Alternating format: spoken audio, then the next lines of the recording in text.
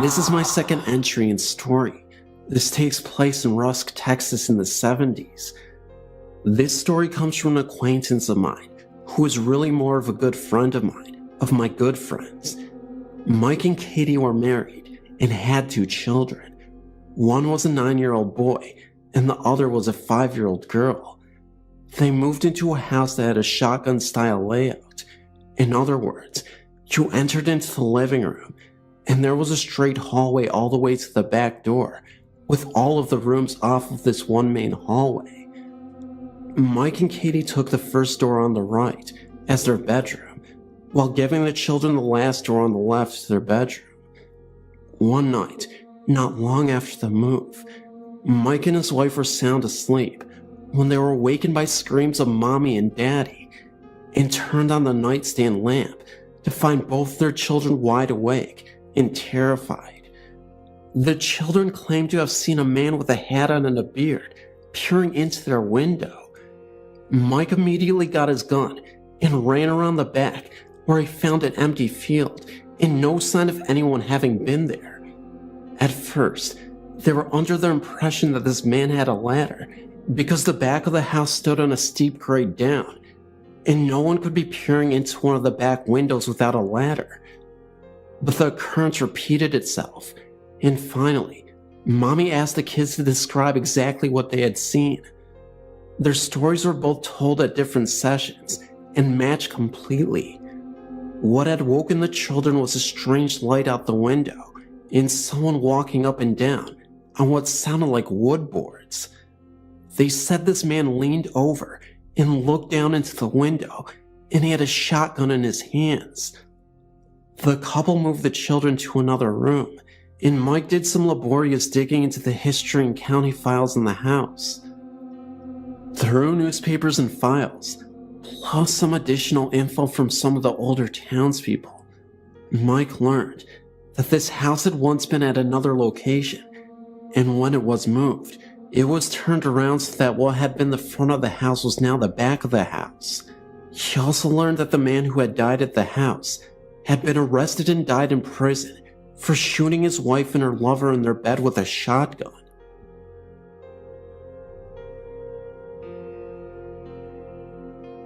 I've sent in one other story about my mother's house in Illinois, but I have 2 more stories to share.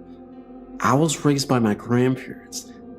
Their house has its share of odd occurrences. Knocking sounds from within the walls, an apparition of my great-grandmother, and eerie feelings down the long hallway to the bedrooms. One night, I was around 9 in 1989. I was lying in bed, trying to fall asleep. My bed was facing the doorway, and I could see into my grandparents' bedroom across the hall. The hall is only about 4 feet wide. The only light visible came from a small night light in the outlet at the center of the hall. As I was tossing and turning, trying to fall asleep, I looked out into the hallway and saw a young woman with curly hair, her body glowing faintly. She carried a candle in her cupped hands. She walked slowly and paused for a second and turned to look into my grandparents' room. Being the nervous child I was, I quickly pulled the covers over my head and ignored it, eventually falling asleep. Years passed, and I never saw another apparition. When I was 16, in 1996, I was still living there. I grew up in that house, 13 years total, and had moved across the hall, having switched rooms with my grandparents. I decided I would try an experiment. I found a dress similar to the one I saw the apparition wearing, so I decided I would put it on and sort of relive that experience. I have very curly hair, and it was the same length as the apparitions. I put on the dress, grabbed a short white candle, turned off the hall light, lit the candle, and took the path that I had witnessed the apparition take. I took the same route, made the slow walk, paused at my old bedroom door, looked in, and walked into what was now my bedroom. Was what I saw a ghost, or merely a glimpse into my future? Was I seeing myself on some other intersecting point of time?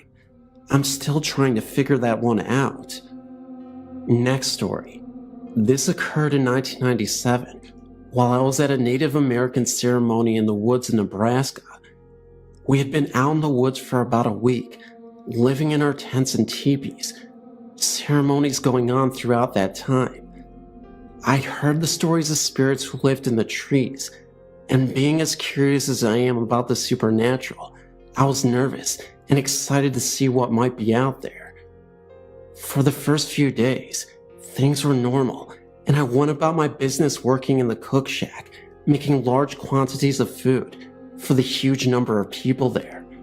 One evening, after dinner, I was sitting at a table with the aider, talking about the name he had just given me, Star Woman, for my love of looking at the stars for hours on end, when my right hand suddenly went ice cold. My mother was sitting to my left, and I said, "Wow, my hand just went freezing cold." There was no wind, and it was July in Nebraska, pretty hot, even after the sun went down. She said, "Oh, don't worry, that's just a spirit touching you." I can't recall the name for them, so I'll just say spirit. I think it was Wayne Guy, but I'm not sure. Okay, no big deal. Our tent was set up along the perimeter of the tree line, with an outhouse about 50 feet to the right. On several occasions, while walking to the outhouse, I noticed black human forms in the trees. When I'd shine my flashlight on them, they were gone. I attributed this to my imagination. A few days later, a friend who had brought along for the trip was sitting in my tent with me, talking about the day. I was on the left side, leaning back on my arms, with my lantern flashlight next to my left hand, about 12 inches away. It was the kind where you could pull up the body of the flashlight to reveal a lantern. We were talking, and we noticed the light shifting in the tent. There were no other lights, aside from a bonfire on the side of the camp at about 300 feet. I looked at my flashlight, and it was standing on its edge. All we could do was sit and watch it. It stood on its edge for about 2 minutes. Then we decided to leave the tent for a while, because we were a bit freaked out. The flashlight had a rounded head, not a square one. My hand did cause the tent floor to dent in slightly, but my flashlight was nowhere near my hand or the dent I made in the floor. The light was literally standing on one rounded edge. When I mentioned it to my mom the next day, she quipped, "They were playing with you. They must like you." I wasn't really scared, just a bit nervous, considering we were out in the wilderness with no lights. I was intrigued more than anything, considering the nature of the ceremony we were attending. I'm certain the spirits were focused by our activity. I hope to return to that spot in the future.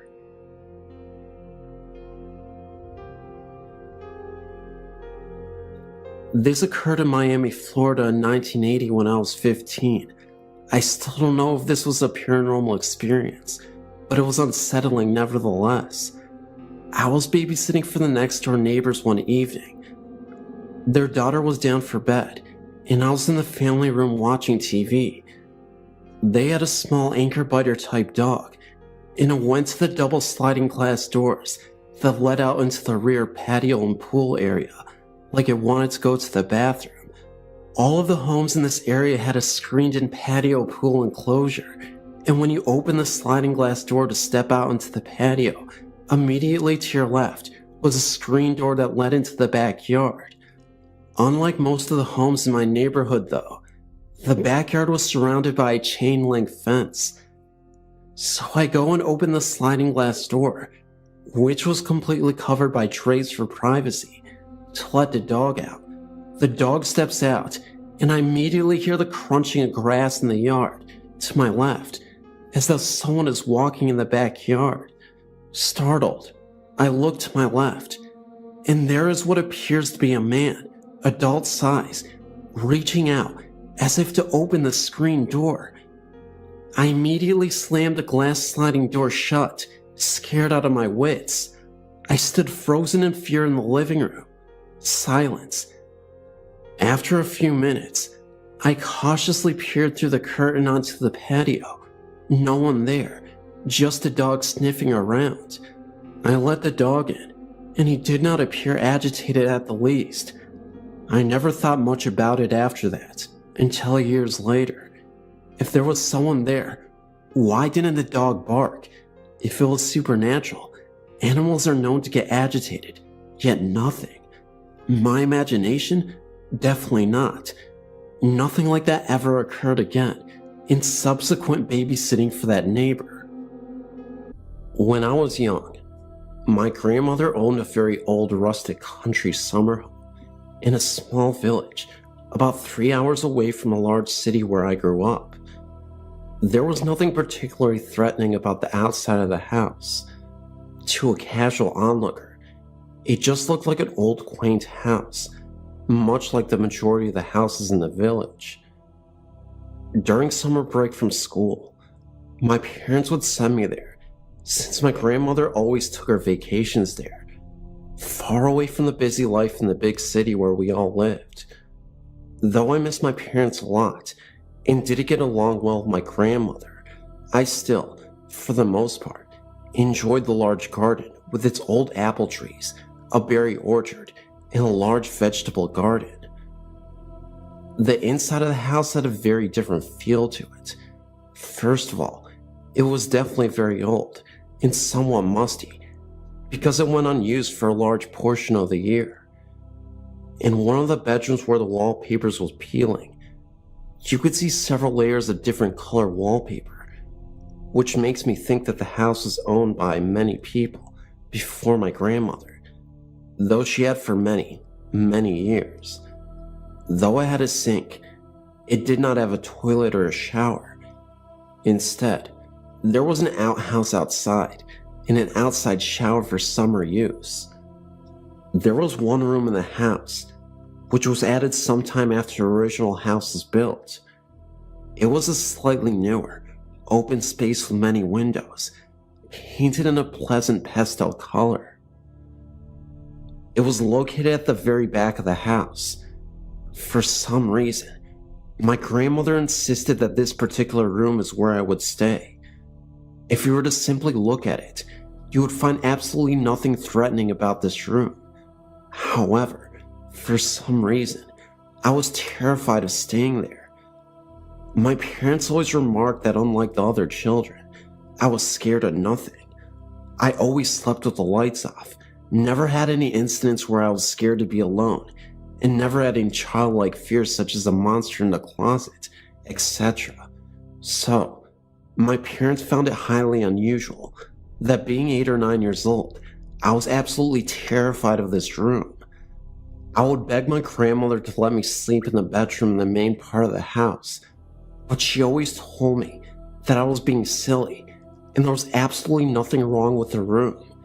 Yet at night, with the lights off, I couldn't help but hear unusual creaking sounds, knockings, and what sounded like footsteps after my grandmother had gone to bed. Having never been scared of anything, I would pull the blanket almost all the way over myself, except for my eyes, out of which I could see faint black shadows moving along the corners of the room. I tried so hard to convince myself that I was just imagining things, but the extreme uneasy feeling never let up. I felt like something in the room could physically hurt me if it chose to. I told my parents and kept asking my grandmother about the room, but my questions were sidestepped, and I was always told that I'm just imagining things. And maybe it's because the room is sort of isolated from the rest of the house, and that makes me nervous. And of course, I got the usual explanation of it's just the house settling, etc. Since the house had no hot water, they couldn't blame the water heater. Things would go on like this every summer I was there. On a few occasions when I was allowed to sleep in the bedroom in the main part of the house, I felt much more at ease, and was able to fall asleep much easier. In the other room, the uneasy feeling would keep me awake for hours, which was highly unusual for me since I never had trouble sleeping anywhere else. Yet, though significantly weaker, the effects of that negative energy permeated the entire house. To wash up before bed, we would heat water in the kitchen and put it in a basin. On numerous occasions, when I was washing my face or giving myself a sponge bath, since the only shower was outside, I had very strong feelings of being watched, to the point where I would do what I needed to do as fast as possible and would turn to look behind me, expecting someone to be there. One particular occasion I remember very clearly. It was broad daylight, and my grandmother went to the local market to buy food, while leaving me at the house by myself. I was about to go outside to the garden when I heard a loud female voice clearly calling my name from the living room. Utterly confused since I was supposed to be the only one in the house, I went to investigate. My grandmother was still out, and I confirmed that I was alone. Then I heard the same voice again, calling out to me urgently from another room. I was really freaked out and almost ran out of the house, but made myself go and see if anyone was there.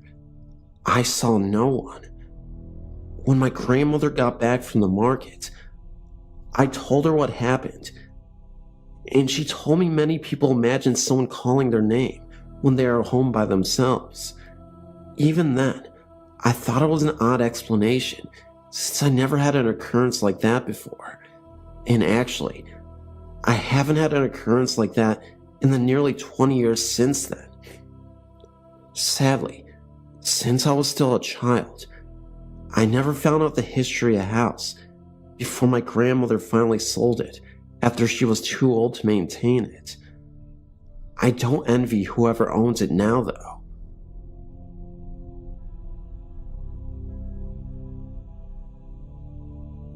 Okay, one of my first experiences with ghosts was when I was about 5 or 6 years old. I was in Texas at my grandmother's house with my brother and cousin. We were sleeping in the living room, and I heard kids playing in the background. Then I heard a man call my name. I thought everyone else was up, and my grandma was waking me up. I stood up and opened my eyes, and there was no one there. It was also silent. I thought it was a dream, but then I heard kids again, and a man's voice started to call my name again. I now knew that this wasn't a dream. I ran to my grandparents' room and told them there was a man calling my name and that there were kids playing. My grandma said I was having a nightmare and to go back to sleep.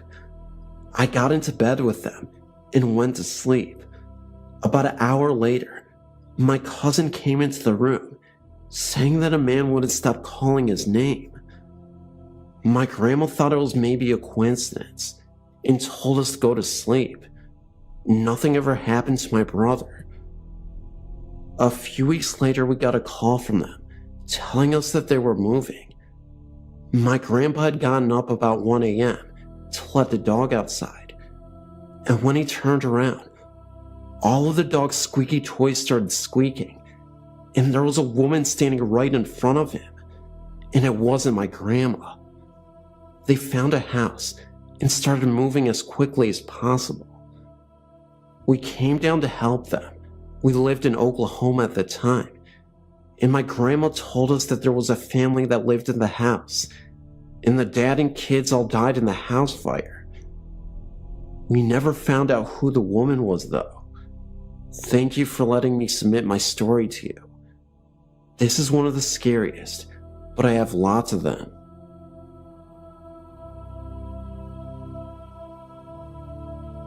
For as long as I can remember, I've been able to feel and see spirits that no one else could. It took me many years to discover what this ability was, and that I wasn't alone.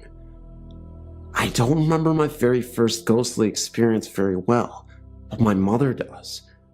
She told me the story many times. I was 3 years old, and we were visiting my grandmother at her home in East Boston. I walked into the back bedroom, my grandmother's room, and then back into the dining room and asked my grandmother about the man in our room. She asked me to describe him, so I did. She turned to my mother and quietly said, "She has a gift." She handed me a photo of her and my deceased grandfather and asked me if that was the man. I said yes, but he was skinnier now. My grandfather died of a brain aneurysm, a complication from a bout of meningitis in 1952, 34 years before my birth year. 1 year later, I was 4. We moved into a new home. Directly behind the house was the cemetery. We lived in that house for the next 14 years.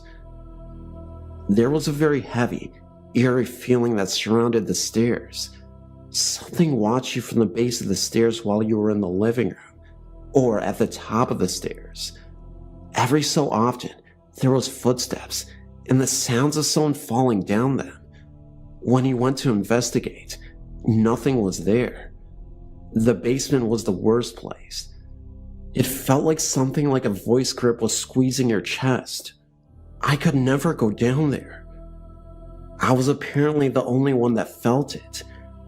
My sister told me after she moved into her room down there that she never quite felt alone, and she'd get this odd headache, then smell something really awful.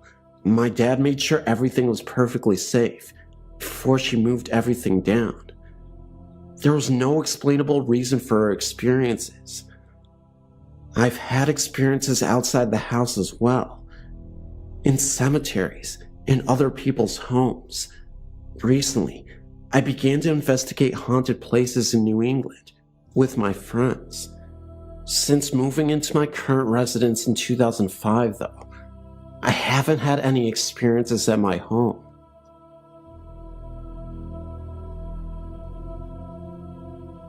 We lived in a small farmhouse with a huge backyard, and beyond the fence, an even larger pasture. I was 11 years old when we lived there, and we, the kids, would always explore the backyard, especially at night, and play hide and seek all of the time. One night, in this big backyard, I was alone and looking out at the pasture, when suddenly, I felt as though I was being watched, and I turned my head to look at the house, when I saw a transparent man looking at me, and then he disappeared a few seconds later. My uncle had died when I was 4, so I assumed it was him watching over me, and ventured into the house and went to sleep. A few minutes went by with no strange happenings when I went over to a friend's house and spent the night with her. We had a little bit of a slumber party and ended up sleeping in the living room when she woke me up at about 3 a.m. in the morning, apparently scared out of her mind, and told me she had woken up to go to the bathroom. That made her hair stand on end. Then saw a shadowy tall figure of a man with a pressed suit on, no hands or feet, and some kind of burlap bag over his head with a rope tied twice around his neck. So naturally, I thought she was kidding around, trying to scare me. So I got up and ventured into the direction she was pointing, when I felt this strange sensation, and boom, like magic, he was there. I ran back and told her that I had too seen it, and she ran into her parents' room and got them out of bed, and naturally, they told us there were no such things as ghosts, and told us to go back to sleep. We lay in the living room a long time, just watching this thing pace back and forth, and waiting for dawn so we could finally get some sleep. And about 5 in the morning, the visitor disappeared, and we soon fell asleep. Never in a million years, if someone would have told me this would be the beginning of a 19-year-old haunting, would I have believed them. But that is exactly what happened. Not just to me, but to my friend also. It seemed that this ghost visited us every night at the same time for almost 2 years at first, just pacing the halls, then turning things off and on, changing TV channels and radio stations, swinging things in the walls, just little annoying things that at our age would scare the crap out of you. One of the scariest nights I can remember was one night at my house. We were sitting on the bed eating ice cream when we both got that spooky feeling and fell silent, and we smelled something burning for a second, and then we heard the most guttural scary movie growl I've ever heard in my life. We threw our bowls and ran into the living room, where I felt the need to spoil the beans to my parents. Of course, they told me we were crazy and that our imaginations were great. A few months later, I was still insisting to them that something evil was in the home, and they kept telling me the same thing and began asking me if I needed help like counseling or something, but I kept fighting with them about it.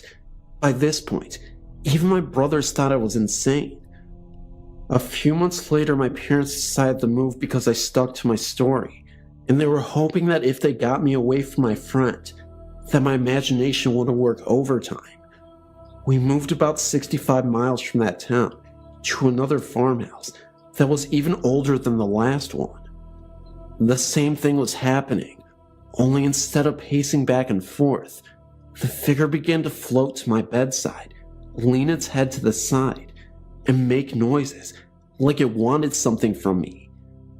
This was a nightly ordeal for a few months, and then it began to start touching me. I could never see its hands, but I could feel the icy cold prickle sensation that came with it, working its way up my bed, to my legs, up my body, and even surrounding my head. Most nights, I was too afraid to move and afraid to cry out, so I laid in my bed, silently weeping. This went on for quite some time too.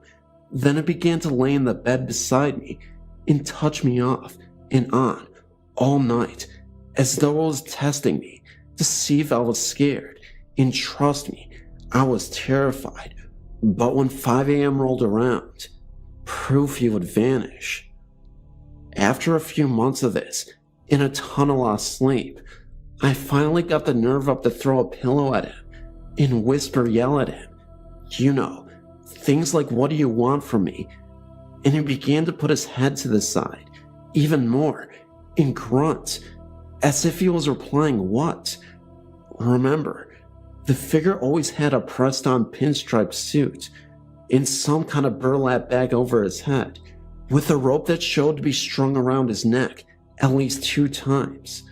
So, I never saw a face or even heard him speak, anything other than the grunts it was doing that night. But shortly after my temper tantrum, it left. Finally, a few nights of peaceful sleep, until I was awakened by heavy footsteps in the foyer, going through the kitchen, which was not like him at all, and then the burnt smell again, and I was so afraid that I would hear the growl again, that I remember thinking my parents would surely find me dead in the morning from a heart attack.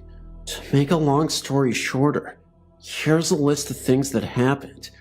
After that night, I never saw the burlap ghost again, but strange things and sounds and figures would keep me up all night.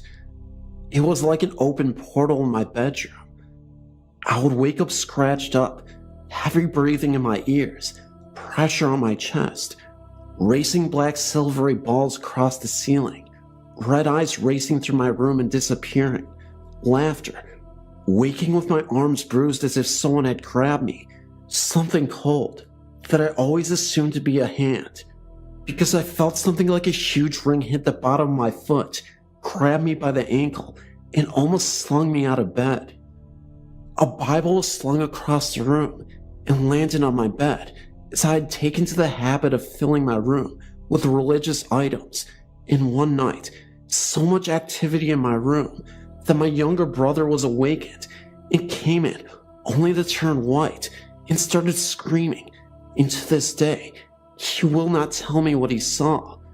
So on to the future. I turned 18, still struggling with this haunting, or whatever you call it, and joined the military, and it still followed me. Even being stationed in Iceland, it was still up to no good, and my best friend, who was also my roommate, would say things like something is not right, and it was doing all of its little tricks again, like turning things on and off. But she seemed fascinated with it, so I told her the entire story, and she didn't seem to mind. She had just wondered what I had done to have this happen to me. Finally, a few years of peace without one thing happening. I'm now 24 and live with my boyfriend in our 3-bedroom, 2-bath house, and nothing. Another year of peace when he tells me one morning that he felt like he was being choked in the middle of the night, and he has some bruises on his arm. I say nothing because I don't want him to think I am crazy, but it keeps happening, and then I wake up, look at the clock, and it's 3 a.m. again, and something is breathing heavy in my ear. I got up and went into our guest bedroom, and nothing, so I fall asleep for what seems like a few hours. But when I wake up, it is only 40 past 3, so I attempt to get up, and I can't move. Something is strangling me and hitting me all over. I struggle to get up, but I can't move. I can't even scream. This went on for about 15 to 20 minutes, and proof the struggle is over. This time, the attack is so severe that I consider calling a team of specialists out to see what it is, but I never did. Shortly after that, my boyfriend and I split up, and I moved to Oklahoma to be with my family, and nothing has happened since. Once in a while, I get a strange sensation, but I don't think about it twice and just keep doing what I'm doing. It has now been about 2 years since anything out of the ordinary happened. There are many more things that happened during this trying period of my life, but for me to write it on here would take a year at least. For those of you who read this and think I'm crazy, I can only say that maybe someday my little brother will tell me what he saw.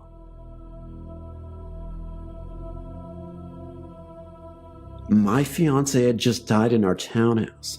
This was in 2002. He had offed himself in the head. I went back later because I couldn't go back there for a while after he had died. Anyway, I went back and I kept feeling hand brush across my forehead. One night, I was in bed and was about to fall asleep when something grabbed my foot and was pulling it downward. I freaked out. I was the only one in the house. Then, I had a friend come over because I was afraid to be alone because of these things happening. My friend was downstairs and I was upstairs, coming out of the bathroom, and a dark floating figure floated right by me. It almost ran into me and would have had I not stepped back. It telepathically told me it was not here for me and that I had gotten what it wanted, and also will not look directly at me. I somehow felt like I was being protected by God, and the thing was actually afraid of me. I didn't feel scared. Later on in the month, I took a bunch of pictures of the townhouse because I wanted to remember the good times where my fiance had lived and been very happy together at one time. I was planning on moving because the memory of his death was just too much for me, and I always had this creepy feeling there since he had died. After I got the pictures developed, there were 120 photos in all of several different rolls of film of different things, and then the one that I had taken pictures of, the inside of the townhome. Out of all these photos, I had taken 3 of the exact place where he had died, and only those 3 photos were what appeared to be flames right in the place where he had passed. It almost looked like the portal to hell. Seriously. To this day, I cannot explain those pictures. They were taken with a very expensive camera. No other photos I had developed before or after that had ever had those flames in them like that. Just the 3 that were the exact location of his body when he died. My name is Malin, and I've just turned 21. I live in Sweden. In my parents' house, I've experienced some strange things that I really can't explain. My sister and I have always felt that there is a presence other than us. My parents don't believe in that kind of thing, and have always told us that it's just our imagination. One of the first things I remember is that my father had gotten this stuffed animal that looked like E.T. He got it from his students as a present. I must have been about 4 years old and had recently seen the movie with my sister, and for some reason, I thought that E.T. was the most scary thing I've ever seen, so I didn't like this doll at all. In our basement, there are a lot of different rooms. In one of them, we had a huge box filled with stuffed animals. Every time I went down there, I took the E.T. doll and put it in the bottom of the box, under all the other stuffed animals. But the next time I went down there, the E.T. doll was lying on top of the others again. This happened repeatedly, every time I went down there. It didn't matter if I waited 2 days or 2 minutes. I of course asked my sister and my parents about it, but they swore that they had nothing to do with it. Of course it could be so that they lied to me every time I asked them, but I find that hard to believe. Anyway, I solved the problem a couple years later by giving the E.T. doll to one of the guys in my class. I constantly heard, and still hear, cracks and other sounds in their house, footsteps, and sometimes voices. They've always been there, and I guess I got used to it, but it took a few years before the next big thing happened. I was 15, maybe 16, and had moved down to the bedroom downstairs. I didn't like sleeping downstairs, but it was either that or a tiny room upstairs. One day, I was sitting in my bed, writing in my diary, when I heard a knock on my door. I was surprised because I was alone in the house and hadn't heard either the car nor the door open.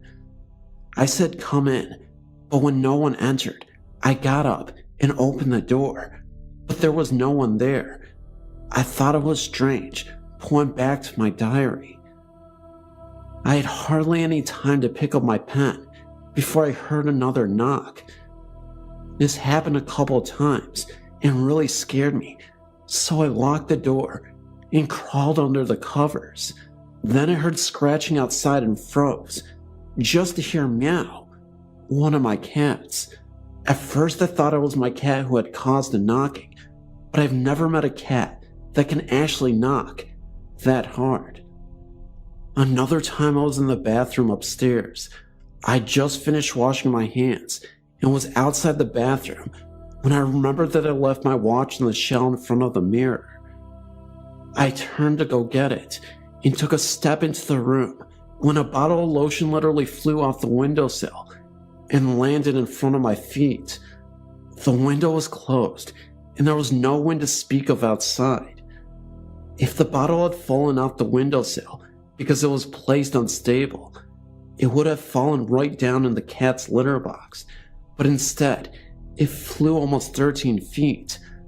I calmly went out of there, closed the door, and got into my room and locked the door. I've also seen a boy in the basement, a teenager. He's not transparent at all. He looks as real as you and me. I've only gotten short glimpses of him, but I know he has brown hair in a green shirt. For some reason, I most often see him around Christmas and other holidays. I wonder why. Even though some of these things scare me, I've never felt threatened, so I guess whomever or whatever is present in my parents' house doesn't want to harm us.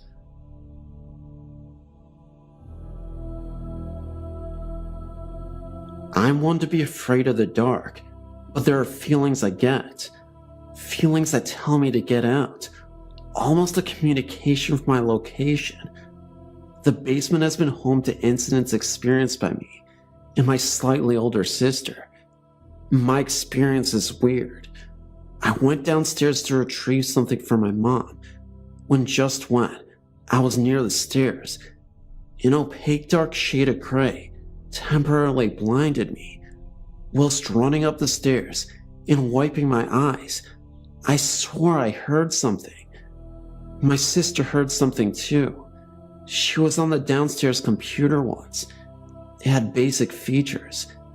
She swore she heard something whisper something close to her name. My sister sprinted upstairs as well. Finally, my parents' room. I come in on rare occasions, like when the light and TV is on, or when my mom or dad are watching a good movie. My room is on the other end of the hall. I need to pass my parents' room. When I pass their room, I see strange things at the end of the bed. I see dark, almost impish figures. Once, I could have sworn I've seen red eyes. Now, for the sound, it is very creepy, yet inconclusive. I have no idea what the sound actually is. Once, when the family and I were in the living room, I heard a broom sweep in the back of the house. Weird part, there was no broom in the back of the house. Plus, just today, on 3/20/2008, I heard something in my room exhale. I know it wasn't me. That had freaked me out. The feeling. I think I may actually have been touched too. Once, when I was 8 or 9, I was watching a show on urban legends. I felt something run something gently down my back. It was around 10 or 11, but I got up anyway, and I went to the living room where I found my mom. I told her what happened, but she just said it was just a curtain.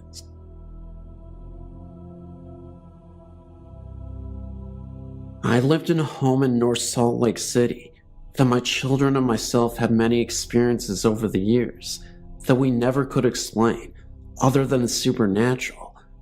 My husband, myself, and 2 children lived in this house for over 12 years. There's a family that now lives in the house, and I do not want them to cause any problems by giving them out the address of the house.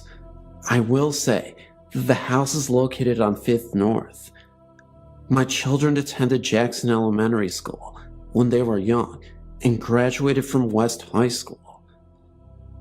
My daughter was sleeping and thought she heard her name being called, and when she opened her eyes, there was a man with a beard sitting in a rocking chair, holding a hat in his lap. My daughter's bed was hung from the ceiling with chains, and her bed was 4 feet from the floor. My daughter said the man turned his head towards her and grinned at her. She also said that her rocking chair was even with her bed and was 4 feet off the floor. She told me she pulled the covers over her head, and when she peeked out over the covers, he was gone. My son told me of a man with a beard and a top hat sat on the end of the bed. My son heard his name called, and when he even looked in the direction of the speaker, the man sitting on his bed, the man grinned at him. My son pulled the covers over his head, and when he looked out, the man was gone. I was alone in the house for a few days, and on 2 different nights, I was awoken to the sound of music, violin, and tinky sounding piano. The lights were on in the kitchen and the front room. As I entered the kitchen from my bedroom, the music stopped and the lights dimmed, and as I entered the front room, the lights dimmed, and I found myself standing in the middle of the front room in the dark. I heard footsteps in the stairwell, and when I got to the bottom of the stairs, the lights were on upstairs. I started walking up the stairs, and with each step, the light got dimmer, and about at the 5th step, it was now dark upstairs. I could write about many other things that happened at this house. We never felt anything evil with our experiences, and it was always our own fear that scared us.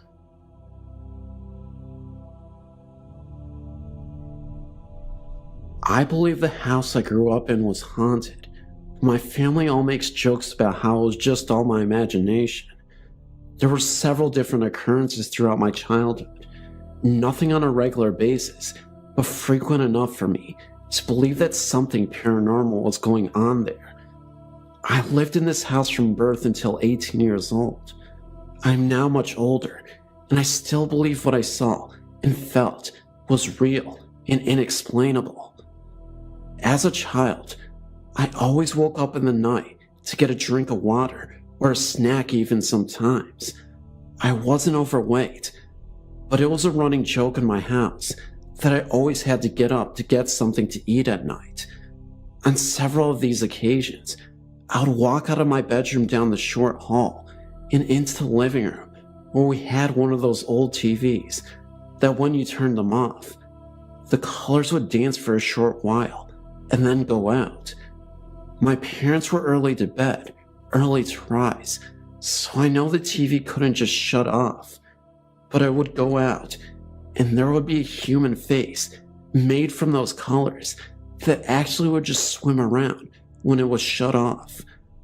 I watched the TV during the day and it shut off and always watched to see what the colors did, but they never made the face during the day, only at night after the TV had been off for hours.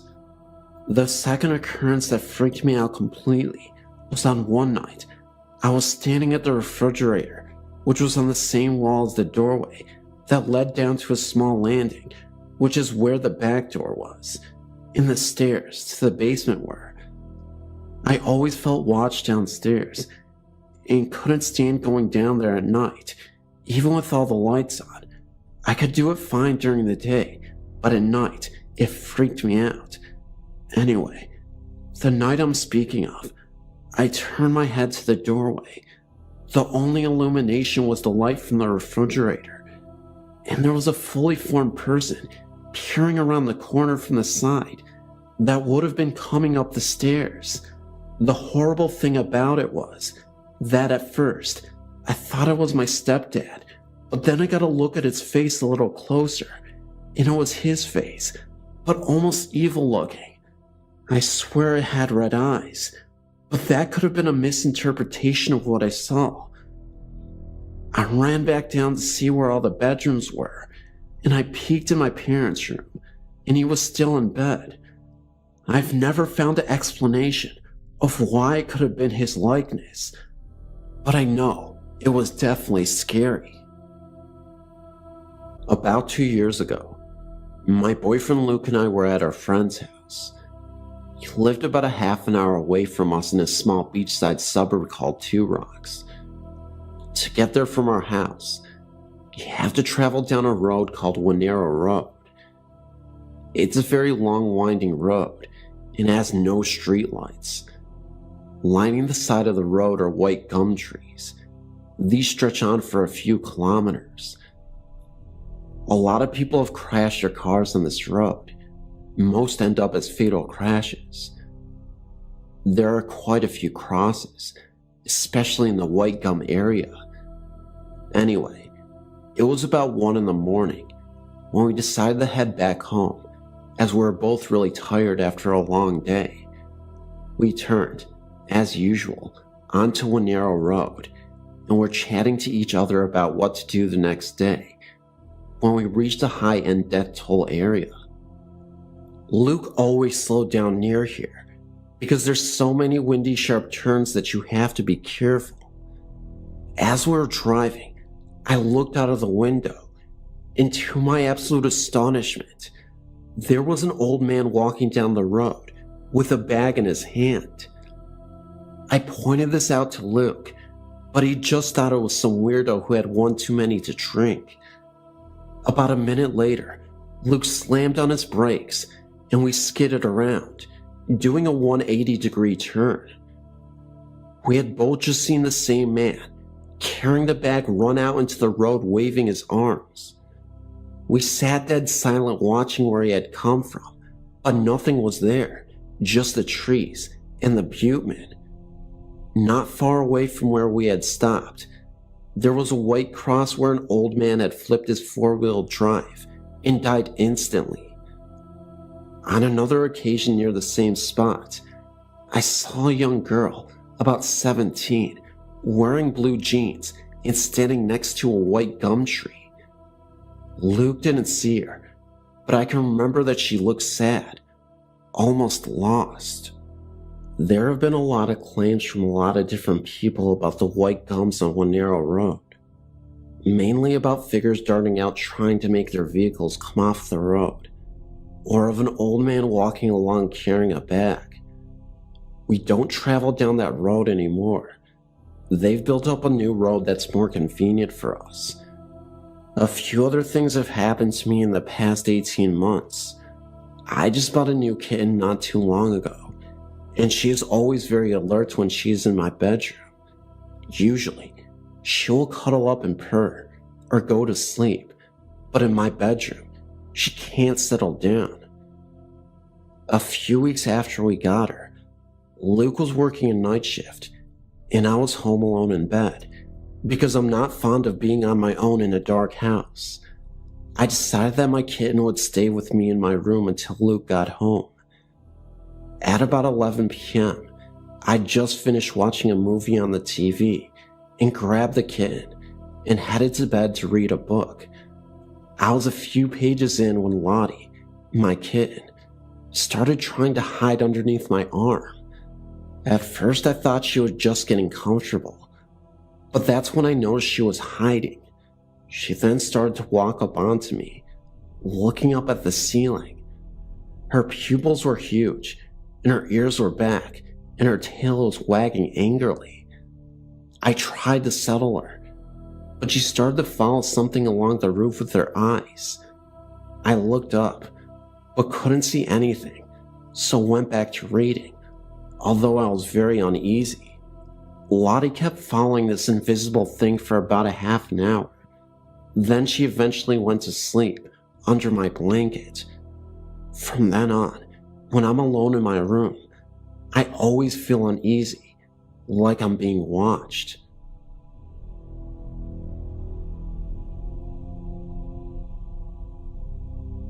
Okay, this isn't the first supernatural type thing that I think I may have experienced, but it is the only one that I know for sure was real. My best friend moved here to Kentucky when I was in kindergarten from Chicago, and moved next door to me when I was about 10. After that, me and her were always together, and always spending the night with each other. Loved her parents to death. That particular night, she had spent the night with me, and it happened to be our other best friend's b-day the next day. Well, maybe about 2 o'clock that day, we went over to her house to ask her dad if we could walk down there, as it was just down the road. Her mom was at work, by the way. I waited outside when the door slammed open and she was screaming, "There's something wrong with my dad." I went in and he just looked like he was sleeping. He had his arms crossed and everything. I'm glad he went peacefully. He was pale, and I touched his arm to wake him up, and he was cold. At that point, I knew he was gone. We ran to my paps, and he came over and called an ambulance. The rest is all just heartache and pain, like that comes with any death. I felt like it was important to tell you all that, because it really is relevant to the rest of the story. Or at least, in my opinion, it has some correlation. Okay, now on to the creepiest moments. I was spending the night with that same friend, and I asked where the mouthwash was, and this was probably about 3 or so months later. She said her dad had some in his dresser, so I went into his room. I stood there as she looked, and suddenly, we heard this rhythmic knocking all down the side of her house. It was really fast and complicated. We freaked out and ran to her room. I think he didn't want her going through his stuff. Well, that's all that happened for a very long time. The last experience, her dog is chained up in their fenced-in yard, and it was in heat, and my male dog got in her yard and no one was home, so I rushed over there. They really didn't need any more puppies, and opened her gate to get my dog that somehow got in there. And I heard his voice again, very meanly shout, "Hey," so I freaked out and ran again. The main thing I'm wondering about is that knocking. It's really odd. I think about it sometimes, but I mean it shouldn't bother me anymore, but it does. If you have any ideas as to what this is, please speak up.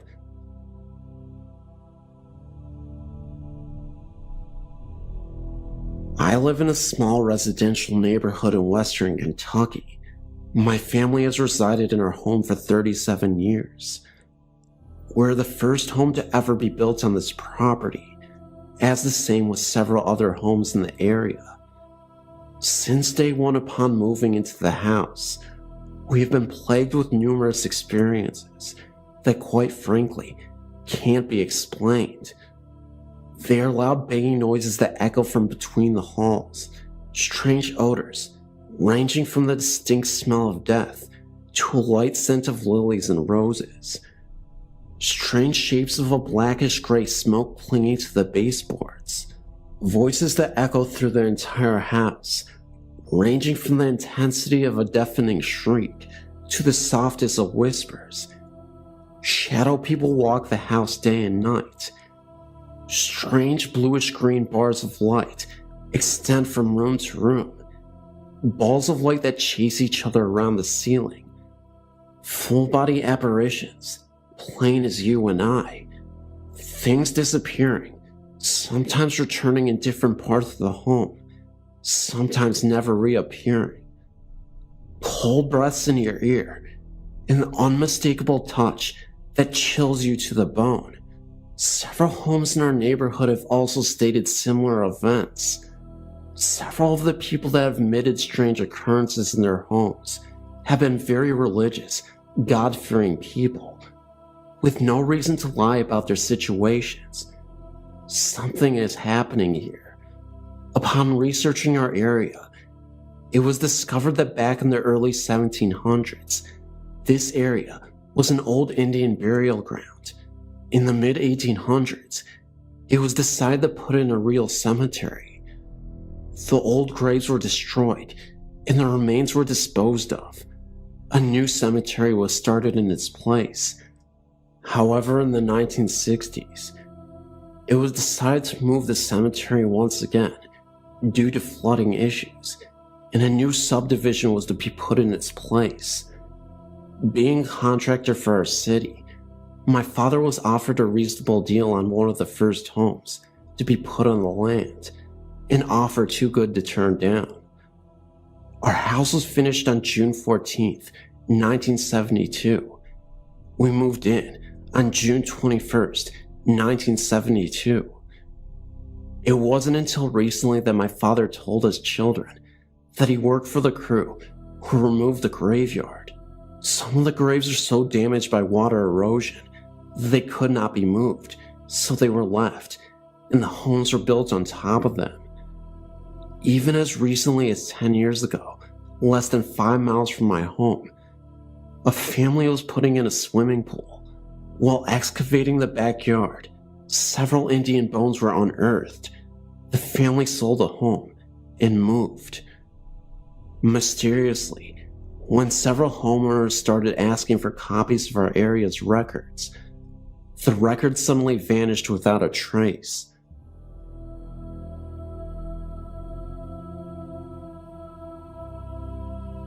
Here are 2 instances in which I experienced ghostly activity. They're not very long stories, but I think they're very interesting. So here goes. I really don't know if you keep up with your website, but if you do, back in 2004, a couple of buddies and I went to Thompson Creek Trail. We started down the trail. My friend and I were at the front of the group. We had flashlights, and we were flashing them at all the really dark areas of the trail. We had passed an old-looking house to our right at the beginning of the trail. Shortly after, there was a curve in the trail, and in the bend of the curve, there was a tree. It was really dark at the trunk of the tree, so I was kind of scared, and I shined my light on it. The image that had projected from my flashlight was of a very tall man and was standing very close to the tree, and a shadow was cast onto the tree trunk. It is a fact that no one was in front of me. My friend had also seen the huge shadow of a man. I've been to a lot of places on your website, and this was the only one where I'd actually seen something, and it scared the living crap out of me. On to my next paranormal experience. For me, I've always believed in the paranormal, though I've never had any experiences of my own until very recently, including the one I just told you about.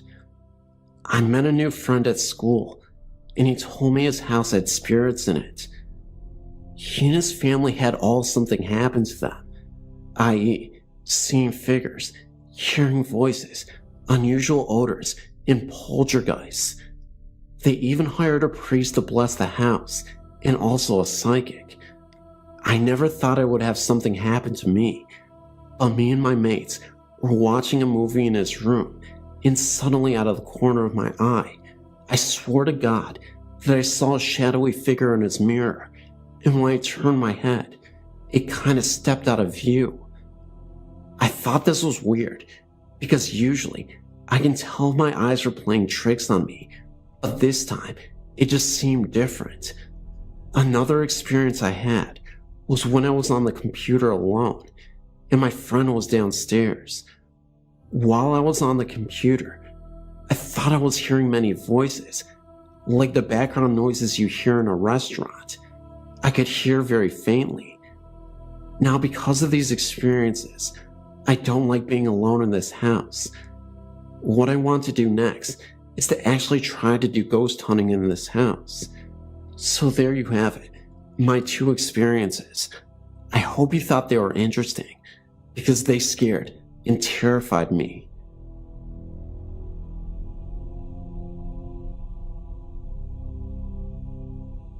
I just moved back from Long Beach, California, from Vancouver, Washington. A longtime friend named Alan offered me one of his bedrooms, in which I could stay until I got back on my feet. That night, I felt something sitting on my chest. I remember being too afraid to open my eyes. Whatever it was, it did not move. Then, I opened them and witnessed a flow of whitish-looking vapor protruding out of my chest. It went up above the bed towards the ceiling in shape of stretched-out rings. It looked similar to smoke from a cigarette. It just hovered over the bed in circles and then began to stretch and exit towards the kitchen, which was next door. I did not dare tell Alan about this experience because he is such a skeptic. I can predict his very words. "Ernie, I don't have any idea what you're talking about. You must have dreamed it. He says there's no such thing as spirits or even a god." The very next morning I told Jim, one of the tenants, what I experienced. I just had to get it out of my system. Will someone please hear me out? He had told me that a man named Ron had been staying in that very room, and that, when he discovered that he had some type of incurable hepatitis, he hung himself from the refrigerator door in the kitchen. That really didn't make any sense to me, but he explained that Ron had somehow did this by tying his belt around his neck and then somehow sliding on the floor. According to Jim, Ron received a letter from UCLA about a month later, stating that he was to come to UCLA immediately. because they now had a treatment for his type of hepatitis. If he'd only waited one more month, Jim told me that he believed Ron had tried to inherit my body when I was sleeping, as in, tried to possess me. This incident, however, never happened again. I do recall one time waking up at 1 a.m. in that house and hearing a repetitious sound coming from the garage. I looked out the window because the garage had a window, but it was dark. The next day Al was in the garage and I asked him what he was doing in the garage at 1 a.m. He said, "I wasn't in here. Why do you ask?" I told him what I had heard, a repetitious sound from the night before. Then, something made me focus on a small machine that sat on a shelf. I asked Al what it was. He told me that his previous tenant named Ron used to do laboratory work, and that the machine was for polishing rocks. There was still rocks in it. It had a handle that turned. When I turned it, I heard the same sound that I had heard in the morning. I told Al, but he said he must have been mistaken. No one was in the garage last night. It was locked at night, and only I have a key. I said no more.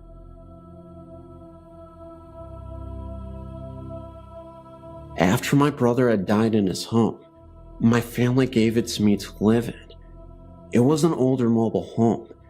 One day, while on my PC, which faced the same wall that my door was on, in fact, my desk was next to the door. My desk is huge, and a bigger desktop than most kitchen tables are. So sitting at my desk, I could see part of the hallway while reading, typing, or whatever on my PC. One day, I just happened to look up at the door, and there came a figure of a man. I could only see his shadow on the emergency door and wall outside my bedroom. He was either bald or had some very short hair.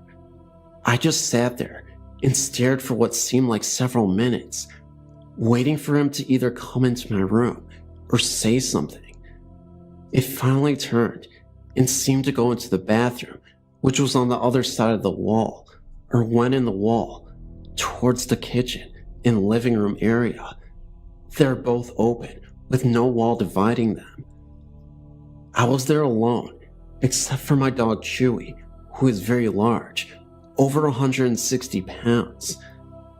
I got up to check it out, because from what I saw as a shadow, it didn't look like anyone I knew. I walked by the bathroom peering in, and he wasn't there, so I kept going.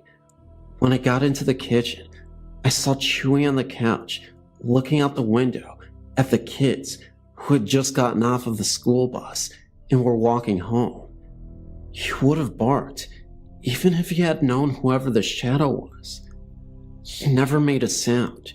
There was no one there, not even in my son's bedroom. I checked everywhere. If he had gone outside, I would have heard the door open and close. The only time my brother ever had short hair was when he was in the Marines. The only other person who had no hair or short hair was my father before he had died. The chemo and radiation treatments for cancer had done that, and both were dead for about 4 years, both dying about 4 months apart. So far, this has been my only encounter with a shadow person or ghost. I never really knew they could or would show up like this. This past year, my daughter who works in a nursing home was telling me they have seen shadow people there too. They seem to be only showing up in this one hall section. I believe she said it was where the patients who weren't doing so well stayed. One patient even complained about being there in that hall. He said they kept bothering him and wouldn't leave him alone. When they moved him to another hall, he quit complaining. He did eventually die several months later. I did see this happen on Ghost Hunters too, where they saw a man's shadow like a figure on a locker. They've mentioned shadow people a few times on there too. Now, I suppose you're wondering if I were scared. For some odd reason, I wasn't at all. I just wish I knew who it was. I know dogs have a sixth sense too, and I still wonder why my dog didn't seem to know he was there. Chewie had never met my brother or my father. Even if he knew them, he would have barked at being excited someone came to visit. Hello. I want to submit two amazing experiences that I witnessed that involved children. Many people believe paranormal experiences by children are hard to explain away because they do not know about the supernatural and have no reason to lie or embellish their stories. The first one involved a friend's son who was about 4 at the time. My hubby had surgery at a very old Catholic hospital, which dated back more than 100 years, and he had been placed in a private room with a private bathroom to recover. We were in the part of the hospital that dated back to the 1940s. My friend and her son dropped by to check up on my hubby. He was sleeping off the amnesia, and me, my friend and her son, were sitting in chairs next to the bed. I was chatting with my friend, and her son was looking across the room into the bathroom, and he started smiling, and he waved. We thought he was waving at my hubby, and his mom told him that Mr. Rob was sleeping and could not see him wave. What he said next stunned us. He said, "Mommy, I'm not waving at him. I'm waving at the lady in the bathroom." The bathroom was empty. She told him no one was in the bathroom, and then he said, "Yes, there is," and again looked over in the direction of the bathroom and smiled and waved again and said, "Her name is Karen." We were both creeped out because he really looked like he was seeing someone, and considering that we were in an old hospital, there's no telling how many people died there. The second one involved my son. When he was about 3.5 years old, he started seeing the babies, as he called them. It started one night when I tucked him into bed. As I started to walk out, he began to giggle and wave at the ceiling. I asked him what he was doing, and he said there were babies, and he pointed to the ceiling. I asked what they were doing, and he said they waved and smiled at him and made funny faces or played peekaboo with him at night. He didn't seem at all scared. In fact, he enjoyed it. I chalked it up to imaginary friends. However, over the course of time, it became more real for him and for me.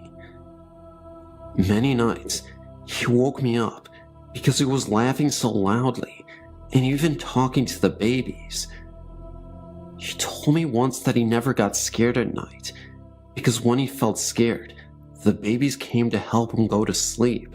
In fact, he never cried at night and never came to my room at night asking to sleep with me. Those of you with children this age know this is amazing. He would sometimes insist that I lie down and watch the babies, and he would make me wave and say hello to them. I would indulge him and do it, but again, I really thought they were imaginary. These visits continued for about a year, and finally one night, I wanted to push for more information, so I laid down with him and brought up the subject of the babies, and I asked him how many were there. His answer made me both very happy and sad. He said, "There are 4, and they said they know you, Mommy." The reason this was so shocking was that what my son did not know, of course, was that I'd suffered 4 miscarriages before we adopted him. I was happy that the babies had come to let us know they were okay and happy, and that they liked their adopted little brother so much, and took care of him by comforting him when he was scared at night. Sad, too, because I could not see what they looked like, but I believe one day I will meet them. My son continued to see the babies for about another 6 months, and then one day, he told me as he was getting into bed that the babies were finished. I asked what he meant, and he explained they were finished because he was a big boy and he could go to sleep by himself now. He has never even spoken of them again.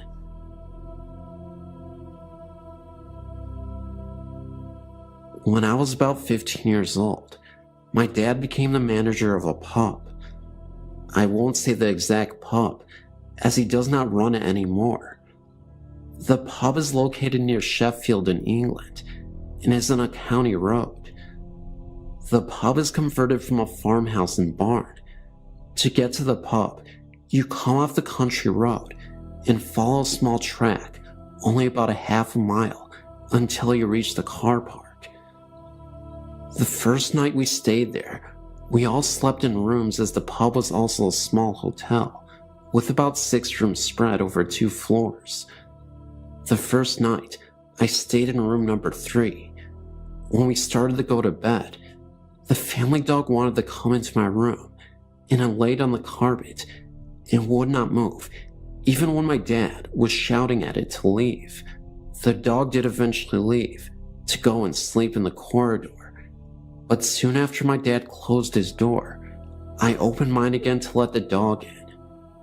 Now, this dog is a Rottweiler with a head as big as a boulder, but the poor thing could not get any closer to me and really did not want to be on its own. I should mention that my parents divorced, and at the time, I only saw my dad on the weekends. So the next time I went to stay there, I stayed in room number 4, just to set the scene.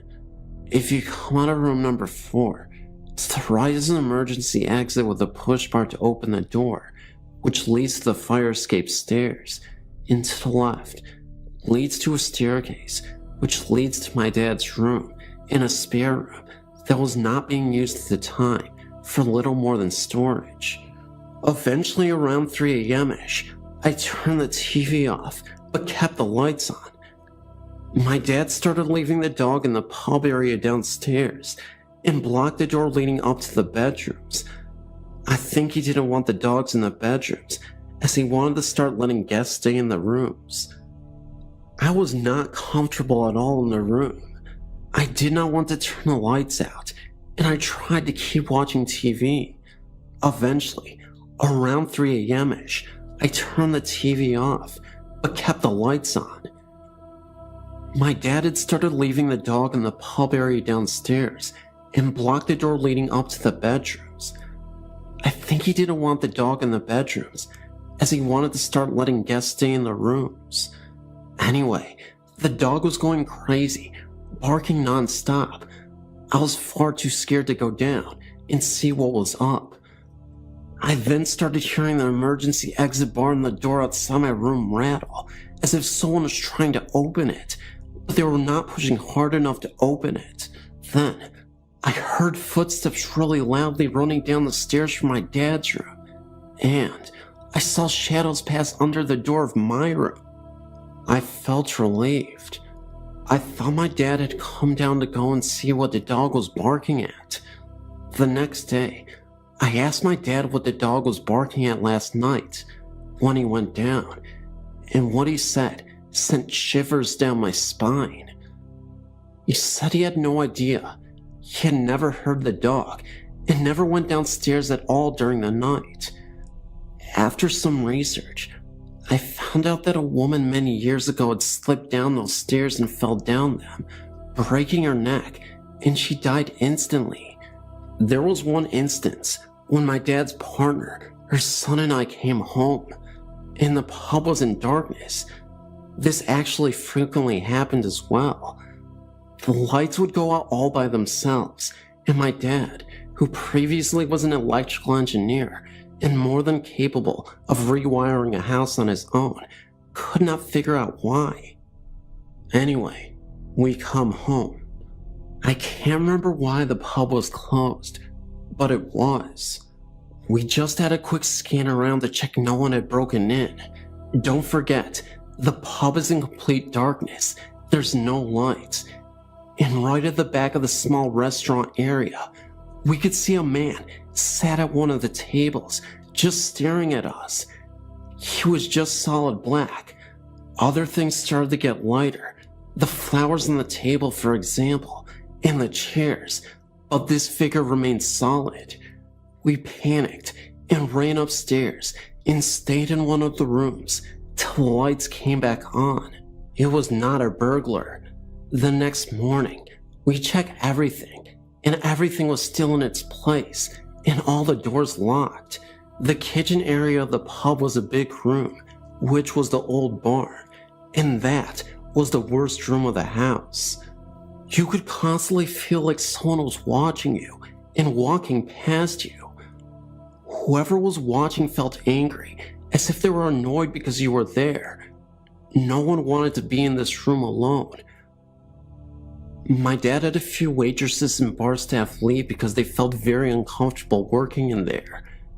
Again, after a bit of research, we found out that the farmer who lived in the farm hung himself in the barn, which is now the kitchen, and to be honest, I don't think he left. Objects would constantly go missing, spoons would turn up again bent out of shape, and get this, the whole kitchen was cold. Even when we had cookers on, we still had to wear jumpers in there.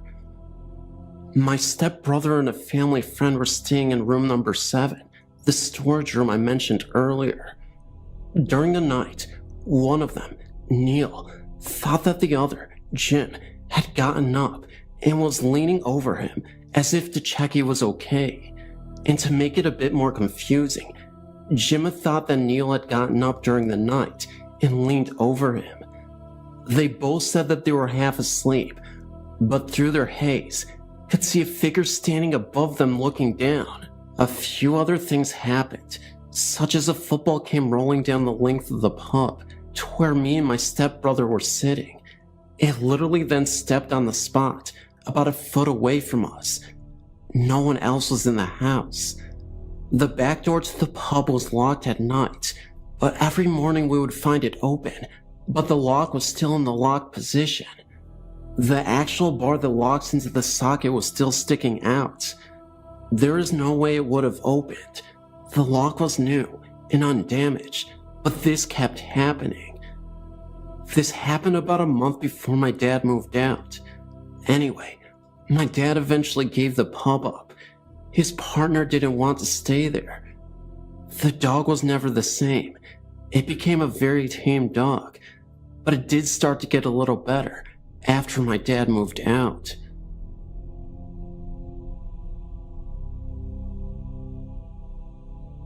Okay, so I've always fancied myself as to be a little in tune with the paranormal.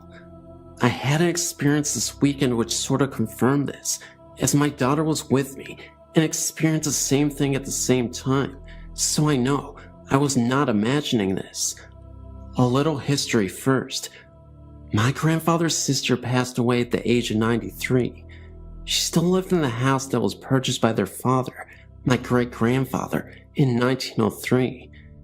It is on the historical registry in our town, a very old beautiful home, which has been in the family since then. She was born and raised in this house, married and lived in this house, until the time of her death, about a week ago. Her father was killed in a train accident, and her mother also lived in the home until she died. After the memorial service, my daughter and I went over to the house to get the food ready for family, which was coming over after the funeral. We were alone when we walked into the house, and I immediately got a feeling of a presence with us. My hair stood up on my arms, and I really felt like somebody was in the room with us. My daughter looked at me and asked if I felt that. I said that I did, and confirmed it when we both stopped talking and closed our eyes. You could really feel it. We got really spooked, and I told my daughter that if it was someone with us, it was indeed family, and that they would not hurt us. About that time, an overwhelming scent of lilac perfume permeated the air. It was the weirdest thing. My daughter smelled it, as did I, and we just looked at each other in disbelief. It lasted for about a minute or so, and then dissipated. At this point, I was totally freaked out. I called my aunt in Texas and told her what happened. She told me that was most definitely my great-grandmother, as she wore that type of perfume and was indeed a real lady who had tea on the porch every day at 2. It was about 2 when we entered the house. She also said it would make sense to her that she contacted me, as I was the oldest female heir to the family name. I know now that there are things that cannot be explained, but this has really gotten me shaken up. It just makes me wonder what she was wanting to tell me. A side note is that her son has recently mortgaged the family to pay his mother's hospital bills, and they could possibly lose the house. Do you think maybe she was trying to contact me for this reason? Guess I will never know. This happened to me while I was living north of Great Barrington, Massachusetts, somewhere between 1966 and 1969. We had moved there from the Midwest when my dad changed jobs. We're living in a very old house close to an ancient cemetery. The house was 3 floors, not including the basement, enormous, and once had a vandrel all the way around it. The attic was huge, dark and mysterious, all floored with rough floorboard. It had a tiny window near the chimney and a trapdoor in the ceiling leading out to the roof. My parents forbade me and my siblings from going up there and never told us why. My bedroom faced south, the front of the house. It was the only occupied room in that upstairs wing. At that age, I was between 12 or 14 years old. The old house gave me a galloping case of the creeps. Even on the brightest days, parts of the house could be dim and drafty. Winters are very cold and dark there. At that time, the house was heated with forced hot water that came up from the basement furnace. As the steaming hot water traveled its way all over the house, through copper pipes and baseboard radiators, the noise was phenomenal. There were only 4 thermostats for the entire house, so at the far end of any hallway, there would be a sharp cracking, banging noise as the cold pipes and surrounding woodwork expanded with the inflow of heat. In the middle of a cold, dark, windy night in January, the sound could wake you out of a sound sleep, heart pounding and hair on end, as it echoed all over the dark house and up the staircase. Their church down the street had an ancient clock tower that struck every hour, adding to the strangeness. Sometimes, I would awaken with the start in the middle of the night, feeling as though someone was watching me as I slept. It would be a long time before I could go back to sleep. It was on one of these nights that I had a dream about a little girl, standing at the foot of my bed, watching me as I slept. I say dream, because to this day, I'm not sure if I was awake or asleep, having fallen asleep before this happened. She looked to be only about 8 years old, and had long, shoulder-length dark hair that was braided, plaited, and tied with ribbons in a hairstyle I had never seen before. She was wearing what looked to be a pale pink dress, so formal that it looked like some sort of party dress. It was pulled up at each side with large satin bows at her hips and all kinds of fancy laces, buttons, ribbons, and what looked like little puffy sleeves at the shoulders that went down to her wrists. The skirt stood far out, full on either side of her, and went past her knees. It looked as though she was wearing lacy pantaloons, white stockings, and old-fashioned little shoes, like slippers. She held her hands folded, cupped over the other, on her waist. The overall effect would have been very beautiful for a little girl, but what struck me were her eyes. They were large, dark, and looked like she had circles under them. She was so thin, and her face didn't look at all healthy. I could see her cheekbones. She was not smiling. She was very serious and sad. She just stood there, watching me. I was too afraid to say anything. Then she slowly bowed and made a slow, graceful curtsy. It was a beautiful gesture, like something a ballerina would do. She slowly stood erect again, slowly walked to the closed door, turned its knob, and went silently out into the hallway outside my bedroom, closing the door behind her. That's all I can remember. Long after this, I was outside the house, almost directly below my bedroom window, where that massive veranda had once been. There were low-growing coniferous bushes of some kind. I was exploring around when I tripped and turned my ankle. I sat on the ground where I fell, rubbing my ankle and trying to find the rock I'd tripped over so I could dig it out and get rid of it. The rock was large. As I dug away at it with a stick and kept digging deeper, the rock kept going down and stopped about 8 inches under the earth. I dug all around it and realized it was a tombstone, about 18 inches long by about 10 inches across and maybe 3 inches thick. I was able to lift it up and check both sides of it. The surfaces were blank and laying face down under about 4 inches of soil. I left it alone. My parents said they didn't know anything about the tombstone, so I decided I wouldn't tell them about the little girl in my dream either.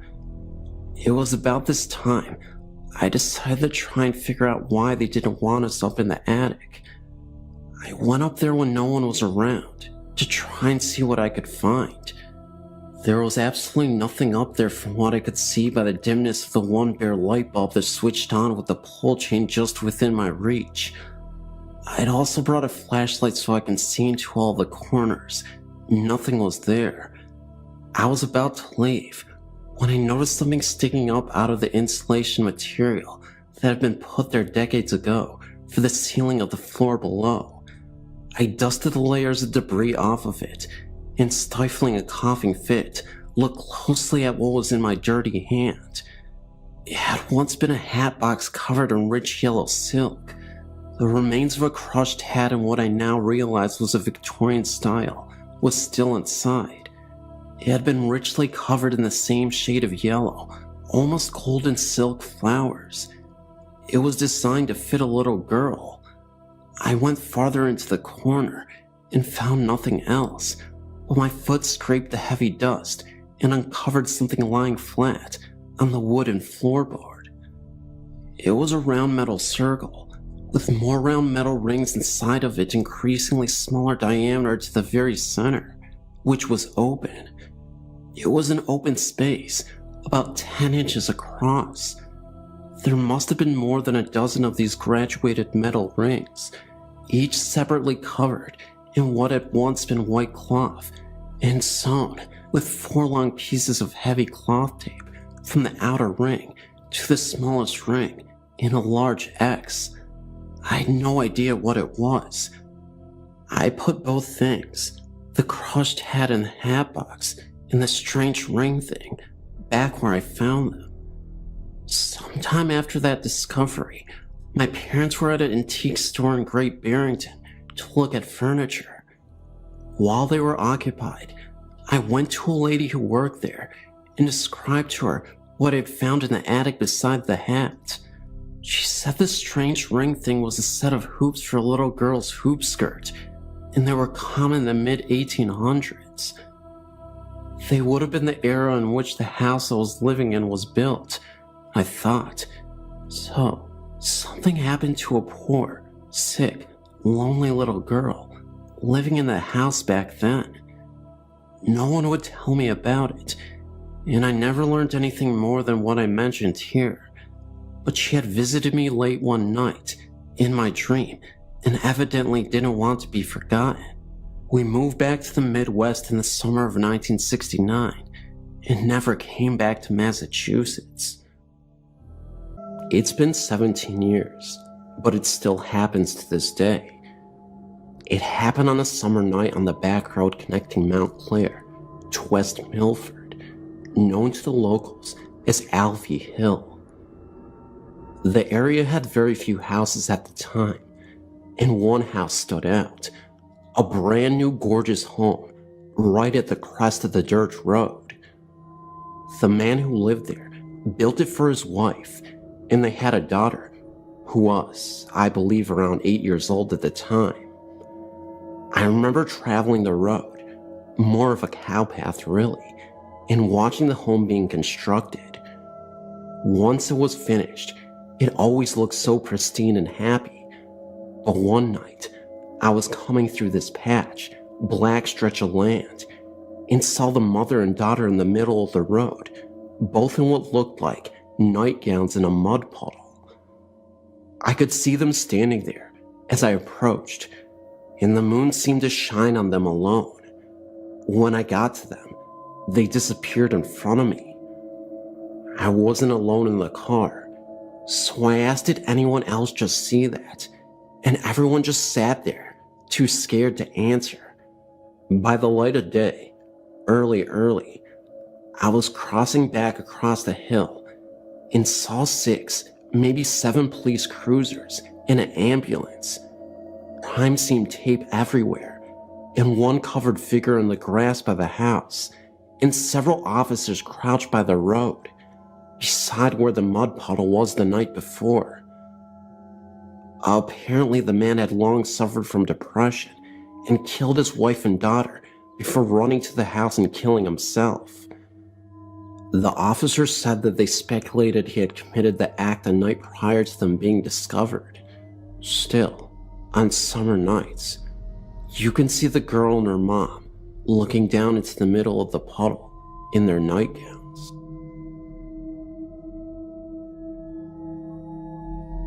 My husband Steve, brother, and myself were staying in a condo at Sunrise Village in Killington, Virginia, to go skiing. It was in April of this year, and there was a special on the Fox News channel entitled, "Does the Devil Really Exist?" or something of that nature. It must have really affected me, as I later dreamt that my husband and I were before the devil, and he was going to decide which one of our souls to claim. I was making an argument to spare Steve and take me instead. I remember waking up as someone was grabbing my left calf and tugging on it. I looked around and saw my husband was just coming into the bedroom from the bathroom, and he saw my distress as I was waking up and shouting for him to turn on the light as I was waving my hand around me to see if I could detect any cold spots. I enthusiastically read all I can on the paranormal. I vividly recall the hand, fingers and thumb wrapped around my left calf. It was a warm hand, and no, without a doubt, it wasn't my husband's. He was in the bathroom, or my sleeping brother on the living room couch. I was sleeping, tucked in with the sheets and blankets tucked under the mattress. I think whatever it was trying to wake me up from a horrible dream. Perhaps my father, who passed away 5 years ago prior. Don't know. What I do know is that my husband believes it was a dream, and he won't accept any other explanation. This infuriates me to no end. I know it was real. Thanks for listening, and keep up the good work on your website. It's great. I've got another experience I thought you might find interesting. In October of 2006, I got orders to move from Arlington Air Force Base, Alaska, to Peterson Air Force Base, Colorado. My ex-wife and I decided to drive because we didn't want to get to the next station and not have a car. We spent the weekend with her relatives in Wasilla, then made the drive to Haines Junction and stayed the night. We really didn't sleep well that night. The room was rather uncomfortable. So we left at like 500 and began the trip to Canada. We took the Alcan, Alaska-Canada highway and pushed into the Yukon Territory, stopped and had a rather awful lunch, but my daughter, who was a year old, needed to get out of the car for a while. We pulled into White House around 1800 and decided to stop for the night. We chose the Best Western Hotel, mostly due to the military giving us a list of which hotels were best for us to stay in, and that was one. As we were checking in, I noticed a rather cold spot by a cartoony statue of a Canadian Mountie. Mind you, this was October, and things were getting cooler, but not that cold. I believe we had a room on the 6th floor, and let my ex-wife and my daughter get settled, while I brought in the things we needed for the night. While I was making the trips to the car and back to the room, I learned that this Best Western was once a saloon and brothel. I'd mentioned the cold spot to my ex-wife, and she had stated that once she had made the trip to Alaska in '02. This was 2 years before our marriage, and I did not know her before '03. That she had stayed on the 4th floor and experienced similar cold spots and orbs. Well, we decided to have dinner, then turn in. We had been in the car for over 12 hours, and we sorely needed a seat after the awful night before. My ex-wife said she had forgotten something in the car, and for me to get it, as she was going to give our daughter a bath and put her to bed. I went out from the restaurant in the hotel, and as I was walking in the entrance to the hotel, I kept feeling cold spots in various places. I also felt like someone had brushed up against me, and like a hand on my shoulder. Of course, no one else was around except the front desk clerk. It got stranger as I came back in after getting what it was.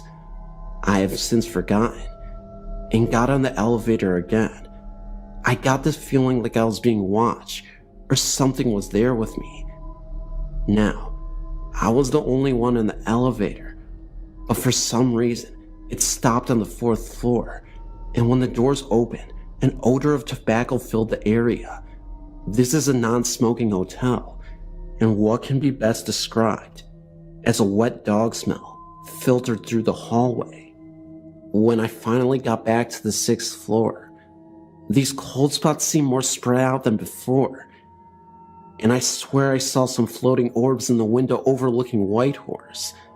By this time, it was around 1930 to 2000 at night. Of course, when I looked again, nothing was there. I also heard something that sounded like someone banging pots and pans. Obviously, there was no one there, and you weren't allowed to bring such things into the hotel. I got back to her room and told my ex-wife about it, and she said she had a similar experience in '02, without the pots and pans banging noise. We slept the rest of the night without any further disturbances, and decided to head out at 6:30. While I was loading the car, it was still kind of dark outside. I swear, I saw what looked like a prospector from the latter part of the 1890s. Of course, when I looked up, he was gone.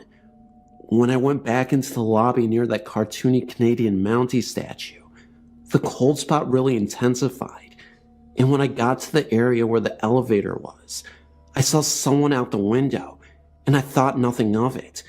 But once I got closer to the elevator, I noticed that the person was wearing Victorian-era clothing. He passed by the window and disappeared. Again, I told my ex-wife, and she by now was picking up on animal spirits, as she called them, and she was telling me it was time to get moving.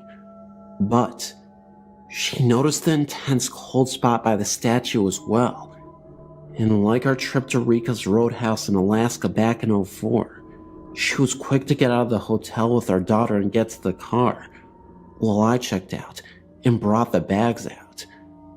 Again, I felt something brush against me, and something touched my shoulder. However, this time, the hand felt cold and clammy almost. Of course, I turn around, and no one is there. Just that cartoony Mountie statue. We get out of there okay, without any further strangeness, save for a feeling of sorrow. Then, of course, I found out it was a saloon and brothel from the Alaskan Canadian gold rush of 1898, which could explain several things, but it was the first time I actually feared spirits and ghosts, and that was because of my daughter, who was a year old at the time. Again, my ex-wife and I would talk about this till our divorce. It was probably the first time I've ever felt animal spirits.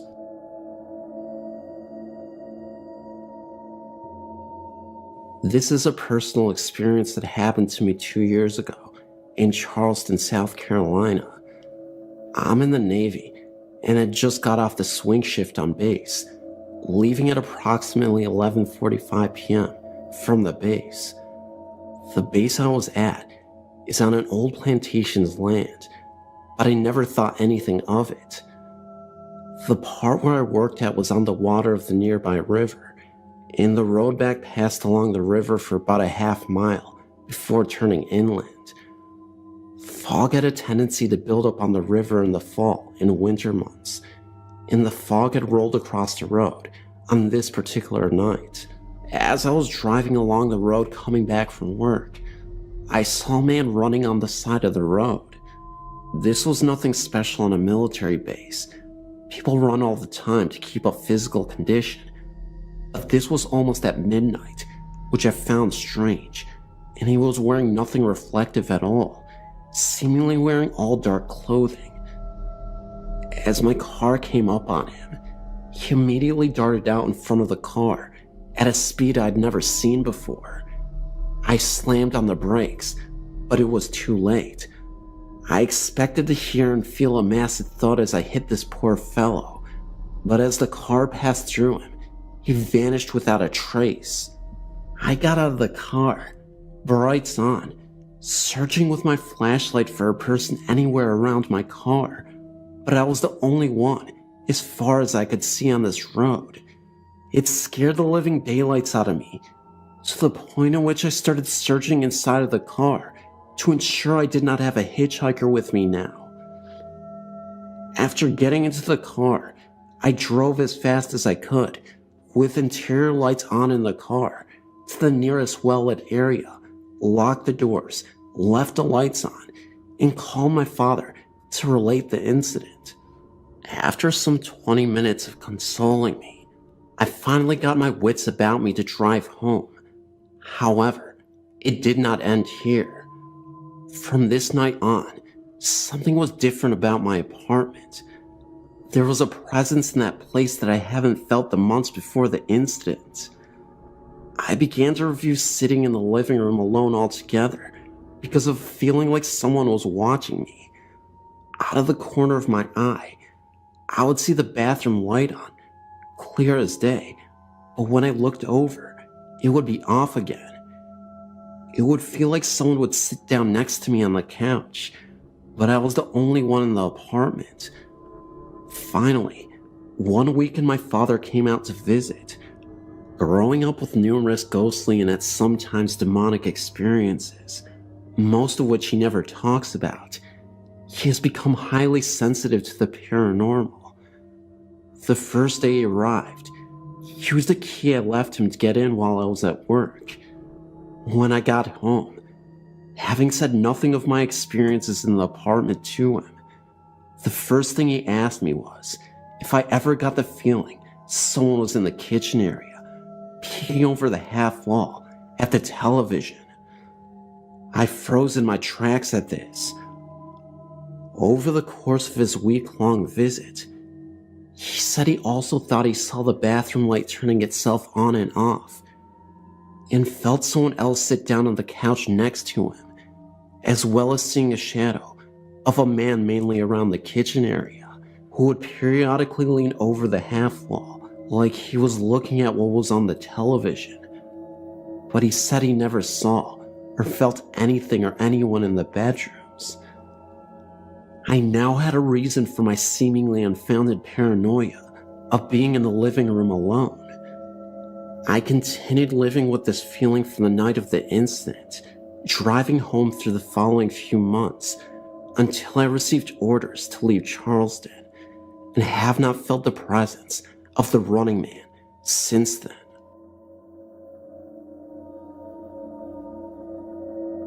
When I was little, about 5 or 6, we lived in a big house which was originally 2 cottages, later joined together. Although myself and my sister were young at the time and had no personal experiences, my parents told us stories about what happened there when we moved house some years later, as well as the familiar cold spots, creaks and groans. Some other stuff went on too. One day, my mom was in the downstairs bathroom when she heard a man's cough coming from outside the door. Thinking it was my dad going into the study room, which was opposite the bathroom, she thought nothing of it. When she came out of the bathroom, however, the study was empty and no one was outside. She went back to the kitchen and found my dad where she'd left him, sitting at the table. She asked him if he had come out the bathroom and coughed. He hadn't moved the whole time. Another time, my mom, my dad, and one of their friends were sitting at the kitchen table when they all heard a massive crash come directly from upstairs where my bedroom was.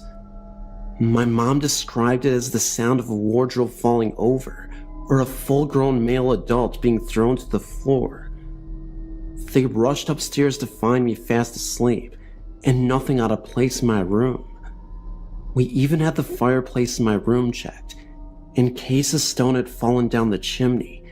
Nothing was found and there was no explanation. Everyone in the house was accounted for. One night my parents were in bed when they heard the sound of a woman gently humming and singing. The sound came from the end of the corridor and continued downstairs, then eventually stopped. Again, this could not be explained. Myself and my sister were asleep, and even if we did get up, we certainly would have walked down the corridor singing. My second story is based in my grandmother's house, a manor house which is around 200 years old. My grandmother has a story which even to this day she swears was true. She was walking upstairs when in front of her she saw a pair of women's shoes on the step above. She looked up to see a skirt, blouse, and before she could see the woman's face, she vanished.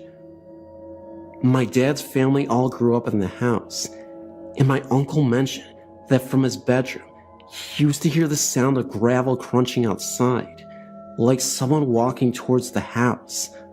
On several occasions, he even recounts seeing 2 big black dogs sitting by his bed. Although I like the house, I always get that feeling of being watched whenever I go over. If I'm sat in the kitchen, I always want to look into the parlor, which is next in the kitchen, with the door always open so you can see in, and I always feel like someone's sitting in there. Even to this day, I refuse to go upstairs by myself, as well as seeing a key moving in a locked door from the inside when no one was in there. Myself and my sister had a weird experience. We were sat outside. The garden is kind of placed on a hill, very sloped, that you could reach by climbing some steps. From where we were sitting, we could just see into my grandmother's bedroom. She had gone out shopping and had left her 2 dogs on her bed. We were just watching them, talking, when suddenly, one of the dogs started barking at the corner of the room at something we couldn't see. She, the dog, then jumped onto the bed and started barking directly at us.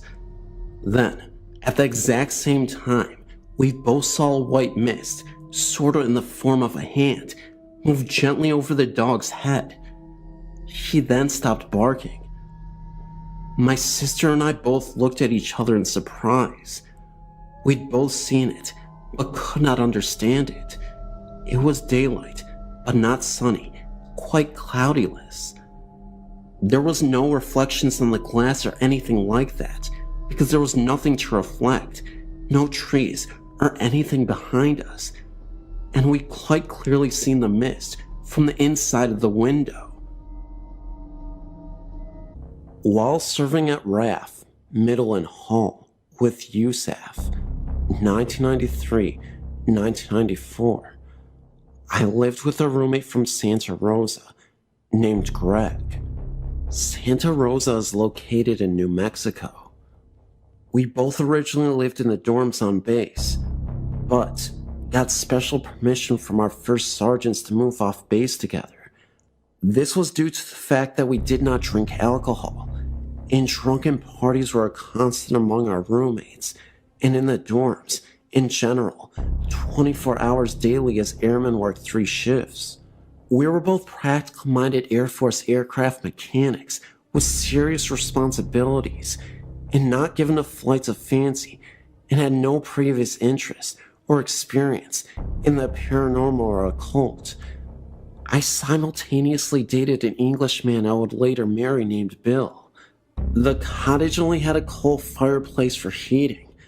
Greg did all he could to keep the coal stoked, but the house never warmed, and coal always died out quickly, despite large piles of coal Greg stoked well often.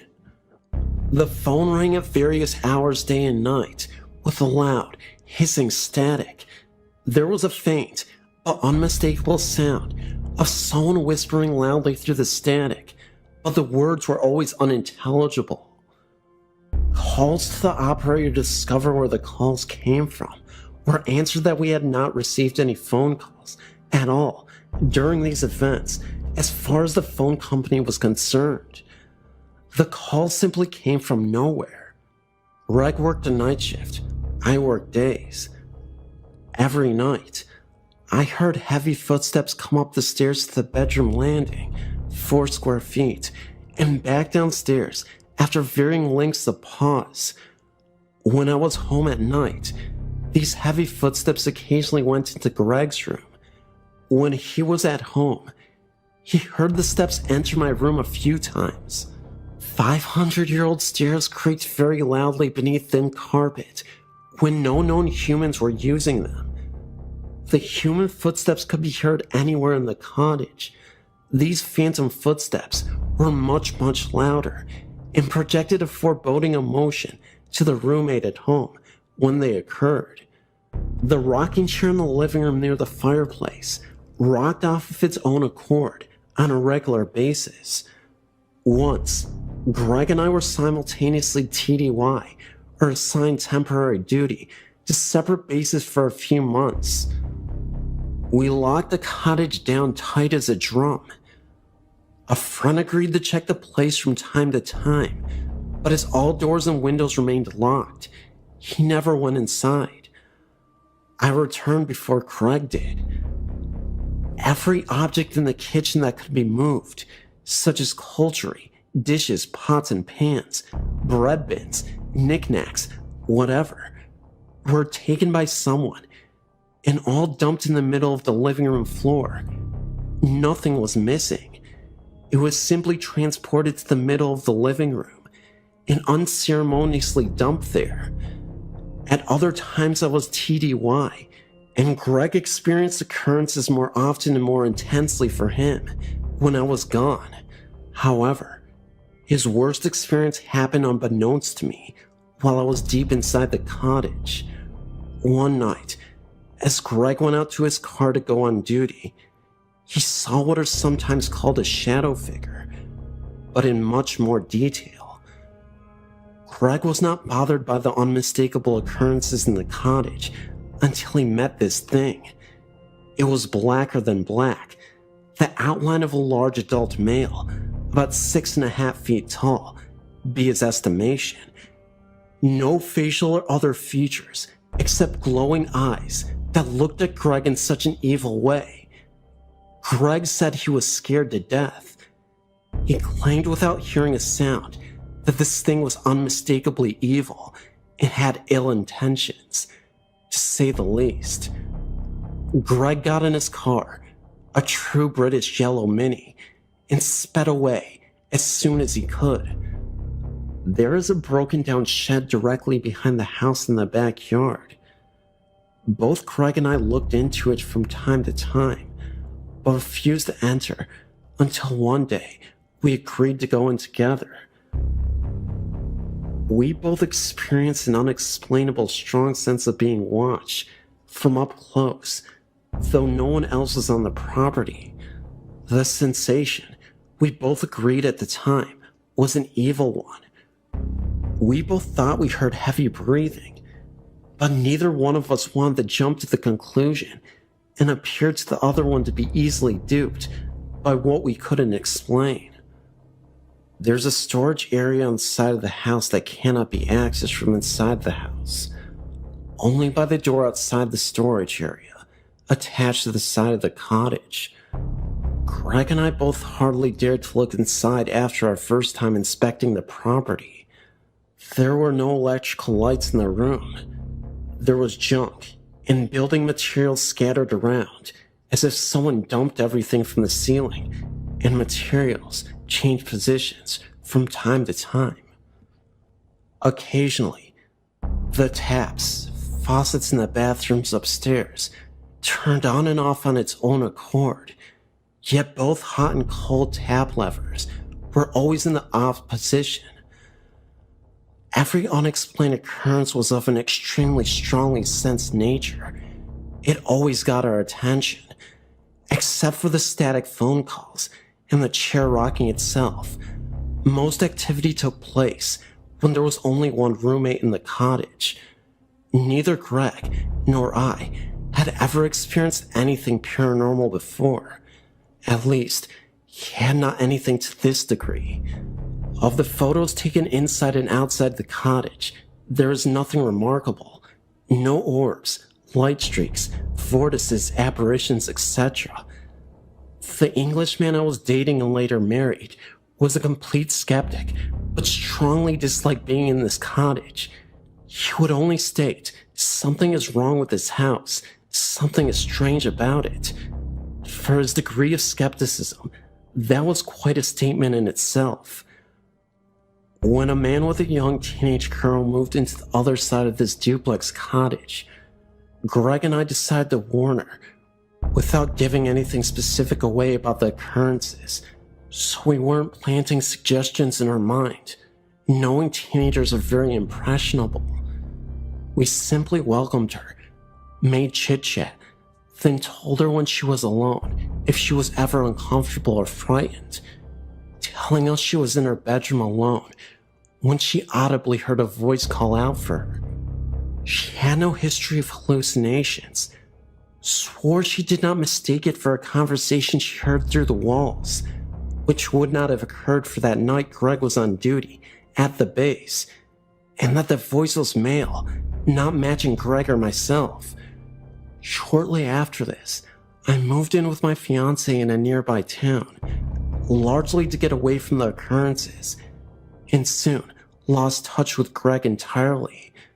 The paranormal occurrences in the cottage were constant, in one form or another, and experienced intensely. It carried a heavy pull of fear or, at times, dread or terror everywhere in that cottage that never ever left. Never anything that could be called benign or benevolent.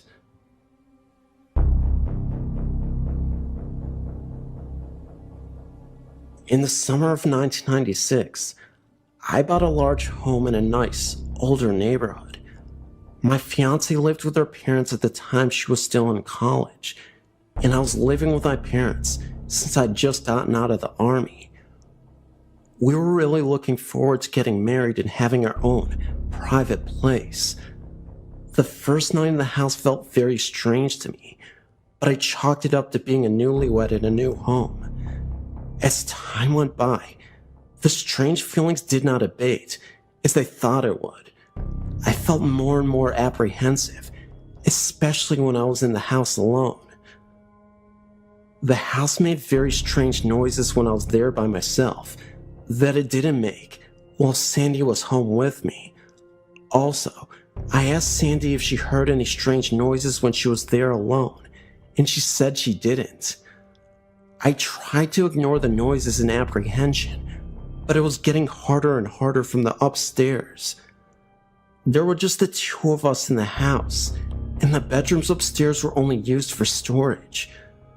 The footsteps seemed to pace back and forth in the upstairs hallway. Sandy claimed she never heard any of the sounds and was calling me paranoid and crazy. At first, the footsteps were confined to the upstairs, but eventually they came downstairs and into our bedroom.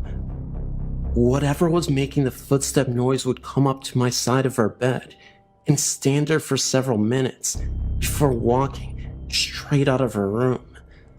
I heard other strange noises in the house, like the sound of an animal growling and scratching noises in the walls.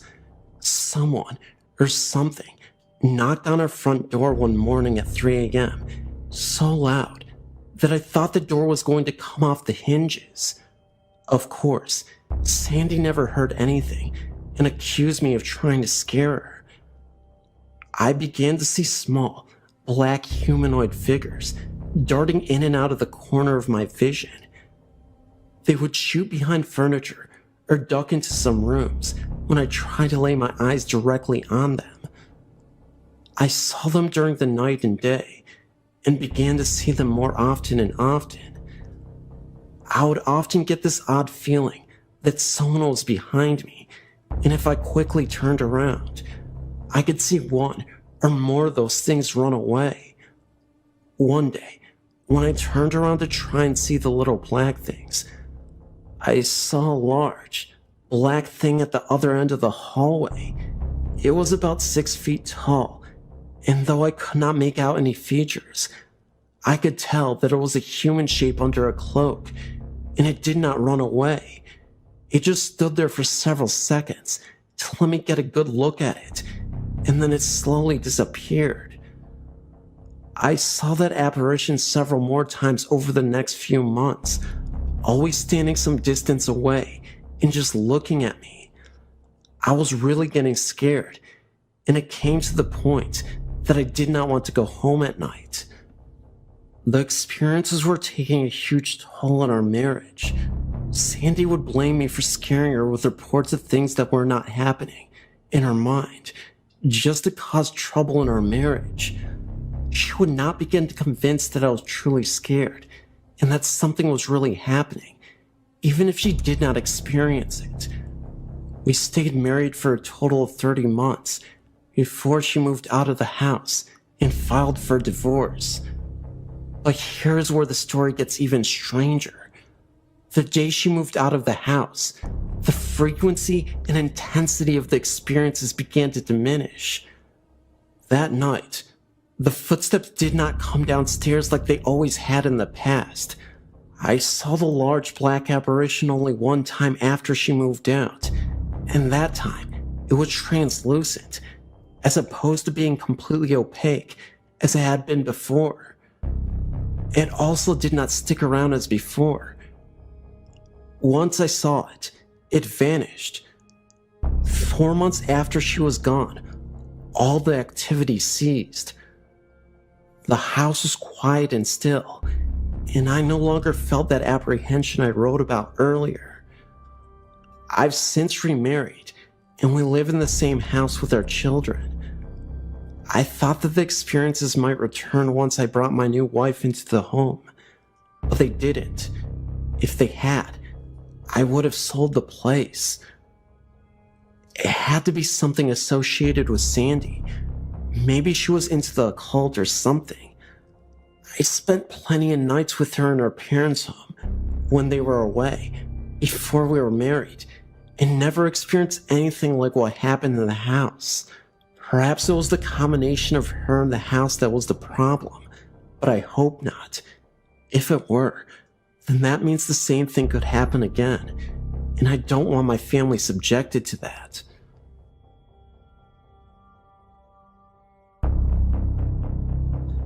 I'm writing to tell you my story.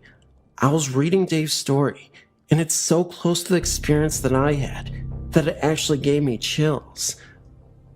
My first paranormal experience happened to me when I was 4 years old. All the experts say The things that happened to someone before the age of 5 is very hard to remember. The funny thing is that I can remember my experience like it was yesterday. My mother, sister, who's 3 years younger than me, and myself. I remember being asleep in my bed and waking up very suddenly. I looked at the doorway and I saw this full-bodied figure. The only thing is that it was completely white. I'm not talking like white, like a white wall. I'm talking white like energy. This figure to me was a child. The reason I believe this is actually because of its height. I mean, it did not have a face or anything like that. It walked towards me and got on my bed.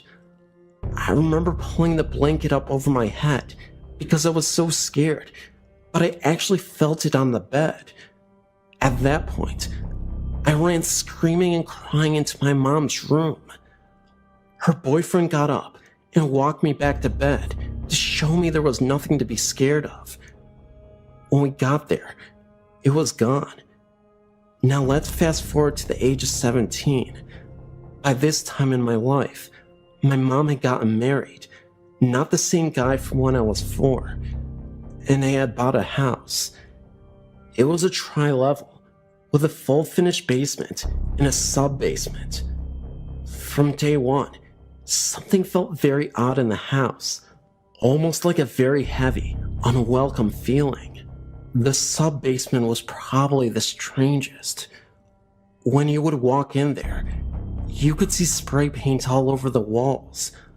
I know that's not strange, but when you stood in the center of the room, you could see that the spray paint was actually covering up what looked like writing on the walls, and it was also on the floor, so that was kinda creepy. We had 2 dogs that both refused to go into my room and constantly would either stare at the wall and bark, or would stand at the stairs and bark up to the 2nd floor or down the stairs to the basement. The longer I lived in the house, the more I began to feel almost alone. It was like I was becoming isolated mentally from everything. In my room, it would constantly feel as though I was being watched. I would hear loud bangs and things sounding like they were hitting the floor, but nothing would be around. All the motion sensor lights around the outside of the house would turn on all at once for no reason. I mean, I actually began to think I was going crazy. Finally, I broke down and told my stepdad everything that had been going on. He looked at me very seriously. I remember thinking, oh crap, he thinks I'm nuts. He began to tell me about how one night, after I'd gotten home from work, he worked 2nd shift and didn't get home till around 1 a.m.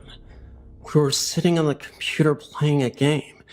At the time, our computer was in the front room, and you could see right up to the stairs and onto the landing where the bedrooms were.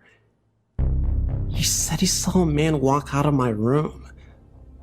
The man he saw was a taller man in a pair of jeans and a flannel shirt. At first, he thought it was me because he only saw the man out of the corner of his eye. But then he asked how I was doing and looked up and realized the man wasn't me. The man turned and walked back into my room. My stepdad ran up the stairs and opened my door, and I was the only one in there, and I was asleep in a pair of boxers. After my stepdad told me this, I was convinced something was going on. One weekend, while my parents were out of town, I invited 2 of my friends over so we could try to catch stuff on film. Of course, we got absolutely nothing. That is, until we tried to go to sleep. We had all decided to sleep in the basement because there was more room there. We turned off the lights and started to go to sleep. My one friend, Chris, was already asleep, and myself and Dave were talking. All of a sudden, the light to the sub-basement turned on, and we could see what looked like a shadow under the door. You could actually hear what sounded like the work boots walking up the wooden stairs. We woke up Chris, and we all stood at the door. We really thought someone had broken into the house. We opened up the door, prepared to beat the crap out of someone, and there was no one there. We walked downstairs and looked around. We checked the windows and everything. The windows were shut and looked like no one was there. There are a lot of things that happened, but it would be like writing a novel to tell them all. I just thought it was kind of creepy how similar my story is to Dave's. This experience happened when I was in my late 20s, back around late 1994 or early 95. I was laying in bed asleep. I felt something touch my face, and I woke up. I was face to face with a smiling old man. He crawled backwards out of my bed and stood there smiling at me. He looked like he was Caucasian descent, in his 80s at least. He had a glowing light all around him. He looked like he was at peace while staring at me. I have no idea who this was. Furthermore, I don't know why I wasn't afraid of him. He definitely looked scary to me, and I had roommates at the time. I don't know why I didn't go running down the hallway to get someone. I just stayed in bed and stared at him. Again, I wasn't afraid at all. It was almost peaceful. He faded away, and I looked at the clock in front of me. It was 3 a.m. in the morning. I stayed up a little while, and then went back to sleep. How do you talk about something like this? I didn't tell any of my roommates when it happened. I was fearful because I thought I would be outed as a crazy person. I did call my best friend, and thankfully she seemed to believe me. I gave her my rocking chair, and she wanted to make sure the spirit was not standing next to it. So yes, I think she believed me. I've thought about it a lot over the years, trying to figure out who this could have been. I told my grandmother. She's Catholic and thinks it was an angel. I've never met my father, and I have no pictures of him, so I don't know what he looked like. But perhaps, maybe this could have been my father? My mother is Spanish and French, and supposedly, my father was of Caucasian descent like the spirit of the old man. So again, maybe it was the father or grandfather that I never met. Who knows? Since then, I've now had a husband and children. I mentioned it once to my husband. He looked at me like I was crazy, and I'm not allowed to talk about it again. Anyway, thank you for reading my story. I know it sounds unbelievable, but it's the best I can do to tell you guys.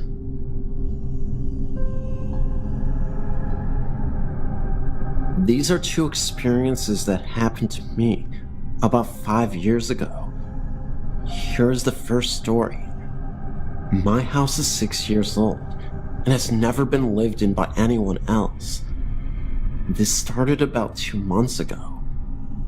I'm laying in my bed alone, with the door to the hall and the door to the bathroom open. I swear I see the door open a little bit and then go back to where it was. I then see black figures with little or no shape appear in the doorway. Then whoosh, they are gone. I also saw what looked like people I knew, who will stick their heads in the door and then turn and leave. Last night I was asleep when I felt something nudge me 2 times. I woke up to see this black form standing beside me. It stood there for about 2 seconds, then vanished out the door. The most interesting aspect of this all is that these figures have no legs. They are just a black oval shape with no faces or arms, just a black form. Last night was the first time it really scared me. I felt like it was the Grim Reaper asking me to follow him. Now on to my next experience, which was even spookier, I might add. I was working in a gym at a hotel in Moodsburn near Glasgow. One night, I was getting ready to leave for the night. The route I had to take was down a dark corridor to the main door. This was a walk I had made many times before, and had never any problems. But this night, as I was going along, I felt like I was being watched. As I got to the end of the corridor, I turned to close the door when I saw what looked like a white shape running towards me. Needless to say, I closed and locked the door very quickly and sprinted to the bus stop outside the hotel. The next night, I was working again and decided to see what could have caused it.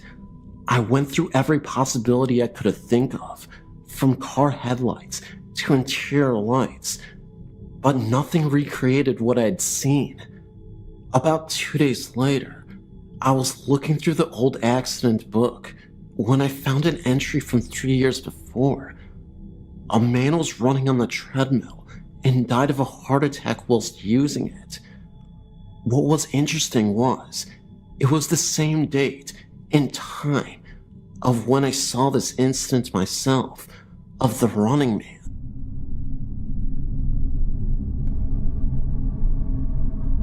This happened to a friend and I back in the mid-1960s, when we were 12 or 13 years of age each, and we were camping with our church group, and while we had some free time, Alan and me as in Mark, decided to do exploring on our own, so we set off towards the perimeter of the park, where we found a fence that we could easily squeeze through, surrounding the park property. And bordering some large open cow pasture land was a grove of trees right smack in the middle of it. We set off across the pasture land towards the grove of trees, and much to our delight, for it was a hot day, we found a meandering stream in the grove of trees that was about 6 feet deep and about 6 feet wide, and it wandered all throughout the grove.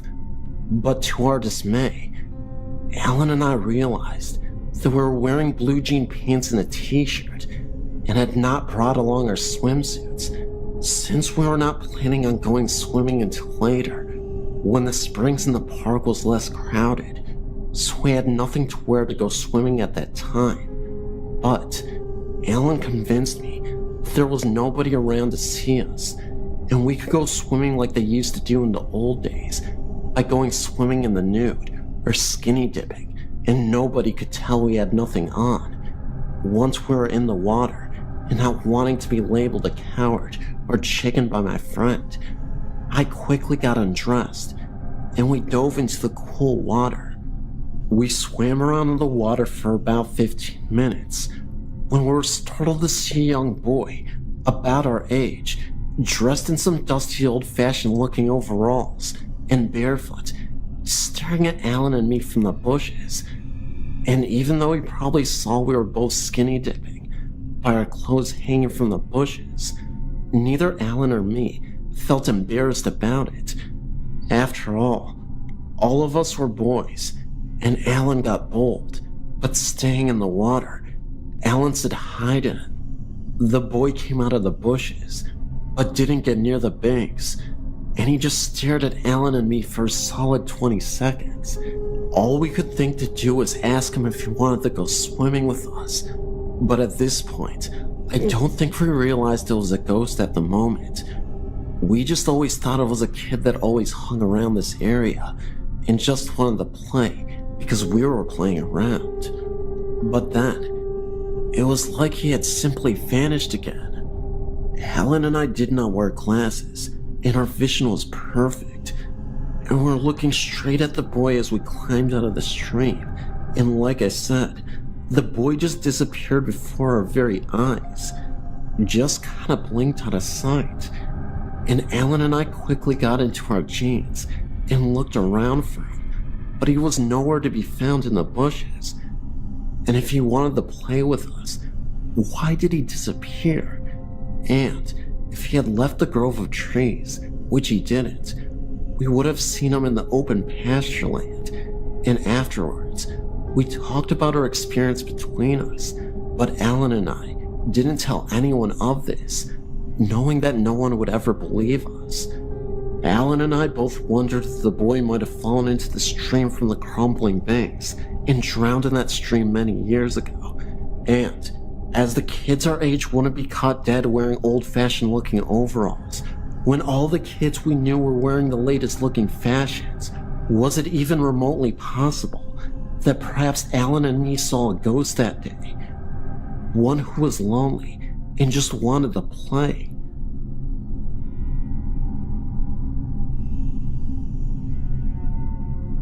I worked at a place called Dowling as a janitor for a year. My shift was overnight, and for 3 months, I worked that shift alone. I never saw a purple orb, but I did spend a lot of time outside. What I can tell you is that after the creepiness of being in a big building all alone wears off, there are still sounds and such that can't be explained by me. Every week, if not every night, doors would open and close by themselves. Me and the others would go chasing these noises, thinking there was someone in the building, but of course, there was no one there, or I wouldn't be writing to you. And the security company wouldn't call to say an external alarm went off, so there couldn't have been anyone there. Sometimes we'd be in the library, and we'd hear one of the counselor's doors open and close. The library was the same room, but divided by office walls from the counselor area. Sometimes the classroom doors would as well. At times, I'd be in the gym and would chase the sound of footsteps. The place does make a lot of building noises. It's difficult to report on anything I heard in the auditorium, the creepiest place in the school, because the roof and heating systems would collaborate with the big empty space to make many mysterious noises that could be too easy to explain away. Plus, the auditorium was creepy because it was always dark until I would clean it, and there were so many access areas, such as backstage or the lighting area above the stage and the several doors, that would really just make me paranoid. Having said all that, I did sometimes get transfixed on the idea that an emaciated naked woman was watching me. I only got that feeling in or around that particular room. It makes no sense to me, but I did avoid it. The band room was also a little creepy. I would sometimes take my lunch there so I could listen to the radio, and the doors within would make noises like they were opening and shutting.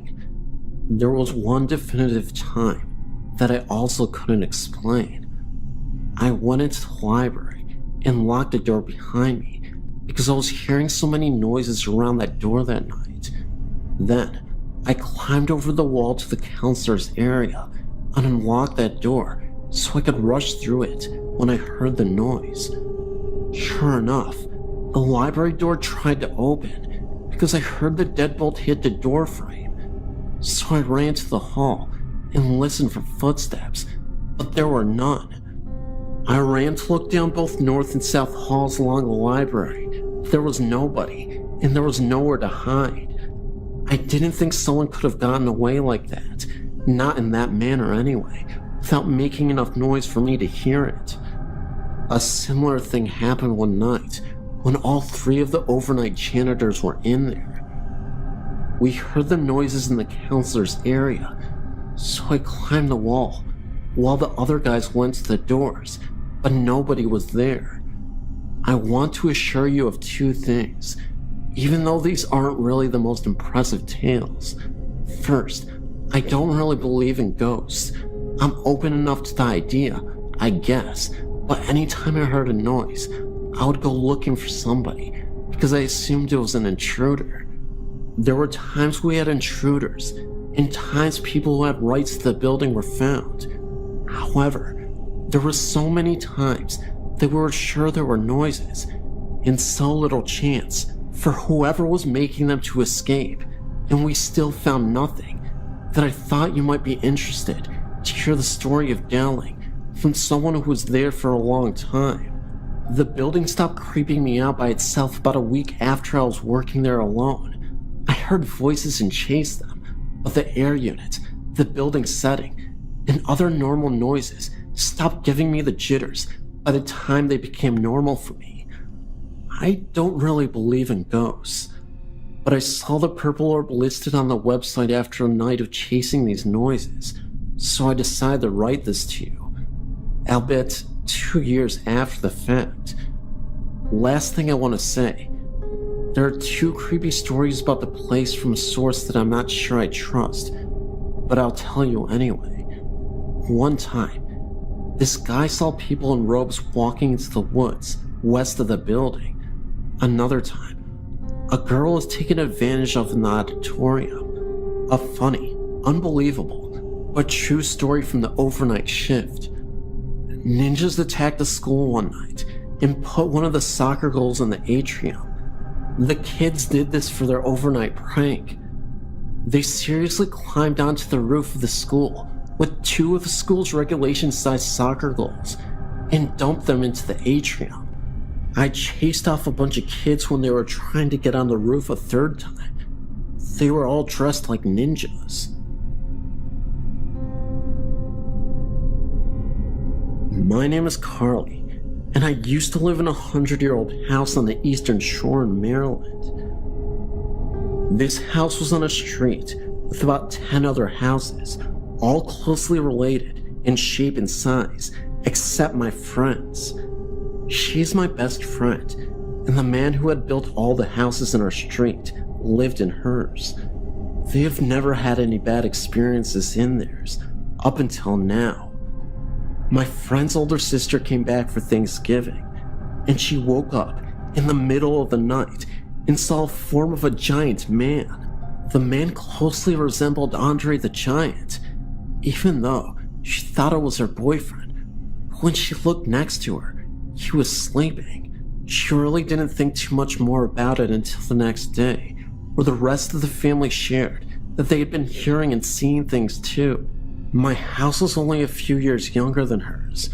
My parents bought it at an auction because the whole thing had to be gutted and renewed. As my dad was working on it, he was putting in new windows one day and saw a man. He was crouched down with his face right up against the wall, looking at the window he had just put in. The man saw my dad get up and disappeared. I've had my own experiences too. Like, we used to hear someone running up and down the halls at night. My room was right at the end, and my bed looked out the door. When the person got to the end, you could hear them turn around and run back. That wasn't too bad though. I also remember going into my room and saw a crowd of people. They were all dark figures with the outline of a trench coat that were so long you couldn't see their feet. They slowly faded away, and I didn't go back in the room for weeks. I would stay in the other guest bedroom. I had a great aunt, and she was a psychic. I loved her. We had the strongest bond you could ever have with anyone. She died of cancer, and it was terribly hard on me. I ended up with some things of hers, like her tarot cards, but most importantly, her angel cards. I'd just gotten these, and I was up in my room playing with them when I pulled up one card that had a picture of a lady on it. This lady looked exactly like my aunt, and she was surrounded by animals. My aunt had a basement full of bunnies, birds, fish. She had 5 cats and 5 dogs. The message on the card said, "A message from your loved one. I'm fine. Very happy now. Don't worry about me, and don't forget about me, but don't let me overtake your life." Then it said goodbye, and I love you on it too. After I read that, I teared up and ran downstairs. I showed my mom, and she couldn't even believe it. I couldn't believe it either, so I got scared and told my mom to take the cards out of my room, just in case. My mom put it on her dresser. They were there for about a week or two, and then they disappeared. My mom never moved them, and neither did anybody else. No one had touched them, and they had just vanished. I'm for sure that was her final message to me. Maybe not forever, but just so I wouldn't worry. It was her proper goodbye. The week before Thanksgiving, my son and I were emptying out a house that was to be torn down and this new one brought in. We were standing by my pickup truck, which we were loading, and he happened to look at a bright light in the sky and said, "Hey, look at that. Is it a plane?" I looked up, and there were no flashing lights, just looked like a wide set of headlights, no other colored lights. I thought at first it was a plane, but no sound for as low as it seemed. It came over slow and headed east, and I thought it would disappear, like over the trees, like the planes that come over do. But instead, it went up, and did so very quickly, until it was a speck that disappeared. I still wonder what it was.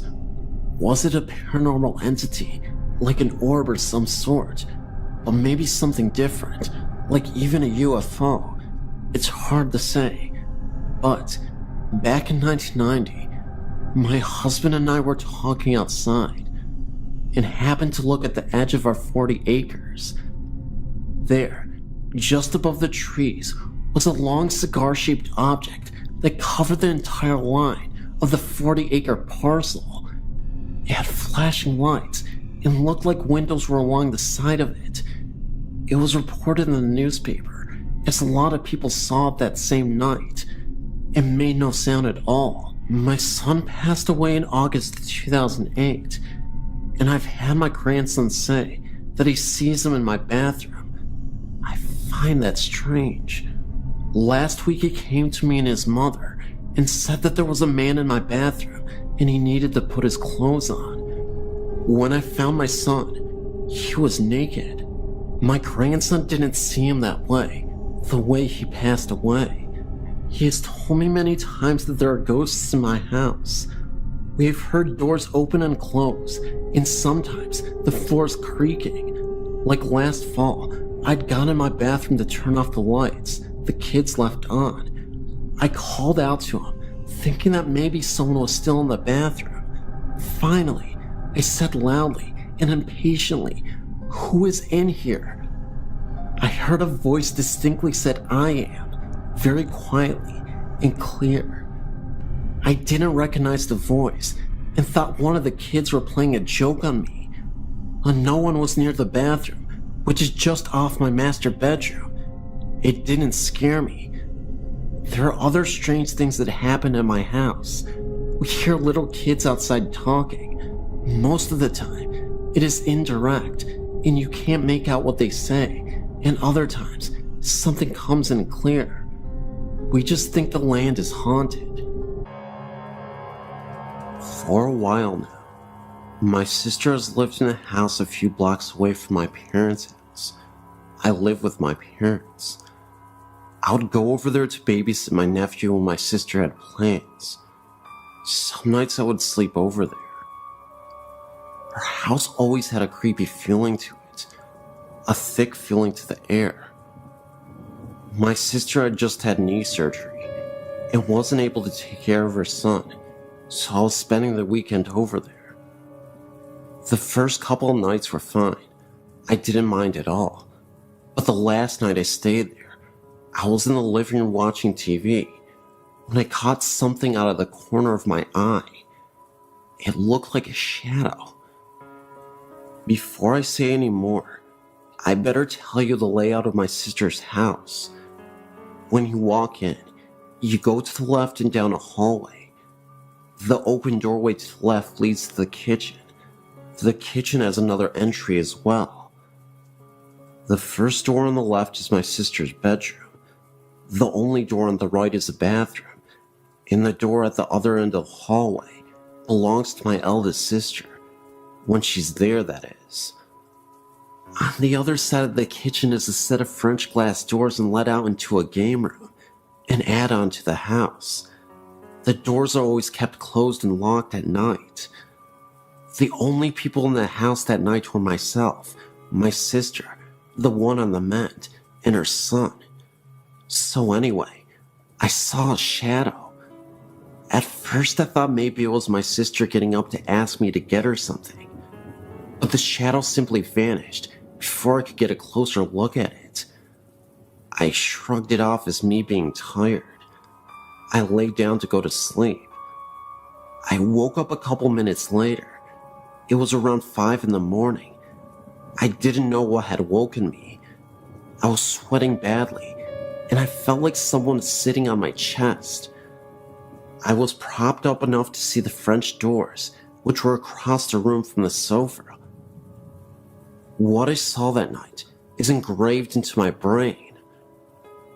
There was an old woman outside the doors. She had her hands pressed against two of the glass panels, and her face against another. Her mouth was open in a scream. I was scared beyond belief, because I couldn't move, I couldn't speak, I couldn't do nothing but lay there. And then the door began rattling. The woman was shaking it. A shadow came out of the kitchen, and the woman vanished. The shadow vanished after that, and I could breathe again. I don't know what the shadow was, but it did make the woman go away. I like to think it was my guardian angel. Who knows? That's my story. Anyway, and yeah, it is true.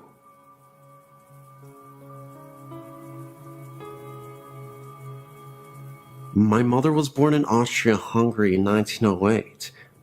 When her parents immigrated to the US, they left their 3 children behind in the care of their grandparents. It was 5 years until her parents were able to return and bring the children to the US. In that 5 years, my mother became very close to her grandfather and went everywhere with him. She arrived in the US as a 13-year-old, grew up, and married my father. They were a young farm couple living in rural Ohio. One night, my mother awoke to see her grandfather standing at the foot of her bed. He was smiling at her, but did not speak. She relayed that she pulled the covers over her head, and then looked again, and he was still there. She then tried to wake my father, but when he awoke, her grandfather disappeared. She had the overwhelming feeling that her grandfather had died. This happened in the mid-1920s, and at that time, international long distance was only a thing for wealthy folks. Her only contact with her grandparents was via mail, which would take a couple of weeks to arrive. Sure enough, 2 weeks later, she received a letter from her grandmother verifying that her grandfather had passed away on the same day and approximately the same time that he appeared in her bedroom. My father attested to the entire happening. This was always our family ghost story that no one ever had a reason to doubt.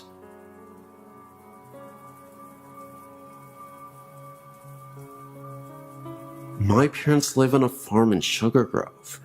My stepdad grew up here with his family as a child. On Christmas Eve in 1964, his dad went into town to pick up the grandma for the holiday. With him, he took a younger daughter and his younger son.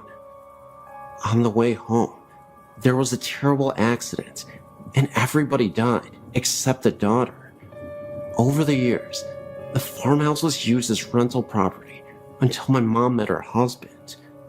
They have lived here now for 6 years, and have had many experiences with the spirits of this home. I, too, have had some of the same. There are many, many voices that we hear. Marbles rolling down the hallway upstairs. Foot noises walking up and down the stairway. Clouds of light and dark smoke throughout the entire house. Doors open and close. Things come up missing, then are returned within days. If you are alone in the house and stand by the sink, you will soon hear a voice that asks you to go away. It will repeat until you walk away from the sink. Standing outside, if you look up into the window upstairs, sometimes you will see a vision of a woman standing in the window. This is believed to be Grandma. I have an 11-year-old daughter that has walked into the downstairs bathroom and ran out, stating there is a man standing at the bathroom sink. He will only turn his head and look at you, and then turn back to the mirror. He hasn't spoken yet. When my parents first came here, they slept upstairs. They had to move to the downstairs room in the winter, because no matter what room you are in up there, it is ice cold. We have used electric heat sources to try to generate heat, but it doesn't work. There are also apparitions of faces, white in color, etched into the door of the master bedroom. These appear darker at times and lighter at other times. They appear to be stuck in the wood of the door. It's believed by everyone here that the spirits and happenings of this house are all those family members that were killed in the crash. After all, they all did reside here, and I think they still do.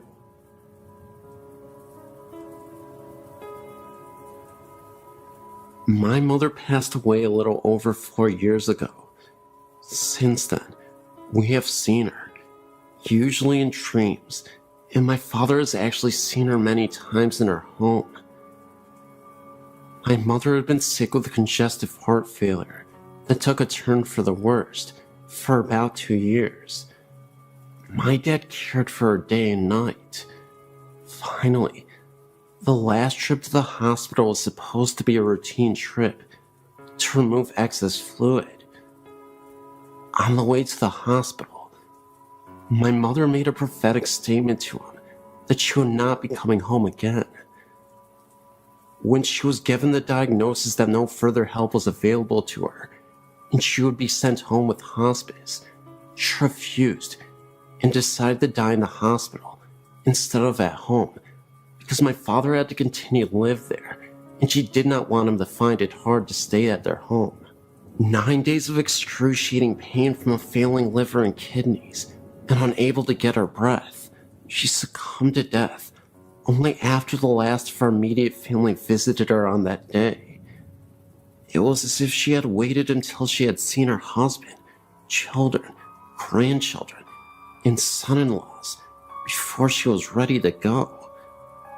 10 minutes after the last visitor, she breathed her last. Oddly enough, the grandfather clock in my parents' home stopped on the exact time of her death. My father has refused to rewind it. After 60 years of marriage, my father has been so lost. For the first year, she appeared to him frequently with a smile on her face, and one time told him, "I love you deeply, and just want to make sure you are okay." She still appears to him, just not as frequently as the first year. Recently, my sister and father had found a picture she had painted and had it framed to give me for my birthday. My dad saw my mother the morning they gave me the gift and said she was holding a shopping bag with a wooden frame sticking out from it with a huge smile on her face. He said they communicated without talking, and he knew she was happy and proud I was getting the picture.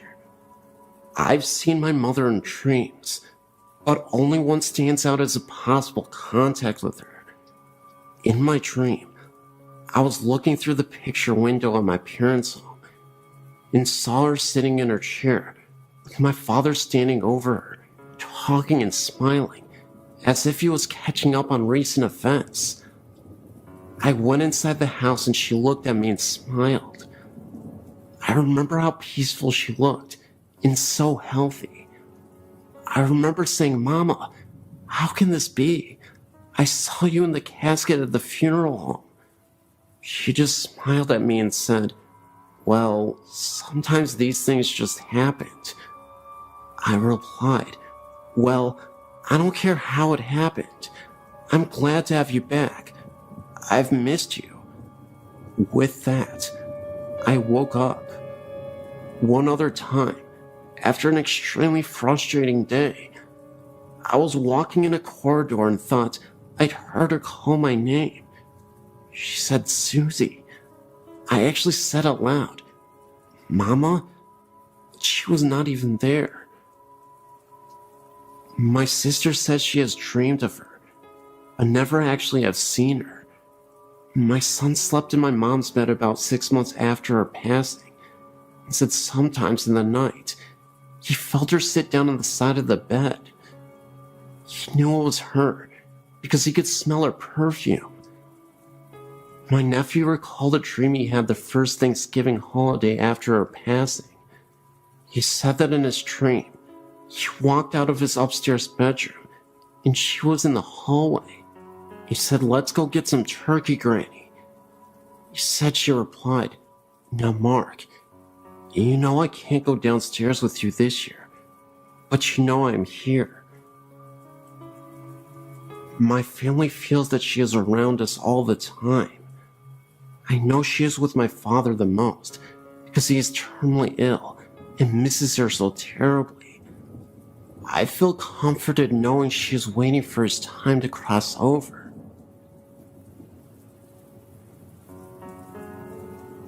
My mother is a current janitor working at Rockford College, and one of the buildings she is assigned to cleans happens to be the Burpee building. There, she and some of the other ladies that work with her have lunch in that specific building every work night.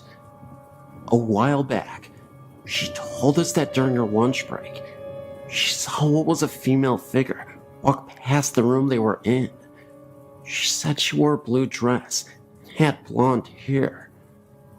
The room has a mirror that faced the only door of the small area.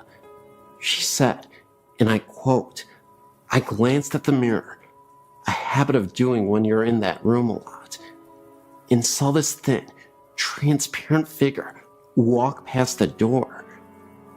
I thought it was one of the other girls that was walking by, but it wasn't until I realized that no one that night was wearing a blue dress or had dyed their hair blonde. I walked out to see if it was a trespasser, but saw no one in the hall. I called security and asked them if they allowed any blonde, blue-dressed girl on the property. They denied doing so, confirming my suspicions that it was possibly a ghost. This is just one of the stories that she has told us during the last 2 years of her encounters with the Burpee ghosts.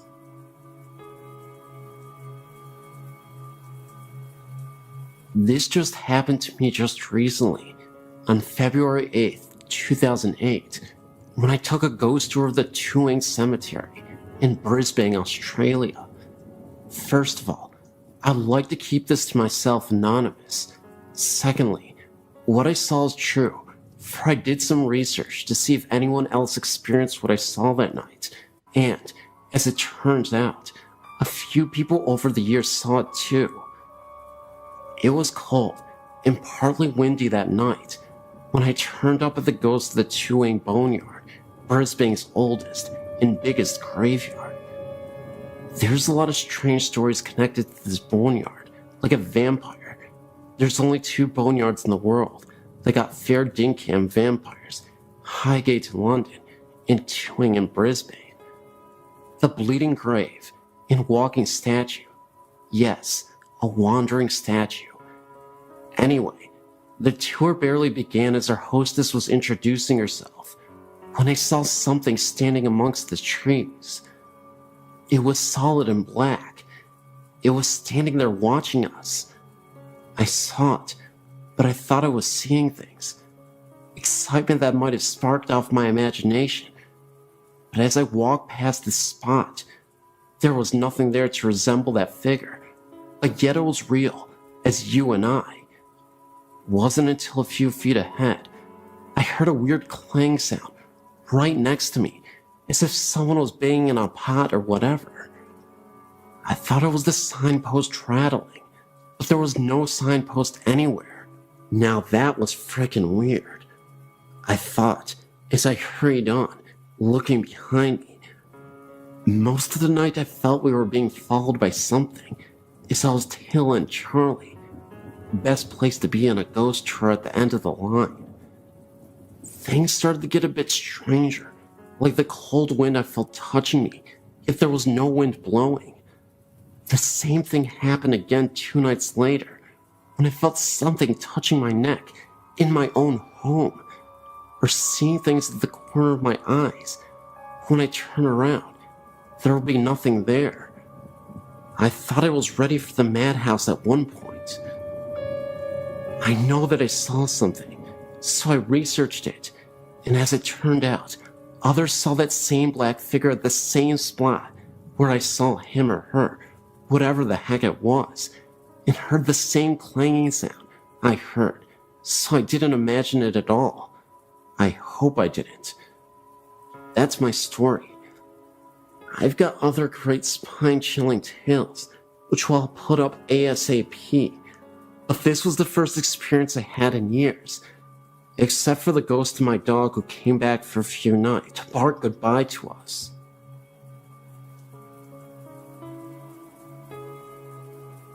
My name is Tina.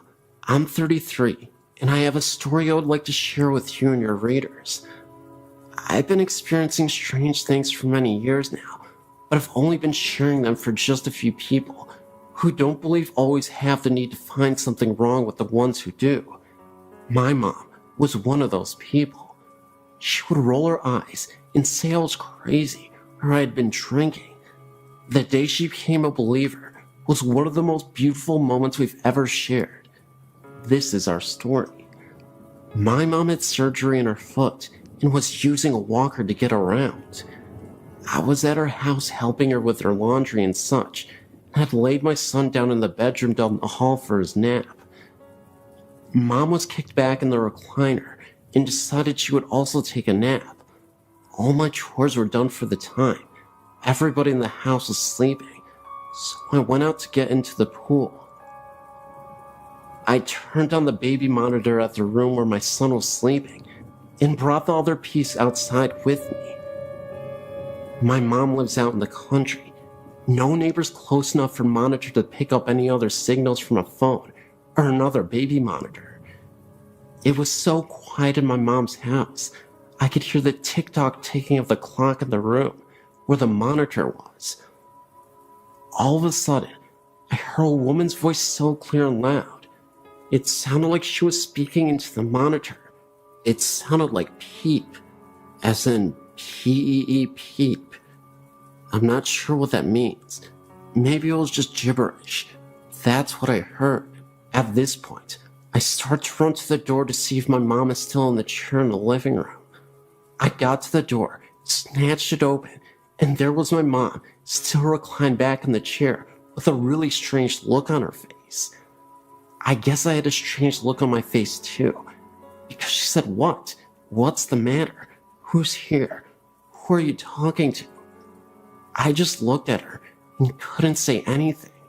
She asked again who I was talking to, and I said nobody. Why? She said that she heard a woman talking. She thought she was dreaming. She opened her eyes, and the woman was still talking, so she knew she wasn't dreaming. Having to always have an explanation for things, she then assumed I was on the phone, but looked around and saw the phone and my cell phone were on the kitchen counter. That was when I came in the door, and she knew it wasn't me. I said, "Heard that too?" "Yes," she said, with a very strange look on her face. So I went down to the hall to the room where my son was still sleeping and looked around. Nothing out of the ordinary, nothing out of place.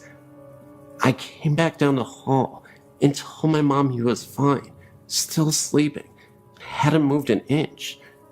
She was a little freaked out, but she started asking me questions about my great-grandmother, who often visits me, and the places that I go. I never met my great-grandmother in person, but I've had many run-ins with her spirit.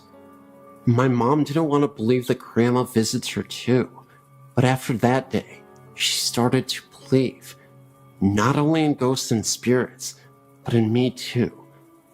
Thanks, Grandma Daisy. This is a true murder story that happened around the early 1900s in the Woods and Maureen Circle, Mapleville, Rhode Island. This story is a more true and detailed story of the one before that my great-grandmother told me about. Catherine was a mill owner's daughter. She was a very pretty, tall blonde. She was engaged to a local farmer, Robert. Catherine, though, had one problem.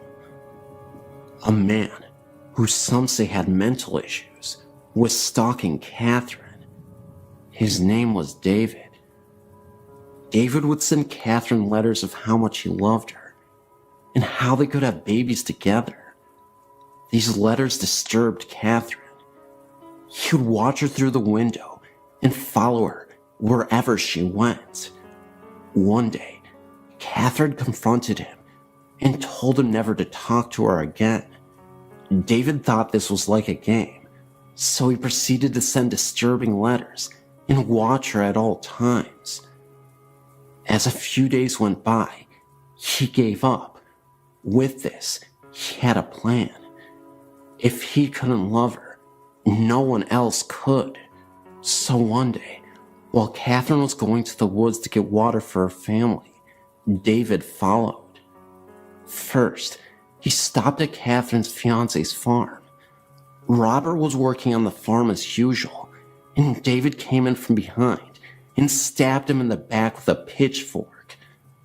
Then he went off to find Catherine. Catherine was sitting next to a pond under a hemlock tree. David pulled out his knife and stabbed her through the neck. She screamed in pain as David ripped open her body. As she died, David messed with her dying body. Afterwards, he took her organs out, cut off her breasts, and nailed her heart to a tree, covered in blood. David went home and took a nap. He was supposedly awoken by the sound of dripping. He looked around his room, and it was covered in blood. In the middle of the room, Catherine stood there cursing at him. David had gone insane. He wrote his last letter to the police, telling them what he did, where her body was, and all that happened. He drowned himself the next day in a river, his body sprawled out on a rock, broken. Catherine and Robert were buried in a now abandoned cemetery, and David's body was thrown into a pit. During a biopsy, they found a heart in David's stomach.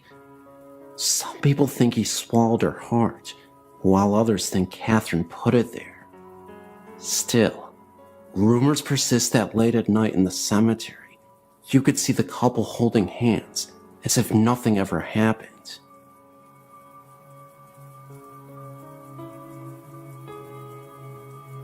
I believe I had a true experience with a shadow person.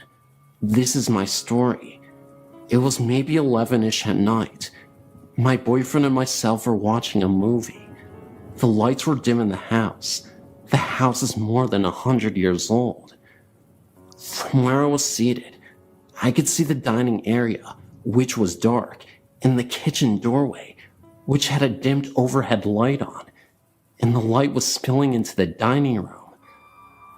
I noticed a distinct shadow movement in the light from the kitchen, like someone or something walked past the light.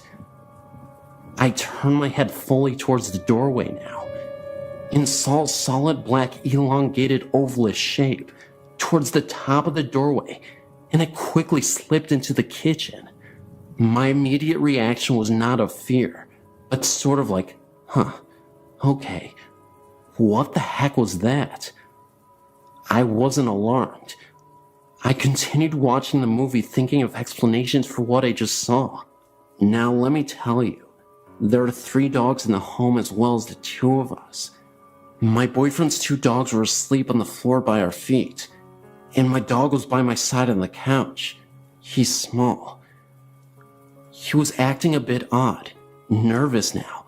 Perhaps he sensed it in me. 30 minutes later, he got down and headed towards the kitchen. He had just got his head in the door and promptly stopped. I couldn't see his head and shoulders, just his back end. I saw his neck raise like he was looking up, and then it happened. It took my breath and gave me chills. He started wagging his tail, slow at first, like he was unsure, and then the momentum slowly gained. He never got to a full-on happy to see you wag. Then he abruptly stopped and came back to my side. He would not enter the kitchen.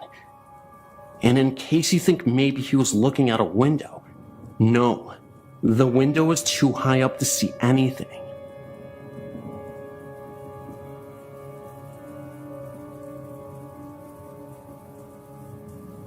My name is Guy, and I would like to share my experience at Lambertville High School. I've been there numerous times. I live about 25 minutes away in Pennsylvania. My friends and I are ghost hunters, and Lambertville is a favorite spot of ours.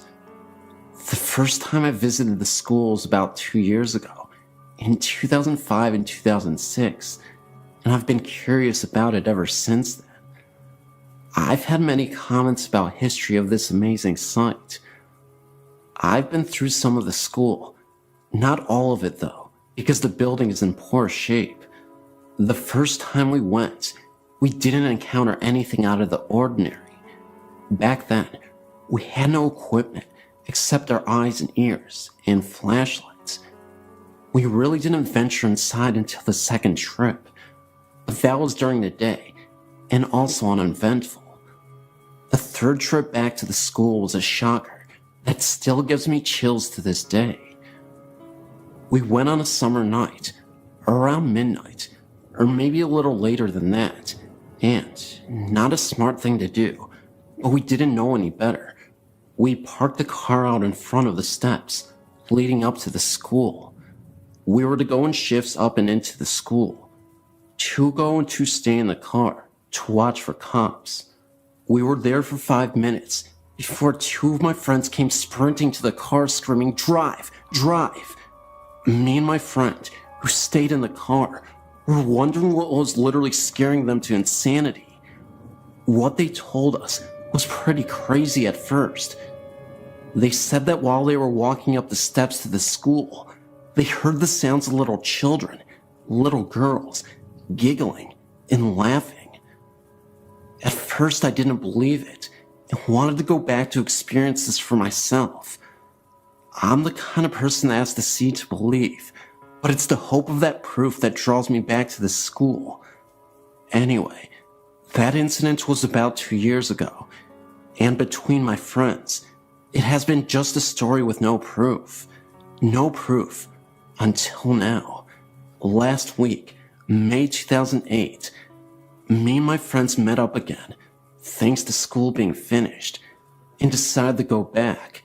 We went that night around 10 to 10:30 and stayed there for a good hour and ventured inside.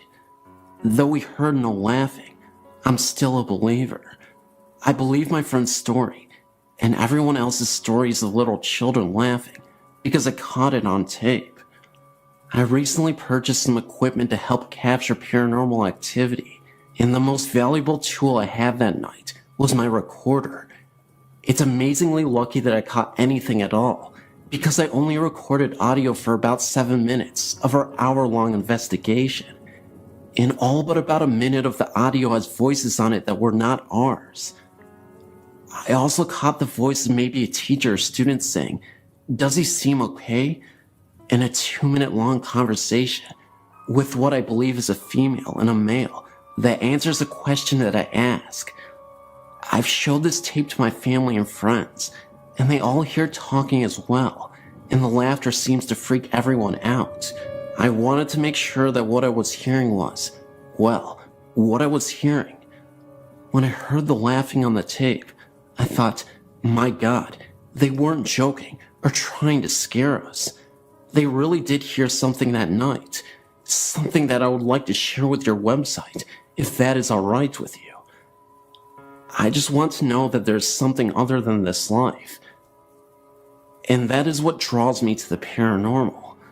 Thank you for your time, and thank you for reading this. If you have any comments or questions, please feel free to ask. I'd love to share these clips with you guys and your viewers.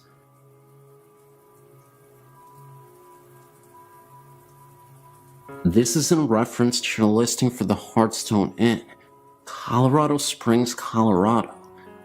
This place has much more than a little girl. As a housekeeper there in 1999, I was able to experience almost all of the hauntings. In the south building, 3rd floor, the little girl would appear regularly, as well as the man in brown in the main bedroom, also in the southwest corner of the floor. He was harmless and would usually disappear as soon as spotted.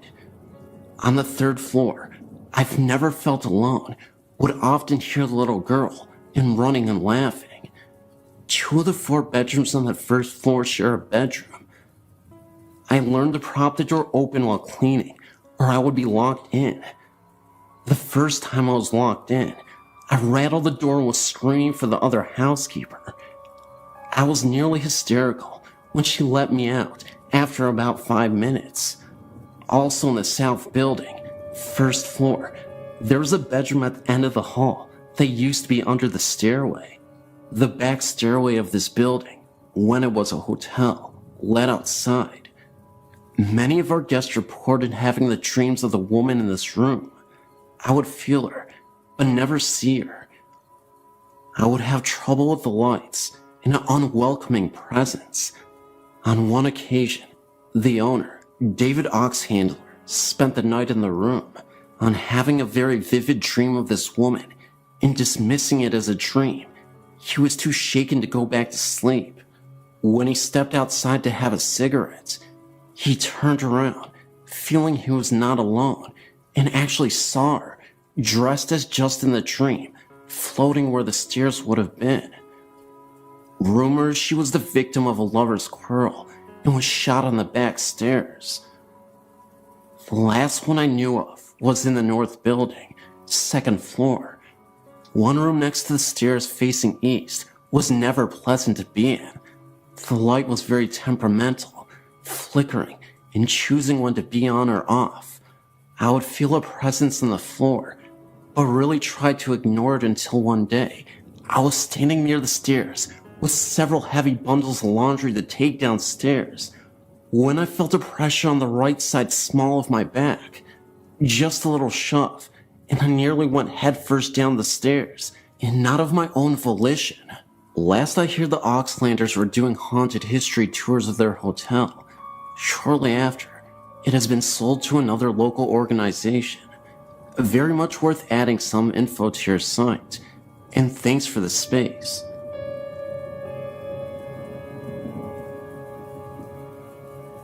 My wife and I had several experiences in our apartment over the last 3 years we have lived here. It began with hearing noises and creaks in the building early on, and slowly evolved to seeing shadows in the middle of the night in our bedroom. We both have had experiences where we thought to have seen a little boy in blue pajamas looking at things in our bedroom. 3 major events have occurred, which I'll describe in detail. Event 1. Summer of 2006. My brother was staying over because he is a minor, and our mother was going out of town. We had woken up late to eat breakfast and were playing a game of cards. As we are brothers and there is a significant age gap, we sometimes argue. I was being a little bit of a jerk, picking on a card selection he had made, when our kitchen trash can started to rock back and forth. We were the only people present in the apartment, and we were about 10 yards from the trash can. I investigated the trash can further to find that it was nearly empty and there was nothing that could have moved, so we went to the park. Event 2. Winter of 2007. My wife and I were growing fascinated with the television show Ghost Hunters.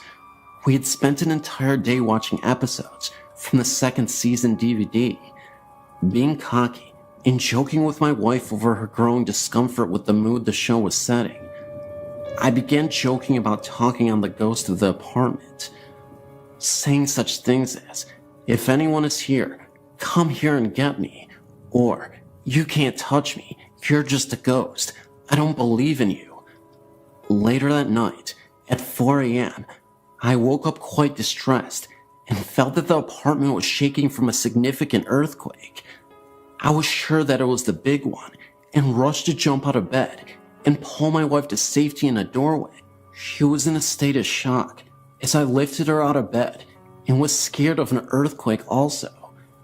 When we finally got to the doorway and calmed down, I explained to her that I thought there was an earthquake but couldn't feel it anymore.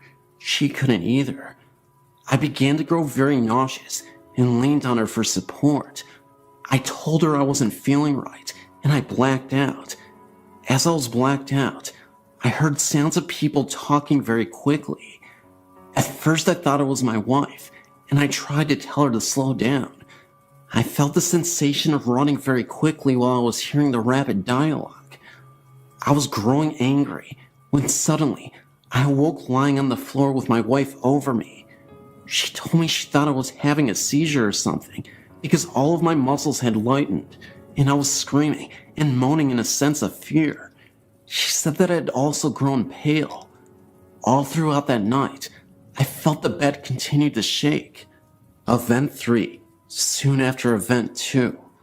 I was angered by an experience I had felt earlier in Event 2, where I had awoken to what I thought to be an earthquake and experienced what I thought to be a form of being possessed.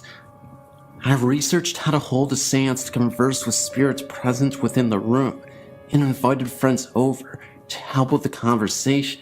I didn't describe the experience I had felt earlier so that it would not affect my friends' experiences that night. In the middle of the seance, one of my friends began to grow woozy and sway forward when he suddenly stopped it. He said that he couldn't go on and felt like someone was talking quickly to him, and he had felt the sensation of running, identical to my experience earlier. I shared with him my experience, and we decided not to continue. Also, this night, my friend's car got a flat tire while parked in my apartment and only needed to be refilled with air as there was no puncture to cause the flat, as if someone deflated it. Also, another friend was called by his girlfriend within minutes of us ending the seance because she felt something had happened and was worried. He had only told her he was going to see me and not anything about what we were doing that night. The friend with the flat also received a phone call from his aunt about an hour after, whom he speaks with rarely, because she had similar concerns as my friend's girlfriend. How's that for women's intuition? Ever since that last event, nothing else has occurred.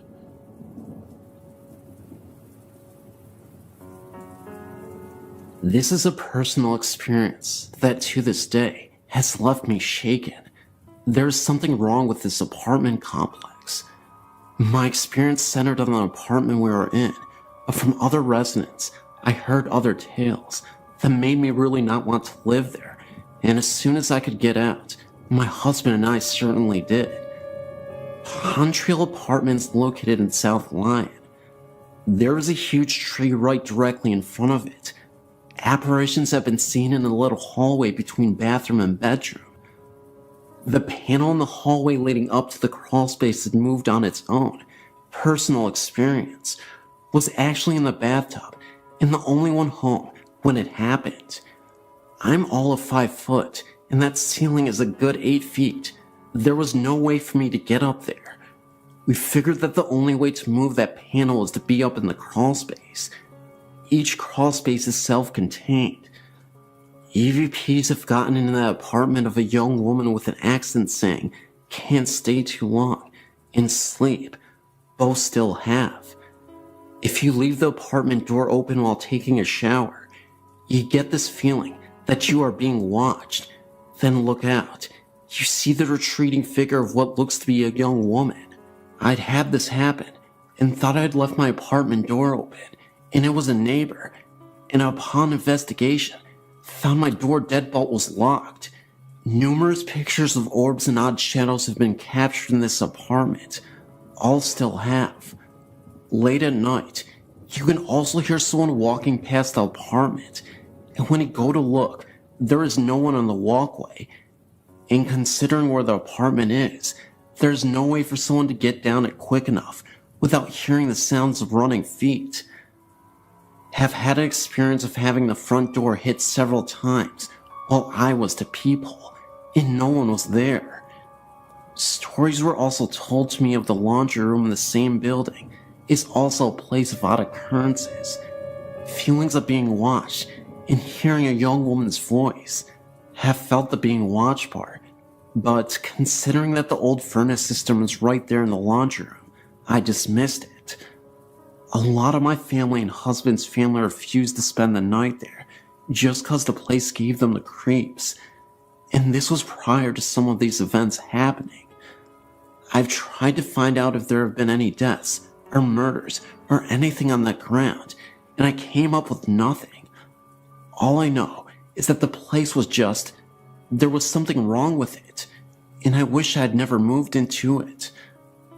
The EVPs were caught when that building had few residents. I still have them, just have others listen to them from time to time to prove I wasn't crazy with what I heard. The pictures are numerous, and some still make the hair on my arm stand up because of the experiences with them. One night, in October 2008, my friends Scott, Denny, and Steve and I decided we wanted to go ghost hunting. Scott was the only one who had experience with anything, and he had seen things and had things happen to him and other people in his past groups.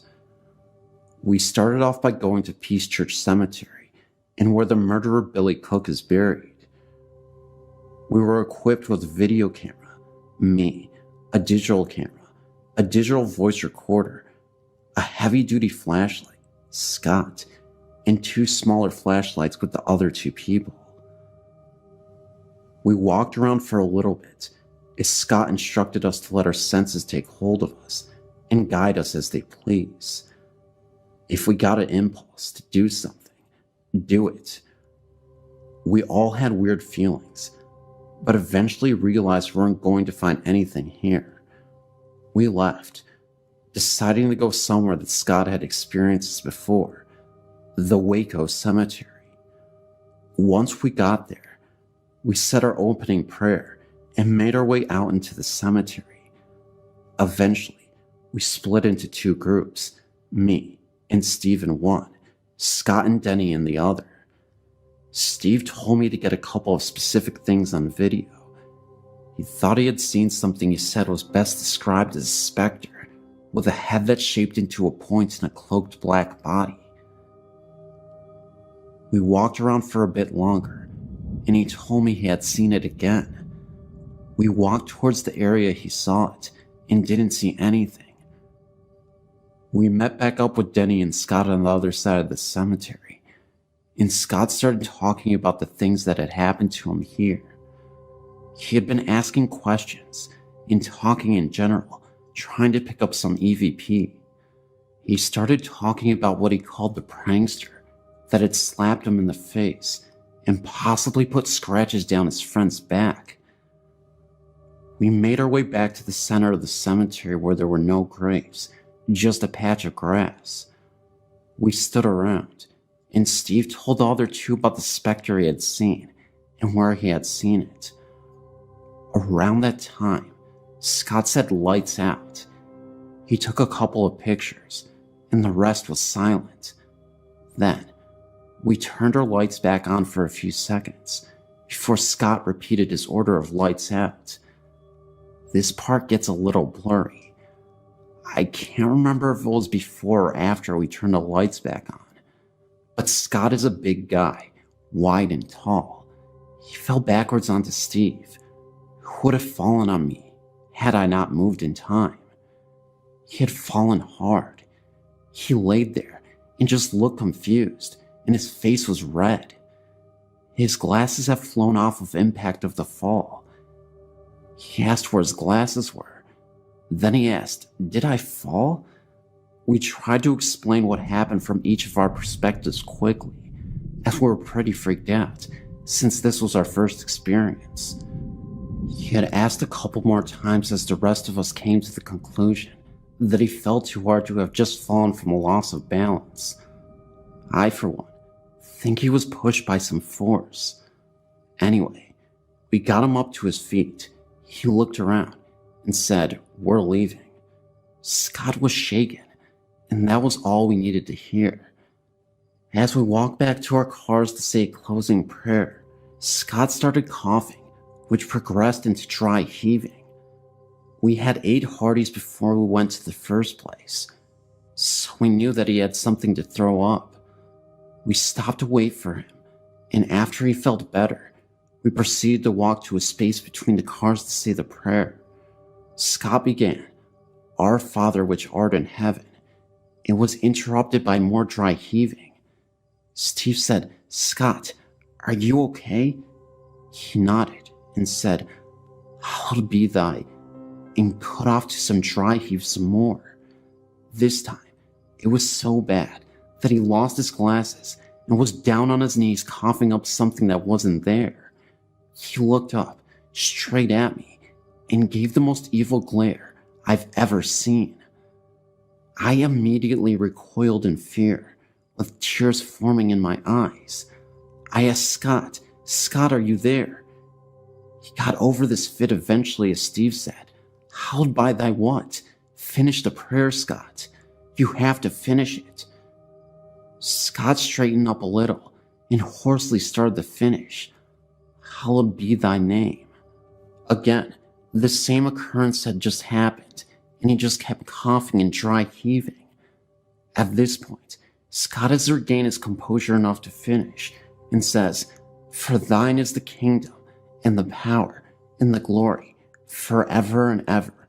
Amen." As we each followed with a thankful amen, he said, "Now let's get the heck out of here." I was ahead of him in parking, so I started the car and drove out of the cemetery as fast as possible. We stopped into a church parking lot up the road. Scott got out of his car, and we started talking about what just happened. He claimed to have no recollection of falling or anything after that. That's the story of what happened in Southwest Missouri on a late October night. May you form your own conclusions, and I hope you enjoyed.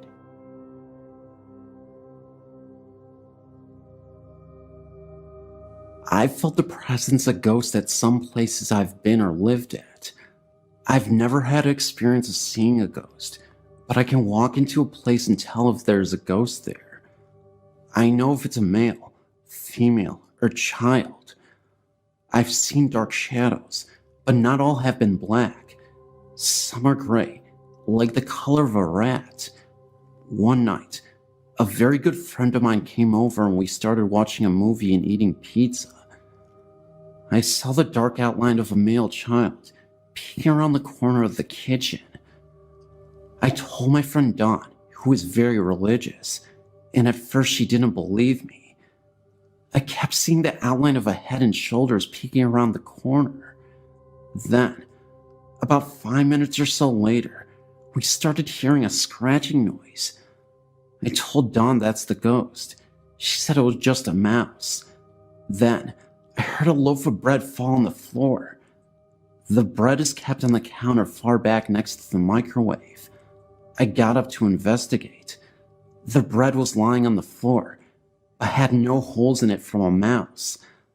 I put the bread back and went back into the living room. Dawn got up to get a glass of soda, and when she went into the kitchen, she yelled. She said the loaf of bread moved across the counter and dropped on the floor at her feet. She started praying. Every time she stopped praying, you could hear scratching noises. She kept praying, and the scratching continued. Then it got quiet. We finished the movie, and as we were talking, we noticed the lid on the pizza box, which was propped up, started to slip down. Instead of just falling down, it closed. This was very slowly. Dawn said she had enough and went home, She took the pizza and box home with her. She called me later that night and said that the ghost followed her home because her bread was constantly sliding off the counter, and she actually saw the pizza lid open when it was closed in the box. She said she threw the bread and pizza box off her balcony and prayed really hard. She didn't have any more problems, and our bread stayed on our counters after that.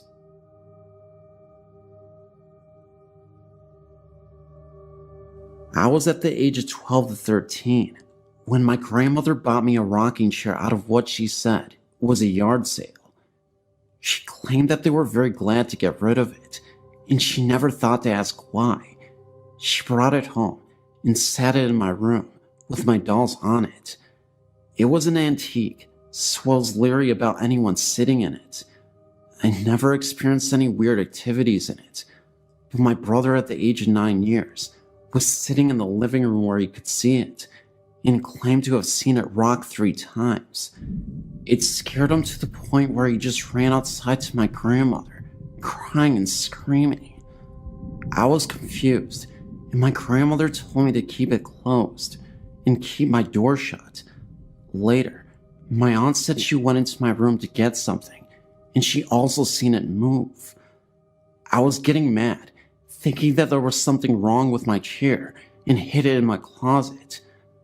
The last person that had seen it move was my little cousin, due to us moving to another location. She agreed to keep it in her room, where she did not stay at the time, but went in and out of there when needed. She was doing her hair in a dresser mirror when she got a glimpse of the rocker moving. Then, to her surprise and fright, a little girl appeared. She said she was very beautiful in an older clothing. She screamed and ran from the room.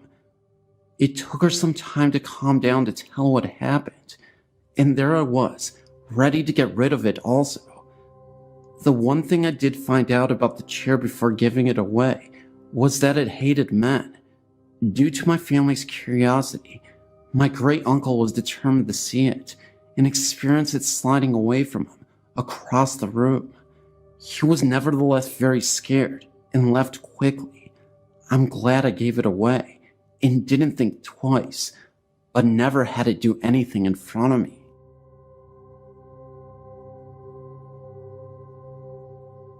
I didn't experience this myself. It happened to my mother a couple of months ago, and she told me about it after it happened. What happened was, a couple of months ago, my mom was prepping for a party in our kitchen at about 9:30 p.m. Me and my brother, who were about 11 at the time, were both at the house at the time. I was upstairs, and he was in the living room. My mom told me that she was washing dishes, and that she looked up at the window in front of her, and she saw someone walk by the hallway behind her. She immediately thought that it was me, because of how tall the person was. She called out my name, and told me to do something for her. After a couple of minutes, she came to look for my brother to ask where I had went. He looked at her like she was crazy, and told her that I hadn't come downstairs for about an hour. She calmed me down noticeably scared, because she thought someone was in the house, but we couldn't find anyone. This happened more than once to my mother, but more noticeable. She was washing clothes, and had to walk through the kitchen, and saw someone poke their head out from behind the counter. She of course thought that it was either me or my brother, but when she checked, she found no one. She called me immediately and told me what had happened, and now we believe that a ghost is in the house, but it doesn't show itself regularly. 2 other things that have happened since then. One happened a couple months after that. Me and my brother had a friend over, and he had gone to the bathroom on the 2nd story of the house. No one was up there at the time, but when he came down, he said that he had seen 2 red eyes down the hall near my parents' bedroom. He immediately ran downstairs, and we told him about my mother's experiences. The other things that happen more frequently now is that our dog starts to growl at something in the hallway. She sleeps in our parents' room, And sometimes she will get up and walk around the room, and then she will stop in the doorway and growl at something in the hallway. But when we turn on the light, there will be nothing there. It has been a couple of months since anything worth reporting has happened, but we believe that it is a friendly ghost and nothing harmful will come of it.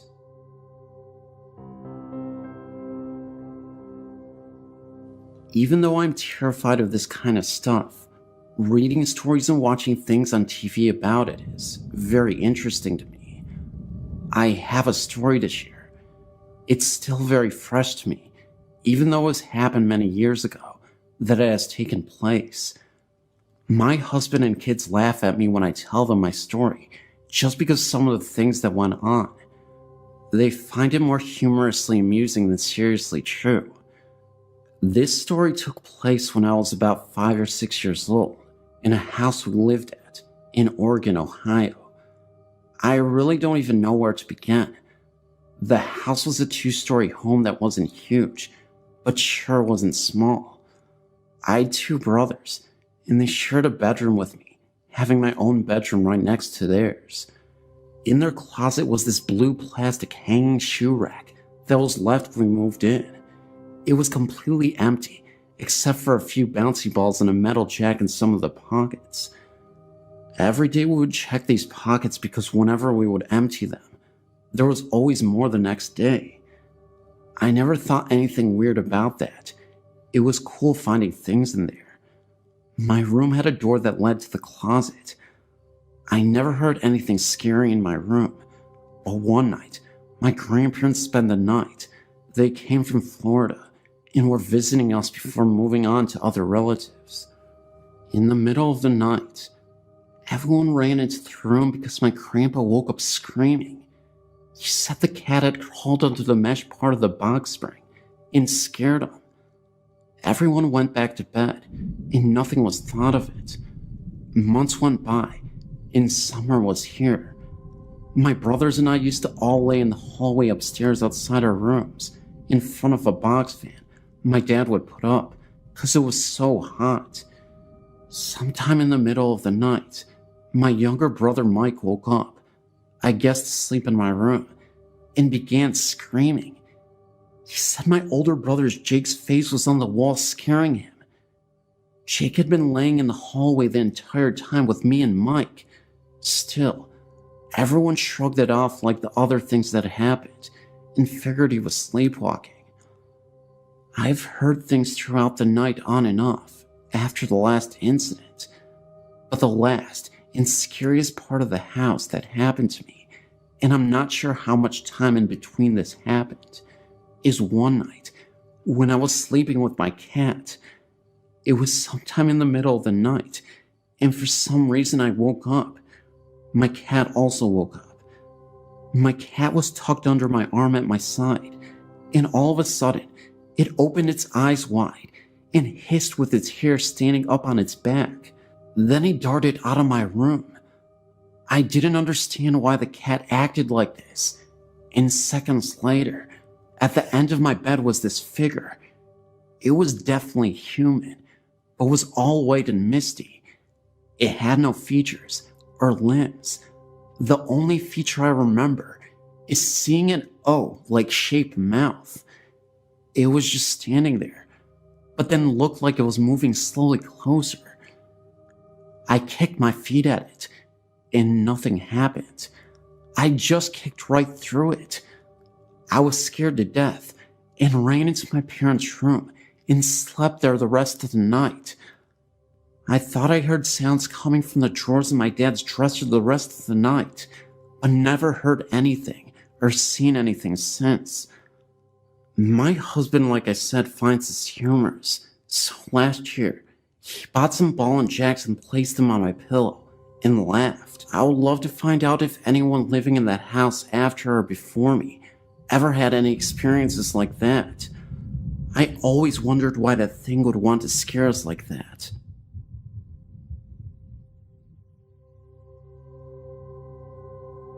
My grandfather was a member of Washington Country Golf Club in Washington County, Pennsylvania. The golf club sits on top of a hill and used to be a very old farmhouse that dates back to the 1800s. He told me stories of him along with a group of friends who spent the night at the clubhouse. Members were allowed to stay there if they wished. It was said the old farmer who lived in the house lost all of his money and the farm went under. After this all happened, the farmer then decided to end it all. My grandfather said that during the late hours of night, you can hear footsteps walking back and forth upstairs. They went upstairs, and no one was to be found. Even in the ballroom, the lights would be seen turning off and on by themselves, as doors were being opened and closed as well. I myself have been in the clubhouse, which is very old, with wooden stairs and floors. I have even seen the bar going across the staircase, where it said the farmer had done the deed. I've heard this story from other members of the club. Whether this is true for sure or not, I don't know exactly. Another story I've heard takes place in Peters Township in Washington County. I've been told by an old football coach whose family lived in the town all their life, dating back to the 1700s, I believe. He tells a story of an old haunted railroad tunnel close to Hidden Valley Road in the area. It's said that many years ago, when the railroad was a busy place, a man was hooking up two boxcars. The boxcars then rolled together, hitting the man in between the two hookups. The man was cut in half from the two boxcars, and many people say that they have walked the tunnel holding hands across the tunnel very late in the night. They said they have seen a man walking at the other end of the tunnel with an old oil lamp in his hand, swinging back and forth. They even say that a train can be heard off in the distance, but no train even came. The story has been known as Boxcar Willie. I've heard this story from many different people in the past. I've seen the tunnel myself one night with two of my friends. We held hands going across the front of the tunnel. We all then saw a very small light at the end of the tunnel. Never went to check it out, but something was there. We all saw this light. It may have been something off in the distance, but I believe it was Boxcar Willie. We all felt something very weird that night. That's why I get the feeling something was out there. This isn't really near Arcata, but it's on the way, and the story just came to me a minute ago. I grew up in a small town in Maine near Bowdoin College, and about 2 years ago, I was dating a guy from Bowdoin, the town, not the college, who graduated from the same high school as I did. He was a couple years older than I, and had spent a few years in the army, traveling to such exotic places as Korea. I've traveled a few places myself, and being open to new places and experiences, never thought of myself as shy or easily frightened by much of anything. One evening, the man I was seeing, Tim, and I decided we would head out into the woods to one of the numerous secluded areas in Bowdoin where we could spend some quality time doing such things as talking and other nonsense that lovers do. This particular night, we had driven up to an old quarry, and it was overcast so that when the truck was parked and the lights were turned off, the world around us was inky black. I had trouble making out the trees that I knew were just beyond the window of the truck. Nights that dark always make one a little weary, and there is something almost natural and primal about being in the woods so deep you cannot see nor hear anything but silence. Like I said, I'm not shy, and on this night, I was feeling adventurous, and I wanted to get out of the truck. So, out of the truck I went, and into the bed of the truck. Tim followed suit. We laid there on a blanket for a long while, when we heard a loud thump on the hood of the truck. I thought a branch had fallen onto the hood, but it was enough to startle us both into getting a flashlight from the inside of the truck. We looked on the hood, nothing. We looked around the truck, nothing but normal leaves and trail. No branches large enough to make the sound we heard. The flashlight was one of those halogen beams that is about 10 times brighter than a normal flashlight, but the darkness was eating up all the light, with the exception of the beam from the bulb. Usually, There's a wide area those lights will cover. This time, however, the lights seemed to be overwhelmed by the darkness around us. Feeling a bit on edge, I decided to get back into the truck, but didn't want to leave the woods. As we sat there talking, we got more and more comfortable, and then something slammed into the side of the truck, hard enough to make it rock on the shocks. To me, it sounded and felt like it hit my side, just behind the door. I felt suddenly uneasy. I thought at first that a tree had fallen on us. Tim turned on the truck lights and got out of the truck to look around. I stayed in the truck and watched as he walked around the truck, looking at the ground and at the side of the truck. He signaled for me to get out. I did so. Where I thought the tree had fallen, there was a mudgy smudge on the side of his truck, but not tree, nothing on the ground or around us that would have caused what we just experienced. He asked if I wanted to go, and at that time, I felt so strongly like we should leave, but my curiosity was getting the better of me, and I wanted to stay and see what would happen next. We got back in the truck and sat there, anticipating. Tim turned off all the lights and cracked some jokes about privacy in the deep woods. The longer we sat there, the more uneasy I got, till I felt like I was nearly terrified for no reason. I wanted to leave. Tim, obviously feeling the same way, started the truck, and we sped out of the woods at tire-blowing speeds till we saw the lights of the houses. We went into Brunswick and got out to look at the truck again, and where that smudge had been before, now the truck was untouched, like nothing had happened. We never saw what hit the truck or experienced anything like that again. Nothing else unusual happened when we were together, with the exception of one other time when we were at his mother's house, but that's another story. Thank you for reading. I took down my memories from an incident about 8 years ago. Definitely a true story. The other girls that I was with at the time may have not put as much stake in the paranormal, but parts of this experience were too odd to be all coincidental. I hope you enjoy. While this experience happened a number of years ago, and has not had any direct bearing on my life, I find it interesting nevertheless. I grew up mostly in Western Connecticut, and though my family moved around a lot in my teens, I attended summer camp every year in Cornwall, Connecticut. In total, I attended or worked at the camp for 8 summers, and in the last 3 years I worked there. During the 6th summer, I was 15 or 16 at the time.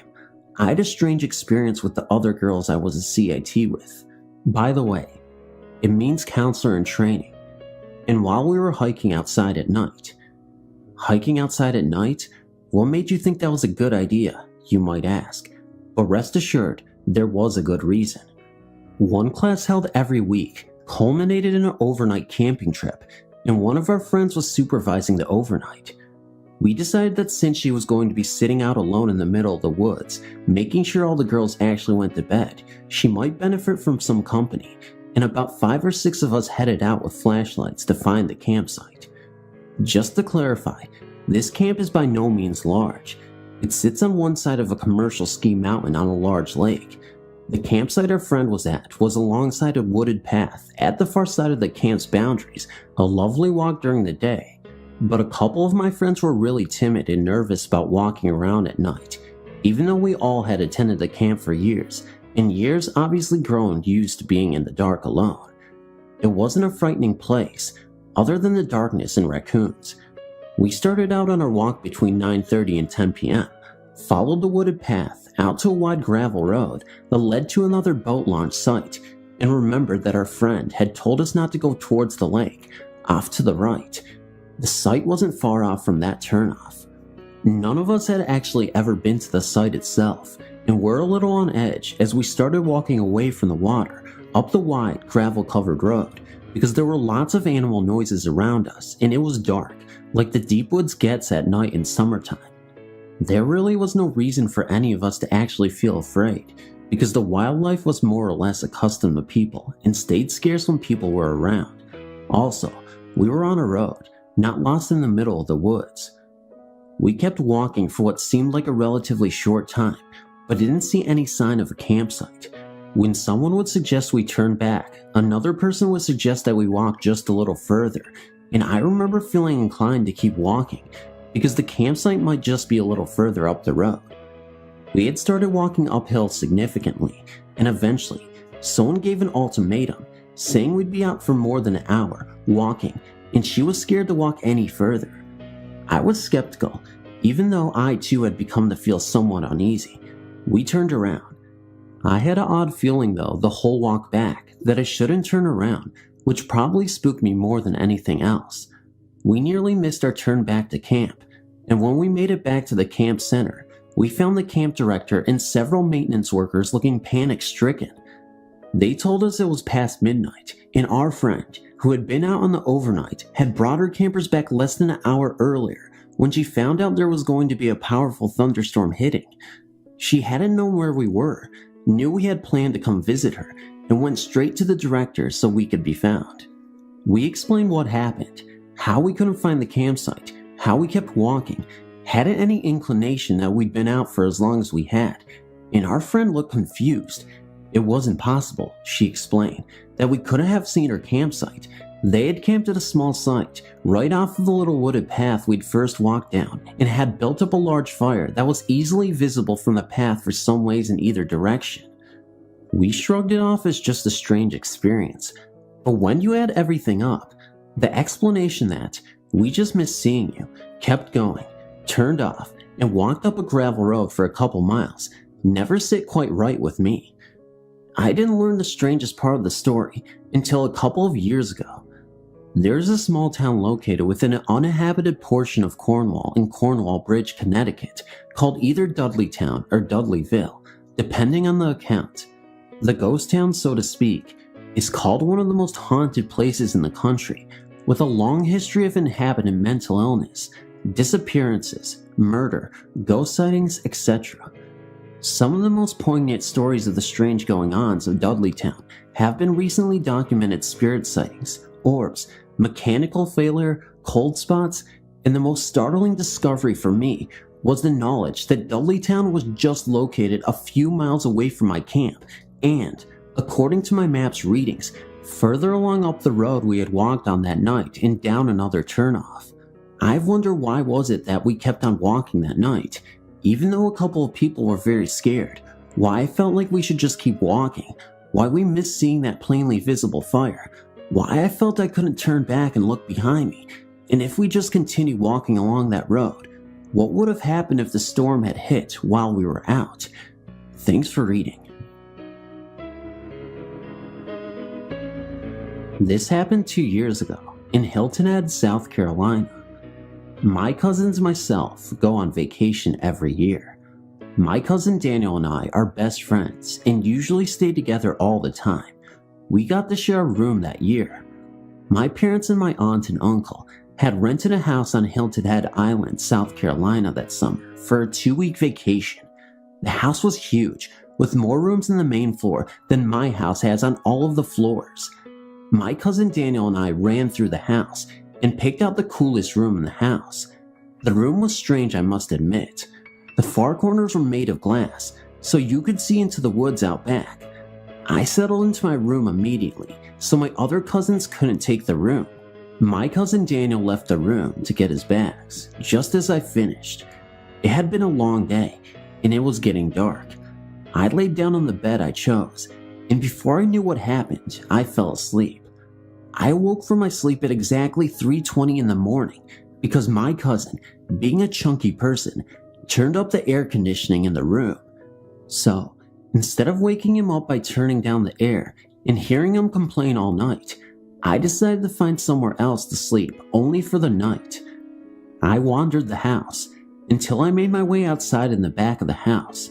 The back of the house had a deck that was in disrepair. I got many splinters in my feet from shuffling outside. The back of the house, after the deck, makes its way into deep woods. However, there was a hammock on the deck that I found comfortable enough to sleep in. I was soon torn from my sleep by a bright light in the woods. I was shocked at first, but when my eyes adjusted to the light, I saw a bright boy emerging from the woods. The boy was 20 feet away at first, but I blinked, and he was less than 5 feet away. He had blonde hair, blue eyes, and a huge scar running from his right ear to his lips. I was so scared that I tried to jump from my hammock, but fell out instead, scraping my face on the deck. I woke up the next morning in my bed.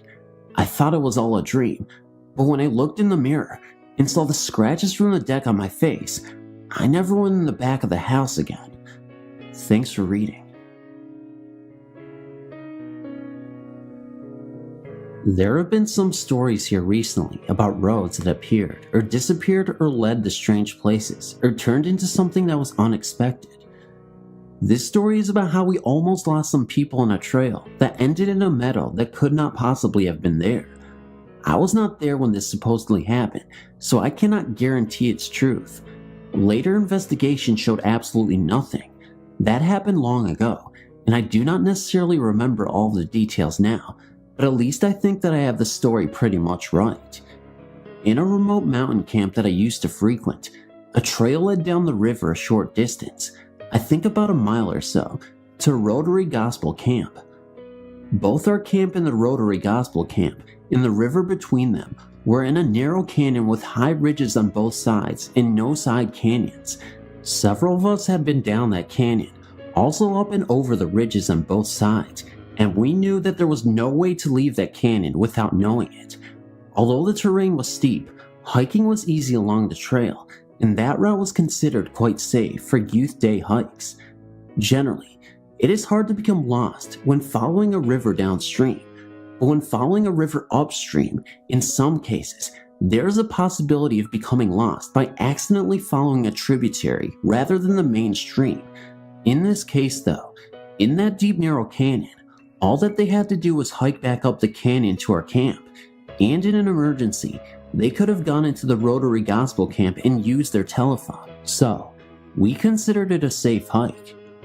One afternoon, 2 adults from our camp, with several youth members ranging in age from maybe 11 years to about 15 years, hiked down the trail towards the Rotary Gospel Camp, intending to turn back at the edge of that camp and return to our camp well before dinner.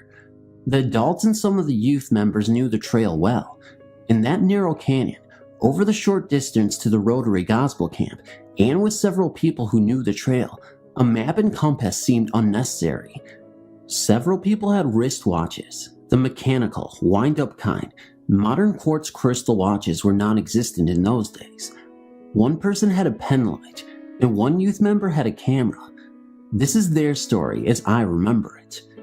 Some distance down the trail, when they expected soon to reach the Rotary Gospel Camp, the canyon widened into a huge meadow that nobody recognized. Nearby, at one edge of the meadow, beside the trees, there was a log cabin, but no people were visible. The meadow seemed much too wide to fit in that narrow canyon. There was no possibility that the group had passed the Rotary Gospel Camp, as it was in the bottom of the canyon, just like our own camp. Although they knew that something was wrong, they followed the river into the meadow, alert for any tributary streams that might confuse them when they retracted their route. After a while, they noticed that the river had decreased greatly in size and flow. That alarmed them, and they turned around and headed back up the river. Even as they followed the river upstream in the meadow, the river rapidly disappeared. There were no dams on that river, and no recent weather patterns to account for such a sudden decrease in the flow. They followed the sandy river channel back upstream through the meadow, but soon, even the channel disappeared, leaving the group in that big flat meadow with only the mountain ridges for landmarks, and even those ridges seemed to be too much far apart. From the group's position within the meadow, they could not even see the canyon where the river had entered the meadow. Since they did not have a compass, one of the adults used the sun as an indicator of azimuth to keep them headed back towards our camp. But as they took frequent note of the sun's position, they noticed that it was setting much too fast, even though their watches indicated that the time still was early afternoon. At that time of the year, the middle of June, at that location, the sun sets very late. Fortunately, they had not gone far too into the meadow before they turned back.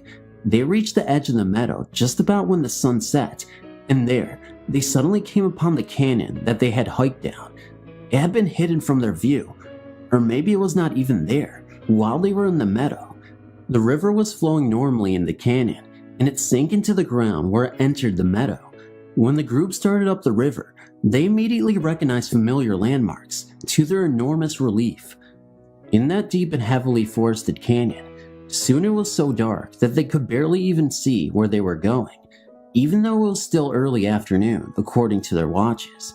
With their one little pen light, they stumbled over the rocks, expecting to find the smooth trail that ran beside the river, but apparently, they missed a trail in the darkness.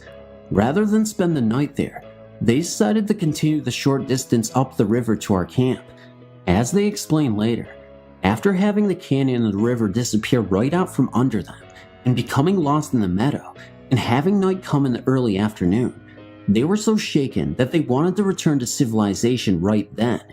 They no longer even were sure that our camp was still there, or even that morning would come, and they did not want to spend an eternity in a canyon that maybe went from one non-existent meadow to nowhere.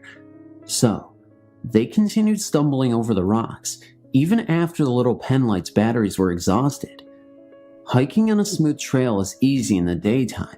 Even hiking over rocks in the river is not too bad when you see where you are going. But it took them hours to go probably less than a mile up the river to our camp. Some of them were badly bruised from falling over the rocks, but fortunately, nobody was injured seriously. They were enormously relieved to reach our camp buildings and our camp's own little meadow. They headed straight for our group's campsite. I'd been out of the camp that afternoon.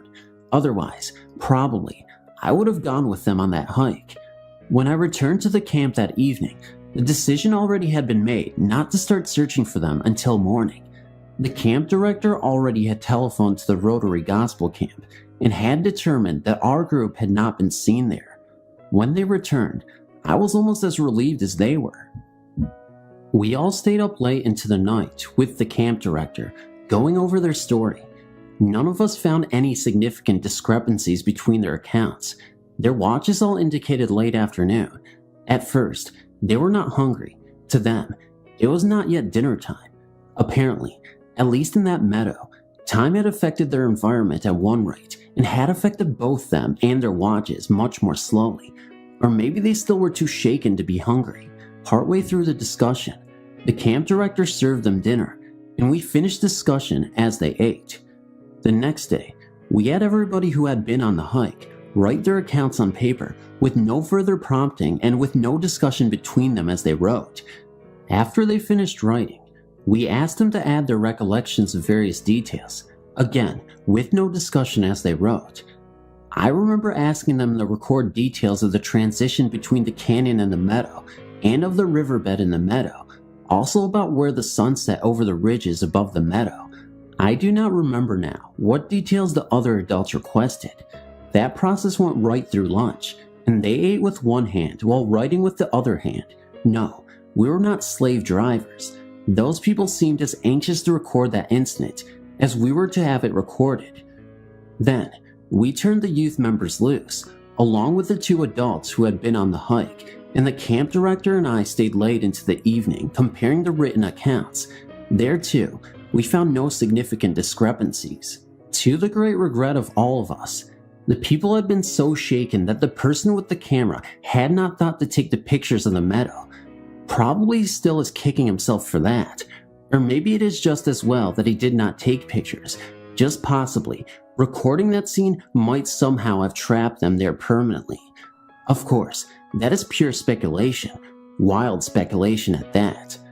The following morning, the camp director, the two adults who had been on the hike, and I started down the river for another look.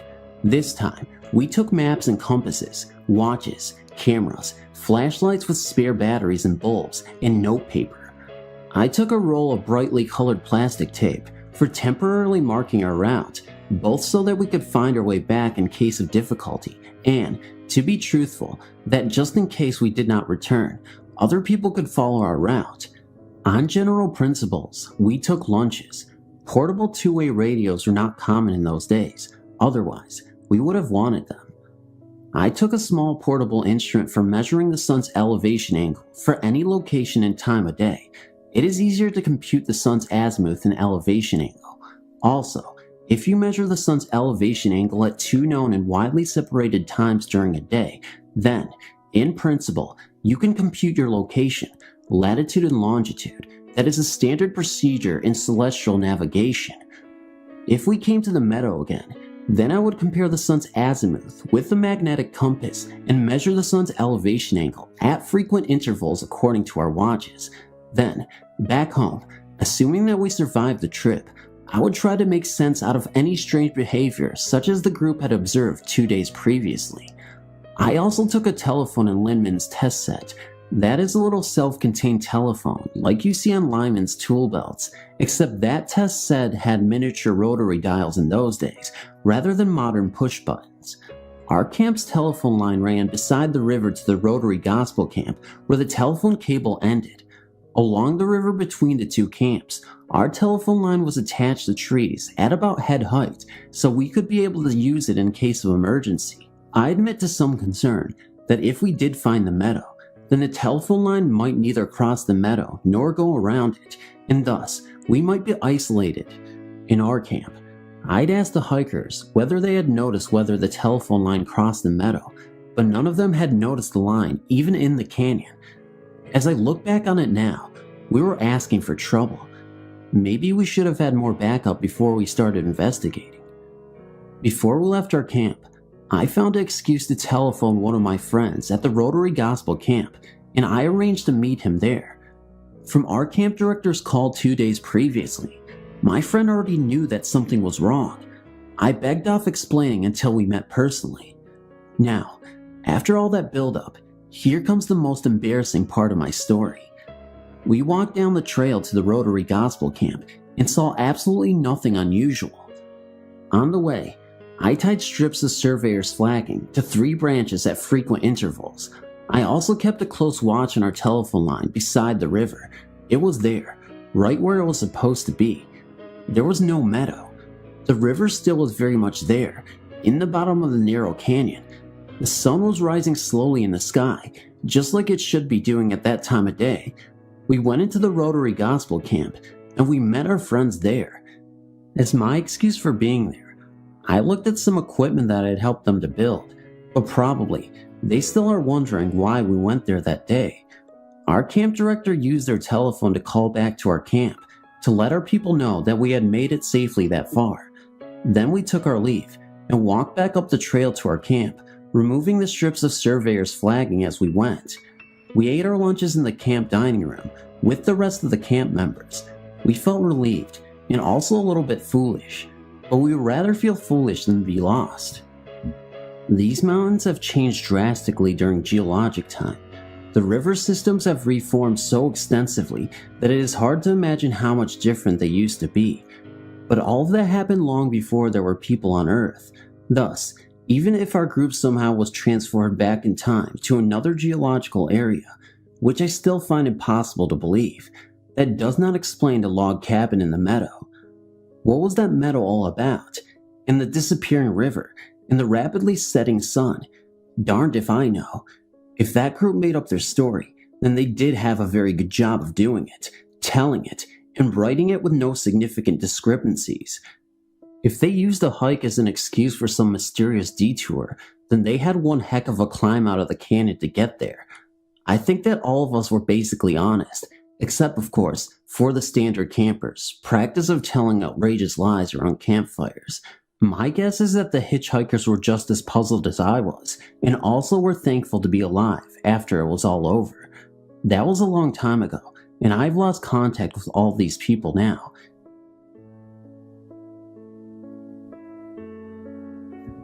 In January 2000, we lost my dad because of a doctor's error during surgery. As we were all very close to him, this all hit us particularly hard. I decided to move back with my mom. I was 24 at the time, and I took care of her. I've been with her ever since. It has now been nearly 7 years since his death. Before my dad died, I didn't believe in anything paranormal. I believed in what I learned at church, but I did not believe in ghosts or hauntings, even though I had experienced a few inexplicable things myself. I brushed them all off as weird phenomena, but nothing to concern myself with, and certainly nothing to change my views about, until spring 2005. When my dad passed away, we began having trouble with people messing around the house. There were a few things stolen from my dad's work building, and there were 3 batteries stolen right from the vehicles while Mom and I watched out a window after placing a frantic phone call to the police. The police didn't show up until some time later, and by then, the burglars were gone. Occurrences of this nature would happen time and time again.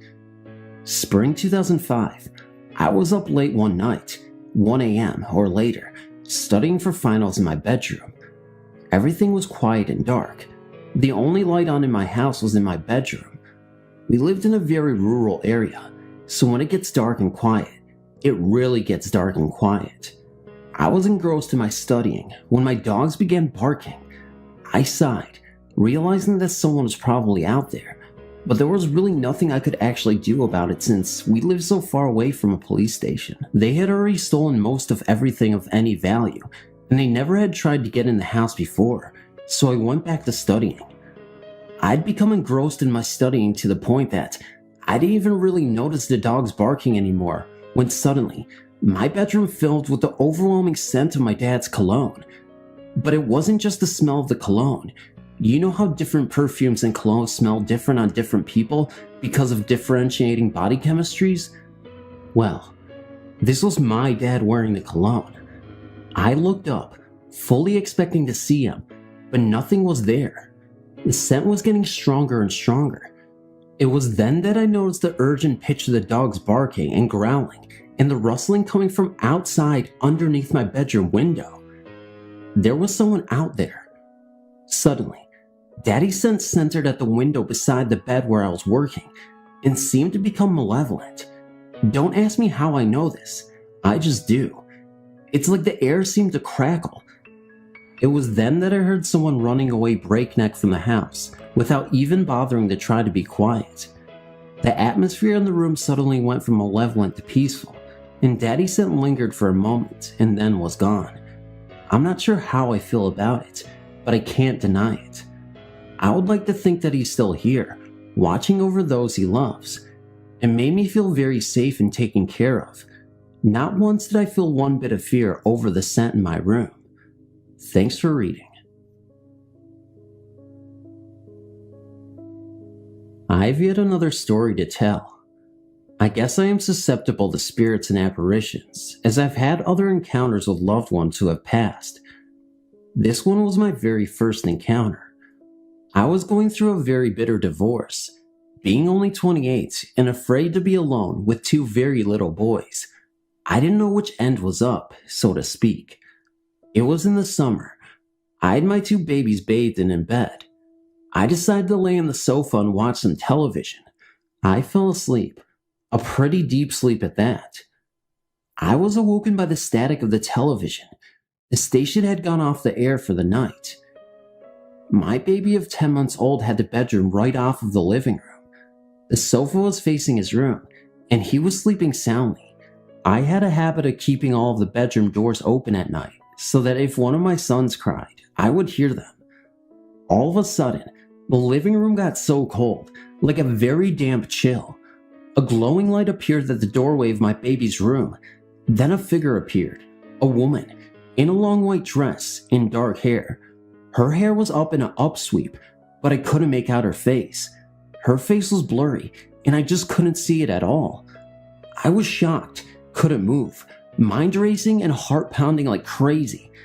I sat up on the sofa and just stared at this figure in the doorway of my baby's room. Then she spoke, only a few words, but she spoke. She said it will be all right. Then she vanished into thin air. That damp chill vanished along with the apparition. I was so shaken by this, not knowing who it was or what it was about. I eventually calmed down and put it out of my mind. A few days later, my mom and dad came up for a visit.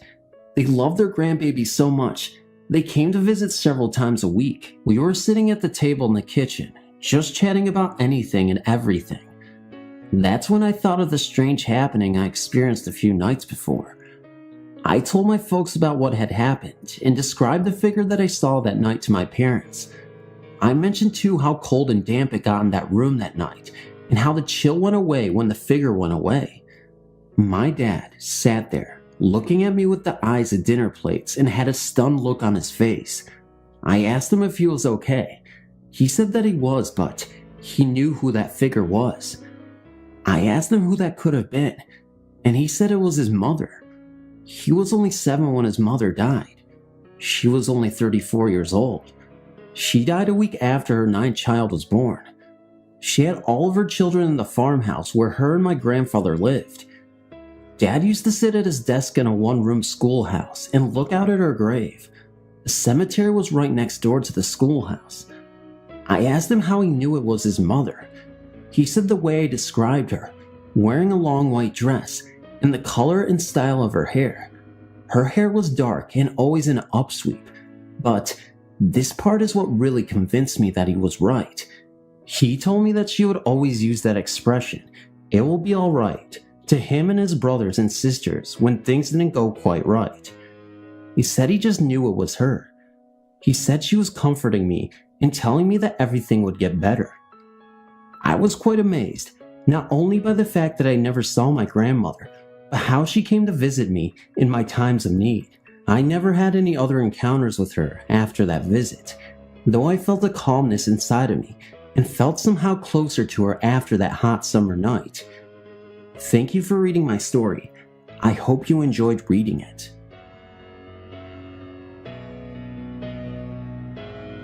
I had visited my mother on Monday afternoon, after she and I had a disagreement on the Saturday before.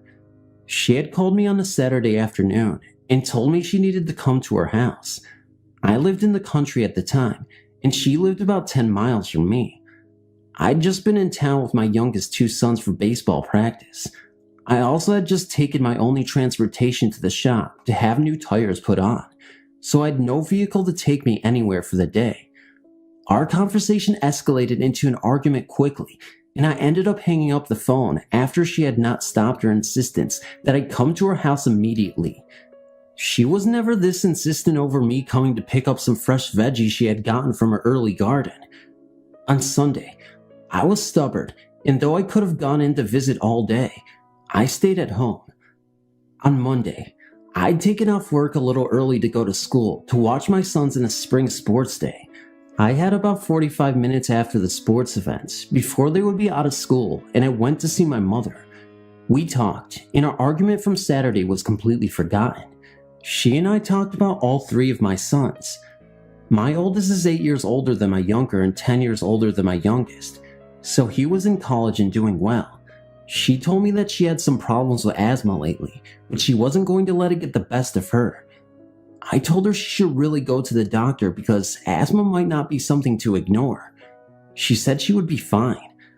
On Tuesday morning, around 2 o'clock, I got a phone call that they were on their way to the hospital with her. I got up, dressed quickly, and drove into the hospital. About 20 blocks from the hospital, I was at a spotlight and thinking that I could run the light because I was the only car around, when I had a warm and comforting feeling fill me. Something told me to take it easy. She was okay and in heaven. Really, it was such a grateful feeling of peace.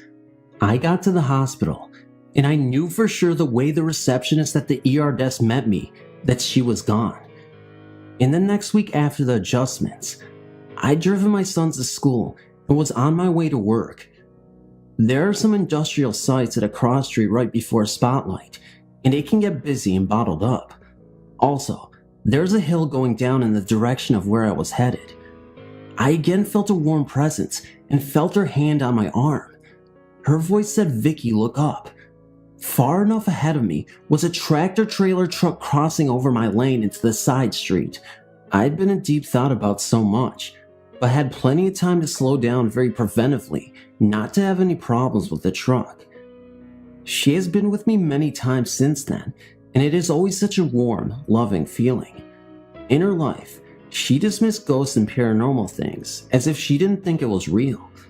I have no idea if she has ever been with any of my 4 sisters or my brother, but she has definitely been with me. Thanks for reading.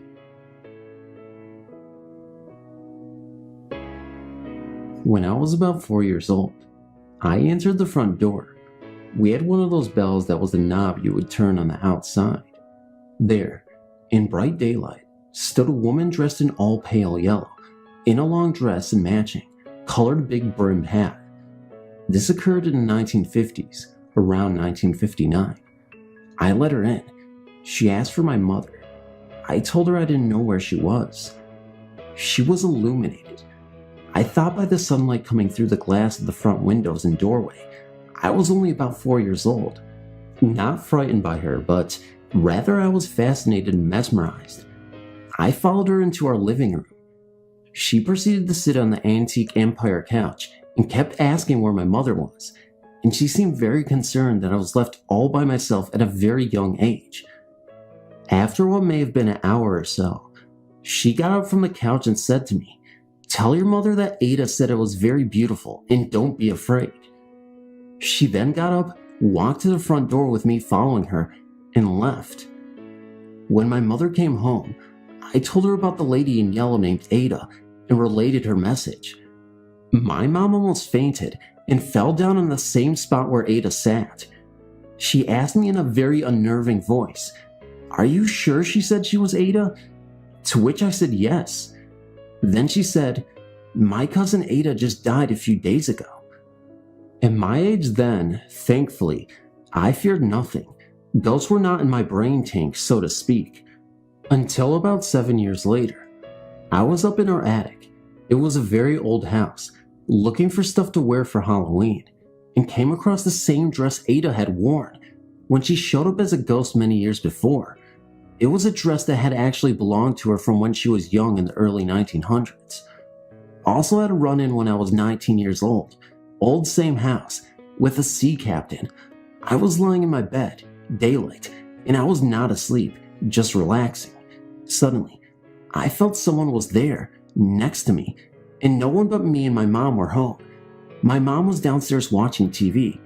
So, very reluctantly, I slowly looked to my left, and there, standing, was a tall man dressed in a blue uniform with brass buttons with anchors on them. He had no face, just like TV static for a face, but the rest of him was visible. He reached out a huge hand to me and said, "Don't be afraid.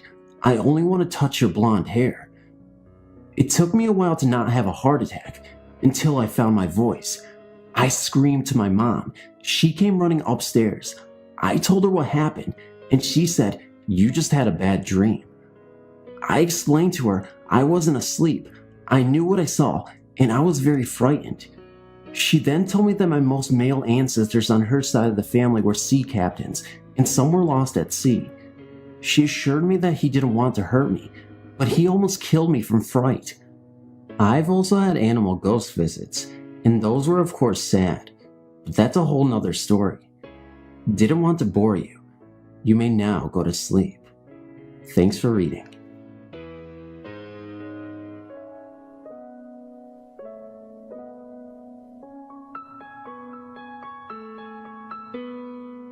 I've decided after about a month or two of wandering around your site that I'll add my own story. I noticed your last update was in 2003 or so, therefore, I'm not expecting immediate posting of my tale. Keep in mind, this is the first time I've ever written the story out, so excuse me if I digress or repeat myself. In other stories that I've read, I've noticed people apologizing for extensive background information, so here's my apology/disclaimer. There's a serious pity me. I've had a hard life story involved that needs to be told before the actual ghost story can be understood. Feel free to skip over it, but don't expect to get the whole situation if you do. Oh, and may I add that I'm not completely looking for sympathy or anything. So that being said, here goes. When I was 14, I was living in a predominantly African American suburb in Illinois. My best friend and I seemed to be the only white teenagers around. Something started one night when someone called my friend's, let's call her Jen's, cell phone.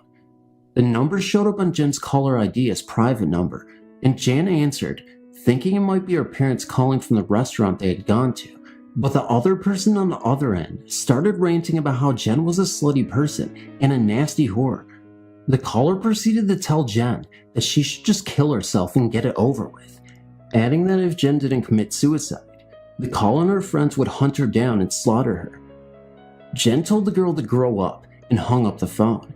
She was obviously and understandably shaken up, but she had the sense to star 69 to call. She wrote down the number and informed her parents of the incident when they returned. The next day, Jen's father, being the military man he is, called the number. No one picked up, so he and Jen headed to the police station. The police force in that town was also predominantly black, and when Jen stated that she thought the caller was black because of the way she spoke, the officer behind the desk gave her a dirty look and said he'd look into it and call her in the morning. She never heard from him. Then again, she never got another threatening phone call either. About a month later, Jen and I were walking back to our place from a convenience store about 9 o'clock at night when we heard something walking behind us.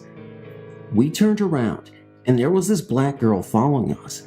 We didn't recognize her from anywhere, and yet she started screaming the most obscene things I've ever heard, directed at Jen. To this day, and I'm 20 now, I've never heard such awful things come out of a human being's mouth before. This girl, who looked to be about our age, told Jen, "I told you to just kill yourself. I warned you that I'd get you if you didn't." She then stabbed my best friend in the stomach and chest. I was frozen with fear and shock, but I finally jumped on the girl and started punching her with such fury and animal rage that she backed off and ran, but in the scuffle, she slit my arm pretty badly and took off. I started to chase her, intending to tackle her to the ground, not knowing if I wanted to hold her down until someone came to help or if I wanted to just kill her for hurting my best friend. But I quickly decided that Jen needed me, so I went to Jen, ripped my t-shirt off, wrapped it tightly over her wounds, and told her to hang on. I ran back to the store we had just left, in my bra, which made the most horrifying moment of my life also the most embarrassing, and begged to use the phone. I called the police and explained what had happened and where we were. Then I darted back to Jen, ignoring the blood dripping onto my jeans and the pain in my forearm.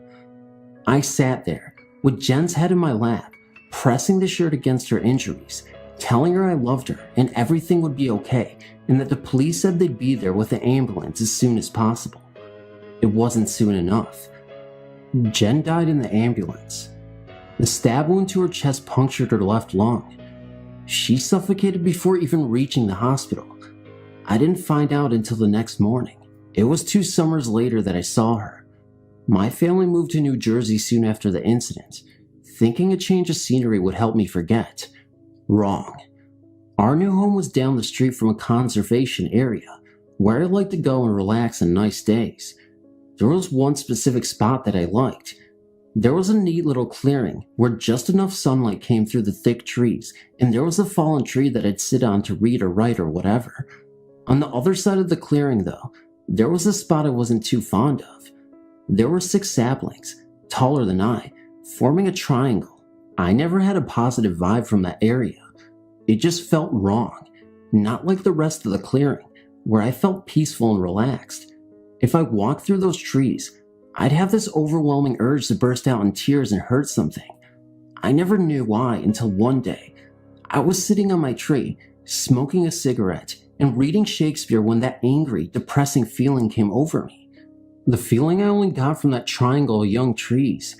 I ignored it and kept reading, but it grew and grew until I felt like I'd choke on it.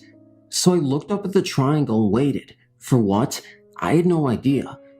There was a little smoke coming up from the leaves on the ground, but I wrote that off as lit cigarettes someone had thrown. Then again, since I'd been there for quite a while and hadn't seen anyone around, how could someone have thrown a cigarette in there?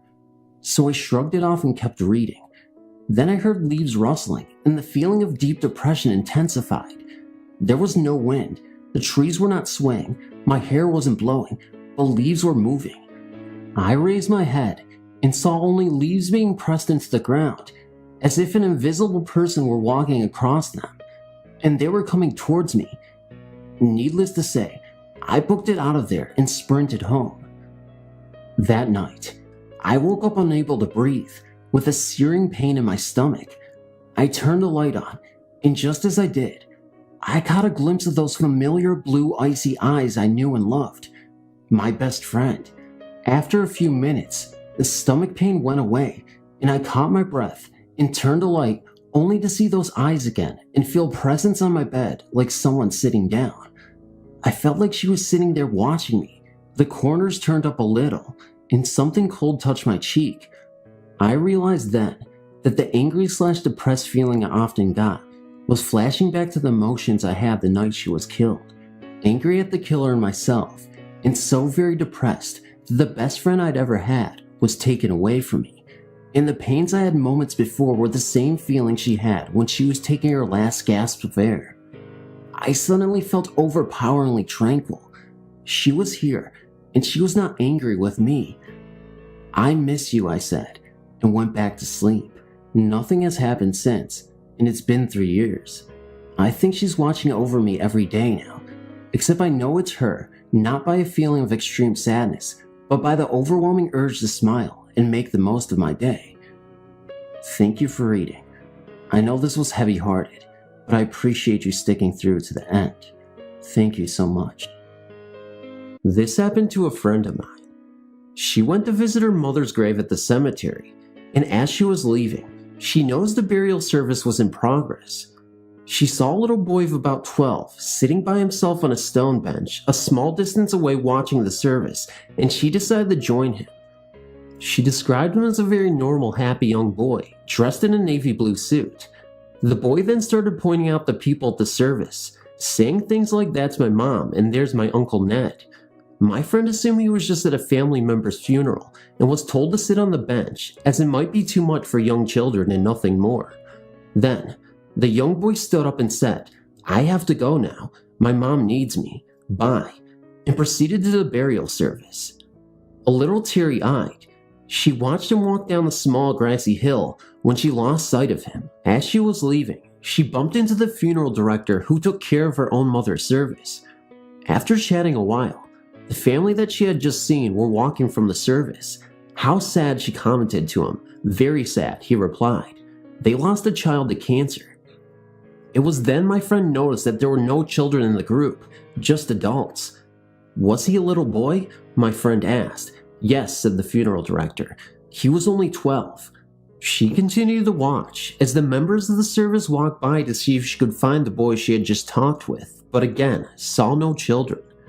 She is convinced the polite young happy man she spoke with was the ghost of the 12-year-old boy who was being laid to rest. But what stayed with her the most was the concerned look on his young face when he said, "I have to go now. My mom needs me." Thanks for reading. I know this is a creepy one, but I know you'd appreciate reading this. I recently attended the funeral interment of my uncle, but first, I need to tell you about his father, my grandfather. Granddad was known as Mr. Beast around the city of San Francisco from the 1940s on. Dozens of people not known to the family came to his funeral because he had rescued them from a swarm trying to move into their house or in their house. Granddad died driving his pickup with a load of beehives on board, and the responders had to call in another beekeeper before they could get his body out of the crashed truck. Fast forward to July of 2009. Mr. B's son's casket is being lowered into the ground. 15 feet away, the white-gloved pallbearers have lined up in front of a large cypress tree. 30 feet across the lawn is the headstone of my grandparents. As taps is being played, I look over, and there's a mini swarm of bees harassing the pallbearers. Afterwards, the trees check for a hive, but the gathering of bees is over. That's all. Thanks. P.S. On July 27, 2009, I sent you an account of how a swarm of bees attended the funeral of my uncle, son of a famous bee man. On April 7, 2010, my mother, the bees man's daughter, died. The next afternoon, when I got out of my car at her house for the first time since her death, I heard that big buzz. Looking around, I saw the swarm just passing over the house. They didn't stay. The swarm at my uncle's funeral also moved on. But those are the only 2 swarms I've seen in my life. Go figure. Hi there. I'm a regular to this site. I love the stories. I heard the story from my grandmother before she died. It is true, I tell you, and I will tell you the way I heard it. Here it is. My grandmother and grandfather bought a house in 1942. It was a beautiful 2-story home. and was about 60 years old at the time they purchased it. They have been only married 4 months and were very happy to finally have a house of their own. Before they lived with my grandfather's parents. When you walked in the front door, you have 2 big parlor rooms on your right and left and a nice sized basement. My grandfather absolutely loved her new home and nothing could ever make her leave it. After they moved all of their furniture into it and got everything situated, they went to bed. About 3 a.m. in the morning, she was awoken by the sound of children running around in one of the parlors. She got up to see what was going on, and she did not see a thing, so she shrugged it off and went back to bed. The next morning, she was outside planting flowers, so was my grandfather, when a woman from down the street approached my grandmother and introduced herself. They talked for about an hour or so about the neighborhood and the town. The neighbor woman was about to excuse herself when she said quietly, "Do you know the history of your home?" My grandmother said no and was interested in finding out. The neighbor started telling her about the old funeral home that used to be ran here. My grandmother was startled to hear of this. Nevertheless, after the neighbor left, she went inside and looked around. She finally realized why the 2 parlors were so big. They were showing rooms for the deceased. This frightened her. My grandfather came in from the yard and sat down in the kitchen to have a nice cold cup of lemonade. As he sat and drank, he felt 2 small hands on his lower back. He turned around and no one was there. He immediately got up from his chair and ran to my grandmother. She was still in the parlor walking around and thinking. He said, "June, I felt 2 small hands on my lower back." She told him that the night before she heard the sound of children playing. Then she began to tell him about what the neighbor woman said about their home. He said, "Oh, Jane, I do not believe that. That is silly talk." Later that night after dinner, they were sitting in one of the parlors listening to the radio, when out of the corner of my grandmother's eyes, she saw a woman kneeling at the wall. My grandmother was speechless and very frightened about what she saw. So frightened it was like she was frozen. My grandfather looked over at her and said, "Honey, are you okay? What's wrong?" She mumbled, "Do you see the woman kneeling? Do you see her?" He said, "No, hon, I do not even see her." He started to get a little uneasy about his wife saying this. He said, "Jane, I think you need to lie down." So he took a hold of her hand and walked her upstairs to their room. She laid down and fell asleep almost instantly. My grandfather watched over her until he knew she was asleep. He walked down the stairs and into the parlor where the radio was on. He sat down and listened to the news broadcast. After about an hour, he became tired, so he thought he would go on to bed. He got up and turned off the radio and walked to the stairs. As he came out of the parlor, he was stopped by what he thought was the sound of a strong howling wind coming from out of the kitchen. The next thing he saw frightened him beyond belief. A pine ghostly casket with a woman inside rolled through the hallway and stopped in front of him. He let out a scream of terror that awoke my grandmother, which went to go see him. She saw him standing there in absolute shock. She called out to him in a panic, "George, what is wrong?"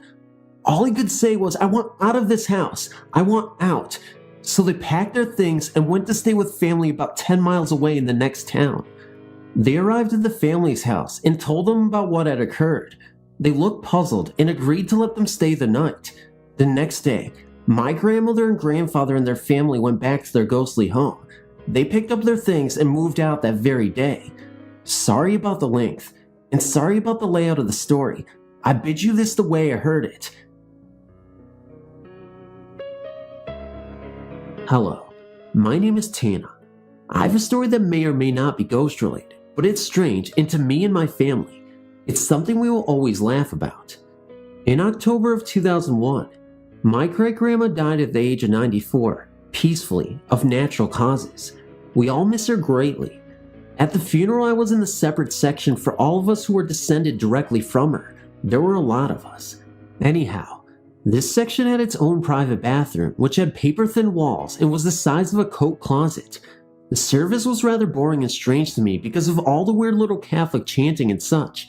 The man conducting the funeral also had a very strange accent and kept making gross throat-clearing noises. Then the guy announced that my great-grandma loved to sing and dance, and that they would play her favorite song. The song started and it was opera style and in Italian. My great-grandma was born in Italy and moved to the US with her family at the age of 4. I guess I thought the music was a bit silly, and so did my cousins, because they all turned to look at me and my sister with smirks on their faces. This I did not think was really that funny, but just then, a balled up tissue that was on my lap rolled off of me and down to the floor where it rolled to a stop.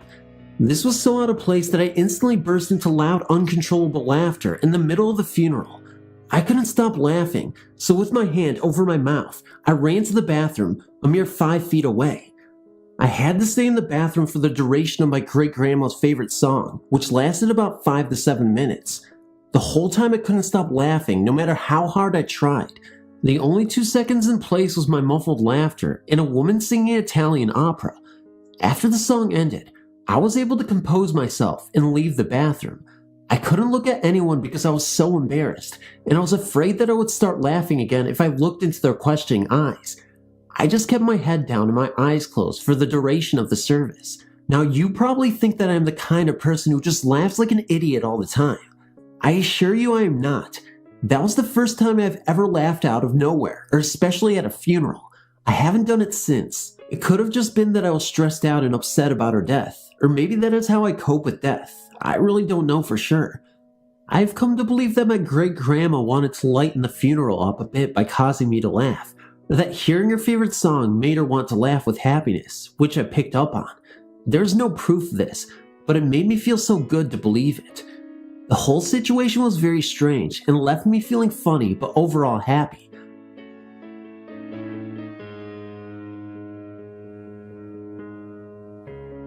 This is long, so please bear with me. My grandfather passed away on Mother's Day of this year. He was 89. He had lived with my folks for the last year of his life and was a very stubborn man. One way of his to show control or whatever was to go to the bathroom in inappropriate places. Anyway, after his funeral, my family was sitting around the table talking. My 7-year-old daughter wanted to hear a scary story, so my dad came up with one about something scratching at a window, a cat. I leaned over to my mom and said that if he really wanted to scare her, he would have said it was great-grandpa at the window instead of a cat. Bad taste. Very bad taste. So everyone goes to sleep, and I'm the first to wake up in the morning. My 5-year-old son is sleeping out in the living room on a sleeping bag. There's a huge wet spot on it, and I thought he did it, but his jammies weren't wet. Odd, I thought. So all day I air dried the sleeping bag, and that night it was dry with a stain. I folded it, with the intention of taking it to a laundromat, and put it on the floor of my grandfather's bedroom and went into the living room to tell my husband goodnight. I went back to the bedroom and there was another big wet spot on the sleeping bag. I made myself take a deep breath. I looked up on the ceiling to make sure there wasn't a leak. None. I fairly calmly called for my husband to come down to the bedroom. He was rattled also, and then my folks came in to see what we were up to. We all sniffed it. What a funny picture that is. And it smelled like urine. They have no pets. My mom thought it was strange, but my dad had a lot of encounters of this sort of thing. He thought it was funny and said I should have made fun of Grandpa the night before. My lesson? Don't speak ill of the dead. Now I'm eternally scared because I keep thinking about the scene in Salem's Lot when the boy is floating outside the window and I picture my grandfather instead. Oh, about a month before he died, both my parents said they saw him walking down the hall with another man. They both sat there for a moment, then went in to check in on him. He was taking a nap. I'll post some of the things about my dad's experiences if anyone is interested, though I posted a few of those a few years back. Take care. Thanks for reading. I have another weird story about my experiences that I'd like to share. I was going to add it last time, but there wasn't enough room. It also happened to my mom. Maybe she is some kind of ghost magnet? It's the sort of thing you might need to read in a book, and it's not exactly paranormal. It's still pretty strange though. Once again, I cannot think that my mom would make up a story like this. It's so unusual to be made up. Okay, I'll get on with the story. One day, when I was small, in primary 1, first grade, kindergarten, I don't know what you Americans would call it, my mom was alone in the house, during the day, doing the dishes in the kitchen. We have no front garden, and our kitchen window looks directly onto the street. She suddenly saw coming down the street the most bizarre sight she had ever seen. A funeral procession marching down our street. A funeral car, driving slowly, and a man dressed in black, wearing a top hat, walking in front of the car. When he got level with the kitchen window, he turned and smiled to her, tipping his hat slightly, as if to say good morning. The procession continued down the street until it was out of sight. My mom's first thought was of panic. I'm going to die, she thought. This is a premonition. By the time I'd got home from school, she had stopped worrying and tried to forget about it. It doesn't seem very strange to see what my mom saw. Funerals happen every day. This one was weird for 3 reasons. Our street is in a maze of other streets.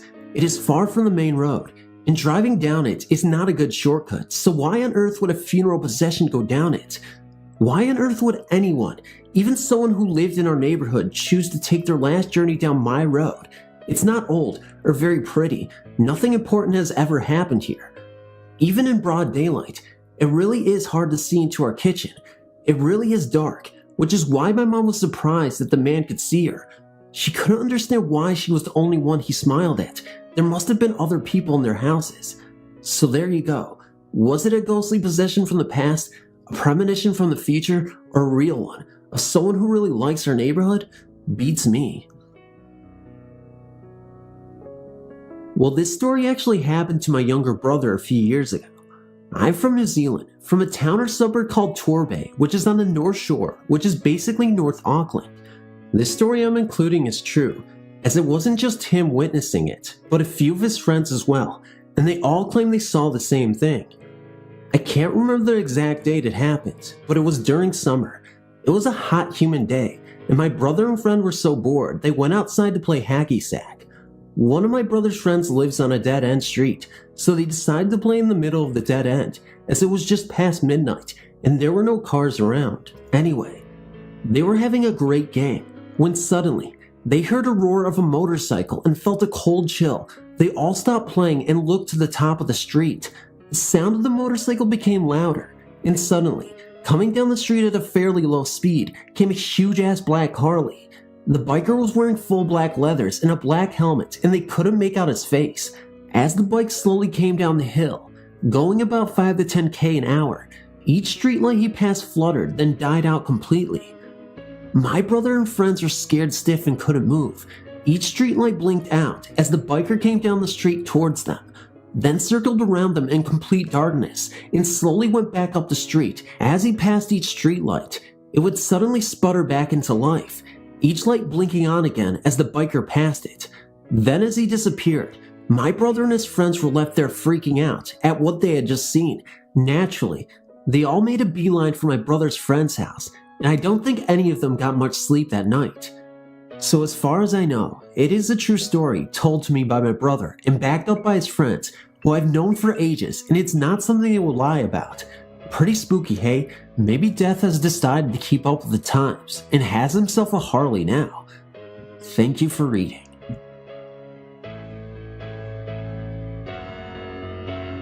Hey, I'm sending a few stories hoping one will make it. Let's put it this way. My house, the property around it, and my family's houses are haunted. When my sister was in the 6th grade, she had a huge sleepover. 5 of her friends came. They stayed up all night and ended up somehow on the roof of her playhouse. Well, her birthday is on the doorstep of fall, so scarecrows were up in the fields near our house. I never understood why. No one ever grew crops around us.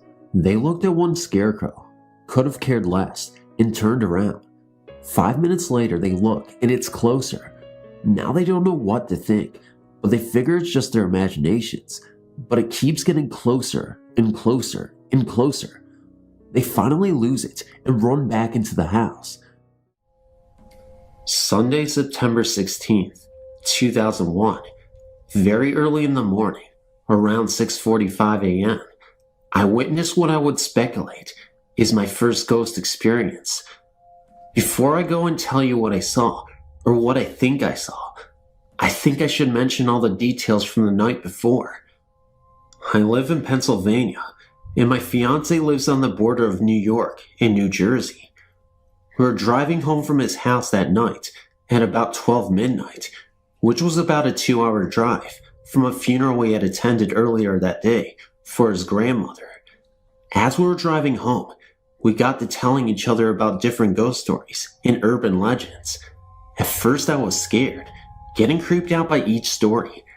However, after about an hour and a half of stories, I started to relax and enjoyed listening to them.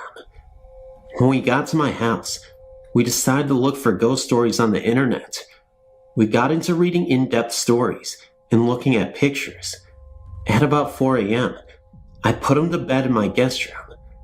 I still live at home with my parents, and they're very uptight about him and I sleeping together.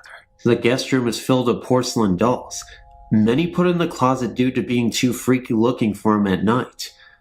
He went to bed with the light on, again being afraid of the dolls, in the empty room.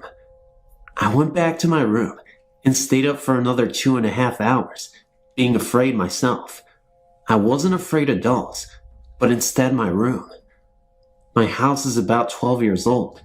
I've been living in this house ever since I was 6. We moved in right after my 6th birthday in October. The area is new, and we were the first people to ever live there. The area before this was a dense forest, and it wasn't torn down until a year before the house was built. The area wasn't a graveyard, nor was it ever. When I was younger, I used to think the area was, so I went and did research directly where my house was located. As a child, I was sent to school in St. Anne's, a Catholic school in the area. I went to church either Saturday night or Sunday morning for years and years of my life. When I got to about 5th grade, I started to not believe in God. Around the same time, my parents were asking priests to come over and bless our house.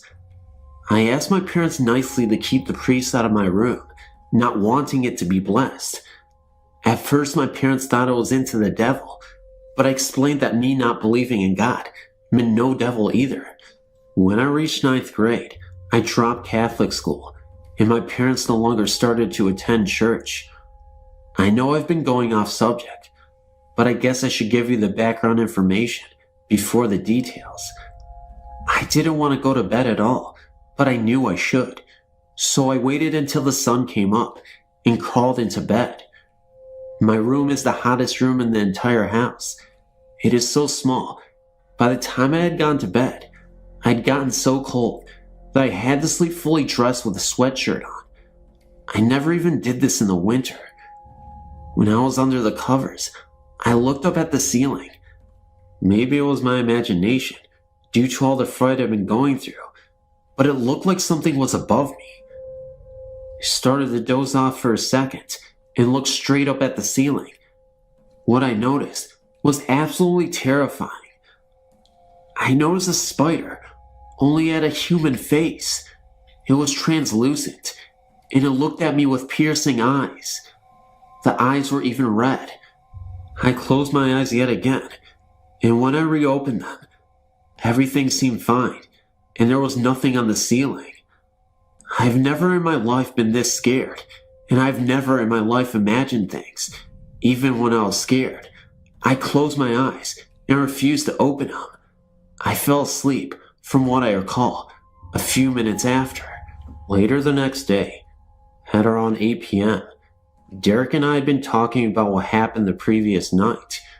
We were both hungry, so I decided to go downstairs and go find something for him and I to snack on. When I came back up, we started eating, and he casually drops the line. He told me that while that was happening, last night he saw a person in the distance while the door was open in the hallway. He said he knew it was a ghost because it was transparent, but not transparent enough to notice the spiders crawling all over this person. He noticed it for about 10 seconds, and then it faded away. He was absolutely terrified, even though he seemed really nonchalant, telling me the story. I could see it in his eyes. A split second later, he felt a cold draft enter the room. Although there was no windows open at the moment, before this, I never really believed in ghosts the way I do now. However, maybe we were both scared and imagined this. And one day though, everything that was told in this email is true and exact. Nothing was exaggerated. I would really like some help and hope maybe someone could answer my questions. Please tell me if you think we're both seeing things, or if maybe our willingness to believe has brought out a spirit. Whatever the case, it was horrifying, and I do not want to experience the spider ever again.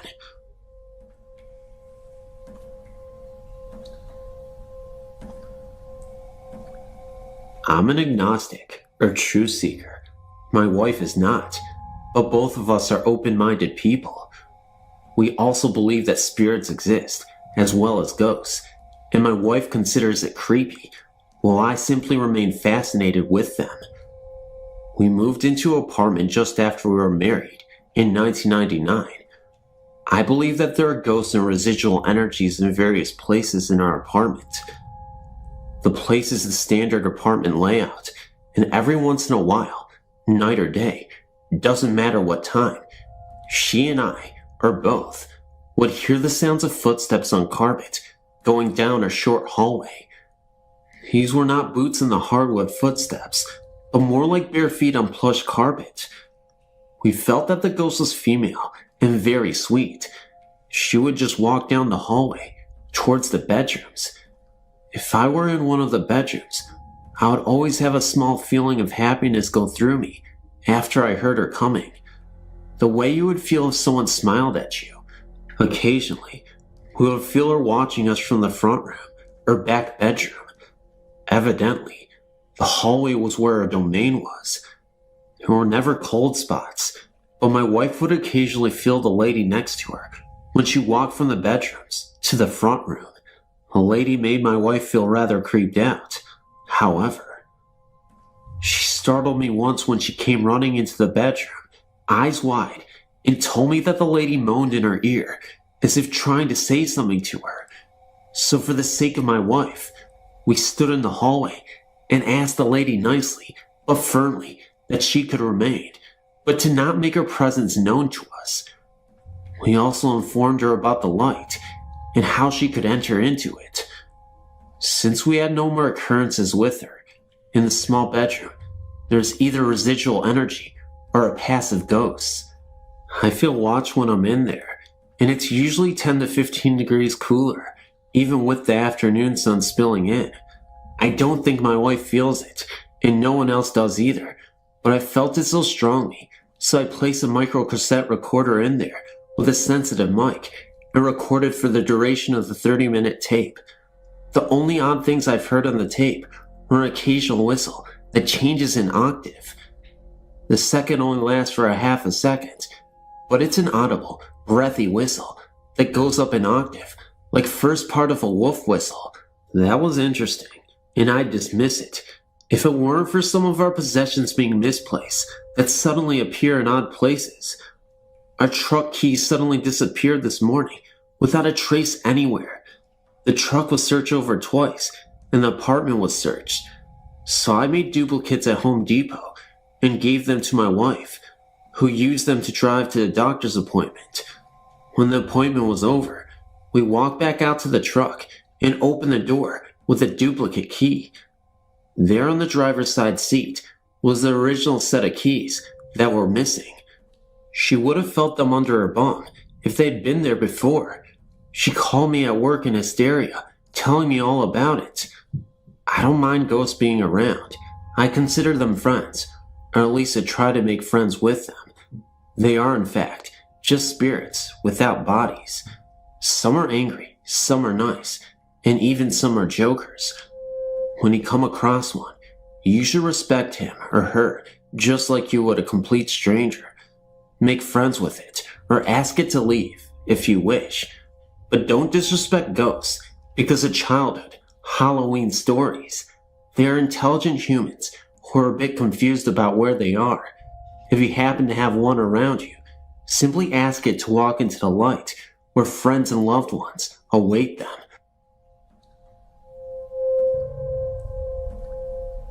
This experience is not that exciting to hear about. I do not wish to embellish it with creepy anecdotes or a mysterious plot, but nevertheless, this is how it went. I attended Hagengrove Military Academy in Chatham, Virginia, a town that in itself is stuck in time. It is the home of racists, bigots, and sadists who have inherited land from their ancestors. It is not a place in which I would suggest visiting. Having said that, I used to make a trip with some of my classmates in a beer store, 57's, which was an hour-long walk through pasture and woods from the campus. We never left with the intent to be caught by school officials, one of which, Captain Stout, a double Medal of Honor veteran, who is as sneaky and stealthy as anyone on the planet. The penalty of being caught was very high. We did not mention this experience to anyone who was not present. It surely would have spread. We were on our way back from 57's. At about 1 o'clock in the morning, a little buzz from cheap beer with the intent to distribute alcohol to other students, when the three of us, mainly my roommate and best friend, stopped dead in our tracks for no reason. I'll remember the next sequence of events until the day I die. We heard the unmistakable war cries of rebel soldiers on the charge. It is a sound somewhat akin to imprisoned tribesmen intent on killing you. From atop a hill, directly in front of us, through the trees, came 30 to 40 purely solid figures charging, apparently unconcerned with us. We hit the forest floor and did not make a sound as we witnessed a battle, first 10 or 12 volleys of gunfire, and finally hand-to-hand combat, and then retreat. It is pointless for me to explain every troop movement I witnessed. Just use your imagination, and you should understand. The whole incident lasted no longer than 2 to 3 minutes, but the cries of those men will haunt me forever. I live in the town of Anaconda, Montana, and I used to work at the Copper Bowl. We all used to joke around about Wilbur, the previous owner, who haunted the place. At first it was just little things that would happen.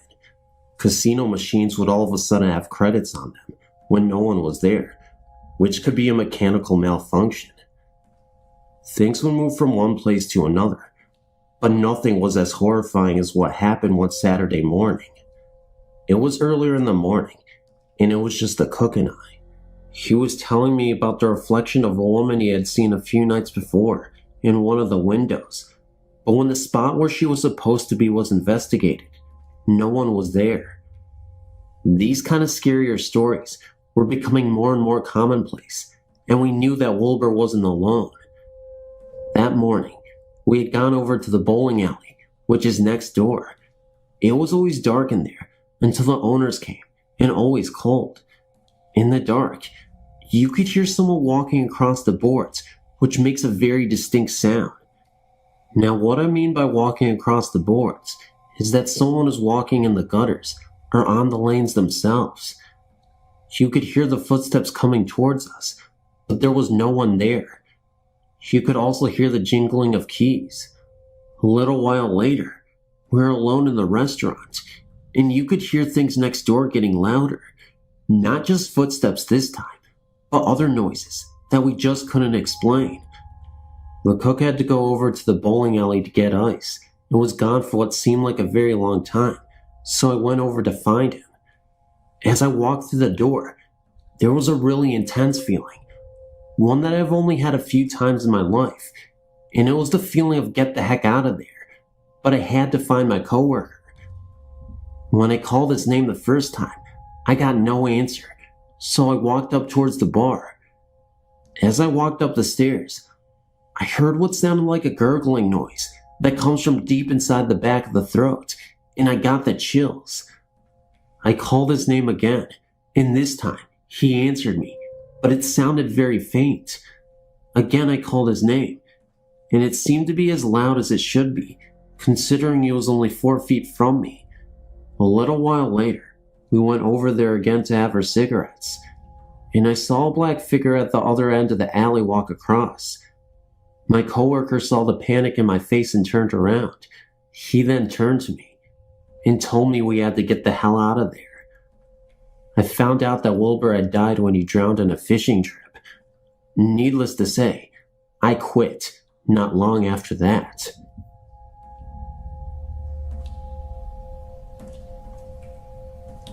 My better half and I were looking for a larger apartment to rent. Because he works mornings and I work afternoons, I ended up doing a lot of our house hunting alone. I went to look at around 5 different houses and apartments one day. They were all far too generic, little boxes in apartment complexes, until the last one. This last house was an old mill house, made into a duplex. It was huge. The ceilings were 15 feet. The rooms were massive. It was a great house, about 9 years old, and oh so cool. My boyfriend came to look at it the next day and also liked it, so we moved in. It was little things at first, an odd pounding on the wall that we attributed to our rambunctious neighbor, cold winds that we thought were just the usual drafts of an old house, but the cat, we couldn't explain the cat. Our kitty is a smart little beastie, more so than the average feline. He wouldn't go upstairs without one of us. If he was asleep on the bed and you left the room, he would go streaking past you down the stairs. He would sit and stare at something in the corner. He would leap up from a nap and chase his tail, like someone had pulled it. We didn't even really think about it. We figured the cat was weirded out by the move. Then more concrete, odd things began to happen. I would see little figures out of the corner of my eye, quick shadows that were gone before I could turn my head. Or I would hear laughter, but it would vanish just as quickly. Sometimes I would hear crying as I walked up the stairs, but these things were always short and soft enough that I would think it was a trick of my mind. My boyfriend and I were watching a movie one night when something happened that convinced me I wasn't insane or overly imaginative. My boyfriend, who does not believe at all and is incredibly pragmatic, suddenly stopped the movie. He asked me if I heard that. "What?" I replied. He looked at me and said, "Children screaming." I hadn't heard it. I could see how upset he was. And more odd things have happened since then. My boyfriend and I love kids, especially me. It's a running joke that I'm a baby magnet. Kids love me. We have several friends who bring their young children over to visit, or for me to babysit. So I have toys all over the house. Our kitchen and living room are connected by a doorway with no door, so you can see straight through. I was making a tuna fish sandwich a couple of days ago and happened to glance into the living room. A small, brightly colored ball rolled across the floor. At first, I thought the cat must be playing with it, and then I realized the cat was sitting next to me, hoping to catch some floor-bound tuna. I was the only one home. My boyfriend swears that he saw a blonde-haired kid in our kitchen, hiding under the table. I was babysitting our friend's toddler that day, and he figured it was Mickey. So he snuck over, planning to lift up the tablecloth and play peekaboo. But when he lifted the tablecloth, no one was there. Mikey and I were 2 blocks away at the park. I know I've gone through all this setup, and nothing really freaky's happened, so here's the clincher. It happened this morning. That's why I'm writing this now. I woke up late. My boyfriend had gone to work, and I was planning to laze around the house and maybe do some yard work. I laid down on our couch and decided to watch a movie, and I apparently dozed off. I woke up because someone was crawling onto the couch. Seriously. To anyone who has kids or spends a lot of time with them, you know what this is like. You're napping and feel tiny hands on the couch. Then a little body crawls up and snuggles down next to you. This has happened so many times that at first it didn't even faze me. Then I realized that none of the munchkins I take care of were in the house. No one was in the house, and when I sat up, the weight was gone and no one was there. None of this scares me. I rented this house because I told my better half that it felt happy, like a home. The only thing I can come up with is that the children of whatever mill worker lived in this house are still around, and that's okay. I hope they like us in our home. I'd rather have happy little ghosts than not so nice other ones. I'm so glad this site is here, and I can tell someone about these events. Our friends just laugh. Great work.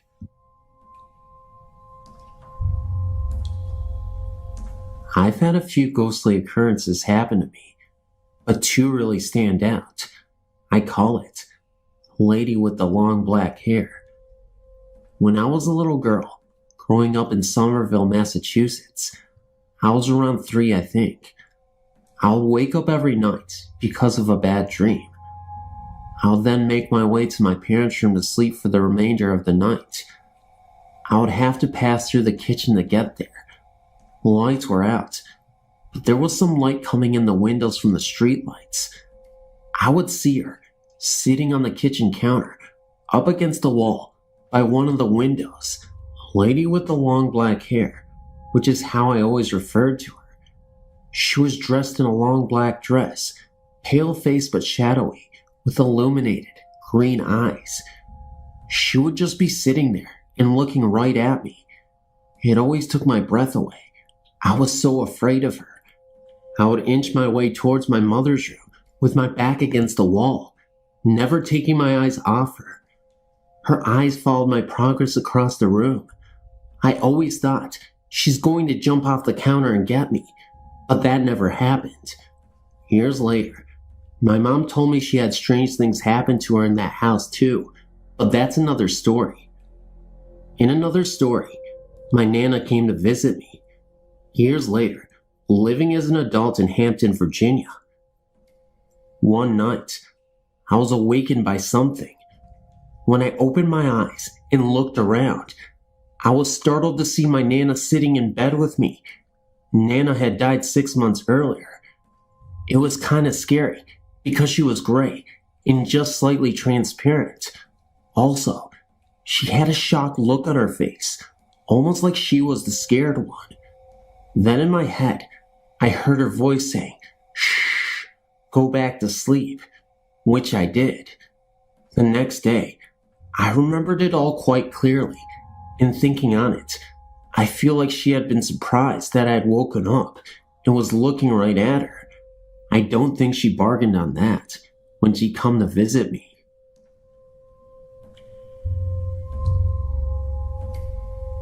Hey, my name is Tyler. And this is the story of my sightings of the ghost in my uncle's house. I moved to Bend, Oregon to live and work with my uncle, and I slept upstairs, where nothing happened at all, for the first 3 months.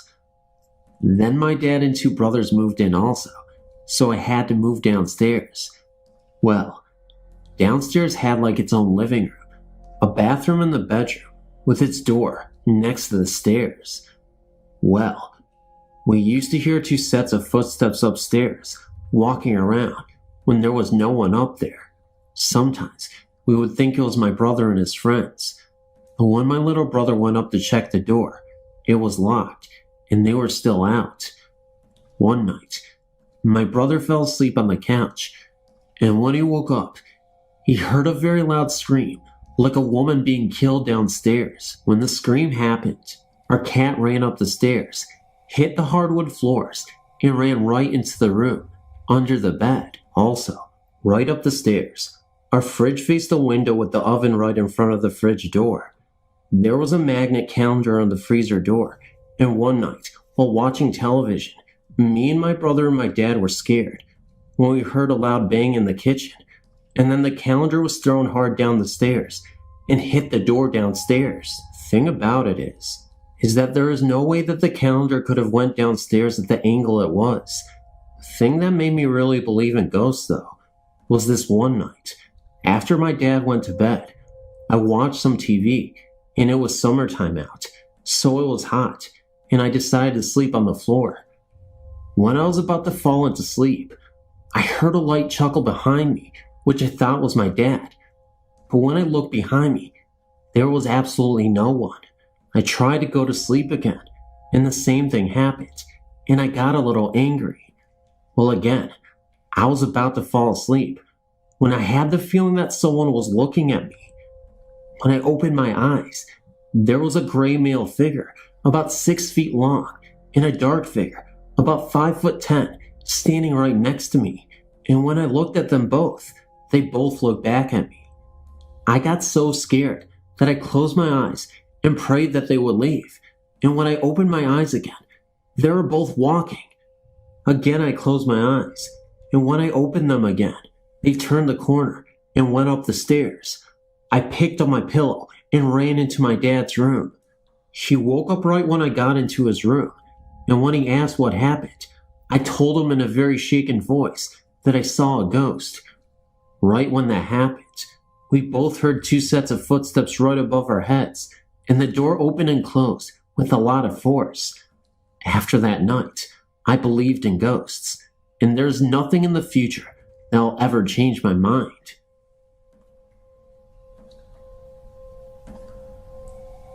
Hi, my story happened a long time ago. I was 17, and it was the evening of the 1989 earthquake here in Northern California. I was staying at a family friend's house for the night. I had known them for several years, and they'd always told ghost stories while we would camp. The husband's brother had just died when he was 5 years old. He got hit by a car.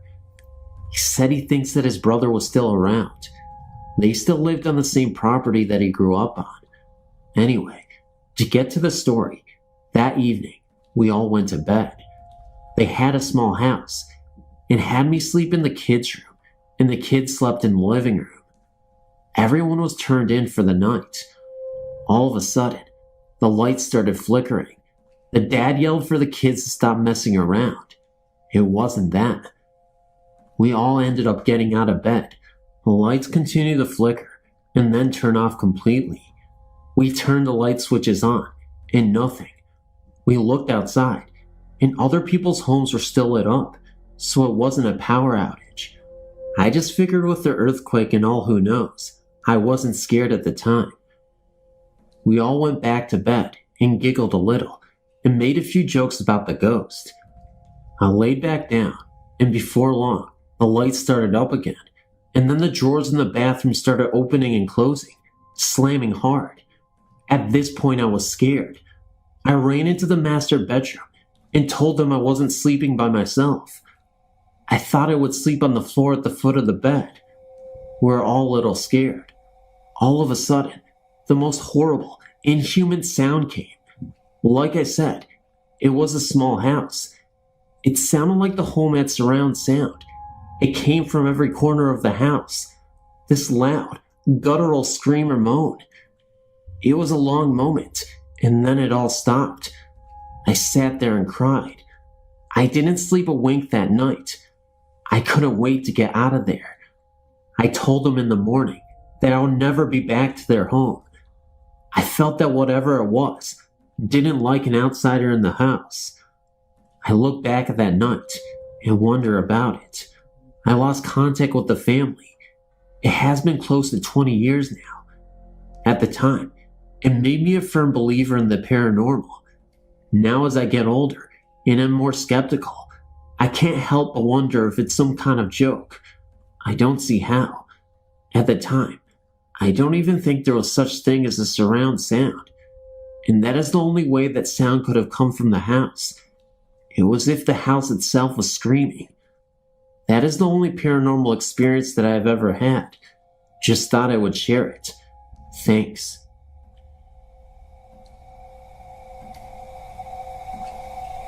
My friend Helen and I had been in our local pub for most of the evening. We had been drinking cola all night, but decided to walk down to another one close by, as there was a band that we liked that was playing there. The town that we lived in is quiet and unassuming, so we thought nothing of walking through the cemetery that was on the way to the other pub. You're probably thinking, oh, here we go, another cemetery story. It was right in the middle of the two pubs, so it was the usual quick walk. It was around 9:30 p.m. on a Sunday night in October 1998, so it was pretty dark. We chatted and walked down the path and into the cemetery, not giving it a second thought. All of a sudden, Helen grabbed my arm and froze on the spot. "What the heck is that?" she gasped. Thinking she was trying to scare me, I just laughed and looked over to where she was pointing. I could feel her shaking as she held on to me. To help you picture the scene, the path runs directly through the middle of the cemetery, with graves on both sides, the church to the left, and a row of cottages just the other side of the graves, and a little hedge to the right. To my horror, there was something very large, tall and black, making its way along the small road, which runs along the side of the cottages. We're only about 15 yards away, but there was absolute silence. No footsteps, breathing, or noise of any kind. The thing was sort of gliding along at a steady pace, as we couldn't see the bottom of it because of the graves in a small hedge.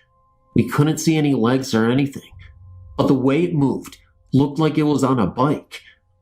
We both stood, rooted to the spot, and watched it for around 30 seconds. It moved around the row of cottages and down a small alley that runs along the side of the library. The odd thing was that it was huge, much taller than the downstairs windows of the cottages, and it was a sort of square shape. It's very hard to describe, but it was definitely not a person. It made absolutely no noise and moved very softly and smoothly. We were terrified. When it had gone, we just looked at each other and ran back to the pub. We told a couple of our friends, but they just laughed at us and said that we were seeing things. But we knew what we'd seen, and it really frightened us. We're not the kind of girls that scare easily and are very level-headed. On occasions, we still mention it.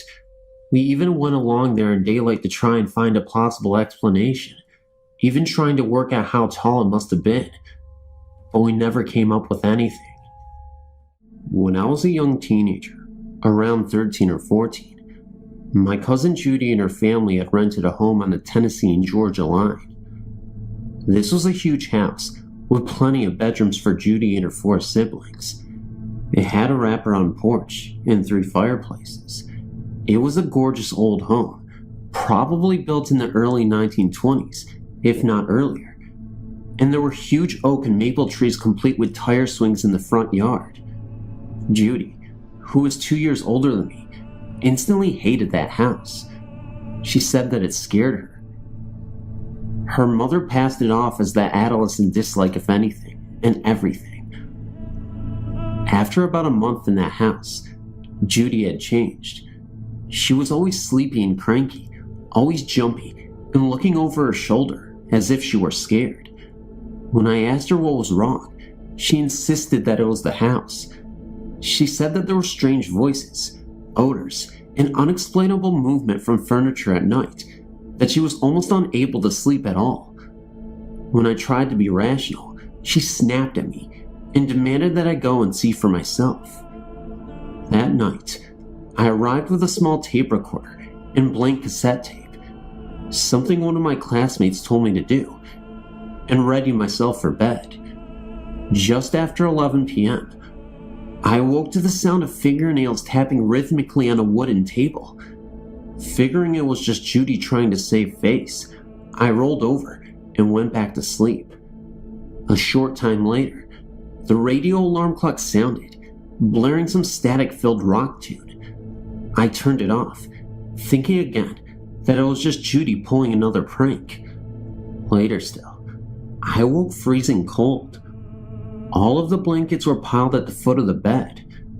Judy was sitting with her back to the headboard, and her knees curled up under her chin, and her arms wrapped around them. She was staring glazed eyes at the dresser mirror, where there was this faint, fog-like mist reflecting in it. Again, thinking it was all Judy's doing, I gathered up the covers and went back to bed. Finally, very late in the night, I was again awakened to the sound of someone calling my name. It was very distinct and not something Judy could pull off, especially considering she lay next to me sound asleep. I shook her awake, and she heard it too. We sat there listening for what felt like hours. Then it just stopped, and there was an uneasy stillness in the room. The bedroom door slammed shut, and the dresser drawers opened and slammed closed of their own accord. A guttural growling sound filled the entire room, getting louder and louder until it was echoing throughout the house. When it finally subsided, we could hear beating and knocking on the bedroom door. It took us a few moments to realize that it was Judy's mom trying to get into us. When her mom finally got in, Judy and I were in tears. Somehow the door had locked itself, and it was one of those old locks that require a skeleton key to lock or unlock. Her mom wanted to know what we had been doing to cause such a ruckus. When we began to tell her about all of the odd events, she shushed us and emphatically stated that there are no such things going on in this house. No sooner she had gotten the words out of her mouth, the rocking chair in the living room just outside of Judy's bedroom began rocking. I mean, rocking so violently that it was pounding the floor. After that, the kitchen and living room lights began to flicker on and off. Judy and her family moved from the house the very next day. The day after Judy and her family moved, one of her brothers found the tape recorder and began listening to the tape. There were at least 3 different voices heard, and no one could decipher what languages the voices were speaking in. Judy threw that tape in a brush fire after listening to it, and said that those sounds were the sounds she had been hearing since day 1. On a side note, that tape recorder never worked again. When my dad took it to a repair shop, they could not find a thing wrong with it. It simply would not work. I'd forgotten about that night in that house until this past weekend. My spouse and I were driving around looking for a place to hunt when we stopped at a 4-way stop. A chill came over me and my feet began to burn as if I was suddenly standing on hot coals. I felt lightheaded, nauseous, and weak when he said, "Man, look at that house. It's like staring at us." Gives me the heebie-jeebies. When I looked to my left, there it was, like a nightmarish blast from a long-forgotten past. I called Judy when we got home and told her about seeing that old house. Judy, now almost 35, was extremely upset about the mention of that house. She made it very clear that she did not want to discuss that house or anything that went on beyond its doors, and she made me swear to never bring it up to her ever again.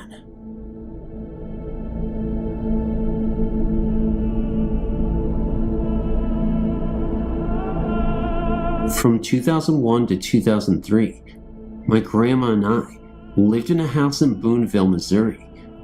The house was my uncle's, but it used to be a duplex, so my grandma had one side, he had the other, and I had the upstairs that went from his side up. First, I have to say that the house always felt weird. It used to be a vet's office, and between the 2 halves of the house, there's a little hallway about 3.5 feet long with a door on her side, a door on his side, and a door to the basement. The doors in the house stuck at some times of the year. It wouldn't stay shut the other part of the year. This was the part of the year that they wouldn't stay shut. They just swung all the way open. I went downstairs to go talk to my grandma, and when I went into the hall, both doors slammed shut. The basement door, which always latched very well and stayed latched, started to swing open and stopped at about 1 inch. I know it was about 1 inch because my hand was on the door. There was a really cold draft coming from the crack in the door, and our basement wasn't that cold around that time of year. I screamed and started banging and pushing on all 3 doors. It was pitch black in there. There wasn't a light. And finally, the basement door shut quickly, and both doors just swung open. I went in and told my grandma, and she said she heard the door shut and thought it was weird, but didn't hear me screaming.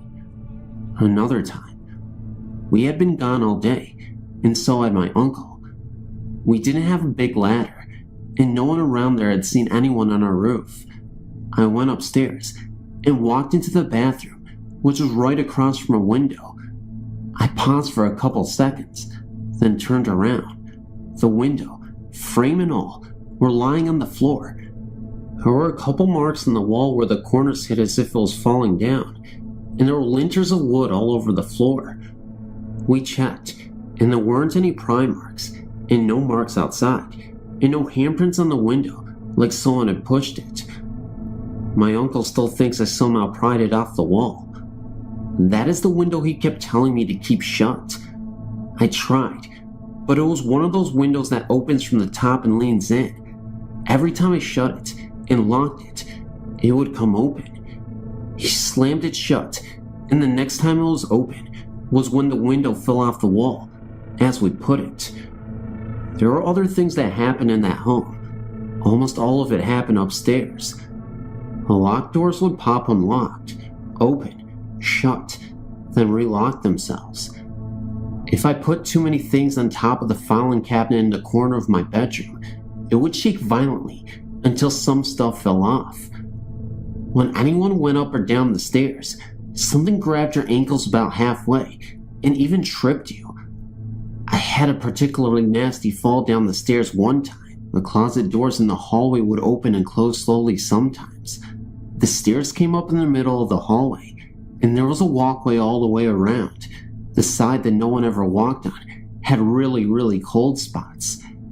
A couple of things that happened that were not upstairs one time.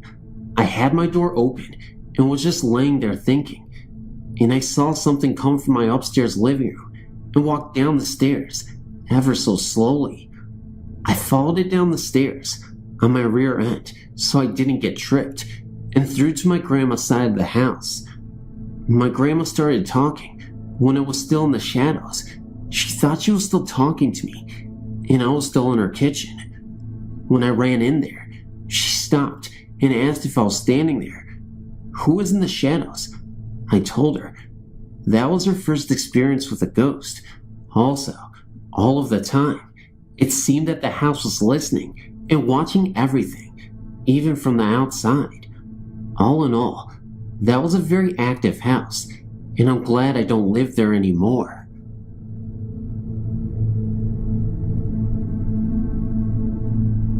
We moved into our house in August of 2001. We first realized we had a ghost when I was sitting on the toilet, and the toilet paper in front of me suddenly and very quickly began to unroll into a perfect pile on the floor.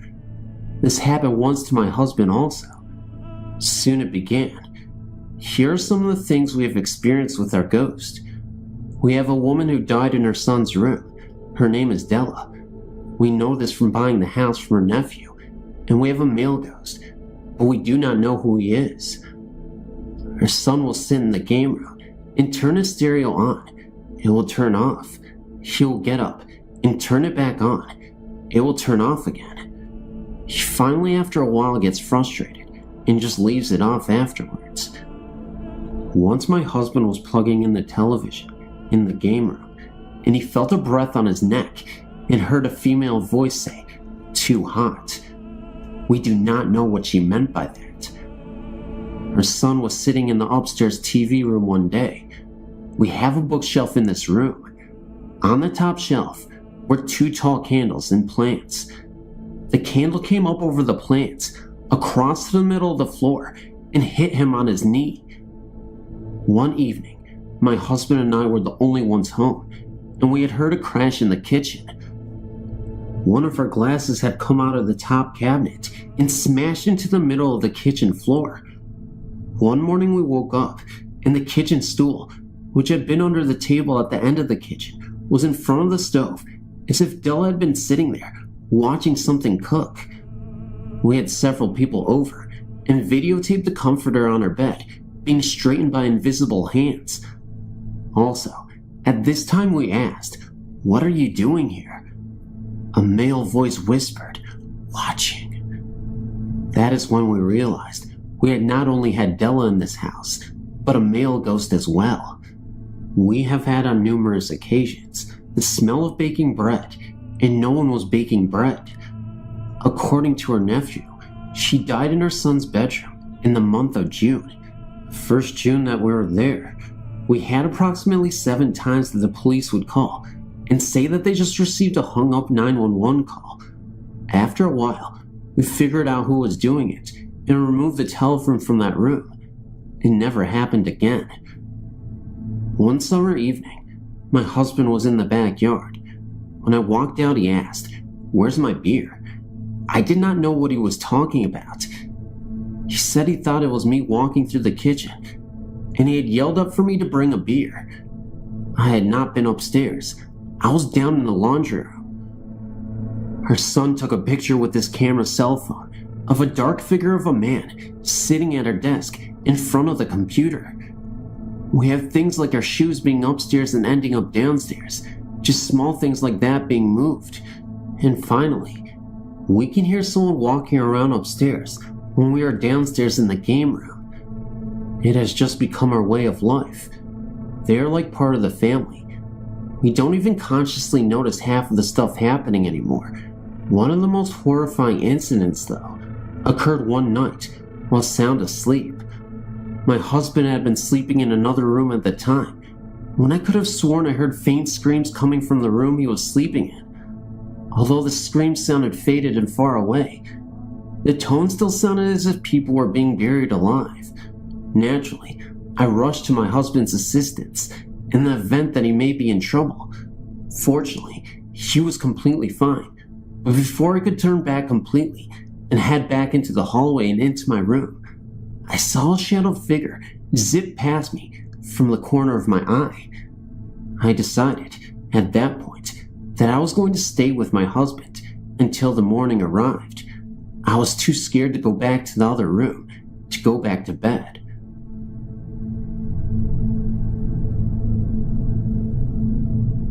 Hey, my name is Kelly, and I know that this experience is a bit short, but it's also a life-changing story that I'll always remember for the rest of my life.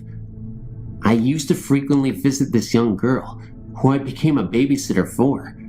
Her parents' house was a typical American dream type home, nestled inside a friendly subdivision of similar looking homes with white picket fences, perfectly manicured lawns, etc. One specific occasion, I was watching that girl play around in the front yard. It was late night, and I know it wasn't the smartest thing to do to let a child play around outside in the yard, but I was watching her, and the neighborhood was always very safe. I think it was about 11:30 p.m. at night when this whole event occurred. The streets had been empty. Absolutely nobody was out there but me and this little girl. That was when I noticed a man aimlessly wandering down the street just in front of the house. Since I was so focused on paying attention to the little girl, I didn't really notice him pop into my field of vision until he passed us by. This was an older middle-aged man with tattered clothing, looking completely out of place in a neighborhood that wouldn't even have these types of people wandering on the streets. He looked delirious and was walking slowly. He didn't seem to turn to us or even recognize that we were on the lawn. He just kept walking. Immediately, I grabbed the girl and ran back into the house and locked the door. I decided to look through the drapes when I noticed the man had disappeared on the street. It didn't make much sense to me because the man was walking so slowly and I'd just seen him the second before. I asked the little girl if she'd seen the man I'd seen, and before I could even finish my sentence, I heard a soft knock at my door, my heart pounding. I was too scared to even look through the hole to see if it was that man, but I did anyway. Oddly enough, there was nobody there. I ended up telling the family of the girl, and of course called the cops. They came over and told me to be careful, and that they would do their best to patrol the area in case they see a suspicious man outside. Later on, I thought that it could be possibly a ghost, though I'm not sure, but it does certainly seem like it. Another night I was out playing with this little girl when it started to storm shortly after. Her parents were home this time, but I liked to bond with the kid. My mom called me and told me she wanted me to come home so I wouldn't be out in the middle of the storm. The drive is probably about 10 minutes at the most, back to my house. As a side note, a friend of mine's house that was killed in a car accident is on my way home. As I was driving past, I got this urge to look at the house, and in the yard of this house, there was this fog presence. It wasn't just a light mist either. It was a completely darkened cloud.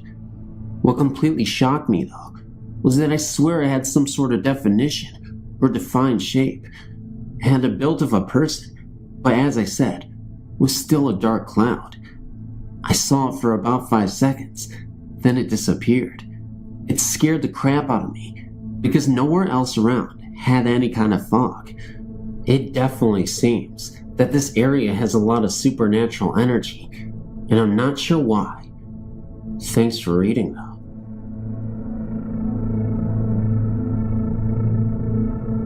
I wanted to share a story that proves that love continues, even after death. My son and his wife, who live in another state, were expecting their first baby in the first part of December. My 80-year-old mother couldn't wait for the baby to be born. She was so excited. Every time I talked to her, everything would be about the baby. In mid-October, Mom suddenly fell ill and was hospitalized. My son and his wife came down and spent a lot of time with Mom in the hospital, making plans for the baby, etc. On November 5th, Mom died. My beautiful granddaughter was born December 1st. It was named after her great granny. It was very bittersweet, as we loved the baby more than anything, and so glad she was healthy. But it was very sad knowing how much Mom wanted to see her. Well, death did not keep Mom from seeing her first great-grandchild. While in the hospital, my daughter-in-law was alone in the room, with the baby, kind of dozing in and out. Suddenly, she felt something nudge the end of her bed. She looked up and saw Mom at the foot of her bed, smiling at her. About this time, the baby started to fuss. My daughter-in-law watched in awe as Mom glided across the room to the baby and started rubbing her back. The baby immediately quieted down, and Mom slowly faded away. The baby is now a month old, and my daughter-in-law says that now that they are home, the house will start to feel different, and the baby acts like someone is playing with her. I think we know who her guardian angel is. As a side note, yes, the story is 1000% authentic. I know maybe people might not believe it, but obviously it happened, and I have the proof to back it up, at least in my heart. It's not the scientific proof that everybody wants, but it did happen. I believe in ghosts. I'm certain of it. I had an experience at this location, similar to the gentleman who shared his story, so I'd like to share mine as well. One evening, out of the blue, my friend told me about this haunted track just outside that small Saskatchewan town, located in Canada. We decided to take the several-hour trip just for fun, just to see it. My friend, who knew about it, had already been there several times, and told us exciting but scary stories about it. 2 carloads of us made that trip that wintry night. We drove our vehicles down the track, past some no trespassing barricades, and parked. We got out to look. So to speak, we saw the light. This bright light, similar to a single headlight, slowly moving towards us. We then noticed it would split in 2, move fast, slow down, merge back into one, and repeat at fast rates. Freaked out, we ran back into the cars to leave, to notice the one larger car got stuck in the snow. We tried to get out. The longer and harder we tried, the brighter the light got. We couldn't move the vehicle away from the light because of the snow, but the guys figured we could move it forward, towards the light, unfortunately. Myself and another girl slowly walked towards the light to see if there was a clearing so we could turn around. When we did this, the light seemed to fade away. We walked quite a ways down, then decided to go back to the cars. We turned our backs to the light, which was at this time quite a ways away. You just have to look back, and after a few steps, we did. The light instantly grew in intensity. It jumped what was like 50 to 70 feet towards us, and was right behind us. We ran to the cars. It followed just as fast. Something, it wasn't the snow, kept making me trip. Over and over again, hurting my foot even more each time. I was on the verge of tears. Eventually, somehow, we got back into the cars, managed to get turned around, and started heading back. Then the car in front of us got stuck. The light moved up the road with us, but at this time, maintained a bit of a distance.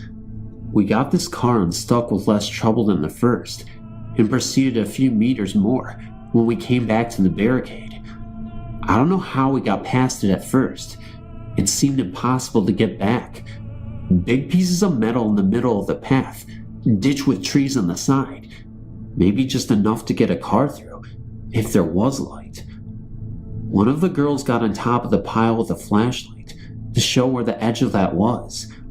I got in the ditch to show where the edge of it was, turned on the headlights, and the most absurd thing happened. The spotlight went crazy, fast, unpredictable movements, sudden duplications, merges, etc. Then little red lights surrounded it as it turned into one huge glowing white light. Then the huge light went out, gone, instantly. The red lights remained, and they flew towards us at high speeds.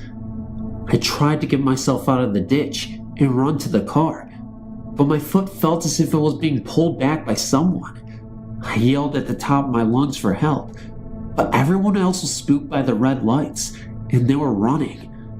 More resistance was felt to my ankle, and I looked back at it and noticed the red little lights now, about a meter from me. I yelled at them to leave me alone, and for my friends to help. All of a sudden, I was released from its stranglehold. I then proceeded to leap from the ditch and ran as fast as I could. I got up and ran as fast as I could to jump in the car. We left and got away from those tracks. I know I yelled. The scary thing was, I asked my friends why they didn't help me get out of the ditch. They said they didn't hear me yell at all for anything. I know I did. Did the ghost take away my voice then and there? Discussing this event afterwards with the group, we concluded I had the scariest experience of the 8 or so of us who took the trip. Why? They aren't sure, but I think I know. I was the one who didn't believe any of it would happen. The ghost had to prove me wrong. They did. Trust me. Believe. They are out there, and you don't want them to have to prove it to you. Every time I tell this story to anyone, even typing it, my body stiffens up like I did that night. I feel a cold sweat, and every shadow scares me. It scared me to tears that night. I returned another time with other friends. They all believed at first, so they ventured out down the path, ran back within seconds, scared out of their wits. I got as far as 5 steps from the car when I jumped back in and locked the doors. Something felt wrong, like I wasn't supposed to be there. I couldn't even look down the path. I traveled 4 hours. Didn't even look again, just to travel another 4 hours back home.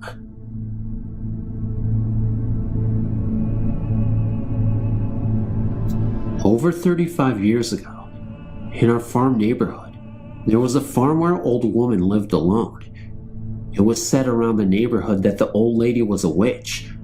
I don't know if she actually was a witch, but she was pretty scary looking. She wore long dresses and always had a scarf tied over her head. She walked with a cane and was kinda stooped over looking. She didn't own a car, and we would see her walking up and down the roads, picking up cans and bottles, which I guess she sold. We would pass her in the mornings on the school bus, and whenever the bus went by her, all the kids would quiet down and sit silently in their seats. We wouldn't admit it, but we were scared of her. As I said, she lived on a farm. She did not farm the land, but rather cash rented her ground to another farmer. The land was a mix of ridgeland and rich bottom ground, prime farmland. There was a nice large woods which held an abundance of wildlife. Farmstead itself consisted of a large, 2-story farmhouse, 2 barns, and a spring house. Large old pines surrounded the house. It actually was kind of a pretty farm. In 1963, the old lady died alone, and her land was bought by a neighbor in a sheriff's sale. The neighbor was never successful in finding a tenant for the house. It seemed that nobody would live there very long. Then, in 1966, the house and all the outbuildings burned to the ground. The ensuing investigation didn't ever turn up much, but to this day, the rubble of the fires is still there, and the site is slowly going back to nature. Just a large pine still mark where the farm stood. Along came 1967, and for me, life changed.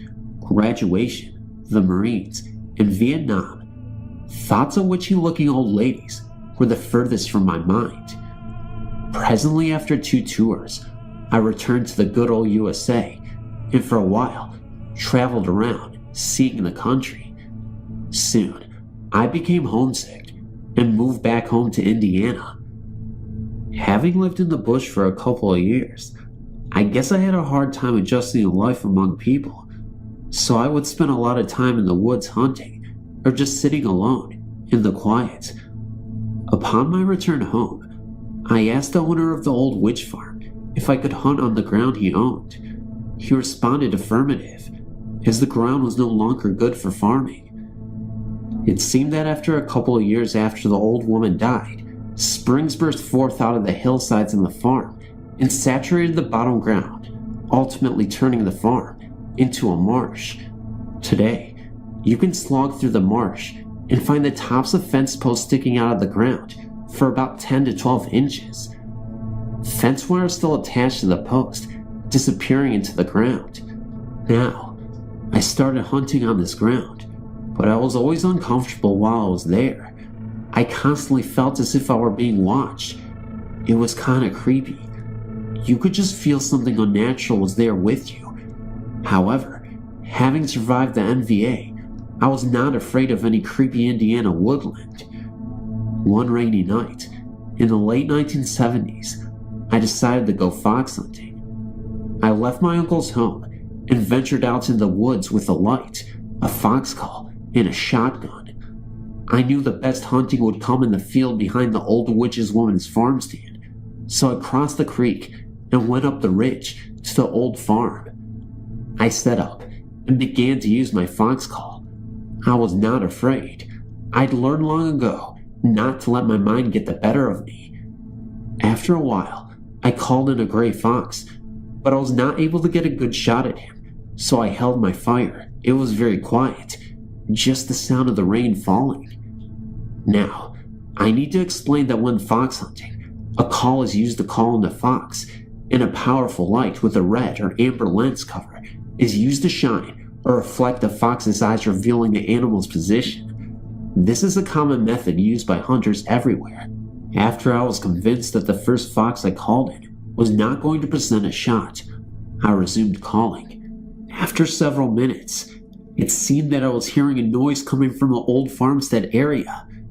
I shined my light in the direction of the pile of rubble that had once been the farm buildings, and suddenly, I realized that the light was reflecting back a pair of eyes that seemed to be 8 to 10 feet off the ground.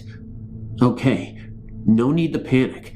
Probably a raccoon up in a small tree, trying to get a better view of an animal that was in distress, a noise my call makes.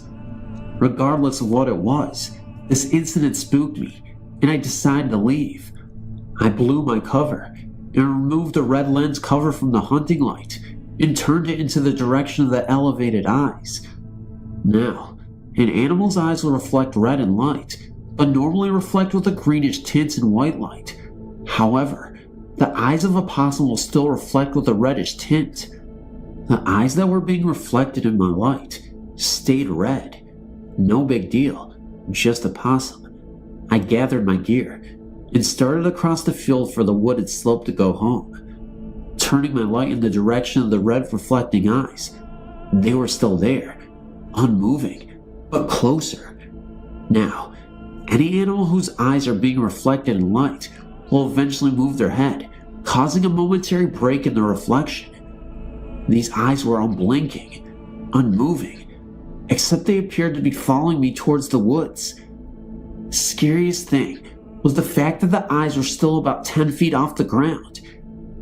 It was then I realized that there were no trees in the field for an animal to be in, and no Indiana owls can hover like a Harrier jet. Suddenly, this battle-tested Marine panicked and started double-timing towards the woods. I found the footpath that went down to the creek crossing and started down it. After going about 40 meters into the woods, I stopped dead in my tracks. I was suddenly paralyzed with fear. I knew if I turned around that the pursuing eyeshine would be behind me. Mustering my courage, I slowly turned, shotgun at the ready, and as sure as hell, the reflection was there at the tree line, still about 10 feet off the ground. In the powerful beam of my hunting light, I should be able to see the body of whatever was following me, but all I could see were the eyes, staring, almost seeming to glow red. I was toying with the idea of shooting at what I was now sure was an apparition, but a low guttural sound, which came from the same location of the eyes, convinced me that this was not a good idea. I was overwhelmed with the feeling of get the hell out of here, so finding the feeling in my legs, I broke and ran like I never had before. I did not even use the stepping stones at the creek crossing. I just splashed through the water. I continued my pace through the scrub timber until I finally found safety in my uncle's farmyard. At this time, I heard a cry coming from the timber that I cannot duplicate or describe accurately, but it had a mocking quality to it. What did I see in those woods that night? I don't know. It wasn't anything indigenous to the Indiana woods. It was something that scared the hell out of me more than an NVA B-40 rocket ever did. I know that I will never go into the woods again at night. This incident happened over 20 years ago, but I can't shake the image from my mind.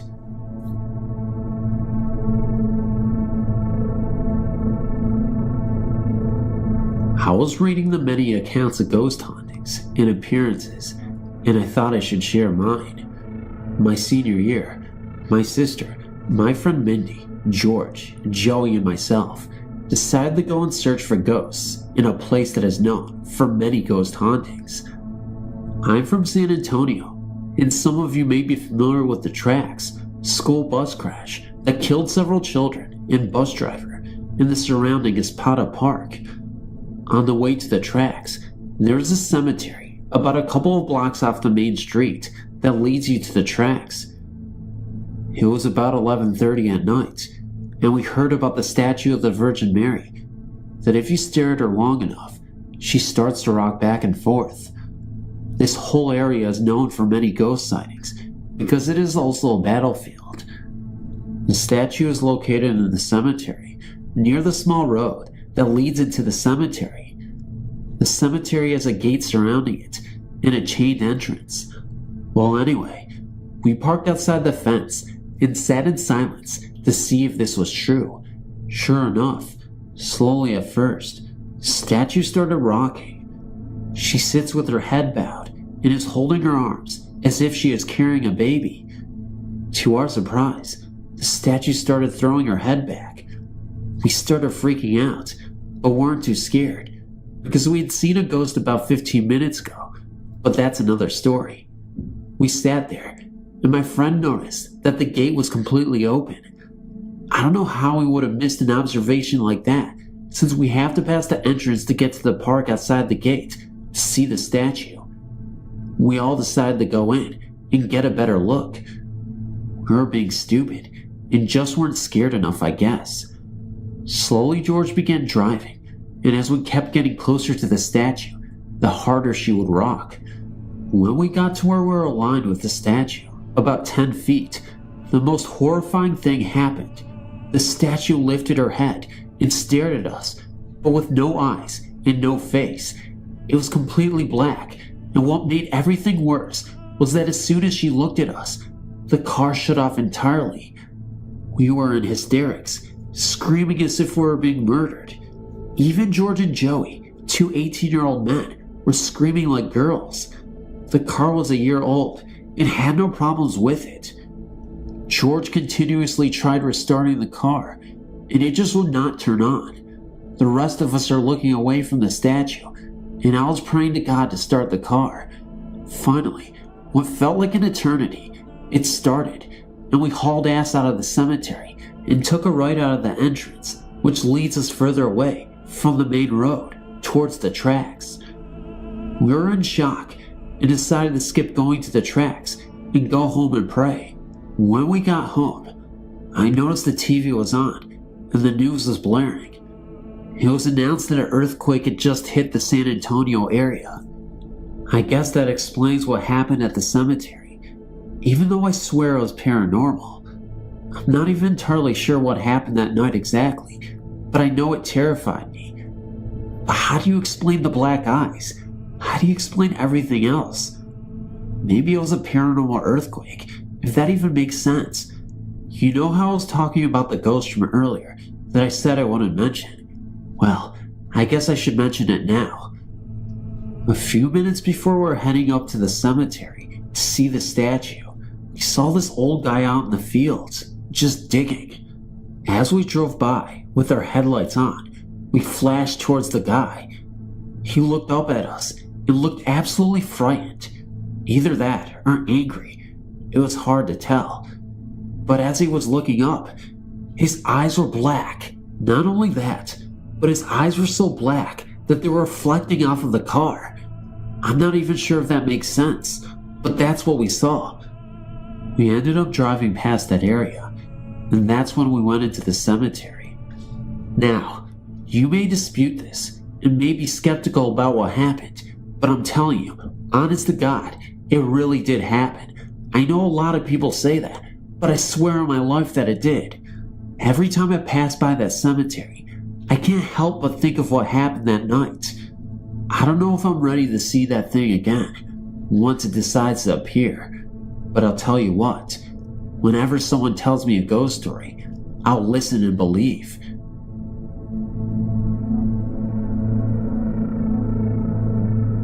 We moved into a house that was about 100 years old and had not been lived in for about 20.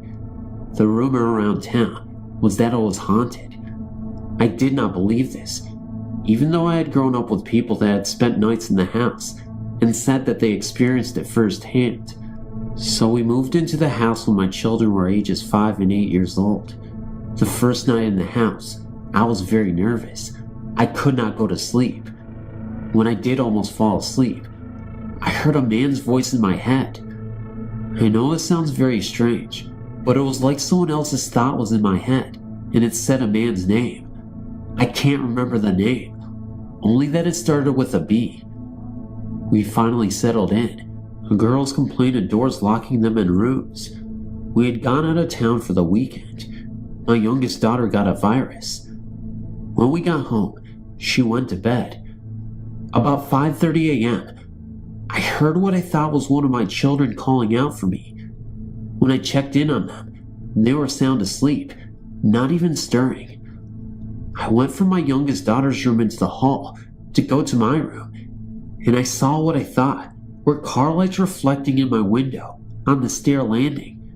But as I watched, the lights were bobbing up and down, independent of each other. They went down the steps, turned at the landing, and continued down the steps until they disappeared through a door. Another time, at about 5:30 a.m. again, I was awakened by someone touching my leg. I thought it was one of my children, but nobody was there. I also experienced the man's voice in my head one more time. Near Halloween of the same year, I was in the car with my children when my 5-year-old complained that she always felt that someone was watching her when she was in bed. This scared me.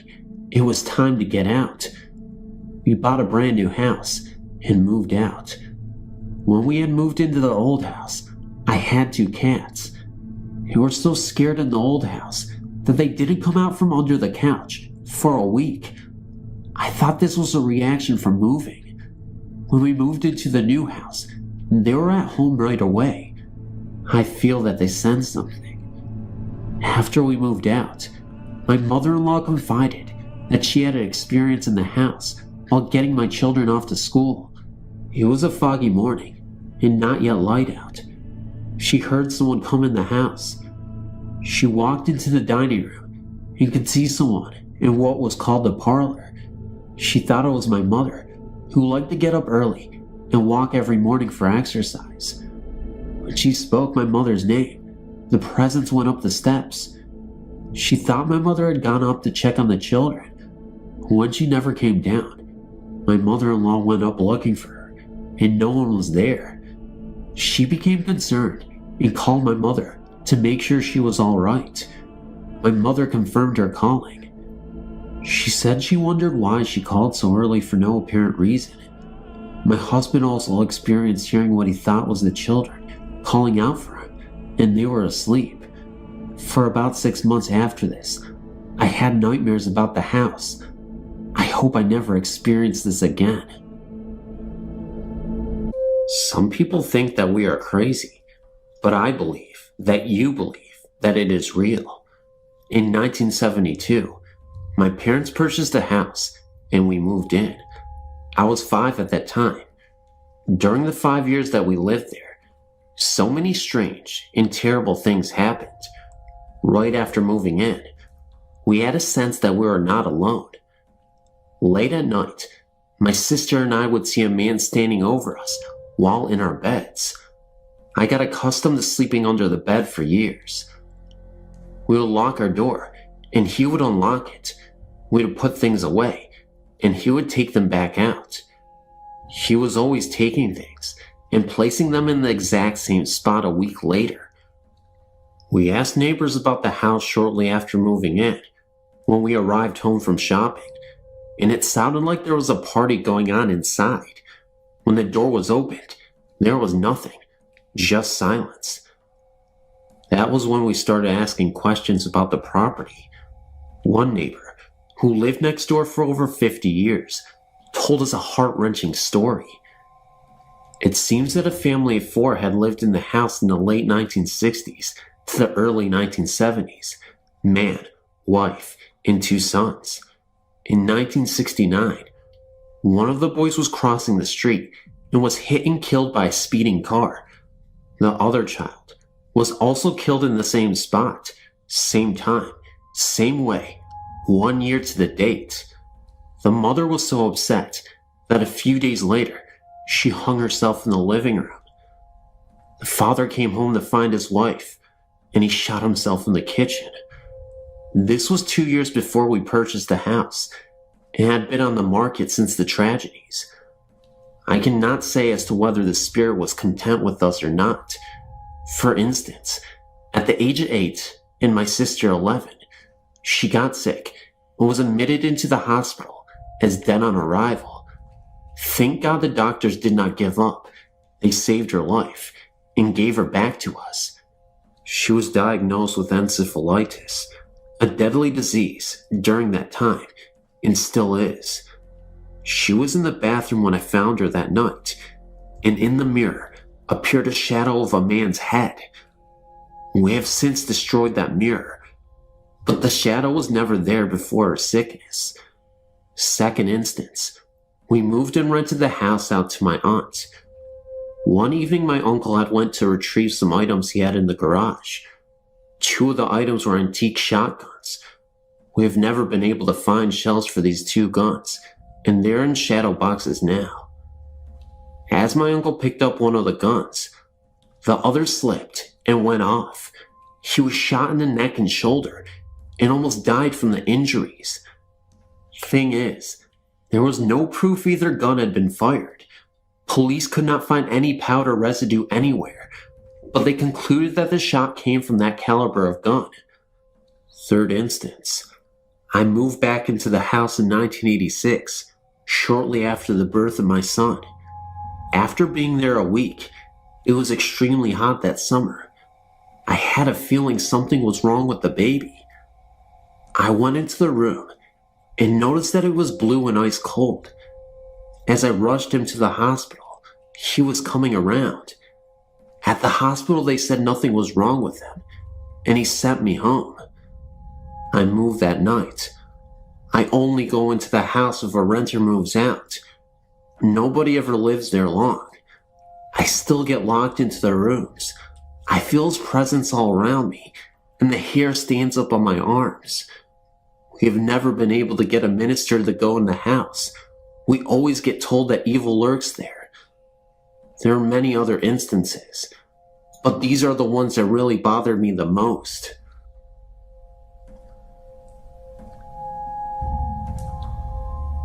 I'm 60 years old at the present time, but when I was in my early 20s, I married a very loving, handsome man, and we moved into our first home, which was a big red brick house in a small town.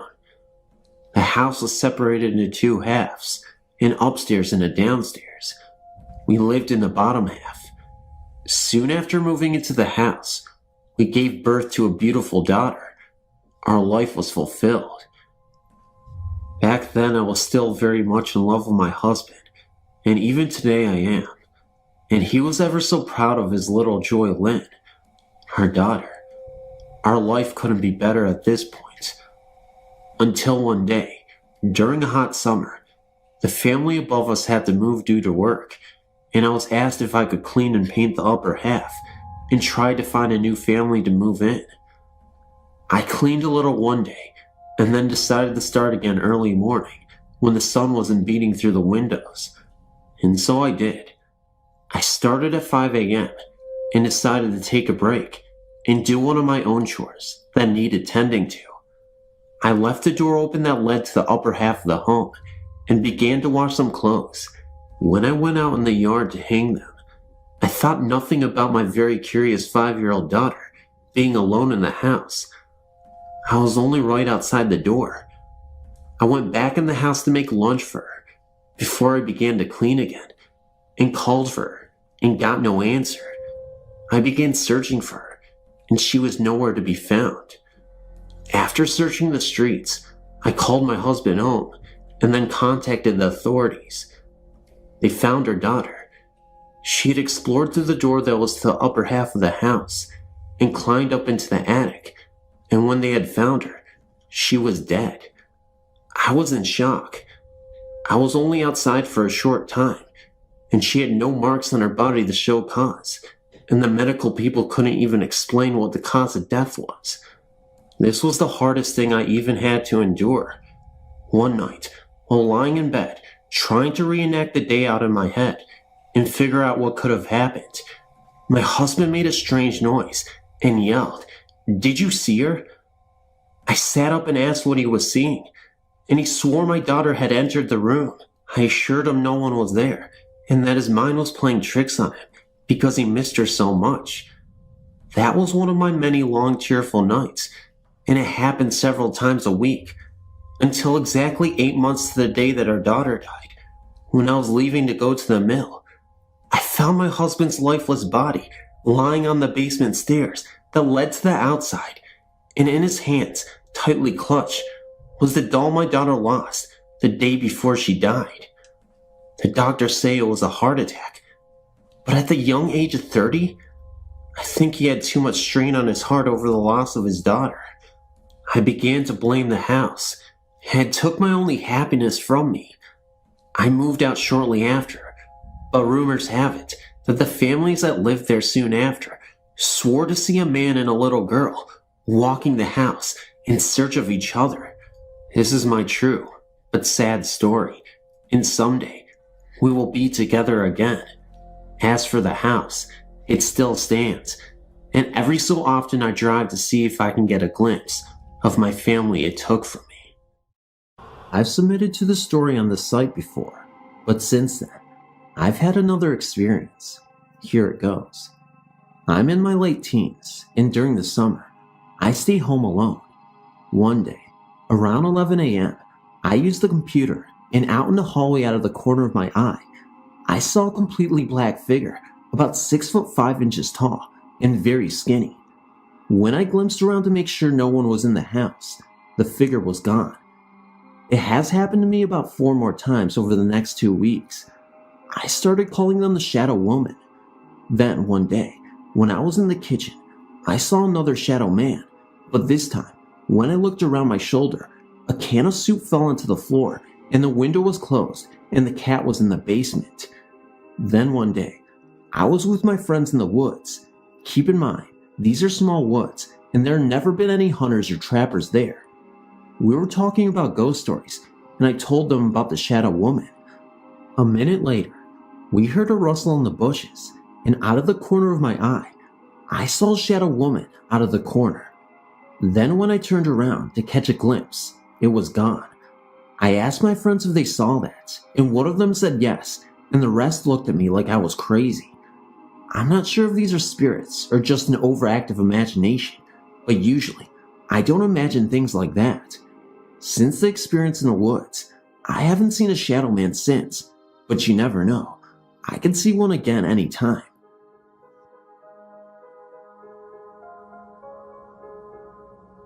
Hello again. My name is Kara, and I have another story I would like to share. This encounter, or whatever it is called, took place in the kitchen.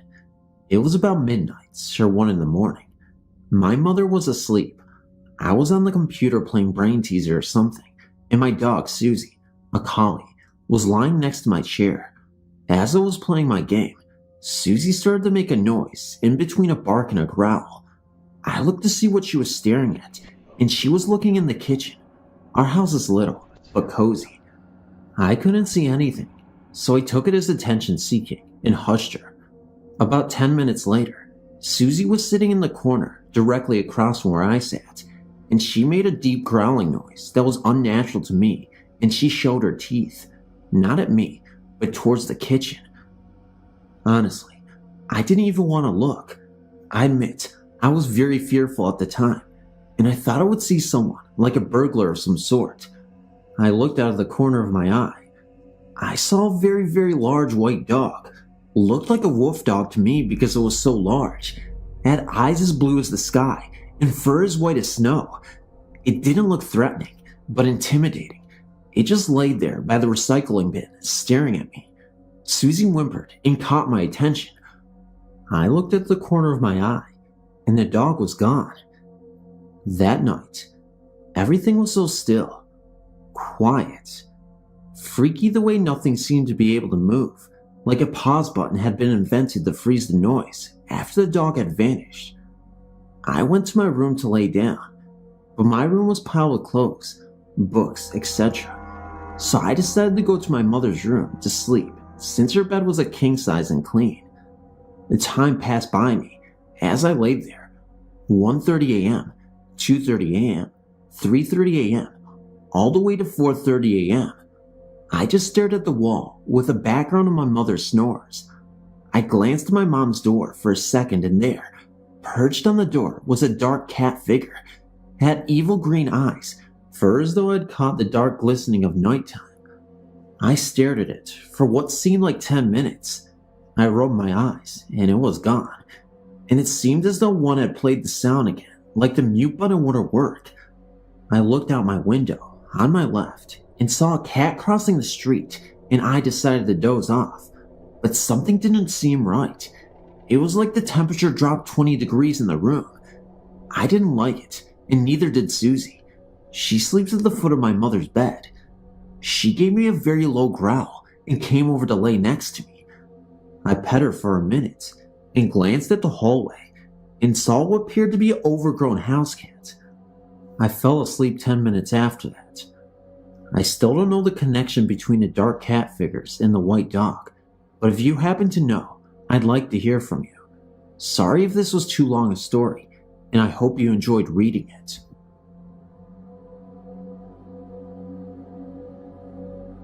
One day last year, me and my friend were in my house on our own. I decided to make noodles for us to eat, so I started to prepare them when we heard noises upstairs, but we just continued chatting. About 2 minutes later, we heard it again and ignored it, once more thinking it was just the floorboards. Suddenly, about 5 minutes later, we heard it again, but louder. The sound was like there was someone in my house, walking around upstairs, opening and closing doors, but we were home alone, so we thought we'd go and check it out, but we were a little scared, so we both got knives in our hands just in case it was an intruder and crept up the stairs. When we got up there, we checked everywhere, even behind doors and under beds, but there was no one.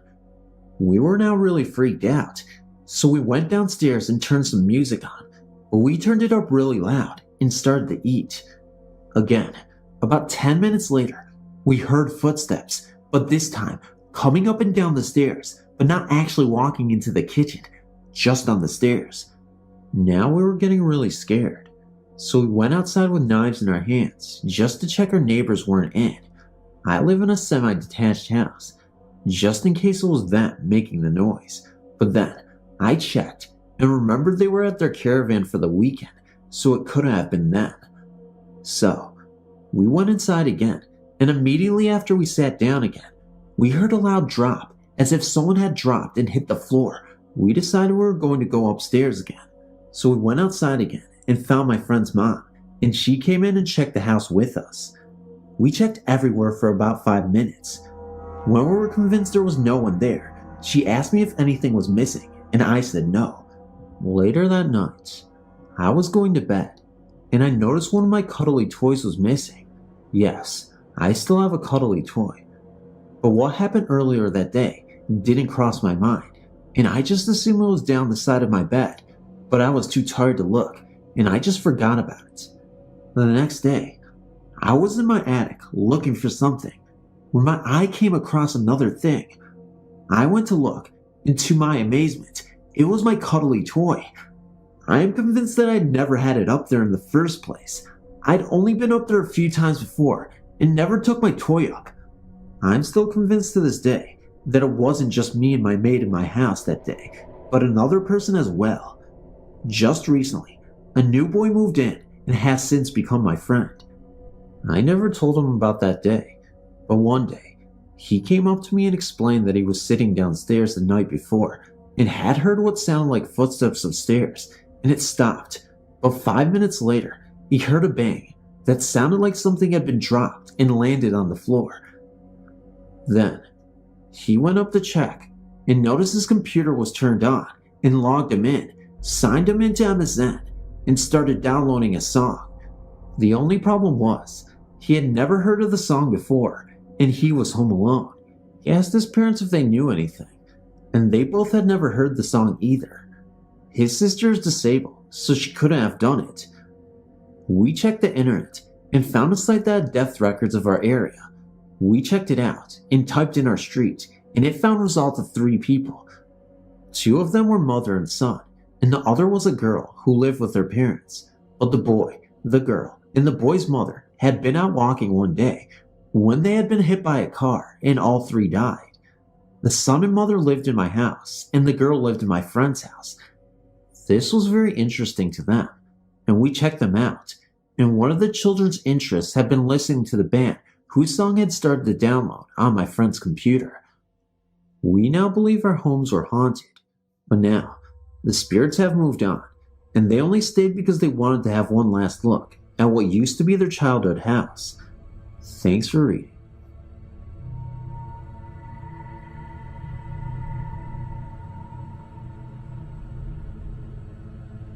This story is just a collection of experiences I've had, and I don't know if they go together or make any sense at all.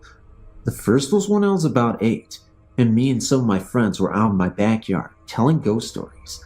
All of a sudden, we heard a deep voice slowly calling our names.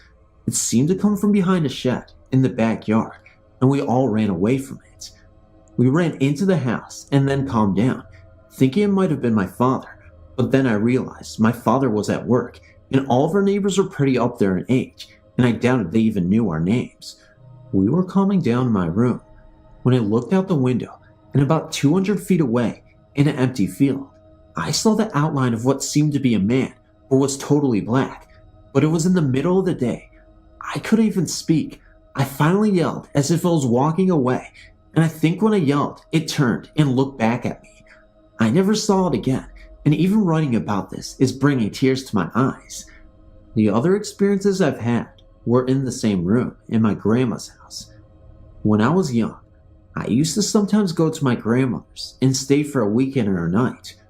One night, I was sleeping, and I got up half asleep in some sort of confusion of hearing something in the hallway. I looked down the hall, and there seemed to be a shadow of a tall man against the curtains with moonlight shining through them. I wasn't scared like the first time. I actually felt like this was a man watching over me, and for some reason, I had a weird feeling it was my great-grandfather. The other time was when I was about 16.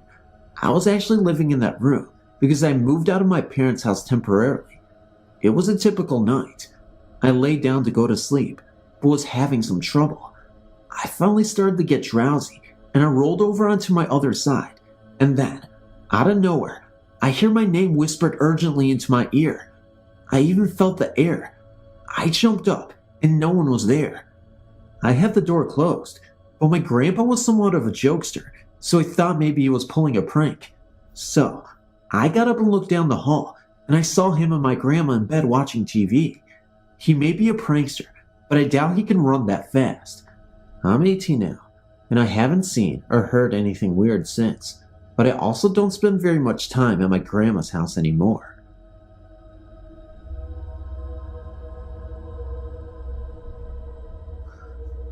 I know that many of you may be skeptical about the appearances of ghosts, apparitions, etc. And so was I, until one year, when I went to spend the summer with my father in Grand Coulee, Washington. I didn't ever think about ghosts until I had to babysit for our neighbors in an apartment complex that my father managed. I put the kids to bed. One was 3, the other 2, and there was also an infant child I was looking after. I put the 3 and 2-year-olds in their beds for the night, and the infant's crib was down in the living room with me. I just laid him in the crib when I heard a loud bang and then footsteps running across the 3-year-old's room. Now, she had a tendency to not do as she was told, but she normally stayed in her bed at night. But when I heard the footsteps, I assumed it was one of her cries for attention. So, I made my way up the stairs, trying to be as quiet as possible so I could catch her in the act. When I got to her room, she was sound asleep in her crib.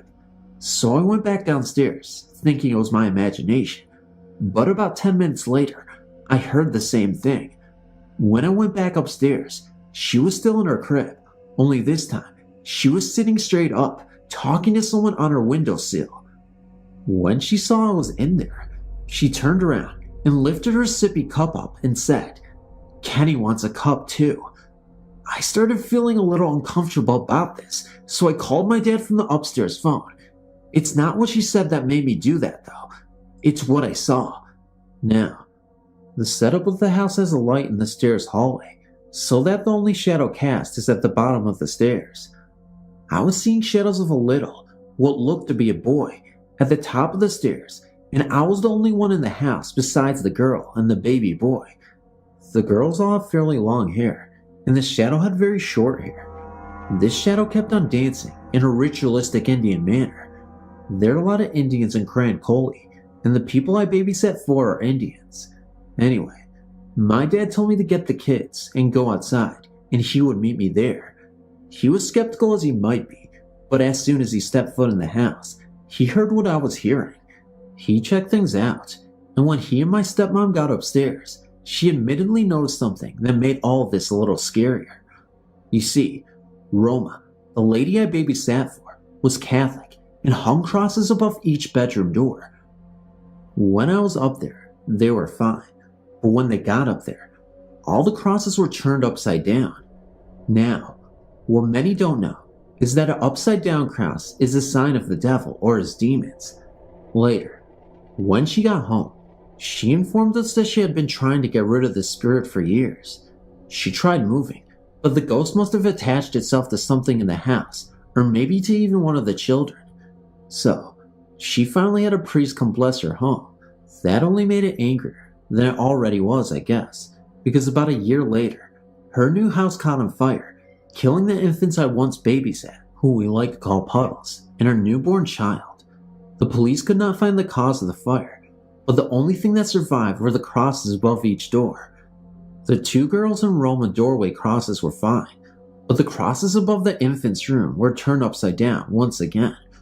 Perhaps the first time was a warning, Or maybe he was just playing games with us. I'll never understand. The only thing I know is that I won't ever tamper with the other side again.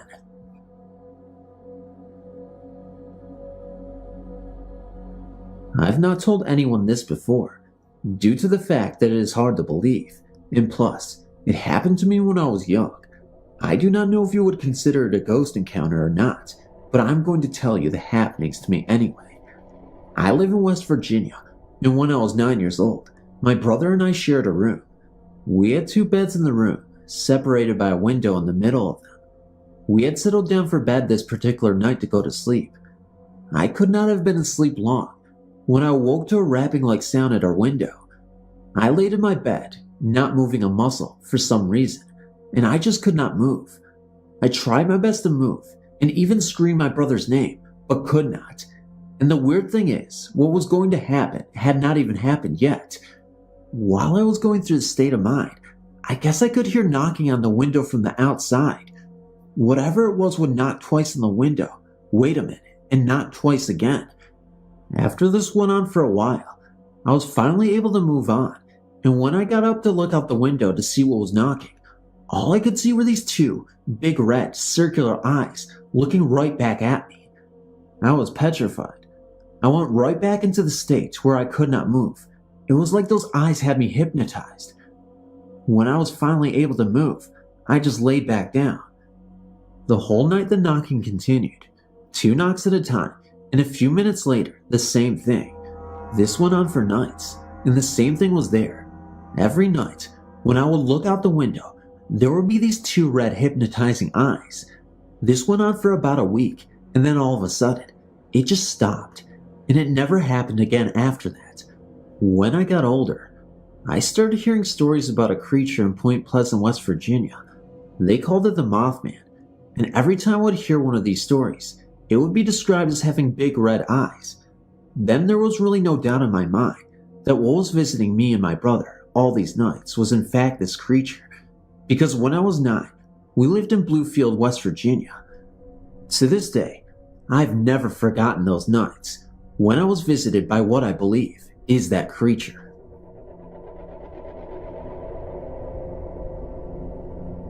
A lot of weird things go on around our home. My grandparents' house is also a little strange.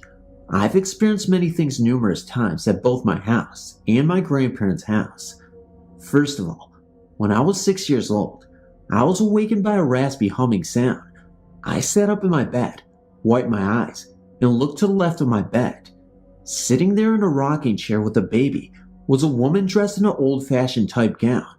She was also wearing a bonnet and had her face turned towards the baby. I thought it may have been my mom, so I whispered "Mom," and when the lady in the chair looked at me, her eyes glowed red, so I yelled louder for my mom to come to me, and when she came to the door, the woman disappeared, but this chair was still there, very faintly, and rocking slowly. I never told anyone except my mom about this, and when my younger cousin was 6, she reported seeing the same exact thing to me. One winter when the electric was off, my cousin accompanied me as I went to take a shower in the old house. Because it was the only one with a gas water heater, I ran nothing but hot water into the bathtub and got in. The water wasn't scalding hot, but very warm. I heard whispering and asked my cousin if it was her. She said no. I heard it again, only louder this time. I became alarmed and listened more closely. This time it was very loud and very clear. The whispering was the Lord's Prayer. I was very scared and I couldn't make myself move. The water became very cold and the whispering grew louder. I told my grandparents and parents what happened and they shrugged it off.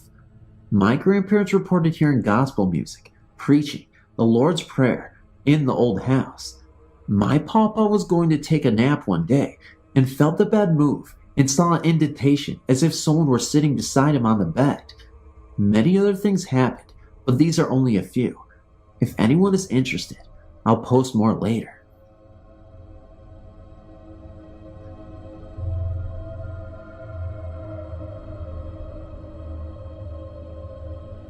My story begins and then my belief was finally confirmed. on a trip that my wife and I took to the Jefferson Hotel in Jefferson, Texas in September 2003. This town is very unique and small and has a very historical feel to it. Every building has a historical marker dating back to the 1800s. The town has a sprawling history dating back to the 1800s, when steamboat travel was very popular off the Mississippi River into the bayou and one of the main means of transportation at the time. This town has also the reputation of being one of the most haunted towns in Texas and the United States. We really did not know anything about Jefferson, but we were told through an acquaintance that the hotel in town had a haunted history. I really wanted to confirm my belief and acquire good evidence of the paranormal spirit world.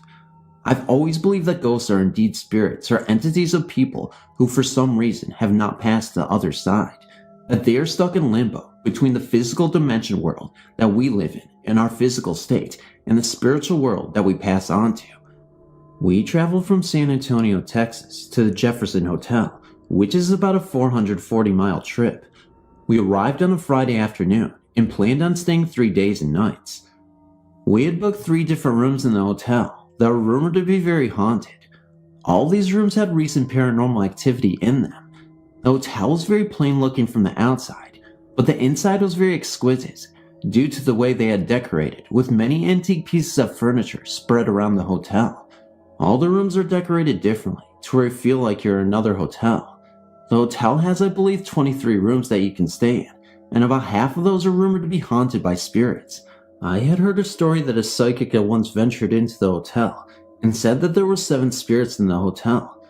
For our first night, we stayed in room 6.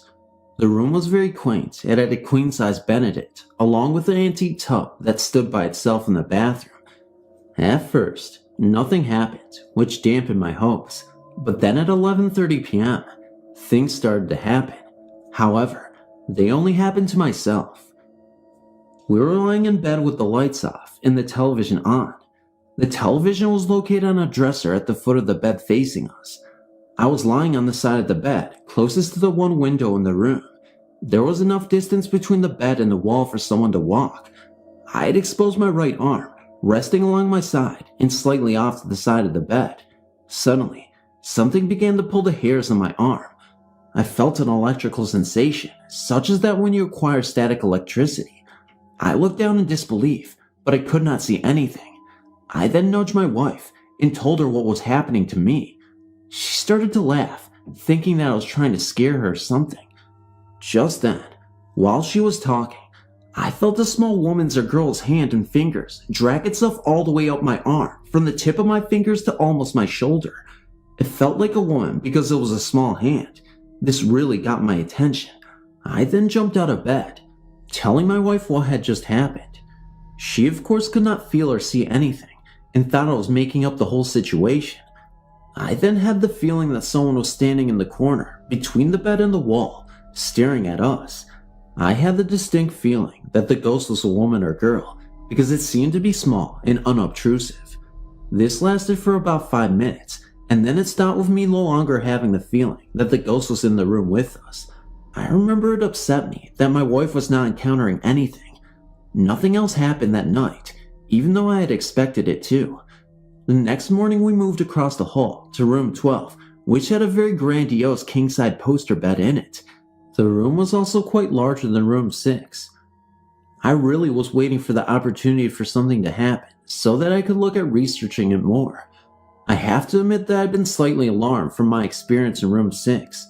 Well, nothing happened in room 12, but something did later happen that night in the hallway just outside. I had become bored watching television with my wife and decided to go out into the hallway around 1 a.m. that night. I ended up sitting in an antique couch that is at the end of the hallway, pushed up against a door that goes out into the front balcony. The hotel was working on the balcony and had locked the door and pushed the couch up against it to block the door. The door had a glass pane that covered approximately the top half of the door, enabling a person to be able to stare outside into the main street or the buildings across the street. Well, the street was very dark and there was no activity at all in the street. It was very quiet at the time. I kept hearing noises in the hallway every time I looked down or away. It was strange that noises would happen only if I was not directly staring down at the hallway at the time. The hotel is very long, front to back, and narrower in width. At one point, I heard a noise down the hallway and looked down with nothing happening or being seen. Then I heard a noise outside and looked again to see nothing. I then heard the noise down the hallway again and turned to look. When I did this, something then knocked the glass behind me with 3 taps suddenly. I admit that I jumped about 3 feet because it startled me so badly. When I turned around to look, there was nothing there. I walked back to the window and the door and looked out again. Again, I did not see anything at all. I then went to get my wife and told her to sit on the couch a few minutes to see if anything would happen. Of course, she came back in after 10 minutes and told me that nothing had happened to her. This again was very frustrating to me because I began to think that the spirits were only trying to communicate with me. Nothing else happened that night, and we went to bed. The next day we moved into room 19, which is rumored to be one of the most haunted rooms in the hotel. The maids were in the hallway as I walked down to put our bags in the room. Room 19 sits in the upstairs hallway, all the way to the rear on the left side of the hallway. The maids began to tell the story of room 19. They said that a blonde lady spirit haunts the room and that the bathroom is haunted. When a person goes into the bathroom, you are supposed to run the hot water in the bathtub and the sink at the same time, and then close the door and turn out the light. The spirits are supposed to turn off the water sometimes, and you are supposed to be able to see the words in the mirror when you go back in and turn on the light. As the maids were telling me the story in the hallway, a woman suddenly stepped out of one of the rooms adjacent to room 19. This woman began to tell me that her friend had stayed in room 19 the previous night, and that they had brought a Ouija board with them. She told me that they had been trying to summon the spirits of the hotel. They had asked the board if there was a spirit that haunts the room, and what the spirit's name was. She said that the board had told them that yes, there was a spirit, and the spirit's name was Laura, which I had spelled out. When the board had stopped, the woman's friend had been lying on her stomach on the bed, watching the other 2 people on the floor do the board, when something suddenly grabbed her exposed legs from behind and pinned her down to the bed for a few seconds. The woman had not been able to move and was terrified by this. Later that night, the woman had grabbed her pillow and blanket and went downstairs to spend the rest of the night with the desk clerk that was there all night. Apparently, other things happened to the woman in the room to make her want to do this from what the woman explained to me. This really got my attention, and I could not wait to conduct our research of room 19. We also were the only guests in the hotel that night, and the desk clerk went home around 9 p.m. My wife and I ended up doing the bathroom thing right away. When we first went into the bathroom, there was nothing in the mirror over the sink, and the bathroom was very clean. I then turned on the hot water in the bathtub and sink, turned off the light, and closed the door. Well, the water never quit running, and after about 3 or 4 minutes, I went back into the bathroom and turned on the light. My eyes were in amazement at the words that had suddenly appeared in the mirror. The mirror had been steamed up by the hot water, but the words were very clear in a sort of film on the mirror. The words read "Help, Judy, help," and the word "murder" was written backwards in the mirror on the bottom. At first, I thought this was a joke, and I had my wife come in and smear the film on the mirror with her fingernails to where it was literally smeared all over the mirror. I felt that if there was some kind of chemical on the mirror, that it would be smeared the next time we did the experiment. Again, I went through the process, and again, the water never shut off or anything while we waited. When I went back in, I was truly amazed. The words had appeared in the mirror, exactly as they appeared before, without any distortion at all. This really freaked us out, and I really had the feeling something paranormal was taking place there in that room. We had decided to stay up late into the night, since we would be alone in the hotel that night. We asked the desk clerk to unlock most of the rooms in the hotel, so that we could walk into any of them should we hear or see something. The desk clerk did this, and we followed around as she did this. When she got to room 6, the room we stayed in on our first date, she put the master key in the lock and unlocked the door. She then began to push on the door, and it would not open or budge. I was standing about 15 feet behind her, watching her, as she pushed on the door and got a scared look on her face. She said, oh no, not again." I then began to walk towards her and asked what was wrong. When I got up to her, the door suddenly opened. We all stared at the open door in disbelief. I then walked into the room, but I saw nothing or felt anything out of the normal. The desk clerk then left shortly after that. My wife and I decided around 1 a.m. to sit in a couch in the middle of the upstairs hallway and wait for things to happen. Of course, nothing did, since we were sitting there prepared for anything. I then got up and decided to go downstairs to the lobby. When I was in the lobby, I had the distinct impression of being watched by more than one person, and I kept turning around to look, expecting someone to be standing there. I got this really weird feeling, and I decided to go back upstairs. When I got upstairs, I decided to go into room 14, which has a bed rumored to be haunted in it. This is a queen-size bed with an ornate, sculpture wood headboard that goes almost to the ceiling.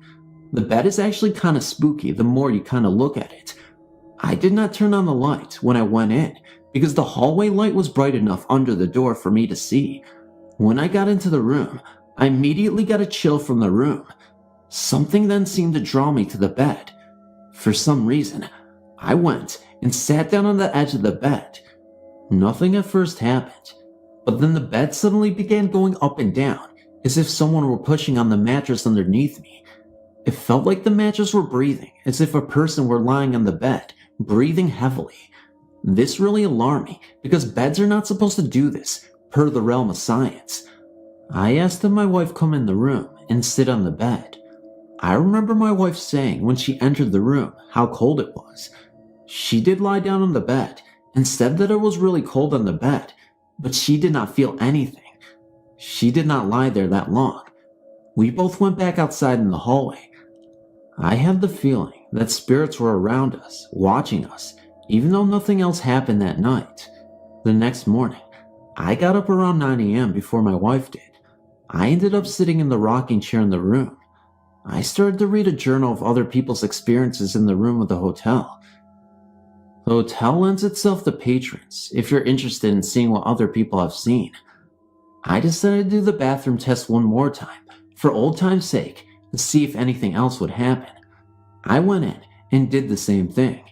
At first, nothing happened, but then, when I sat back in the rocking chair, I could hear physically the water faucets turn off slowly on both the bathtub and sink. I then waited to see if I could hear anything else. There was this very eerie silence in the room, except for the breathing of my wife sleeping in bed. Suddenly, a woman's voice began to moan over and over the words "oh," which sounded like a broken record, repeating itself over and over. This did not sound sexual either, as some people may think in reading this. It actually sounded very sad, and it was not very fast. This sound, or voice, was kinda loud, but it did not wake my wife. I was too startled at the time to wake my wife. My curiosity was in trying to figure out exactly where the sound was originating. I looked around the room in all directions, and finally decided the noise was coming from behind the window shade by the window. I walked over, and the noise did seem to get louder there. As I stood by the window, the sound seemed to be coming from behind the shade, between the shade and the closed window. The sun was shining outside, but since we had the shade pulled down, the room was kinda dark and gloomy with only one light on. I then reached for the shade and pulled it back. When I did this, the sun then entered the room. As this happened, the water faucet suddenly turned again, and the water came back on in the bathroom. The woman's voice also suddenly stopped. I then walked over to the bathroom in disbelief at what just happened. I looked in the bathroom, and it was very cold in there, with the same steamy words in the mirror. I then went back to my wife and woke her up screaming and told her what just happened. Again, she looked at me in shock and disbelief. I was indeed very frustrated that I had not woken her up to hear what I had heard. It definitely would have gotten her attention. About a half hour later, we were putting our stuff together to leave. My wife was in the bathroom, and I was putting my contact lenses in, using the mirror in the room. I remember having all sorts of problems trying to do this because something kept knocking the lens off my finger. My wife screamed, "Look," and I turned around. The light was swinging back and forth from the ceiling as if someone had grabbed it and swung it. My wife was so happy that she had finally experienced something. My wife had also asked the spirit earlier when we got into room 19 if it would swing the light at some time to acknowledge its presence in the room and that the female spirit knew we were there. Spirit had answered our request.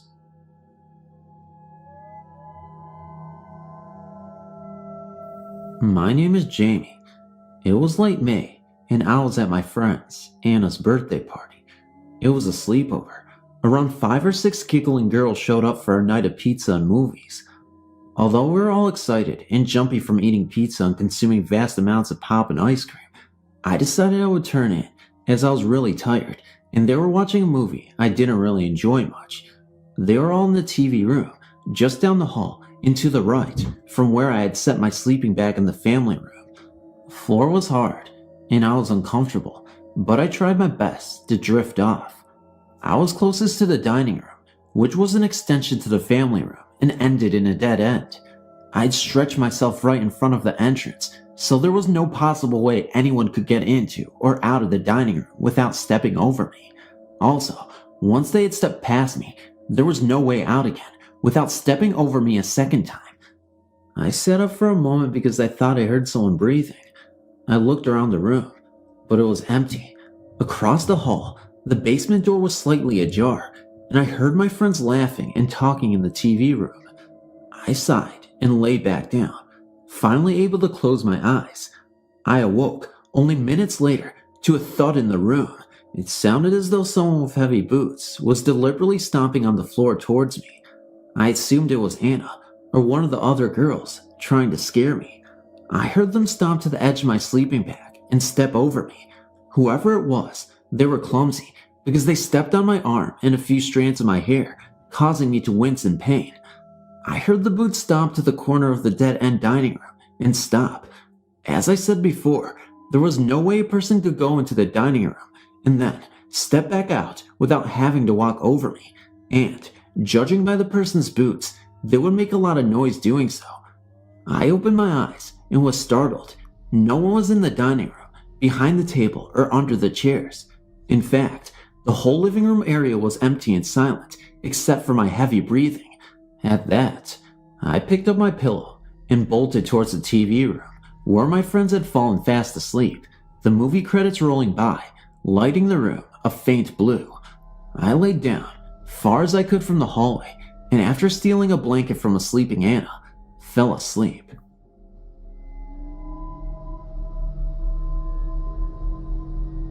I wrote previously about the place I work and all the ghostly happenings there. Up until now, I've not seen a full apparition, only shadowy figures and strange sounds. The other night, myself, my assistant, I will call her Amy, and a maintenance guy, Robert, were working in the area where most of the activity occurs.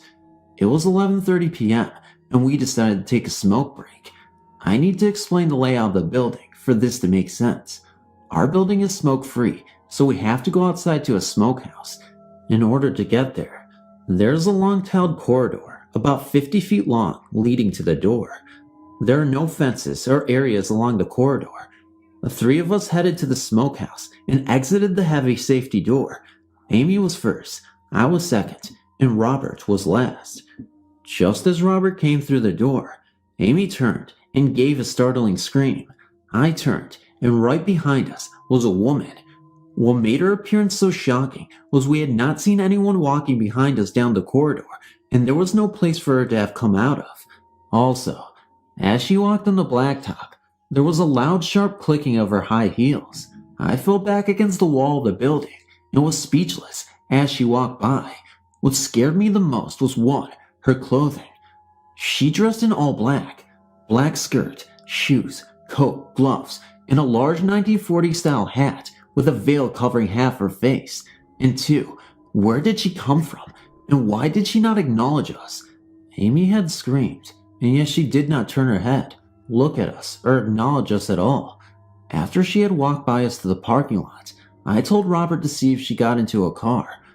I ran after her, but within 10 seconds of us seeing her, she was gone. Needless to say, we were all pretty shaken up that night. The next day we scouted the building for a woman who matched that build and asked people if they knew of someone who wore that style of hat. Everyone said no.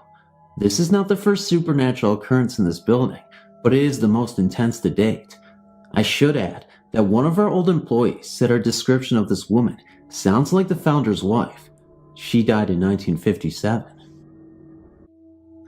I've posted to this website before and have something else I would like to share.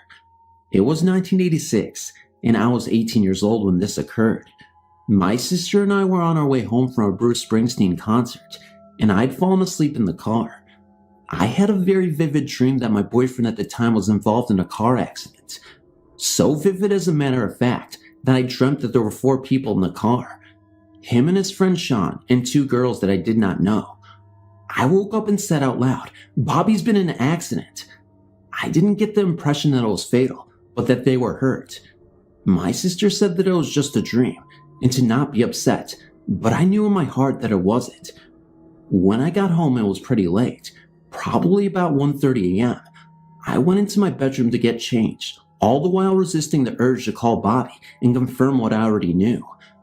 I felt that if it was indeed just a dream, it was too late to call though.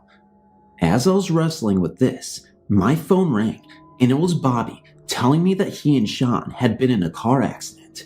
That in and of itself was strange, but he had also been cheating on me, and there were 2 girls in the car with them. No one was hurt too badly, just as I had thought, but there were injuries. Just thought I'd share. Thanks for listening. Hi. My story is very personal, as it was not a haunted house I lived in as a child, but a visit from my deceased granddad. Just to outline why I believe it came to me, was that I was raised by both him and my grandmother in England from 9 days old till 10 years old. For all intents and purposes, they were my parents. I was 14 in 1976, and my granddad had been slowly going downhill from his battle with sclerosis of the liver. He had been in a hospital for a couple of months, and we knew he wouldn't be spending that Xmas with us. He died at 3:58 a.m. on October 7th, 1976, with my grandmother by his bedside. She had all the monitors, IVs, tubes, pumps, and everything else that was keeping him alive removed, so that he may die with dignity in a side room, privately, without the impersonal ambience of intensive care. I was devastated about this loss and automatically went into a crying fit. This went on for about 2 weeks. I didn't eat, sleep much, stayed out of school, and in general became very ill and depressed. I vaguely recall the funeral, but was very overcome with emotion. I was a 14-year-old girl who had lost the most important man in my life, and it was killing me. One day, I recall getting up to go to the bathroom and hearing my mom telling my dad that they should take me to a psychiatrist due to my emotional state. I went back to bed and cried, telling my granddad that I wish he was here, eventually crying myself to sleep. Now, most nights before going to bed, my dad would check up on me, and in the half asleep, half awake state, I was aware of his visits. This particular night, I was turning over, but found that I was stuck on my bed, on my right side and totally unable to move. It was that dead weight type of feeling one gets with a tingling sensation, like when your leg falls asleep, but this had no sensation, just weight. I was scared, and this caused me to look across directly at my bedroom door. In the doorway, dimly lit by my nightlight, I saw the dark gray, not black figure of a heavy-set man outlined, but yet I could see through it, kind of. The left arm was outstretched towards me, but I dare not to move. After what now seems roughly 30 seconds to a minute, the shape disappeared, and I felt a sense of calm. I was hungry and fixed a cheese and pickle sandwich for myself. I went back to bed, but oddly enough, this incident didn't bother me really. I woke up the next day, showered, dressed, put a little makeup on to hide the bug eyes I had, and went downstairs. My mom was washing dishes, and my dad was reading the paper, and they both commented on my presence, and more so, state of apparent well-being. I knew, I guess, deep down, that it was my granddad who had visited me, but although I had no proof or words to back it up from granddad, I still wanted to test my feeling. I asked my dad if he had come in my room, and he said no. He said, "We didn't hear any noises, crying, etc., so we thought we would let you sleep in peace." I said, well, in that case, it was granddad who came to see me. With that remark, My mom threw the dish towel into the sink and said, "That's it, we're taking her to a doctor." Fortunately, my dad stepped in and suggested they hear me out. He believed me, or at least looking back, pacified me, as it obviously made me feel better, so we went along with my visit from Granddad's story. My mom didn't believe me, but it didn't matter. I believed it. This isn't the end, although I only had one visit. Granddad did appear to my grandmother. Ironically, when I called her up to tell her, she went very quiet and said that the very same night, he came to her too. She said she couldn't sleep and went to his study to sort papers, approximately 4 a.m., roughly the same hour he had died. I don't know what time my visit occurred. She said she felt someone was behind her. She was sitting at his desk, crying, when she felt a gentle touch on her shoulder. She said she brushed it off sharply as it scared her and she turned around. Nothing was there, but she said she felt something. She said she stopped crying and felt better. These were only the 2 incidents. No one else had a visit from Granddad, but we both know, Gran and I, that he came to visit us for comfort. We loved him more than anything, and he reciprocated us. My mom fell out with my grandparents, so the closeness was not between them. We both were hit the hardest, and he knew it. He came to let us know to go on, I feel, without the suffering that we were both enduring since his death. My grandmother lived until 1995, ironically, dying on her 83rd birthday. My grandmother promised me that if she could, she would visit me after she died. She didn't. I lit 2 white candles in her apartment. After I had packed it all up and sat there in silence, awaiting her visit, nothing happened, but I know she's okay. She was buried, as per her wish, with her granddad, and they finally were together again. That made me happy. They had been married and in love since 1932, school sweethearts, survived wars and hard times, and now eternally peaceful. Love is very powerful, and although it's hit and miss amongst those whom I tell this to in regards to belief, I know it happened and why.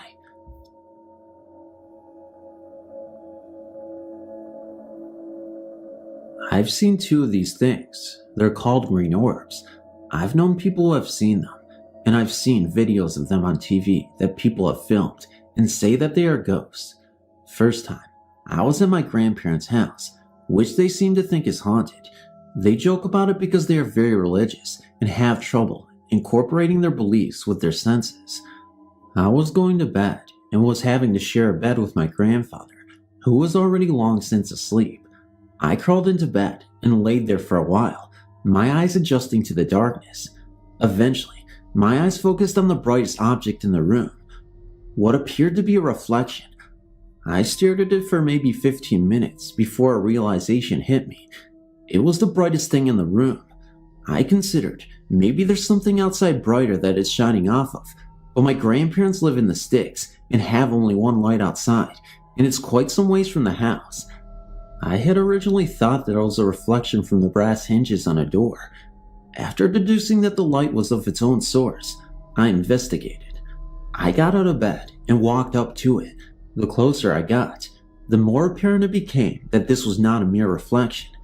It didn't move much. It hovered there, like a green rip in space and time, waiting. I experimented a little by turning on the light. It stayed there for a split second, after the light came on and then disappeared. I wasn't able to go back to sleep for a while. Second time I actually saw one, I was at my in-laws, lying in bed with my wife. It was near the ceiling above our heads. I woke my wife up and asked her if she saw it. She said she did, then went back to sleep. I watched it until it disappeared. After it was gone, I woke her back up and asked her if she could still see it. She said that she could not and went back to sleep.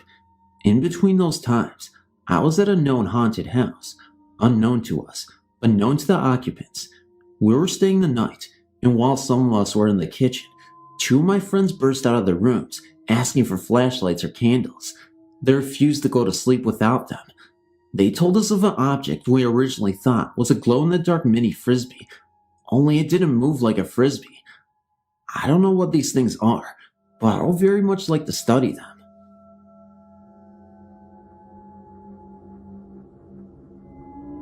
I was around 10 or 11 years old. growing up in Georgia, when this started to take place, I lived with my parents, 2 brothers and 2 sisters, in a rather nice ranch-style brick home. My father had built this home when I was around 4 or 5 years old, and no one had ever passed away in it. My 2 brothers were 5 and 6 years older than I. One sister was 7 years older, and the other sister was around 1 or 2 years old when this happened. This all started very suddenly. Me and my 2 brothers slept in one room, in custom-made bunk beds that my father had built into the room. They were built in an upside-down L shape, with the main bunks on the right and a single bed coming off the main bunks from the head of the beds going towards the left. My oldest brother slept in the single bed, my other brother slept in the bottom bunk, and I slept on the top bunk. There were 2 windows over the single bed that my oldest brother slept in, and during the summer, these were kept open so that the attic fan will pull cool air in. Sorry for so much detail. It helps one to understand the rest of the story. One night we had gone to bed, and around 2 to 3 in the morning, my oldest brother was jarred awake by a tremendous pounding on the other side of the brick wall, where he slept, outside. He woke both of us up very quietly, and we listened as the pounding went across the wall, as if someone was walking the length of the house and back, pounding on the brick wall as they went. Now, this wasn't like someone was pounding with their fists or even kicking the house. We probably couldn't have even heard someone who was hitting the wall with their fists or feet. No. This sounded as someone had a 15 or 20 pound rock or something very heavy and solid, and was pounding the wall with it as they walked back and forth, with the impacts coming approximately 1 to 2 seconds apart. After some very frightening few minutes had passed, my older brother slipped into our father and mother's room and awakened our father, telling him about what was going on. My father, not pleased with being awake at this hour, didn't really believe him at first, but quietly made his way to our room and where the pounding was still going on. As this was summer, he looked out the open window through the screen, but couldn't see anyone. He then proceeded to collect his 20 gauge pump shotgun and slipped out the door on the opposite side of the house from the pounding to try to sneak up on whoever was doing it. As Daddy turned the corner of the house with the shotgun at the ready, the pounding suddenly stopped. Daddy had a flashlight, of course, and there was nothing to hide behind for at least 30 to 40 feet, where a cornfield started. He searched around for a bit, but couldn't find anything and came back in. As soon as he came in the house, the pounding started again. He went out immediately. Whenever he turned the corner, it stopped again. This was repeated several times, always with the same results. These happenings then continued for the next 2 to 3 months, almost every night. My father did not find anything or anyone that could account for it. There were also no marks or any kind of evidence to show where the pounding was being done on the bricks. One night my brother that slept underneath me was having a dream about playing basketball in a tournament at school when the pounding started. As the pounding was going up and down the wall, he was dreaming that he had missed a shot and that the coach had called him to the sideline. He dreamed that the coach was mad at him, and while asleep, he was moaning and making some kind of noise.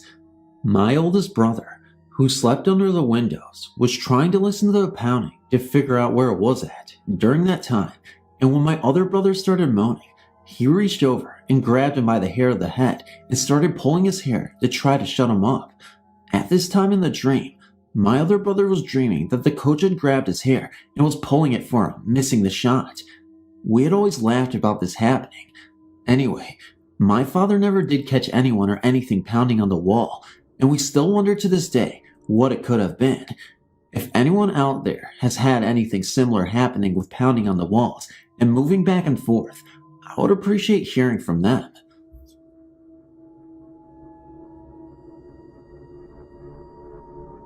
This is really weird because it happened about 2 days ago.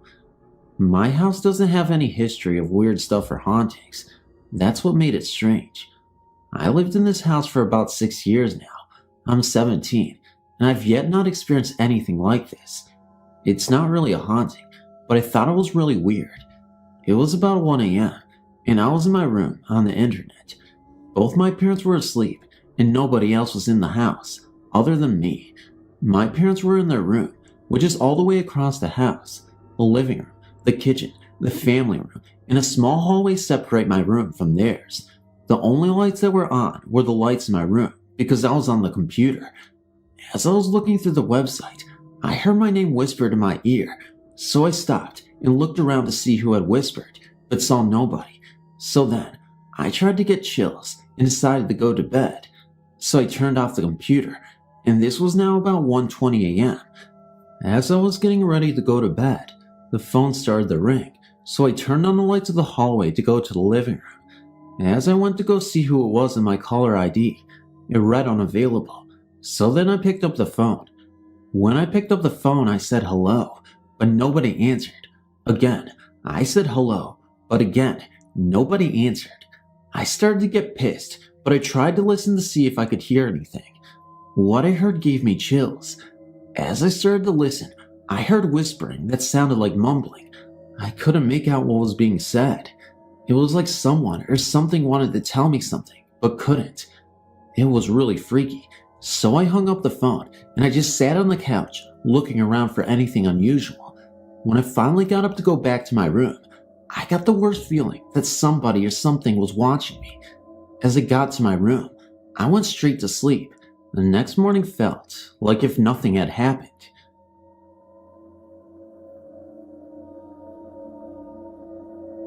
This is the house of many tenants. The house is well over 200 years old and has many tenants over the years. I was 18 when we first moved in. It was a 4-bedroom house with high ceilings, an attic, and basement. My parents and nephew had the 2 downstairs bedrooms, which left me to the upstairs rooms. The first night we moved in, my friend and I were setting up the upstairs rooms as my bedroom. As we were standing in the hall by the bathroom, a little boy ran out of the other bedroom, ran down the hall towards us, peeked out around the corner, and ran into the bathroom. We went into the bathroom and saw that no one was there. Let me explain. This couldn't have been my nephew because he wasn't even in there at the time, and there was no other small boys in the house.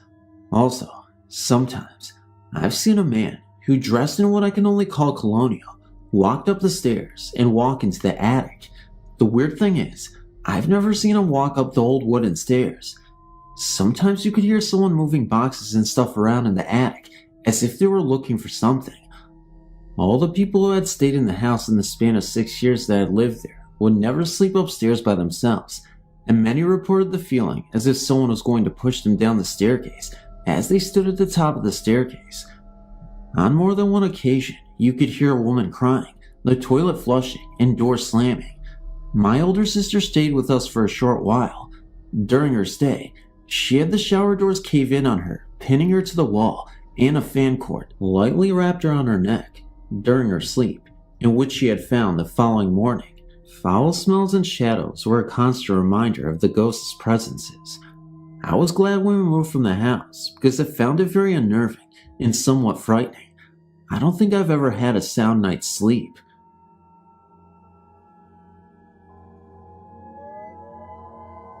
In 1996, my boyfriend Daniel was living in an old New Zealand city called Dunedin.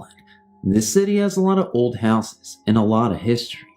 He lived with his previous girlfriend in one of a pair of old terrace flats, which were cold and didn't get much sun during the day, but it was cheap, an important consideration when you're a poor student. It was the couple's flatmates that first noticed something strange. She has to be something of an amateur mystic, reading auras and such like, and she claimed to sense more presence in the house. But the really scary stuff didn't start until Daniel went away for a couple of weeks and the 2 girls were in the house by themselves. They noticed the cats were frequently taking fright and chasing something, which the girls could not see. It got worse, and once the presence pushed one of the girls down the stairs from behind. Finally, as Daniel's girlfriend lay in bed one night, she felt something get into bed with her, a cold presence which touched her thigh. While Daniel was still away, the 2 girls had the place exorcised and the incident stopped, but not for long. Shortly after Daniel's return, the strange occurrences started again, the cats freaking out and other weirdnesses. The flatmate moved out, leaving Daniel and his girlfriend to deal with it alone. In an attempt to exorcise the ghost a second time, the couple burned incense around the house, especially near a certain doorway which seemed to be central to the occurrences. But as the 2 watched the circling smoke, they noticed it cut off, just disappeared into nowhere, a few inches away from the wall, as if the smoke were traveling through some kind of invisible doorway. In the end, they moved out, unable to handle the atmosphere of the house any longer. I don't know who moved in afterwards, nor what became of the ghost. This happened while I was visiting the city of Guadalajara. When I was about 11, I'd gone on vacation with my grandparents. They didn't have a phone installed at their house because it was only a vacation home, not where they lived. So, one morning, my grandmother and I left to the phone central, where you can pay to make long-distance phone calls. Anyway, while we were waiting, an old lady approached us and began conversing with my grandmother. She would put her hands on mine and my grandmother's, and we both would pull our hands from underneath hers because she was so cold. She also had a very beautiful necklace with the Virgin of Guadalupe on the side. The image itself looked so real, like if it could move. Well, she was asking us to go to a church not far from our house to donate some food for a church carnival to raise money to repair a huge hole that had taken part of the main aisle. So, we agreed, and she asked us to ask for her by name. The old woman had also told my grandmother exactly what to prepare. So, when the day came that we had to go, we set off to the church, and once we arrived, we asked the priest for this woman. The priest went silent for a moment, and then said in a very low voice, "She is no longer with us." I didn't understand until he asked us to go into the office where he could explain. This old woman had promised many years before to take a certain food to the carnival. She fell ill and never was able to attend because she had passed away. Interestingly enough, the priest had also stated that we were not the first one this had happened to. Interesting story, and I'm glad you guys were able to read it. Thanks for your time.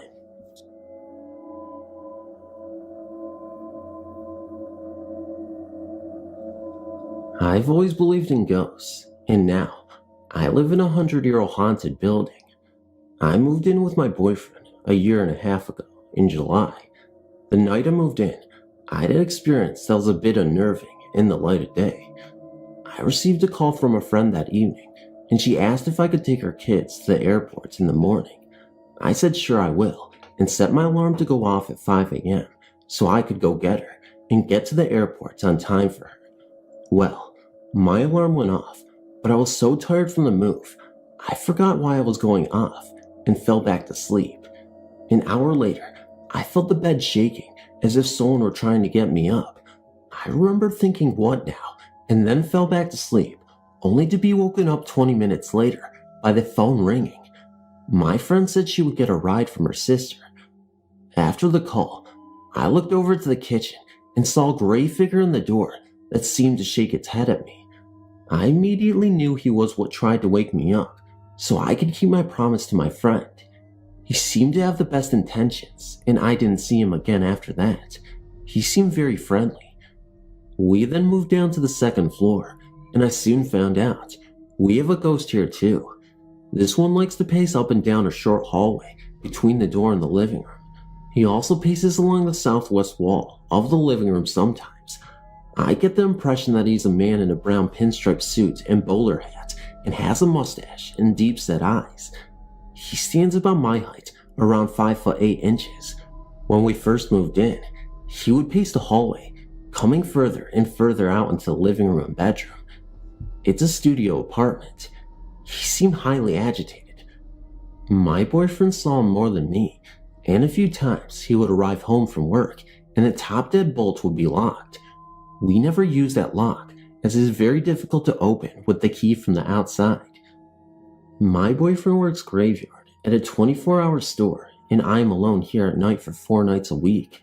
One night, I noticed that he was coming further and further out into the living room, and he was giving off vibes that were not friendly. I've had enough of this now, and looked at the hallway and said, listen, the year is 2001, not 1903 or whatever year you think it is. Times have changed, and it's okay for people to live together without being married, so lay off of it. I felt a feeling of surprise from the hallway, and have not had a problem from him since. I related this to the apartment manager, with whom we had become good friends with, and she said that she had seen him too, and I was right in my impressions of what he looks like, as that is who she had seen in her place when her son lived in the studio. She has also seen him in the hallway outside her apartment door. She said that there are several ghosts in the building, and she is not surprised to hear stories about them, as she has also had experiences with them when she first moved into the building before she was manager. It's an interesting place to say the least.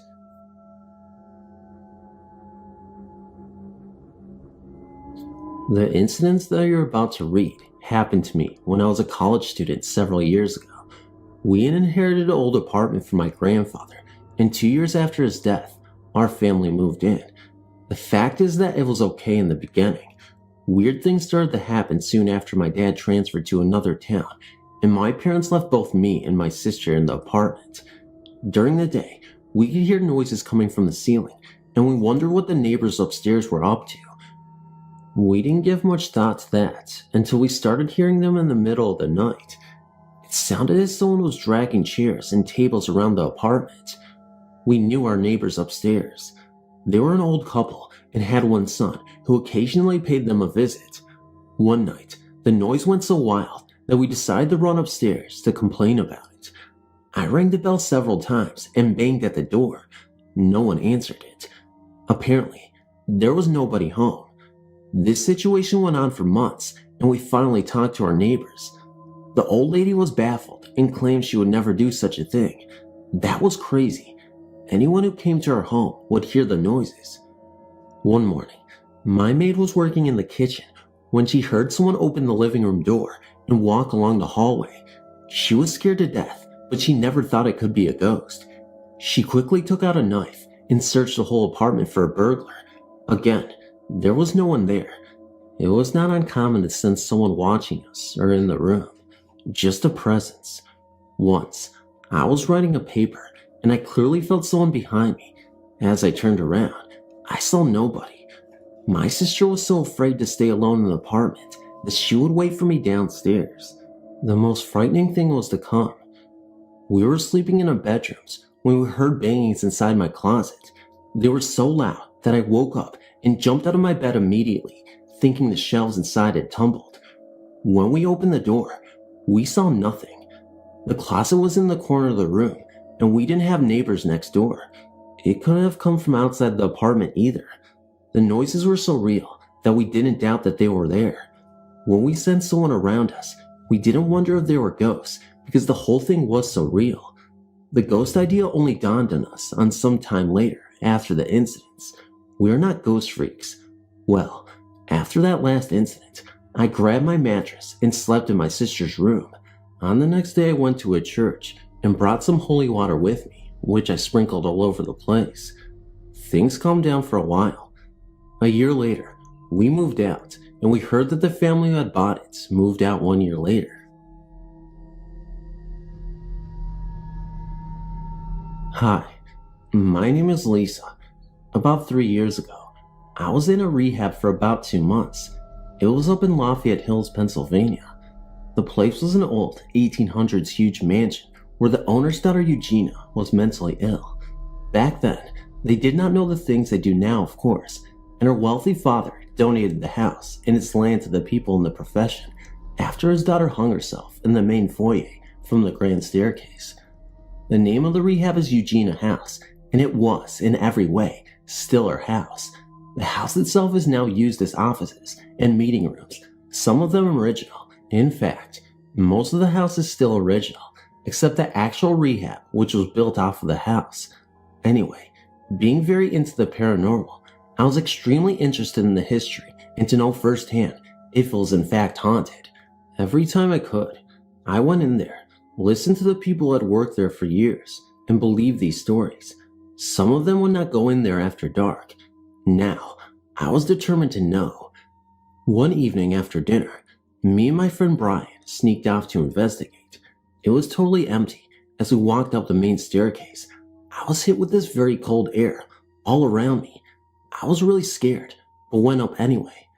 As we got to the top, we went right into one of the offices. We walked in a little further, and I was so uneasy. As I turned to look at Brian, we both heard shuffling, like books moving around on one of the desks. Then it sounded like a large book fell very hard to the floor. As we turned to run out of the room, I was disoriented and did not know where to go, so I followed Brian. As we fled towards the main staircase, these very big double wooden doors at the top of the stairs that in my whole time there were never closed, and they were so big and heavy, don't know if I could close them without help, slammed shut right behind us. The stairs were very long. As we got to the bottom, we stopped and looked up, and as we did, the cold air hit us very hard, like a winter wind. It felt like it swirled around us on purpose, investigating us. It made us just stand there, in awe almost. Then, after a few minutes that felt like forever, we fled out the door. We told the believers in the group, who were amazed, and I'll never forget that. After that, I did not go back in at night, but in the courtyard where we all smoked, you could look into the front windows. One night, shortly after that, I was telling one of the counselors of my tale and peering in the window at the same time. As I spoke, one of the big overhead outside lights would flicker, only when I mentioned Eugenia's name. At this point, the counselor was extremely convinced and started to tell me a few stories of his own that he never shared with anyone until me, for fear of the staff would think he was being foolish, but neither of us were.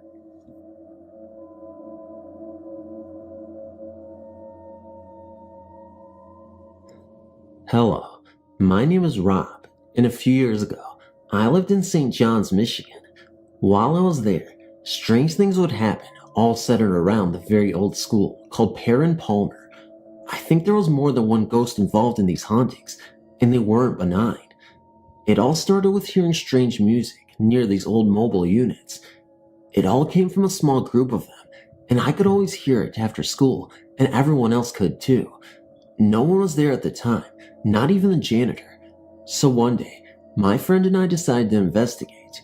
When we looked inside one mobile unit, we saw a black cat with glowing red eyes.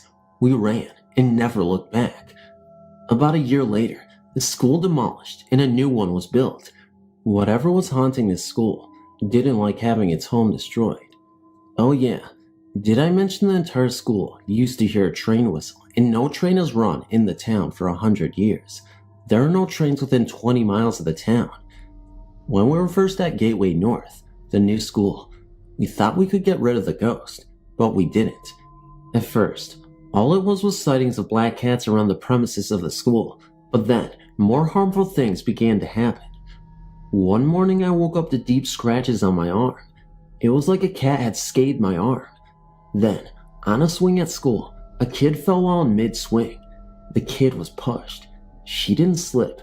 10 witnesses saw her fall, and it wasn't an accident. No kid pushed her. She sprained her arm. 2 weeks later, another kid under the same circumstances broke his arm. 4 more kids were pushed from the same swing, under the same circumstances. Balls were swerving to hit kids on the playground. I left the next year. I haven't been in contact with my friends since. I don't know if it's continuing. I hope not. From what I can remember, it was never a scary house. From the outside, it looked normal enough. A little one-story with a well-manicured lawn, but it was owned by my mother's friend, who I lovingly called my aunt. As far as bad experiences go, I have none to recall prior to the day my aunt moved from the house. That day, however, is an entirely different story. My aunt and her husband had been on the rocks for a while, and I assume much heartbreak and harsh words had gone down within the house during their stay there. Maybe that attracted the spirit, I will never know. I don't recall much about the day my aunt and mother packed up the house, but I do remember being asked to go into the spare bedroom and retrieve some blankets. Now, the spare bedroom was a little secluded room in the front of the house that was accessible only by going down a hallway that also doubled as the laundry room. The washer and dryer sat in a closet, and above them was a little door to the attic. When I say door, it wasn't so much a door, but more of a piece of wood that sat on top of a square hole that opened up into the attic. I was far too little to reach this door, even if I was to stand on top of the washer and reach with my arms outstretched, It was impossible. You must remember that on this day, it was only me, my mother, and my aunt who were at the house. So imagine my surprise when I walked past the laundry to find the closet doors had been opened with the attic door ajar and light on. I had been in and out of the house all day and knew that not one person had been into the attic. My mother detests attics and my aunt won't be caught dead climbing up into one. So I found this all to be a little strange. I continued on my way to the room where I gathered the blankets and then headed back into the hallway. As I was leaving, I looked up into the open attic and there appeared a man. To this day, his appearance has always baffled me, for he was not so much a man, but an elf-like creature. He wore his hair long and over it was a pointed hat. His clothes were tattered and I can remember them being green. His skin was brown, and his eyes black. He was small. I don't want to say a midget, for I mean to offend no one, and so for the sake of being politically correct, I will just say that he was no taller than 3 feet. He was not a lean creature and was actually quite round about the middle. He sat hunched over the square opening of the attic, looking down at me with a malicious grin. "Come here, little girl," he said. To which I did not respond. "Little girl, come up here." His voice was a harsh one, high-pitched, but at the same time, deep and threatening. Even as a child, I knew that what I was seeing was not human, and it was not good. I stood there in sort of a paralyzed state, staring at this thing in the attic for what seemed like an eternity, while he again and again repeated, "Come here, little girl. Come up here, little girl." Then, as if my brain was finally able to get through to my feet, I ran. I believe I would have ran through a wall of linebackers to get out of that house. I could hear him laughing as I took off, a dangerous laugh, one that to this day will raise the hairs on my arms and neck. I told my mother and my aunt what I had experienced, and they just as immediately wrote me off as having an overactive imagination. After much pleading, I got them into the hallway, where lo and behold, the attic door was open and light still on. The little man I had described to my mother and aunt had vanished. It was obvious that I was not the one to have done this, being that I was not of the right height to even reach the door, let alone the light inside, which hung another 3 feet above the opening. Needless to say, the packing was left unfinished, and the 3 of us promptly left the house with a phone call to my aunt's ex, informing him he could finish emptying the house himself. Whether my mother and aunt believed my story, or thought that a crazy person had taken residence in the attic, I don't know. I was never, and to this day am not the type of person to make up wild stories. I am a much grounded person, but I know that what I encountered that day was a spirit, demon, or ghost, and it was evil. Very evil. Why it had never even showed itself until then, I can't say, but it came to me and has been a part of my memory ever since. It was my first and only experience with actually seeing an entity. I still get feelings of being watched, and I can always sense when I am not alone, but I've never ever again seen anything like that. Not even close. I am currently a freshman at Eastern Michigan University, which is only about an hour or less away from Detroit. My roommate and I live in a freshman dorm. I'm not sure how old it is in comparison to the others, but it's definitely not a new building, and I never really thought anything of it. I moved in first and lived by myself for at least a week back in August, and nothing unusual happened. I have never heard any strange noises or discovered cold spots, nor did I feel uncomfortable. In fact, I absolutely loved living there. A month or so after school started, my puppy died. My parents took me home so I could say goodbye before we took her body into the vet. I took her collar with me to college and collapsed it around my bed. And honestly, I was so upset that I had a hard time making it into my classes and spent most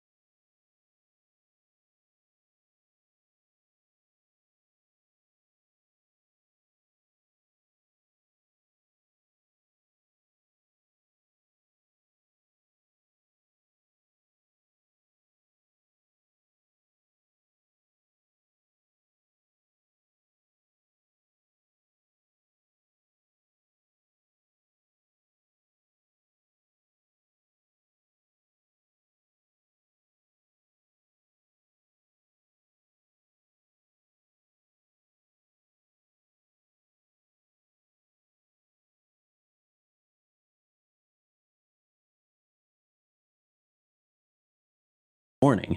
I was trying to finish up some homework so that I wouldn't have to worry about it over break, when suddenly I started to hear music. The music sounded as if it was coming from a radio, but it was soft, and at first I couldn't tell if it was coming from my room or someone else's. Then it became loud.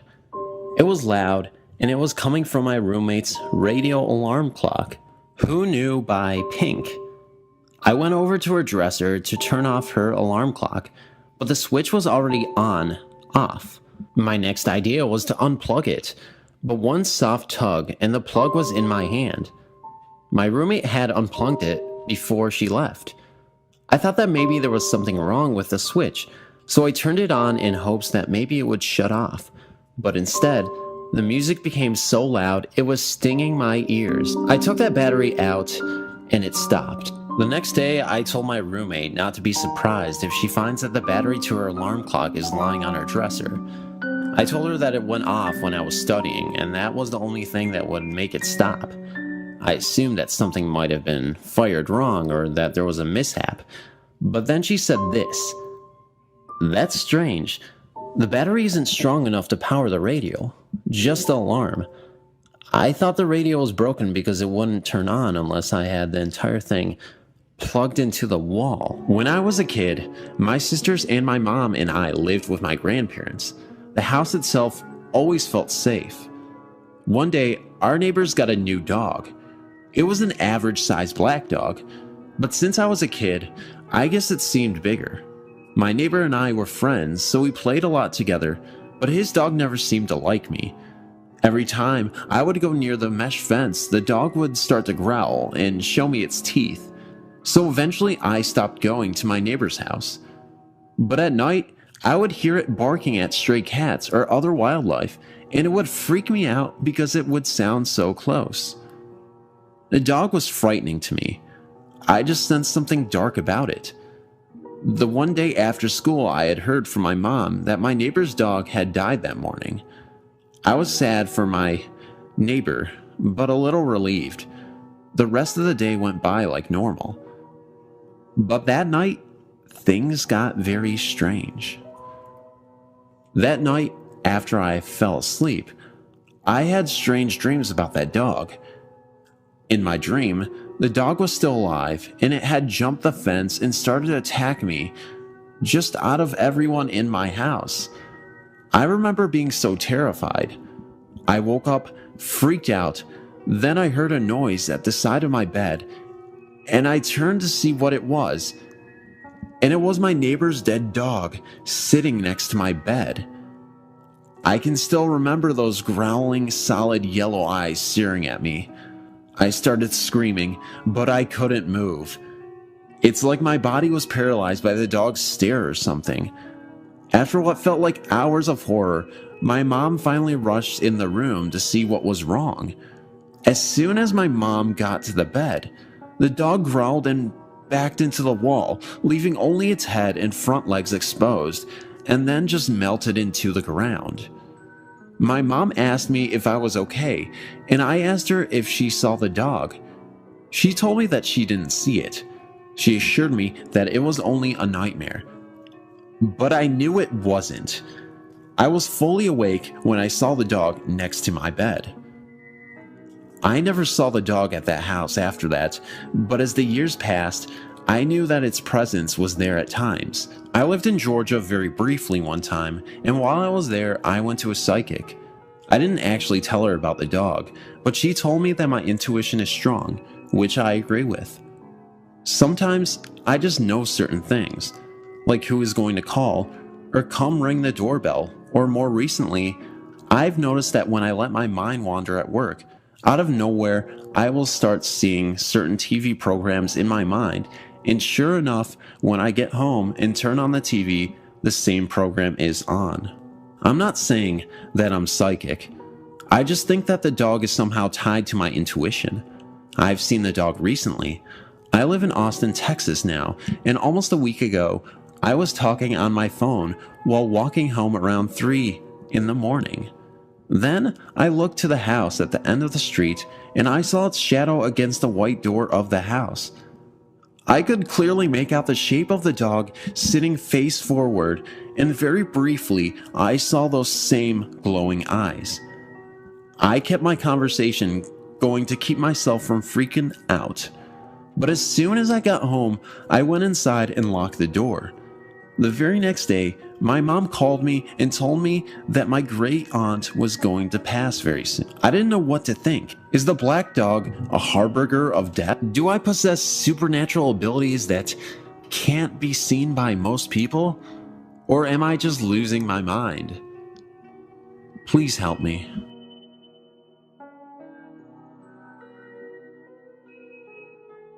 He sees things.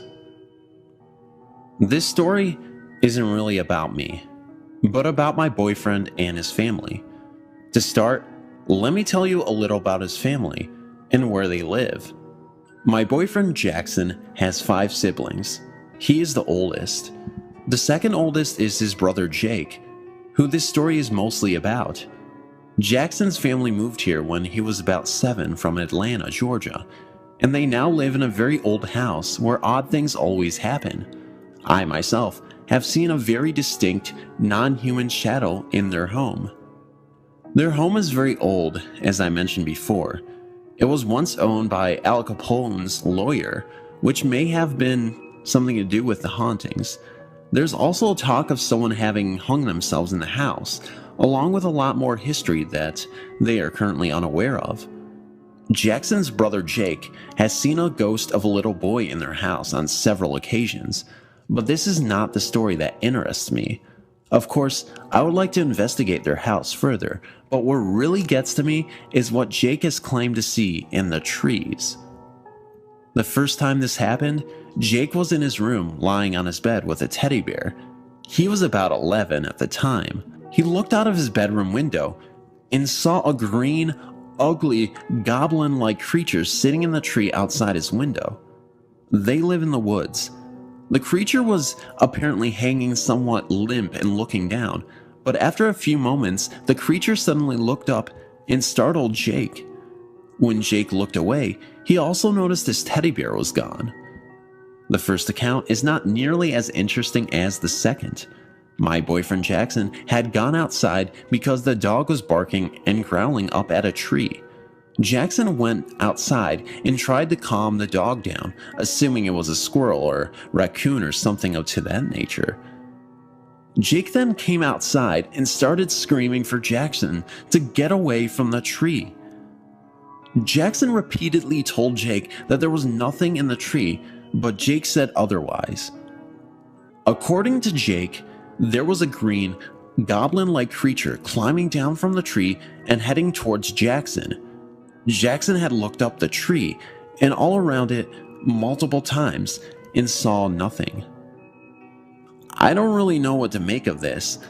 All of it seems pretty bizarre to me. I'm a firm believer in the paranormal, but do goblin things really exist? What are they really? I'd love some feedback on this. This is the first time I've ever submitted one of my experiences online. I'm not a writer, so please bear with me if there are any grammatical errors or if it just seems like I'm rambling, just trying to describe almost everything as it happened leading up to the point of the story. Nor am I a confident speaker, so I haven't relayed this story to anyone besides my next of kin.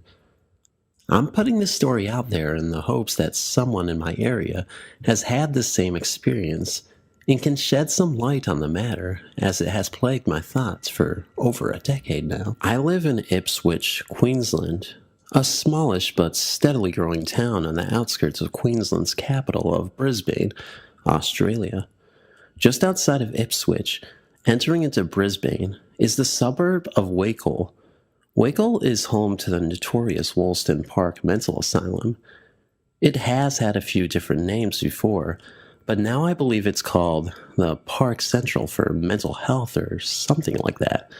Look it up if you'd like. Now, this incident took place in 2002.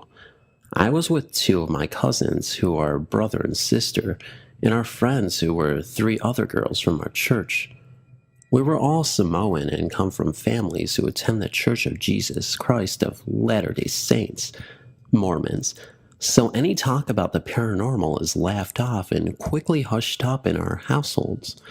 I'm no longer a practicing member of the church, but at that same time I was 18 and still living at home, so I didn't mind going along to church sermons or events with my family every now and then.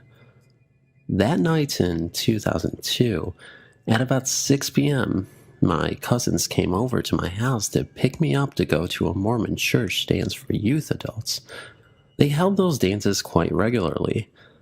It was a regional thing, and young adults from all around the region would attend.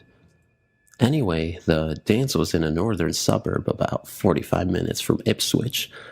After my cousins picked me up, we made our way to the homes of our other 3 friends to pick them up too. We get to the dance, mingle, and catch up with our friends from other regions, and at about 11:30 p.m., the 6 of us decide we'd had enough and made our way to the car. The car that my cousins picked us up in was an old van that belonged to their parents, but one the parents rarely ever used anymore. It was an old Mitsubishi, and at the very front where the driver sits, it was a little 3-seater, so 2 of the 3 girls sat at the front with my guy cousin who was driving. The second row of seats were occupied by myself and my girl cousin, and the very last row of seats sat our other friend by herself. We left the dance, but instead of going straight home, we decided to go for a drive into Brisbane Central, since it was close to the chapel we were just at. We parked the van and went for a walk around the city. It was a warm Saturday night, and walking past some of the nightclubs, we would see security guards that we knew standing outside the club doors, and we would have a chat with them. None of us wanted to go into the clubs, wearing our Sunday best, so we decided to just grab some ice cream and head home. If you live in Ipswich, and especially back then, you couldn't go to Brisbane and back without having to go past where you turn off to go into the grounds of the Woolston Park Hospital. Well, if you wanted to go quick way anyway. Armed with McDonald's chocolate sundaes, we made our way to the car and headed back towards Ipswich. When we got near Wakel, my guy cousin asks, "Do you guys want to check out Woolston?" It was almost 2 a.m. The 2 girls in front with him were scared but still said yes. His sister, who was sitting with me, rolled her eyes and dismissed what he was saying and carried on talking to me about her boyfriend. Our friend at the back didn't say anything. I don't really think she cared for what we did. And me? Well, my attitude towards it was just meh, because I had been to Woolston Park many times before in previous years with friends, hoping to see something spooky just like almost every other teen in the area did back then. I never saw a single scary thing, maybe except for the new runaway mental patient being escorted back into the grounds by security, while the patient shouted every curse word under the sun and in no particular order. The security staff would glare at us and tell us to leave, or we'd get done for loitering and trespassing and such. Security was pretty tight there. They were either walking or driving around looking for thrill-seeking teens and driving them out of the grounds immediately. But this particular night, there was no one in sight. No little white security hatchbacks driving around with its high beams on, patrolling the grounds like there usually is. Back in 2002, the grounds were still pretty old. They hadn't added the new buildings and all the new street lights at this stage. It was still very dark. And where the new buildings now stand, there used to be just overgrown bushes and shrubs. We enter the grounds. It is dark, like pitch black. My cousin killed the lights to show us just how pitch black it was before his sister yelled at him to turn the lights back on and stopped acting stupid. We drive further into the grounds, my cousin and I yapping away about some crap, while our friend at the back decided to lie down and have a snooze. Suddenly, my cousin driving yells, "Shoot, did you see that?" And we look over at the trio in the front. The two girls are huddling up to each other, shaking and just saying, "Oh my God, who the heck was that? What's wrong with him? I want to go home." I quickly turned my head back to look out the window of the van, and I could just make out, under the moonlight, a person who seemed to be walking with a limp, following us. My cousin driving said they saw someone standing against the bushes on the side of the road, just staring at the van go past. His sister laughs it off and says, "Oh, whatever. You're so full of it." To which he replied, "Do you want me to turn back?" The two girls in front with him are shouting, "No, no, no, no," while his sister and I are shouting at the back, "Yes, yes, yes." Because we were so busy chatting away, we didn't see this mysterious, spooky stranger. We thought it was probably just some homeless dude seeking shelter, or perhaps another adventurous patient and just wanted to confirm what we thought. But when my cousin turned the van and drove back the direction we came, there was no one in sight. His sister says, "See, I knew you guys are full of crap." But I tell her that I did see someone out the back window. She looked at me scared, but at the same time, it was like, "Oh, great. Not you, too." We keep driving that way to see if we can spot him again. After driving a few minutes and not seeing anybody, which I thought was weird because I had seen him myself coming in our direction, we should have seen him as soon as we turned the car around. But nope, no one. We are driving through the darkness. The only light we have are the dim lights on the van. Suddenly, the lights fall upon a lone figure in the dark, his back turned to us. I knew it was him. How the heck did he get here so fast? I thought to myself. And especially with that slight limp, he is just walking slowly on the grass, on the side of the road. He doesn't even turn around to acknowledge the fact that there's a car behind him. I know I would have looked behind me if I were me at that time of night, in case people jumped out and attacked me, so I know whether I need to break into a run or something. But not him. It's like we weren't even there.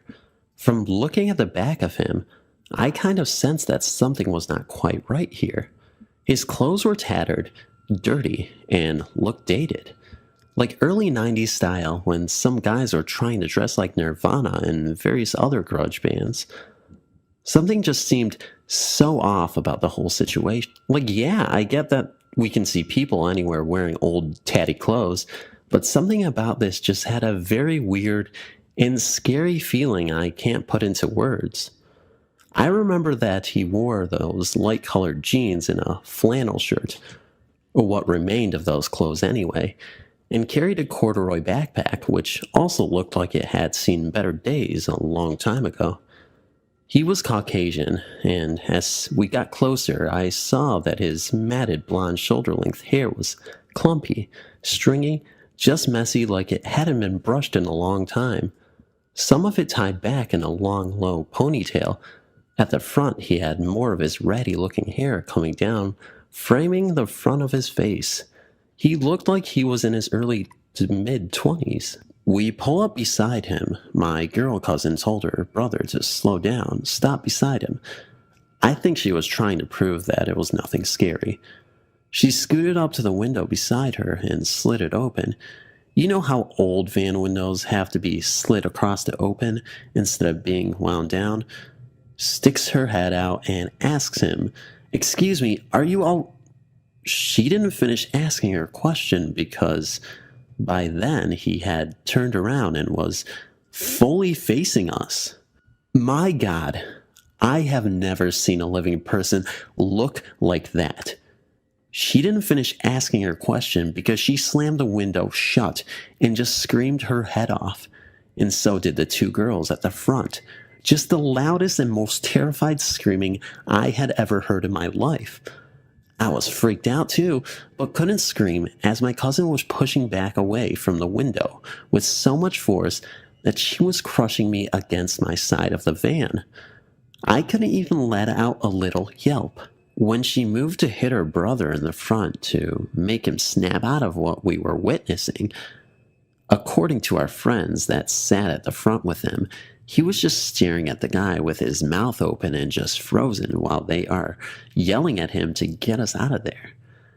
I was able to move and turned around to our friend, lying in the back seat, telling her, "Oh my God, get up, you have to see this." She just lay there crying with her eyes shut tight and telling me over and over, "No, no, no, shut up, shut up, shut up, shut up. I'm not getting up. I'm not getting up." Fair enough.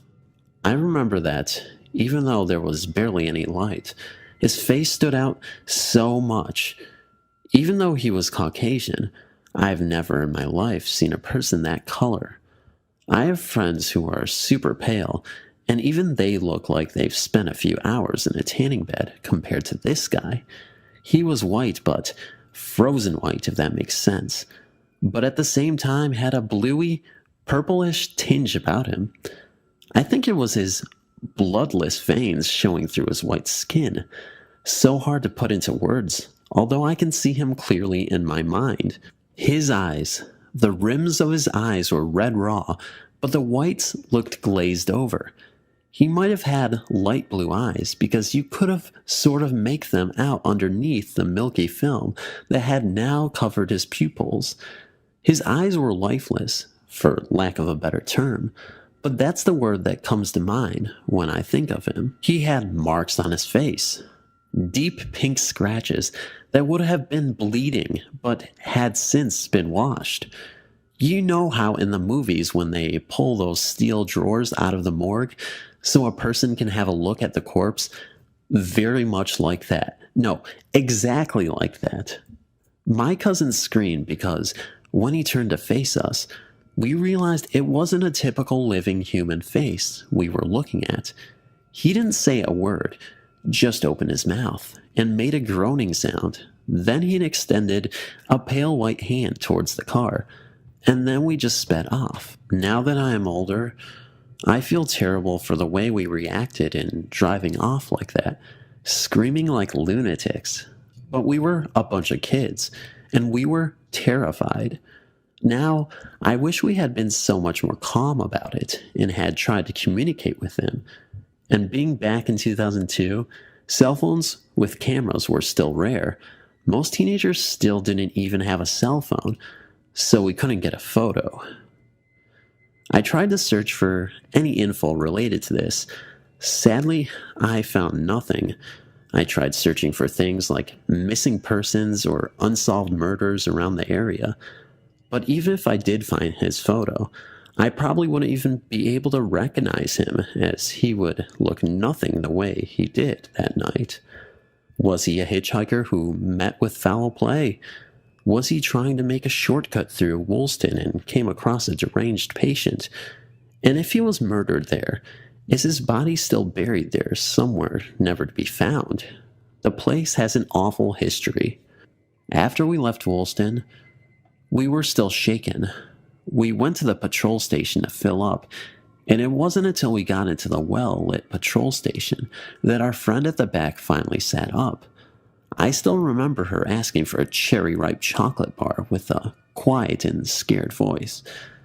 She sure was shaken up for someone who didn't see anything. She came over to my house with my girl cousin a couple of months ago, and we talked about it briefly. The other three that were in the car, I hardly see them anymore, except on Facebook, but we all agreed that what we witnessed was not of this world. We know what we saw. I still remember my guy cousin had to walk each of us girls into our homes as we were too scared to get out of the car by ourselves. Woolston Asylum has always been rumored to be haunted. My boyfriend and I drove through Woolston in 2011. That was my first time back there since 2002. It is so different now. Not at all as scary and menacing as it used to look. They've really cleaned it up. New buildings, and very well lit too. I always wonder who he is and how he got there. Some parents said that we saw a demon because we were hanging out so late at night instead of being good church kids and going home straight after the dance. I wonder if what we saw was someone who relives the moment of his death at every anniversary. I wonder if anyone else has seen him. That's why I wanted to share my story. It's been so long, and I still think about it all the time. For all of my life, I've lived in this average-sized house outside in the countryside. It's one of those places where nothing bad seems to happen, and the people all seem pretty normal. So, you can understand I don't share my story often. It started when I was young, around 5 to 9 years old, and continued until last year. When I was young, we had a dog, always barking and making noise about the littlest of things. He was one of those knee-high dogs, a West Highland Terrier, and he tended to get up in the middle of the night for various reasons. The first incident, I think, occurred on a mild summer night. I was living upstairs at the time, and just down the hall from my parents' room. As I was laying on my back in bed, I heard the sounds of footsteps around me and assumed it was the dog. I was wide awake at the time and listened to it walking from one side of the bed to the other. It must have lasted for almost 5 or so minutes. I told him to leave. The steps proceeded to go around me another time, stopping on my left, and I finally turned to look over the bed, telling him to get out of my room. There was nothing there. I got up looking around the sides of my bed. Nothing. My room was a small rectangle, so small that the bed was pressed up against my wall, and I still smacked the knee on the corner. There's only one exit on my right side, so there was no way for him to get out, and there were boxes under my bed. I thought I had just gone to sleep and imagined it. Then, about 3 years, I'm guessing because I'm bad with time, things got a little freakier with a few incidents in between that might help shed light on this stuff. I was in middle school and had this nightmare. I awoke in the dream and heard my parents screaming for my help. I jumped up and ran out into the hallway. There, standing before me, were two things.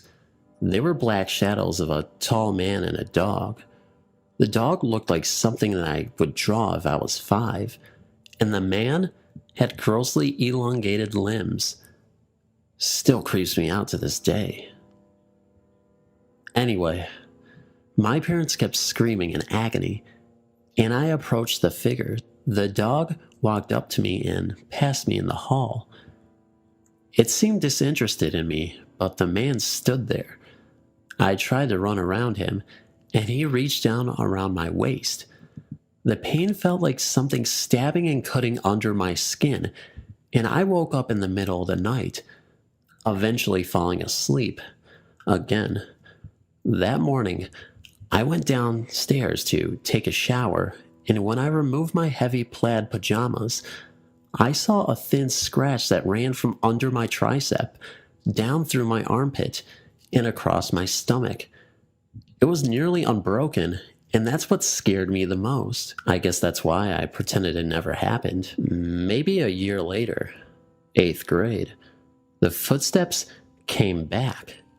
With our basement recently finished, I was living downstairs, and one morning during the week, I got up and started to play video games on my computer. I heard the footsteps start to walk around, just like they did before. It was like they were exploring my house. First off, we have no pipes over my room, and we have soundproof tiled ceiling above, so those footsteps had to be loud. Secondly, the dogs and cat were all out of the house, and so was my family. The footsteps continued, and at first, I thought maybe someone had broken in or one of my friends was playing a joke, so I waited. They would go all around my house and stop just at the stairwell and then walk again. They repeated this for about 5 minutes. A little freaked out, I grabbed my putter and went upstairs. If someone broke in, I would whack them. If one of my friends broke in, I'd whack them too. I went from room to room and, as you can guess, found nothing. When I went downstairs, I listened. Silence. As soon as I sat down, the footsteps began again. Not faster or slower, just an even, steady pace. I sat there, listening, and it would walk to the stairwell and stay just out of sight. I decided I would ambush it at the stairs and grabbed my putter. As soon as it came back, I stormed the steps. The way our house is shaped, it'd be impossible to get to the back bedrooms before I got up there. And of course, there was nothing. I searched every room, every closet, under every bed before I descended back into the basement.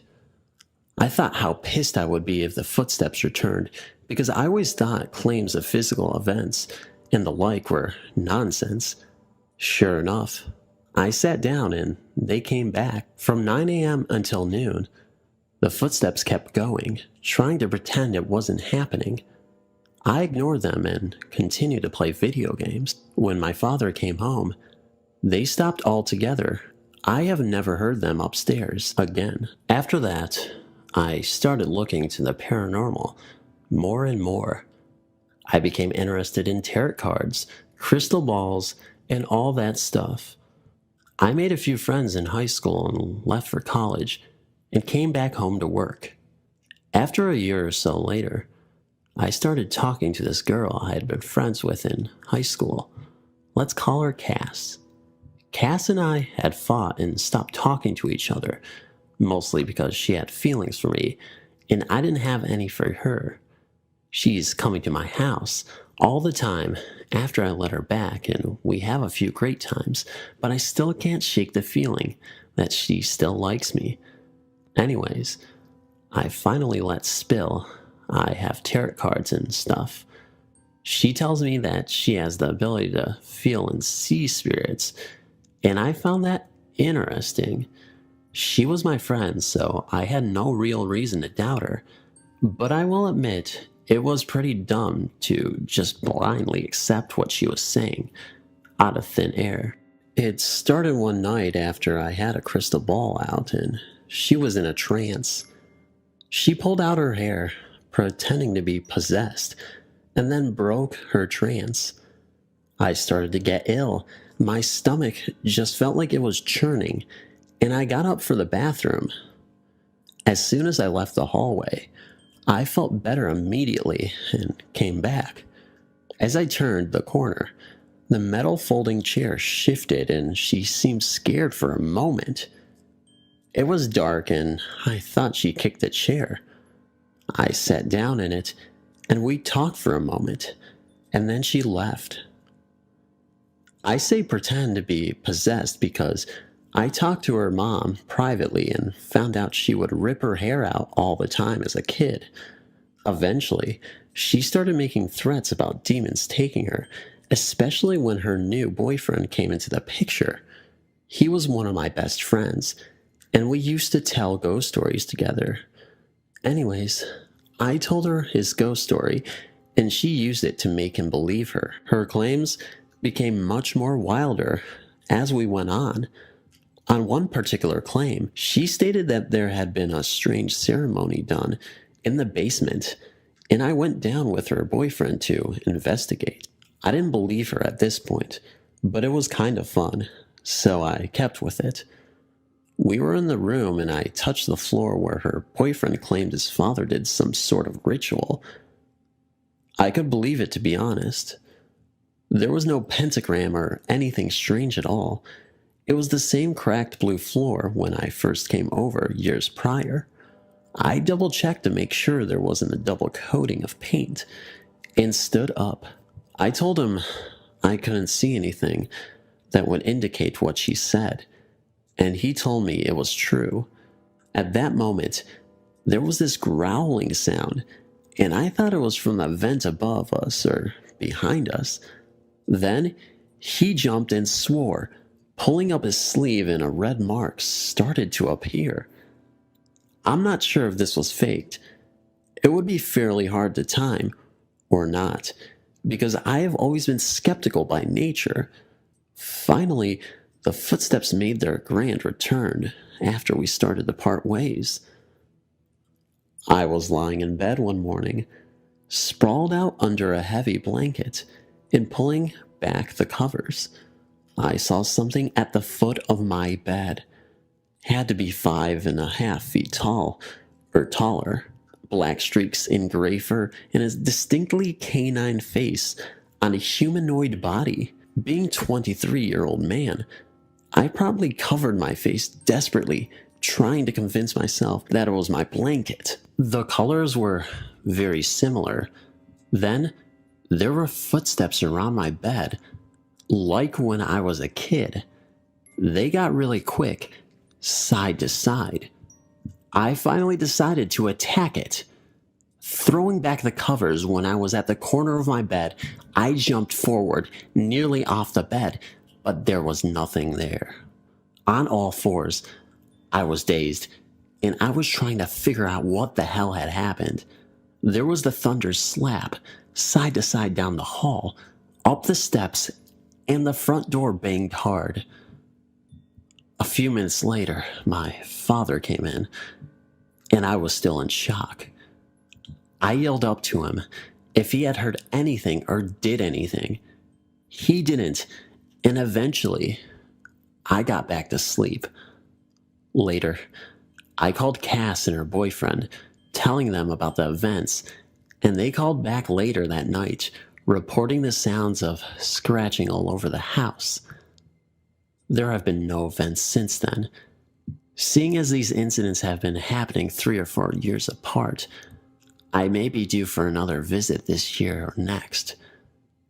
This story is similar to another, and you can see my effort to make contact wasn't successful.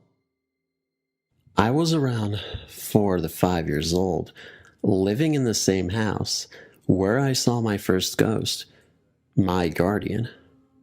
I could write an entire volume about my love for that house and garden. It was the best place to grow up in. One of my favorite nightly activities, bedtime procrastination techniques, was to climb onto my parents' bed while they were kicking back in the lounge room. I was pretty proud of this accomplishment because it was a waterbed, thus seemed near impossible to climb the shiny solid wood block fortress walls which chambered the water mattress. With the bed conquered, I could reach and switch on the bedside lamps. From here, I would pretend to be a panther prowling around the slow-moving surface until I eventually fell asleep. Fun times. One such night, I conked out and curled up to have a doze. I noticed a spider on the wall and recognized it as a huntsman. The huntsman, plural, is a large Australian spider which looks like a brownish hairy tree tarantula. Fun fact, the title of the movie, Snow White and the Huntsman, is highly amusing, but I digress. The huntsman on the wall was different. It was, for lack of a better description, colorful. I recall red and yellow patterns, and a slightly different brown. Its legs were thin and tapered. It only had 4 legs and was striking a star pose. There was something very strange about the huntsman. I stared at it in wonder. Another odd thing about Australian culture worth mentioning. Roughly 90% of Australians will tell you, huntsmen don't bite. They're harmless. Fact, they do bite. Fact, they're harmless in the sense that they want to get away from you. After or before biting you, either option is cool with Mr. Huntsman. I pay no mind reaction to the huntsman was based on wacky Australian conditioning. As I gazed upon this peculiar huntsman, My attention broke to a sound of murmuring voices, clear and deep but muffled. At first I thought it was Dad from the lounge, but the muffled voices were coming from a much closer source. I glanced around. Nothing. I looked at the huntsman. He's still there, chilling out. I was looking to the left when I saw out of the corner of my eye my parents' curtain wardrobe move. The curtain wardrobe was a wardrobe without a door. Dad put a curtain on the front as a makeshift door. This fabric had moved. I looked to the wardrobe curtain. The voices were still murmuring. Then came light, quick footsteps on the seagrass matting floor. I don't know if I could hear or understand what these voices were saying. What I can remember is one saying, "Quick," and "Hurry up." These two statements were particularly clear and deep. They sounded closest. I was in the middle of the bed. Slowly, I edged to the end of the bed to where the wardrobe and voices were. I peeked over the end of the bed and saw what looked like an animalistic doll-sized toy looking out of the wardrobe toward the bedroom door. More murmuring. I looked to the door where this entity was looking and saw another similar looking entity running out of the bedroom. I only saw this one from behind. Didn't see his face. He was wearing a yellow striped t-shirt and blue shorts. I looked back to the first one. He slowly slid behind the wardrobe curtain. Could swear he was looking at me as he did this. Then I heard something I still get the creeps thinking about. Shh. The loudest shushing I've ever heard. It decayed like the acoustics of a church, not a furnished average-sized suburban bedroom. Everything fell silent for the TV in the lounge. I made haste to the other end of the bed, as far away as possible, and hid under the covers. I wanted to yell for my parents, but I knew they'd just put me in my bed. The one running had turned the corner in the direction of my room. I definitely wasn't going in there. I peeked out from the covers and stared at the huntsman again. For some reason, this was comforting, like having company. I continued to stare at Fancy Pants Huntsman until Mom came in and carried me to my room. I demanded Mom remove all the doors from my bedroom. I don't know why, but I had an aversion to dolls after this. These critters didn't look like dolls, though. They looked more akin to soft toys. I don't know why I didn't freak out about the soft toys instead. I was curious yet calm, initially, to witness these beings. When the creature appeared to stare at me while slowly slipping behind the curtain, all calmness was replaced with fear. A fear I had been seen by it. The other time, I saw one of these guys was in the backyard. This time is less vivid and less eventful. I was around the same age. It wasn't too long after the first time. I was playing on the lawn, and I heard a deep, resonant voice again. It wasn't my guardian, who I used to hear sometimes. Immediately, I remembered the colorful huntsman again. I looked to the direction of the voice, which was coming from a part in the backyard, which was completely overgrown and gnarly. In the direct sunlight, I saw a light pink, skin toy-like thing with black eyes, nose, and frizzy sort of hair, wearing a sweater scamper into the wandering dew. Didn't hear or see anything more than that. The appearance of these creatures were similar, but each had their own unique look. The two whose face I saw both had black beady eyes, black noses, and red lips. Their skin looked like it was made of smooth cloth. Their hair was frizzy, as if it had been teased. I'd guess they were around 1 foot tall, varying in height and build. The one peering from the curtain wardrobe had dark brownish, orangey skin and bright red lips. I think this is the one that said, "Shh." I didn't get a look at his body, just his face poking out of the curtain.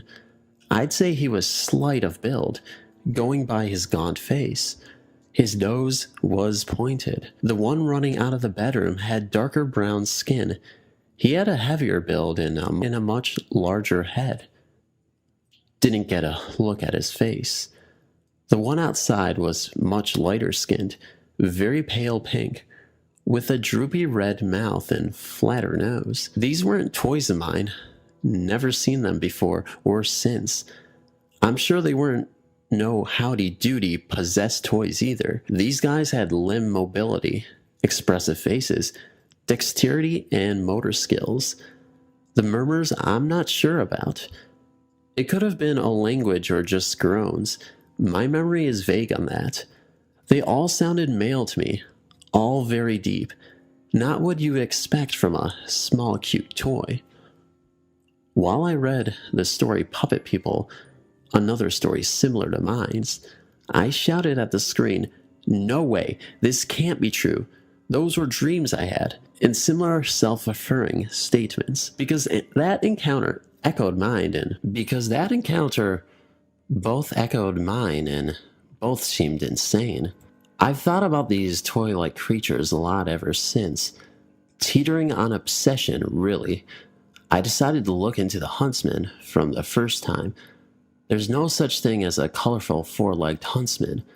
I took to the internet in a quest for answers. After many bungled queries and ridiculous search results, I found the spider in question really does exist. According to the internet, the St. Andrew's cross spider is the Australian subspecies of a global genus of bizarre-looking spiders.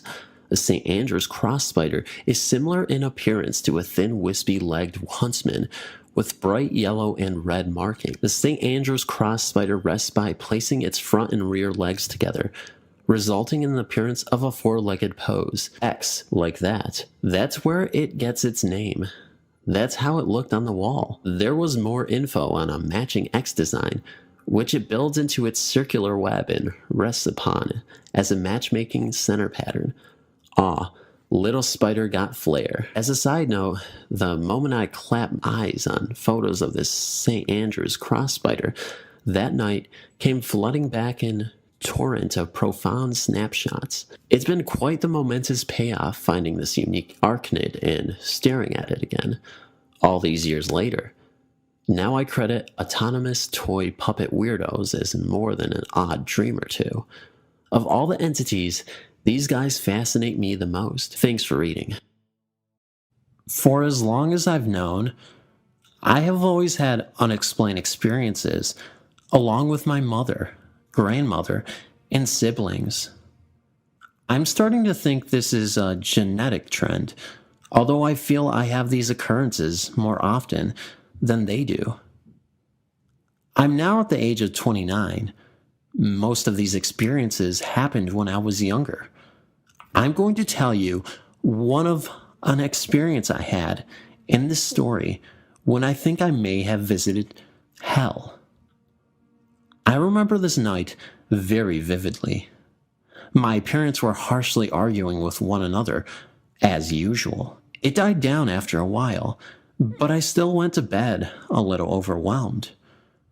I remember falling asleep like usual, like any other night, nothing different. From what I can explain, is to me, it felt as though my soul has lifted out of my body and drifted into another dimension.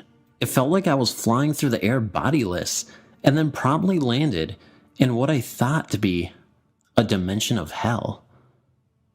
I landed on a high-altitude light brown rock formation, and it seemed to be a very hot summer day. Everything seemed very physical and realistic. The sky looked normal, but as I looked around, there were no living creatures. Nothing was alive. There was no grass, no trees, nothing but this brown rock material for as far as I could see. I realized I had been placed in near the front of a line alongside with my mom against other people I had never even seen before, facing a little white chapel-like house that seemed to be the only thing in the entire dimension. The people in line looked like everyday ordinary people, except no one was making noise or moving a muscle. Everyone was very silent and still looking at the chapel-like house. I was very confused on what was happening. I began observing, but I never got out of line. I'm not sure why. It felt out of my control to do so. All of a sudden, I heard a very deep, scary demonic voice that muttered the words, "Go inside." I looked up to see where it came from, and there was a huge, transparent, dominant-looking face in the sky. I couldn't really make it out, or its features, or exactly what it was looking at. There was a few people in front of me who began walking slowly into the chapel-like house. They seemed terrified, but had no choice but to go in. A few people had to go in at a time, and the door slammed behind them. We were next in line. I turned to my mom, who was behind me, and whispered frantically because I didn't want the face to hear me, "Don't go in, it's not safe." She nodded in agreement with me, but seemed kind of zombie-like, as she didn't actually reply to me. As I looked at the chapel, there was a huge window in front that I could see in. What I saw was very disturbing and mentally unexplainable. It was very dark inside. The only thing I could see was 4 autopsy tables with 4 people on them as though they were dead, but not dead. I could only see from their feet up to their waist. It seemed like they were dead, but were able to move their feet. They looked like they were freshly dead. They didn't look like they had rotted or anything like that. Each of them seemed to have had a little ticket wrapped on each of their big toes, along with a white blanket covering them. I couldn't even see any further than that. It almost seemed like I was being forced to walk into a torture chamber. I was petrified and unable to move, and the door looked as if it was about to open again. All of a sudden, everything disappeared, and everything went to a fog. It seemed as if my soul traveled back to my body, and I could see myself sleeping. That itself was very chilling, and in a flash, I shot into my body and woke up all at once. I absolutely can't mark this off as just a dream, and I would love to hear any comments, feedback, or similar experiences anyone has had. The Baby Cemetery. In this story, I'm going to tell you one of my many real-life experiences. I was about 16 when this event occurred, and I'll never be able to explain how this happened or exactly what it was that I experienced. I remember falling asleep in my blue waterbed the night this occurred. That being said, let me begin. I woke up, but it wasn't my bed that I was in. It was someone else's. As I sat there confused, I also realized I wasn't in my own house either. The bed's sheets and comforter were white with purple flowers. The room was tan. There was a window to my right that was open, and the plain white curtains were blowing softly as the daylight came through. The bed was located in the left corner of the room, touching the wall. I just laid there, confused. I was still very tired, so I closed my eyes for a moment or two. When I opened my eyes, I was surrounded by 5 dead babies that were all facing me. They were very gray and rotted looking. They stared at me with very dark, soulless eyes. They had a cloth diaper and couldn't have been over the age of 1. I felt complete terror in that moment. I could not move a single muscle in my body or make any type of emotion.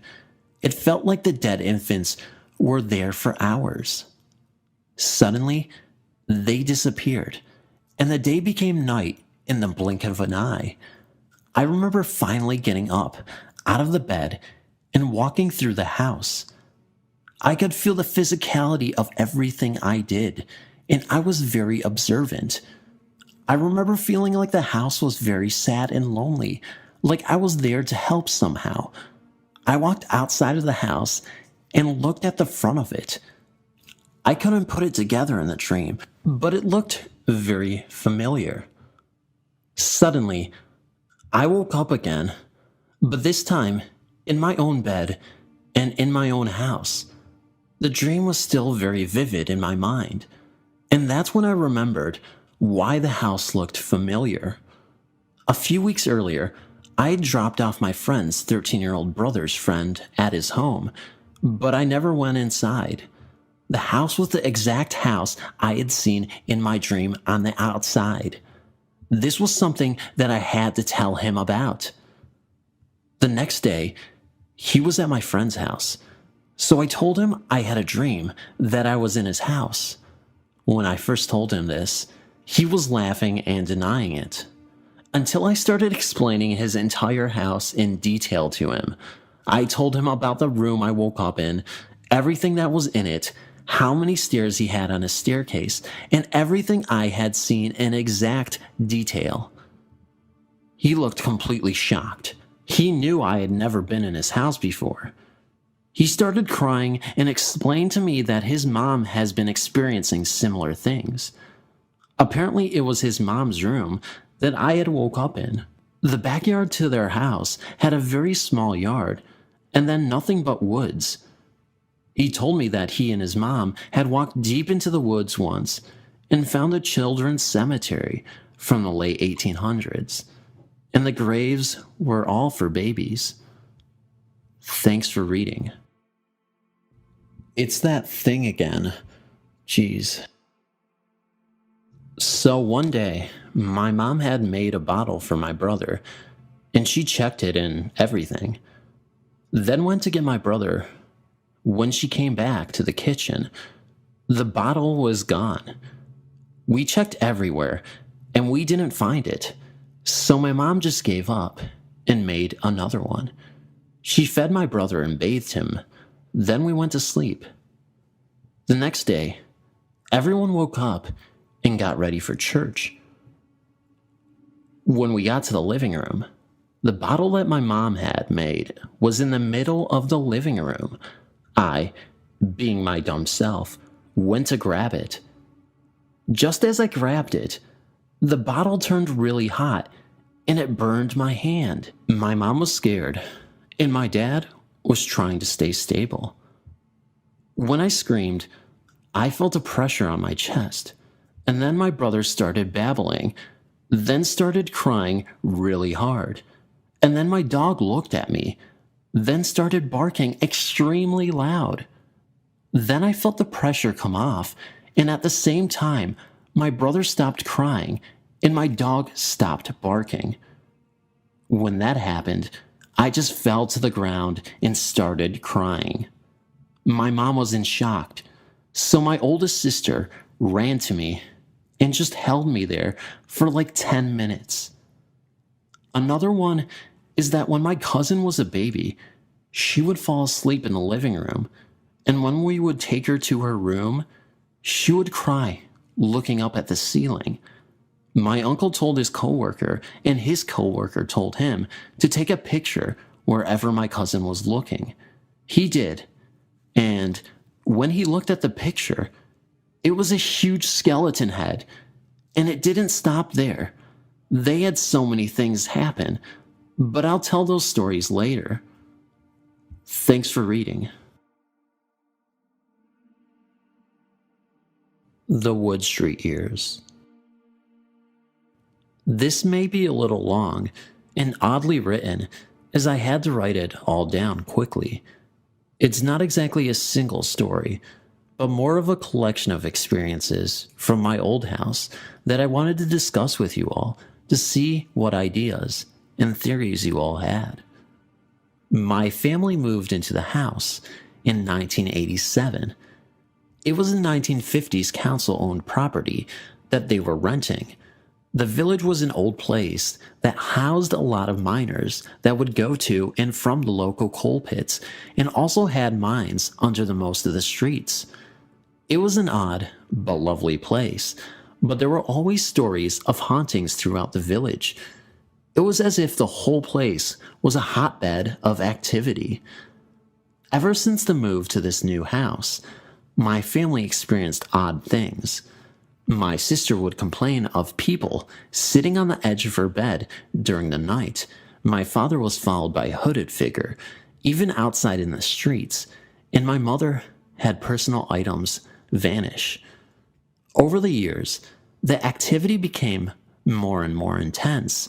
In 1995, my father moved out and went to live elsewhere, but we, my mother, sister, and brother, stayed in the house. My sister complained of activity in the house when we were out. Banging and scraping from the kitchen, items being shuffled, plates clattered. She got so scared at times that she would run into my mother's bedroom and sleep in there.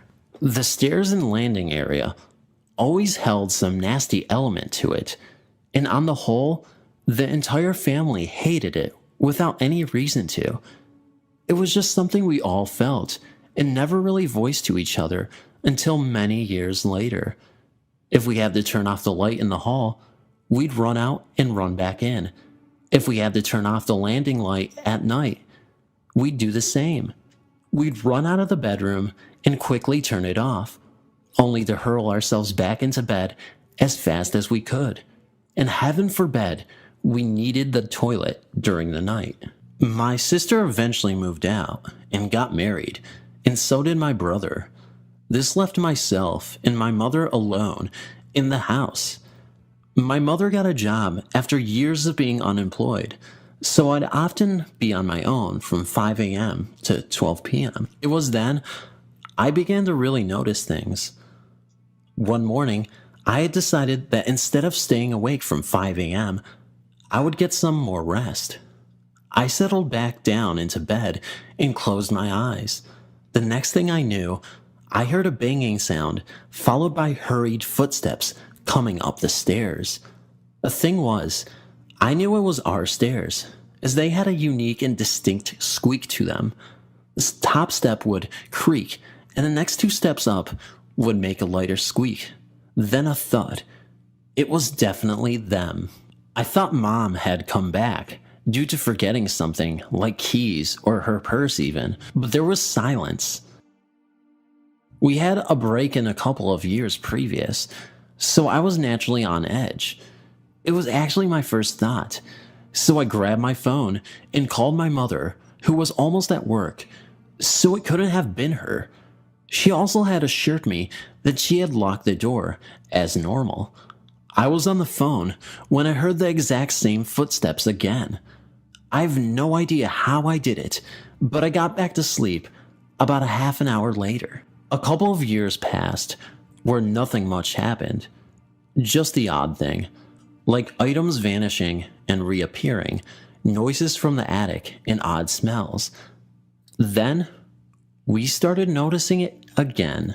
My mother and myself went to the shops one day to pick up a snack from the local deli. When we returned, there was dripping coming from the ceiling just above the back door. We could hear whooshing from the pipes too. We bolted upstairs to find the bathroom taps fully on and the plug in. The bathroom was flooded. To this day, we have no idea what the hell happened there. This happened again about 2 years after, when we returned from an outing with my brother. This time, the plug was not in, thankfully. It was from that point it began to get more and more frequent. I would see things at night that I couldn't explain. I first put it down to lucid dreaming, but I was not the only one seeing them. I would see strange insect-like creatures crawling up the curtains and on the ceiling. I'd stare at them, and they would vanish after about 15 seconds. There was one time that I was not sleepy, and I was looking out the bedroom window at the street. It was about 1 a.m. at the time, and I saw something very strange on the hedge that surrounded the house. The only way to describe it was a spider, but it had ridiculously long legs, and it was gliding effortlessly across the top of the hedge. My fiance also saw this for himself back in 2009, and he sat there staring in amazement. And he's a skeptic too. Other things I would see were a man in my room. He would be halfway through the floor of the room. The stairs were directly under my room.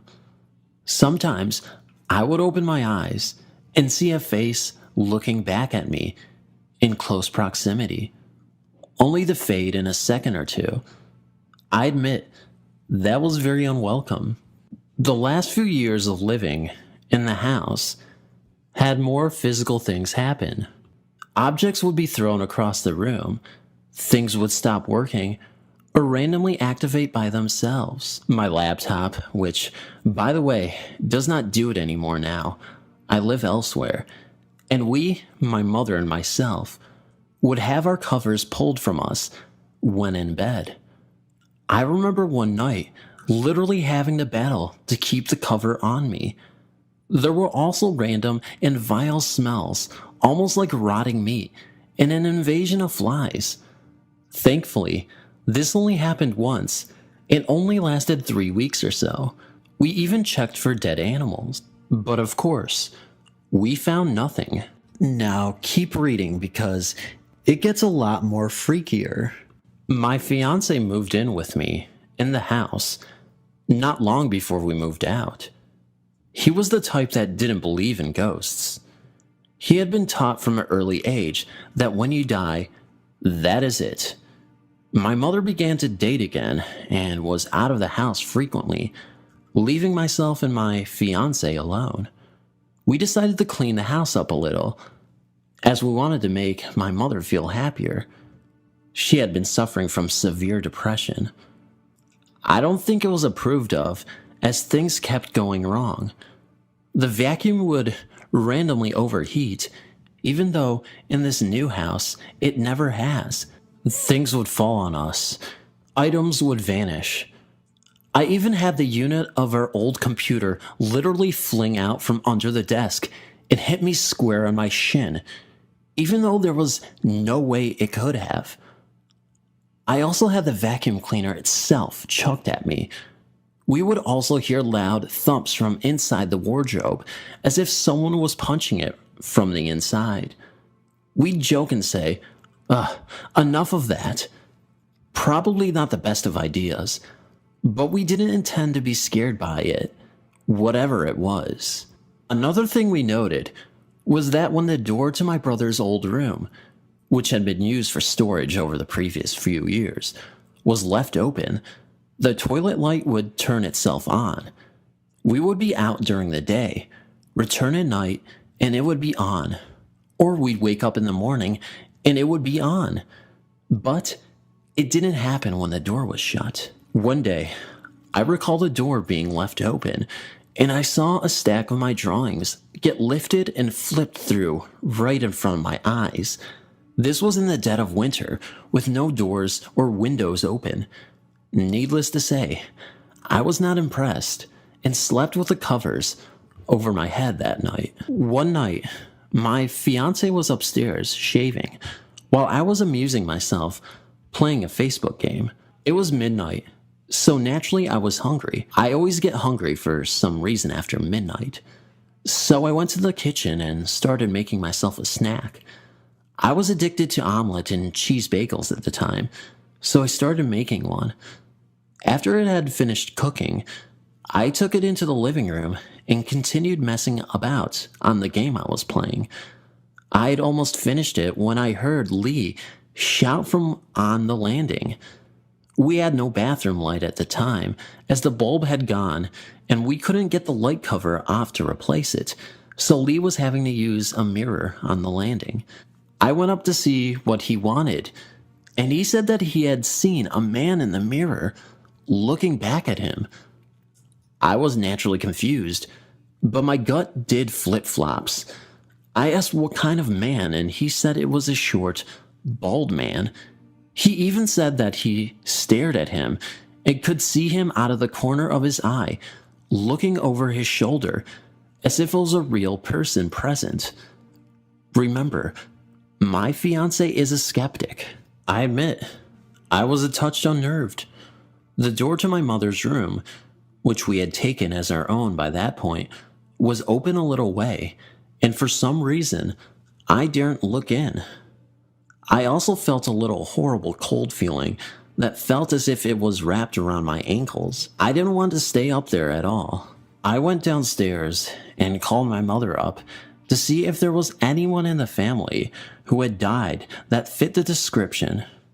She said there was no one. So I tried to shrug it off immediately and finish the last bit of my bagel, only for my fiance to shout again. He came running down the stairs with foam still on his face, saying that he'd seen him again. Only this time, it was as if he was screaming at him, but he couldn't hear any sound. It had really freaked him out, and he was incredibly uncomfortable. I said for him to finish shaving quickly and calm down. Reluctantly, he went back up and tried to shave. But for some reason, the razor was not cutting anymore, no matter how hard he pressed. Also, the cold tap was chugging out scalding hot water, which burned his hand. During this time, I had gotten onto my mother again and told her he had seen this man again in the mirror. While I was on the phone, I could hear odd noises coming from upstairs. My fiance finished shaving and ran downstairs again, only to pause and stare into the kitchen with an absolutely horrified look on his face. I stopped talking to Mom to ask him what was wrong. He said that he had seen the man again outside the kitchen window, walking past with an unearthly grin on his face, and his was very skinny and looked like he had no arm on one side. I told him to get into the living room, and while I was still talking to my mother, I could hear loud footsteps coming from above me, my mother's old room. My bones were also cold, and the atmosphere was horrific. She suggested I get in touch with my brother so I could stay the night at his. But while she was talking, I felt the atmosphere lift suddenly. It was instantly warmer again, and I felt oddly happy. I actually mentioned it to her, as it was so sudden and drastic. But then, it dropped again.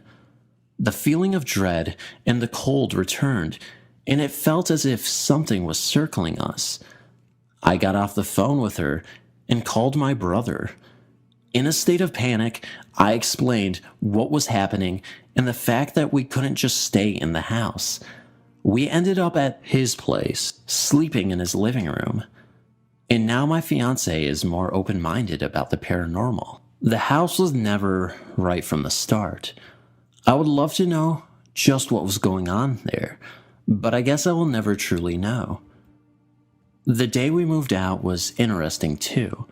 During the move, my mother had experienced a couple of little things while alone, i.e., a piece of paper scooting across the bedroom floor. But it was when the house was totally empty and the power had been turned off. Myself and my brother's missus went to check the rooms to be sure we hadn't left anything. All was well and clear. Then we got to my brother's old room. We opened the door and we were hit in the face by the most intense cold breeze. It was bone-chilling. It made our eyes water. We turned to each other, nodded, and said that it was fine and we should go. We legged it down the stairs, said goodbye to the house, and left to live in this new house we are in now. I am not asking for help. I just thought this would be an interesting story for all of us that have experienced things. I live in front of a mountain that is named Sims Mountain. The mountain can take you to various towns in West Virginia. I will tell of all the experiences I have experienced, or some of the ones I have heard, starting with the most famous in my town. Well, an old tale that is common with the locals in my town is the Sims Mountain Ghost. The story takes place when West Virginia was still a part of Virginia. There was a widow living in a cabin with her 3 children. One day, the children went to pick berries in the woods. When the children did not return that evening, the woman went on a search. For days, the widow continued to search for her children. Well, one night she came home from searching and went to bed. That night, her cabin caught on fire and the woman was burned alive. Now, the locals say that in the evening, you can see the woman now in what are fields or a huge group of fireflies going in the same direction. It is told that it is the spirit of the woman looking for her children. The story I'm about to tell you takes place 3 years before I was born. One evening, my brother, sister, mother, father, and grandmother took a ride around the mountain. When they saw a woman dressed in thin clothing and barefoot walking around, a few feet from where they had seen her, my father stopped and got out of the car to offer this woman a ride. She was nowhere to be seen, and there was nowhere to hide. He looked and said that there were no footprints in the light snow that had fallen early that day. He was spooked. My experience is very different. At the end of every summer break, I would have my friends come stay, and my father would take us on a night truck ride. We would always leave when we could still see a little. We were in the bed of the truck and joking around when we all got a cold chill. We had looked to see that there were a group of fireflies in the fields. We just laughed and said it was here to snatch one of our new friends who had come along. When we looked again, the fireflies were gone and nothing was there. Later on that night, we had seen another spirit on our way home. We had just passed some woods when a bright light with a dark figure had appeared in the place we had just driven over. It scared us and it followed us until we got off the mountain. My brother and his friend were up four-wheeling one afternoon when they stopped in front of an old cabin that had been there for years. There were no ceilings for floors on the second floor because they had been in there before. My brother's best friend started to head down the path first. While my brother was making sure everything was all right with our ATV, his friend had ran back, jumped on the back, and said, "Leave now." My brother was shocked. After all, his friend had never been scared by anything. He had asked him what was wrong. His friend just said that he had seen a young pregnant woman looking from the top window. He had told my brother she looked angry and was just yelling, but he could not hear what she had said. Then he had seen that her finger was moving, as if she was telling him to come into the cabin. My brother went and saw the same thing. He had run back to the ATV where his friend stayed. He jumped on, and they were gone. He has taken many people back to the cabin, including me. None of us had ever seen her. We had just got an eerie feeling. The funny thing is that my brother's friend has never returned back to the cabin. We all now believe that he triggered the spirit. All I can say now is that this mountain has many lost souls, I believe, and they all just have unfinished business. It seems to me that they died before their time and will continue to stay there until they have found their peace. Strange sights and sounds. Living by the coast, I grew up spending a lot of time on the beach. Summers and holidays zipped by with hours of swimming. One particular Sunday in May, I decided to stay in the sun the entire day and that earned me a pretty nasty sunburn. Swimming and moving out of the house for the following week was forbidden. Much to my grief, I was under house arrest. The next day, my parents decided to spend the evening by the pool along with some of their friends and took my brother along. I was 13 and my mom thought I was old enough to stay on my own for a few hours. She promised to be back by sunset. I was okay being alone in the house as long as there was daylight.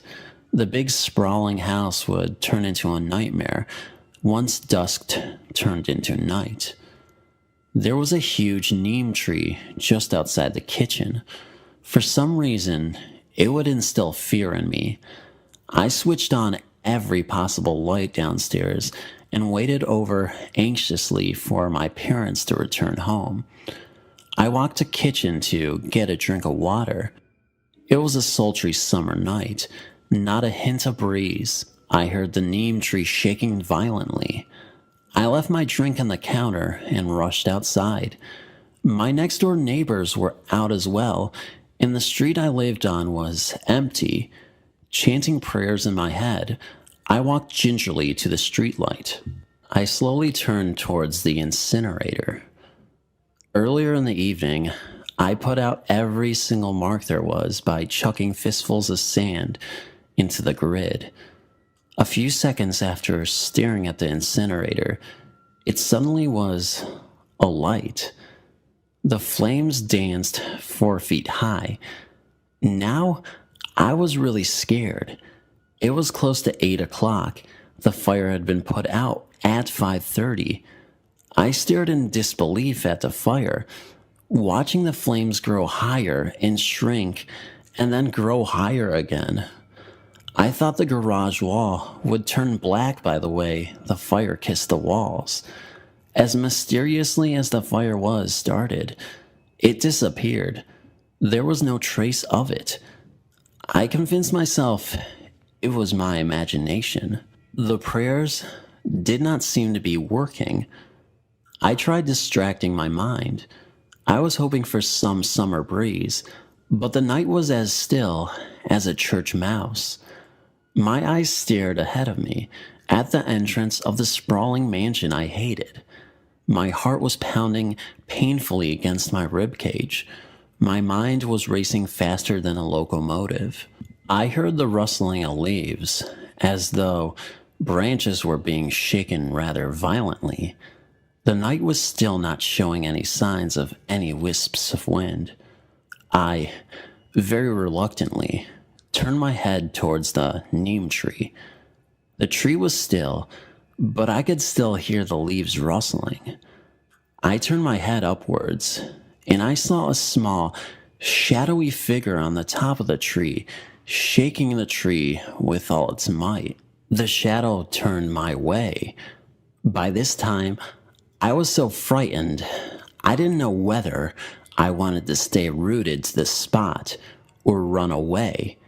My heart felt like it would explode.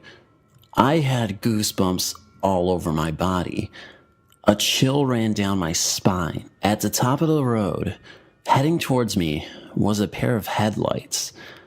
I was going to flag the vehicle down and make whoever was in it get out and wait with me until my parents returned home. The vehicle stopped in front of me. To my utmost relief, it was my father's Jeep that had halted. My mother was shocked to see me standing on the road. She walked over to me and noticed I was trembling. I told her what had happened. She was aware of my experiences from the past, and she was sympathetic. The next morning, I rushed to the incinerator to inspect it inch by inch. Equipped with my trusty magnifying glass, I studied the entire grid diligently. There were no marks on the wall. The garbage had been turned to ashes. I spoke to my parents' maids when they came to work. They told me that all the neem trees are owned by jinns. I pestered my dad to cut the neem tree down, and finally he agreed after much debating, haggling, and cajoling. That was the end of that experience and the djinn. I still don't know for sure what was out there that night, and I probably will never find out. Union Cemetery spirits hang out by tree. This uncomfortable feeling took place in the fall of 2004 when me and a friend took a ride up Route 59 on Sunday afternoon to the intersection of 59 and 136, arriving at the historical Union Cemetery. Now, usually I go to these historical burial grounds in Connecticut to look at the gravestones and absorb all the rich history the state has to offer. But this time, we just went there to see if we could get a thrill being near the Halloween season. Nothing was happening, no ill feelings, no sense of discomfort while walking around the grounds. If you have or have not been there, there is a small dirt parking area just in front of the main gate on Route 136 to the corner of Route 59. You can walk straight into the property and go left towards Route 59 or right towards the church. Straight and to the left, in the distal part of the property, there are a few trees set along the back edge of the property near the creek that runs along the back to or from behind the small church that is also located within the gated area. One tree in particular, that is quite large, I'd say, is surrounded by a few scattered headstones. As I looked over in that direction, it looked like a nice place to explore. I commented to my friend, "That's where I would hang out." We soon walked into the area and proceeded to walk around the tree. It was shaded with headstones placed strategically around the tree. I don't remember if it was an oak tree or maple. It's the largest tree in the cemetery. After about a minute, we were both bombarded with overwhelming sadness and anxiety that we left immediately and fled for the car. Because we both felt strange, we believed on that day there was a lot of activity in the Union Cemetery. The Legless Man in the Cemetery. I came across this website recently, and I figured this could be a good place to tell about my experiences, which I had around 10 years ago. The majority of my family lives in northwestern Minnesota, and I lived in Minneapolis at the time with my immediate family. We would go visit my family up north a couple times each summer and do things like hunting, fishing, going off-roading with ATVs, etc. Oftentimes, me and my cousin would go off-roading on our ATVs in an area west of a town called Thief River Falls. It's mostly farmland, some forest plots, highways, a few farms, and houses along with some gravel roads. One summer evening around 7 p.m., I was out with my cousin on our ATVs, and the radio which we had on his ATV was set to the NOAA weather radio station, which was saying that a severe thunderstorm warning was issued for Pennington County, the county in which we were in, and it was scheduled to arrive in about an hour. Since he lived about 10 miles south of where we currently were at that point, we decided to start making our way back before the storm hit. About 5 minutes later, we decided to stop right by an old cemetery in church situated about 50 yards ahead of us on the right side of the road to look at the giant cumulonimbus cloud that was quickly moving towards us. By this point, the sky started to get a little dark, and we could hear the thunder starting to rumble, but we figured we had enough time to kill before the storm arrived. A couple moments after we stopped, I started getting this strange feeling. The best way to describe it was that it was like someone was watching us. In fact, I even checked all around me out of instinct, but there was no one there except for us two, of course. I then heard my cousin fire up his ATV and telling me that we should get going. I started up my ATV and proceeded to follow him, but I still had this strange feeling that I was being watched. As we got closer to the cemetery, I started to slow down because that feeling I was having was getting stronger and stronger.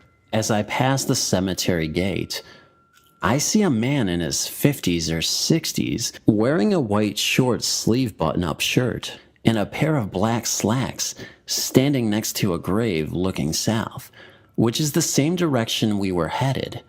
However, I quickly noticed that his legs were missing from his knees downward. I immediately hit the brakes as I could not believe what I was seeing. He then turned his head to look at me, and I will never forget that scornful look he had on his face as he stared at me for those few seconds. As he stared at me, I started getting this cold, clammy feeling that one usually gets when scared. After a few seconds, he starts to slowly float towards me, at which point I gunned it and got out of there as quickly as I could. When I checked my rearview mirrors, I didn't see anyone or anything behind me, but I wasn't going to wait around to find out. My cousin noticed I had stopped and was waiting for me about a quarter of a mile up the road from where I had stopped. I lied to him that I had just seen a couple of deer run across the cemetery and was just watching them frolic about. That night, I couldn't sleep because I kept thinking about that legless man. From that point on, whenever I visited, I always made sure to never go by that cemetery again because I'm honest to God afraid that he will follow me home if I go by there again. Cemetery rescue. I had some interesting paranormal experiences growing up in the Las Vegas area. One is kind of funny, and while it may or may not have a paranormal component, I thought it would be a good one to share. When I was 18 in the early 80s, a friend and I had been spending the evening downtown. That meant the Fremont State area in the early 80s. Walked around, ate some 50-cent shrimp cocktails, played a bit of 21 at the Horseshoe, where it was easier to get away with underage gambling at the time. We'd pretty much had our fill, so we decided for some unknown reason to stop by a cemetery since it was 1 a.m. and likely to be creepy, and we were basically kids doing what kids do. We pulled into an empty and dark parking lot, and I turned off the car engine. We got out and stood by the car. It was a cemetery off of Main Street, I think, and totally quiet. There was no traffic on the road adjacent, and not a soul to be seen. As a matter of fact, it was eerily quiet. We stood there maybe 20 seconds, and both decided we wanted to leave now. We jumped back in the car, and I tried to start it, but it wouldn't start. This hadn't happened before. I kept trying, and it wouldn't start, and I think I flooded the engine. So here we were, stuck in a dark cemetery with nothing around. Back then, nothing was nearby. I was just starting to see how much trouble we were in when all of a sudden, there was a car next to us. A cop car. It wasn't the typical LVPD car, but something that looked like it belonged in a small town off the highway with tumbleweeds blowing around. I didn't even notice it pull up. The cop, who looked more like a sheriff, walked to my door and asked if we needed a ride. We eagerly took him up on his offer. He drove us to my friend's house on 8th Street, and as he turned the corner of the street, he turned us around to us in the back seat, smiled devilishly, and said, "Watch this. Your neighbors are going to love it." And he proceeded to turn on his flashing lights and briefly hit his sirens. By that time, it's about 2 in the morning. The turkey, he laughed, then laughed again as we tried to open the door from the back seat.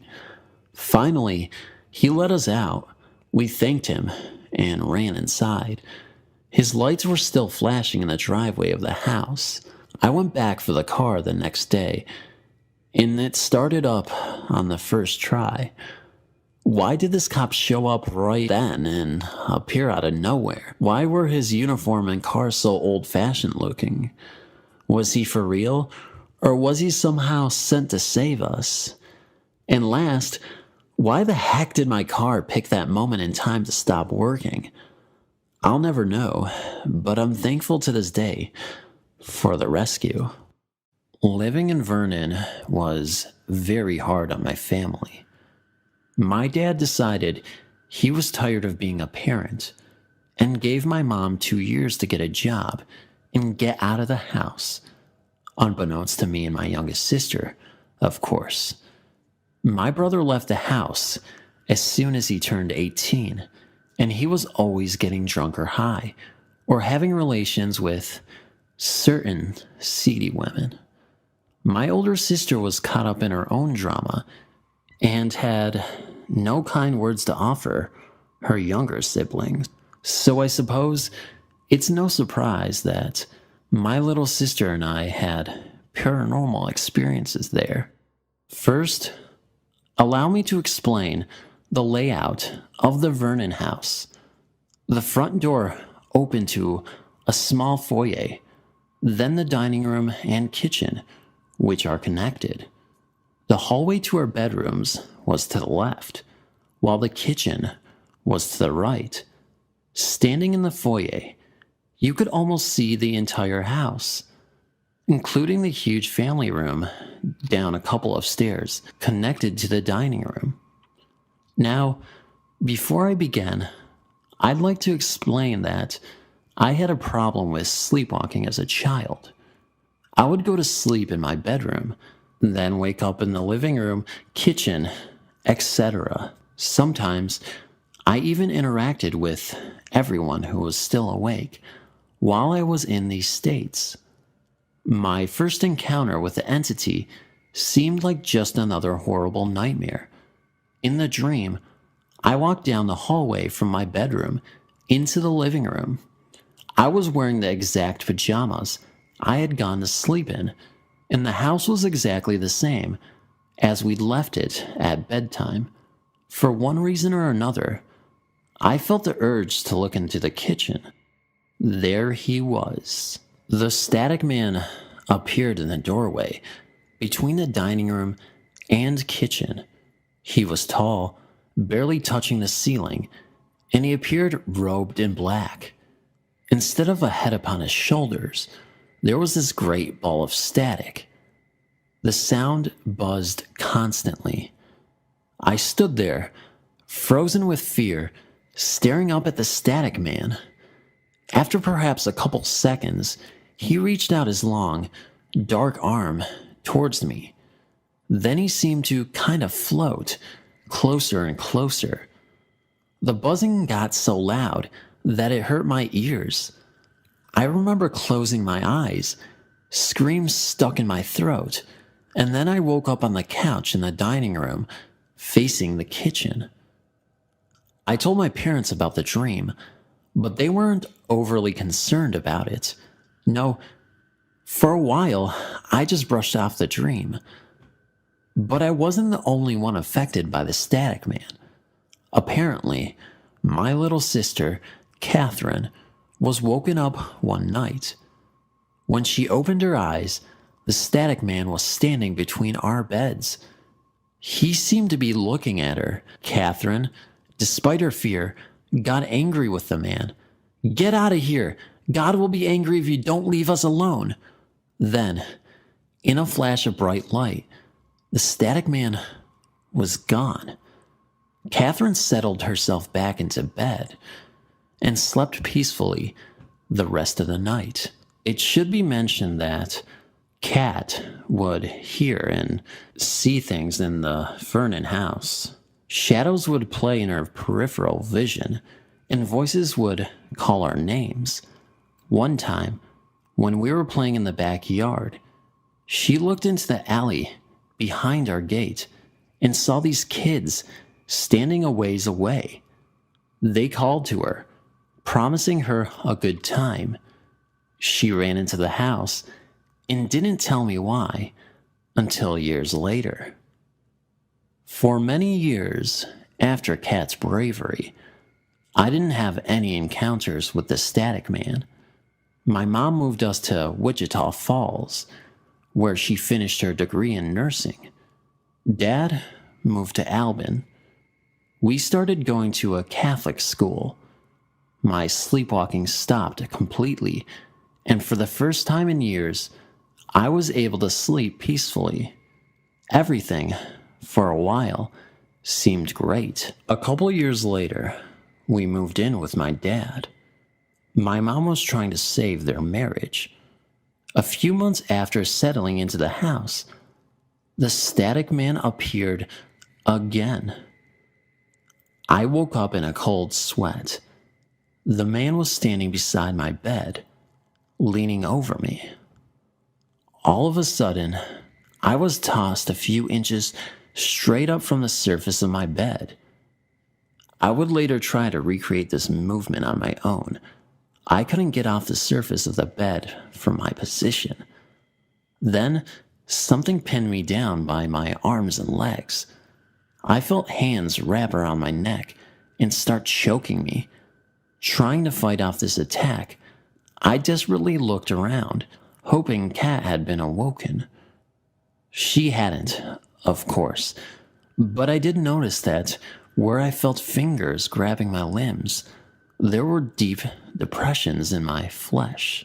After perhaps a minute or so, I was released, and the Static Man disappeared as quickly as he'd come. For the rest of the night, I lay there, wide awake, shaking and gasping. From then on, every night, for about a year, I was disturbed in the same way. I was completely drained of energy. My grades fell abruptly, and I violently lashed out at my family. For instance, I actually tried to suffocate my little sister with a pillow. Then I started biting, hitting, and cutting myself just to feel something. I'd even tried to kill myself. My mom, sister, and I moved into our current apartment after 2 years of darkness in my dad's home. The Static Man continued to torment me. I tried to talk to my mom about it, but she kept telling me that it was just a dream and that it was a side effect of my new antidepressant. If there was something wrong in this house, I'd know about it. I have experiences with these things, remember? She said things like this, even when I kept with her, and the entire bed shook as the man attacked. Caroline, if you keep shaking the bed, I'm kicking you back to your room. One night, I just laid in my bed crying, waiting for the Static Man to appear. I pleaded to God for just one night of peace. Please, God, please, God, please. I was shaking from fear and exhaustion. I suddenly felt a wave of peace wash over me. I stopped crying and closed my eyes. When the Static Man jolted me out of bed, I wasn't afraid. It didn't touch me, didn't buzz. It was the first night in a long time I was able to get a good sleep. Thank you, Jesus, I remember thinking before I drifted off to sleep. Ever since then, the Static Man has only visited me once every few weeks. I'm not afraid of going to bed anymore, and he hasn't been able to touch me lately. I believe either his power is weakening or I'm getting stronger, somehow. Although, I know I'll probably never be rid of this entity. I know he won't be able to hurt me, like he was able to beforehand. As to what exactly the Static Man is, I have no idea. I don't believe he's a human spirit.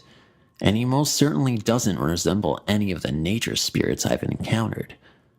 I don't believe he's a manifestation caused by my medication or even stress, as he appears despite what's going on in my life, and despite whether or not I take my meds.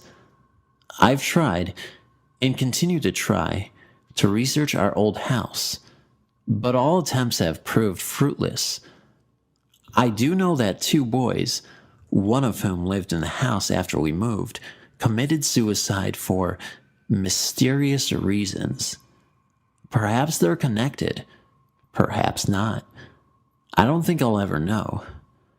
Whatever the static man is, I'll continue to fight him, be it through meditation and prayer, or other means if things escalate again. Thank you for reading my incredibly long story. Comments, suggestions are all welcome, as usual. Final Goodbye verse Static in the Air. Users, my story takes place in church. It was my grandmother's funeral, and we were all in our Orthodox church, grieving while the ceremony took place, as you do. Now, my grandfather had passed a year before this. I remember being in tears as the priest spoke about her life and how she is now much happier.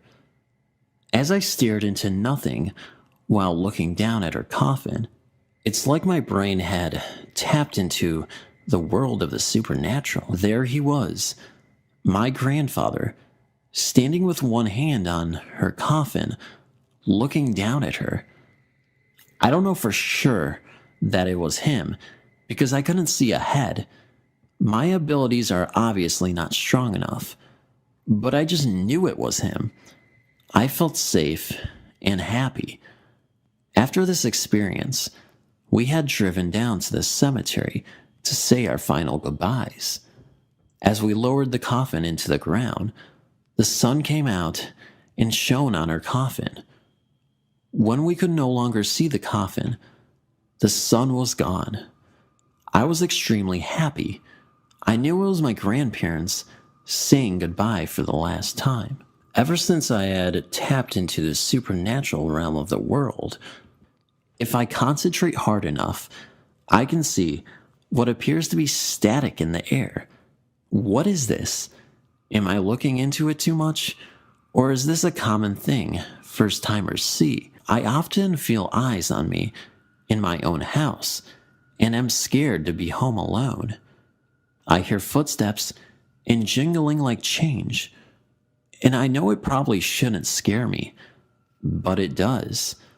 Can somebody help me understand the static in the air and explain to me a way I can deal with these felt presences? If you had read my story and or commented below, thank you so much for your time. I look forward to help and advice from other users. The White Wings. As this is my first time at publishing a story here, I thought I should start relatively slowly and also explain some background about me. Up until recently, I've been a dancer my entire life, and have always felt most serene stood in the wings of a stage. Funny, really, that this story so revolves around wings in every sense. Being a performer, countless hours have been spent on a stage and backstage, wings, tech booths, dressing rooms, etc. Now, though most of my experiences have been personal, I thought I would start with one that was only about me and not something I actually saw myself. It happened during a dress rehearsal for an annual show that I was about to perform in about 2 years ago. I was in a local theater where I am from in South Wales. To set the scene, I was stood alone in the right-hand side wings of the stage. For non-stagey folks, this just means the small space on either side of the theater stage, where you are concealed from the audience. On the opposite side to me were my teacher and her close friend who acted as our stage manager.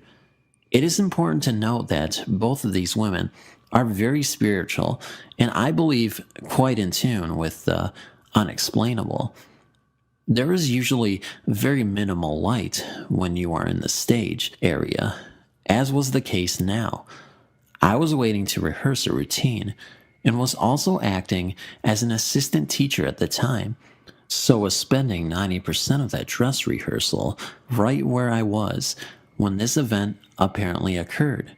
There were plenty of other people in the auditorium, but none where I was standing at this time. I must stress, there was nothing but black walls and a few tables behind me, and I was very much alone when our stage manager witnessed this event. She claimed to have been watching me from across the stage as we waited to progress, when she saw a large pair of white wings appear behind me, almost wrapping around me. Angel wings? Butterfly wings? What? I was told this all by my teacher shortly afterwards, a woman whom I was very close with and trust immensely. The stage manager had apparently asked my teacher about me as she was seeing it. Has she lost someone close to her recently? My teacher confirmed that, in fact, I had, and the manager proceeded to explain why she was asking. I have always felt a strong feeling with me backstage since this person passed, and always hoped they were there to watch me, as they always had done.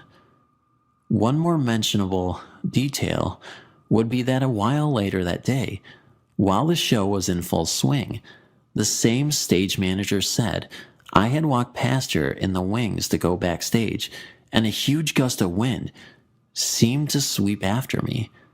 This stage has no natural drafts, no windows, doors, etc. that could produce winds, and it is always boiling when you're up there. You'd be grateful for a breeze. So again, strange. I have always wondered about this event and hope that it means my loved one was with me. If anyone could confirm this or explain about any theories of seeing wings, I would be so grateful. Thank you so much for reading.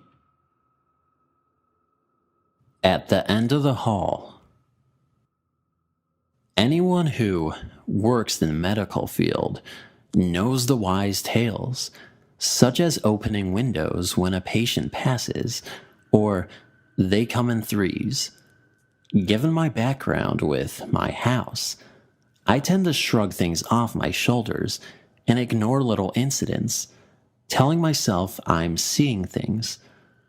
On this particular night at work, it was just two aides, one med tech, and myself, the nurse, on the back halls. Now, you would think that the newly built wing would not have any ghosts contained in that area, but we were proven wrong.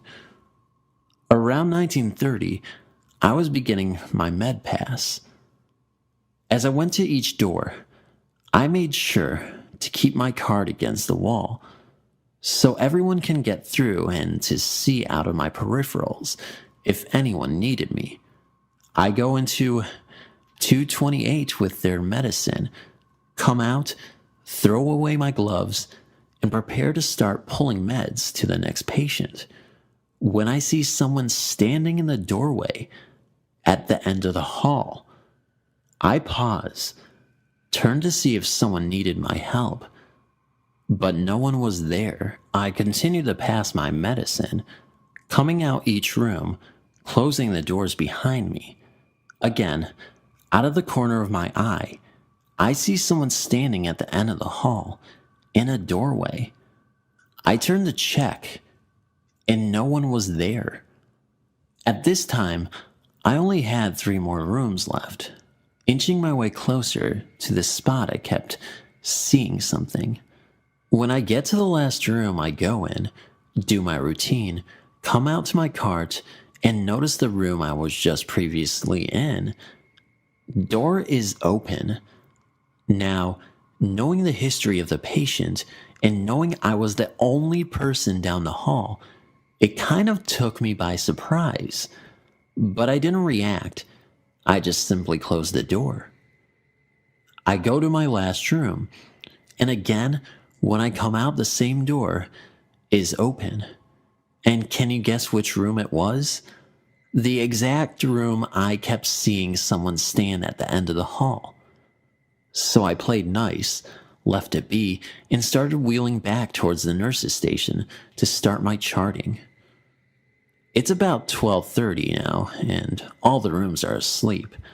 Lights turned off in the halls.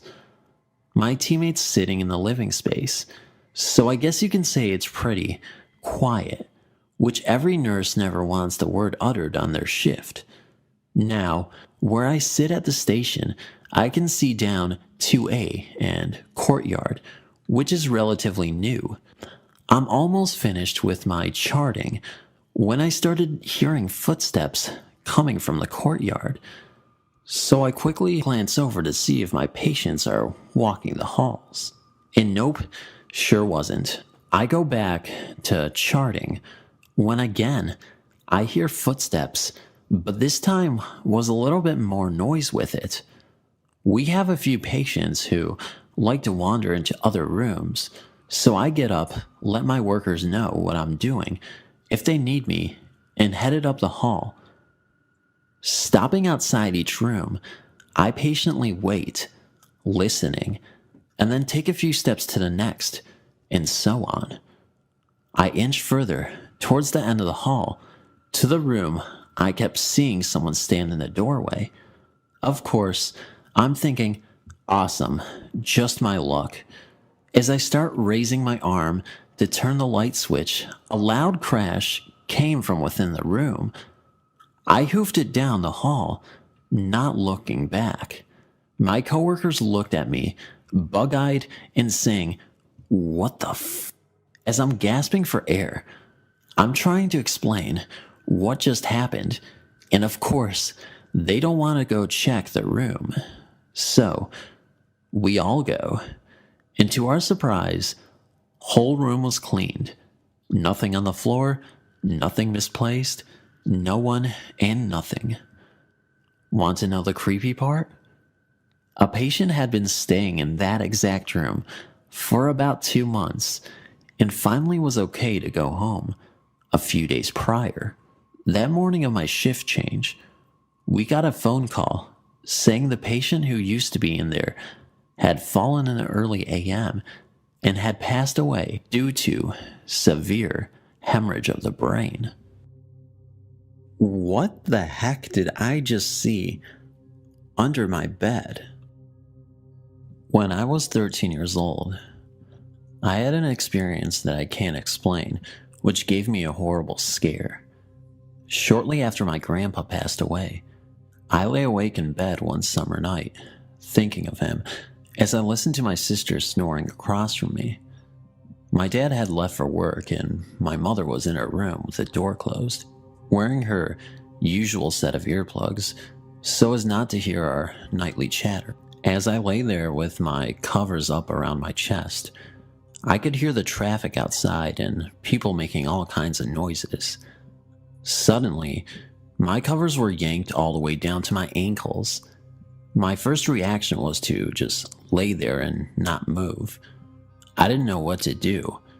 I remember feeling my heart throbbing inside my chest so loud that I thought I would awake my sister. Unfortunately, I had no such luck.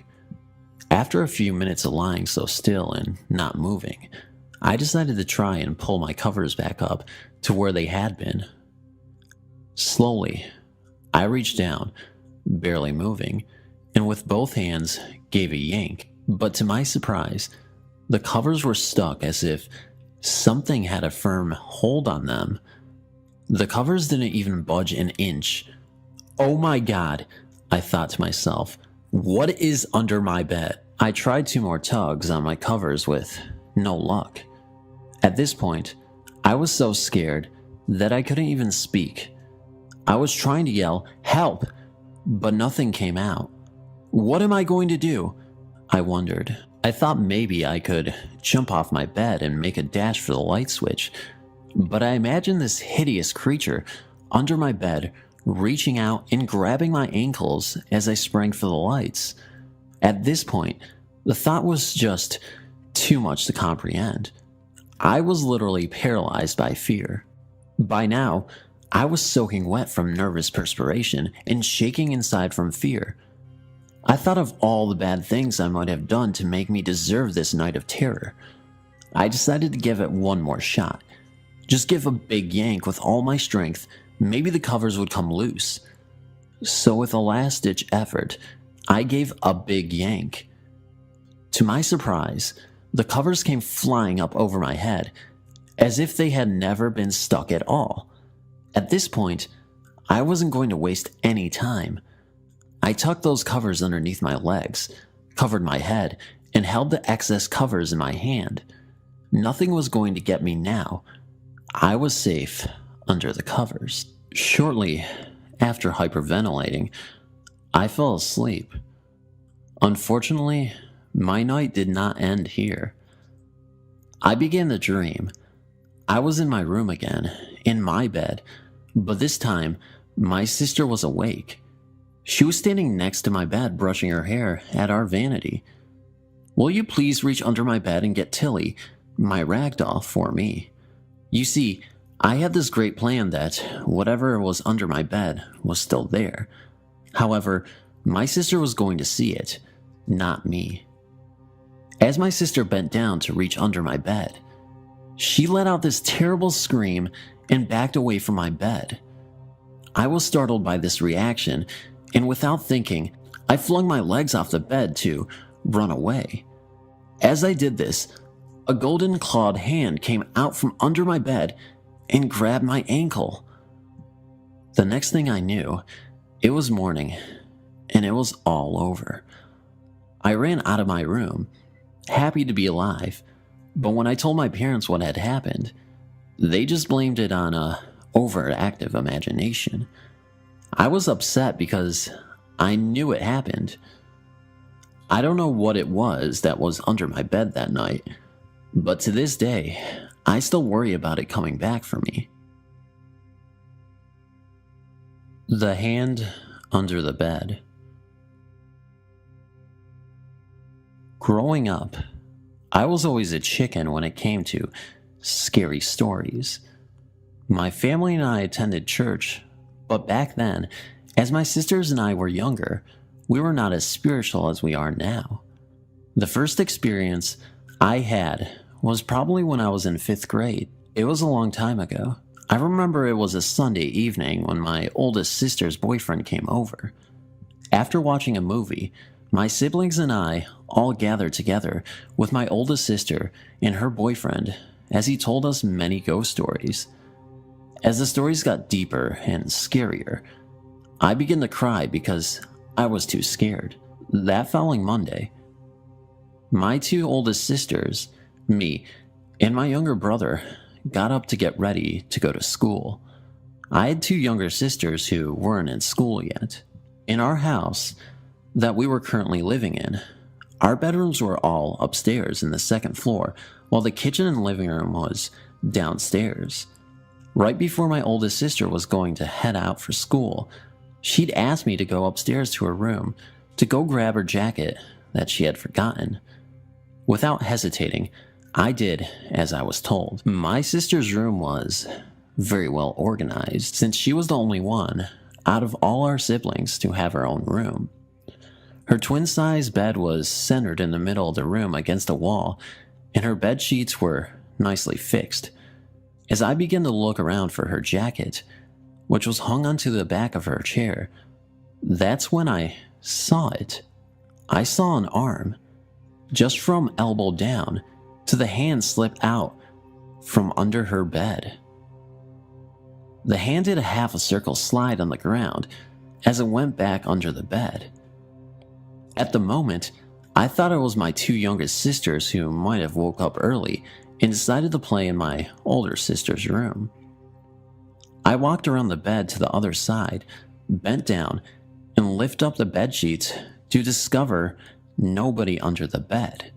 At that instant, I felt shivers throughout my body as the hair from my back of my head raised. Unbelievable.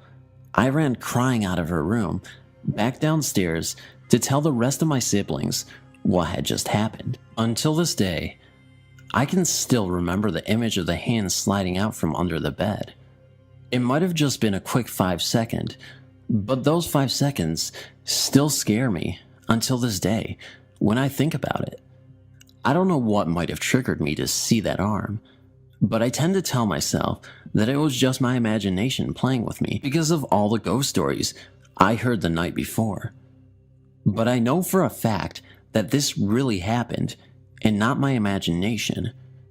Has anything like this ever happened to anyone before? It's seriously confusing and obviously frightening me. Thanks for reading. There's a monster under the bed. This event happened years ago, and I was probably around the ages between 10 until 13. But I assure you, what I experienced as a kid was pretty horrifying. During this time, I had a pet cat which would walk around the house at night. But it would be known it was the cat because she had a bell around her neck that made a jingle noise every time she moved. So, as I prepared my bed, which was a sofa that converted into a bed, I proceeded to turn off all the lights and the television and lie down. After a long while of trying to sleep, I hear this heavy breathing noise that seemed to originate from under my bed. I thought to myself that it was probably my imagination, or that I was probably breathing so heavy that I could hear myself. With that thought in mind, I then decided to hold my breath and stop breathing to see if it was me. To my surprise, I still heard the breathing just as heavy as ever. As the breathing was still going on, I then thought it could have been probably the cat. Regardless though, I was frozen in fear and did not dare to move, and I was thinking of grabbing the television remote control to turn it on, although I don't actually remember if I did or not. So, as I was wondering if it was the cat or not, I then heard the cat's bell jingle 2 rooms down out of my room. This just freaked me out even more.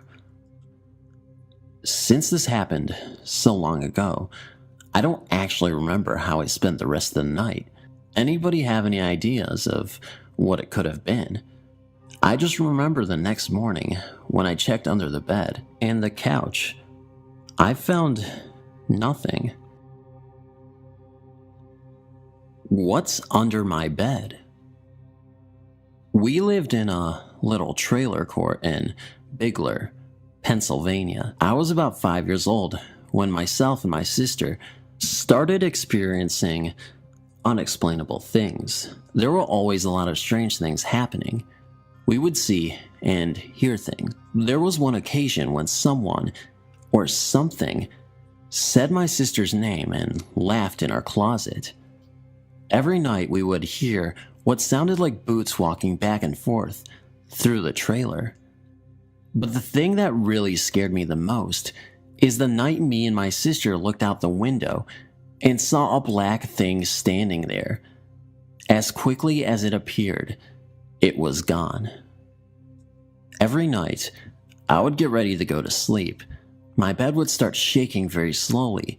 Then after a while, it would shake faster. The first time it ever happened to me, I ran out of my room and told my parents. They said it was just a washer and dryer. But the thing I didn't even get was, even when the washer and dryer were not on, my bed would still shake.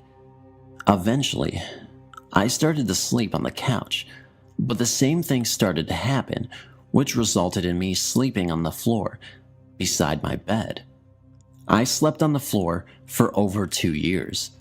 I never slept on my bed until we moved out. The house we moved into was a newly built house.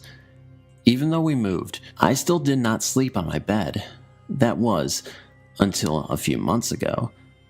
Still, today, nobody believes me, but I know what happened. After these experiences, I started to get into the supernatural even more tremendously than I did before. If you got any comments for me, please leave some. Ghost under my bed. I woke up one night because I felt someone pulling my leg. At first I wasn't sure if I was just dreaming, so I ignored it. I was about to close my eyes when I felt a hand pull my leg again. I yelled and ran to my parents' room. My parents wouldn't believe me and would tell me to go back to sleep. I was only 10 years old at the time. Soon, I began to hear voices whispering to me at night. I also started hearing the voices during the day sometimes. One time, I was getting ready to go to sleep, and through the corner of my eye, I could have sworn I saw someone peeking their head out from underneath my bed. When I told my parents about this, they decided that it was best if I started sleeping with my brother. But this didn't solve the problem. No matter if I was staying at my grandma's house or my aunt, the same thing would happen to me at night to where someone would pull my feet. This went on for years. I'm 23 now, and it still happens. Of course, not as much as it used to. Back then, it would happen every night, but now several days can go by and nothing happens, but then suddenly, it comes back. I've also noticed that if I sleep with the lights on, it goes away. I'll still hear the voices, but the only difference is that it sounds like it's coming from really far away. I don't get my feet pulled with the lights on. I've gotten used to it, and I'm no longer scared. But is this something I'm going to have to live with for the rest of my life? To be honest, I'm actually curious and want to know if this has happened to anyone else. The ghost that puts stuff under the bed. This has happened to me a couple of times. My mom had a pink bracelet that had some very pretty glass beads. My sister took it and pulled it. The string snapped and the beads flew everywhere. My dad looked all over the floor. As my mom counted the beads, she was missing one. My dad and I checked under and around the bed. About 20 minutes later, my dad walked into the kitchen and said that he found the bead under the bed, balanced on its side. About a week later, my brother's game case went missing. My dad checked under the bed. Later, he checked again. It was under the same bed, in the same place and same room as the bead. That happened to the gaming case twice. Then, my mom's hairbrush went missing for a month. It was in the same place as the gaming case and the bead. Why our ghost likes to take our stuff and put it under the bed, I will never know. I've noticed that it has not taken any of my stuff and put it under the bed. It's still a frightening experience. I know it's not as scary as other experiences people have had on this board, but I just wanted to let you guys know. Truly something under my bed. So I vividly remember when I was about 10 to 12 years old, paranormal activity happening to me right before I would go to sleep at night. This did not happen just once, but at least 3 or 4 times that I can remember between these ages. It would all start out right after I had finished reading and had turned off my lamp on my end table. My family is very Christian, and my dad had me read the Bible before bed every night. Anyway, I remember resting my head on my pillow once when I would feel something like a fist push up on the mattress beneath me. I was not sleeping, and I was not just imagining it. I would physically sit up, turn my lamp on, and watch my bed move up and down on that spot. Like I said before, this did not just happen to me once, but several times when I was young, My parents lived on the opposite side of the house, and there was no one that could easily fit under my bed. I was always too scared to try and jump off and run, or even just to look underneath and see what it was for fear that it would get me. After about 1 minute of it starting, it would stop and not come back for at least a few nights. I never did tell my parents about it, even though it would keep me up late at night, some nights, sleep deprived. I think it's just because it would happen so fast, and when I woke up in the morning, I wouldn't be thinking about it until it was the next night already. The years following this, I think I still have an irrational fear to sit on my bed with my feet on the ground and feel really uncomfortable when I do. I also still have not been able to explain why this happened to me during that age, but I definitely remember every bit of it truly happening. India is a country having numerous forts. Many of them have been in existence for a while now and have played a very important role in shaping the history of the country. This incident happened in the early 90s when I was in college. It was December and exams were just over. We had a couple of weeks to go before the start of the new term. 4 of us, namely I, Peru, Nikhil, and Canoe, decided to go for an overnight trek to one of the old deserted forts to unwind, relax, and enjoy nature in general. We had heard some stories of the fort being haunted, but nevertheless decided to carry on just for the experience. This fort is situated around 150 kilometers from Mumbai and is around 1,400 meters above sea level.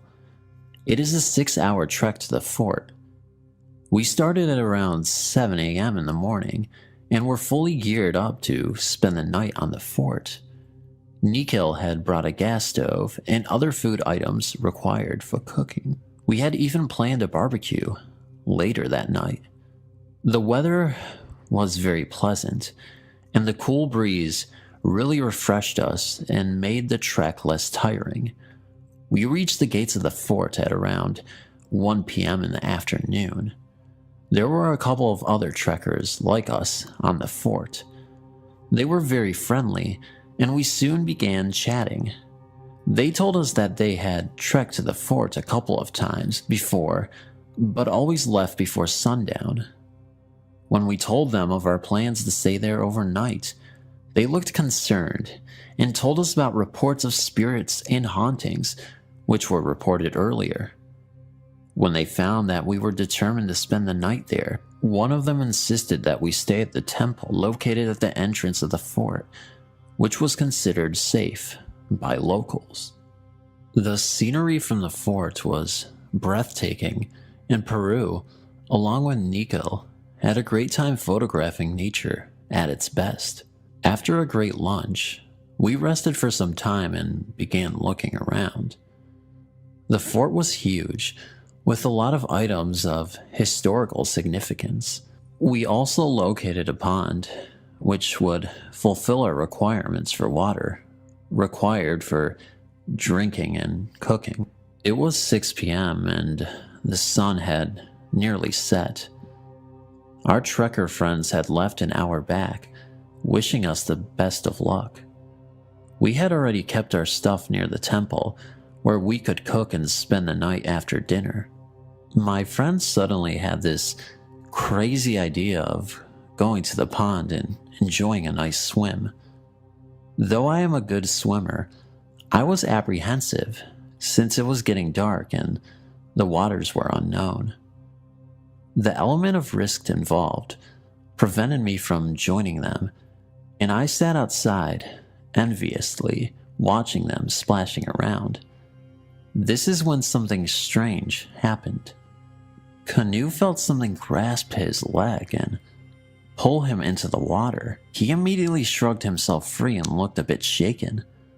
Though concerned, we tried to convince him that his foot might have gotten entangled in the weeds in the water.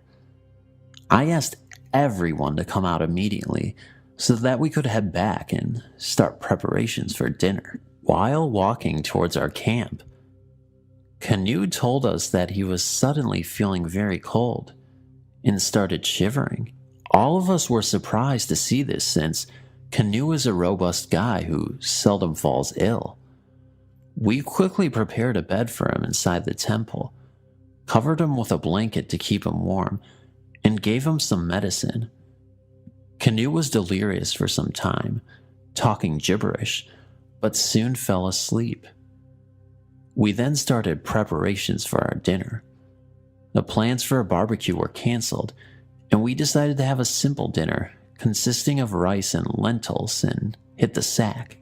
By around 10 p.m., we finished our dinner, which tasted so good since we were all really famished after our long, hard day. The three of us sat down, chatting by the temple, and the topic soon drifted to the hauntings which were reported earlier. Nikhil is a complete non-believer in ghosts and scoffed at the reports.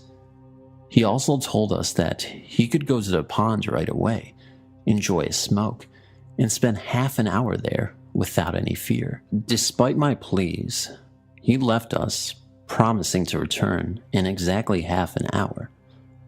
Peru and I were concerned about the whole thing, but couldn't help it. We started chatting about the breathtaking scenery from the fort and forgot about Nikhil. Time passed quickly, and when I glanced at my watch, it was 11 already. It was around an hour since Nikhil had left, and we hadn't heard from him. Irritated at his irresponsible behavior and being concerned about his well-being at the time, we immediately set about to find him. As we neared the pond, we saw Nikhil lying near the water. From a distance, it looked as if he had dozed off. When we came near, I glanced at his face. Believe me, what I saw next still sends a shiver down my spine. He was lying on his back with his eyes open, as if in a trance, staring straight at the sky. Fearing the worst, we shook him vigorously to try and get him out of his stupor. Fortunately for us, he awoke and seemed fine. He started sweating profusely and told us what exactly had happened. After leaving the temple, he came to the pond and was enjoying his smoke. He suddenly got the feeling that he wasn't alone. He saw something move in the bushes. He brushed aside his fear, saying to himself that it might be a stray dog who had made the fort his home. It also came to his mind that Peru and I might be playing a prank on him. He ignored the movement and continued smoking. He suddenly felt an icy cold hand on his neck. He swung back instantly and saw that it was a woman dressed in a red dress, horribly disfigured, unkempt hair swaying across her face, and a creepy smile on her face looking straight at him. He had no recollection of what happened later until the time we woke him. There was an outline of 3 fingers clearly visible on Nikhil's neck, where the cold hand touched him. Without wasting any more time, we ran to the temple. We were relieved to see Canoe sleeping soundly. My watch showed the time as 12:30 a.m., a half an hour past midnight. We entered the temple and closed the door securely from inside. All of us were visibly disturbed after what had happened. Out of sheer exhaustion, we were about to fall off to sleep when we suddenly heard a knock on the door. We did not have the courage to open the door, but the knocking still persisted, slowly at first and becoming more and more vigorous later on. Someone was banging on the doors and windows of the temple. We heard a woman's voice abusing us and daring us to come outside. Nikhil slowly opened the window in an attempt to see who it was. There was no one to be seen, but we could clearly hear the woman's voice abusing us. After around 20 minutes, the banging stopped. Just when we felt that the worst was over, it started all over again. This time, the banging and abuses continued with increased intensity for around 45 minutes before it finally ceased. All of us had become nervous wrecks. It seemed that the only thing which was preventing the evil entity outside from coming in was the presence of the deity inside the temple. None of us could sleep. All of us sat around the deity and prayed hard in such a way that we had never done before. Getting out of the fort safely was the only thing going through our minds at that time. Then, at around 6 a.m. in the morning, there was a knock on the door. This time, it was a man's voice asking us to open the door. Gradually mustering up courage, I opened the window and was relieved to find that it was the temple priest who had come there before to perform his religious duties. He was surprised to find us there since no one generally stayed in the fort after sundown. We related our account to him and he confirmed that a few others too had similar experiences during their stay. He told us that he had been coming to the fort since he was a child, but personally did not experience anything weird inside the fort. Since the start of our ordeal, Canoe was the only person who was sleeping comfortably inside the temple and did not wake up even once.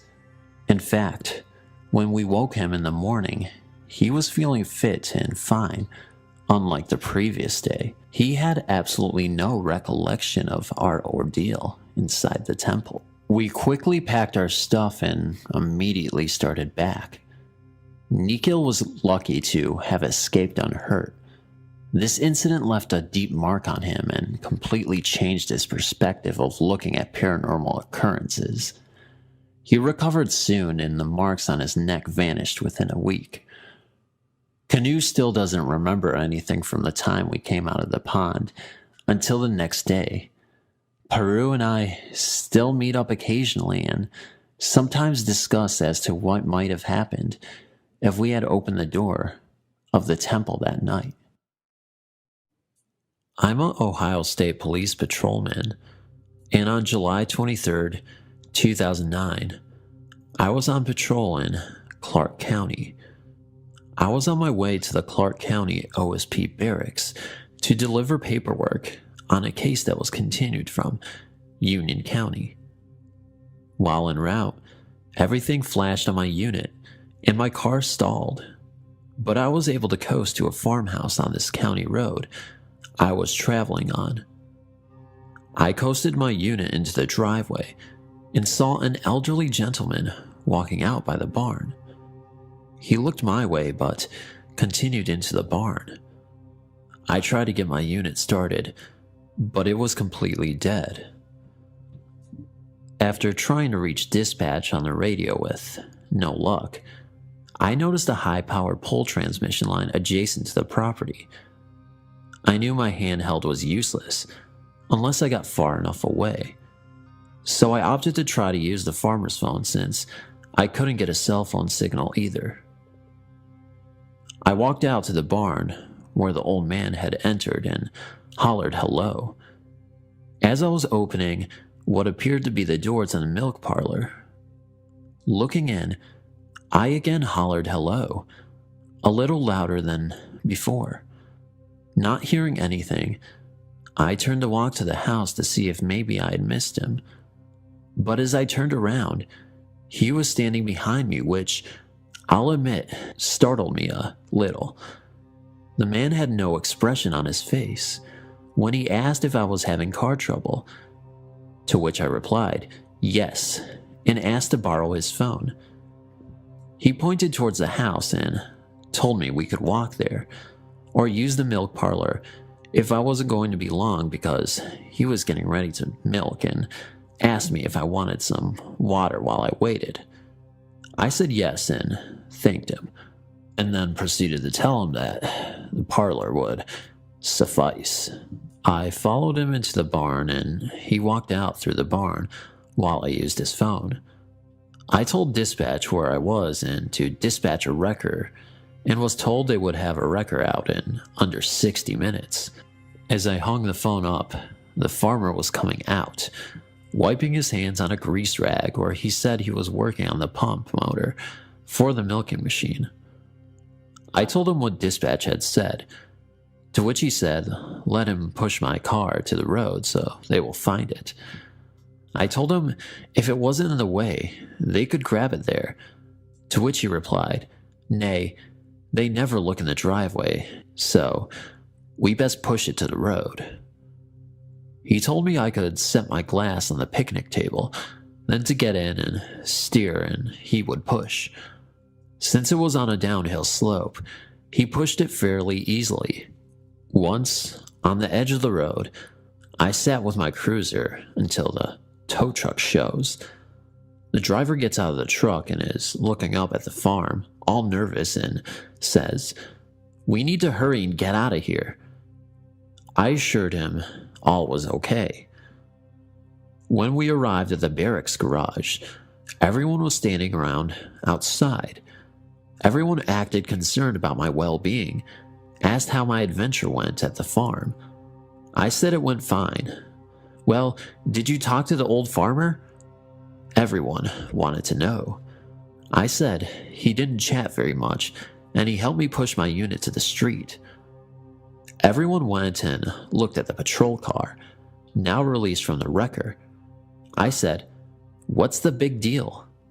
The wrecker driver looked at me and said, you don't know? I said, no. So he told me that in the early 70s, a farmer shot himself in the milk parlor of that old farm, and nobody has lived there since mid-80s due to it being haunted. I said, no way. An officer told me to jump in his patrol car and we'll drive out there. Long story short, it was a rundown, abandoned farm with dust and cobwebs everywhere and not a living soul anywhere. I had him pull into the driveway, and there sitting on the table was my glass where he had told me to set it. I walked to the barn and the milk house was covered in dust, but oddly enough, the phone had fresh prints like it had been used. I picked the phone off of the cradle and no dial tone whatsoever, which really startled me, and I said, we can go now. But he, being a paranormal hunter on the side, was full of questions. When we arrived back at the barracks, my car was repaired. It turned out the positive cable came off of the starter, and where the old man pushed my car were greasy handprints. I have driven back there, and the house is gone. Apparently, someone torched it, but to this day, it still gives me the heebie-jeebies. My grandpa is 73 years old, and one thing I would know about him is that he would never tell a lie. My grandpa's grandpa owned a farm in South Dakota, where he is from, and just a little ways from his farm was a bar, and you had to walk about a mile on a dirt path to get there. Now, in my grandpa's time, teenagers, my grandpa was, at the time, 15, could go into a small town bar at any time, whenever they wanted, because they needed the business. So, at about 9 p.m., in the middle of the summertime, my grandpa and his brother, Warren, went out to the bar to shoot pool. They did not have a drop of alcohol, and once they were done, it was about 11:30 p.m. They were walking slowly. Warren was on crutches, and talking to each other when Warren noticed something. They noticed a tall, black figure walking and stepping when they stepped, parallel to my grandpa's feet. My grandpa threw some rocks at it, but nothing happened. As it seemed, the rocks would go right through this figure. My grandpa, scared, ran as fast as he could, but forgot Warren behind him, and the figure disappeared. They hurried to their grandpa's farm, going as fast as they could, and eventually got there around 12:30 a.m. Now, this is where it gets really eerie. When my grandpa got into the house, he locked the door behind him, but as they were trying to imagine what was that thing, something was tugging on the door. Their grandpa, fast as wind, went to the door with a gun in his hand.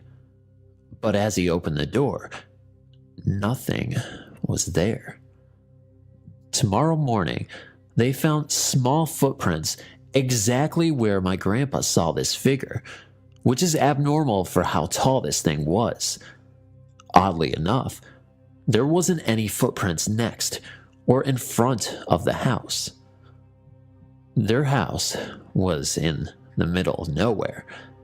There was not anyone at the bar except the manager, who was short and was there when they left, and, of course, themselves. And that was the only thing in circumference to the farm. It was an extremely low chance that a human could have been there that fateful night.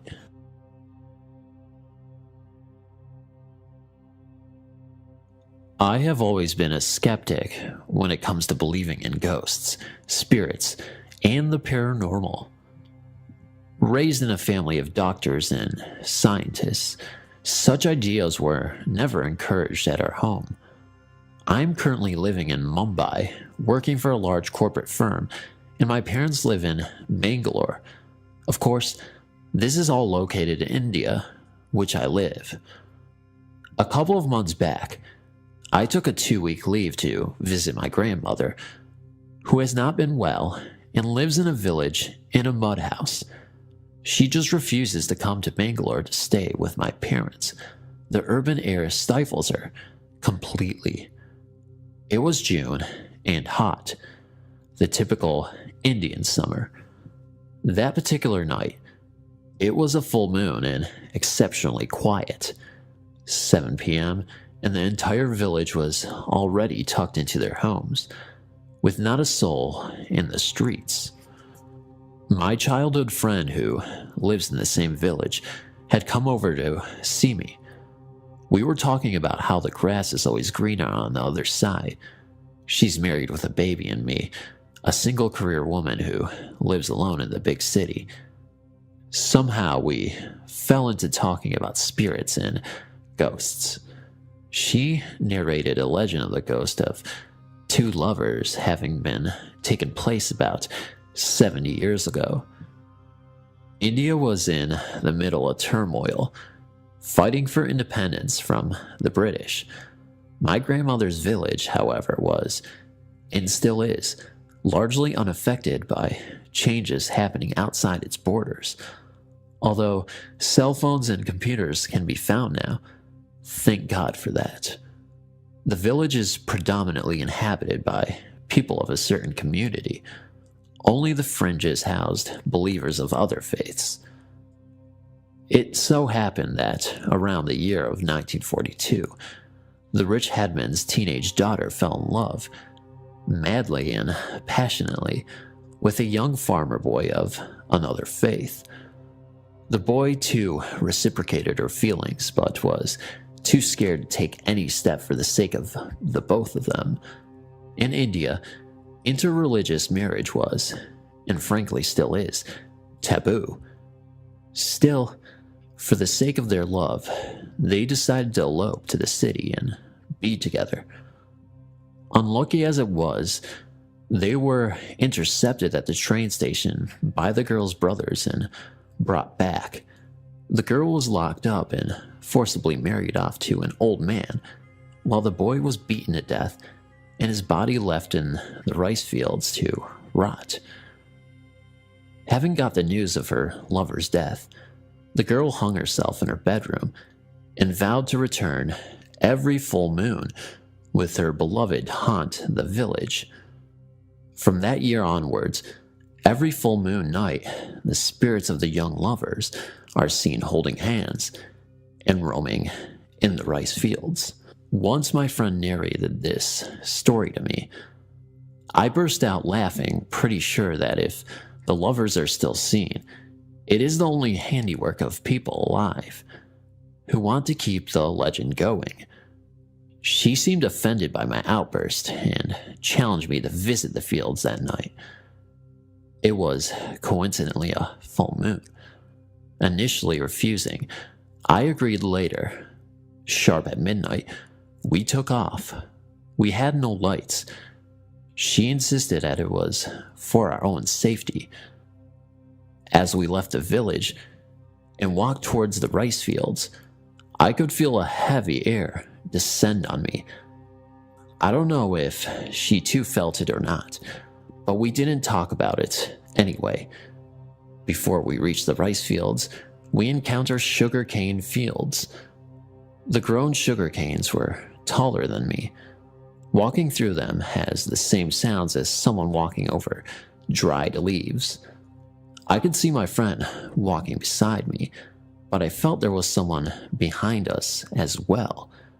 When I signaled the same to her with my fingers, she just asked me to be quiet and move on. Soon after, we were in the rice fields. It was 12:38 a.m. and we waited. Another 15 minutes and still nothing. Bored, I signaled to her that it's time to get back. What happened next, I will never forget. I can vouch what I saw was real and not my imagination. You have to believe it coming from someone who was a non-believer. I felt a chill within my body and two white smoke-like silhouettes.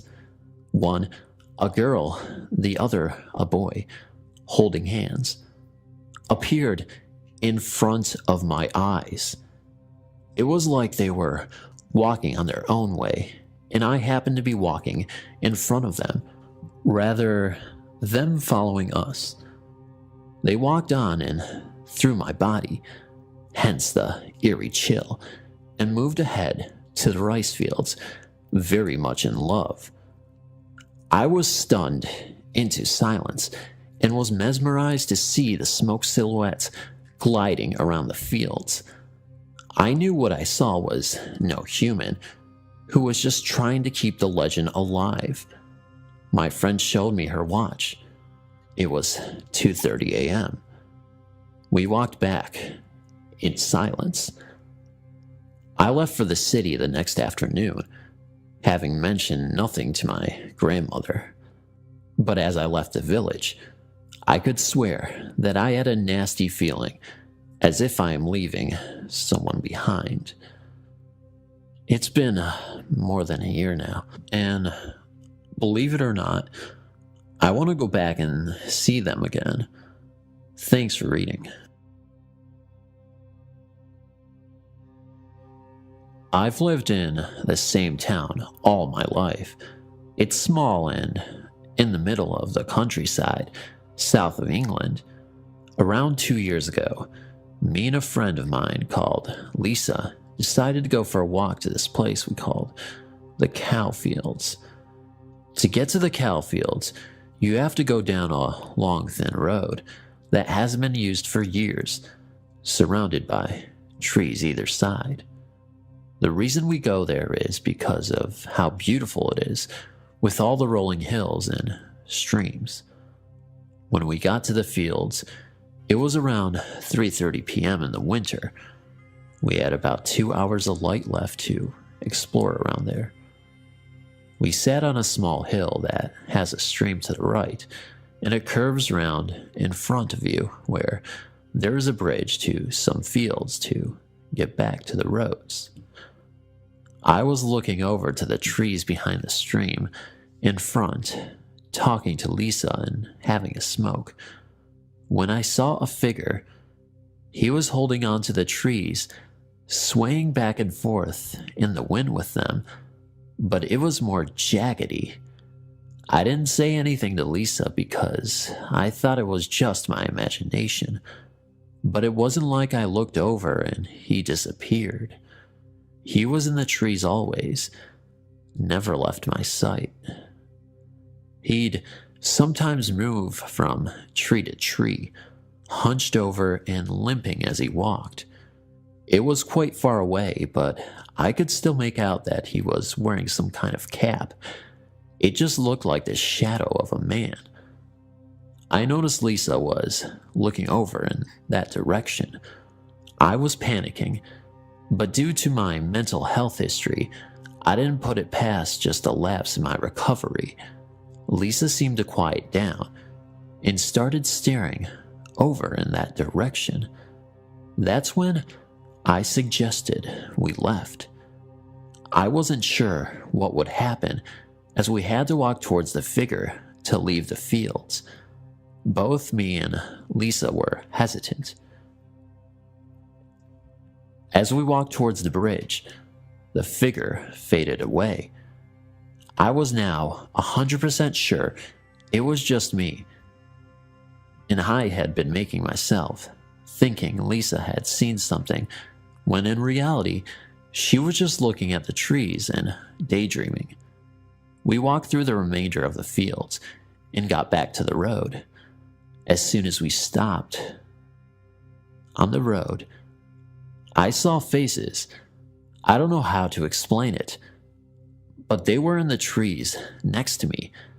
It looked as if someone had taken a picture with a slow exposure time as someone turned their head, but they were all moving, so blurred and gray, with their mouths gaping open.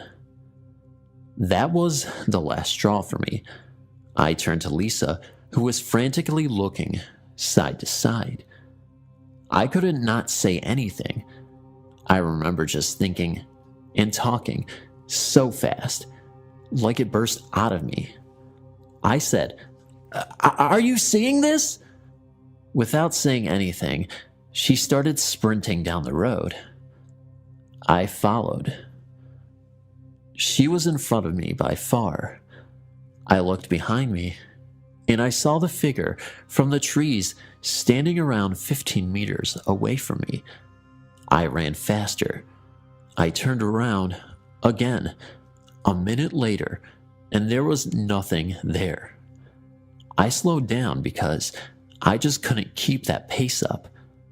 I saw Lisa frantically looking at me over her shoulder. I looked behind me again, and the figure was there. He was probably around 4 meters behind me this time, just standing there whilst I ran further away. I didn't want to look back again because I feared how close he would be. I kept running when I saw something out of the corner of my eye.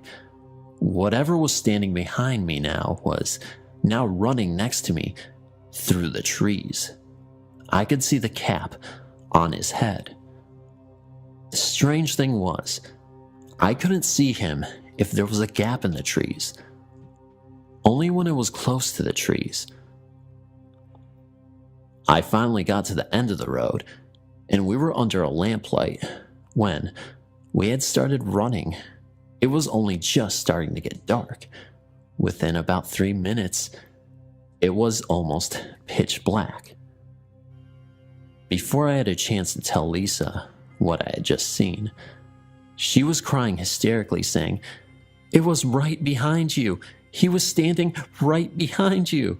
She also started talking about the faces and the man in the hat. I don't know what we saw, but I have never gone back to those fields. As a kid, I had often been afraid of things that go bump in the night. I remember this happening ever since my parents had divorced, back in 1965, when I was 4 or 5 years old, and my mom was raising my younger brother and I as a single mom. Maybe the divorce made me insecure and frightened of things in general. I'm not talking about anything I could pinpoint as ghostly. Mostly, I was just terrified of noises I heard or thought I had heard. Footsteps outside my window, logically explained as this was when I had lived in an apartment complex. I lived in many places as a child, and later on, thinking I would hear someone walking on our carpet, in the hallway, in the middle of the night. Something was always seeming to be scaring me, though. For instance, when I was 5, I was temporarily living with my grandparents right after my mom had moved us to Arizona from Texas. One morning, I woke up on the floor next to my bed, although that didn't particularly frighten me since I had figured I simply had fallen off the bed. During the night, I do remember another night waking up and calling out for my aunt in a panic because I swear something was shaking my bed. She came in and laid down with me for a few moments. The shaking stopped after that and never repeated itself. She explained to me I was having a nightmare, which I matter-of-factly accepted, and which also left me with the impression for years afterwards that one had to be fully awake to experience a nightmare. To this day, although I know now I was not dreaming, I still don't know why my bed was shaking like that. Since this happened in Mesa, Arizona, it was not likely to have been caused by an earthquake either. Fast forward about 10 years. My mom had remarried another man who became our legal father when he adopted my brother and I. We lived in a ranch-style house, which were very common in the Southwest in the 60s and 70s, and that my folks had purchased and built as a brand new tract home several years earlier. So this isn't a story about moving into some mysterious and really old home with a lot of weird vibes. It was just your typical new home that everyone seemed to be moving into back in the days of early suburban sprawl in the Phoenix area. Like I said, I had always been afraid of noises, and I was always imagining hearing footsteps on the carpet outside the doorway. I never saw or heard anything else. I was just creeped out by thinking I had heard footsteps. In my honest opinion, the ventilation coming from the central heating and air conditioning was probably the most likely culprit. When my dad was assigned to go overseas in 1974, I did see something that terrified the living daylights out of me. I was a freshman in high school. By then, I had mostly gotten over the footsteps in the carpet heebie-jeebies. My mom, out of habit, began to leave the kitchen lights on at night. I slept with my door open because the light coming in from the hallway offered a sense of warmth and comfort, as it probably did my mom. Except, on this particular night, I remember waking up, looking at my little red travel alarm clock I always kept by the bed. I could see it was exactly 1:20 a.m. For some reason, I glanced over at my door, and what I saw literally petrified me.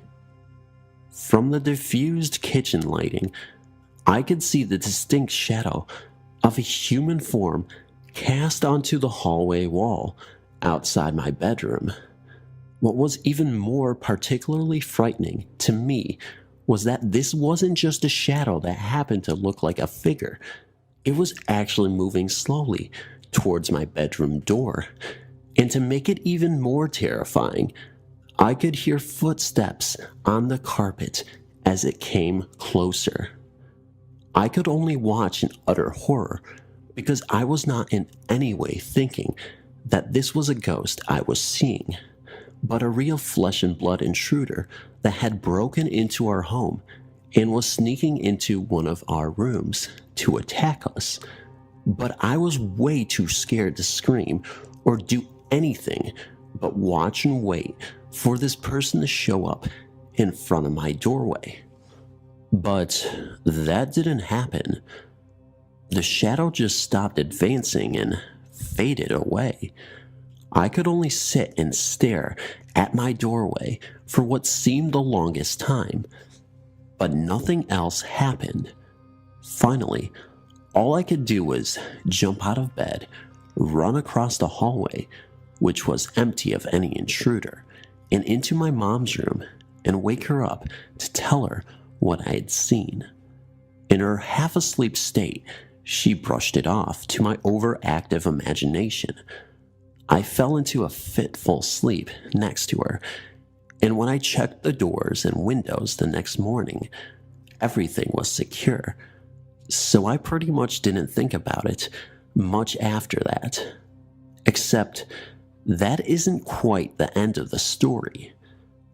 About a year later, after my dad was back home from his overseas assignment, I woke up again late one Saturday night and heard someone moving around in the kitchen hallway and could see their shadows as they moved about, cast onto the hallway from the kitchen light, which was left on. I knew it was probably my dad, since he had a habit of falling asleep on the couch in front of the TV. Long after sign-off, the stations would end their broadcast for the evening, and the station would be off the air with nothing but static on the channel. So I thought he was just getting up to go to bed, but I didn't hear anything else, so I got up to see what he was doing. When I walked into the kitchen, no one was there, but at the end of the room, which was our family room off from the kitchen, my dad was sound asleep and snoring in front of the TV, which was just showing static since it was off the air. The weird part was, it looked like he hadn't moved in hours, let alone a few minutes ago. That is when I started to get a very creepy feeling about what I just saw and how it wasn't jiving with what I was seeing now. I could only run back to my room and try not to think about it. I haven't had any other experiences with seeing shadow figures and would tend not to believe in the paranormal if it wasn't for all the stories I've heard, not just on the internet, but from my friends and family. But that was just a little too weird for me to ignore as something just being my imagination and don't have any clue what it was I was seeing all those years ago. It's not as exciting as other stories I've read here, but I remember being scared so badly at the time that I am at least grateful it's not something I've had to deal with as a regular occurrence throughout my life.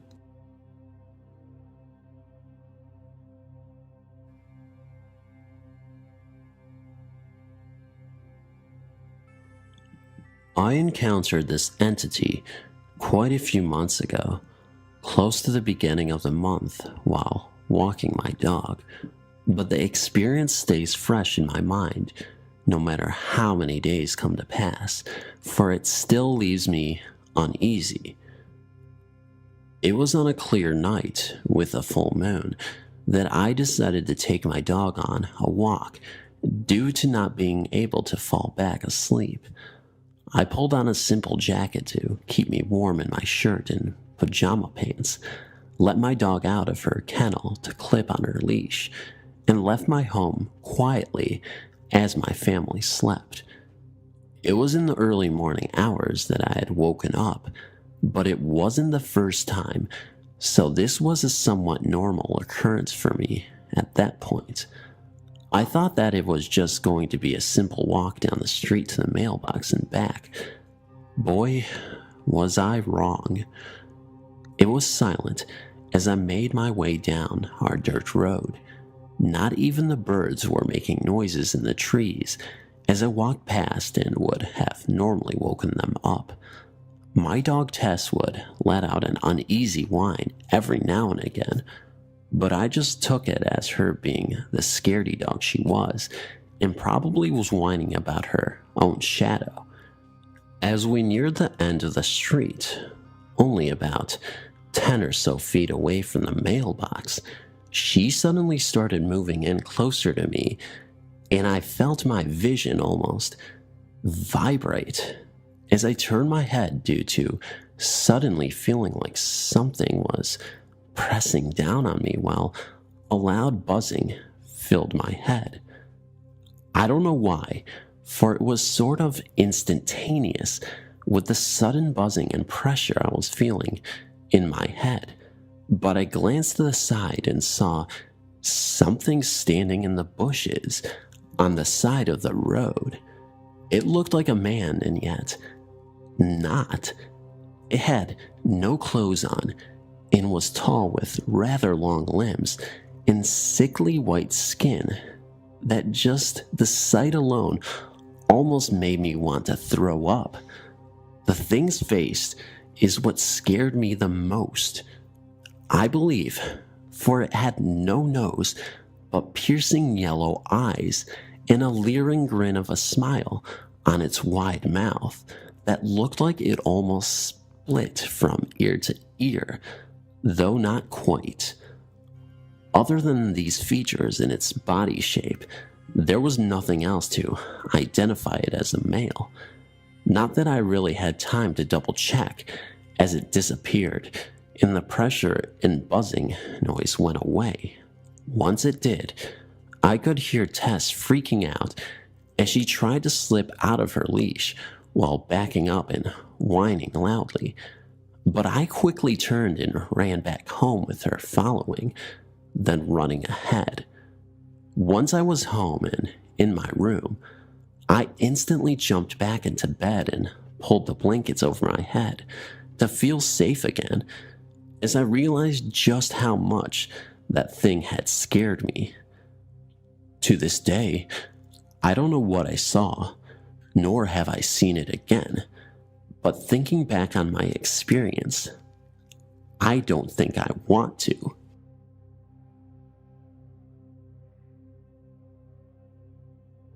It was Easter Sunday, 1992. I was 7 years old. All of my mom's brothers and sisters and their children had gathered at my maternal grandmother's house, like usual. After lunch, the adults had an egg hunt for all the kids. Anyway, the egg hunt was over, and all my cousins and I were headed to the backyard to collect our prizes.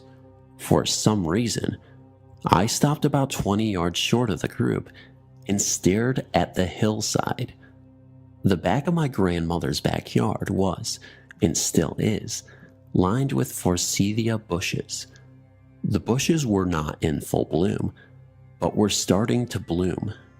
From what I remember about the sun, it had to have been around 3 or 4 o'clock in the afternoon. Anyway, as I stared into the bush, this white shape, neither solid nor transparent, started forming out of nowhere. It seemed to be spinning while it expanded and contracted. At this time, I became aware that there was a very tall presence behind me, almost touching me. I thought the presence was my older cousin, who was a teenager and twice my height. So I spun around and said, "Lee, look at that," and spun back around. Instantaneously, I realized that Lee was not behind me and never had been, and the white blob was gone. I felt alone again. I looked over and realized my family was some distance off and had not seen or noticed a single thing. I think it needs to be said now that I am very skittish. I'm terrified of the dark and always have been. Just the thought of possibly seeing a ghost or demon or presence scares me. I've always been like that. However, in this situation, I was calm, more than calm. I know at some point in time, I told my mother, grandmother, aunt, and father about this. For a long time, they tried to convince me that what I saw was a cat or a grocery bag in the wind. I always maintained that it was an unknown form. Years passed, and my mother would occasionally bring this topic up with me to see if I remembered anything else. My story has always been the same. However, she pointed out something about 6 months ago that I had never realized. For years, I'd put emphasis on the blob. It had never occurred to me that I had not been mistaken about my cousin's presence behind me. Perhaps I just couldn't see the presence. Then she suggested that the presence could have been her father. He had died when my mother was 5 or 6. My mother and I are practically identical, so much so that in my adult life, I've seen pictures of her and thought they were me. My mother suggests that the presence was her father, just checking up on his little girl. For some reason, this helped put the mystery of why I saw the blob to bed. Now I feel like I understand, or at least have a more complete understanding. This was way before I was born. It happened to my dad when he was in his early 20s. If you knew me, you'd know that once I get interested in something like this, I won't drop it until I figure out its meaning. I think it's both a good thing and a bad thing. Anyway, his wife and a couple of his friends were bored one night. His wife at the time isn't my mom, by the way. His friend thinks that they should get out the Ouija board, since none of them believed in it, and of course mess with it. He says he regrets it now, and he also says that by messing with that thing, you don't know what you're talking to, so you shouldn't mess with it. I mean, it's just like talking to a stranger, a really scary, dangerous stranger. His friends and wife start to play with it, and he falls asleep on the couch because it was really late. When he wakes up the next morning, he said he was flipping through the book where they wrote what it said, and stopped horrified. He said he saw a name in it. Belzebub was the name. He was scared, so he went and asked his wife what they asked it last night. She said that was what came up when they asked its name. He was too scared to flip through the rest of the book because he was afraid of what else it probably said. He also looked into this. Did it make you-know-who mad? He only mentioned that name once, and it's a name I hate to say, especially since I know who this is. He only mentioned it once because he said the power of a name, once mentioned, could draw attention to yourself if you say it way too many times. And of course, I would hate that. Weird things have always happened since. He also told me when he was asleep that night, he had a very freaky dream.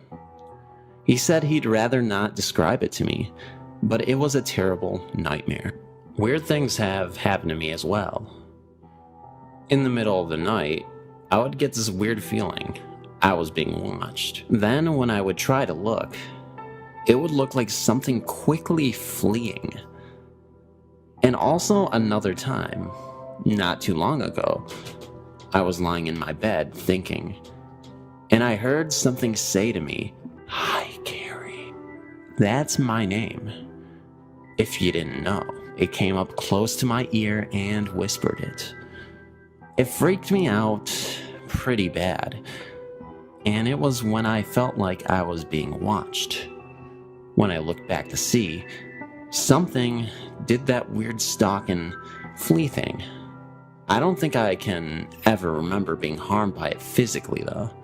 This has stuck with me throughout my life too.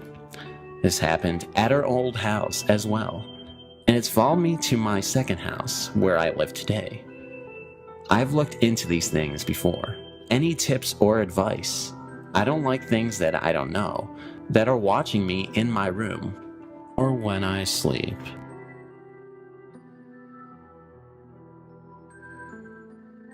The Stalking Wolf. Ever since I was a little girl, I've been followed by a large black dog that looks rather similar to a wolf. I'm not really sure if it's a paranormal entity of sorts or a ghost, a shape-shifting or whatnot. But if I'm going for a walk, it will follow behind me. A couple of times, it has actually walked beside me. No one else sees it but me. Sometimes I think I'm going crazy. Every time I visit the graveyard, it's there. I've never tried petting it, and I've never talked to it. Should I? It doesn't exactly scare me, but I'm not sure if I should be worried of this paranormal creature. I don't have any friends, so I get extremely lonely and depressed. It's kind of nice having it around, and when I don't see it, I kind of miss it. It has bright yellow eyes, and sometimes I'll see it from afar, just staring. Maybe it's my guardian. I've heard about guardians before, but I never really believed it. A couple of months ago, I was having a panic attack. I felt like I was dying. Then I saw the black dog come out from the shadows of my room. I thought I was imagining it, but then it got extremely close to me, and instead of feeling alarmed, I felt calm. I just laid there, feeling tired and relaxed as it sat beside me, and I fell asleep. If anyone could tell me what it is or if it wants anything, please let me know. Will it follow me for the rest of my life?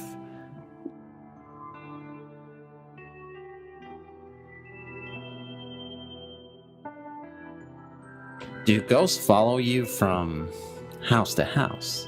My husband and I own a two-family home in southeastern Massachusetts, which we lived in until October of 2007. There are too many details to write about concerning the otherworldly going-ons in that house, which eventually led to my calling New England Paranormal Society.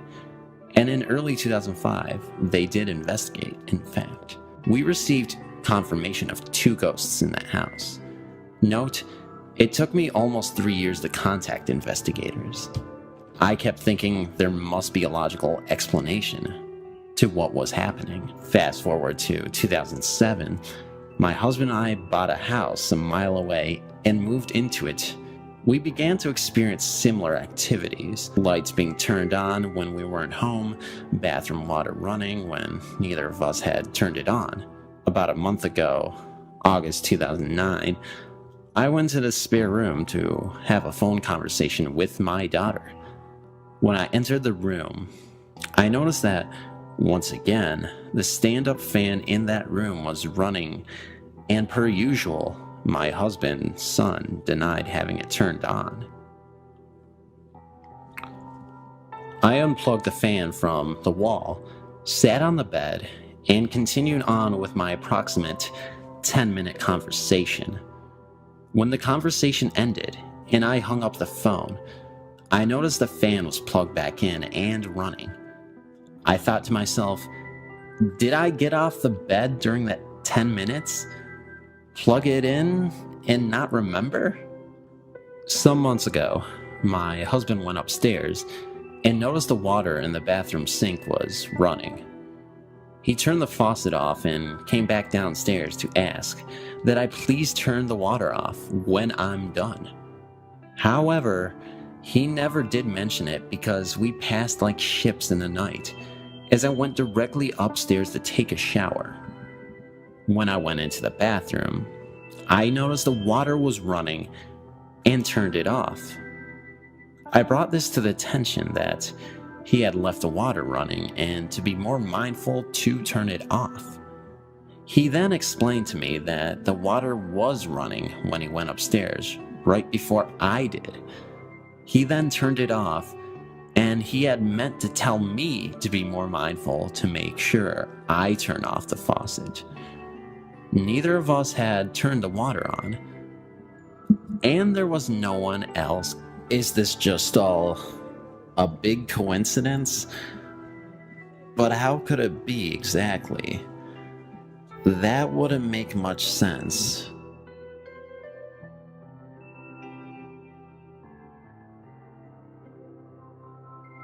I think they follow us. My name is Mimi.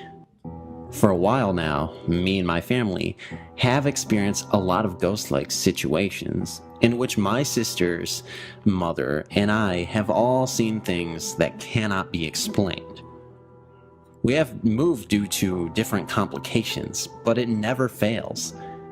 It always feels like we weren't the only ones living in our homes, or always being watched. A few years ago, we rented out this house that we didn't really do research on the property. Maybe a big mistake on our part, but nothing really happened at first. But a few months after settling in, we then knew that we were not the only ones living there.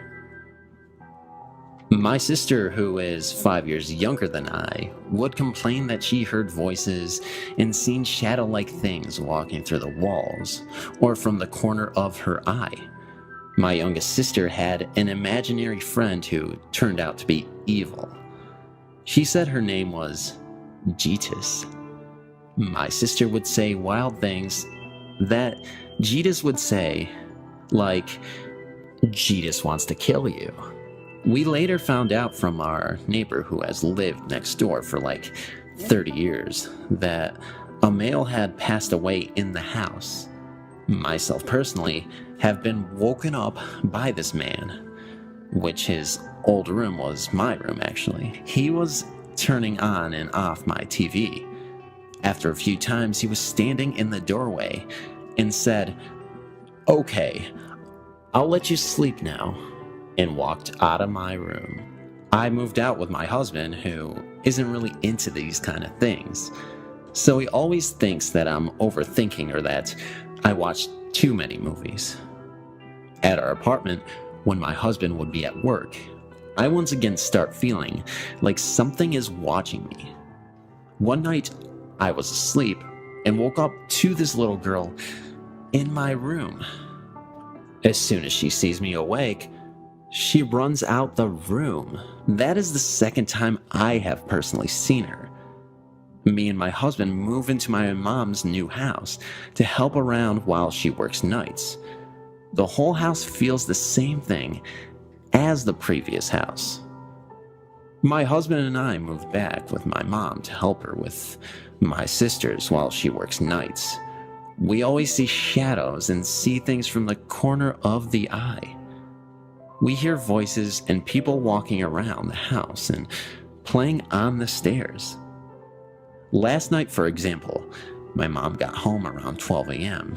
and I was still awake. My younger sisters were sleeping and my husband is out to sea. I sat in the living room with my mom and I heard a knock at the back door. I looked and saw a shadow walk past me. My mom didn't see at first and claimed that I was bugging her. She checked and there was nothing outside. I went to sleep, and about an hour later, my mom hears the same knocking at the door 3 times and was too scared to check. Our dog also stares at things and seems like she gets stuck, and we can never figure out what has got her attention. My question to anybody willing to answer or reply: could this thing have followed us? Is there something we should be worried about? And has anyone been through something similar? Could it be that my family has a special eye for this kind of thing? I don't know, but one thing is for certain: this is creeping me out.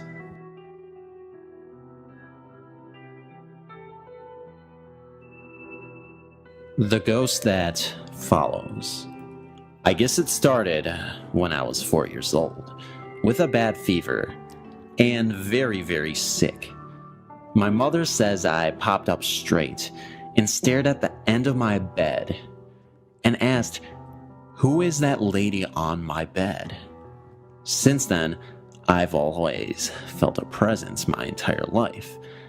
I know now, I am never alone. Not ever. My entire life, every time I feel danger, something or someone tells me what to do. It is all in my head. I do not hear voices, I just listen to what I'm told.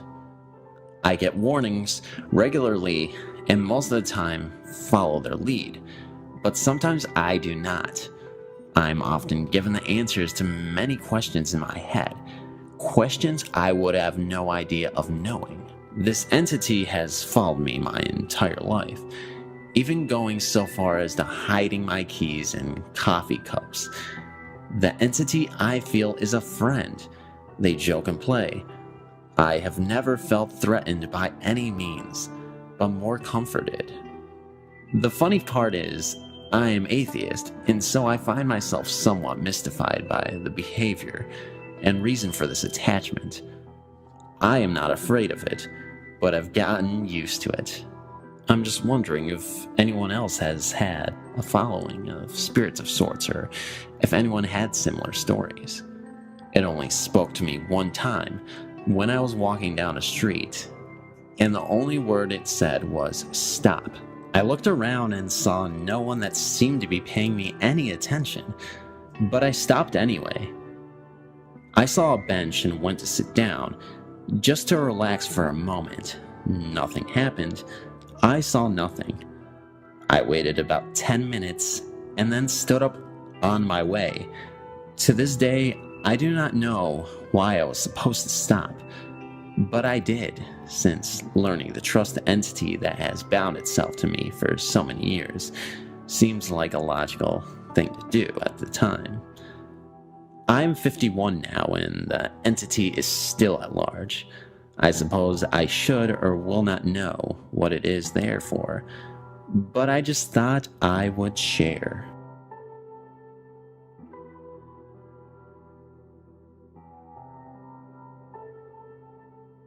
Unborn baby still follows me. My name is Yasmin. I have 2 kids, a daughter that is 5 and a son that is 2. I will call them A and L for short. Before I got pregnant with my daughter A, I suffered a miscarriage. I was about a couple months along. Very sad. I got really depressed. Then I found out I was pregnant with my daughter A. Nothing really started to happen until after I had my son L. They are 3 years apart. So let's say it's been about 6 years since my miscarriage.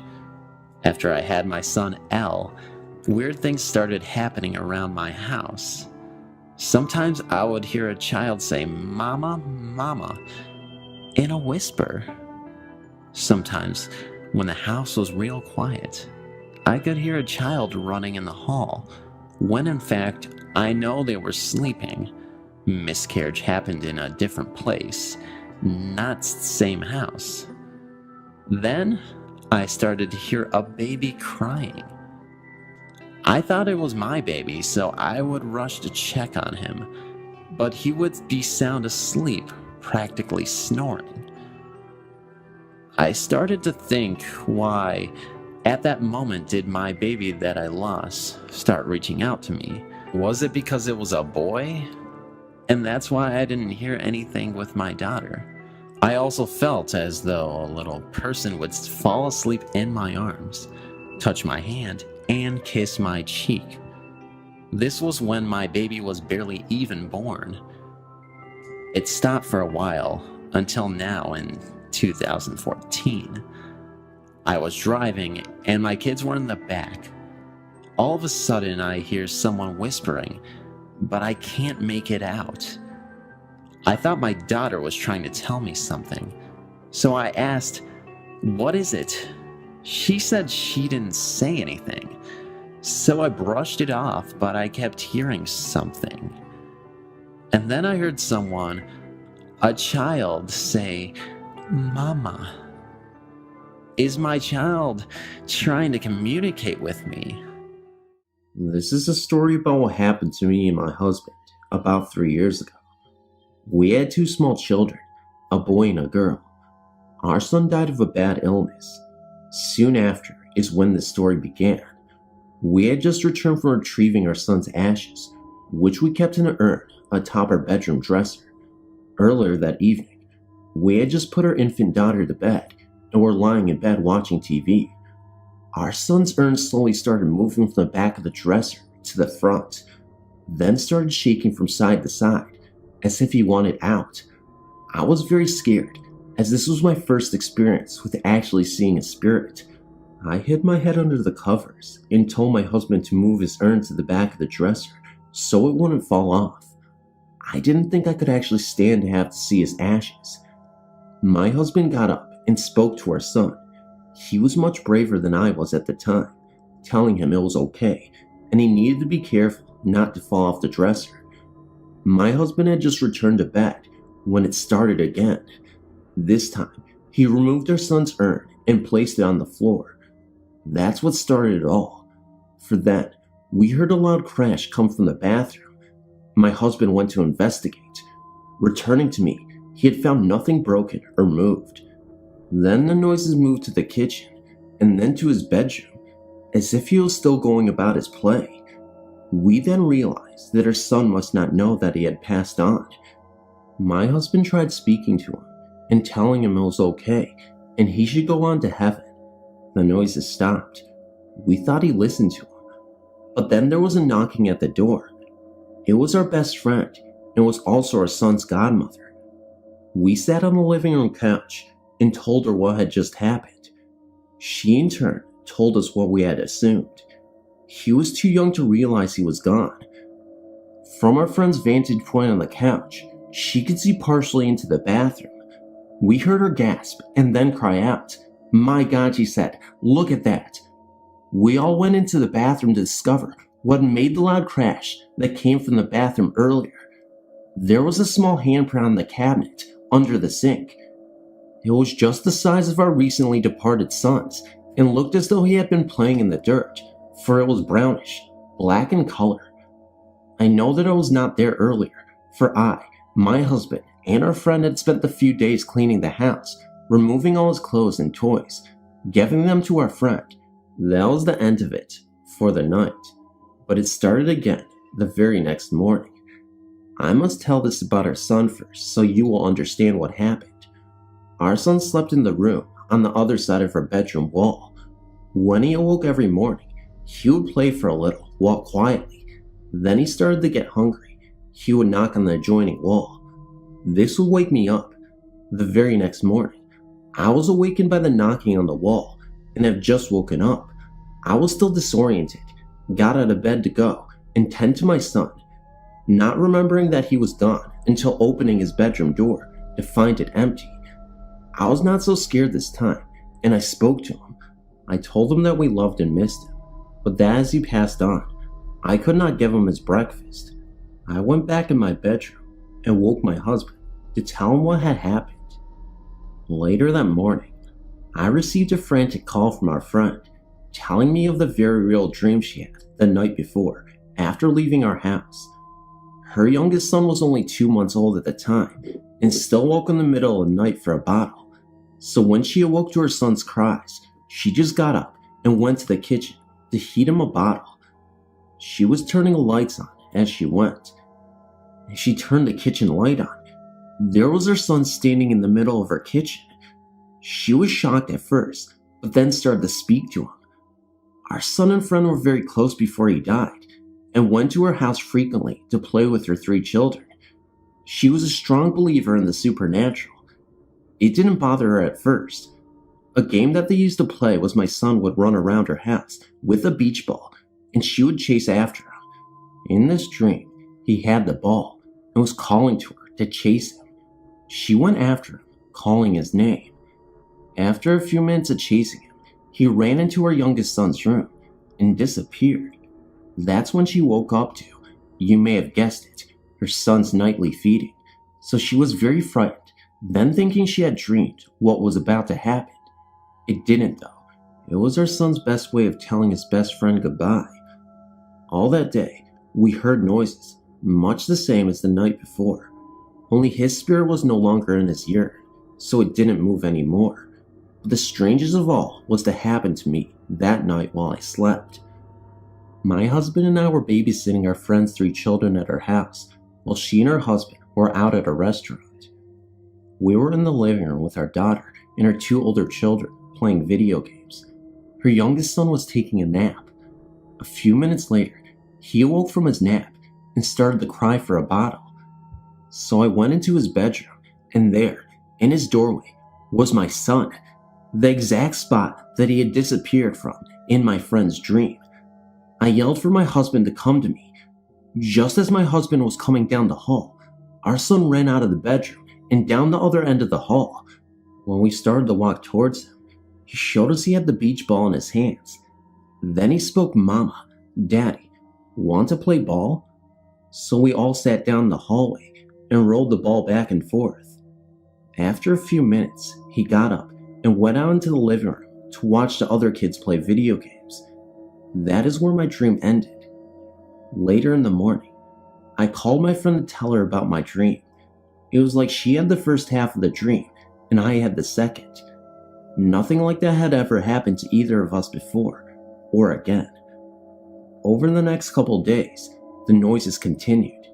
My husband and I felt very bad, not able to really get over our son's death because he was still with us, which was a good thing, and a bad, I guess.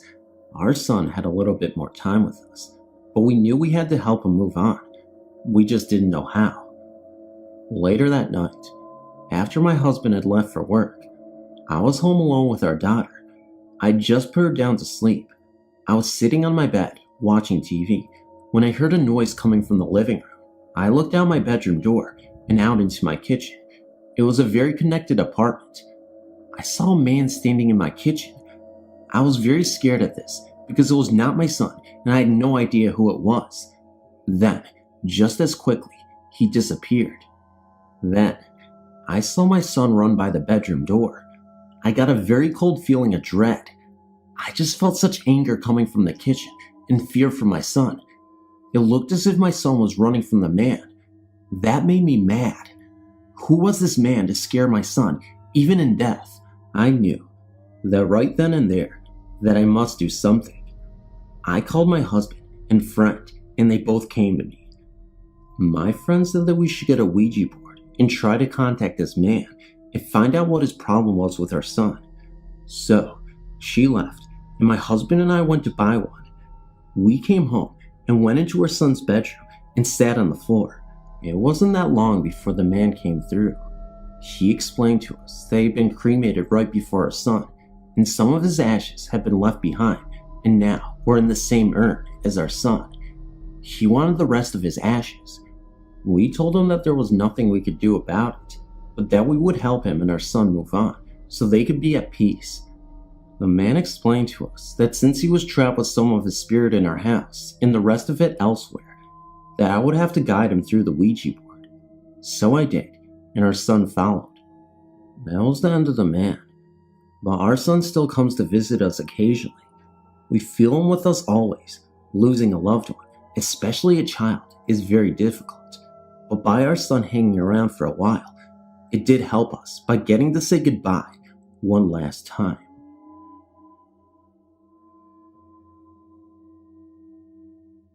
My mom thinks she has a ghost in her bedroom. Either her father, mother, or grandmother she feels. Her television goes on and off by itself at all hours, day or night, even when she is not in there. We will all be in the living room and hear something all of a sudden. One or two of us will go check the noise, and it's the television. It's been turned on, and the volume has been turned up loud enough to hear in the living room. She, my mom, double checks before she leaves the room to make sure the TV is off. The TV also gets turned off when she is in her room watching it, or turned off when she is in there asleep. All of us get the feeling someone is watching us sometimes. It's never a threatening feeling. It's just like someone familiar is with us. I've had a few dreams of events that have taken place within a week of the dreams also. Things like, I dreamt I was standing in our backyard, and you can see our neighbor's front yard from there. In the dream, there were about a dozen cars parked in front of their house, and people going into the house were dressed in like Sunday clothes. I went back in our house and told my mom that old lady Rogers must have died there because there were a lot of people over there. When I woke up that morning, I looked at the obituaries and there was Miss Rogers' name. I never even knew she was ill, and we all thought her husband would go first. Then, there was the dream about an airplane crashing into my aunt's truck with a parking lot full of cars, and hers was the only one that was touched. I woke up when the plane hit the truck. It was about 1:45 p.m. My mom got a call from my aunt that night. She said she had been in a wreck just before 2 p.m. that day. Weird, huh? Just wanted to share. I am from Ann Arbor, Michigan, and I am giving you information about my grandmother's house at Sunset Road. This house is directly across from a street from an old cemetery. I grew up in this house and have seen many scary things. I was about 11 years old, and I saw a man's figure appear on the side of my grandmother's bed. A very large man, and keep in mind that it seemed to look like my grandfather, who I never met. My grandmother was blind and saw him. I've heard footsteps in this house when I was the only one there. My sister saw my dead grandfather walking down the basement steps the day of his funeral. A couple of people have died in this house, and that is why I'm not surprised at all that it is haunted.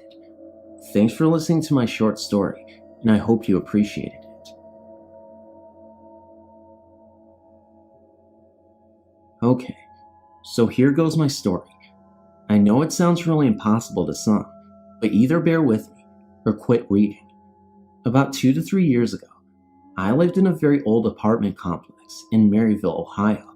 When we first moved in there, I knew there was something very weird about it. It just didn't seem like a very happy place. My parents were in the process of a divorce, and my dad lived within walking distance. I chose the room on the left. Once you walked up the stairs, there was a staircase with a landing halfway up the stairs that you could see from my doorway.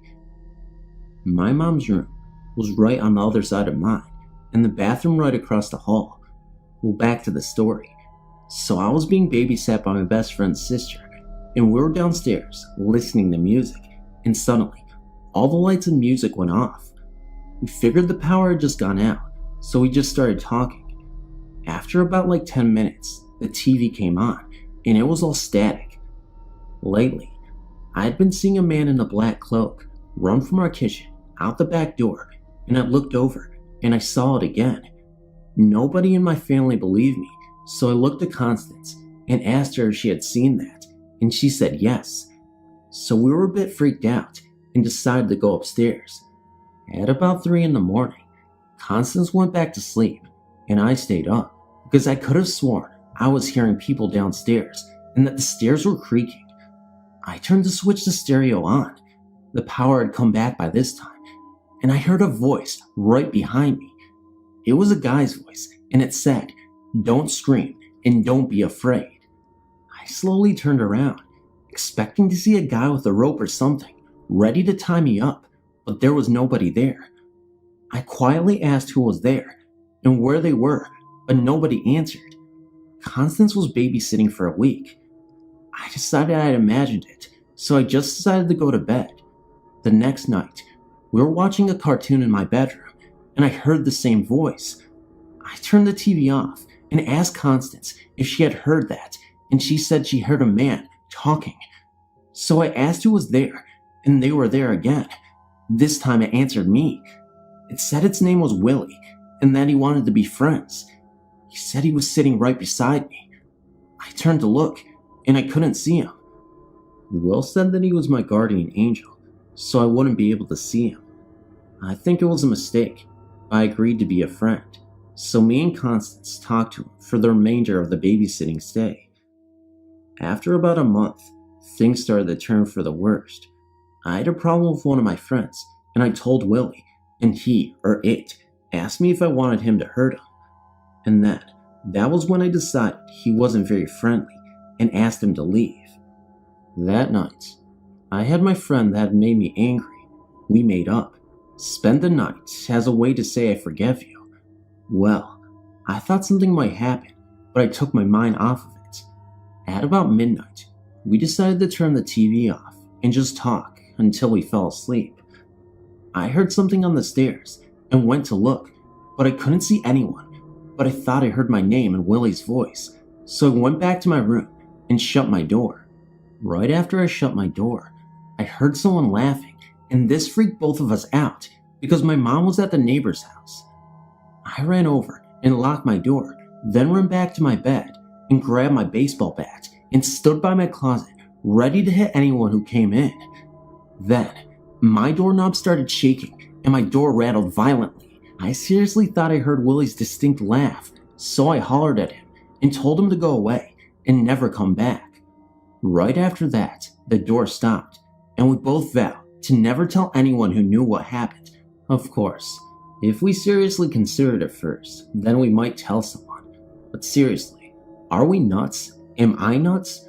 Thanks for reading. I wanted to tell you some of my personal experiences that happened in Randallstown, Maryland. There's a Job Corps center on Old Court Road. It is technically considered Woodstock, Maryland. The center is called Woodstock Corps Job Center. I was a student as well as a residential advisor at this facility from 1995 to 1996 as a student. In 1998 to 1999, residential advisor. Anyway, this is a huge mansion-type building that currently houses up to 550 students. It used to be a monk monastery. There is a graveyard for the monks that still sits at the entrance of the center. Well, when I was a student there were a lot of strange things that would happen, but we had one that was widely known around the center. He was called the Black Monk, not because of the color of his skin, but because he had no face, and under the hood of his cloak, you could see only black. He used to walk around the center at night. If you woke up in the middle of the night and looked out your window, you would sometimes see him on the grounds. The next experience is that there is a dorm called Columbia. All the dorms are named after surrounding towns. That was the dorm that I lived in. There used to be an extension to the dorm that you could access through a door at the back of the lounge. The entrance to that part was always kept locked on the upstairs section of the dorm. This section of Columbia burned down sometime in the 80s. When the dorm caught fire, there was a 16-year-old girl who perished in the fire. She has been seen many times in the dorm lounge. Just before I started at the center, there was a dance. This could have happened in the summer of 1995. The night of the dance, a young girl, I believe she was 16 or 17, was out on the grounds walking to the dance. When she realized that the dance was starting, she began to run to the entrance to get to the dance. As she trotted towards the entrance, she realized that she was having trouble breathing. She was an asthmatic and had forgotten her inhaler in her room. Having trouble breathing and with no one around, everyone was in the dance. She sat down on the steps to the then flagpole, now waterfall, and unfortunately perished. She was also a resident of Columbia Hall, and you could hear her wheezing walking down the hall at times during the night or when the dorm was quiet. Now, when I was a staff member there, I was placed in Columbia Hall as staff. Well, in the mornings, we used to have a check of all the rooms to make sure that the girls had cleaned their rooms, closed, and locked the lounge and laundry room, etc. One morning, while I was up there, I would always start at the far end of the dorm, checking rooms, and the laundry room was about midway down the hall, and the lounge was at the end of the hall. Anyway, I went in to check a student's room, and when I came back out of that room, I realized that the lounge room door was locked. It was open when I went into the first room, and closed when I came out. So I decided to go down and just lock it, figuring the door had just caught wind. When I went to lock it, it was already locked. This was impossible, since the door had to be locked with a key. Then, just at that moment, I heard the washing machines, all four of them, start up in spin mode. So, at this point, I got creeped out, and I went into the laundry room to investigate, thinking maybe one of the girls was being funny. When I got into the laundry room, there was no one in sight, and as I lifted the lids, all of the washers were half full with water. Mind you, I said that they were in spin mode. At this point, I became too creeped out to stand in, so I ran downstairs to get another staff member to come up with me until my inspection was complete. I don't know if I had some kind of gift or something, but I was not the only one to see or hear things, except that morning no one else was with me. But there was something about that place that just seemed to draw this one out in me. I was always the one to see them and draw other people's attention to them. Since leaving there, I've not had such powerful occasions. I've had some strange things happen, feeling someone else in the room is with me, etc., but nothing this strong, and I will never forget them. Thanks for listening. I recently started a new job in a large local department store. This store has a huge basement where empty shelves are stored and overstocked items such as large ficus trees and so on. Many employees refuse to go down there alone at night. I found out why. One evening, I went down to the basement to drop something off. There is a very long hallway between two huge rooms down there.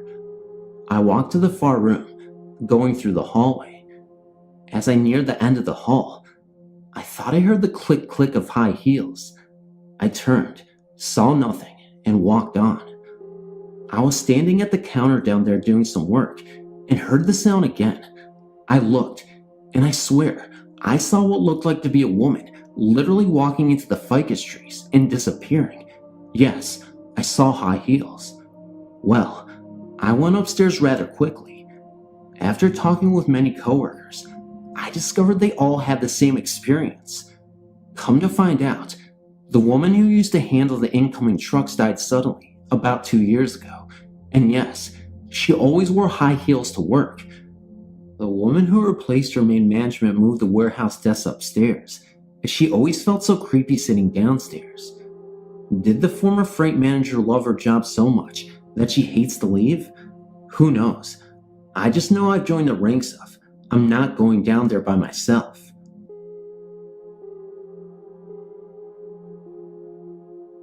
In 3 months, my husband and I will have been married a year.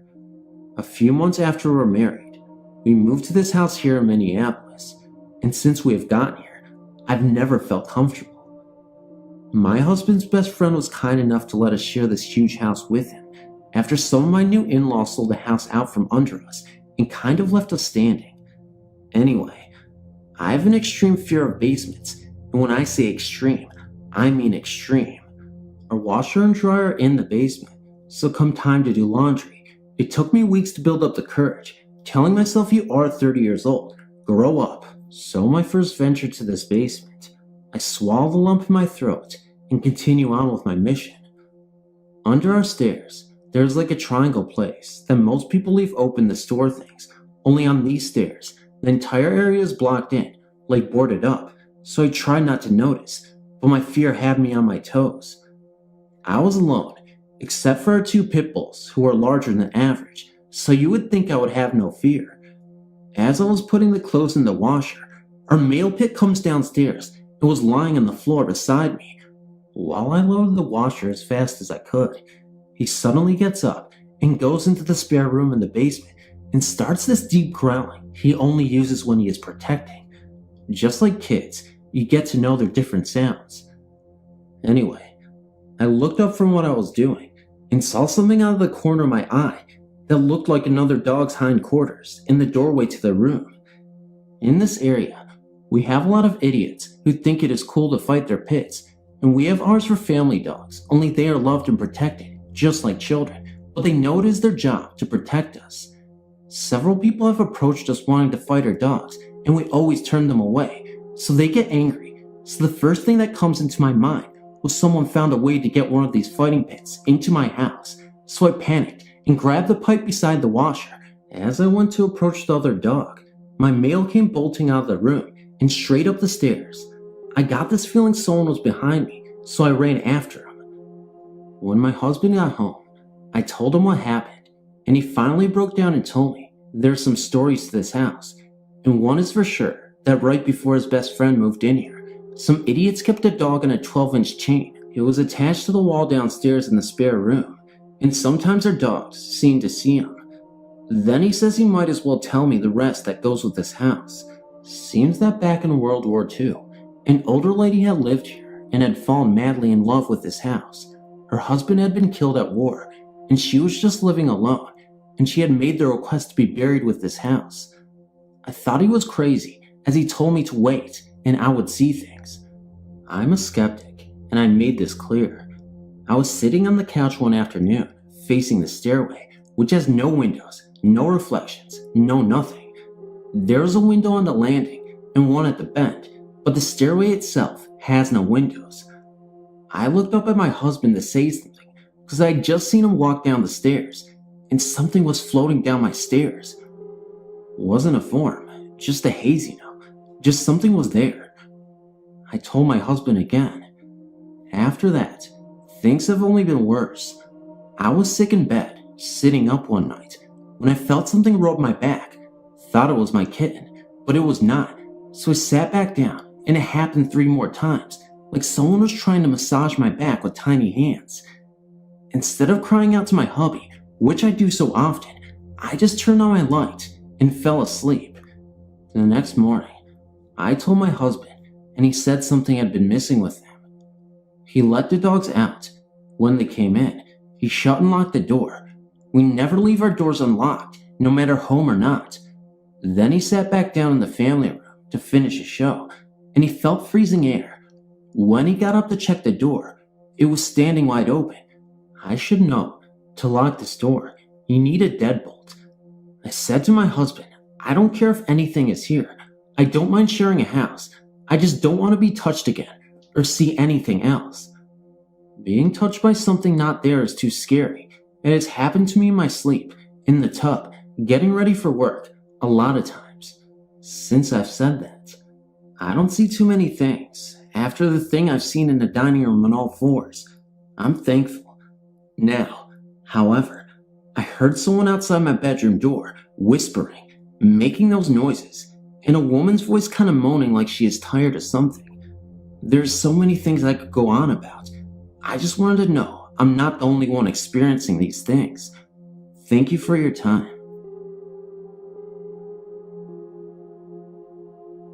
When my mom was 17 and her twin brothers were 15, they lived with my great-grandma, whom I call Nanny.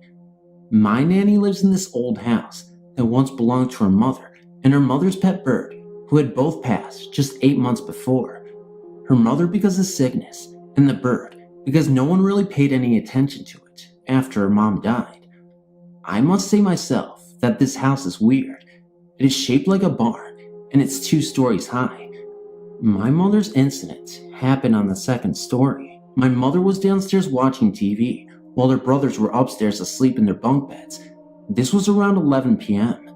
My nanny wasn't home yet. She had been working late.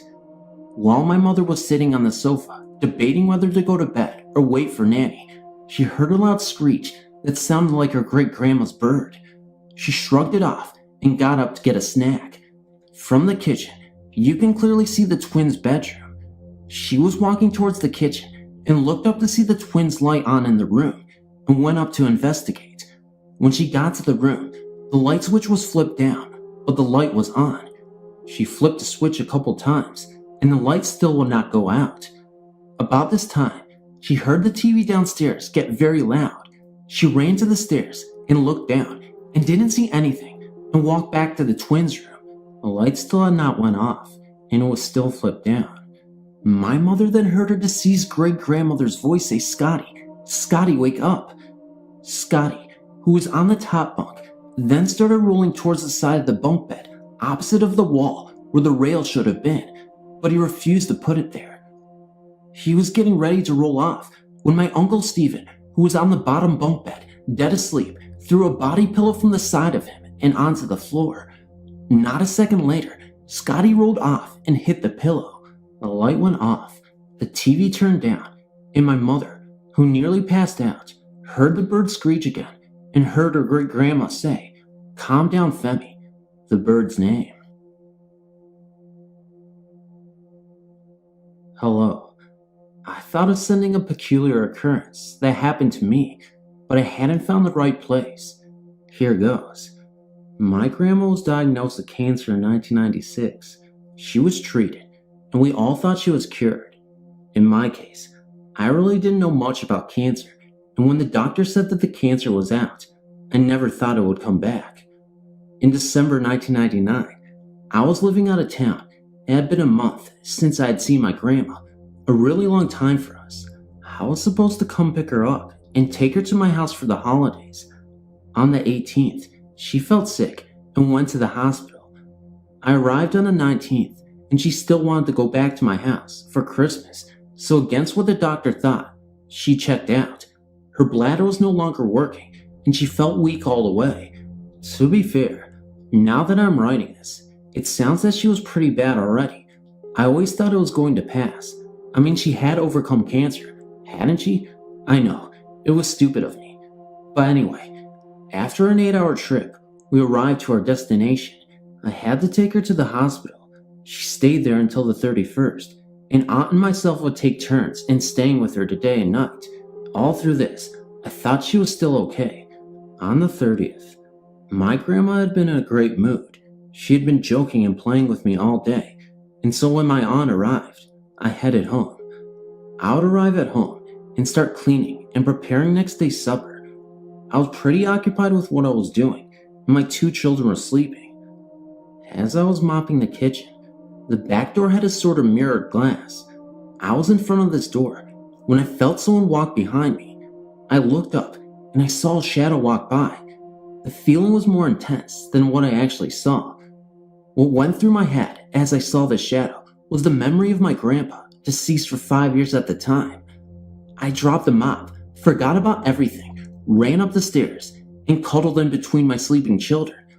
I would love to say that when I thought it was my grandpa, I felt at peace. I was scared, honestly. I woke up at around 6 in the morning to the smell of roses. My aunt phoned at 7 to let me know that my grandma had fallen into a coma. All this day, the smell of roses persisted, and I would smell it everywhere. She died on January 1st, 2000. She never made it out of the coma. Unfortunately, the cancer had invaded most of her organs. I know it's not really scary, but it's the only experience I could not explain logically. I've never read of anything that has to do with the smell of roses. If anyone has had a similar experience, please let me know so I can understand this better.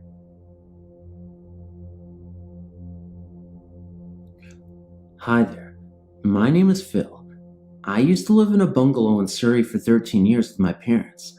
The property was built in 1953, and we think that it was built on an old forest. We moved there when I was 13 years old, and I'm 29 now, and I've moved out, but things still happen. My parents have now sold the property on. Anyway, when we moved in, we wasn't told that the previous owner had suddenly died in my mom's and dad's bedroom from a heart attack.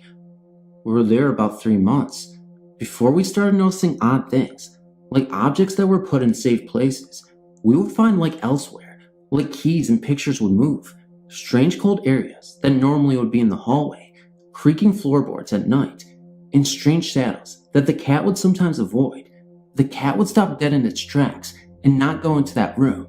Instead, would just sit there and stare at nothing as far as we could see. These things continued for about 3 years, but we got used to them. But we had the odd visitor refusing to go into the bathroom to wash their hands, as for some reason was never very warm, including the summer months.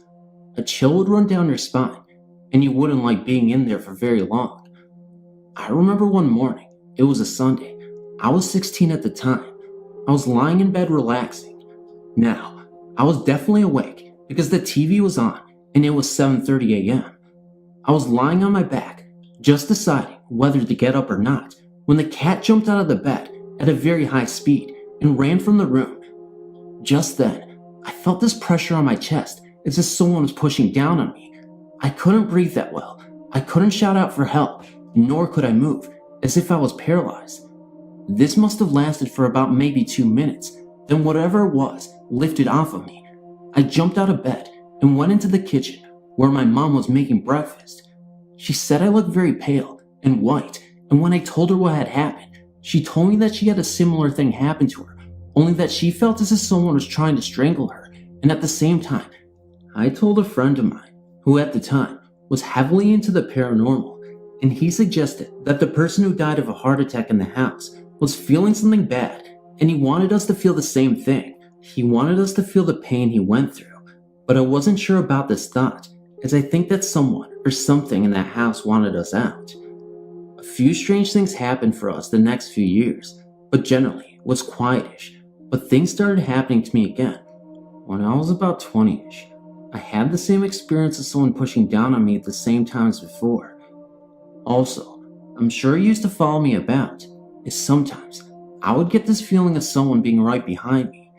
I then saw a dark, tall, gray-haired man standing in the hall when I came home late one night, and when I said who's there, because my mom and dad were on holiday at the time, it disappeared in front of my eyes. Naturally, I didn't stay there that night, as I was by myself. I then started seeing faces in the wall, shadows moving at night, doors blowing open, even though there wasn't any kind of wind around. So a friend of my dad's, who was a born-again Christian, brought a clergy around to move through the house and said prayers in each room. He didn't like the hall, bathroom, or my mom's and dad's bedroom whilst in this room because he had a picture thrown at him which smashed against the wall. He then left simply a bit shaken, but not sure about what quite happened. Things were bad for a while, but then got better.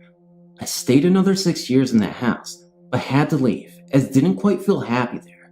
My mom and dad have now sold the property onto someone else, and naturally, we didn't inform them of the problems there.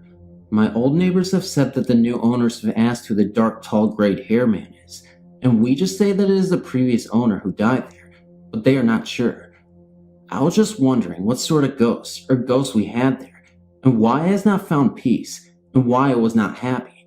Maybe you could answer these questions.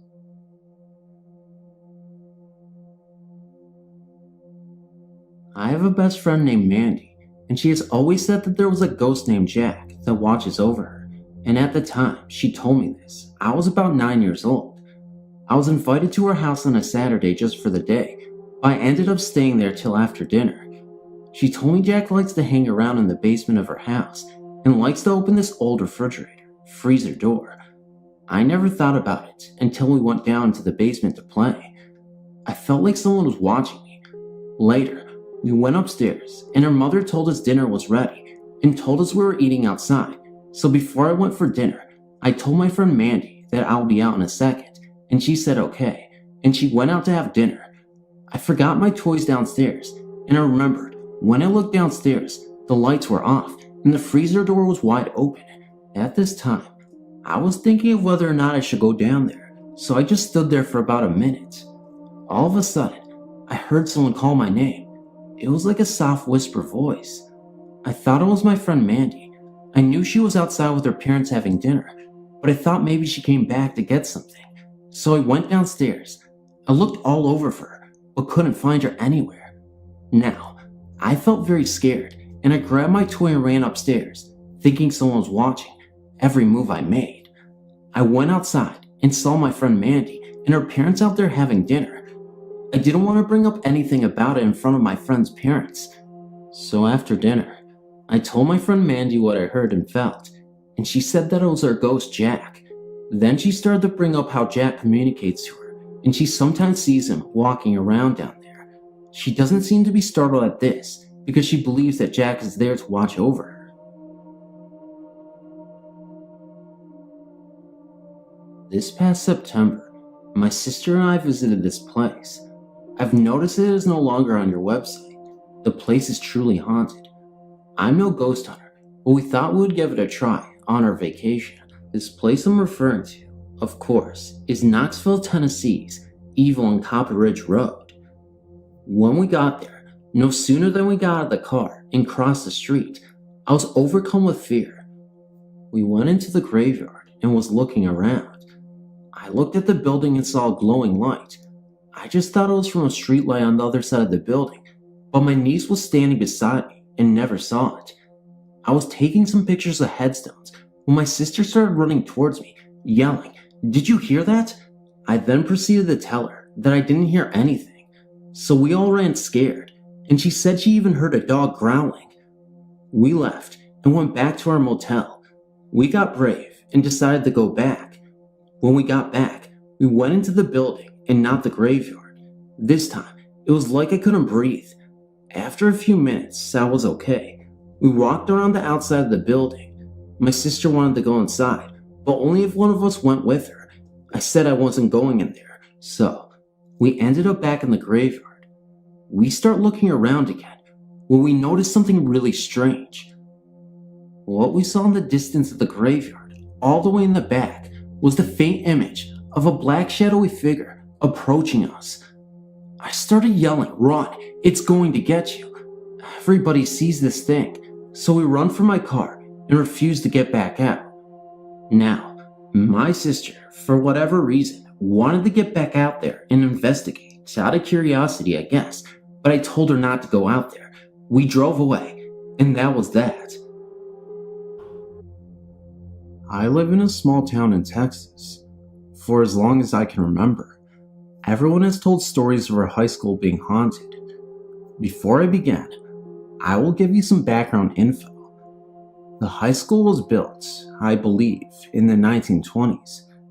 As the years have gone by, the school has been expanded on, but the original building is still there. It is in the part of the building that most of the weird experiences have happened. These are all stories told to me mostly by the teachers. I've never experienced anything myself. I will try to remember everything. As a side note, this all occurred in the original part of the building. On with the stories. To start with, one of the classrooms in the old building belongs to Miss P. I won't mention anyone's name for privacy reasons. She has told me that there is a cold spot in the corner of the room. She has placed a large cabinet in the corner because her students would frequently mess around there. She also told me of a time when she was picking up for summer vacation and had neatly stacked all her books up on the desk before leaving for the night. She was the only person there at the time, and she locked the room up.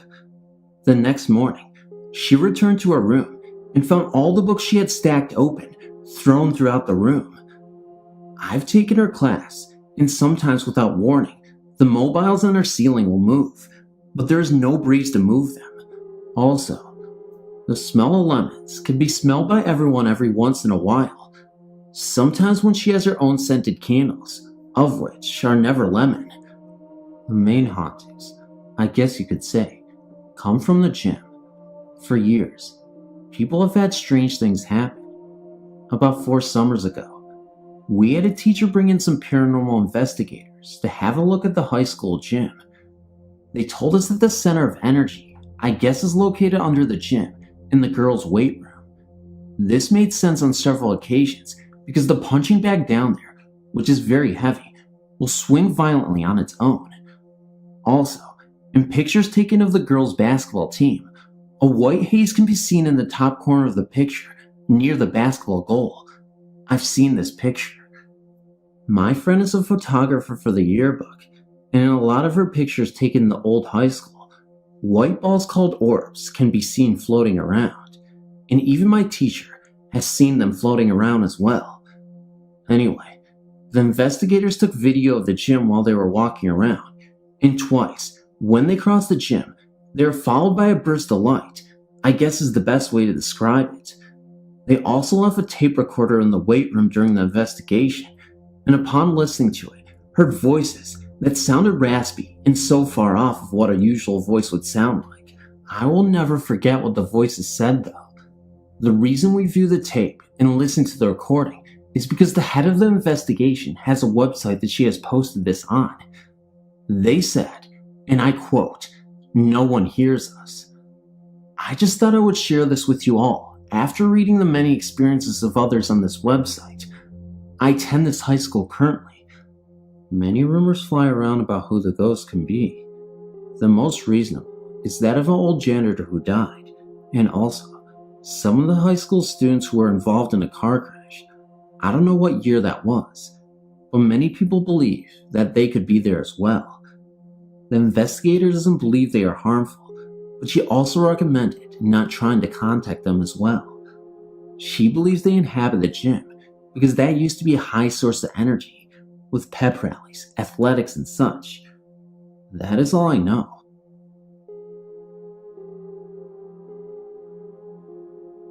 After reading some of the stories here, I thought I would like to take this opportunity to share an experience I had back in 1992 and 93 in an apartment my friend and I were living in at the time.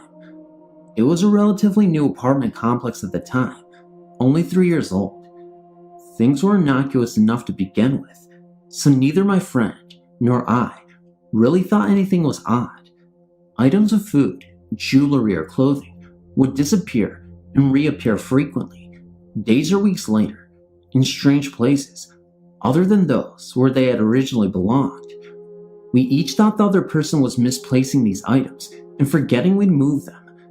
It was quite amusing at times to open up the cupboard and find the cheese in with the dinner plates or the chicken pies in your closet. Oh, and socks used to disappear a lot. Well, usually one, but I think that was the washing machine eating them. Often, there would be a dark shape out of the corner of your eye, and when you turned to look, there was nobody there.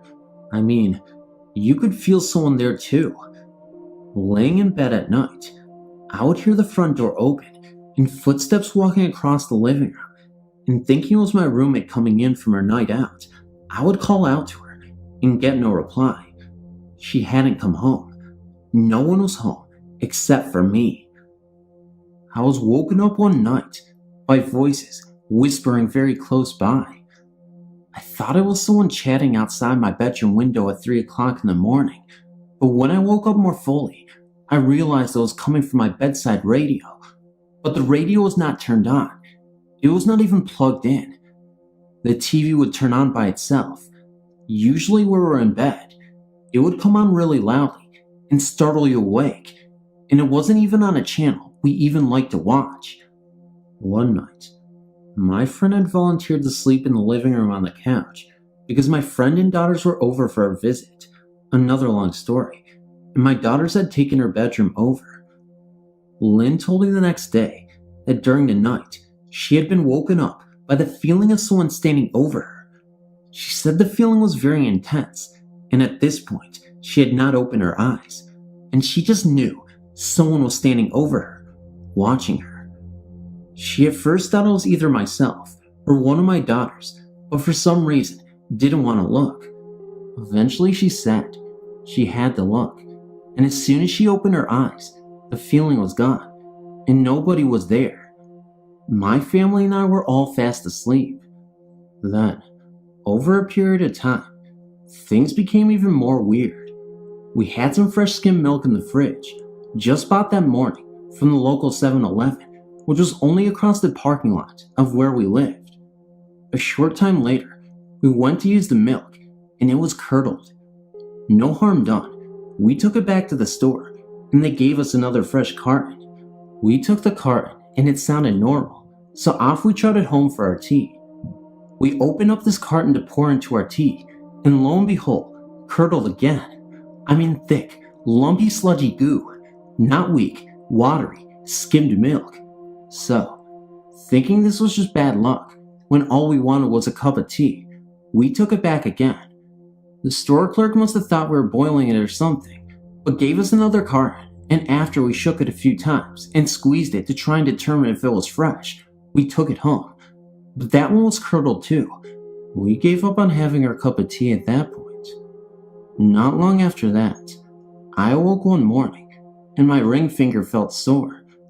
I looked down at my hand, and my engagement ring was buckled. It wasn't a little bent, but completely buckled into a triangle shape. It had been perfectly fine when I went to bed, and my wedding ring was normal. It was extremely hard to get off of my finger, and when I did finally get it off, it wasn't not only bent, but actually broken almost completely through the gold band in 3 places. I don't know how a ring could even be broken, even if I had laid on my hands. I mean, they would only have pressed the ring into the mattress, and maybe I'm wrong, but I don't think that is enough pressure to bend a diamond ring. Of course, maybe hubby had bought me a ring out of a lucky bag. Never thought of that. I took it to a jeweler for repair, and he said in all his years as a jeweler, he'd never seen a ring broken like that. After having it repaired, a short time later, I somehow managed to drop 5 rings in the shower, and the only one that disappeared down the plug hole, never to be seen again, was this engagement ring. All my other rings stayed in one place. I realize none of these events are horrifying. Apart from the curdled milk, have you ever seen skim milk curdle in 2 minutes or less? But this one is the only house or living quarters that have experienced any strange occurrences like this, so I thought this was the place to share it. We do. Both my friend and I believe that there is something wrong with that apartment, as the feelings and events were getting stronger and less friendlier the longer we stayed there. Eventually, we moved down into another apartment in the same complex and never had any other things like that occur. I was often tempted to go and ask the new occupants if anything weird happened to them, but didn't want them to think we were crazy.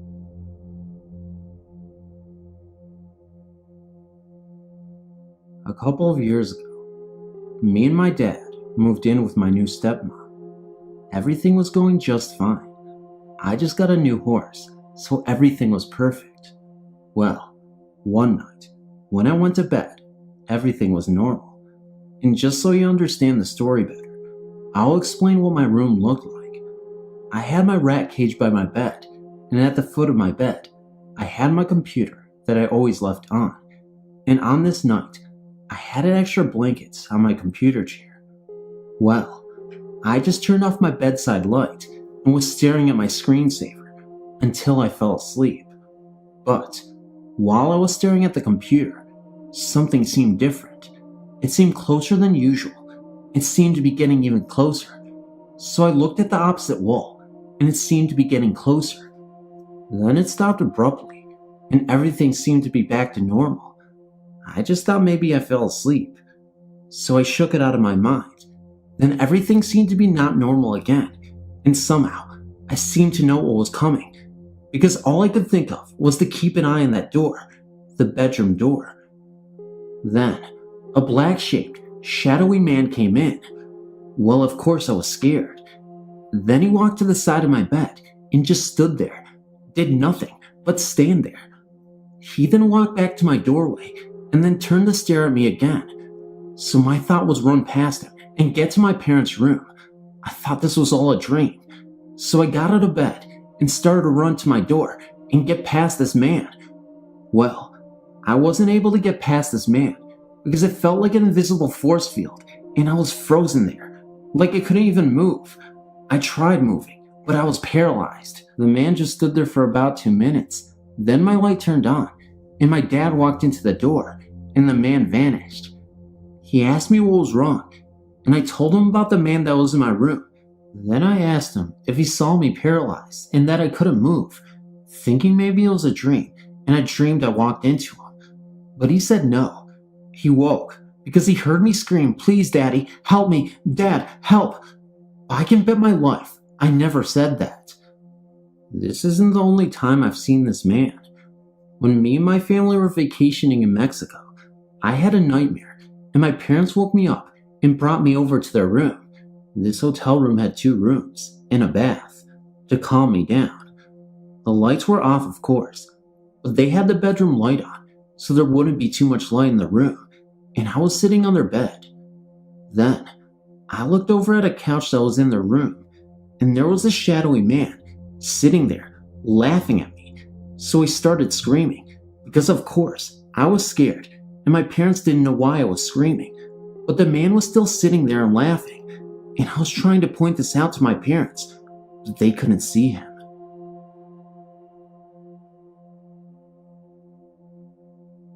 One day when my family was out, I stayed home by myself. I then started to feel a breeze, so then I went to go get a blanket, and I felt like someone was watching me. I went upstairs to my room, and I saw a really bright shadow. I got frightened, so I started running to my room, but right then, my door opened. I went inside. I saw a glare near my bed, and its image started showing up. It looked like a little girl. So I told her to leave me alone. Covering myself up, I felt a chill. I started crawling to the hallway near the steps, and it was standing right there in front of me. My parents came home right then, so they tried to open the front door, but I went to open it, but it was already unlocked. I told them what had happened. They couldn't believe what I was saying. I went to go drink some water, then I went to sleep, but I couldn't. It seemed like the little girl was watching me. I can still see her to this day, but it does not frighten me. It sometimes seems like she is talking to me. I can tell when she is there because I either get the chills or I feel as someone is touching me. I moved not too long ago, but I will always remember her. I wish I knew what she was trying to tell me or leave me alone. I will remember that forever. My family had moved into this house. The old owner, a middle-aged man, moved because of the memories. 2 years earlier, his wife had died giving childbirth. Soon after that, we moved in. My older brother decided to move back in and took the room across from mine. I hated my room. It was always cold, and I was scared to be in it by myself. I would lay on my bed and watch TV. 2 times I saw ghosts. My dad sometimes went in my brother's room to play his PlayStation, and out of the corner of my eye, in broad daylight, I would see an older man, slightly bald, wearing a white shirt, and walk into my brother's room. I thought it was my dad, but the lights didn't turn on, and my dog started to cry. Soon after, I saw a young girl walk into my brother's room. She had long, dark brown hair and was wearing a white nightgown. We have a mirror at the end of the hall between our rooms, and while walking down the hall a couple of times, I would see people behind me. One time, there was a very tall, skinny man standing behind me about 10 feet, staring into the mirror. I told my mom, and she thought it was funny. She gave him the name Frank. A second time I was walking down the hall, I looked up into the mirror, and a dark figure with a flowing dress ran across the hall. Then one night, I was sleeping and was woken up by a man standing beside my bed, staring at me and breathing deeply. I was too scared to move or talk. After I fell asleep, I had a dream about the devil. I swear I felt like I was awake and something was holding me down. I couldn't even move my head. After those things happened, I wouldn't go to sleep until my brother got home. And one night, after he got home, I decided to sleep on the couch in the living room. My eyes were shut and it was dark. We have big speakers and there was a flower pot on them by the window. I heard the flower pot slide across the speaker, but was too scared to even open up my eyes. I was lying on my back with one arm under the blanket and one arm on top of the blanket. Not a minute after, I heard the flower pot move. Something grabbed my hand and squeezed it. I swung my arm out and didn't hit anything, so I quickly opened my eyes and turned on the light behind me, but nothing was there. I was so scared, I couldn't sleep for days.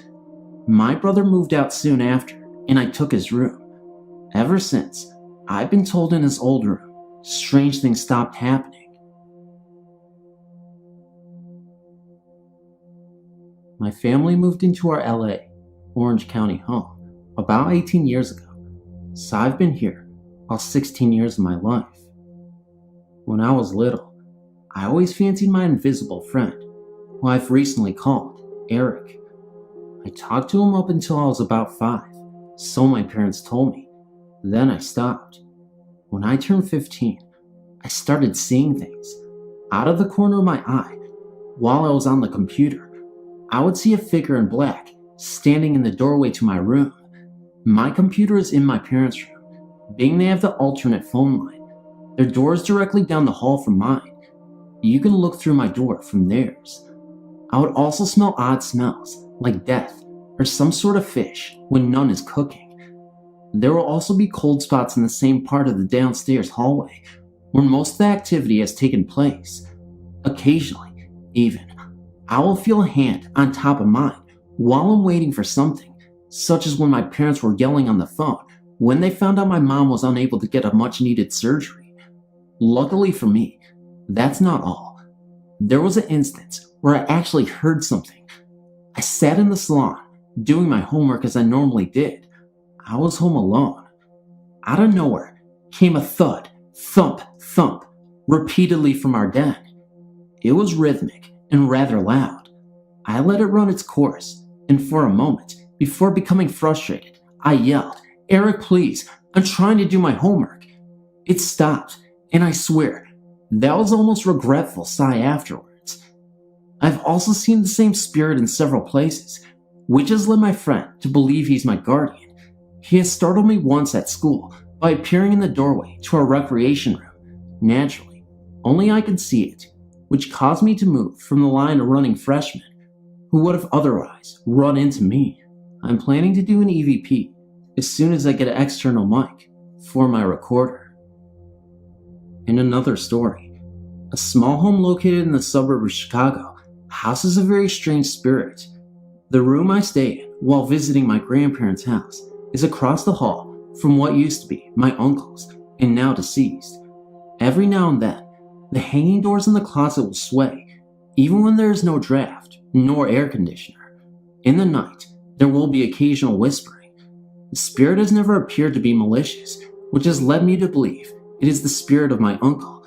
Though the house was built during World War II, there is no other reasonable explanation.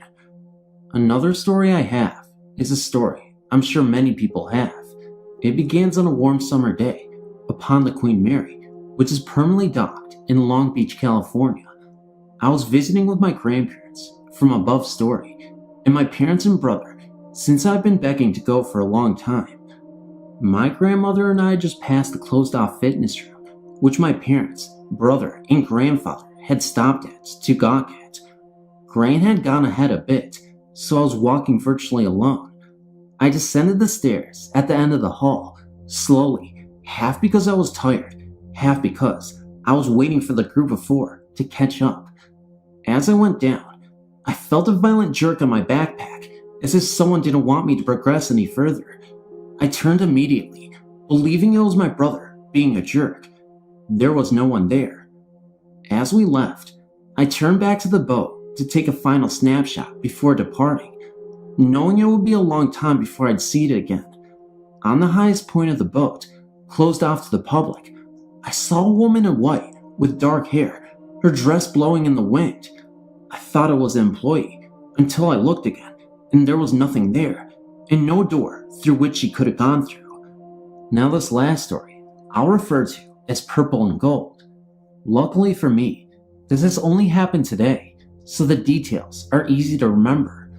Of course, every ghost researching person, serious or phony, in this country has heard of the Whaley House, the most haunted house in the United States, whose residents include the playful Yankee Jim and Anna Whaley, whose lavender perfume can occasionally be smelled by visitors and employees alike.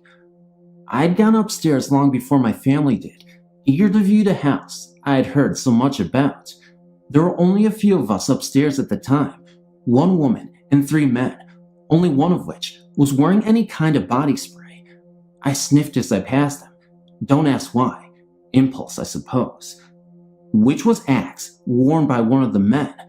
I entered the room, which had once been a playhouse, and froze in my tracks.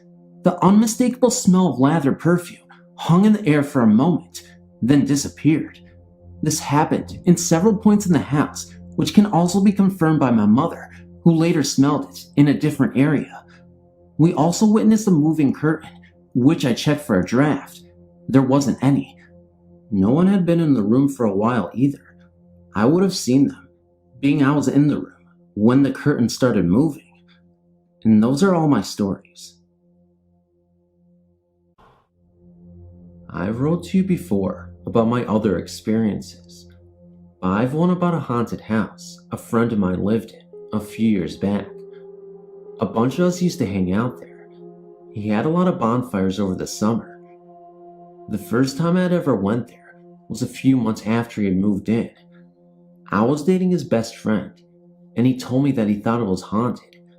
I in turn did not believe him at first. Then things happened. We were in the kitchen, and all of a sudden, we heard something from the basement, like someone was using a broomstick and hitting the ceiling from the basement. I laughed at first, and asked who was down there. Then I saw the look on my friend's face. He was terrified, and suggested we go outdoors for a while. While we were outside, I asked what was going on, He said that was the ghost's way of letting him know he was annoyed, so he leaves the premises for a while. I still was skeptical until I looked up and could see into the front door, and standing there in his living room was this old guy who was somewhat glowing. I almost hightailed it out of there when they decided it was safe to go in. I told them I was leaving, and they insisted I go back in, so I did. I then asked my friend if he had ever seen this ghost before, and he said no. I described to him what he looked like, and he looked into the previous owners of the house. Well, it turns out there was a guy who died in the house who looked like the same man I described. I freaked after that, as well as my friend. Things were going good at first. Like every time my friend came back home from work, he would announce himself, and the guy never bothered him anymore. There was always this room upstairs that every time you walked by it, you could feel a cold draft from the door, and it was locked. We never thought anything of it, till the man started to get mad. There were many more parties going on because of the summer. Well, the man seemed to not like the parties, and he started showing himself to me and my friend. I knew he was getting mad, and things got bad when he started attacking my friend at night. He would wake up to slashes across his back. We checked into the history more, and found out that the man was not friendly when he was alive, and worse when he was dead. It did not take long for my friend to move. The beatings were worse by the time he left. Although he never attacked me, I always feel threatened by him. I would wake up to him right in my face, and he would disappear when I would scream. I still think about the horrors that man would do to anyone, and how my friend survived actually being attacked by a ghost. Sometimes I still have dreams about this man, and how he chases people out of the house. To this day, the house is still empty.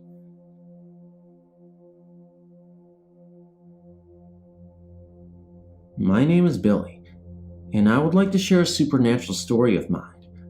Although my story does not have a physical contact, seeing a ghost, there was definitely something supernatural in the house. It was a few years ago, back in 2001 or 2002 I believe, in Mississauga, Ontario. Mississauga is a fast-growing suburb just outside of Toronto. The place in question was your very typical haunted house on top of a hill surrounded by vast land, which in turn was surrounded by industrial and commercial land. The house was deserted, only of its occupants, as its remains lay trapped behind boarded windows. I know it sounds silly, but that is exactly what it was. That looming house on the hill that every kid stared at as there were parents that drove by. I was one of those kids who, while in the backseat of my parents' car, stared silently at the house as we drove by. But it was more than just the stereotypical view of the house that captured me. There was something there, something odd that pulled me in. It was not until a few years later that I had the guts to go to the house. I had moved away from Mississauga to Toronto, but I never forgot the house. I had always told myself that I would go back, alone, and take photographs of the house. So one day, I grabbed my camera and I headed back to the house. It was early spring, and the leaves have yet to grow on the trees. The house had the most scary driveway I'd ever seen, probably the length of 2 to 3 football fields, and that is no joke. Now, from what I know, the house remained deserted and the land untouched by commercialists. I guess sometime, someone managed to get inside because the roof was burnt completely off. Most of the window boardings were torn down, and the insides of the room were completely overturned and damaged. From the beer cans all over the place, there must have been a party. The property around the house was littered with about 3 to 4 sheds and about 4 to 5 old rusted cars and scraps all over the ground. I forgot to mention that for some reason, I decided to go in the house in the evening, dusk to be precise. I had less than an hour to take photographs before darkness settled in. So, I entered the house from the back because it was the only part of the house with an open door. The floor was littered with papers, overturned chairs, and a lot of other rubble. I took some photos in the entrance and made my way inside. I went into the room that was the furthest into this part of the house. The first floor had 2 sections of the house that could not be reached from inside. This room had an overturned couch, a fireplace, and a littered floor. This room gave me very strong thoughts about entering it. I don't know what it was, but there was something that felt like I wasn't supposed to be there. But I entered, and I stood at the far right corner behind the couch and aimed my camera towards the fireplace. The light on my camera flickered on and off rapidly, and my camera refused to take the photo. I tried and tried, but my camera would not take it. Instead, I stood there and watched as the room went from total darkness to light as the camera flickered on and off. Afraid of what might appear, I left the room and stood looking into it from beyond. From there, I went to the upstairs to where a previous fire left the entire floor naked to the sky. This is where I noticed something odd. The house's main floor, as I've said before, was divided into two parts. Neither could be reached from inside the main floor. You either had to leave the house, go around and enter through another door, or, as I just had learned, you had to go upstairs, cross over to the other side, and take another set of stairs down. Unfortunately, the stairs that led to the other side of the house was blocked by fallen timber, but this layout of the house was very, very odd. It did not make any sense. So, I went back downstairs and went around to the other side of the house to enter. I found an open window and pulled myself up onto the ledge. I froze right on the spot, staring deep into this part of the house. I have no idea what it was, but something was telling me to stay the hell away from the house. I felt this deep fear, this huge warning of not to enter this part of the house, so I pulled myself back down and walked away. Now, here's the interesting part. I've dreamt much of this house before I had gone to visit it. In my dreams, there was another entrance to the house, or another part of the house, a tunnel carved into the house from the ground. As I walked away, I saw it, about 50 feet from the house. 5 feet down the portal of it, cemented there, lay another path wide enough to crawl through that pointed to the house. Now, you can believe this or not, everything I've said is true. Just thought you would like to hear it. In the late 1970s, I attended college in New York State, around the Finger Lakes. The building I describe was first built in the 1890s.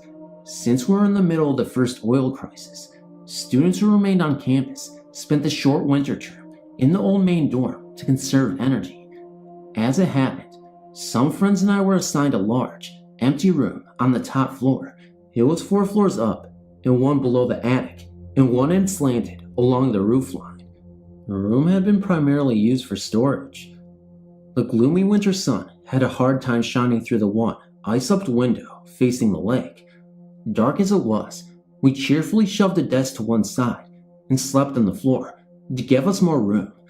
We were having a good time camping out and weren't inclined to do much schoolwork until our papers were due.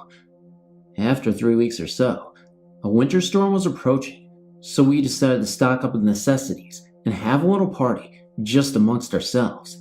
I'd like to say that we were all sober as judges and went to bed early after saying our prayers. However, it being the late 70s, we indulged in smoke and alcohol.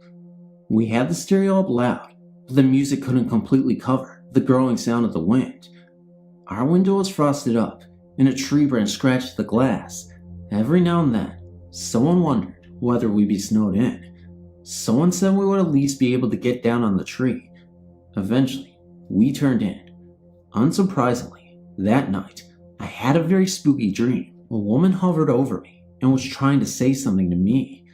God knows I tried to understand her, but her fluid outlines and vivid colors made me feel a bit queasy.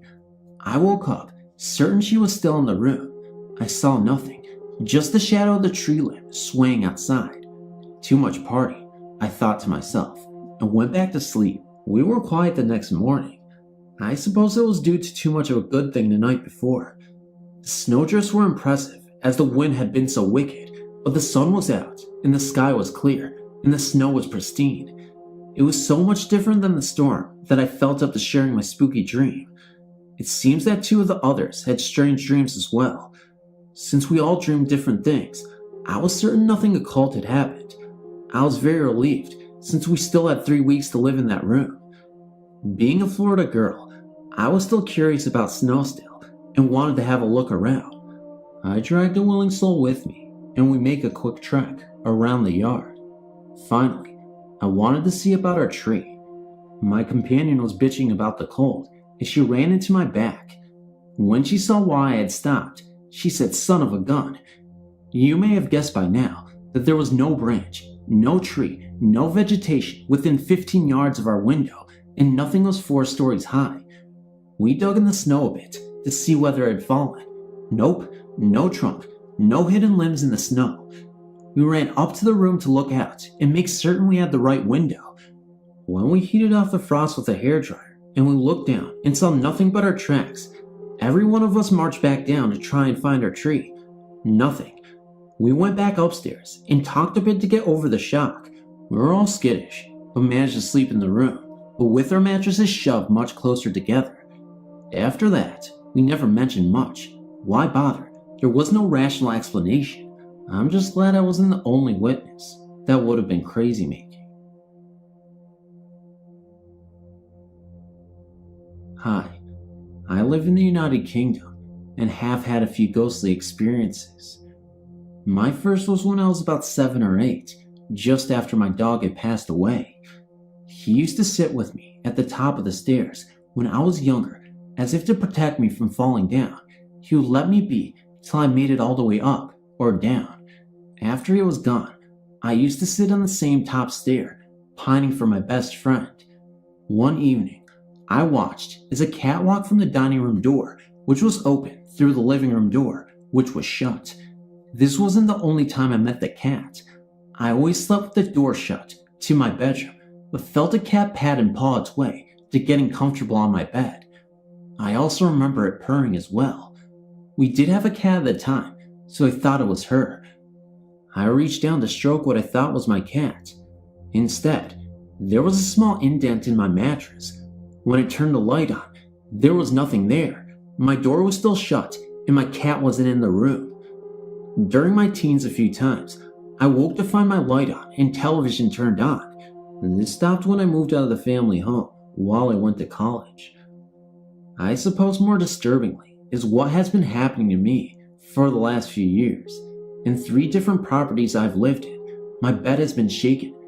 The first couple of times it happened, I was really scared, but have gotten used to it now and have accepted it.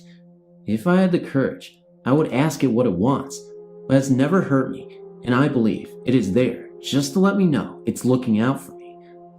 Whenever it has happened, it is usually when I've been upset. It happened after I broke up with my ex-girlfriend, for example.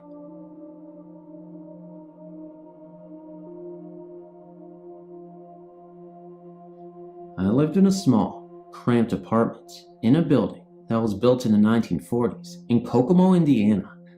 I've heard several ghost stories from my friends and whatnot, but I'd never taken any of them to heart until I saw firsthand a ghost in my very own house. I had never truly felt at ease in my own apartment. It had always seemed as though something else had resided besides my boyfriend and I. What got me thinking was the fact that whenever I opened the front door, I saw a faint shadow of a person walk into the kitchen, which was to the left. Lighting can create that, but no matter if the light source were emitting from the right, left, behind me, or even not at all, I always saw a faint shadow of a person walk into the kitchen. I really never thought much more than it being a light trick, though I was creeped out that I saw a shadow, even though there would be no light at all. After a while, I rarely noticed it. Things changed on January 19th, 2004. I was on my computer in my living room. To the left of me was a walk-in closet. We always kept the doors to the closet open. I was the only one home. It was nighttime, and the lights were on in the house. I stared at the screen, not paying attention to anything else, when the lighting in the room changed and got dimmer. It repeated this for a few seconds, and I chalked it up to the snowstorm outside.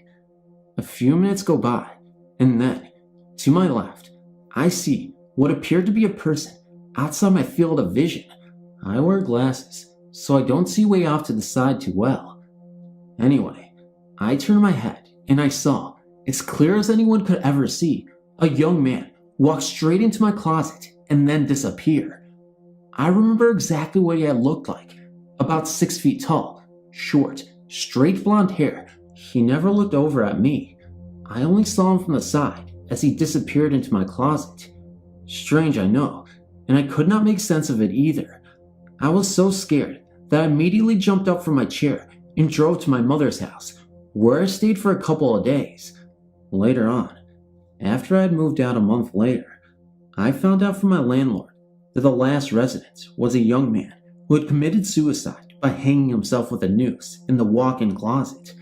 I wonder to this day, why did I see him? What was the purpose?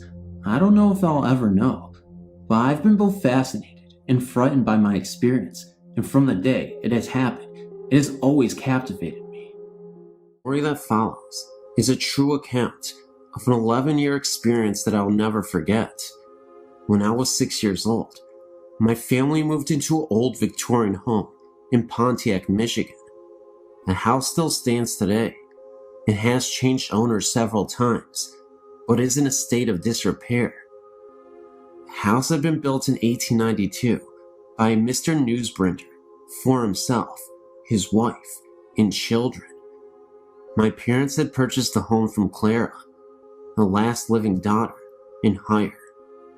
I remember moving in that day because even as a young child, I felt a sense of uneasiness. That feeling was soon to be validated. At first, it was more of just an uneasy feeling throughout the whole house. Soon I discovered, though, that the feeling intensified while in my room. It was a large, 4-bedroom home, and us 3 girls all had the luxury of having a bedroom all to ourselves. Mine was in the back of the house, next to my parents' room, and across the upstairs foyer from my other 2 sisters. When alone in my room, I began to feel as though I was being watched. It is a universal, primitive feeling. I'll be sitting at my desk doing my homework, or just laying across my bed listening to my stereo, and I would feel it. I felt that a presence was emanating from one corner of my room, up at the ceiling. I had not seen or heard anything up until this point, but that was soon to change. As I was alone in my room again, one day after school, I heard a voice call my name. It was a male voice, and I thought it was my father. I went into the foyer to answer his call, but since he was not home from work yet, it could not have been him. I went back into my room and soon heard the voice again. I say that I heard it, but it occurred to me several years after the fact that I only heard it in my mind. A sort of telepathic communication, I think. It wasn't long before this voice became an everyday intrusion into my life. It would call my name repeatedly. It would assure me that it was okay, and for me not to be afraid. It also told me to come closer to the corner from where it was coming. I remember now that I would be so drawn to it, and would just stand there transfixed, staring at the corner. I never went close to it. Call it instinct, fear, whatever, but I somehow knew better. As I was staring at the corner one day, a huge void opened up in the corner. It was the blackest black I'd ever seen. I saw nothing in the gaping hole, but it seemed to go on forever, and I would grow lightheaded and lost blocks of time staring into it. Now, I had told my younger sister all about this, but she never saw or felt anything until we actually moved out of the house, but I'll get to that later. I was afraid to tell my parents, and had been warned by the voice that this was our secret, no need for me to tell. The voice began to torment me. Even at night, as I lay in my bed sleeping, I could feel it there in the dark, beckoning. It invaded my dreams, becoming ever more insistent that I succumb to its wish, that I come into the void. It was angry at me, growling insults and obscenities, but I never would give in. Towards the end of the stay in our house, I began arguing back, telling it that I was stronger than it and would not be overpowered. Strangely enough, over all those years, I'd come to accept its presence as a normal part of life for me. No one ever saw or felt it but me. I'd even confided in my best friend Shirley, who would frequently come for sleepovers. I think she slept with one eye in the corner. The day we moved out, I experienced the most intense terror I will ever feel for the rest of my life. I was then 17. I was in my room, packing up the last few items. I felt the familiar goosebumps and tingling of my skin as the hair on my back of my neck and arms stood up. The voice was at a fervid pitch now, threatening and cursing me. I turned around to face my enemy, stared into the blackness, and was mesmerized to see the most evil eyes I had ever seen come out of the darkness. I could see the whites of his eyes, and the center was like black coal. The hole began to turn, and I heard a deafening roaring sound, not unlike that of a huge waterfall in close proximity. I dropped what I was doing, ran down the steps, and got into the family car. I left the rest of my things in that room and never looked back. I never heard or saw anything like that again. After we had moved out, my younger sister began having nightmares about something dark and heavy chasing her in our old house. No coincidence, I think. I still get the chills when I think about this. I assure you, this was real.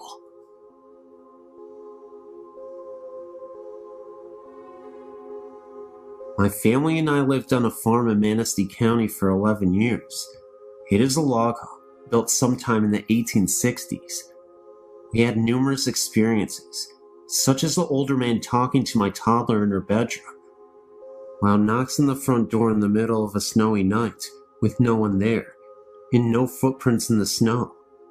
Heavy footsteps could be heard downstairs when we were lying in our bed on the upstairs landing. A back door was totally jammed shut, and the only thing my husband thought he could do was cut it open. But on a windless night, it just flew open, and there was a strange odor. We had a neighbor across the street tell us that he heard the piano playing when we were gone. I heard my name called often. We had people house sit because we only heated with wood. They heard noises, saw curtains move, and wouldn't stay there again. We saw a figure in my daughter's bedroom window when we pulled away from the driveway. I had a sunburn on my back in the shape of the barn. Now there were no trees or possible shadows, and we even showed a friend, and at the time, it didn't make any sense. Then our neighbor came and said he saw the barn swaying in the wind. At closer inspection, the main supports in the barn were almost completely rotted away. Was this someone's way of telling us something was wrong? There are more stories, but these are some of the best. I'm not lying. These actually happened, and if you don't believe me, well, I guess you're on your own then.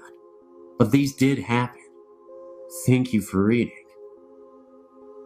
I moved into the neighborhood that I live in at the age of 12.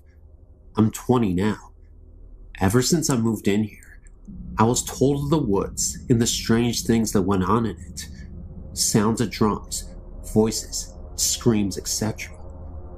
Needless to say, the woods is creepy, so creepy that I refuse to go there at night.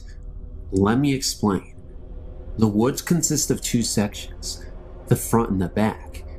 It's the back part that scares the bejesus out of me. In '98, a girl was killed in the front part of the woods, where she was raped and left for dead in the cold next to the old tractor. A tractor that had been rotting there for at least 30 years. Well, since the girl was killed, there have been some violent storms that have taken their toll on the trees surrounding the area of the death. My friend and I would go to the spot every now and again, until that night. I had a girlfriend at the time that lived on the road across the woods, so to get to her house, you could take the short way, which was through the woods, past the spot where the girl was killed. I'd walk my girl home, and I was returning through the woods when I felt a sudden cold draft. Now mind you, this is the end of summer, so there was no logical explanation to see my breath during this time of year. I then turned to look over at the tractor, and I felt an overwhelming sense of depression and sorrow that made me feel sick to my stomach. I started to walk towards the tractor, and I could have sworn I heard the crying of a girl's voice say, run away. At this point, I started to pick my feet up and walk a little faster when I noticed a little girl standing from a distance behind the tractor. She didn't look to be more than 6 years old and looked about as solid and real as anybody I'd ever seen. I froze in sheer terror, knowing that there would be no way that a 6-year-old girl would wander off into the woods unsupervised and by herself, especially knowing the history of these woods. As I got closer to the girl, she ran further away and behind some trees, where she ultimately disappeared. It was not long after that I hightailed my butt back to the house as fast as I could. The next day I told my friend about what happened, so from then on, he walked with me each time I dropped my girlfriend off, hoping to hear or see something. It never happened to me again, but months later, I was talking to a friend who still hung out in the woods, and he told me he was sitting on one of the fallen trees and he heard a girl crying. He said it startled him, so he went to go and leave. Just as he got up, he heard a louder voice say why. He said he felt depressed and ran the rest of the way out of the woods. The woods has had a lot of strange things happen to it, like fires that start and go out by themselves, houses adjacent to the woods that have their backyards vandalized, and the sounds of someone knocking on the back doors. Interestingly enough, I found out that there was a forgotten cemetery somewhere back in the woods that had been neglected for years. I don't know what kind of paranormal energies take place in these woods, but I don't want to discover more of it.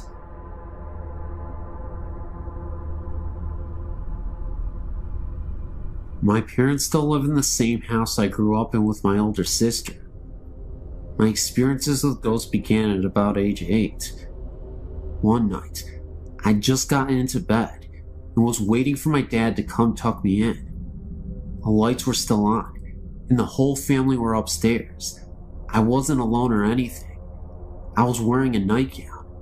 Suddenly, I felt 2 hands run quickly underneath my nightgown, up my legs, and over my body. I screamed bloody murder, and my parents came running in. I don't remember if they believed me, but I never slept in that room again. I traded rooms with my sister. Once she had begun sleeping in that room, she would tell us in the morning that someone would sit on the bed and say her name while they rubbed her head, but she never opened her eyes during these encounters. A few years later, I was getting my dad and I some ice cream in the kitchen. There was a new big bag of candy on the counter in front of me. Suddenly, it flew across the counter. I ran and told everyone. They believed me when they saw the candy on the other counter. Another time stayed homesick from school. I was lying in bed watching TV, and I kept hearing what sounded like marbles being dropped in the attic right above my bedroom. I was so scared, I called my mom, and she sent her friend over to stay with me. To this day, the TV in our kitchen turns on and off by itself. My aunt reported hearing music being played in her family room when everyone else was outside. Last weekend, my family gave me a bridal shower at my parents' house. When I got the pictures back, almost all of the pictures have orbs in them. I could not believe it. Whoever it is still there and still trying to be a part of us.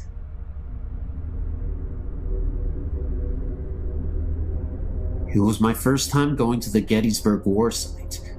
First, we visited their museum and looked at old clothing and war supplies. Then it was time for the tour of the battle site. It started off regularly, the guide showing us all the memorials and explaining this and that. Then it was time to get out of the car and look out over a field where a charge was made. It was a nice view stretching out before us, and behind us was a slope with a grove of trees to the right. While the guide talked, I noticed sounds of what seemed like a great number of people yelling and screaming down the slope, nearer in the grove of the trees. It was quiet at first, but it got louder, then quiet again. Even the tour guide stopped for a moment to question what those sounds were, and I even asked the guide if there was a reenactment going on down there. He just looked at me confused and said no. Perplexed, I asked if he had ever heard those sounds before while giving tours, and told us that this was the first time he had heard such distinct sounds that sounded like battle cries. There was even a moment where I was standing there, and I could have sworn I saw an extremely faded apparition run across the field for a second, then completely dissolve. Somehow I was the only one who saw this apparition. We then moved on, and as we walked back to the car, I asked my mom later about it. She thinks it was where the Confederate soldiers mustered up their courage by screaming war cries before they went to battle. I've been trying to find stories similar to mine ever since, but I've found none.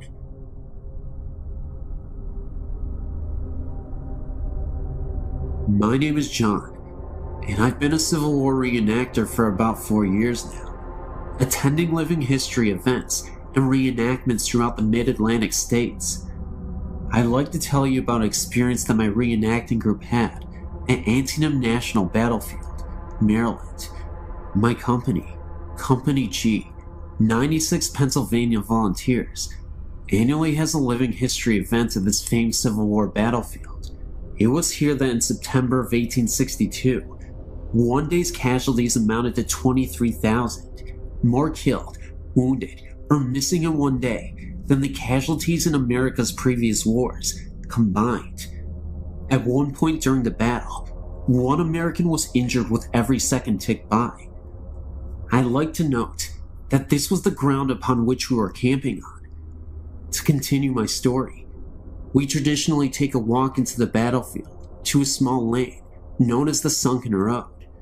Here, Confederates hunkered down on a road that had been worn down by years of wagon travel, holding off wave after wave of heroic Union soldiers advancing upon them.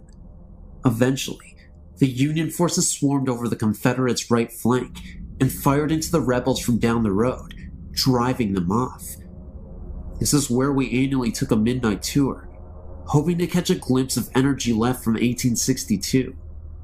Please note that even though the park closes around 10 p.m., the rangers often allow us reenactors to walk around.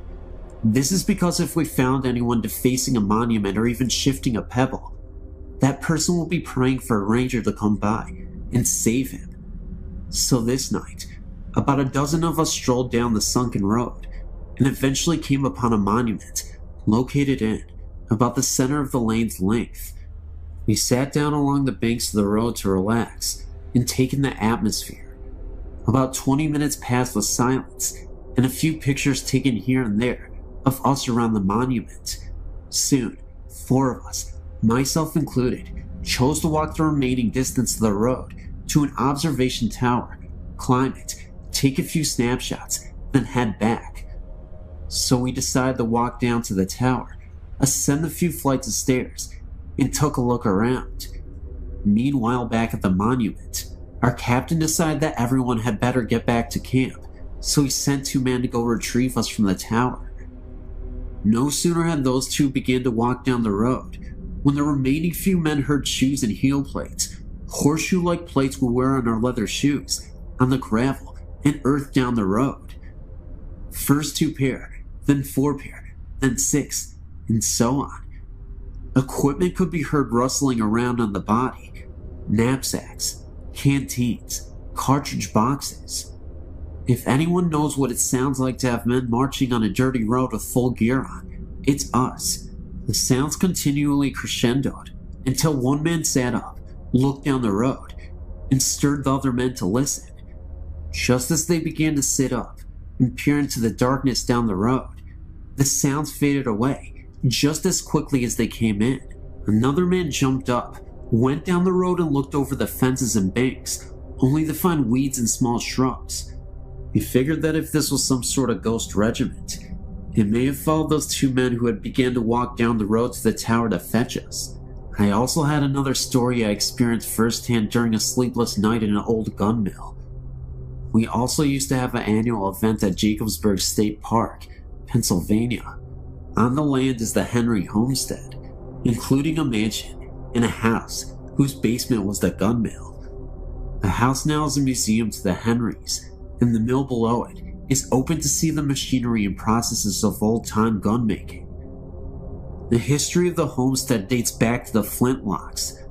Our event took place very near the homestead, and since it was going to be extremely chilly that night, the caretakers were kind enough to allow us to sleep in the house that night. Little did I know about the death that occurred in the house long ago. A young girl had contracted a contagious disease, one of those terrible, yet common diseases of the old days. She had died, and since it was thought that her illness could be contracted even though she was dead, the viewing of her body was not a traditional one. Her body was placed on a large windowsill inside the house, of a window outlet that protruded onto the front porch. This way, the viewers could stay out on the front porch and peer in through the windows to see her on the windowsill. Of course, nowadays, ghost stories fill the house, so now it was time to go to bed. You could say, more like hit the hardwood floor. Of course, the lucky guy I am, I got a spot directly to the large window and the windowsill. I laid there half the night, listening to each hour tick away on the clock in the next room. Eventually, I had enough, so I moved to a spot further away from the sill. I laid there for some time, and then heard something. The noise was coming from, it sounded like the downstairs. The best description I can give is that it sounded like an older lady mourning, or crying, possibly over the recent death of her daughter. It was not the house settling or creaking, as it continued for what seemed like years. Okay, well maybe a few minutes. My house also creaks a lot, and it sounded like nothing I had ever heard before. Scared out of my wits, I frantically tapped on the leg of my first sergeant, laying just a few feet away from me. He awoke, and I told him to listen. He heard the sound too, but not even wanting to ponder over it, he nervously said, "Wonder what that was," and quickly laid back down. The sound soon died off, no pun intended. Sleep was pretty much out of the question now, so I laid there another hour or so, until I heard something else. This one is easy to describe. Imagine being outside, and two other people are far away from you having a conversation. You can make out murmurs, in tones and voice, but not individual words. Almost like being underwater, and someone is talking above surface. That's what I heard. Only it seemed to be between a lady and a child, probably a young boy. Again, the sounds came from below the floor in the basement. These didn't last as long, possibly because God answered my prayers for them to stop. That night, I heard every single hour chime by, and every minute crawl past, every second tick by on the clock. Needless to say, the next morning, I wasn't a happy camper. Hope you enjoyed my stories, and yes, they're true. I told them just as I know them. Have a good one. I was in an infantry company in Germany back in 1989 to 1991. We used what is called a Bradley fighting vehicle.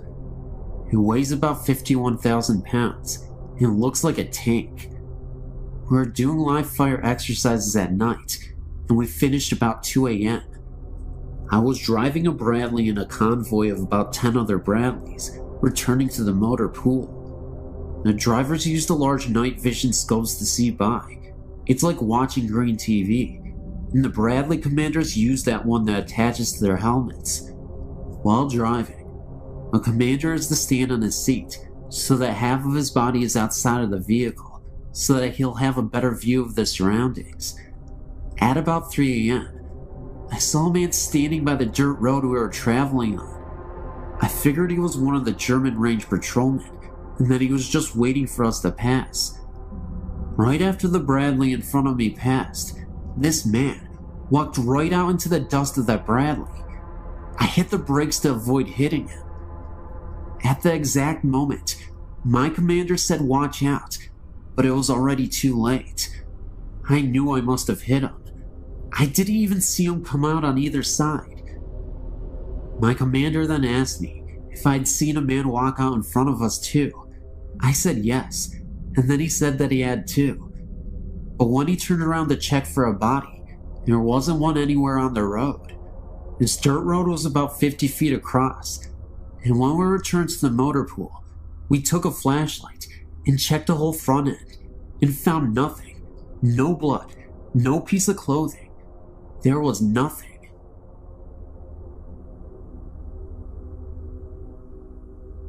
My name is Heather, and I live in Omaha, Nebraska. I've only seen a few ghosts or spirits in my life. Sometimes I do get the chills though, like someone or something is nearby. The first spirit I saw was when I was younger, about 13 years. My mother told me to go into our basement to get some candles, which wasn't unusual. We spent a lot of time in the basement, playing slot cars and electric trains, and my dad has a workshop down there for models. As I fetched the candles, I felt watched. I scampered back upstairs, startled and panicked, and told myself not to be so silly. I give Mom the candles. I don't remember why she needed them, and felt the nagging, watching feeling again. I opened the basement door, and a round, green-white light was bobbing slowly up the steps, I think about 3 to 4 feet off of the ground. I grabbed my jacket and ran outside to my grandma's house down the hill. I never saw it again, whatever it was, and everyone laughed at me for it, but I remember it clearly. It was green and glowing with a soft white light. Mom laughed and said it must have been a glow-in-the-dark Halloween candy bucket from the size and color, but she couldn't explain how it was floating. My house is quite old, about 80 years, and nothing like this has ever happened again. We're the third family living there, and nothing violent ever goes on. I still get the odd feeling, but it's never been strong enough to make me panic again. The second spirit I saw really floored me. I was 14 and was riding my bike around town since it was a nice summer day, and I ended up on 2nd and 22 in Q, about 3 miles from my house. There's nothing there but cheap houses, and it's not a bad neighborhood, but it's not the richest in the world.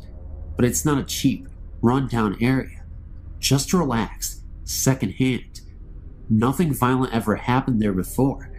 It's become a run-down area now, and there was no graveyard or ancient Indian burial ground or anything that I or anyone else knows of. I wanted to go to Dairy Queen on 24th and Q, and I was behind it. As I came to 22nd, I saw a flat field where I knew there should be houses. It was filled with what I can now describe as short, rectangular tombstones. I saw a woman standing there, dressed all in browns and earth tones. I couldn't even see her face or hands. She had a headscarf on, and her hands were held in front of her, covered by her sleeves. I think she had on brown shoes, but I don't really remember her having feet or not. I'm inclined to think not. I asked her what this was, but she didn't answer. I turned back to the graves, which had vanished and replaced with the things that should have been there. Streets, houses, sidewalks, trees. I turned back to the lady, and she was gone. I had a very chilly, uneasy feeling, and a few dead leaves fluttered by. I rode away as fast as I could. I once saw a strange figure in the mirror. A girl my age, 13, but with dark brown hair, with thin bangs, and braids past the bottom of the mirror frame. She just startled me, but caused me no harm. The last one I saw left me breathless and thrilled. I was staring out the window to our front window when I thought I saw something in the clouds. It couldn't have been lightning, because it wasn't fast enough. It resembled very slow lightning. It was white and long, and crooked. I got up and tried to stare out by the light. It was at a bad angle, so I stood up and walked to the front door. As I peered out the glass, I saw a flash of lightning and a giant pair of silvery white eyes, rimmed with blue, which then vanished in a flush. The outside of the window was covered with condensation, like breath, which smelled really sweet, like milk. I wiped it away. I've come to the conclusion The first three were just random encounters, but the last one was a kind spirit, one that was looking in on me. I haven't seen anything so clearly after age 15, but sometimes I see holes in my vision, weird things. After rubbing my eyes and refocusing, they're gone. And sometimes I can hear odd noises and voices no one else can. I don't think I'm psychic or anything, but I do think I'm a little more sensitive than the people around me. I know, you may not believe this, but it happened. It's true. Thank you. When I was around 5 or 6 years old, I remember seeing a figure of a woman standing outside of my room. The living room was the next room from mine. I always thought it was just light coming from outside the windows in the living room. But when I went up to the light fixture and tried blocking the light with my hand, nothing would happen. The light would still be there. I wasn't scared, because I wasn't aware of ghosts when I was around that age. But as I got older, maybe around 9 or 10 years old, I sometimes would sleep in the living room, on the couch, because my room would get really hot in the summer. Well, as I would lie on the couch, getting ready to fall asleep, I would hear things in the kitchen, like the sound of someone placing a glass on the table. I would sometimes go to see if anyone was there, but nothing would be there. I still hear the sounds in the kitchen sometimes, and when I would be home alone, I would sometimes go into the basement and watch TV or exercise. As I would work out or watch TV, I would sometimes hear footsteps above me, seeing how the TV was right below my room. But what happened to me 2 months ago terrified me. I'm 17 years old now, and it was raining harshly in the middle of April, and I was working on an art project in the dining room, which was the room after the living room. I was home alone at that time. My mother was picking up my sister from work, and my father was working. As I was working on my art project on the table, the lights went out, and as soon as they went out, in front of me, I saw a woman sitting across from me. I couldn't see her clearly, but she seemed to be smiling. About a second later, the lights turned back on. I was so scared, I ran into the kitchen and stayed there until my mother and sister came back. When they finally returned, I told them about what I saw, and my sister kind of freaked out because she hates hearing about things like ghosts and other things related to that. My mother told me it was probably just my nerves, and that I've been working too hard on my project. I believe what I saw was real. I don't know what this ghost lady is doing in my house, but she seems to bring attention to me only.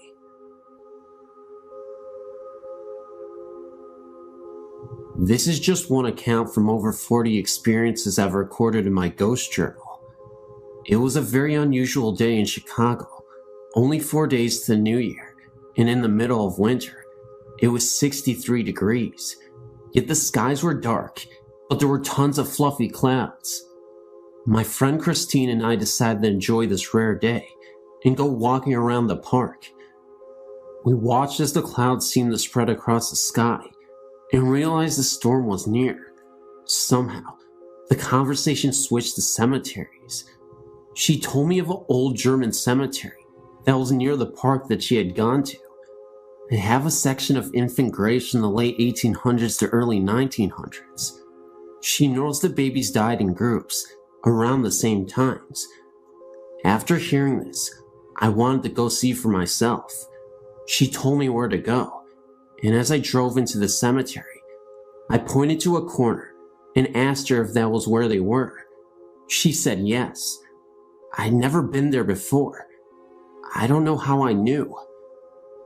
We parked on the road, got out, and looked around.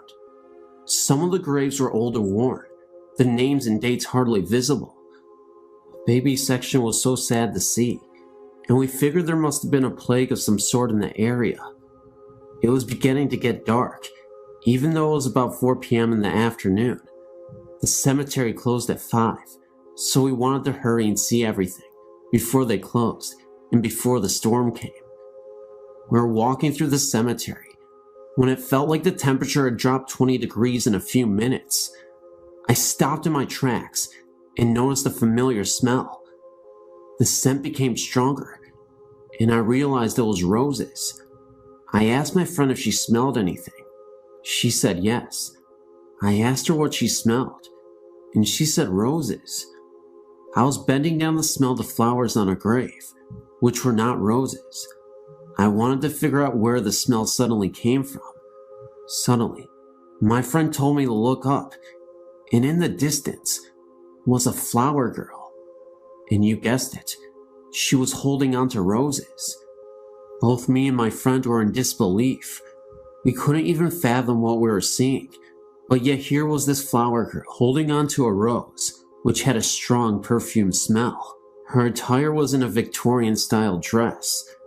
She looked absolutely beautiful, but it was also really scary because it was in the middle of a cemetery and we were really spooked.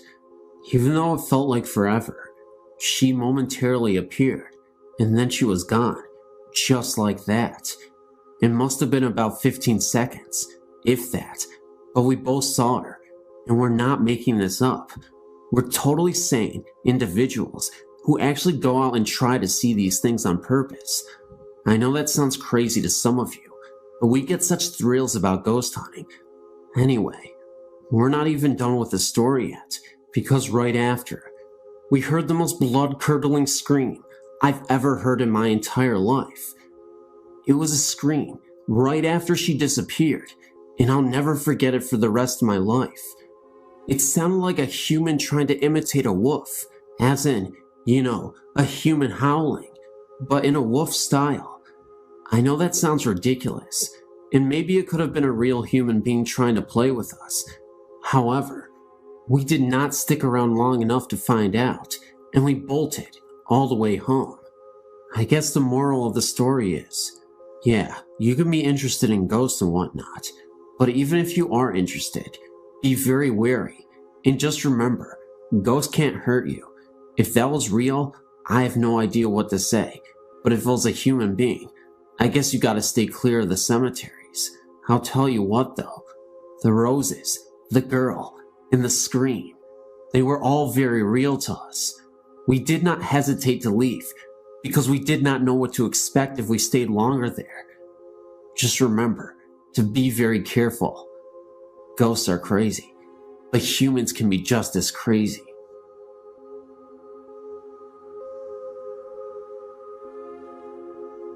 This happened to my fiance about 37 years ago in Karn City, Texas. He was about 5 years old and was attending a church function with his grandparents at the St. Paul Lutheran Church there. He was running around with two of his slightly younger cousins, having a good time.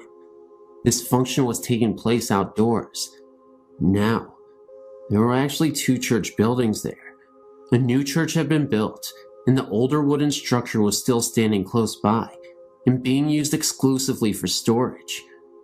The church had been collecting clothing and had put it in the older building.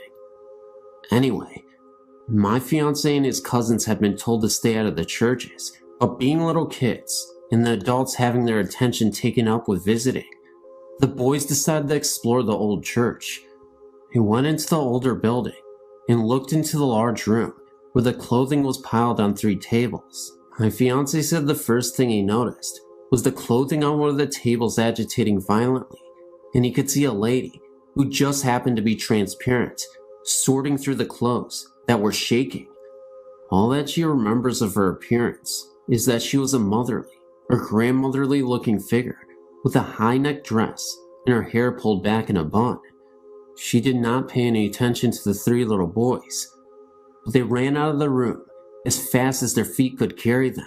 He says that he may have been the only one to see the lady. He thinks the other 2 boys just saw the clothing shaking on the table. My fiance says that he believes that the only reason the clothes were shaking was because of the ghost. The windows were all closed, there were no fans, and of course, no central cooling system in this old building. And remember that the clothes on the other tables were lying still. They went to tell their grandmother about the situation. Naturally, they got chewed out for being where they weren't supposed to be. and were told that no one was in that building, but they remember it well.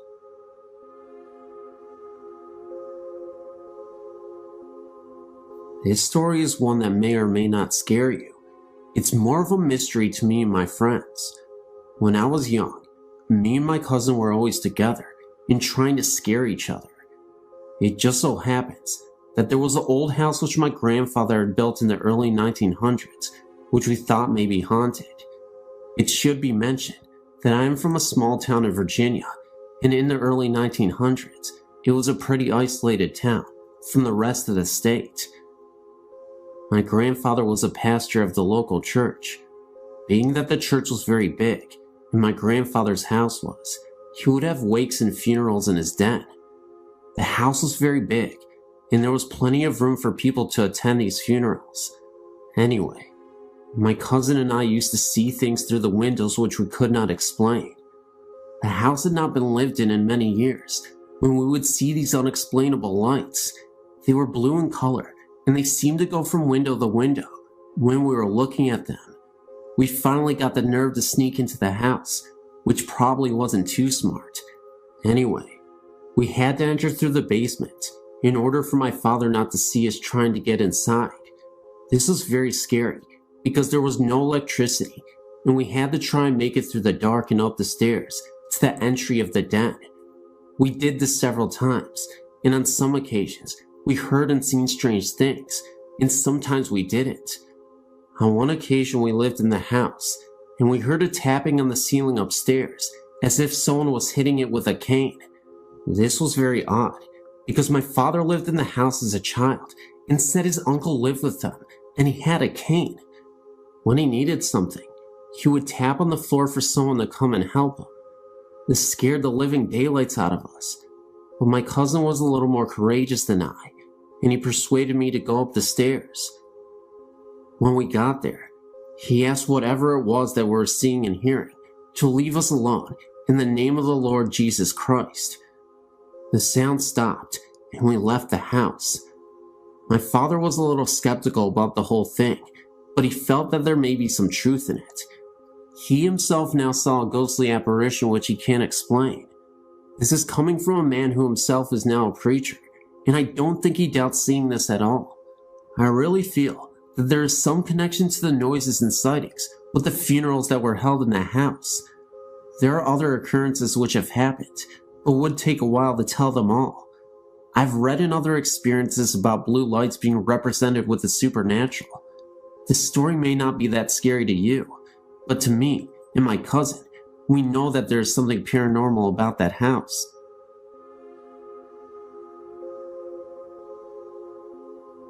Myself and a friend recently moved into a house in Belmont, Massachusetts, right outside of Boston. The place is about 100 years old and retains much of the original woodwork, ceramic doorknobs, etc. I even found an old ceramic liquor and med bottle in there. It's a third-floor apartment with an old aluminum speaking tube to the second floor, which leads us to believe this may have been servants' quarters at one time. We never get anything but good vibes from the place, but a few things have happened which make me wonder, and I write asking your opinion. Firstly, the former tenant was an elderly alcoholic who, according to the landlord, used to heat only one room in the house, the dining room, with a space heater. She kept the whole place closed up, according to Miss Richardson, who also tells us the former tenants didn't die, but moved to a nursing home. We aren't sure if we believe her. Well, that room seems to have a door problem. Often when I return from work, all 3 doors to the room will be slammed shut, even the one which is tied open with a string. These are doors which don't close easily, being old and paint covered and wrapped a bit. While we hang out, sometimes doors slam. It happens in fits and starts. One week it happened every day, but it hasn't happened for a while. Granted, there is a breeze in that room, but the manner in which it happens strikes one as odd sometimes. Also, we have both seen a white figure in a long dress, and perhaps a veil, always in the hallway into our place, or in the doorway of the dining room. It is a peripheral vision thing, which leaves one looked at directly. I've seen it standing in the door several times, and I saw it seemingly walk down the hall once. It kind of bounced up and down like a person would were they walking. Mike tells me he usually sees it moving past the door, either coming into or exiting the apartment, and he has used the words wedding dress to describe its clothing. I didn't get that detailed a look, but I've definitely seen the shape. Visitors have seen a similar shape, but hesitate to call it a ghost. Lastly, and this is not so much an experience as a creepy coincidence, when first repainting the place, we decided to do the kitchen in blue and white. I proposed that we paint only the panels on the kitchen doors blue. We haven't done this yet, which both of us thought was a good idea. Later, when exploring the basement for the first time, I found an ancient door of the same style as our other doors, removed from the hinges, and brought downstairs years before. It seems to be the one door from our apartment, which has been taken off the hinges, the kitchen door, and the panels painted years ago in cracked blue paint.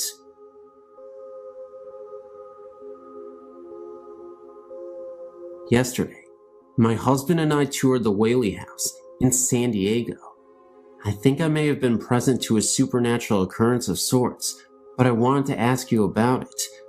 Initially, I started out on the first floor, not part of the tour, and I felt a markedly weird sensation in front of the dining area that I can only describe as having a sinking feeling that bordered on nausea. I felt fine walking around Old Town and coming into the house. I hung out in the dining room area for like 10 minutes, thinking what I was feeling was so unusual, and it dissipated. I felt fine again, so I looked around the rest of the house and felt okay, until I came to the first upstairs bedroom, directly right of the stairs. I again felt that same feeling, and I stood there, just looking about the room, and that is when I think I saw something in one of the mirrors, the mirror closest to the hall. It looked as though thin white smoke was being reflected into the mirror, as though someone was standing next to the mirror with a lit cigarette. I can only describe what I saw as smoke, because it curled. I also smelled a very faint smell of cologne that reminded me of violet water. I made sure it was not me, since I was the only person in that area, and it wasn't. It seemed to blow in through the saddled wooden partition. I was a little weirded out, because I was in disbelief at what I thought to be witnessing, so I called to my husband downstairs to come up. I didn't want to cause a stir, because I was unsure what this was. I even saw the presence of a shadow behind my back, in the corner of my eye. I walked back to the area in front of the room, and looked back into the mirror to make sure that it wasn't a reflection of something outside, like a passing vehicle, but I no longer saw the smoke. I really didn't want to tell anyone about the incident, because I would have winded up scaring everybody, including myself. I've been thinking about it ever since, and been trying to find a logical explanation for it.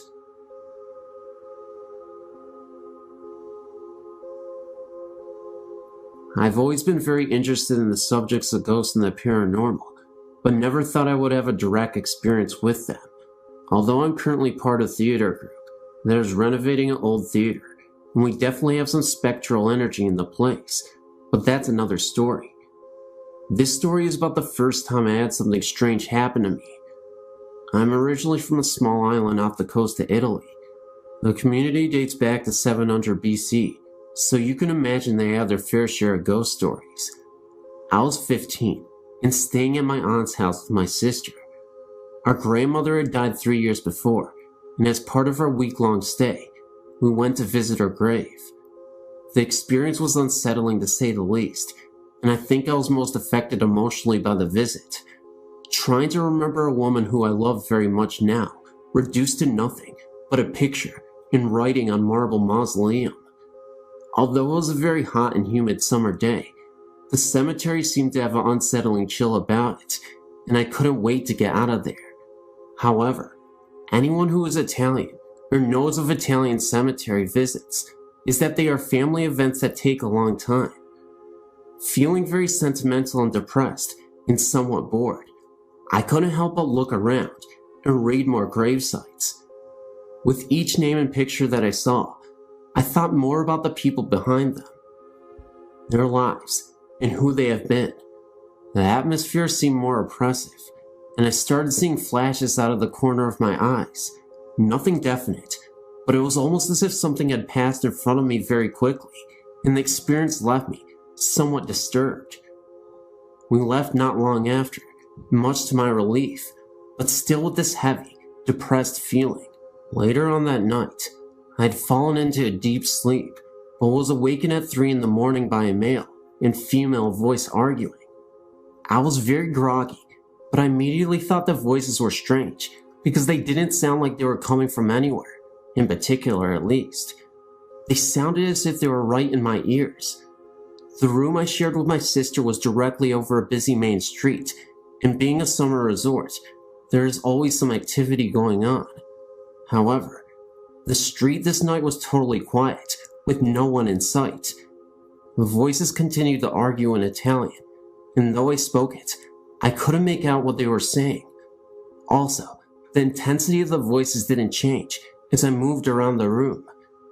They always seemed to be in my ears, and were continuing to grow in intensity. At this point, I thought it was my cousin and her husband who were arguing from their bedroom. They shared the room with their 2 small children, and I thought what could be so important to be arguing at this hour of night, and why weren't their children reacting? I decided to investigate. As I slowly opened the door, the voices suddenly stopped. Not a cutoff in conversation or a conclusion, but as if someone had switched off a radio. I walked to the room and found the whole family sound asleep. I returned to the room dumbfounded, but found the room was very cold. The day had been extremely hot, and the night had not let up, and I was just in the room a minute before. But I knew the temperature had gone down at least 10 degrees. It was then I felt the same heaviness that I had experienced at the cemetery, and a large chill moved right through me. Almost immediately, the room returned to its original temperature. During this whole experience, my sister was asleep next to me, and when I asked her about hearing anything during the night, she thought I was crazy. To this day, I'm not sure what I heard and felt that night. However, I spent many nights in that room over the years and never had a similar experience.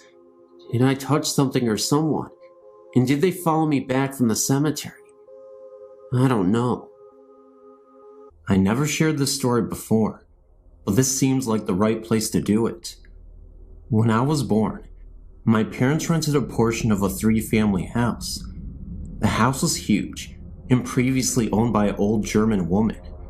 Apparently, the house belonged to the same family since the early 1700s when it was built. After the old German lady died there was no one left in the family to take on ownership of the house. Someone new took the house over and rented it out to 3 other families. As soon as we moved in, my parents had odd things happening on a daily basis. The TV and all of the lights in the house would constantly turn on in the middle of the night. One night, my dad had some friends over to watch a football game, and all of the power in the house kept going on and off. His friends were so freaked out that they left.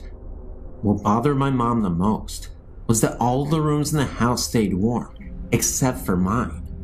My room was always like ice, and being a newborn, my mother was concerned. She would turn the heat way up, and still my room stayed cold.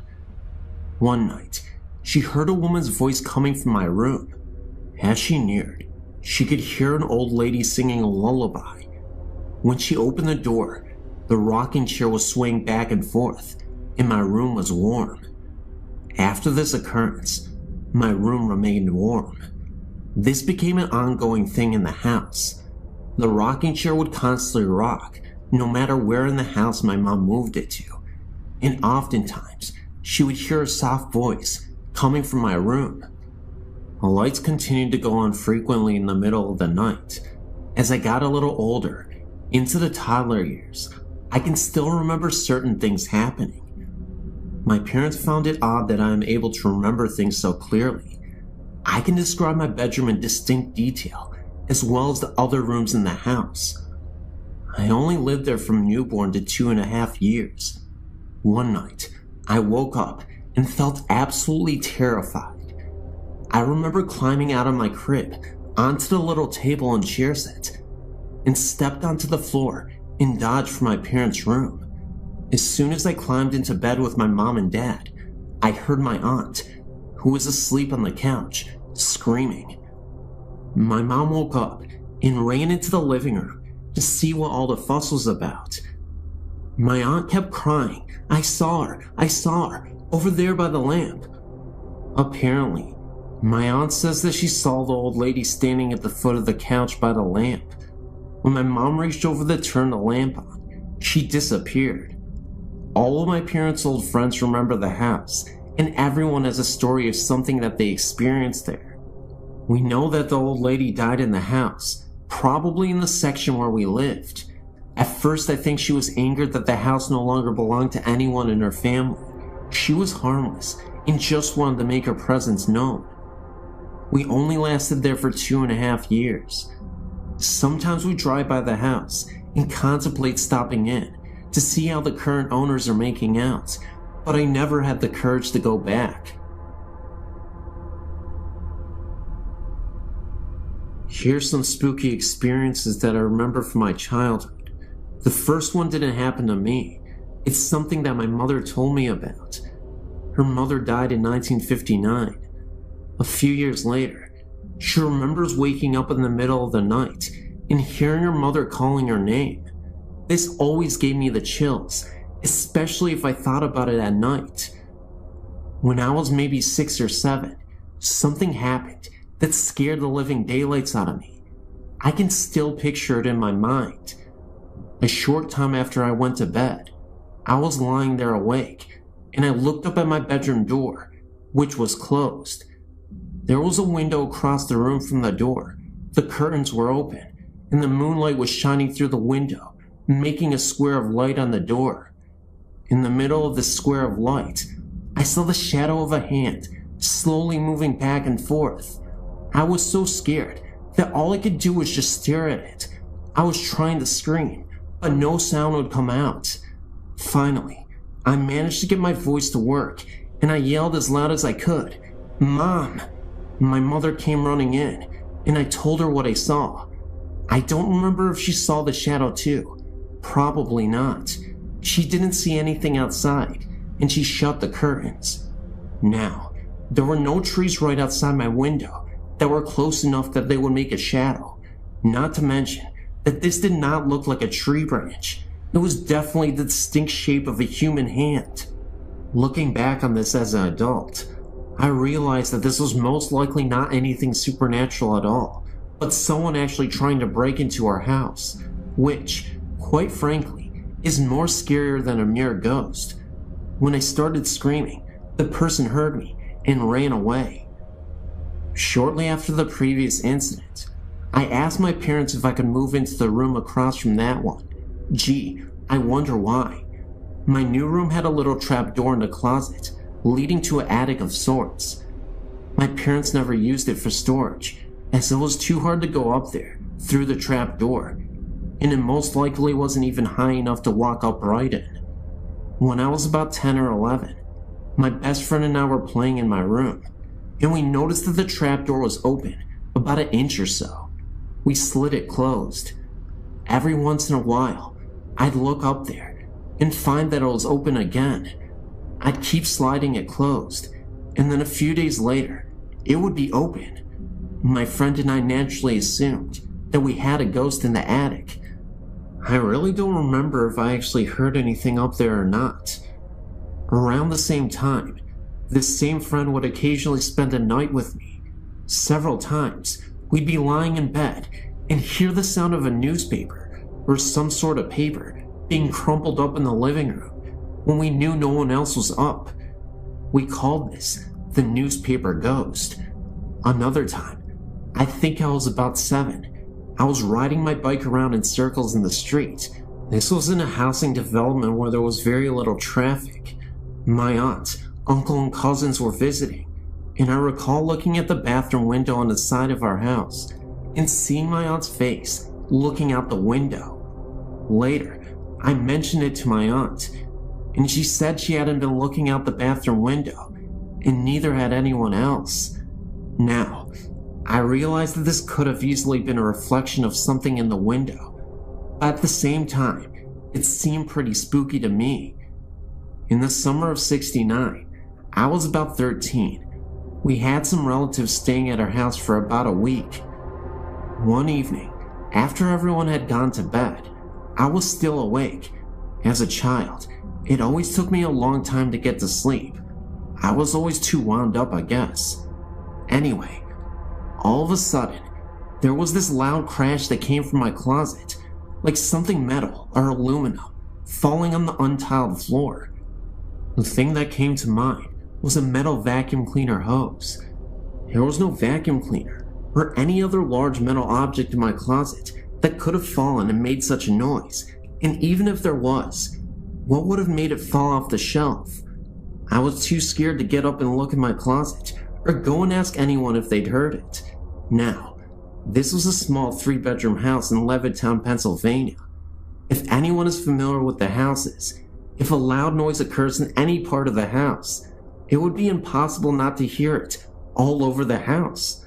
The next morning, I asked my parents, aunt and uncle and cousins if they heard a loud crash in the night, and no one else had heard it. And by the way, I looked in my closet in the morning, and nothing was out of place. This has always puzzled me. Here are a few things that have happened in the last few years, in the house I live in now. Nothing blatantly scary, just weird. I thought I'd share them just for the fun of it. One night, I was asleep, and all of a sudden, I screamed and woke myself up. My husband came running in, and I couldn't for the life of me remember what I'd dreamed that had scared me. But I had a vague memory of looking beside the bed and seeing something in the form of a human being, made up of little points of light. There have been a few occasions where I've woken up in the middle of the night and heard a kind of electrical humming that sounds like it's coming from our bedroom closet. My husband said he could hear it too. I could never figure out what's causing it. It sounds like it could be the refrigerator running, except that the kitchen is not right next to the bedroom. And if it was the fridge, wouldn't I hear the noise every night, since obviously the fridge runs all the time? I haven't heard it in over a year. Just as well, it gives me the willies.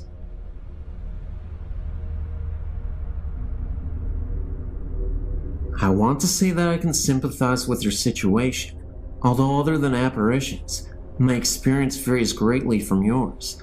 I do want to share what happened to me with you, but I do want to warn you ahead of time. I used to be a reporter, so I can get lengthy.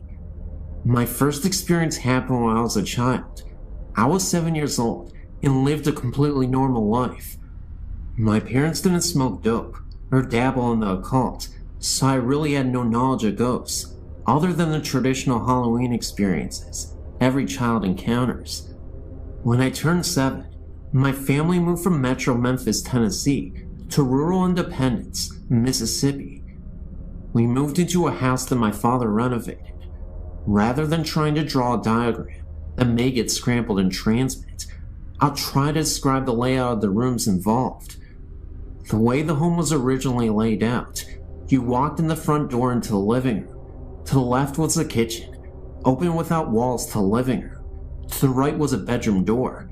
Straight ahead was a hallway leading to other bedrooms, laundry room, and bathroom. After my father was finished, the front door was added onto a new wing of the house. The living room was enclosed into a bedroom. The bedroom now directly led out into the hall, which now led to the kitchen also, and had a new doorway to the bedroom that previously opened up to the living room. Is that confusing enough? We moved into the house, and I immediately was terrified of my sister's bedroom, the one that had previously opened up into the old living room. I just felt that something was there, and it was watching me. I felt like it wanted to possess me or something stronger than a mere presence. Also, I never found out why, but hers was the only room with security bars on the window. No other family member noticed anything strange in the house. I ended up in the new bedroom, and sometimes at night, I'd hear noises. Being so small, I don't remember exactly what they were, but frequently, I'd see an incandescent, glowing form in the shape of a human walking across my room. What made me know that it had to be a previous occupant of the home was that it would walk from the bedroom I was so scared of, through my room, into the kitchen, the way the house used to be laid out. Once when my grandmother came to visit, my parents forced me to sleep in my sister's bedroom. I was so terrified, but I finally went to sleep. When I woke up, I saw what appeared to be an ectoplasm swirling above my head. I spent most of my childhood years terrified of sleeping.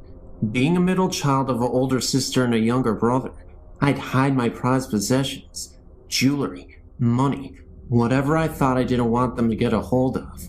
Almost every time I hide something, it would disappear and reappear later in a different location. Thinking my siblings had discovered my hiding place, I'd find a new one, each time to have them disappear and reappear once again. The really strange part came later. We sold the house when I was 13 to another girl's family I went to school with. After she'd moved in, I'd asked her one day if she noticed anything weird in the house, and she said no, but her sister refused to go into the bedroom that scared me. Sister's explanation was that someone was watching her, and she was a middle child also. I guess there must have been some connection to middle children. I said something years later about the house being haunted in front of my aunt. She said she'd always had a feeling that something was wrong with the house. I'd appreciate your input as to what you think my experience meant. I had a person tell me one time I was a demon that wanted me, but I'm not even sure. While I lived there, although I was the only family member that had strange experiences inside the house, I wasn't the only one who had strange experiences in the area. In the fall, between the hours of 10 p.m. and 12 a.m., my mother would see balls of light floating in the field and wooded areas across the road from my house. She would always ask me to come look, but I had enough terror inside the house, and as far as I was concerned, the woods were my only safe haven while at home. So I never looked and never witnessed the lights myself, but both my sister and my mom did. When I was 19, I started dating this guy who was friends with a neighbor from the house I'd lived in. Basically, he lived catty corner from me, with their house backing up to the woods mine faced. My new boyfriend asked me if I ever saw anything strange in the woods. I said no. He told me that his neighbor's kid, who was a friend of his, told him that he'd seen balls of lights in the woods. I then told my boyfriend about my mother and sister's experiences. So apparently, it wasn't just restricted to my family. Another experience I had was when I was in my early 20s, when my grandfather passed away. We'd always loved each other very much, but didn't have a close relationship because of my grandmother, whom I didn't get along with. I was present when he passed away and was devastated. 3 months passed, enough time to allow me to grieve and get on with my life. I was asleep one night and awoke to find my grandfather sitting on the side of my bed. He told me not to be scared, that he had a message for me. He told me I needed to get my life straight, or I was headed for trouble. I remember he held my hand and told me that he was going to tell me what heaven is like, but I'm not allowed to remember what he told me. I remember him being present for a while longer, but can't remember a word he said. Now that I'm an adult and have some time and distance between me and these experiences I had as a child, I'd like to try to discover what these experiences meant, or why I was chosen to have this one. Do you have any suggestions? Also, even now, I can drive by a place or house and tell that it's haunted. Does that mean that I'm psychic or paranormally gifted? Usually I just get kinda jumpy and frightened, but one night, I was out repossessing vehicles, something I did part-time for a while, and my partner pulled up to this house. I was so terrified of the house that I told him he better turn around immediately, or I was getting out of the vehicle and running. Please help me to understand what is going on with me. I'm finally getting to a point I accept it and want to understand it, rather than how I've been so terrified in the past that I didn't even want to talk about it.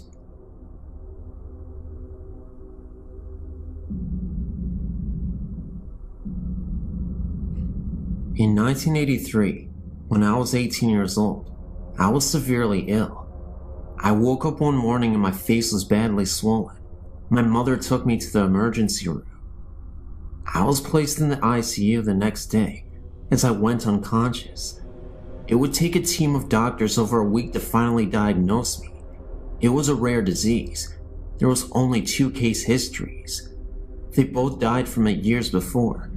That's why my doctors had no idea what it was. It was from a sinus infection that had backed up behind my brain. From this, I developed a brain abscess. The night before they would make the decision if I needed brain surgery to remove the abscess, I was lying in my hospital bed, praying that the abscess would have shrunk a little. I felt someone standing beside my bed. I was sure it was a nurse, as it was very late, too late for visitors. When I turned to talk, it wasn't a nurse at all. It was my grandfather, who died 1 year earlier. At that moment, I wasn't afraid. He said to me, "You'll be fine." When I asked if you were sure, he then replied, "Do you doubt me?" I replied, "No." He then said, "Everything will be fine. You will be alright." This part has puzzled me ever since he told me. He said, "Take care of your mother." This was my mother's father, and he simply turned around and walked out of the room. The nurses came in, and I was wondering what happened to my grandfather. They didn't say anybody walked into the room, and they told me to calm down. I swear I knew what I saw. I knew it was my grandfather, but the whole situation was just weird, and it gets weirder. I thought he meant that I would do fine through the surgery, my grandfather. Now here's the kicker. He had brain surgery about 7 years before his own death. Even crazier, the next morning I had an x-ray, and they came to tell me that my abscess was completely gone. First of all, I have no idea what happened. Even the doctors were confused. They wanted to take even more x-rays, and I obliged, and they confirmed no abscess whatsoever. As for my grandfather talking about my mother, I had no idea why he was mentioning her. She was pretty healthy at the time, but it makes sense now. Recently, she has been diagnosed with MS, diabetes, and in September, she had heart failure. In November, she almost died and had triple bypass surgery. Through the years, my family has had many encounters with the spirit world, but this was the most wonderful one. In the summer of 1994, my sister and I moved to Hawaii to live with our father. While we were gone, our mother moved into an apartment to save money. Right away, strange things started to happen. Her 2 cats would never enter the bedroom of the apartment, choosing instead to sleep in the living room. They would claw and bite if you tried to carry them in there, and then run quickly away. Mom only spent one night in the room, and then opted for the living room as well. She didn't see anything, but felt as if there was someone watching her, or that someone was in the room. A few weeks later, she returned home from work to find her disposable razor disassembled on the bathroom counter. Even the twin blades were removed, and the whole apparatus was laid out in a straight row. The next night, my cousin, Stacy, and her husband, Mitch, went to stay over at my mom's with her.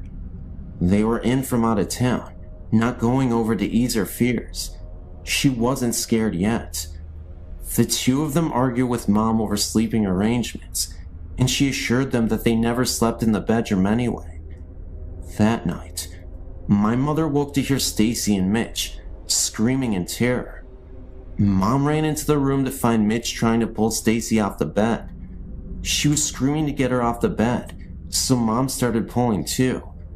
Once they got her to the floor, Stacy said that it felt like someone was sitting on top of her, and she couldn't breathe. And while it was going on, she said she could see a teenage boy in the corner, laughing uncontrollably. The 3 of them decided to drive to my grandma's to spend the night. Fast forward to Christmas break, when my sister and I came home to visit. Our first afternoon at the apartment, we heard a loud crash from the bathroom. All people and animals in the house were accounted for in the living room, so we went to check it out. Everything from the cabinet under the sink was out on the bathroom floor. It wasn't all tipped over, however. It was lined up in a straight row. After that, Mom told my sister and I about all the strange things that had occurred. My sister and I were thrilled, thought it was really cool. Mom said that we were more than welcome to sleep in the bedroom if we wanted to, so we did. Early the next morning, I woke up and thought I saw someone standing in the walk-in closet. The sun was just starting to come up, and I thought for sure it was my sister playing a trick on me. When I looked over in bed, she wasn't there. Instead, there was a guy, maybe teens or early 20s, with shaggy black hair and no face, in bed with me. He reached out for me, and I literally wet my pants, running into the living room. I woke my mom and sister, who had moved during the night, said she had the creeps, and attempted to tell them what happened. Mom told us to get our stuff, and we left. Later that afternoon, I recited the story to Stacy, and she said the guy I described was the one she saw laughing at her.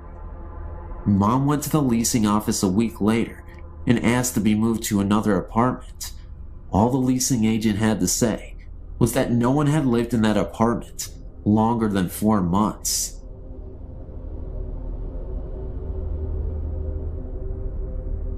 It started some years ago, and I'm happy to say that it's been over for some time now. I'm confident that I'm no longer being followed by Mage, but I would like to share my experiences with you, and if you can provide any insight or better understanding of what happened to me, I would be most happy. Some years ago, I was sleeping over at a friend's apartment. I went to bed and lay there alone with my thoughts until I think I fell asleep. I was awoken by 3 sharp knocks, similar to someone knocking on a solid wooden door, and turned my head to the bedroom door, which was 3 yards away to my right. The door was closed, yet within the doorframe was a figure.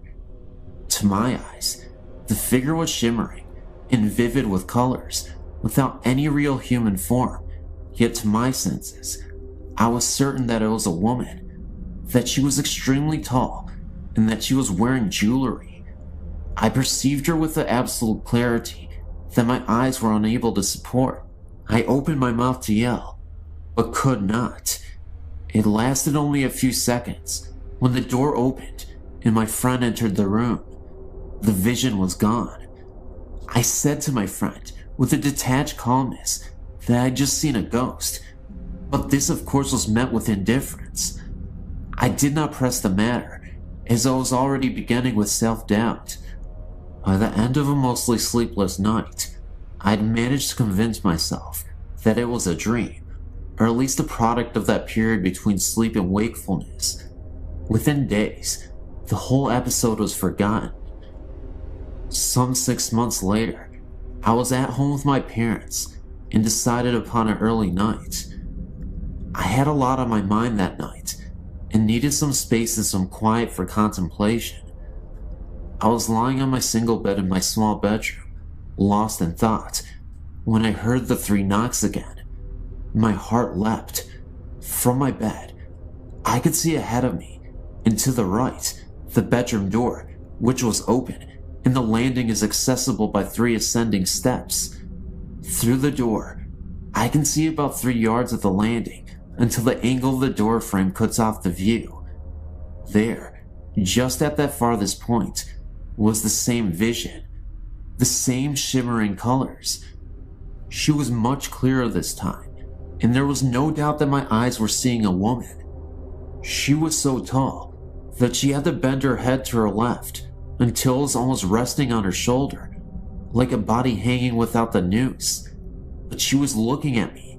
Her eyes, although I couldn't actually see them, were fixed upon me, and there was a malice in them, I had no doubt.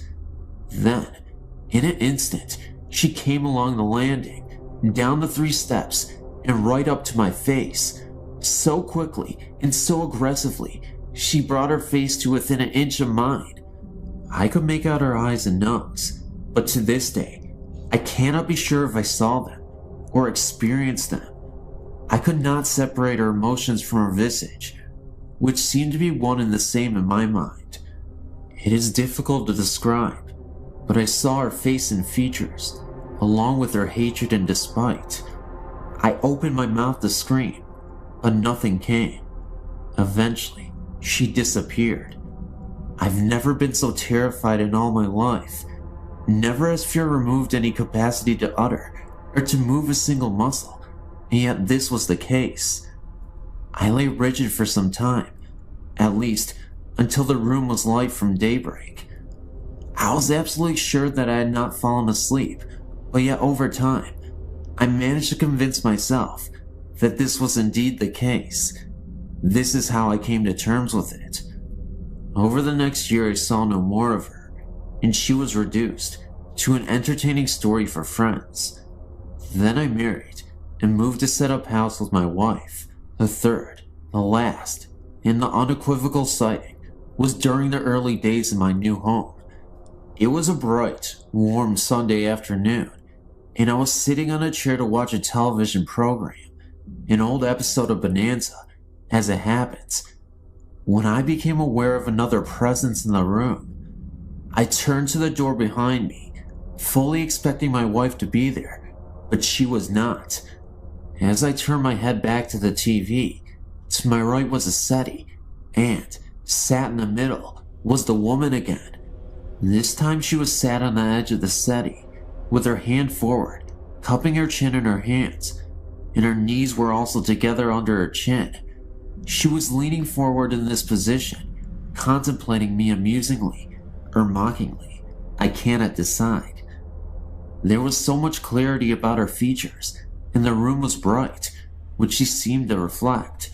There, in front of me was a woman, about 25 years old, very sharp features, very tall, and very thin. Her bright colors, her hair and her jewelry reminded me of a punk rocker, although this was not so. I'm sure she was from a long time ago before that era. I was not afraid, and emboldened by the daylight, I simply and calmly asked her what she wanted. There was no response, no answer. She simply faded away, and I have not seen her to this day. Compressing my research into a short paragraph, I went back to the place of the first sighting and asked my friend some questions. It transpired that she was haunted by a spirit many years previously who would disturb household objects. An expert was brought in, who ascertained that they were being haunted by a malevolent spirit who was called Mage. It was not possible to get rid of her, but to hope that she leaves of her own accord. This happened in my friend's hometown, some 300 miles from where I live. My theory is that Mage came with my friend to my hometown and took a liking to me, thereby following me to both my parents' home and onward to my married home. I don't know who has provided the vehicle for her to leave my house, but I hope that she has been gone for good.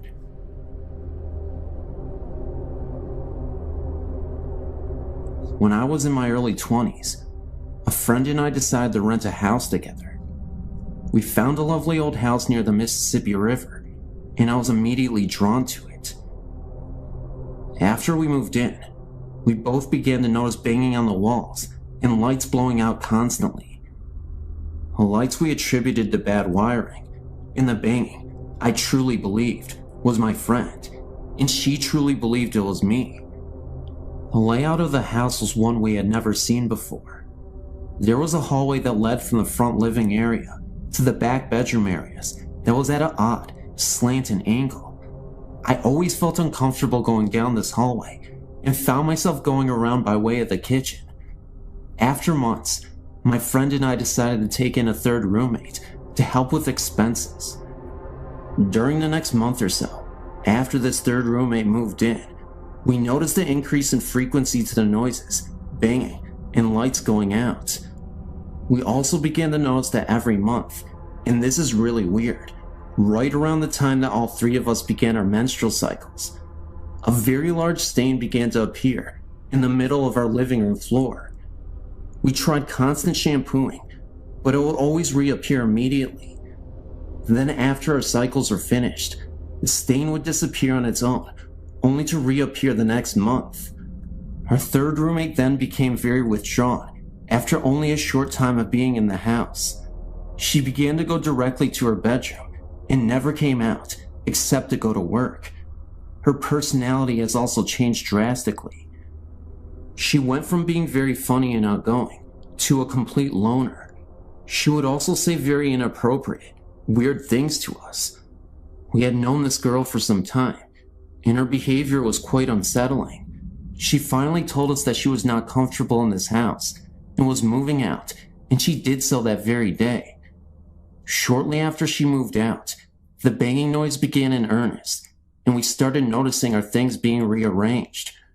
We began to laughingly and nervously admit to each other that something was not right in this house. However, neither one of us felt threatened by any kind of the weird happenings, and in fact, I personally actually felt almost protected by it. We started to call our ghost George, and would talk to him whenever the banging would begin. We were trying to watch something on TV, and George would start banging or knocking. We would say, "Please, George, not right now. We're trying to see this."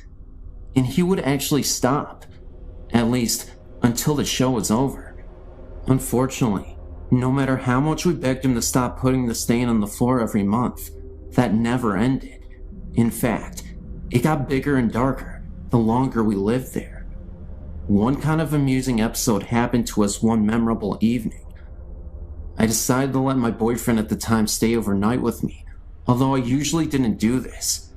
Just as we were dozing off, a very loud bang sounded, coming from the hallway. My boyfriend sat up and asked, "What the heck was that?" Immediately, a knocking began at the far end of the hall and rushed towards my room very fast, knocking louder and louder the closer it came.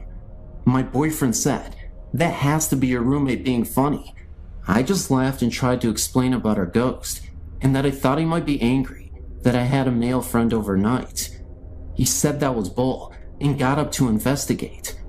Just as he came to the hallway, the knocking began again, all around him.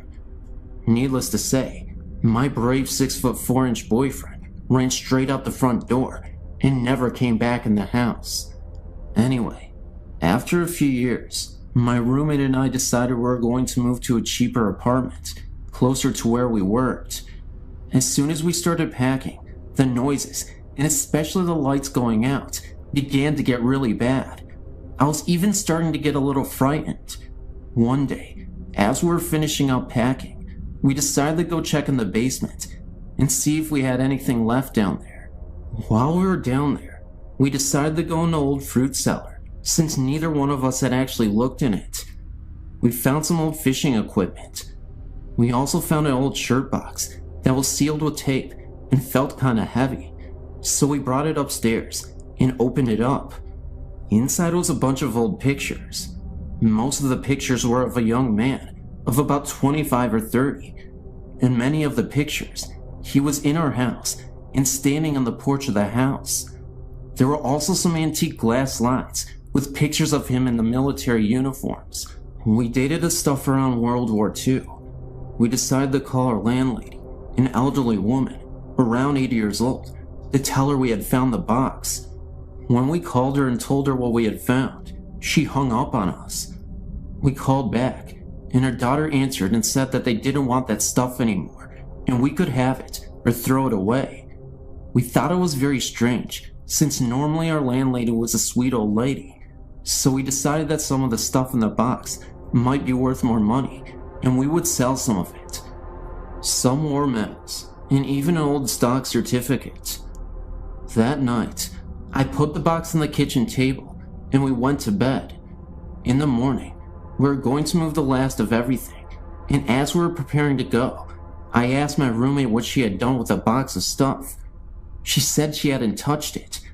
We looked everywhere and couldn't find it.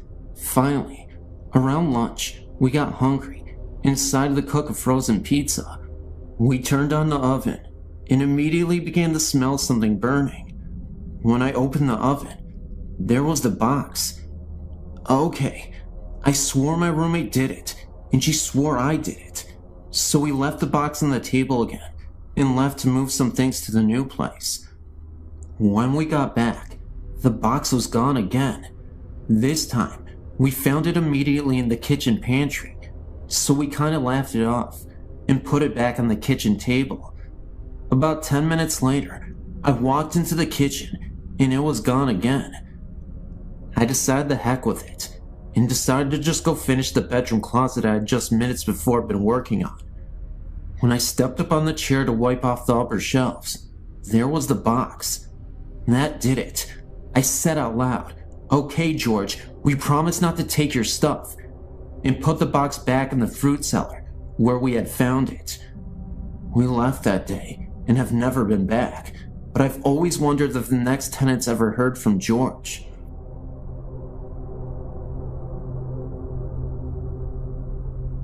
I've worked for a domestic violence shelter for approximately 7 years. While I personally have never seen anything, there are always odd sounds and unusual occurrences. Let me start at the beginning. The house is 2-story with an attic and a basement and over 100 years old. I really don't know much else about its history. The local domestic violence center purchased the building, which had been uninhabited for a number of years, did some renovations, and began operating an anonymous shelter for battered women and their children.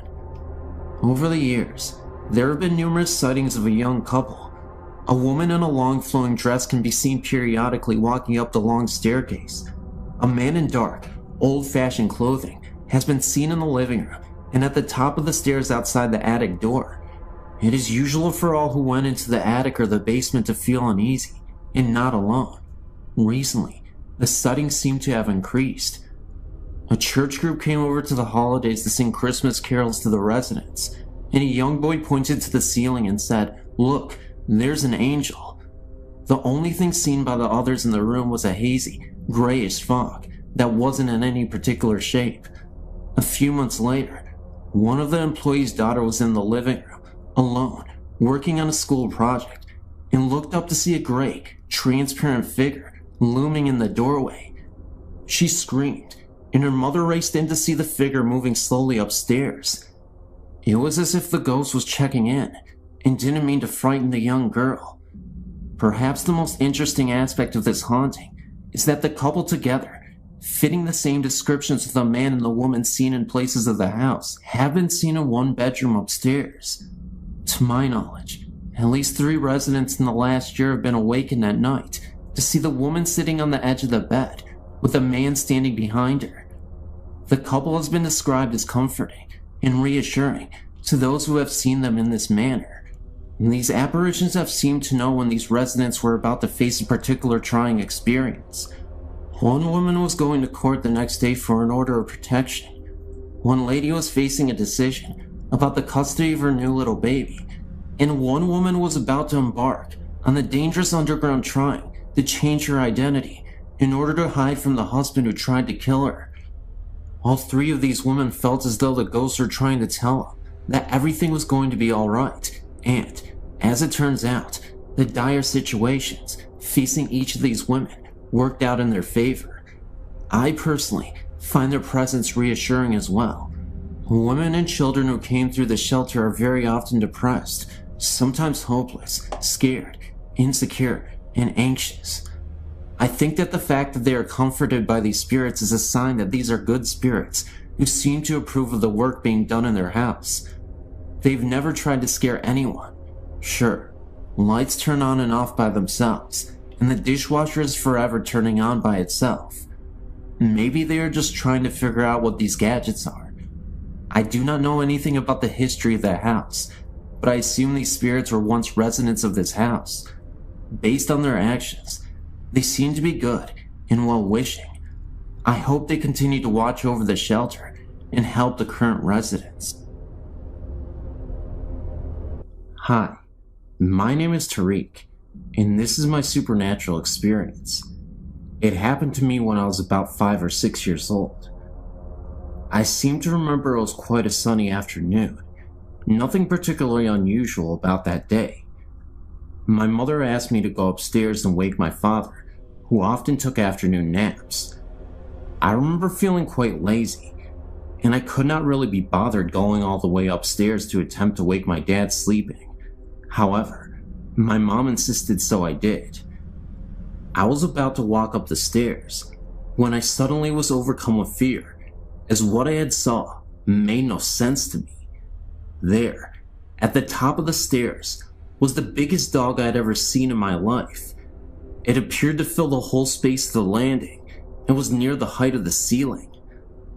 The dog appeared to be aggressive and was barking and growling so loud that it could have woken the dead. I was so shaken and scared that I just froze in the spot. I shouted for my mom. I said, "Mom, I can't go upstairs," and she told me not to be lazy. I told her no, there was this big dog at the top of the stairs, and it would not let me pass. My mom came out to me, and she said, "Tariq, we do not even have a dog."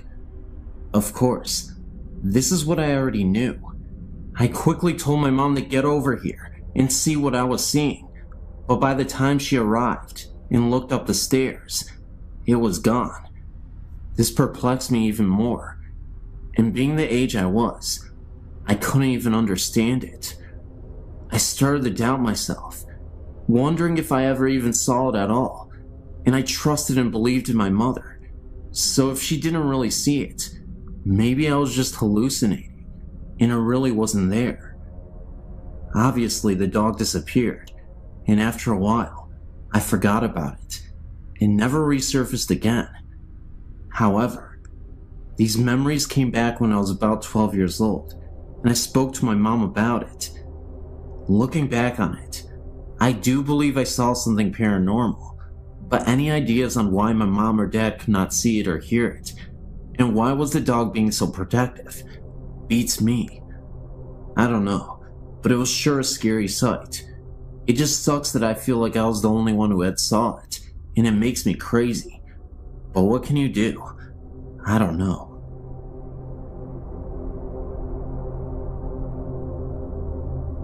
I recently had an experience that I can't explain, and decided to tell my story here. In June, my boyfriend Ian, our then 15-month-old twins, of course me as well, we all went to his family reunion. While we were there, we had a wonderful time meeting his family and getting to know everyone really well. We stayed at his father and stepmother's home with the immediate family. One night, while everyone was asleep, one of the girls started crying, most likely from being in a new place or losing her pacifier. I woke up, and still groggy, I sat up in the bed. I looked over to the crib. Next to the crib, there was a little old woman standing there looking into the crib. When I saw her, she didn't scare me, and I thought nothing of it. She looked at me, put her finger up to her mouth, kind of bent down, and whispered, "Shh." So I laid back down and fell back to sleep. Brianna slept through the rest of the night. The next morning, I got up and remembered what I saw. Not sure if I dreamt it or not. I pulled Ian away from the family and asked him if he had a picture of his grandmother. The family had spoken a lot of her the previous day at the reunion, but I had never met her. Ian was very close to her and was very upset at the time of her death. It would have been almost 9 years ago. They found one, and after I saw the picture, I felt this warmth, the only way I can describe it, and it filled my body. It was the lady I saw the night before. I wasn't sure if I should tell anyone, for fear of them thinking I was insane, but I decided to tell Ian. When I told him, he kinda gasped. Like I said, he was very close to his grandmother. I'm glad I told him. Later, as we were talking to the family, someone said, "Oh, it would have been so wonderful for her to be here and see all the family together." Speaking of the grandmother, Ian looked at me and asked me to tell everyone what I saw. I'm still new to this family and wouldn't want to be dubbed as the crazy one just yet, so I kept it to myself. Thanks for giving me a place to share this.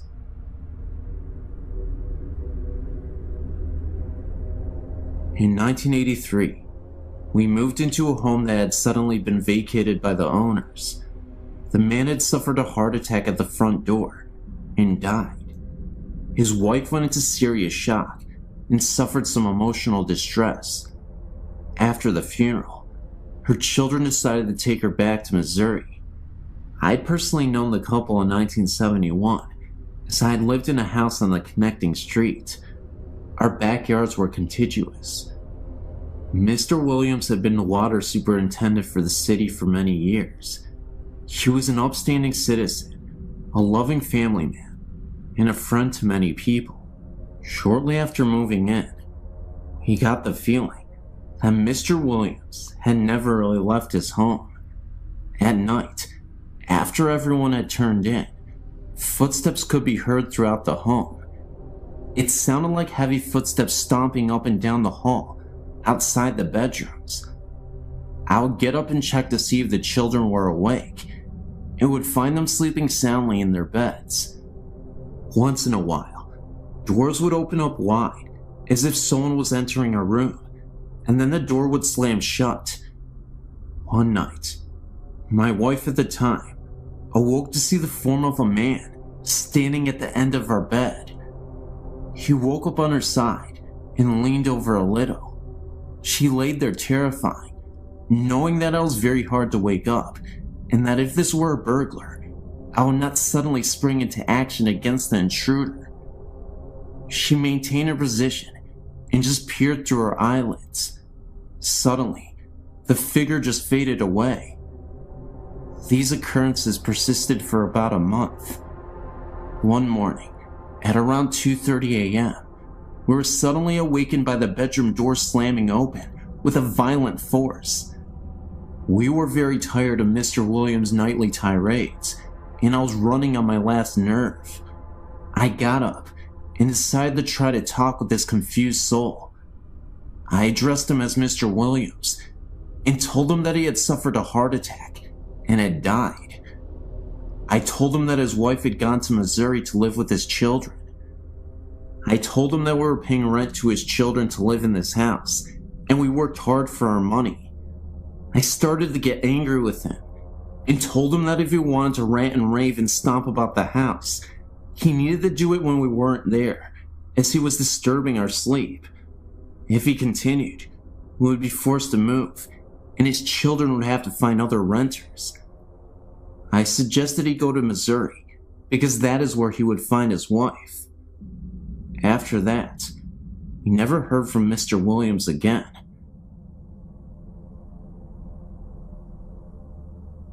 In August of 1997, I was helping a friend deliver some things for a post-funeral reception that was to be held in the officers' quarters number 1 at Fort Concho in San Angelo, Texas.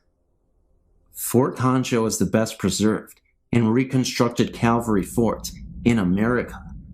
This is where the Buffalo Soldiers were stationed. It was very early in the morning, and we had to get the key to the building from the curator. We drove to the other side of the parade ground and parked the van. We went inside, and I took some things up to the staircase to the second floor, while my buddy worked on the first floor. I walked into the west bedroom upstairs, and immediately felt like I had just walked between two people that were standing shoulder to shoulder. I was walking into a tremendous field of static electricity. I had a cold sensation, and the hairs on my neck and arms stood straight out. I put the vase down that I was carrying, and found myself compelled to say, "Excuse me." Then I proceeded to the east bedroom. When I entered the room, I saw a little girl out of the corner of my eye, playing on the floor to my left. I placed the vase, and when I turned around, she faded away.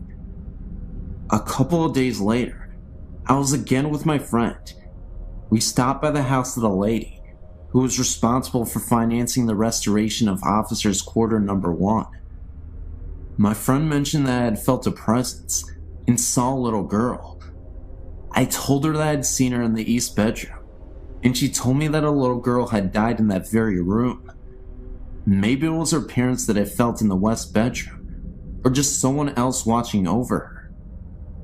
A few months later, I had the opportunity to stop by the officer's quarters number 1 when it was open to the public. I was walking around, and a staff member volunteer came up and asked me what I thought of the building. I told her I thought it was haunted, and repeated the story of the little girl. The lady took me into the dining room and pointed to a portrait on the wall. It was the same little girl I had seen upstairs.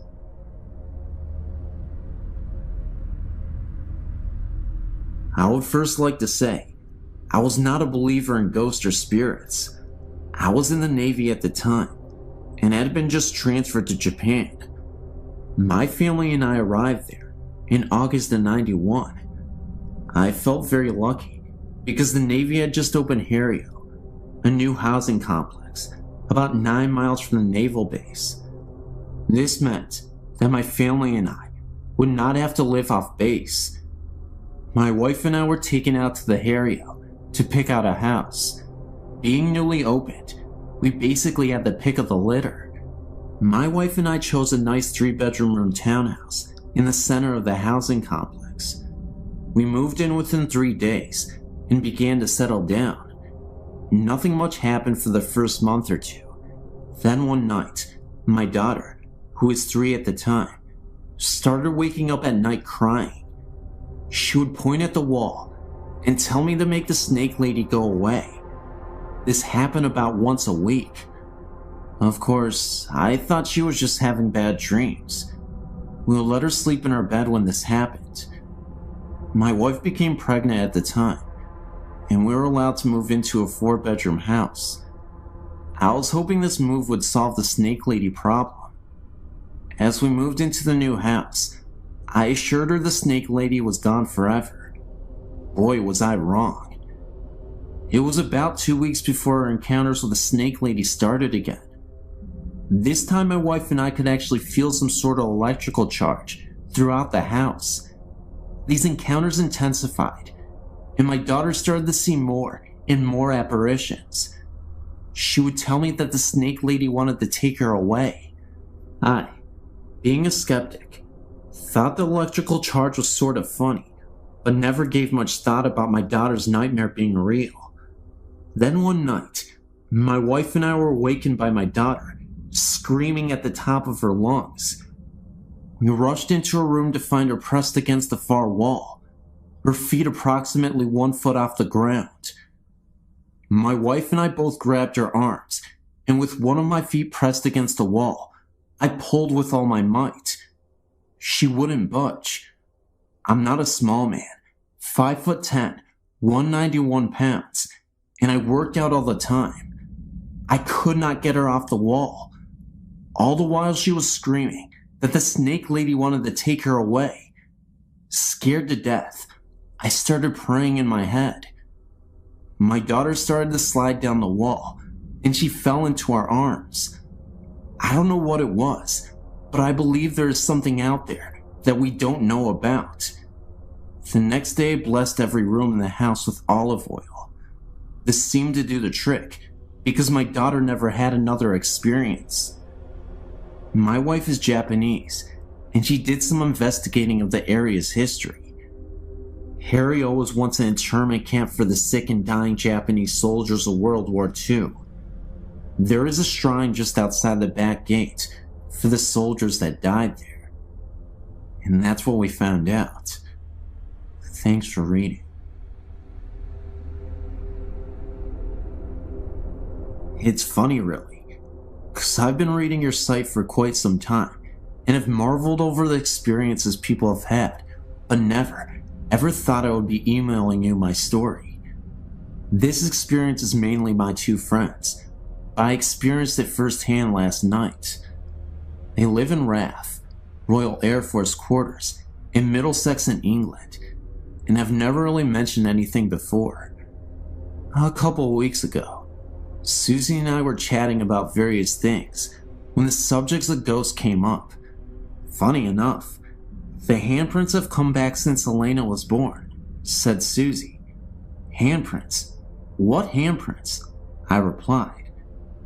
It seems that since they moved in over 3 years ago, they've had various things happen. So she took me upstairs, and there, clear as day, was a set of huge handprints on the wall, just above their bed. Apparently, she has tried everything to get rid of them, and they disappeared when she was pregnant. As soon as the baby was born, they came back, and when I saw Susie and Jay last night, they casually informed me that the handprints had moved. By now, I was getting quite spooked out. We went outside for a cigarette, with one of the music channels on the TV playing. When we came back in, the channel had changed to some gruesome true murder documentary. The hairs on the back of my neck were standing on edge at this stage, and it took Susie a good 5 minutes to change the channel back.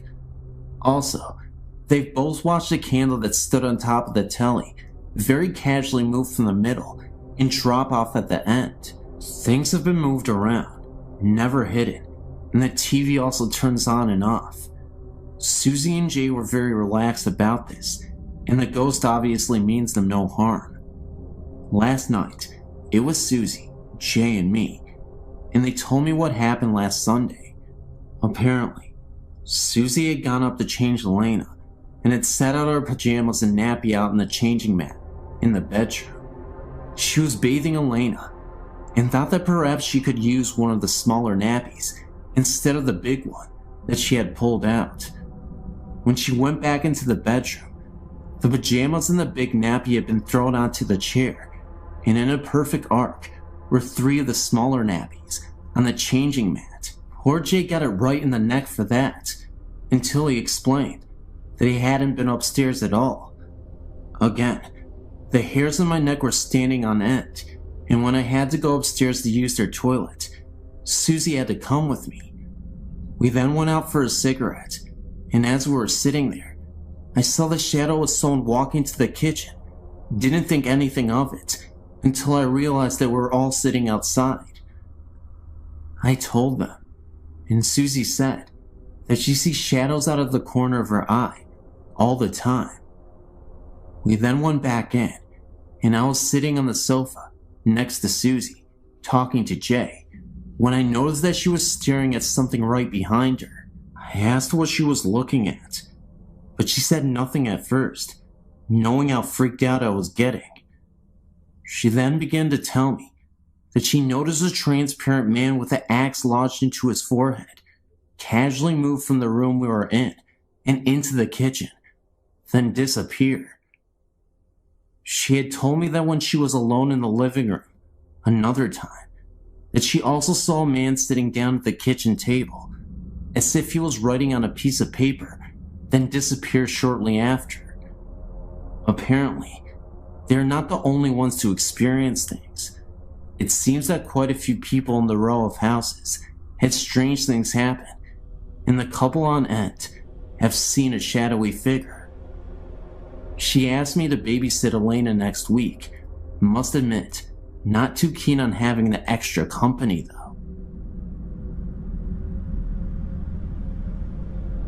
When I was about 10 years old, my family lived with my great-grandmother and me, and my brother had to sleep in the basement. Half was for storage, half was an extra room. So one night, at like 3, I had to walk to the top floor to take a pee. On my way down, I hear the voice of a little girl say goodbye. Then I noticed that same voice, and it said die. I immediately freaked out and ran back into my room, absolutely terrified. There was another incident with my brother. He was in the basement, and he heard the same voice coming up the stairs from it. It said die as well. And he turned back, looked down the stairs, and the apparition of a girl was standing right there, and then materialized and disappeared in an instant. When I was 15, we moved out to New Jersey. When I was 16, I heard horribly violent screaming. It sounded like a woman, and it sounded like it was coming from behind me. 3 days later, my brother, he was 19. He heard the same screaming coming from our bedroom closet. Nowadays, we don't hear any mysterious voices, but we both know they had to be ghosts. And not only that, they had to be evil. And I don't want to experience that ever again. I'm sure my brother doesn't want to either. Thanks for listening. I first became aware of a presence in our home when I was a child of 4 years. When I was 4, my brother was born, and my parents moved him into the bedroom next to theirs.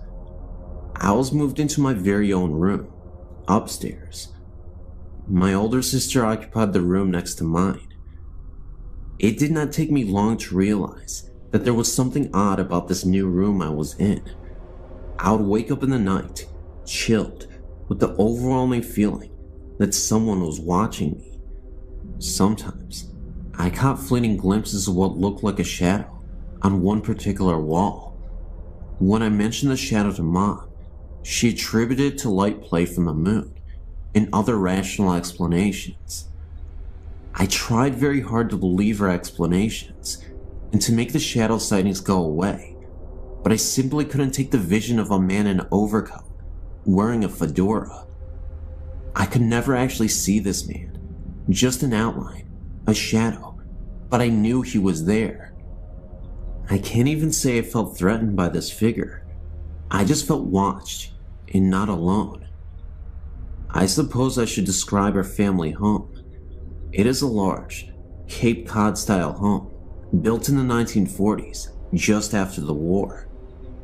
The family that built the home were obviously influenced by World War II, as was the world, I would think, and they built a secret room, which I would imagine was designed to hide the family if war ever broke out on home soil.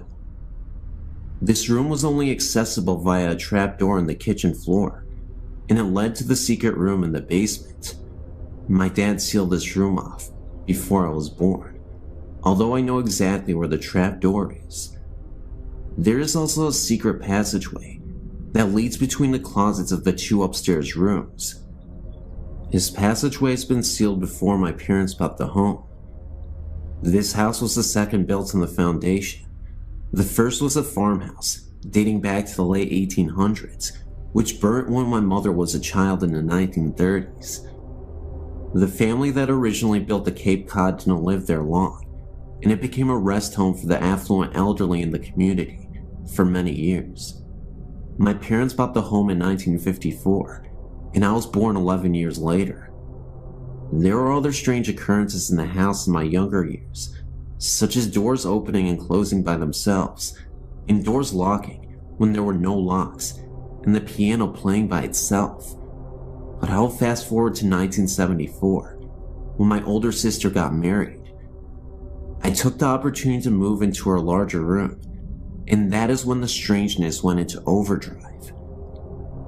I hadn't actually even moved completely into the room when the weirdness began.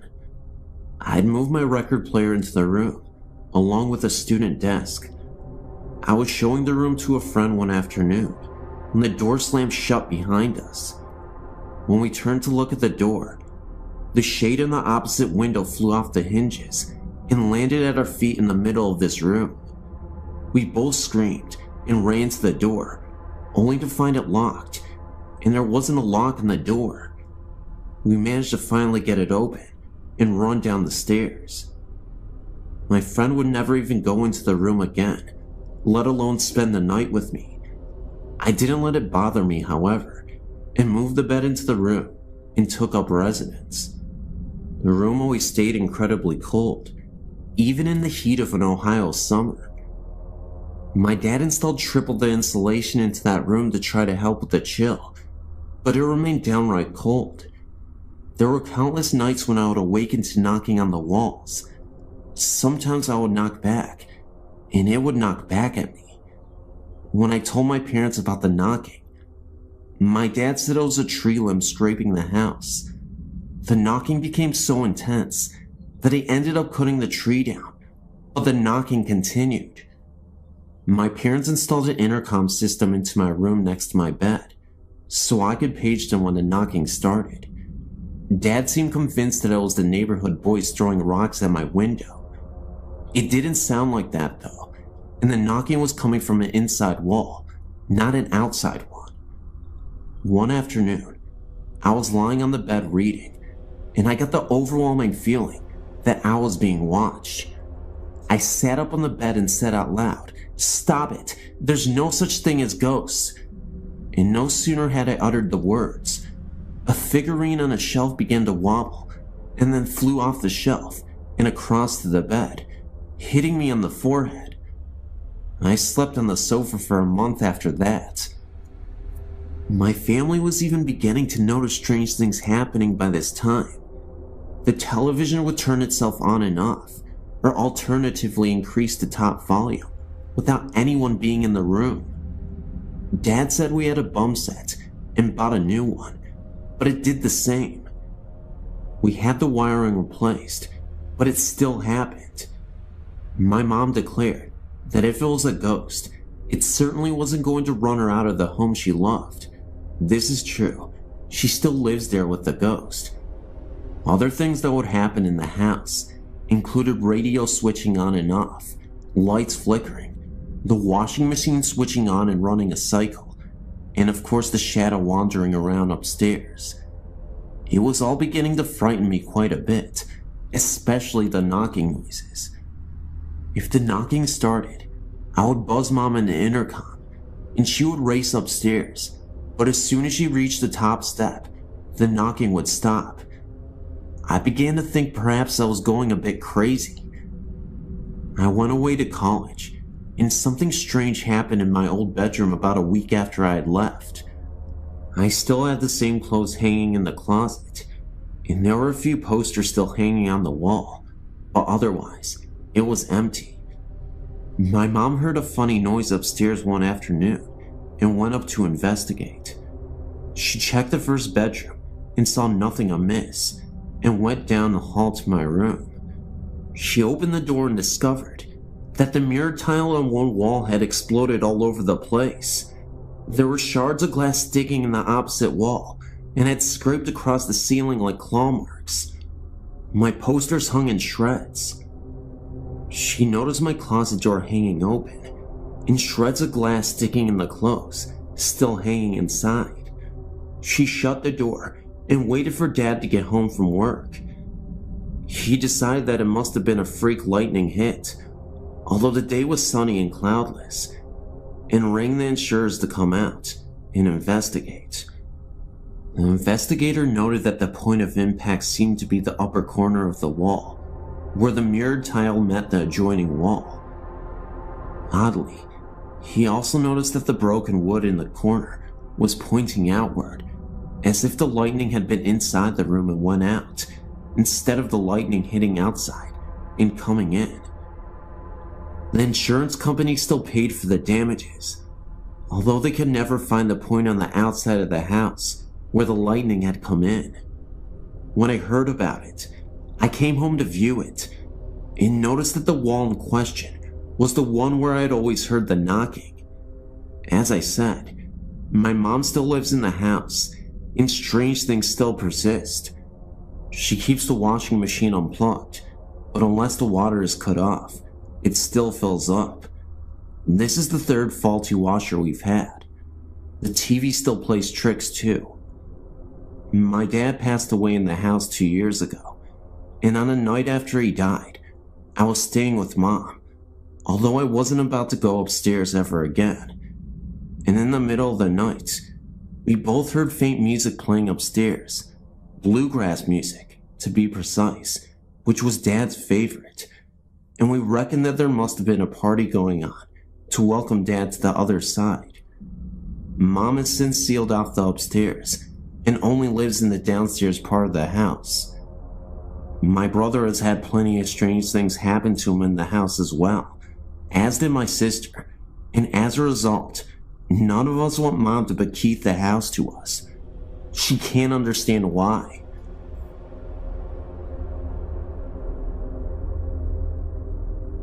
Every single night in my home, when I was 4 years old, my parents would come in and put me in bed. Mostly my mother, because my father wasn't home much. I never liked to sleep in the dark, and there were no outlets in my room for a lamp, or none that wanted to work at the time.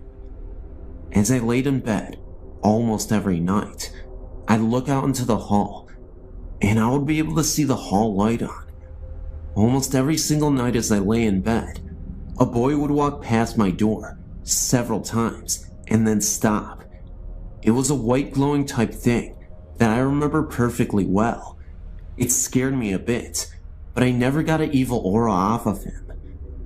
A thing about the boy is that he had died a long time ago, before we had moved in. It scared me all the time to recall it though, even though he isn't bad. I've only slept with the door open once. Since then, my parents got the outlets working. I was sleeping in a different room, but it was across the room the boy had died in. I looked outwards from my slumber, my glasses still on my face, because I always fall asleep watching TV. I saw the boy, and he went into my brother's room. That night, my brother got really sick. I don't know what happened, but the boy had died of a sickness. Another thing that happened. Me and my friends were sitting out on my back porch, and my one friend had brought a Ouija board with her. My other friend suggested that we play. Of course, I didn't want to, because I've had past experiences that turned out bad with those things, with other friends. We sat at the table and put each of our hands on it. Before we started though, we read something that had said you must finish a question. We thought we would. Beside the porch is a pool. This will fit into what happened as I go. We didn't believe that the board would actually work though, and so we tried. Even with the past experiences, I didn't think it would. So this is what we did. We tapped our fingers while the thing was moving, so that no one could move it themselves. We did get in contact with a spirit, and we, of course, ended up not finishing a question. Then, we noticed from the pool a mist that started to emerge. I kid you not, it was a ghostly apparition floating above the pool. It lasted for about 10 seconds, and then it faded away. I then decided to finish the question. My friend immediately stopped me and asked me what I was doing. "You're conjuring up evil," she said to me. It was clear that she didn't want to do this anymore, so we stopped, and we never returned to that Ouija board again. In fact, we went out to the fireplace and we burned the Ouija board so that we would never have any bad omens attached to us. Yet another incident occurred. About a year ago, I met up with some different kind of people. Wiccans to mostly say, and I still am Wiccan now. I took it in, because God actually hadn't helped me one slight bit with my life, so I started to believe in gods. I learned some good spells, and some bad. The ones I used most were the exorcism spells for haunted houses around here.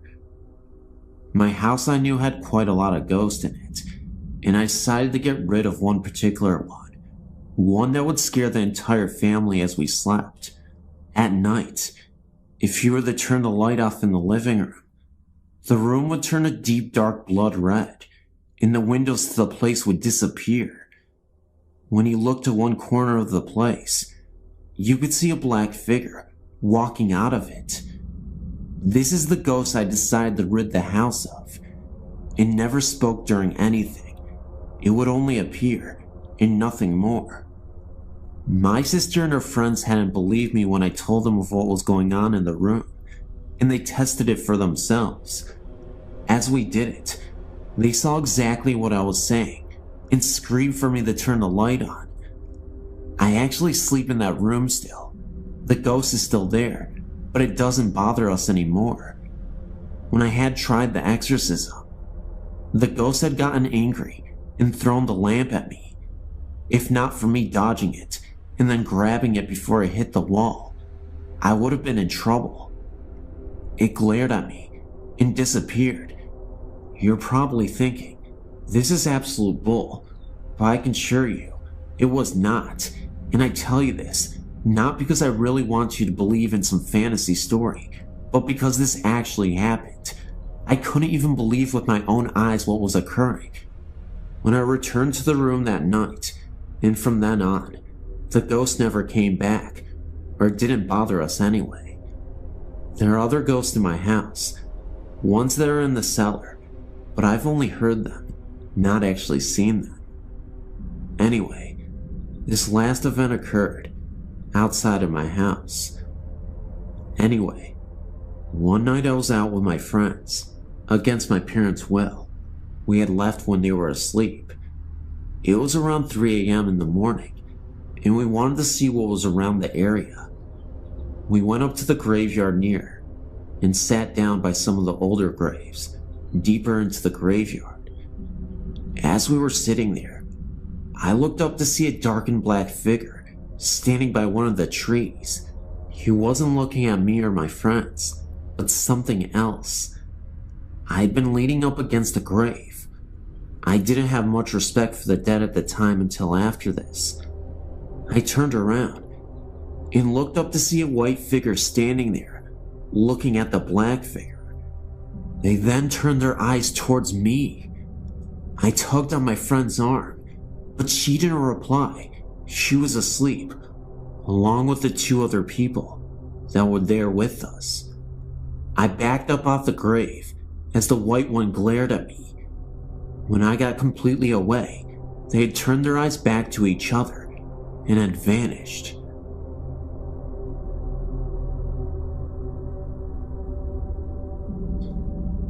Before our marriage, my husband purchased a home built sometime previous to 1870 in the center of a small town in Michigan. It is a lovely house, we still have it, with high ceilings and wide archways between some of the rooms. When we moved in, we had very modern furniture, which really didn't look right in the house, so our friends would bring us antiques whenever they could find them, very cheaply or for free. One friend bought us a very large round antique mirror that he had found in a house his company was hired to tear down. It was the kind with a gilded wood and molded frame with a medallion at the top. The glass, while it had some dark spots and shadings, was in exceptionally good condition. This was back in the mid to late 70s, and we had parties almost every weekend. In the summer when the doors were left open, no one bothered knocking. They just opened the screen and came in.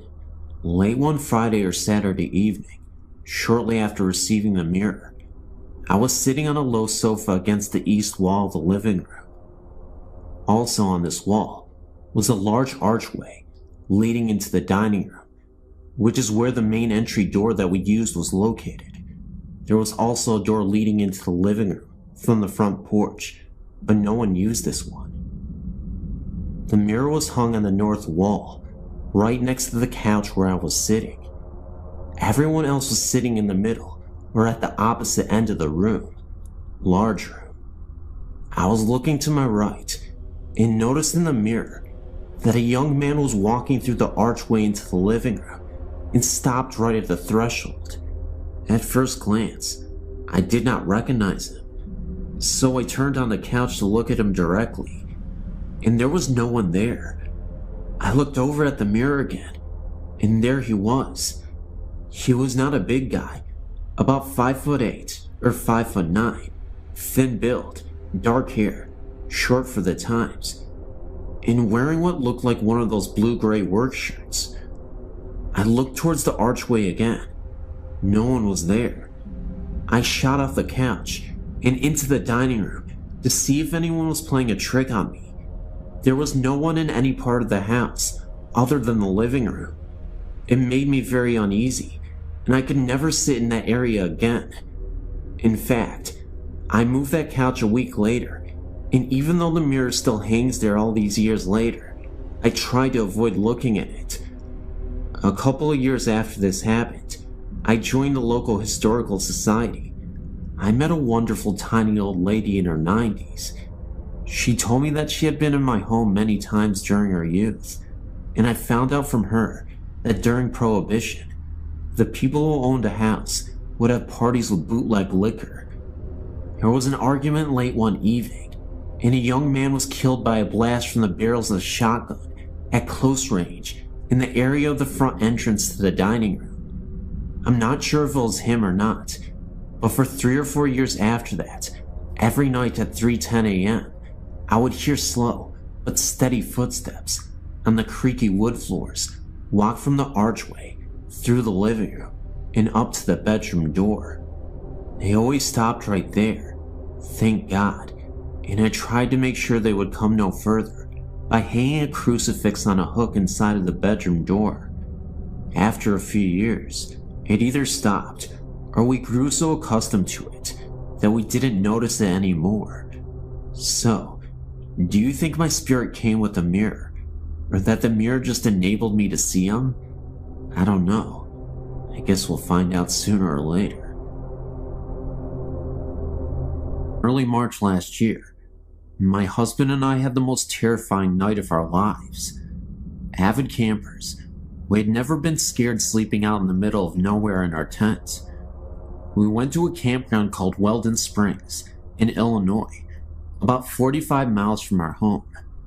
We stayed at the backpacking area, which at that time of year is isolated except for a few deer and birds. I felt fear the minute we walked into our spot.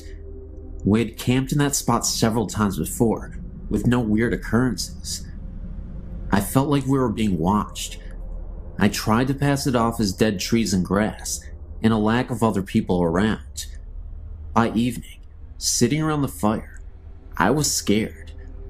Our friend came along to stay with us, had a sleeping bag with him, ready to camp. Oddly, he decided not to stay. When we got settled in our tent, hell broke loose. We laid there a minute, and I heard an odd stomping noise in the trail leading to our site. It got louder, like it was getting closer.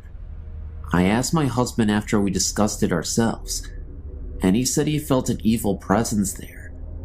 Even though we were absolutely terrified, I told him to take a peek outside the tent, just so we could ease our minds about the situation and prevent our imagination from running wild. This was a terrible mistake. He told me when he looked out that he saw the ghost of a hunter with red eyes staring right at him, and then he floated off into the woods and then disappeared. It didn't last very long, but he could still tell that the man was wearing hunting gear from a different era. It definitely didn't look like the attire you would see today. According to him, he told me that the clothes that he wore looked a lot like the people in the Wild West would wear in the 19th century.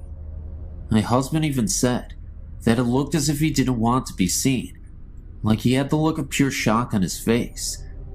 In a way, I wish I had seen it myself, but I know I wouldn't have been able to handle that. We know that there was something strange out there that night, and we'll never forget it.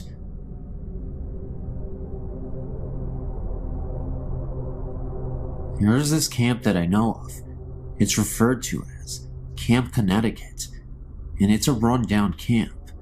It's called the Run Camp because of its deadly history, where a group of men were once gathered, said to be a cult, and eventually the town had exiled them and were forced to stay at this camp outside of town. When abandoned, the caretaker's daughter was found brutally murdered in the camp, and all members of the camp denied any knowledge or participation in the murder. Whenever I go back to the camp, I've always experienced unsettling events that could be tied to the events just described. Experiences included voices. For example, a young girl screaming, which we thought could have been the young murdered girl. We have seen figures pass among the trees while walking through the narrow paths along the woods. In pictures that I have seen, there are many orbs near the main gate and near the large sign within the camp. Examinations shown not to be a photo error or bad development. There was also this insane experience that my brother's best friend and his friends had. He happened to take a trip here, and while walking the main entrance pathway, he came across a man standing there in all white clothing. They called to him, and there was no response, so they turned to go the other way, and when they did, this presence in the white was standing right in front of them, with eyes that were completely black. As they turned and ran, it seemed as if the presence began to run after them. Anyway, as they got close to the main gate, they turned, and there was no one behind them at the time. They stopped again for a second, and turned back to look behind them again. They recall that about 5 apparitions, all in white, were standing right next to each other, and then they disappeared. It was as if they were letting them know that there were more of these ghosts. They then walked back to the car and drove away. This place is very freaky to even just look at the main gate. I get scared every time I go. I will send our photos as soon as I get my scanner up and running. Thank you.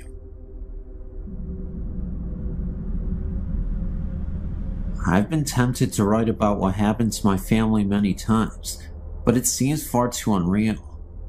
We were not allowed to talk about this outside the house when I was a child, and my mother only told guests about her visitors when they experienced something in our house. Our childhood home was built in 1898. My parents bought the home in 1974, when I was only 6 months old.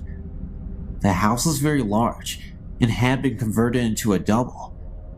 My grandmother moved into the upper level. Strange things began to happen shortly after my family moved in. My mother had her first experience one night, after she had sent my older sisters to bed. From her bedroom door, she could look out and see into the kitchen hallway and into the bathroom. My family had only lived in the house less than a month when my mom saw a little blonde-haired girl walk into the bathroom. All of my sisters have very dark brown hair, and this was clearly a blonde-haired child. My mother panicked and yelled to the little girl, but the door shut. My mom jumped out of bed. In her mind, she was thinking that this little girl was a neighbor's child, that my sister must have snuck in the house. When she opened the door, there was nobody inside the room. My mother nicknamed the little girl Jessie, and I have no idea why. My mother had many experiences in the house, and with the younger children, myself, my younger sister and younger brother, when we were very small, it was as if we were playing with someone else. I don't remember this, but my mom did, but I do remember that in my oldest sister's bedroom in her closet, there was a paneled off section that led under our hallway steps to the second floor. I remember talking to someone that we called the lady under the stairs. I always thought that it was my mom or grandmother, but I later learned that this was not the case. When we told my mom about this, she would not let us play this game anymore. I do not remember being scared at all. My younger sister and I would also go into our hallway and play with the lady on the stairs. I have very little recollection of this at the time. I would have been about 4 years old, and my sister would have been about 3. When we described the woman to my mother, she forbade us from being in the hallway alone.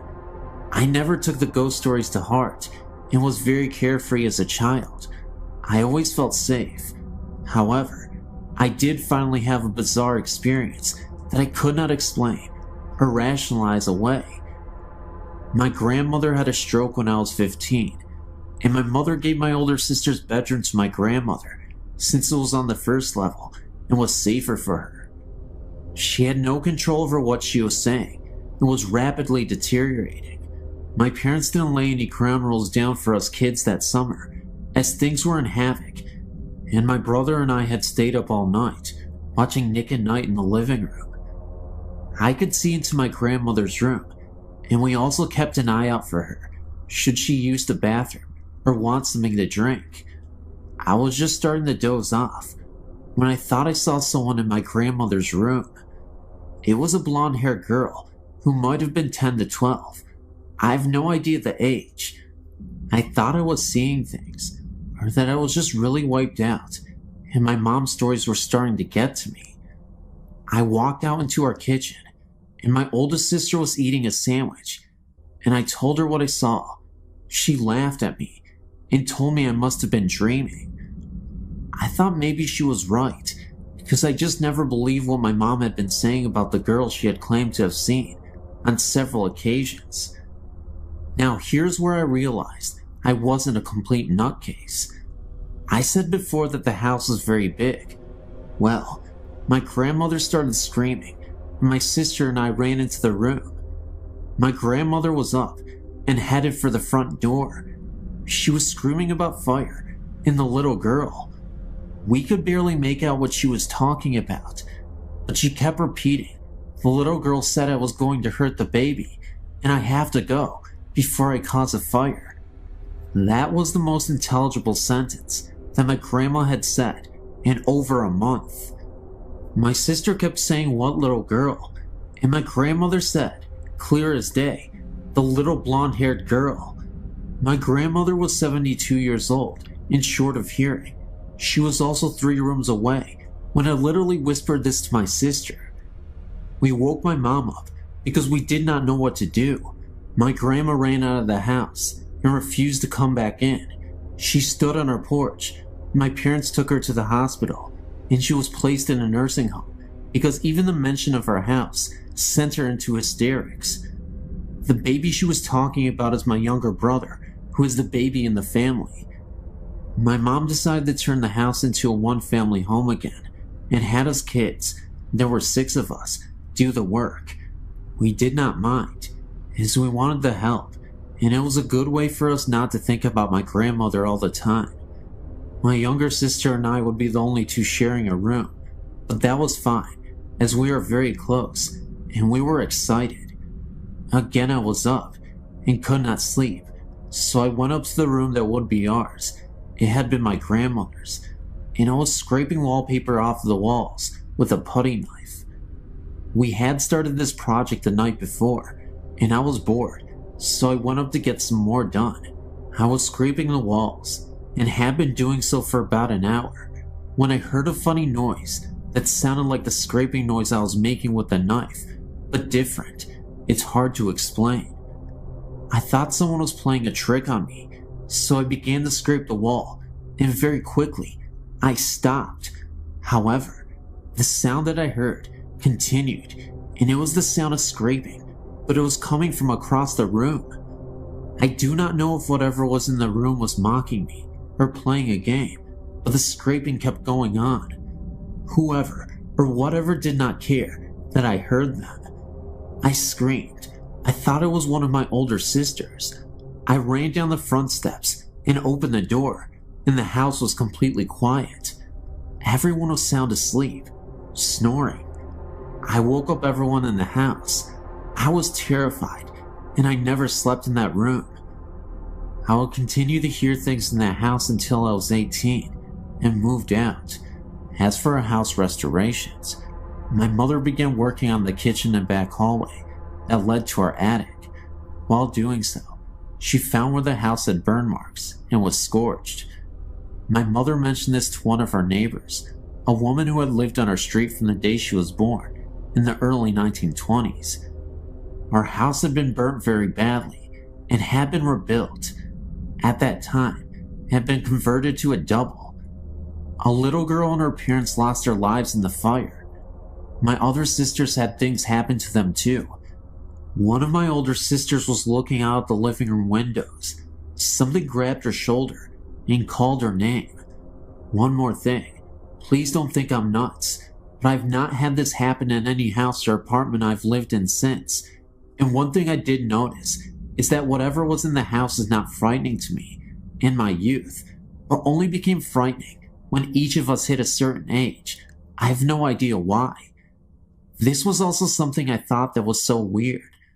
The little girl was never visible upstairs, and the woman was only spotted downstairs once. A neighbor who was alive when the house caught on fire remembered that the little girl's name was Jessica.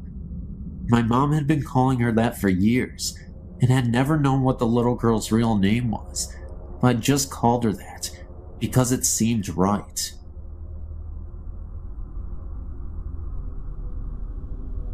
Hi, I just thought I'd write to you guys to tell you what happened to me when I was about 12 to 13.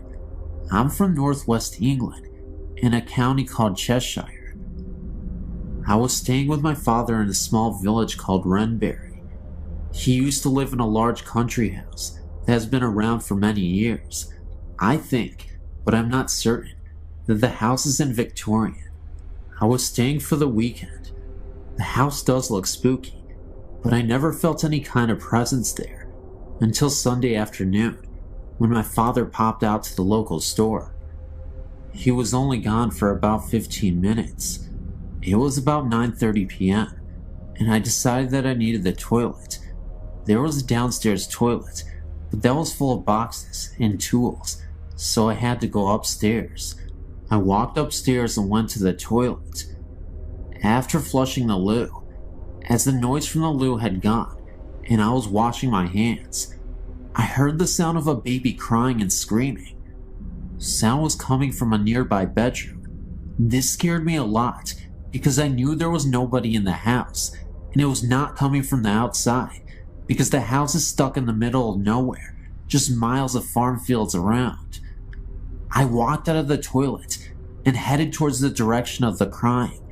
As I opened the bedroom door, the sound flew past me, but no one was there. It was almost like the sound traveled through me. I was rooted to the spot with complete terror. I then turned to face the sound, which was now sounding like it was coming from one of the other bedrooms across the hall. I don't know why, but I headed to the other room. The crying baby was really, really loud, and I was sure that someone was hurting a baby. Looking back, maybe that's why I went to see. As I opened the door, I saw something I will never forget. There was a baby lying on the floor, but it didn't look right. Half of its body was stuck in the floor. I could see one of its legs pointing out, and a half of a face. It was wearing old-looking clothes. The sound of the baby was almost deafening, and it looked like someone was hurting it, but no one was there. This was all too much for me, and I ran downstairs and outside into the dark, and just waited for my father to return. I never told my dad anything. This is the first time I've ever told anyone. I thought I was going crazy, because I've never believed in ghosts before. My father no longer lives there now, but I did go back once when he was visiting an old friend that now lives there, but I never went up their stairs on my own again. Well, I just thought that maybe you would find that interesting. Mail me back if you wish. Hope you don't think I'm lying, because it was all very real to me. I'm 20 years old now, and I have access to the internet. I spend my time looking for other people who've had similar things happen to them. Thank you for reading.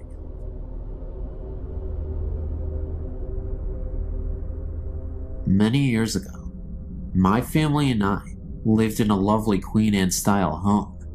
We lived in it for 13 years, 11 of which we experienced paranormal phenomena. 2 years after we moved in, we had a first of many odd occurrences. My daughter was in the kitchen and I was upstairs when I heard her call out that the upstairs toilet must have overflowed because water was running down the outside of the staircase. I ran to the top of the stairs in bare feet, only to feel water on the surface of the carpeting. I looked over the top of the railing to assure her that the toilet hadn't overflowed, and that was when I felt the wetness on my feet, but there were no water pipes in that part of the house. When I got down the stairs, I found the water running in rivulets down the wooden molding. My daughter reached up to turn on the light under the stairway alcove, and as soon as she did, the water stopped.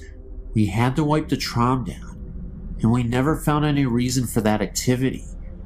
Months later, while preparing for bed one night, I heard footsteps running down the attic stairs. The door crashed against the opposite wall, and then nothing. I was terrified, thinking that someone was there. They would have to pass my room to get downstairs, but nothing happened. When we finally went to look, the door was against the wall. We even thought that maybe a ball had bounced down the stairs, sounding like footsteps, but there was nothing. Strangely, when we started to think our house had unseen guests, we were no longer frightened. As time passed, we had many more experiences. I heard a woman crying softly, but pitifully. 2 of my daughters saw images of old-fashioned children, dressed in long white nightgowns and mob caps. A visitor to my house saw the same thing and asked me who the little girl was. On another occasion, my nephew was spending the night and thought he saw someone standing at the top of the stairs in a long white old-fashioned nightgown. My nephew was 16 at the time, and we hadn't told him about the house. My husband thought we were all crazy because he didn't believe in this sort of thing. My daughter came home late one night and was just lying in bed, going over her evening, and looked up to see a male figure suspended over the bed. She watched the image dissolve from the top, as if it were sand falling. There were other things that happened there, although nothing dangerous, and finally, we sold the house and moved down. It was several years after we moved on from the house that we met a family that had lived there years before we did, and had very similar things happen to them. When they said their experiences were very frightening and mean-spirited. I sometimes think our guests moved with us because from time to time, we still get very strange sensations in our present Victorian home. I've had quite a few ghostly experiences over my life, all of which have been rather benevolent, except for one that happened a few years back. I was 24, living with my mother, my sister, and my 2-year-old niece. One night, I woke up and looked up into the darkness. This thing flew down from the ceiling, straight at me with its arms out. I can still see it. It looked like a cross between a gargoyle and an alien. It looked so evil. It sounds silly, but I was so terrified that I ran out of my room screaming into the living room to be with my mother. I was shaking uncontrollably, and I sat with her for quite a while before I could convince myself that it was just a dream, and I went back to bed with no further problems. Well, a few months down the road, my sister was at home with her friend, Kelly, who seems to have some sort of connection with the paranormal, like her mother, and she sent her down the hall to get a towel for my niece. The linen closet is down the hall in my mother's room. Kelly came back a couple minutes later, white as a sheet. Now, my sister and Kelly are always talking about stuff like this, but this is what really freaked me out. She said that there was something in my mother's room, and it was a threatening presence. She then went on to describe it. About 3 foot tall, gray, kind of a cross between a gargoyle and something. I'd never mentioned anything to my sister, and the only thing I had told my mother is that something scared me. I'd never described what I saw to anyone.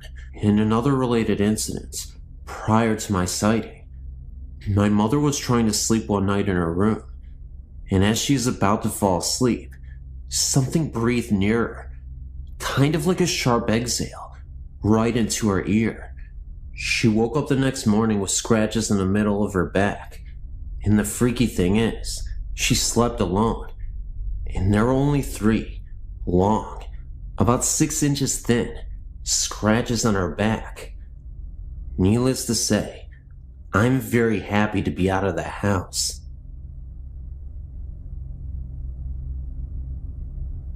I'm not sure if this qualifies as a ghost story, but it was more than an ordinary dream.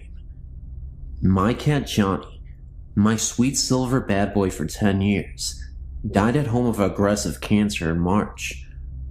During the month between his diagnosis and his death, I showered him with even more attention than usual, so by the time he passed away, we were closer than ever. On several occasions, including at his grave just before burying him, I invited him to come back and let me know he was okay. A few nights after his death, I was aroused by a dream by the sound of Johnny's meow, coming from the direction of his special spot at the foot of my bed. Coincidentally, his grave is about 30 feet further in the same direction. I waited with a mixture of hope and anxiety to feel him walking up my body to my face, but it didn't happen. Instead, I became aware of something tickling my left ear and tried to reach over to pet him, only to find that I was paralyzed. That's when I panicked, remembering all the scary ghost stories involving a period of paralysis. That was the moment where I woke up, and I suddenly saw something in the corner of the room. It was a dark, small figure, but I couldn't really make it out. It was a dark shadow, even though it was a very dark outline of something. I'm assuming it was a kid or something. It was very terrifying. I couldn't even believe what I was seeing. And then all of a sudden, it seemed like two Grim Reapers were standing right behind him. So this humanoid ghost, this figure, this creature, this child, was hunched over and was absolutely mortified himself. And these Grim Reaper type ghosts came to take him away. And just like that, within seconds, they were all gone. I guess you can say that my cat didn't return. In fact, I think a demon actually returned. But I guess that's up for debate. Thanks for listening.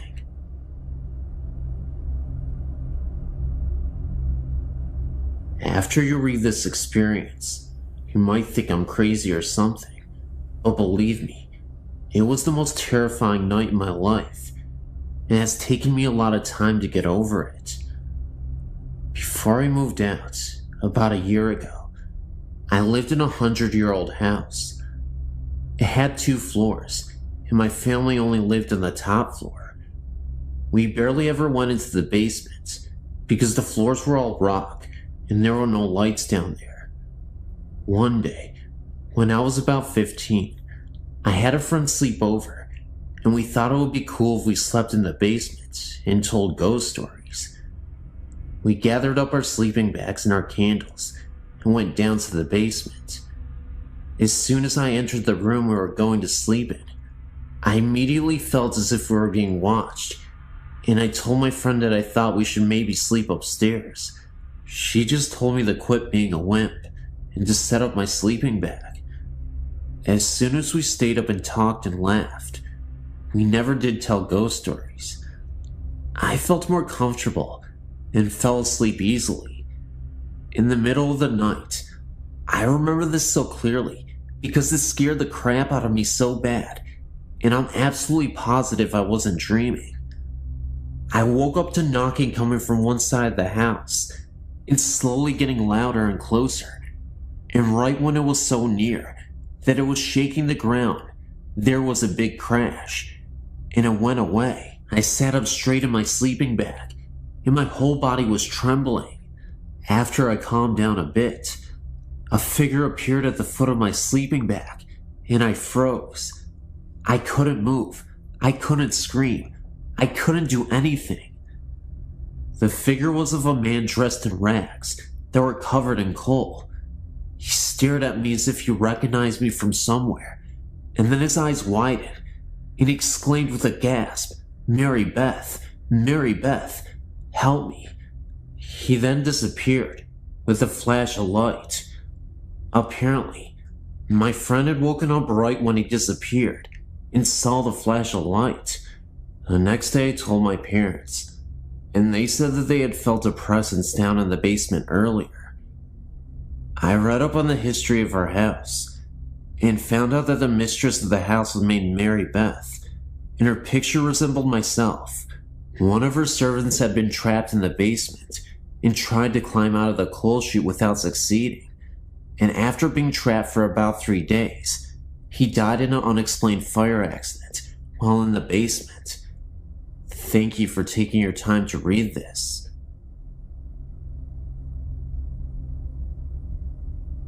Hello, I have another ghost experience for you. In March of 1994, my husband, my oldest daughter, and I we visited Venice. We booked a room at the ancient Palazzo. We were assigned a room on the second floor, overlooking a canal. The view was accessed by opening the heavy wooden shutters, which opened into the room. These had a metal rod, which fit into a U-shaped hook on the other window. Opening out were double windows, also heavy, with numerous panes of glass. This room had double beds, with a narrow walkway between them. About 3 times during our 2 days there, we would hear footsteps start from approximately the middle of the room, march smartly over to the windows, at which point the wooden shutters would fly open. We would track this phenomenon with our eyes, but saw nothing and felt no fear. The first time we rushed over to the windows to check them, these shutters were so heavy that it felt doubtful that a gust of wind was blowing them open. What's more interesting is that the glass pane windows remained shut and seemed pretty airtight. The catch was not all that easy to work, either. My daughter, then 14, remembers having to struggle with it to open it. Even my oh-so-logical and mechanical husband looked over the shutters and could come up with no good explanation. The last night we were there, we were retired for the night with my husband and I in one bed, and my daughter in the other. She and I could hold hands in the space between the beds. They were so close together.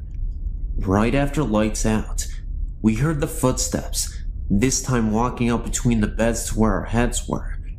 We could hear breathing. We were both too scared to do anything, but we certainly compared notes the next morning. I wanted to ask as we were checking out if the place was haunted, but the only folks on duty that morning didn't speak English, and we don't speak Italian, but we'll never forget the place.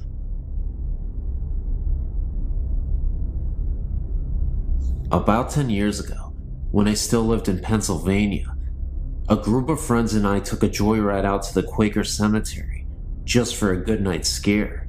It was a chilly, full moonlit November night, and there were 6 of us there, 5 guys, and me, the only girl. It was the perfect setting for a ghost. Now, I don't know how many of you readers have ever been to this cemetery, but to describe the first time I saw the place, I screamed and just about curdled my boyfriend's blood. The crematorium scared me the most. I don't know. Something about the way it looks and what it was used for. Anyway, back to that night.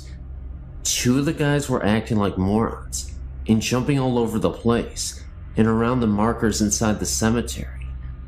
I was angry at their pure disrespect for this old place, and so I tried telling them to stop. But of course, as excited as they were getting, they wouldn't listen. Me and this other guy were too chicken to go along with them, especially because of the way they were acting. They were bound to disturb peace in the cemetery, so we stayed by the car. We kept hearing a fake bird call coming from the trees along the opposite side of the road, and then I started smelling the lilacs. The lilac scent somehow wasn't disturbing, even though it was November and none were blooming, and also, there weren't any fresh flowers placed on any of the very old graves. The fake bird call almost scared the life out of us, because it just sounded so unnatural, and with each chirp, sounded closer and closer. We decided that we really needed to get out of there, so we both sat inside the car, waiting for the others. I got myself in such a worked up state that when I found a quarter on the ground, I swore, "In blood we trust," was written on it, rather than the usual "In God we trust." My friend just laughed at me.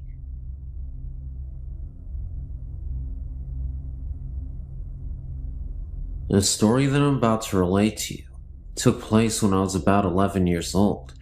I'm 17 now, and most people whom I've conversed with about this matter shrug it off as the hallucinations of a child. It was the fall of about 92 or 93, maybe before, maybe after. I do not honestly remember. I was living with my father here in Texas at the time. because my mother had hauled off to Arizona to take care of her father, who had succumbed to a stroke. My father and I had gone to my grandmother's house for dinner. My grandfather was out of town visiting relatives in another part of the state. My father, my grandmother, and myself were in the kitchen conversing about things that I can no longer recall, because my memories of this occasion are starting to fade and jostle in my mind. My father told me to go wash my hand in the restroom, as my grandmother had just finished making dinner and we were about to sit and eat. I walked out of the kitchen and into the dining room. As I looked in the general direction of the restroom, which was about 15 feet from where I was standing, I noticed two things immediately. The toilet was making strange noises, which isn't uncommon in houses, and there was what appeared to be a man in a shroud standing in the restroom with his hands under the faucet, staring at me. I don't remember exactly what my feeling was at the time, except for a bit of fear and a bit of awe at the supernatural. I'm a big reader, and around that time in my life, I was getting into ghost stories and other paranormal phenomena. I then walked back into the kitchen, and my father asked me if I'd washed my hands. Of course, being as frightened as I suppose I was, I told him that I had, and then I proceeded to eat my dinner. But the events of that night have never entirely left me. I'd seen the man in the cloak on at least 2 other occasions since, but those stories are for a later time. Thanks for reading, and good night. This story was told to me by an ex-boyfriend, Mike, when we first started dating. We were still getting to know each other, so when he told me he was very afraid of spirits, I believed him, because it's not the type of thing you'd say if you were trying to impress a girl. I asked him why, and this is what he told me. Mike's first encounter with ghosts was about 10 to 12 years ago, when he and his family, mom, dad, little brother George, and Mike were living in a house in the northwest side of Chicago. This particular house had an attic, which was used to store the items that came with the house when before Mike's family bought it. Nothing too unusual, mostly furniture and such. At this time, Mike was probably 15 years old, and his brother George was probably 9 years old. They were up in the attic one afternoon, goofing around, pretending to be acrobats and wrestlers. Eventually, they got tired, and George collapsed on the floor, while Mike sat in the old recliner that came with the house. The brothers continued talking until their mother called from downstairs, announcing that dinner was ready. The boys had worked up an appetite, so they bolted out of the attic. Mike was the last one out, and as soon as he shut the door behind him, he remembered that he left the light on. Knowing his mother would be mad if he didn't turn it off, Mike opened the door to the attic, took one step in, and froze. The recliner that Mike had been sitting in was slowly turning towards him. Mike tried to command his body to run, but he was so scared he seemed rooted to the floor. The recliner turned enough so that Mike could see the form of a knee, and it was at that point that Mike got the strength to bolt out of the room and down to the kitchen. He told his parents what he saw, and of course they didn't believe him, but Mike refused to stay in the house any longer. He was so upset that his parents made arrangements for him to sleep at his aunt and uncle's house that night. Furthermore, this was the last time Mike ever stepped foot into the house. He stayed with his aunt and uncle until his family sold the house a few months later. Of course, his parents objected to his imposing on his relatives' hospitality, but they were too afraid to force him to come back, fearing he would have some sort of breakdown. The next house Mike's family moved into was still in Chicago, and not too far from the old house. Everything was going fine until one night, when Mike's family had friends over for dinner. After dinner, the adults and Mike sat around the island in the kitchen, having coffee and talking, while year-old George played outside in the backyard with the guest's little boy, Sam. At one point, George opened the kitchen door and ran through the kitchen, past all the adults, and straight into an adjoining bathroom. Nobody thought anything of this until about 10 minutes later, when Mike's dad questioned why George was taking so long in the bathroom. Mike's dad knocked on the bathroom door, asking George if everything was all right. No answer. Mike's dad tried to open the door, but it was locked from the inside. Everyone started getting concerned until the kitchen door opened again, and in came George and Sam. Mike's father asked George how he snuck back out of the bathroom without anyone seeing him. You see, there is no other way out of the bathroom. If George came out, or even opened the door, he would have been seen. In order to get back outside, he would have had to go through the kitchen again. George swore up and down that he had not been to the bathroom at all. He was outside playing with Sam the whole entire time. Mike's father asked him again to explain about the locked bathroom door, but when they checked it again, it was not locked. There were other strange incidents that happened in the house, mostly to Mike, more than anyone else in the family. The last incident Mike told me about was something that happened to him a few months before we met, when he was about 22 years old. One night, as Mike was laying in bed, he woke up with an uneasy feeling. He was lying on his side facing the wall, and he felt as if someone was staring at him. It was the middle of the night, and pitch black in the room. Mike turned over and opened his eyes and saw a black figure standing next to his bed, staring down at him. Mike shut his eyes and screamed for his mother repeatedly. When she came storming in the room, Mike told her what had happened. It seemed as if such occurrence happened sporadically. Strangely enough, when Mike was getting to the point of forgetting them. Seems as if the spooks recognize this and remind them of their presence every now and again. I was kind of skeptical when Mike told me the story, mainly because I was just getting to know him. I couldn't tell if he was a habitual liar or something, but the way he acted and the way he told me the stories was enough to make me wonder if he was a spook magnet.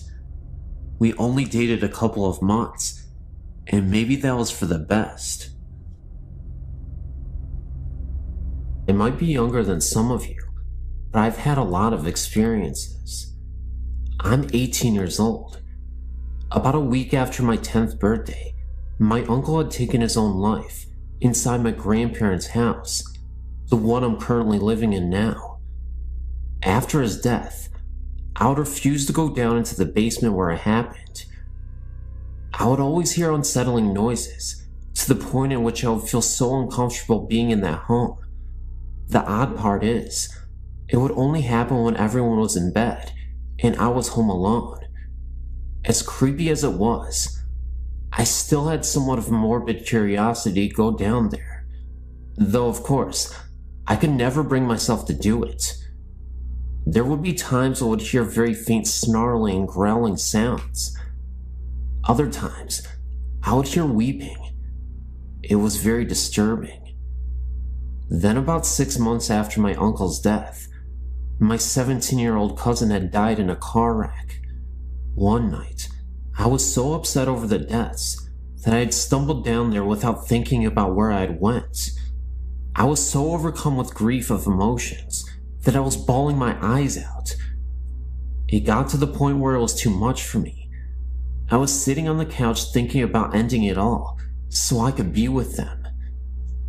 Just when I was about to, I felt a hand on my shoulder, and I knew instantly that it was my uncle. That moment made me realize that it was okay to continue on. That may have been a positive experience, but I assure you, it didn't get better in that basement, in that house moving forward. One evening, I was up in my bedroom. My parents were again fast asleep when I heard a disturbing wailing again coming from the basement. I have a vent in my room, and it connects directly down to the basement. I could hear these cries coming from the vent. I listened closer through the vent, and I could have sworn I heard my name being whispered. Like an idiot, I thought maybe my uncle had returned and wasn't feeling well, so I swallowed my pride and went down into the basement so I could at least tell him that everything would be okay. As I opened the basement door and looked down the steps, at the end of these steps, I saw a figure for a moment's time. It wasn't my uncle. In fact, it was a black misty shadow, and it slowly evaporated. It seemed to be there for a few seconds, then it was gone within a blink of an eye. I then turned around, heard a distinct growl, then ran back up the rest of the steps and back into my room. Sometimes when I walk around the house, I can feel something watching and even following me. It's not always my uncle, but it definitely feels like something evil. It wasn't too long ago that me and my 21-year-old cousin went to go see her dad. Now, this is the cousin that was in the wreck with the one that passed away. Jean, the 21-year-old cousin, had told me that she had felt her sister's spirit with her before. While we were up late at night talking about her, we suddenly felt her presence with us. It was like she was sitting there and listening to us. Then, not too long ago, I was over at a friend's and was going to stay the night. We were in her room, talking about how she thought that maybe she had a ghost living in her house. Of course, I'm sitting there nodding my head. Then I felt something grab my necklace that I was wearing. So we got freaked out and ran to the living room and checked out my neck. Whatever had touched me left a great big red check mark on my neck. Then about 5 to 10 minutes later, it felt like something was grabbing my legs. I pulled up my pant legs, and it had red marks all over my legs. So me and my friend decided to get out of the house and go bowling. Over at the bowling alley, the marks had turned white and disappeared. Well, anyway, when we got back to our house, the marks returned, and I kept feeling things grabbing me and following us occasionally. But the weird thing is, nothing was happening to her, and she told me that nothing like this has ever happened to one of her friends before. I was beginning to think that this bad presence at my home was starting to attach itself to me. So we decided to go to bed. While we were laying there, it felt like someone had come up and sat down on the bed between us. So I looked over, and no one was there. I haven't been over to my friend's ever since.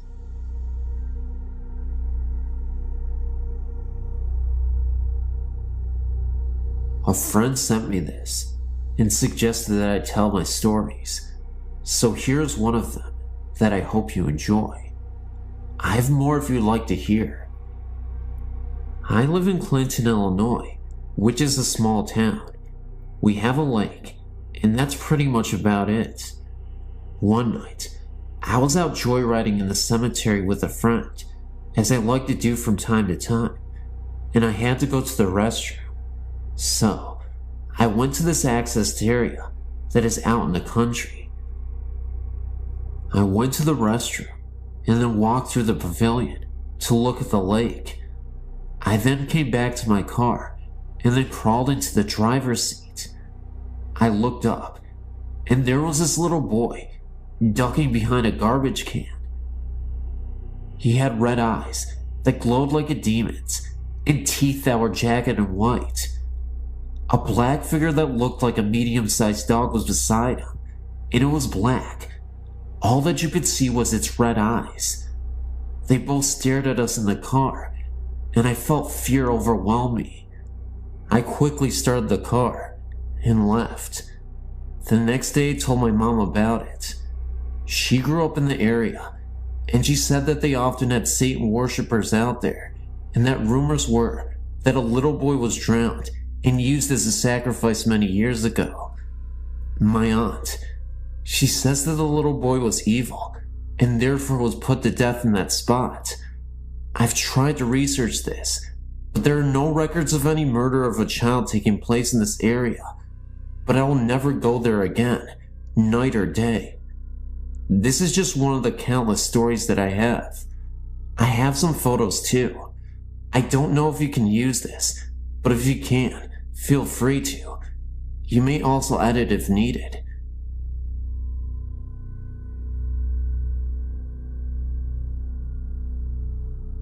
Have you ever stayed at the Holiday Inn? You should, because this story is outrageous. In early of July 1999, I spent a work week there for a regional curriculum camp. I had originally been slated to share a room with other teachers on the first floor. However, the room was a smoking room, and the odor was causing my asthma to flare up, so I was transferred to a room on the 4th floor. Buggered if I can remember the room number. When I retired on Monday night, I had not heard yet of the ghost or any legends. I was awoken 3 times during the night by the phone ringing. I was really ticked because no one was ever there. I vowed to speak with someone at the front desk about it.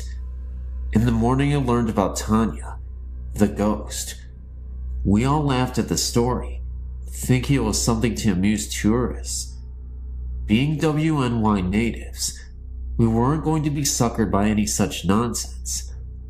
I forgot to talk to anyone about the phone and decided not to bother.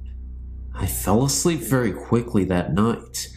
I was awakened that night by the sensation that someone was staring at me from the left side of the bed. I have small children. My son often wakes me using the stare method.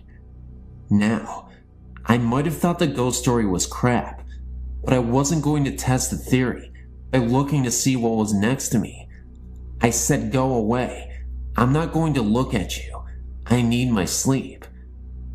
The sensation immediately left me, and I slept the rest of the night quite peacefully. I awoke and went to my morning sessions without anything remarkable happening. However, I had to return to my room mid-morning to fetch some papers I needed for the next session. The curtains were open on the doors leading out to my balcony, which was not unusual. Housekeeping always opened the doors after cleaning. What was unusual was the number of small, sticky handprints all over the outside of the doors. These were no higher than my waist. I shook my head at the poor cleaning job. I was sure that the previous guests must have children with them, and that the maid had failed to clean the prints off the glass. I wonder how hard it was to open the doors and give the glass a good cleaning, and then I hustled off to make my session. As the day progressed, I heard more tales of Tanya, like how she throws the poolside chairs into the pool during the night, etc.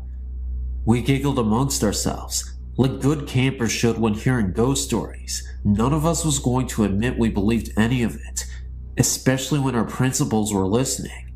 So, I was half joking while I was in my room, getting ready for bed, and said out loud, "Listen, Tanya, I don't know how old you are, but I think you'll enjoy the books in the Falls room. If you can read, you'll really like them. Even if you can't, lots of them are full of beautiful pictures that I bet you'll like to look at.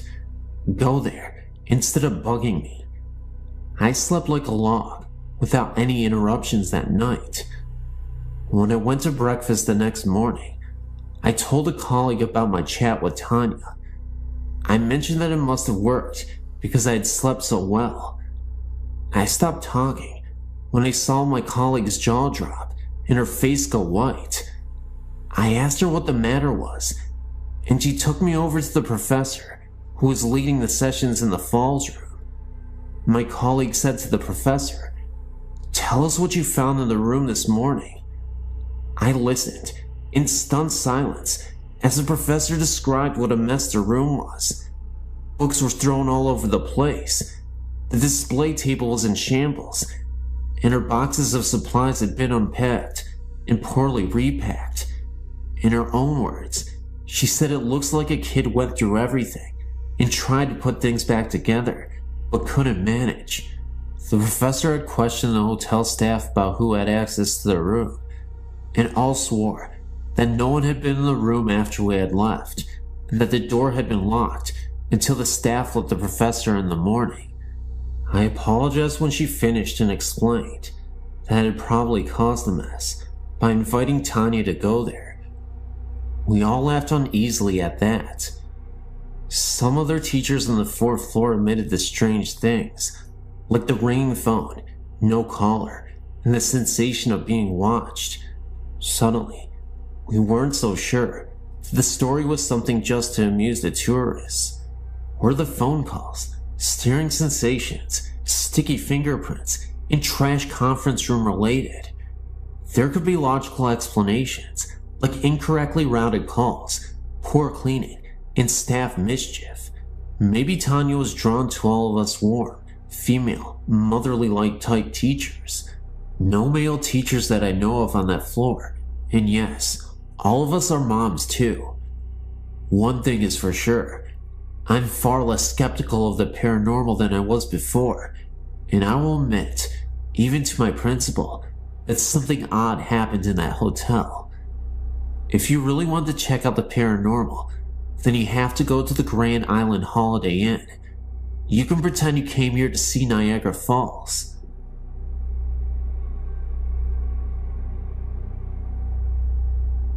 I've had many experiences with ghosts and hauntings, all beginning around age 3. I'm now 28, and my connection to ghosts and spirits has only grown stronger with time. I suppose I should start with my earliest haunting. I was around 10 years of age. My parents had just divorced, and I was feeling alone and angry. I don't like to sleep with my bedroom door open. When I did, I felt I was being watched. One summer night, the air was hot and humid, and I had no choice but to sleep with my door open to get a cool cross breeze. I remember waking up sometime around midnight or shortly thereafter, feeling I was being watched. When I looked out my bedroom door, I saw a frightening sight. A figure with pure black skin, bright yellow eyes, and a cloak of red, white, and black harlequin-like design was staring at me, its hands on the door jamb, about to enter the threshold of my room. I screamed, saw its eyes widen in shock, possibly, and flee down the hall adjacent to my room. I even saw its robes fluttering after it as it fled. My scream woke my family, who searched the room for the thing, lack of a better word, but found nothing. All the doors were locked, no windows were broken. I shut my door, put up with the heat, and it hasn't returned since. I've been told that the creature was a demon. I also found out that I was depressed at the time, and that may have been drawing it to me. I can still feel its presence when I think about it. I feel very frightened just remembering the experience. Thank you for letting me share my experience here.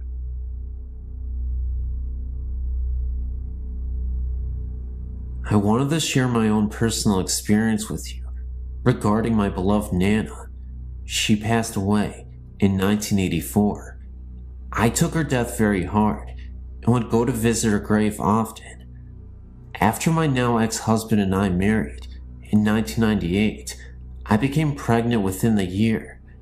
Since I knew that my ex and I would not stay together for the long term, and since our marriage was so troubled, I found myself up at Nana's grave many times, sometimes just to talk to her and ask her to guide me and to watch over myself and the baby. The first time I went to see her grave, I hadn't been there for nearly 2 years at the time.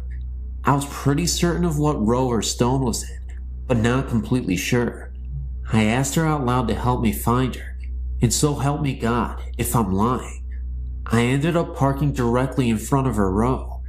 I thanked her and walked over to her grave, placing a single rose on it and crying.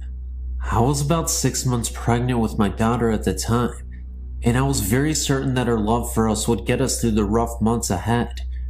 Shortly after our daughter was born, My ex-husband and I were having major problems, major fights. It was obvious to the both of us that we would eventually split up permanently. We separated when my daughter was 3 months old, and I moved into an apartment with my infant. Shortly after, I could feel my Nana's presence. I never saw anything. I always asked her not to appear to me, as she knew I would be afraid. But her presence was unmistakable, especially in my daughter's nursery. It never frightened me. Conversely, I felt very comforted and protected. As a new mother, I took many photos of my infant those first few months. I never noticed until a friend pointed out to me that in one of them, which was a picture of the nursery, there is a vortex on the right, like a solid bar of white light, and to the left of that, an arched mist that almost looks like the shape of a rainbow, but you can see the wall right through it. Also, the picture of the room came out as if I had taken it from on the floor, or close to the floor, and pointed the camera up. I would have never taken a picture from that angle, and I know I didn't. I cried when I realized that the vortex and the light are my Nana watching over her great-great-granddaughter and me. I don't think it's a coincidence, either, that the photo is focused on the rocking chair and the mist is right across it. I should also mention that shortly after my Nana passed away in the 80s, and my brother and I still lived at the home with my parents, that one night, I was up reading in bed and walked out into the kitchen. My brother was sitting at the kitchen table, shaken and white as a sheet, almost crying. A second later, my mother walked out of her bedroom and she was crying. They both professed, at exactly the same moment, that they had seen Nana appear to them and tell them not to worry and that she was all right. I might add that their bedrooms were on opposite sides of the house. My mother also had a separate incident where she saw my Nana at the end of her bed. She wasn't at all afraid, just comforted. I still visit my Nana just to say hello, and it comforts me to know that someday I'll meet her again. Until then, I guess I'll just be comforted by her presence and know that her ghost is still looming around. And no matter what, I'm always a fan of Nana. How can you not like Nana? She's amazing. I miss you, Nana, but I'll see you again. This incident occurred about 20 years ago in Mishikawa, Indiana, when I was only 9. Our house was built in 1904, so I had the huge solid oak doors and trim. The living room was very long, with ceilings which are 12 feet high. I hope you got the idea of the architecture of this house.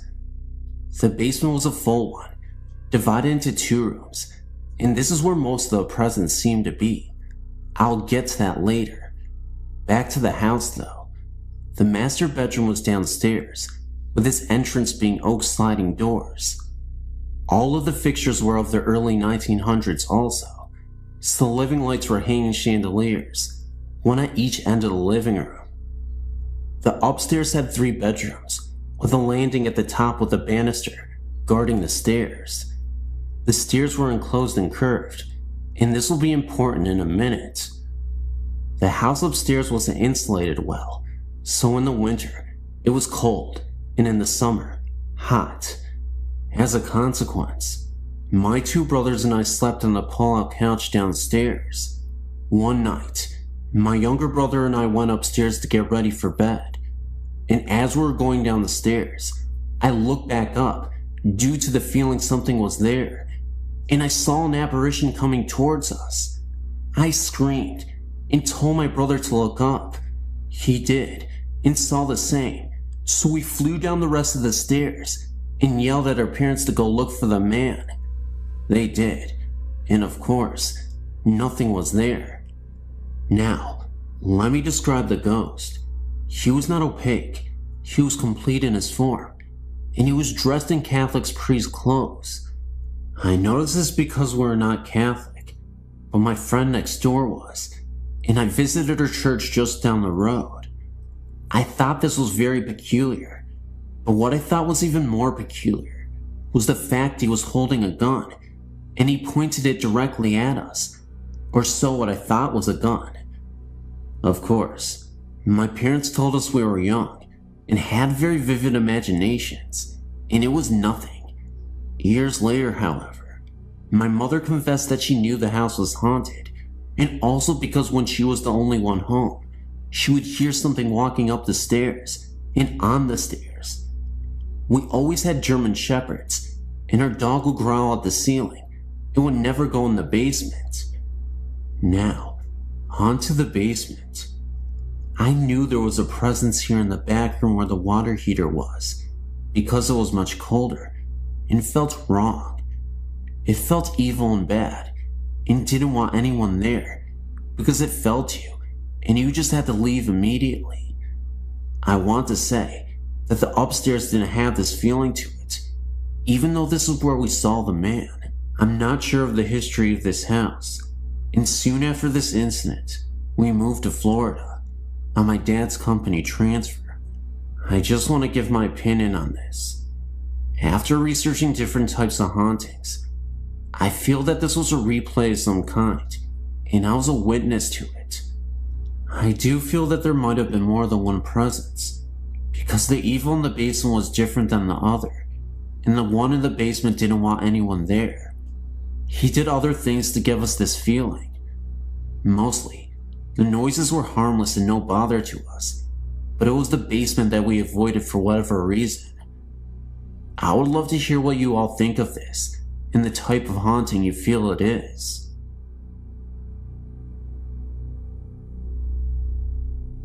I used to spend a lot of nights driving around in my youth. I was young and reckless, and had no clear direction in life, so I'd often find myself aimlessly driving, late at night. I'd spent a majority of my adolescent years dependent on drugs, and unfortunately, almost succumbed to an overdose. I was harming others, but most importantly, I was on a path to self-destruction. The night before my overdose, I had a creepy paranormal experience that, fortunately for me and those around me, changed my entire life for the better. It was another one of those late night drives.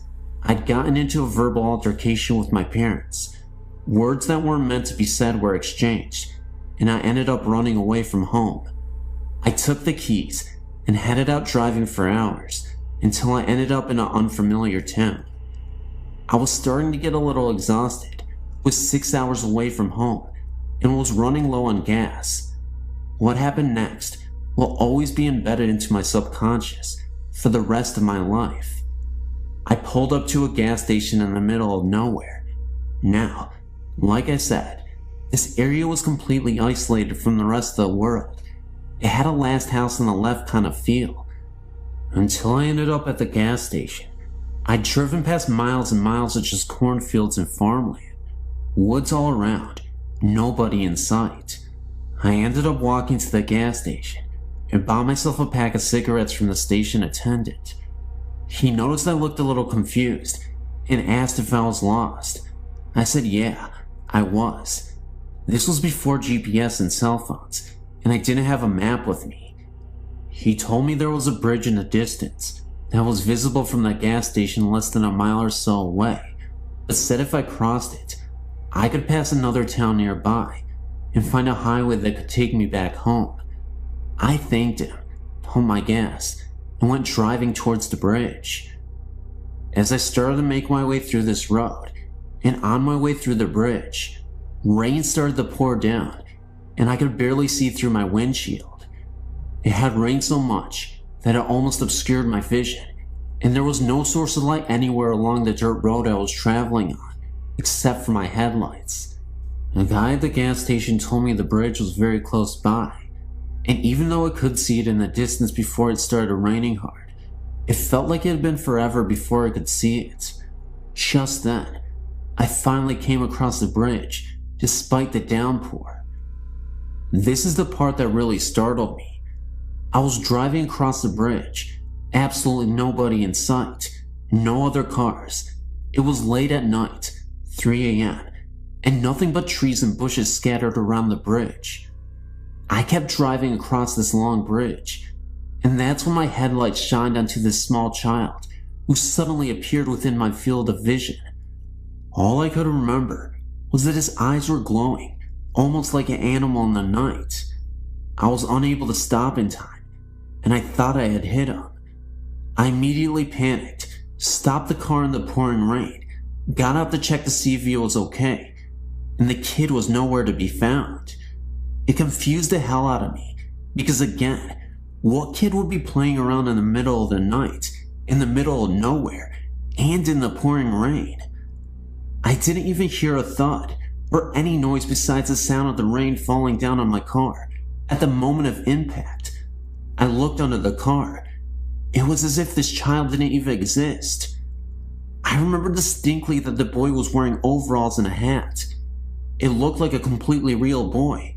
There was no mistaking that this was a human. Now, I mentioned my recklessness and drug abuse because this incident caused me to turn my life completely around. I was so worried that I accidentally hit a child, and it may have ran off into the woods, that it made me swear to always be alert and never fight with my parents again. This happened when my brother was around 5 years old. It was around 2 a.m., and he went into my parents' room to get in bed with my mom. My mom's bed was right by one of the bathroom doors. The door on the other end of the bathroom led to where the back door was, and the stairs to the basement. He got in bed and was facing the bathroom. He got scared and woke up my mom and asked who the little girl in the bathroom was. He said he had never seen her before. He told my mom that she was just standing there, staring at him. My mom said the way he was talking, like there was really someone there, it really scared her. She said she just rolled over and shut her eyes. She was too scared to even look. I don't think a 5-year-old imagines things like that. While we were in the same house, my mom's cousin was hunting in the mountains and accidentally fell on his gun and killed himself. The family thinks he came back to say bye because it was such a sudden death. A few days after he died, when we were all in bed, a light in the hallway bathroom would click on and off. It was an older house, so the switch made a really loud click when he turned it on and off. My mom would be sitting on the couch late at night, with her back facing the hallway. You can sometimes feel when someone is behind you, and she said she heard me breathing hard and walking up the hallway. She called my name and turned around, and no one was there. At the same time, at her cousin's parents' and sister's house, similar things were happening. His old toys from when he was younger were stored in the basement of his parents' house. One night his electric train turned on. It was going around the track.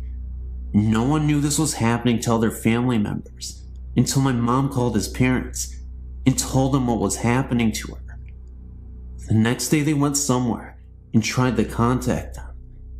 They all said they loved him and it was time for him to move on. They think he was trying to contact the family because he died suddenly.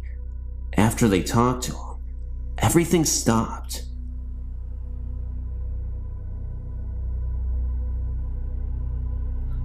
The following happened back in July 1995.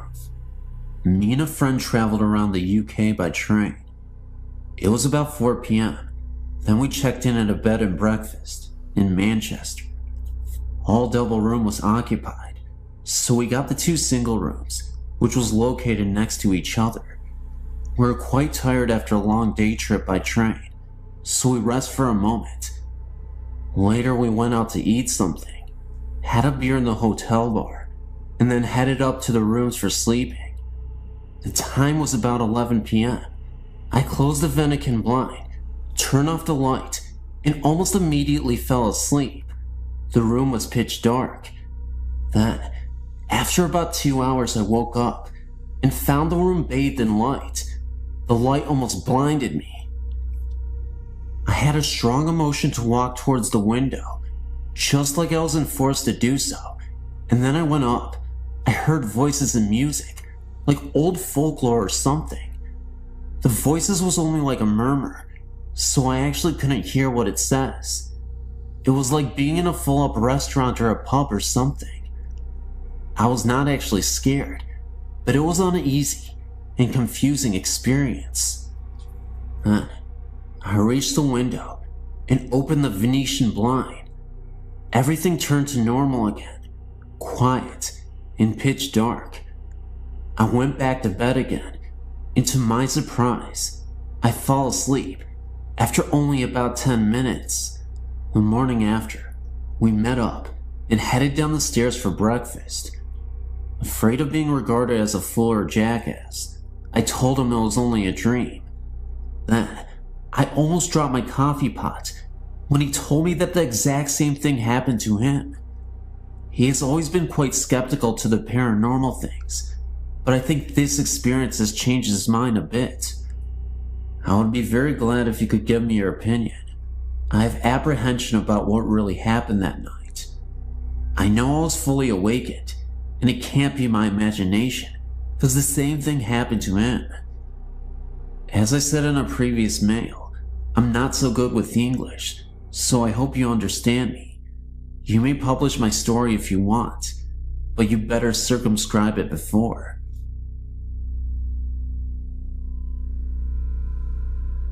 Hi there, my name's Joe. My friend Colin probably wrote you recently about some recent activity. For the past I don't know how many years, I've been able to feel, and to an extent see ghosts. I can sense what they are feeling and what their intentions are. However, for about 3 years, my friend Colin started having sleeping problems. I already knew his house was haunted, but what was haunting it was the spirit of what I think is a 5-year-old child. For Christmas the year before, a friend of ours that lived in Thailand sent us all gifts. However, Colin was the one that received a house that you would leave tokens and gifts in to help ward off evil spirits. Over time, it stopped doing that. Trapped in the house was some kind of creature, like a demon. It was huge, dark, and very menacing. I still don't know how to use all of my abilities very well, but at the time, I sure as hell didn't, but I attempted this anyway. We attempted to destroy the house, and everything in it. It took 45 minutes just to get it to catch fire. During this 45 minutes, I was attempting to immobilize the creature inside the house. After 45 minutes, I was able to trap it, by pure luck. After I trapped it, I was able to see what was being stored in the house. It was a large field, fire everywhere, dead bodies on fire, blood everywhere. It reminded me of what hell would look like when described to you as a child. After that, I was drained. I couldn't do much of anything. I thought I lost all my abilities, but after 2 months they started coming back, very slowly. I knew this only because I was able to see the ghost in Colin's house again. While I was living in Korea, I encountered a few spirits, but they were by chance and left over from the war. That was when I knew my abilities were back to full, but I wanted to learn how to better use them, and I'm not having any luck. Well, to end the story on a bad note, last week my friend Jess asked about any ghost encounter any of us have had. So Colin and I talked about this one, so Jess got curious and wanted to see where it happened. Reluctantly, we took him there.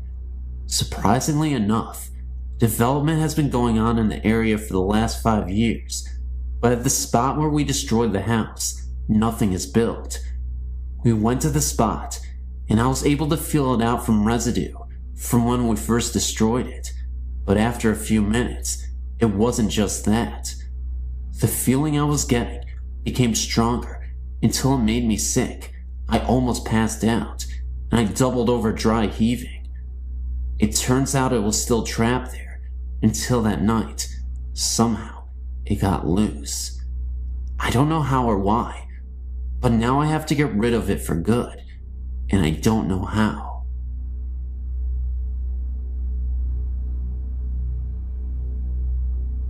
In 1989, I moved into a government apartment in a small town containing 7 units. The last apartment was occupied by a single mom with a small child and her boyfriend. The previous year, they, man and woman, were murdered and shot to death in their bed in the first bedroom by the woman's estranged ex. No one wanted to move into the apartment because of the history surrounding the apartment. I was a young mother and had 2 children and needed a place to live, and thought nothing of this. In time, I was told of the strange happenings of the place and chalked it up to superstition or small-minded people with too much time on their hands. Things were pretty quiet for me and my little ones for the first few months. Then small things started to occur. Light over the sink area in my kitchen will mysteriously come on in the middle of the night.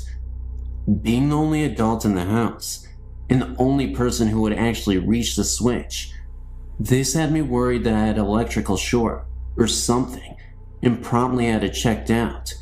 Nothing. Perfectly normal. Kitchen cabinet doors would be halfway open in the mornings when I awoke. I scolded my oldest daughter, 7 years at the time, for climbing the counters and getting snacks out, and she told me that she was asleep and she didn't do it. My youngest daughter, 2 years old at the time, was starting to make a habit of getting up in the middle of the night and getting into bed with me. Very unusual for her. She's a hard sleeper. At one point, I was having trouble sleeping, so much so, to the point I went to a doctor and got sleeping medication, all to no avail. I always woke up at 3 a.m. and had a difficult time getting back to sleep. Nothing worked until I rearranged my bedroom furniture and moved my bed from one end of the room to the other. Once, while my oldest daughter was visiting her grandmother overnight, myself and my youngest daughter decided to take a bubble bath together in the late evening. While we were in the tub, I heard jingle bells rattling around in the cup on a shelf not 5 feet from me. All of my windows were closed and no one else was in the house. Couldn't explain it at the time. After 3 years, I chose to move in with a man to a better neighborhood. My landlord chose that time to tell me the complete history of my apartment. He showed me the newspaper articles on what happened, and after reading all of them, I understood all. The ex climbed through the bathroom window and shot them both dead at 3 a.m. and took the child, which was sleeping between the two.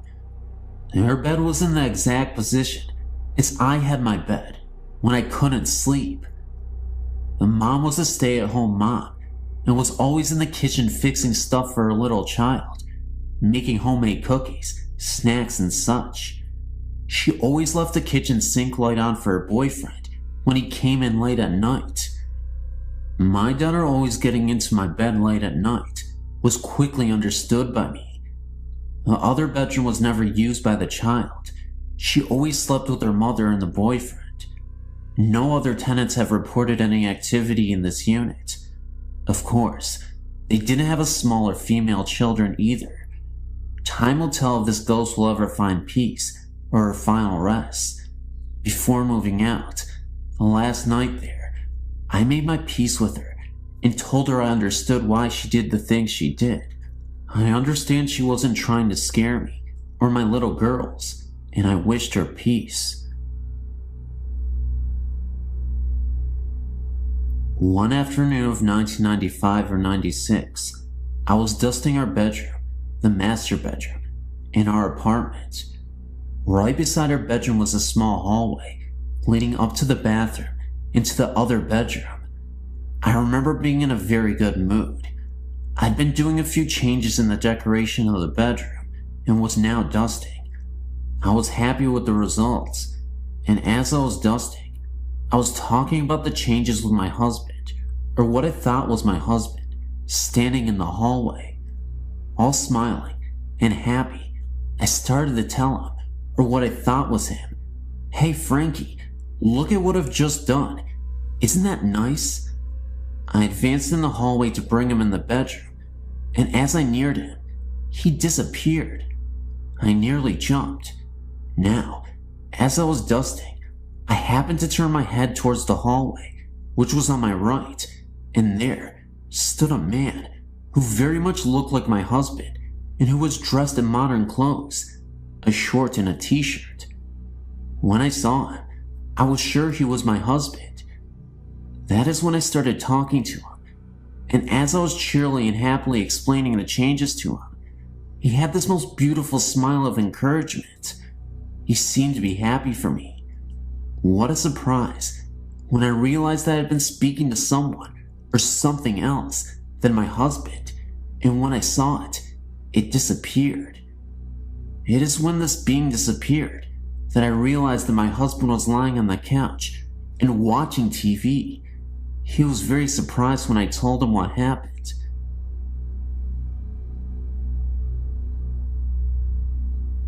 I live in Australia, and I've been seeing spirits ever since I was about 2 years old. My first experience was just after my grandmother's death. I was visiting her grave for the first time, and then all of a sudden, I started hearing voices. They were telling me to leave, that it was too dangerous for them and me if I stayed, that I had to run and never turn around. It is weird that I remember it, although my memory is not as clear as my mother's, but I remember most of the details. I know that this is pretty hard to believe, but I give you my word it is true.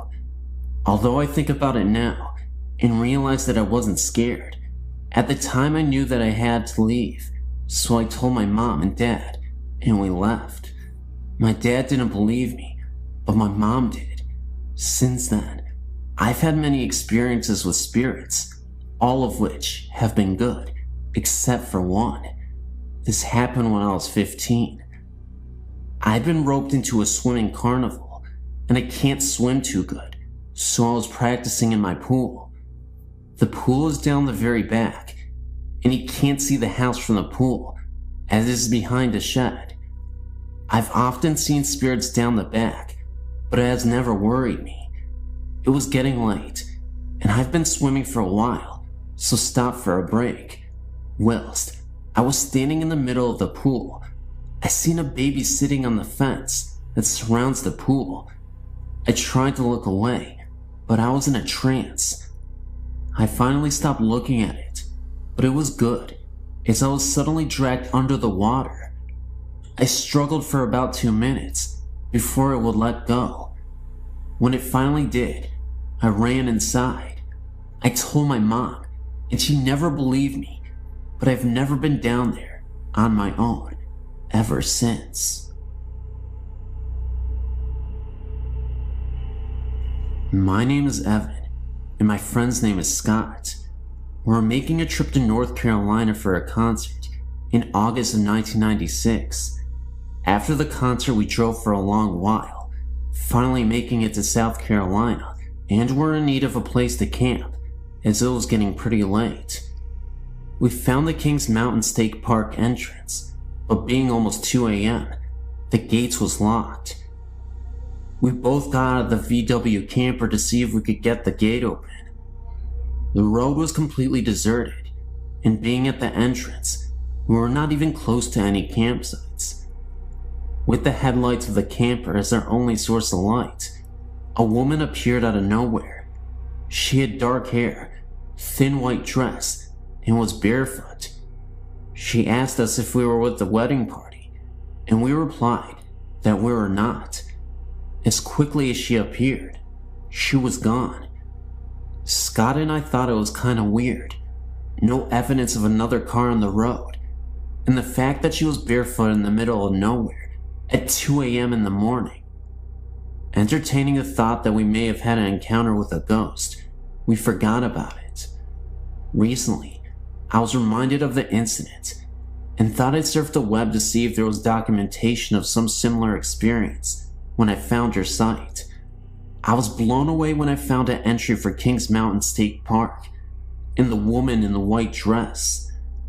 The entry said that she was murdered by the Klan for marrying a black man. I wonder if they were married right before the murder, and that's why she asked us if we were the wedding party. When I was 9 years old, we moved to a house in Brooklyn Park, Minnesota. My mom had just gotten remarried, so I now had a stepfather, whom I absolutely despised. About a year or so later, my dad started renovations on the house. We added almost half a house on.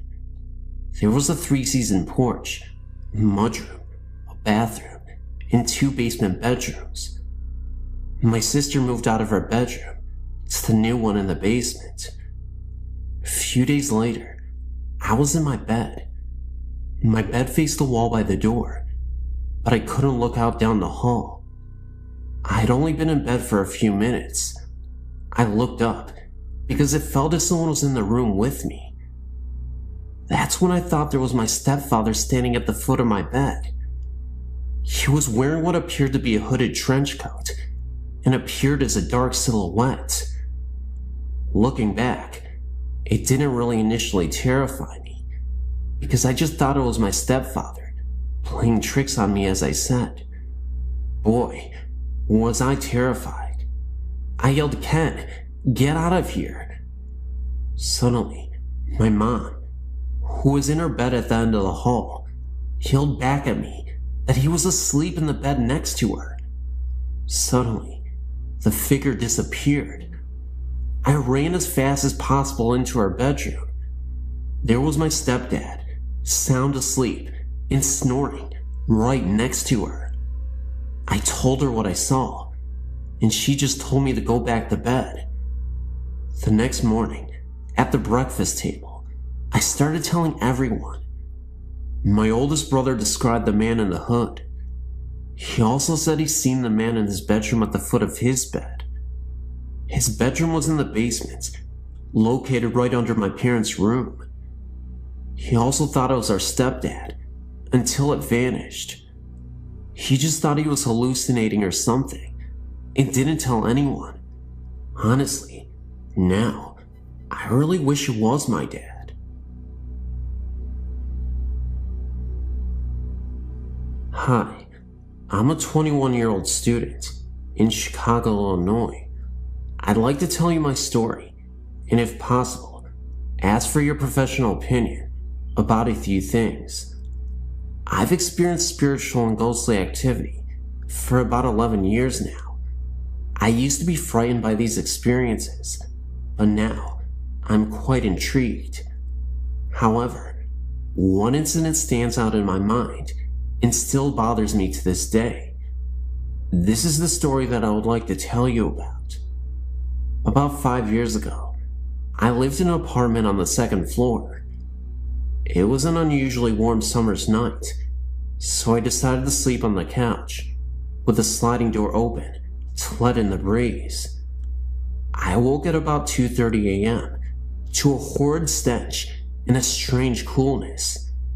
Confused, I looked around the living room. I looked then, and directly in front of myself, and I was lying on my right side, with my right arm tucked under my head as a pillow. And I saw a figure. I was frozen with fright as my eyes began to adjust to the darkness, and I saw the figure's face.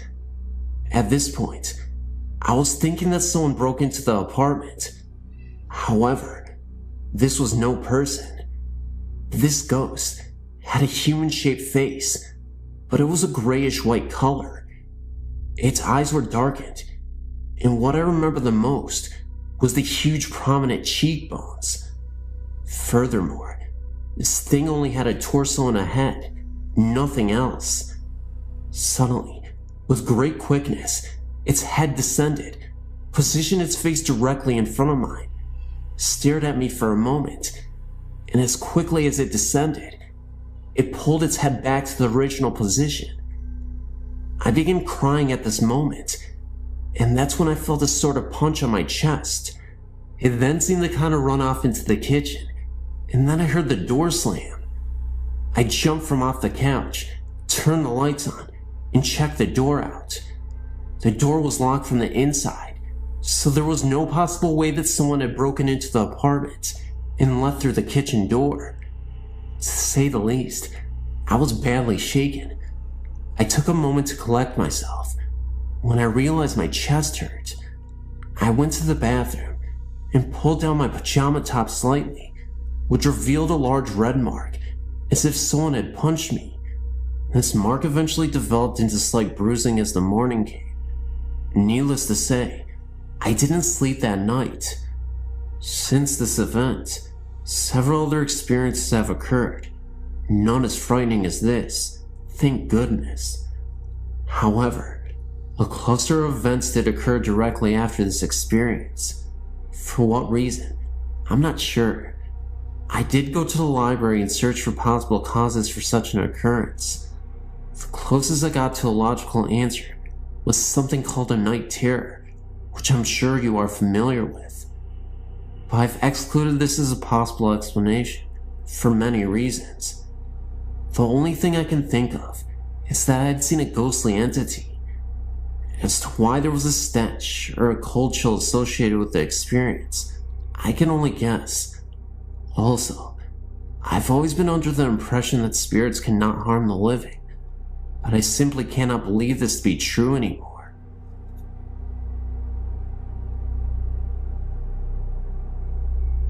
And this is an experience that I had when I was younger. It's a little short, but it remains my creepiest ghost story I've ever had. I had to have been 8 or 9 years old when it happened, and yes, it sounds a little corny, but it was truly an unforgettable and authentic experience. It happened to be dark and dreary on this night. It had been raining really hard, and I had no choice but to walk through the rain. The rain just kept pouring down, and all I could think about was how miserable I was from the rain, and just wanted to get to my friend's house faster.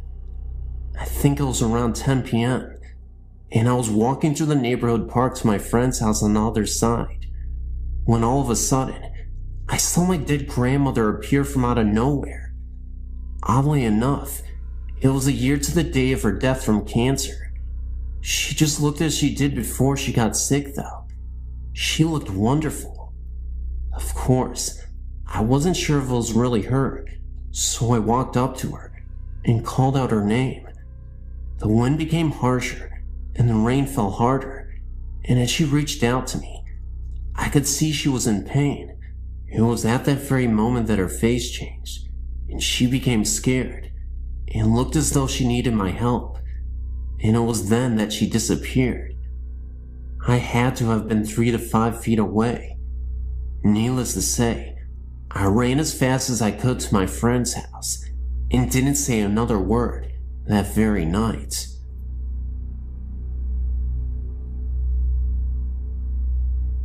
I was sent to live with my grandparents when I was 3 years old. I loved my grandpa with all my heart, and he and I became very close because he could not work due to a serious heart condition. We took wonderful care of each other. Even at the age of 5, I've always been very responsible due to my grandfather's ill health. One day, when I was 9, my grandma kept me home from school to look after Grandpa because he was not feeling well. About 9:30 that morning, he went to lay down because he said he did not feel well. I went in about 10:30 to take his temperature and discovered his fever to be 103.4. I rushed and called my grandma and mother immediately. In turn, my mother said she was going to call an ambulance, so I was to get Grandpa ready and wait for them. As I did this, my grandpa called me into his room and told me, "Pumpkin, I love you very much and you know this. Even though you are young and in time will forget different things about me, just always remember my love and the way you feel. I promise you this. I'll always be there with you, and you'll always be in my heart." I will always remember him saying this, because that was the last conversation he ever had. I never got to say goodbye, because he fell into a deep coma, and they wouldn't allow me into ICU to say goodbye. He then died on May 26, 1983, at 5:36 a.m. I know this for a fact, because he had given me his watch to hold on to while he was in the hospital, and it stopped at that very second that they pronounced his death. Now, while that is odd enough, The best part is yet to come. 3 weeks after my grandpa had passed away, my grandmother became very ill and was put into the hospital. So my sister, brother-in-law, and myself stayed out at my grandma's house. My sister had a cat that whenever someone came down the stairs, it would run to the basement door and cling to the screen to be let out. Well, one night, at about 11:30 p.m., the cat was sleeping with me on the couch in the basement when it jumped down and ran to the door to cling onto the screen, when all of a sudden, we heard footsteps. Now, the house is locked, my grandmother is in the hospital, and we are all in bed, downstairs. My brother-in-law grabs his baseball bat and tells us to call 911. At first I was very scared and was crying. And then they went upstairs. The footsteps stopped, and all of a sudden, my grandpa was standing in front of me, holding the note I had put in his pocket the day of the funeral. He had a tear in his eye and told me, not audibly, but I could see his lips move, that he loved me and would always be there with me. Ever since then, any major life event, graduation, marriage, the birth of my 2 children, anything, I felt this love at one time or another, and I felt a huge sense of calmness.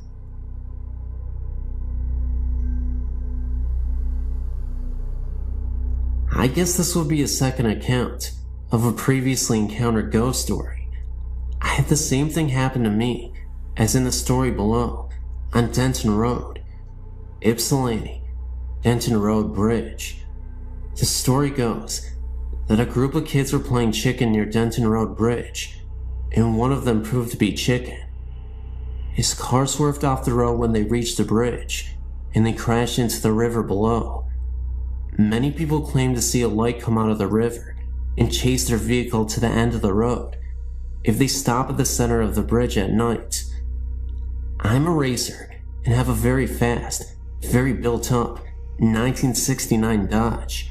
One stopped on this bridge simply because we were lost, and a pair of headlights came up the embankment and behind me and started coming up on me very fast. I thought some drunken redneck was out four-wheeling and was going to rear-end me. The car was in gear and running, so I simply stepped on the gas, and the headlights behind me pulled up within a few feet of my rear bumper. I floored it, and the light stayed right on my bumper. Couldn't see a thing behind me because the brights were on the car following me, and they were far brighter than any car I'd ever seen. I had the speedometer buried past 120 miles per hour, and they were 2 feet off of my bumper. I remember the red glare of the brake lights lighting up the road behind me some, and the moon was very bright that night, so I could see the way to the bridge practically, and there was not a car on the road. I was a little stunned, and almost lost the car at the turn. We went back to make sure that no one behind us had got into the ditch. Well, there was nothing. And then I got freaked. Made it back to Windsor in record time.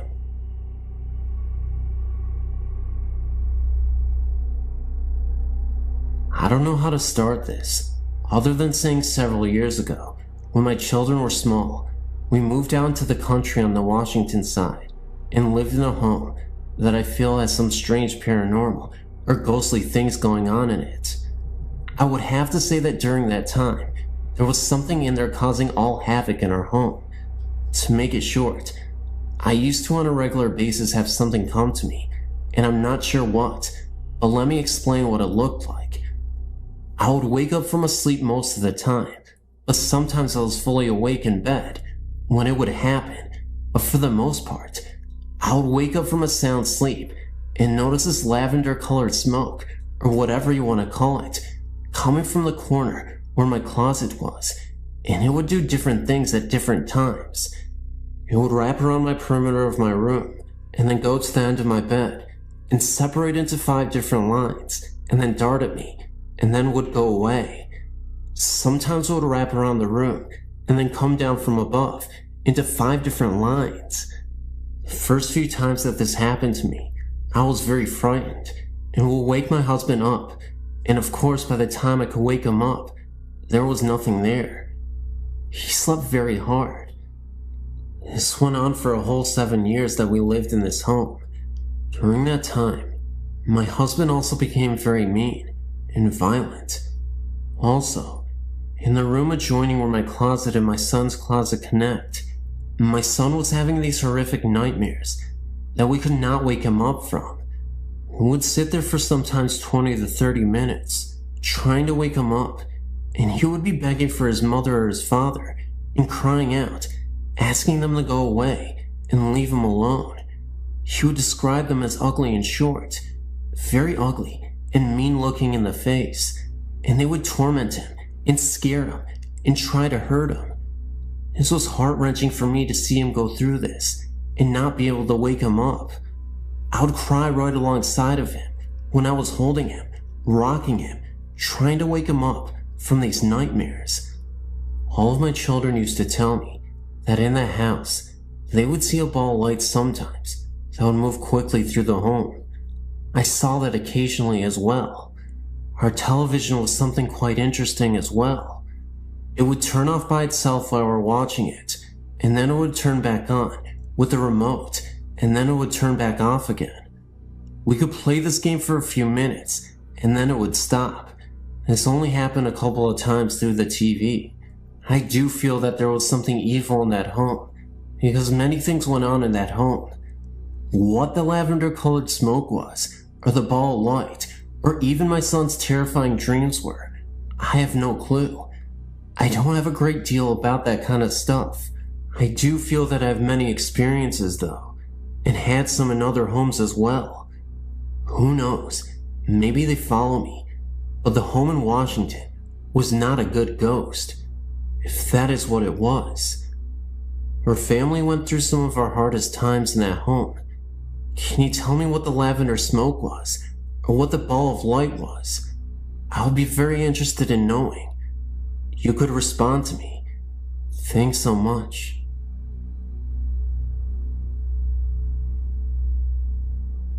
I'm from the Southern California area, so here's how it goes. I was born in the Los Angeles area, but my parents bought a brand new home in the Orange County area. The city of La Palma, to be exact. The house was located on some ranch of some sort, because our backyard faced a very large open but fenced field, with some cattle roaming around in it. Mind you, these are tract homes, as we know it today, and at the time, it seemed like we were living in the boondocks. I mean, looking back at it now, it was a rather very lonely area, but it all had these new tract homes. You know, one supermarket, one library, one hospital, fire station, and police station. You get the idea. What the funny thing was, we were only 4 blocks west of Knott's Berry Farm. That is, if you stand at the main entrance, as you get closer to the park. Anyway, the house was well built, new carpet, plumbing, the whole works with upgrades. But on some occasions, I was very scared downstairs in the family room. I was even scared in my own bedroom. I mean, my room looked like a toy room display, so there was no reason for me to get scared just out of the blue. I mean, I was playing in my room, and it seemed as if evil walked in the room. I got this incredible feeling of hate towards me, as if I shouldn't have been there. It's happened to me several times in the house, and at 7 years of age, I didn't know anything about the supernatural or paranormal activity. Another occasion was during a Saturday afternoon. My mother and I were upstairs, and suddenly, we heard this slamming and crashing noise, and as we came down the stairs, we saw in the living room my mom's favorite painting smashed on the floor. It looked as if someone broke it in anger. I mean, the frame was just trashed, and the small pictures around the one that got smashed were perfectly hanging straight. The ghost made itself seen again in the late afternoon. This time, my mom was doing some house cleaning, and as she turned to one side, she looked up towards the stairs, and she saw a man wearing a white cream-colored suit in pristine condition, except he didn't have a head. No Hollywood genre or anything like that. I saw the same thing myself. This time, I saw him at night, at the end of the hallway. This was very real and very scary. Another time, as I would sleep at night, the beds were occasionally kicked very hard. Also in the master bedroom, the sliding glass mirror doors were slamming back and forth, and the dresser drawers were also slamming in and out as well. All these things would happen separately from each other on different occasions. The main boulevard is La Palma Avenue, and the street of the house is Comstock Circle. We lived there from 1970 to 1975, my parents and I. And that is the most scary and terrifying ghost story I have. Thanks for listening. I had recently sent a story about my grandfather visiting me about a week after his death. Well, that was one of the more comforting things that has happened to me. The next story I'm about to submit actually happened as a dream, but to this day, I feel a very strong connection with it. It all happened about 6 years ago. A 10-year-old girl mysteriously vanished from a sleepover at her friend's house. I never met this girl, and although we only shared the same first name, I had several odd dreams about her after her disappearance. One day, about 1 week after the child turned up missing, I woke up early one morning to go to work. It wasn't like any day though. I woke up feeling very sad and upset. I didn't have any idea why I was feeling like this, but something just wasn't right. So, I continued to get ready for work. When I got there, I still had this bizarre feeling that something big was about to unfold. About an hour into my long workday, I forgot about the feeling and went on with my day. A woman I work with came into work about an hour later and then asked me, "Did you hear they found the missing girl?" All of a sudden this feeling came back. I said yes. They found her in a dumpster wearing her blue nightgown. She replied, "Then did you hear?" I then started to cry uncontrollably and said no. She, the young girl, came to me in my dreams and showed me where she was and told me that I no longer had to play with her because it was time to move on and now she could rest in peace. The woman just looked at me in disbelief and really didn't know what to say, and neither did I. I then realized this poor young soul felt compelled to have someone to be with her. Why she chose me, I will never know. Again, we did share the same first name, but other than that, I cannot explain what happened. Most people I tell this story to have a tendency of just looking at me with an odd expression on their face, but I too believe that it was all just more than a dream. I've never seen any ghosts or had any sort of experiences with the supernatural, but my friend, Amber, has. She was friends with this guy named Seth, whose mother was my high school coach. She was telling me about this house Seth's parents bought in Monticello, Florida, about 45 minutes away from where we live. It was a real old house with lots of land around it. This house is a weekend house for Seth's family. One day, Amber was invited to spend the weekend with them. She told me that on the way up there, they tried to warn her not to get scared because there were ghosts there. She thought they were pulling her leg and was laughing and playing along. When they got there, Amber was impressed with the 2-story wooden house. It was built in some old style from the 1800s, apparently. She walked upstairs to her room for the weekend and was given a tour of the house. Upon entering one room, she smelled something sour and bitter. It was right beneath the attic. She couldn't describe it to me, but let me know it wasn't pleasant. Then, she was led to the attic, supposedly the most haunted room. There were old rusted chains and shackles attached to the walls. A long time ago, a slave owner owned this home. The slaves would be punished by whipping and being shackled in the attic with no food and water for several days. Amber said she had no eerie feeling and didn't see anything out of ordinary. Later on that night, Seth and Amber were staying up late and playing games. They dared each other to go up to the attic, knowing the stories behind the deaths of slaves in the attics. When they went up the stairs and turned on the lights, they smelled that sour and metallic smell and saw dark stains on the floor that wasn't there previously. Amber said she had never been so scared in her entire life. She thought her heart was going to stop beating because it was beating so fast and hard. She and Seth went downstairs, wasting no time at all. Amber couldn't sleep at night because she was certain she could hear the groans and cracking. The next day, Amber came straight home and refused to come back to the house again. I talked later on with Seth's mother, my high school coach, and she said it was true. She gave more stories about how she'd find things moving or missing, how she smelled cigar smoke when no one smoked. She told me how she would come home at night and all the lights would be on in the house. She told me she had not seen any ghosts or even felt threatened.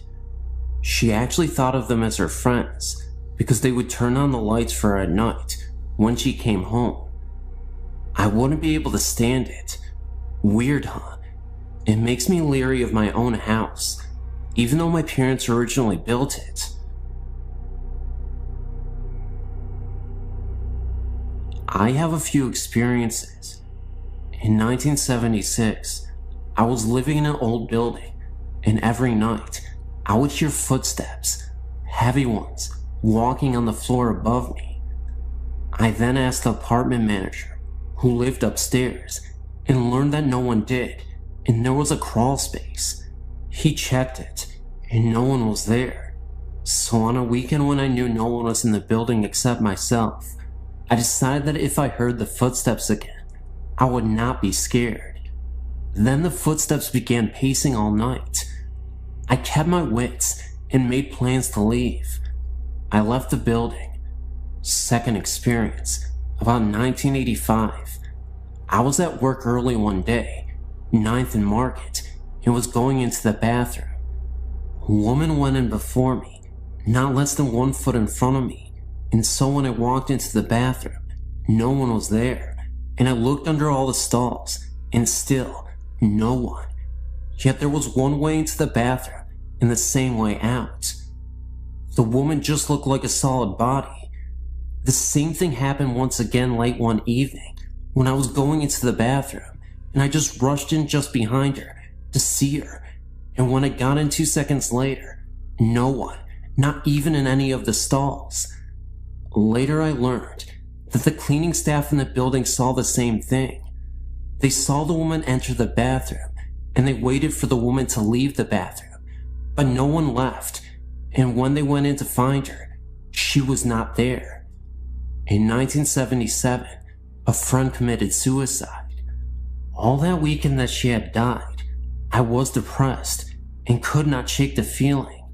Then on Monday, I went to my university library, and as I sat there trying to read late in the morning, I hear that someone yelled in my ear, except it penetrated my body, that Holly committed suicide. I jumped and looked around, but people were quiet, and no one was saying anything, and I thought, where did I hear that? And I must be thinking negatively. I became uncomfortable and left the library to shop. When I returned at about 6 p.m. to read, a woman came up to me and said, "We're looking for you this morning. We're talking about you and wanted to tell you that Holly committed suicide." I said, "So this is true what I heard?" I was told to call Holly's husband, and he verified it and said he searched for me the whole entire weekend. The next day, a strange thing happened. In my grief, I meandered my way to work in a different direction, passing a funeral home where I noticed a coffin in a hearse, and my heart and love went out to it. Then, after I got to work, I checked the obituaries for the funeral home where Holly was. It was the same place I passed that very morning, and so I invited a friend to come with me to pay my last respects to Holly at noon. I met my friend at the funeral home, and we were told that Holly had been sent out that morning for cremation. She had been the only one sent out, and she was in that coffin in the morning in that hearse that I passed on my way to work earlier. In 1982, when my father died, I woke earlier in the morning and was calm. Then my mother called to tell me he died. Everyone in my family woke up, and my mother got out of bed, sat by the phone, then it rang, and she got the word. At this time, I could hear people cry. Only the sound came from their body, and not their mouth. My brother was in a deep grief, and not crying out loud, but I could hear his spirit cry, and he just had a sad look. In 1992, my mother was very ill and in a rehab center. I did not like staying in her house because I thought it was haunted. On this particular morning, it was 5 a.m., and I was typing and printing a letter on the computer.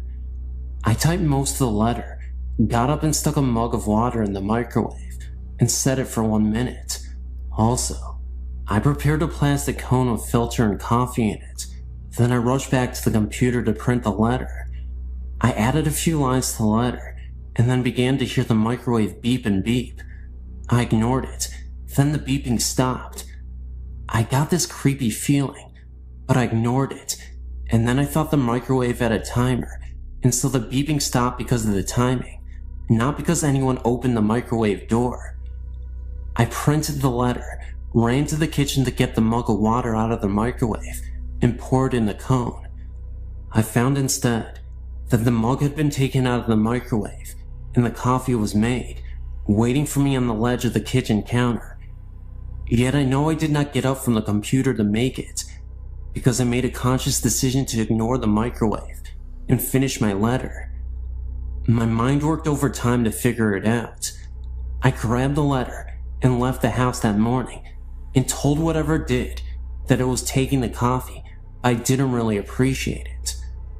Other things happened, like the rustling of papers when I was trying to sleep, etc., and I had to leave the house. Sometimes, I've heard other people think that they were not directing their thoughts to me, as what happens with schizophrenics. Enough for now.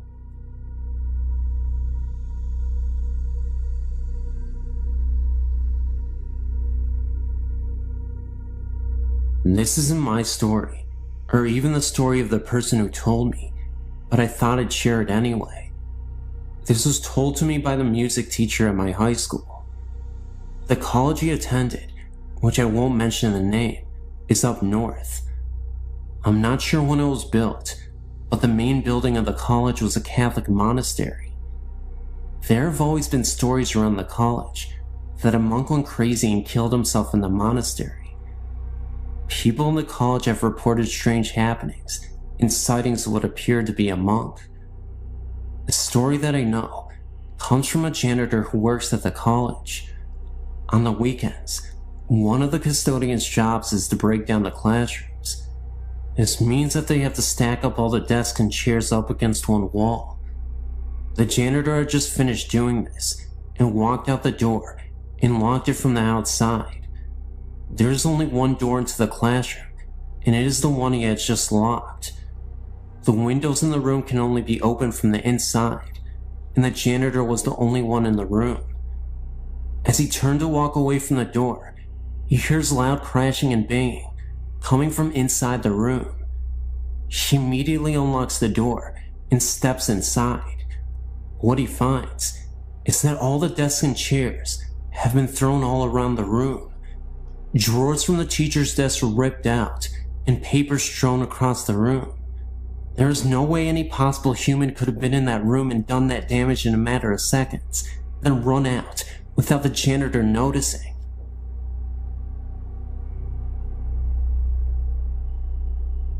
As I was reading your website, I was recalling my own happenings. None were ever harmful to me, but I do sleep with the light on most of the time. I believe I have a following, whether it be the same ghost or if I have some attraction for them. It started when I was about 4 years old. I had this imaginary friend. I named him Jingles. From what I am told, I do not recall any part of Jingles other than what I was told by my family. I made my friend Jingles so believable that everyone in my family actually started to believe there really was someone named Jingles. I would talk to him, play with him, and of course, if anything was broken or stolen, Jingles did it. If I was good and got a treat, Jingles had to get one too. Jingles remained my friend until I reached first grade and moved to a new home. While in the kitchen with my sisters and mother, a man's voice from the woods called my name. I was about 8 years old then. We all froze with our mouths dropped to the floor and our hearts racing. All 4 of us could not have imagined that someone called our name. I was young, so my mother made a joke about it, and it was forgotten. Throughout my childhood, strange things happened in this house. Images were seen out of the corner of my eye and my family's eyes, but we would just chalk it up to our imaginations. Certain toys would flip in the air, stuff like that. I was scared for the moment, but never afraid to be in the house. Over the years, we have found what I believe to be cow skulls in the backyard. 2 were found, but no one in the street has any cows. We don't know where they came from. This house that I lived in as a child eventually became my home. My sister lived in the in-law apartment below me. She would always ask me what I was doing up there, because she would always, even when I wasn't home, hear jumping and walking around. What makes this so strange is that once I moved out of the house, the noises stopped. After moving out of my parents' house and into my own home about 9 months ago, there seems to be extra guests. I hear voices, but can't make out what they are saying. I often hear a muffled radio sound. I hear running water. The house is always making house noises, but around 4 to 5 a.m., the noises stop and the house is dead silent. Often a cool breeze would find me, even when there is no wind. I can't explain the feeling that I'm not alone. My children, 9 years old and 8 years old, keep saying that they want to move because they think the house is haunted. I don't think moving is going to solve that problem. A little background on the house I own. It is 30 years old in a waterfront property. I found out that the owner of the home died of cancer, not in the house, but has died. There have been 11 deaths around the lake, and they've all died of the same cancer.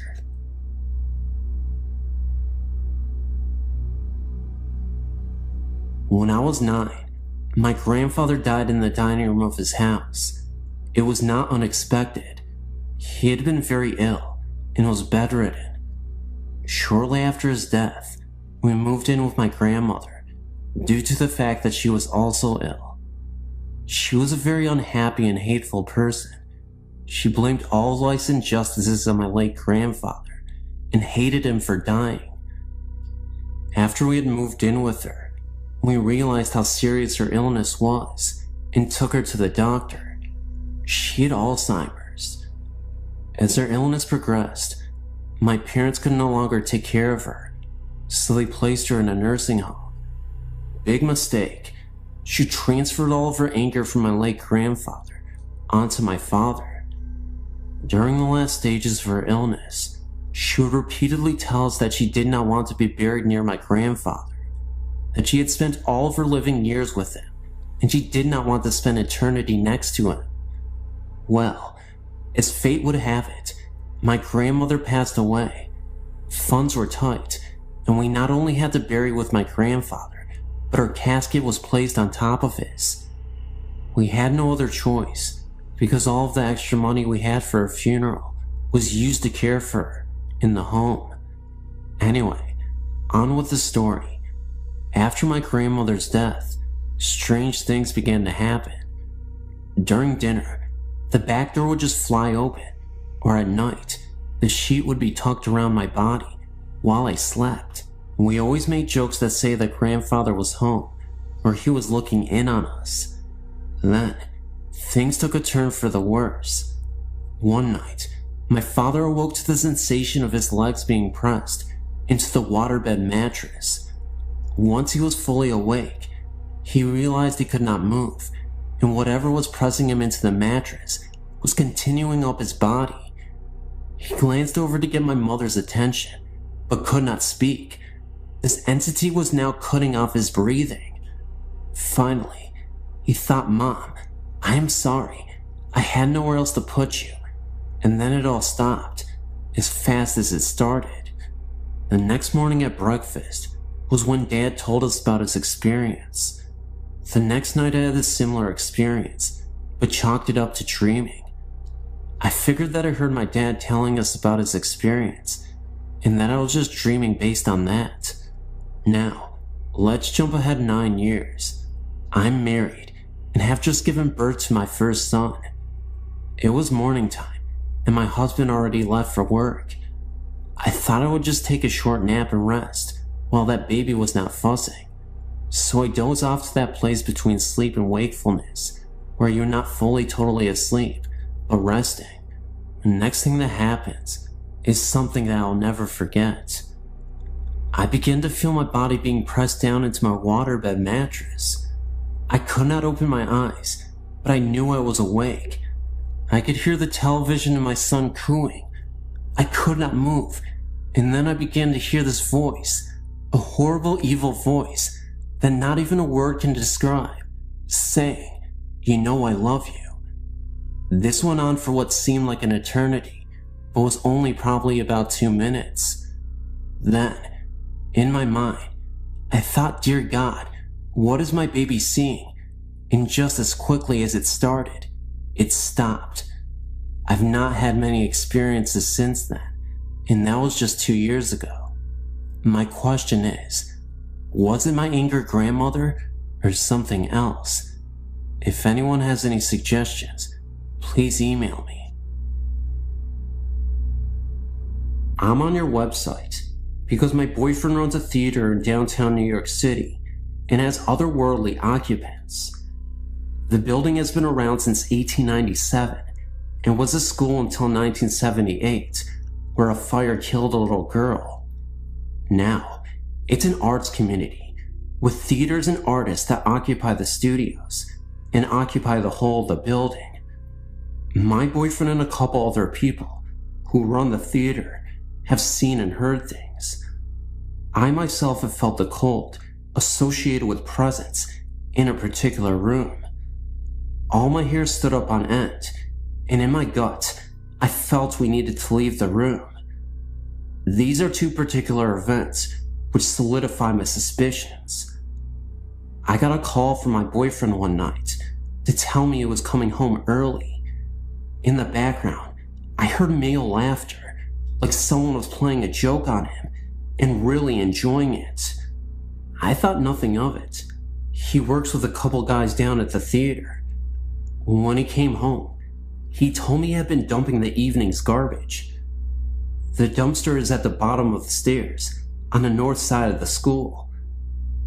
As he was going down the stairs, he saw a figure cut across the room at the bottom of the stairs.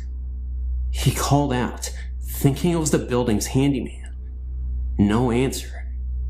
He reached the bottom of the stairs and deposited the garbage bag and headed back up the stairs to get the other bag of garbage.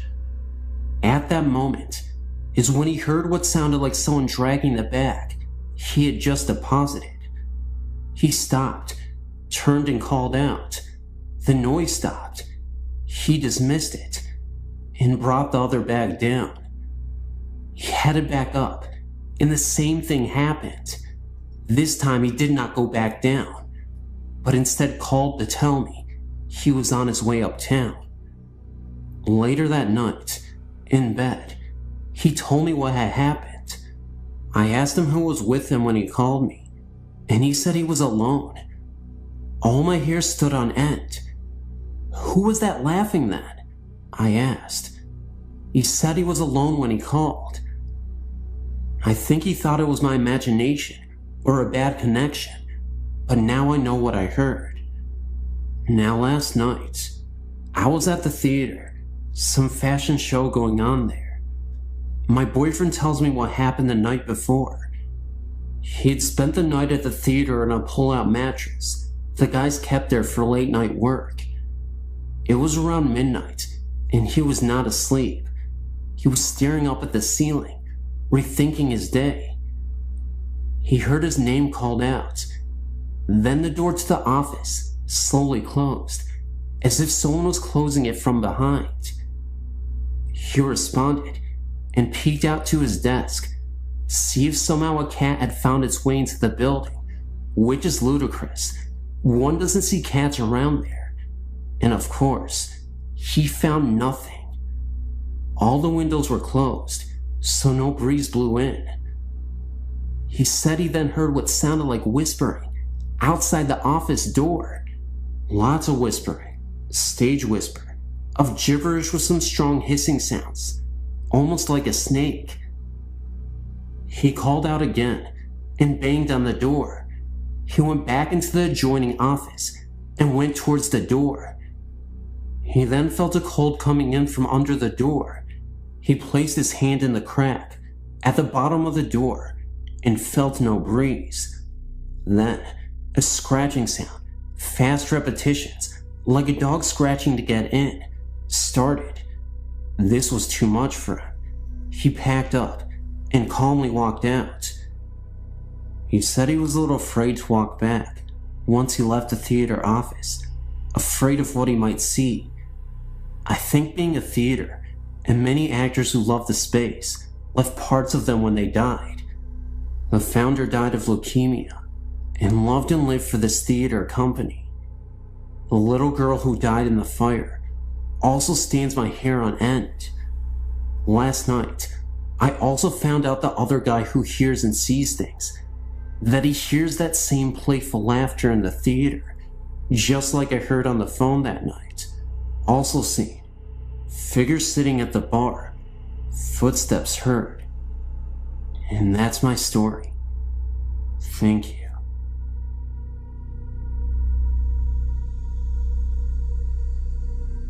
Hello.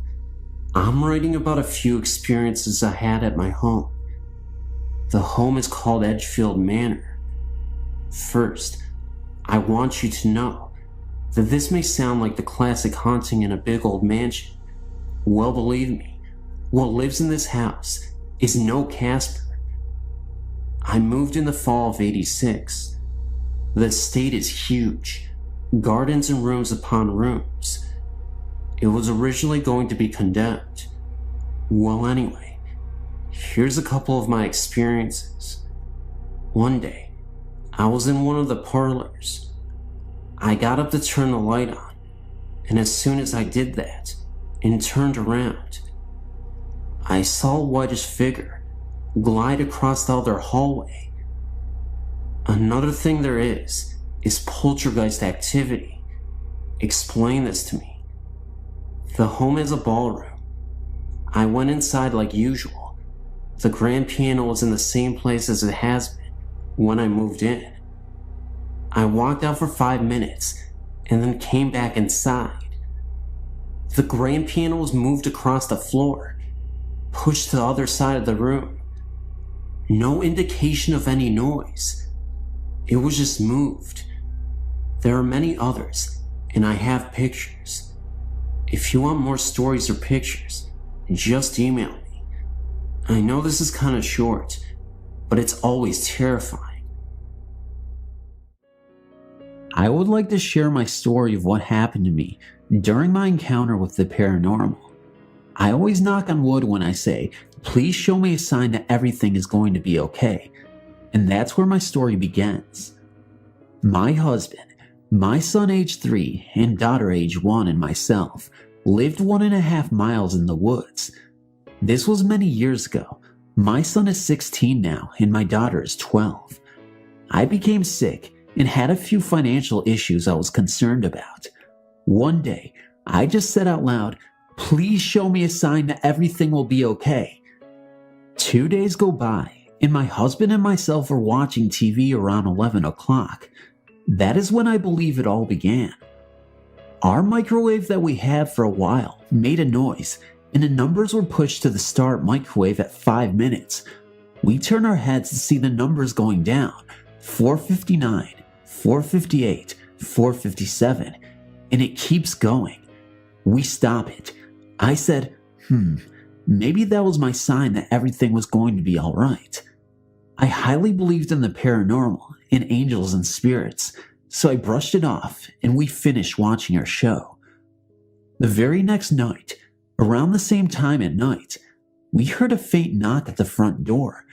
Mind you, our closest neighbor was 1.5 miles away. Who was knocking at our door at 11 o'clock at night? My husband gets up and opens the door, and no one was there. He walked outside, all around the house, and no one was outside. Our kids was sleeping during these two events. It began happening more and more. Weird noises, lights turning on and off, and then I seen it for the very first time. I was taking a shower in a stand-up shower. The glass was shaded a bit white, but you could still see out of the glass. I turned around to rinse my hair out and seen a man holding his hands next to his eyes, looking into the shower on the glass, as he would look as if you were looking into a window. I screamed so loud, I was shaking. My husband had no clue what was wrong. He came running in, and I told him what happened, and I stood there with the shower door open and asked him to stand there and let me get the soap out of my hair. I was so afraid. That night went by, and I wouldn't leave my husband's side. Days were going by, and everything was still for a few days. We had a stereo that was hooked up to surround sound in our living room, and the volume button was a huge circle you turn up or down to control the volume. We were watching TV again one night and watched the circle on the stereo move, and the volume went way up. My husband yelled, "Okay, that's enough," and we watched it move back down. It would turn up while I was on the phone, or if we were outside, we could hear it inside. I still have the same stereo to this day, and it has never done it again after those events occurred. I would smell a man's cologne that was very strong at times. It would come for a few seconds and then go. So I went to look and make sure one of my little ones didn't break a bottle of my husband's cologne somewhere, but nothing. Time kept going by, and again, one night, while we were sleeping, I woke up to use the restroom to see a shadow standing by my husband's knees on his side of the bed. I was so scared, I pulled the blanket up over my eyes and prayed for whatever it was to go away. It seemed as time would go by, things were becoming more of an issue. I would feel cold touches on my back, and no one was there. I was so afraid during the days I would go visit my mother when my husband was working, because I didn't want to be left at home alone with the kids and whatever it was at my house. I got Bibles and opened a Bible in each room and had it laying there and would read a verse each day. Then it seemed as time went by, it was slowly beginning to stop. I'd ask for whatever was there to please leave. It finally stopped, and things were going back to normal, and I did research on the land to see if something was wrong with the property. Coming across a ton of research, I found out that in the back part of our marked land, a man was killed in a hunting accident. I froze and could not believe it. So, to this day I say, if you do not believe, you have not had it happen to you. After 4 years, I ended up having another child. He was 4 years old, and my mother passed away. My mother believed in the paranormal very much so, and was just as interested in it as I was. My family was totally lost without her, so my family moved in with my father into the house that I grew up in, and my mother passed away in. I remember having a conversation with my mom saying to her, "If something happens to you, please let me know you're okay." She was very sick and was on dialysis and wasn't doing very well. She laughed and told me she would. She passed away on a Monday, and I believe I got my first sign from her on a Wednesday. I was at the doctor's and received a ticket with the number 21 on it. That was the day she passed away. Leaving the doctor's, her song was on the car on the radio, and I came to a red light and the car in front of me had a sticker on it that said, "In memory of Mom." Right then and there, I cried and knew she was okay. What were the chances of me being behind that car at that moment? Very odd. We are living in my parents' house to this day. My father moved into a smaller house, and odd things started happening here. I would see a shadow walking up and down the hall. I would see a shadow in the kitchen, and see it in all the spots she would be when she was here. My little one grew up and was 3 years old when he started to tell me he was seeing May May in the house. That was what my other 2 kids called my mom when she was here. He didn't know who she was. He was only 4 months old when she passed. He's 8 years old now and still sees her and tells me what she says. He has validated things that only my mother and myself knew. So I knew my little one was seeing her. I believed it. So I tell him not to be afraid of her. She is here to visit, to look after him and his brother and sister. There are many, many more stories I can share about my child when it comes to our house now, but I can share that at another time. I used to be afraid, but I'm much better now. I have an angel looking over my family.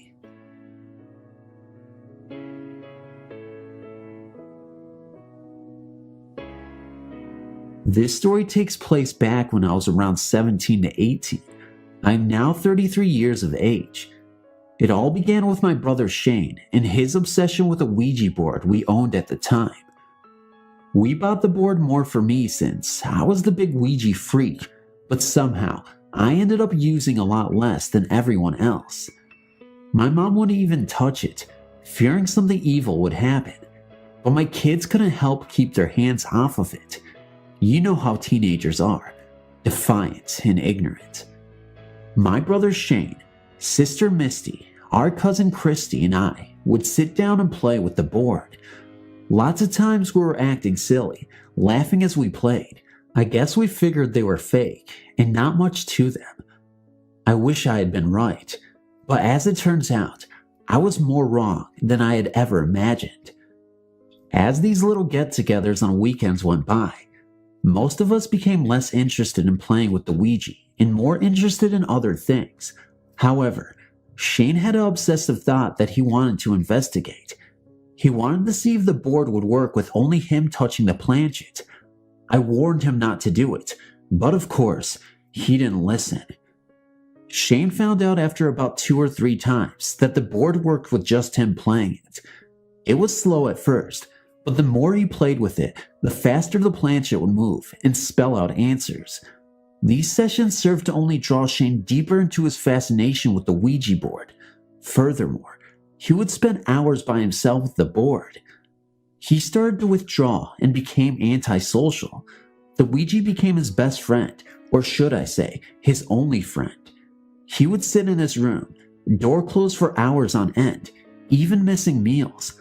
Only one thing mattered in his life, the Ouija board. We tried talking to Shane, telling him to put away the board and come out and hang out with us.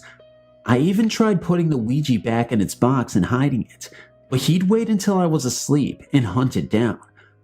My mom threatened to burn it if he didn't stop playing with the Ouija, but he was undaunted. Up until this point, it was still just a game to me, albeit a game that my brother was obsessed with.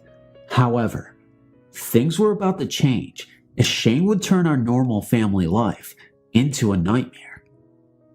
It began with him saying that he could see a woman in white moving around the house, especially at night. He said the woman spoke to him and she would tell him things. We asked him about the conversations, and he would only say that the woman was disappointed or angry at such and such. He saw her as a friend until the night she appeared, looking like she was ready to hurt someone. At that point, I was very jittery and threatening to burn the board myself. Whatever spirit Shane was talking to from the Ouija was obviously playing with his head and starting to show itself in our home. The problems began to escalate on the night my brother told me that he had dreams of killing us and was contemplating actually following through with it. I told my mom, and we started locking our bedroom doors at night. It was then when we heard the knocking began. We started hearing knocking on the windows and doors late at night. It was as if someone was beating the heck out of the front door. I started praying until it would stop. The next time, the Ouija spirit appeared as a man. It began with a faint whistling, like someone whistling a song. Of course, we all checked with each other, and nobody in the house was whistling. At night, it would get louder and louder. I could now distinguish that it was definitely a man. In fact, we began to call him Mr. Whistleman. We had told a few close friends, but no one really believed us. That is, until the night my friend Jill was over and experienced what we had been dealing with. Jill was so freaked out that she made me sit up all night with her until her dad could pick her up the next morning. We couldn't get away from Mr. Whistleman, as he even followed us on vacation. As I discussed the problems with Shane in what I thought was a safe haven, it was Mr. Whistleman who heard us talking about him, and suddenly we'd hear all the whistling. Our nerves were constantly on edge at home, and the tension was so thick that even a sword couldn't have cut it. The constant knocking, as well as the whistling and Shane's weird moods, were wearing on the rest of my family. My mother and I decided that we had enough, and were positive that the root of the problem was the Ouija board. We agreed that it felt as though the problems were escalating, and as soon as it would be an all-out war, but at the moment, neither of us saw any light at the end of the tunnel. Strangely enough, it was soon after that discussion that the Ouija board spirit turned into some sort of poltergeist.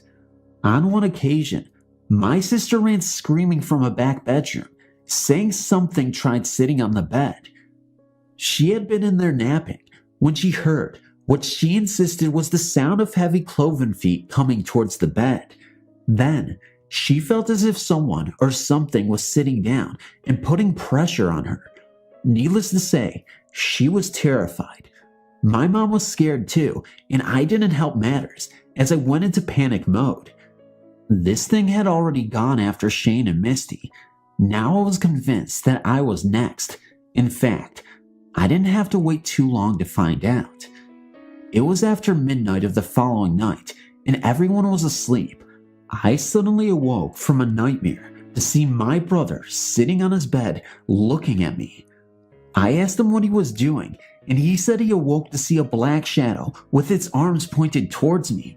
Apparently, it was then when the shadow noticed him and vanished. So many questions raced through my mind as I struggled to make sense of it all. What was this thing? Why was it after me and my family? Was this ever going to end? It felt as if the spirit was playing with us, like we were its personal toys. It would appear without warning and take on various forms.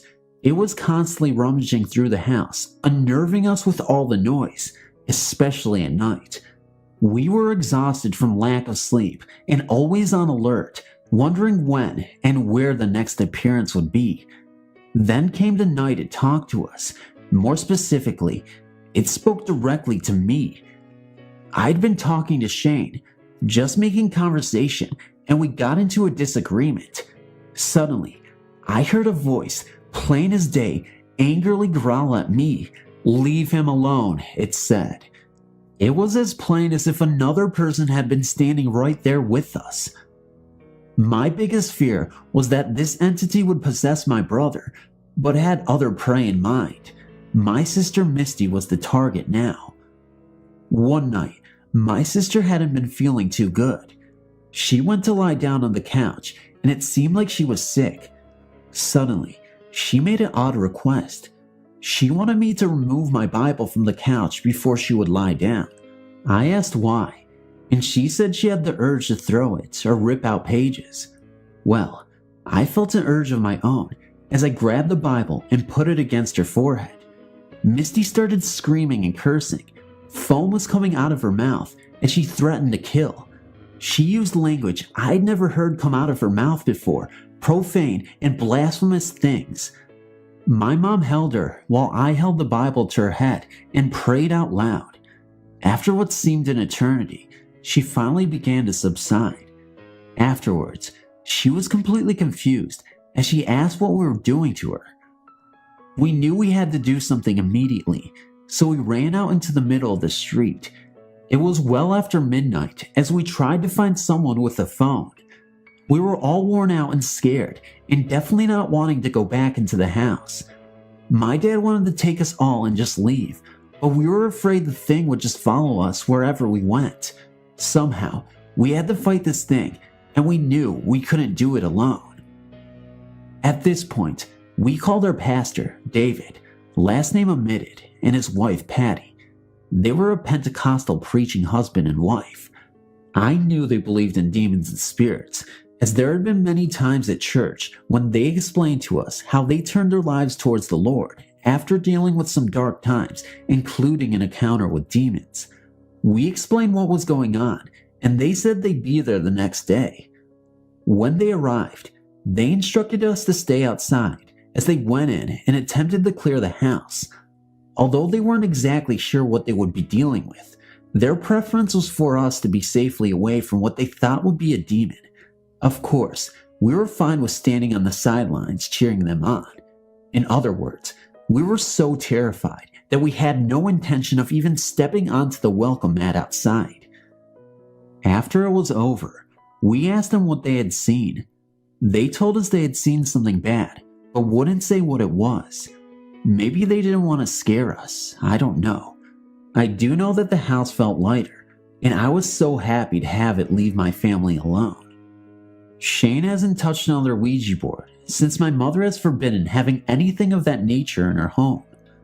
To this day, I still wonder about that experience, and if we all are truly safe from the evil that presides within the Ouija board.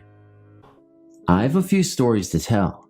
Some my father told me, one is my own true account, but this one was told to me by my fiance, and it kept me up for a long time that night after I heard this.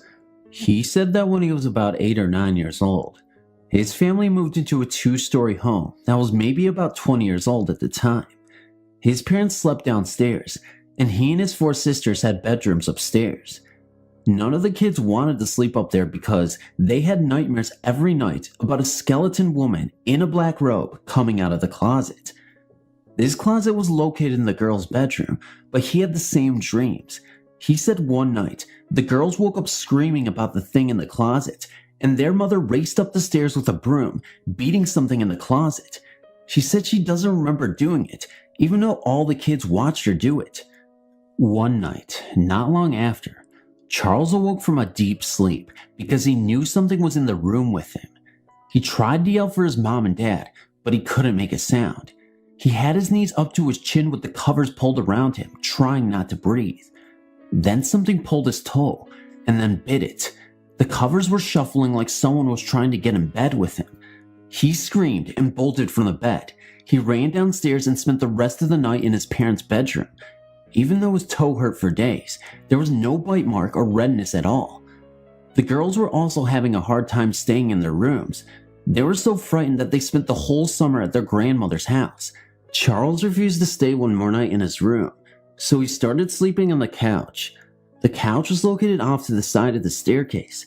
He thought he would be safer if he was downstairs until one night.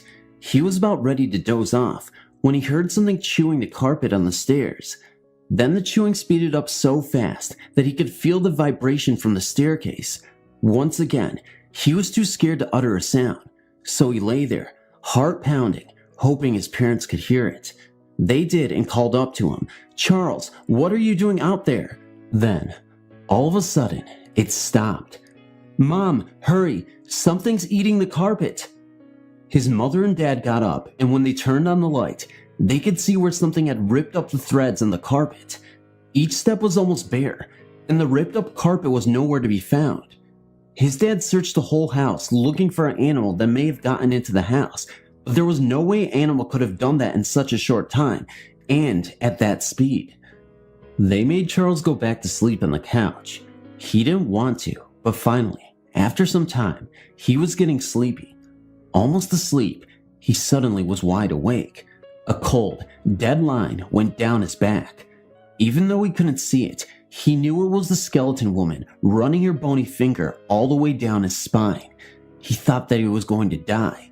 He said he wanted to die because he wouldn't be afraid anymore. He made it through that night and ended up going to his grandma's house too. His parents said they were going to try sleeping upstairs, but it didn't last long. After about 3 months, they moved away.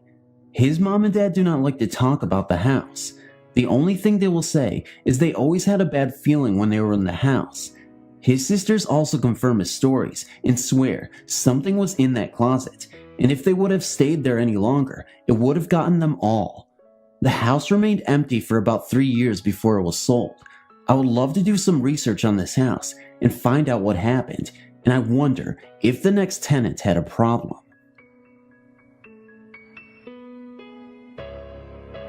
Okay, here's a theater story for you. Many theaters have ghosts. There's so many ghosts that most actors don't even bother to ask if another actor's theater has a ghost, but rather, who is their ghost and how did they get it? My college has the ghost of a former student who used to spend a great deal of time in the theater, even sleeping in the green room from time to time. One day the student, Bill, died in an accident, but he returned to the theater. He's a very nice ghost who will only show up when a show is going well and the cast gets along.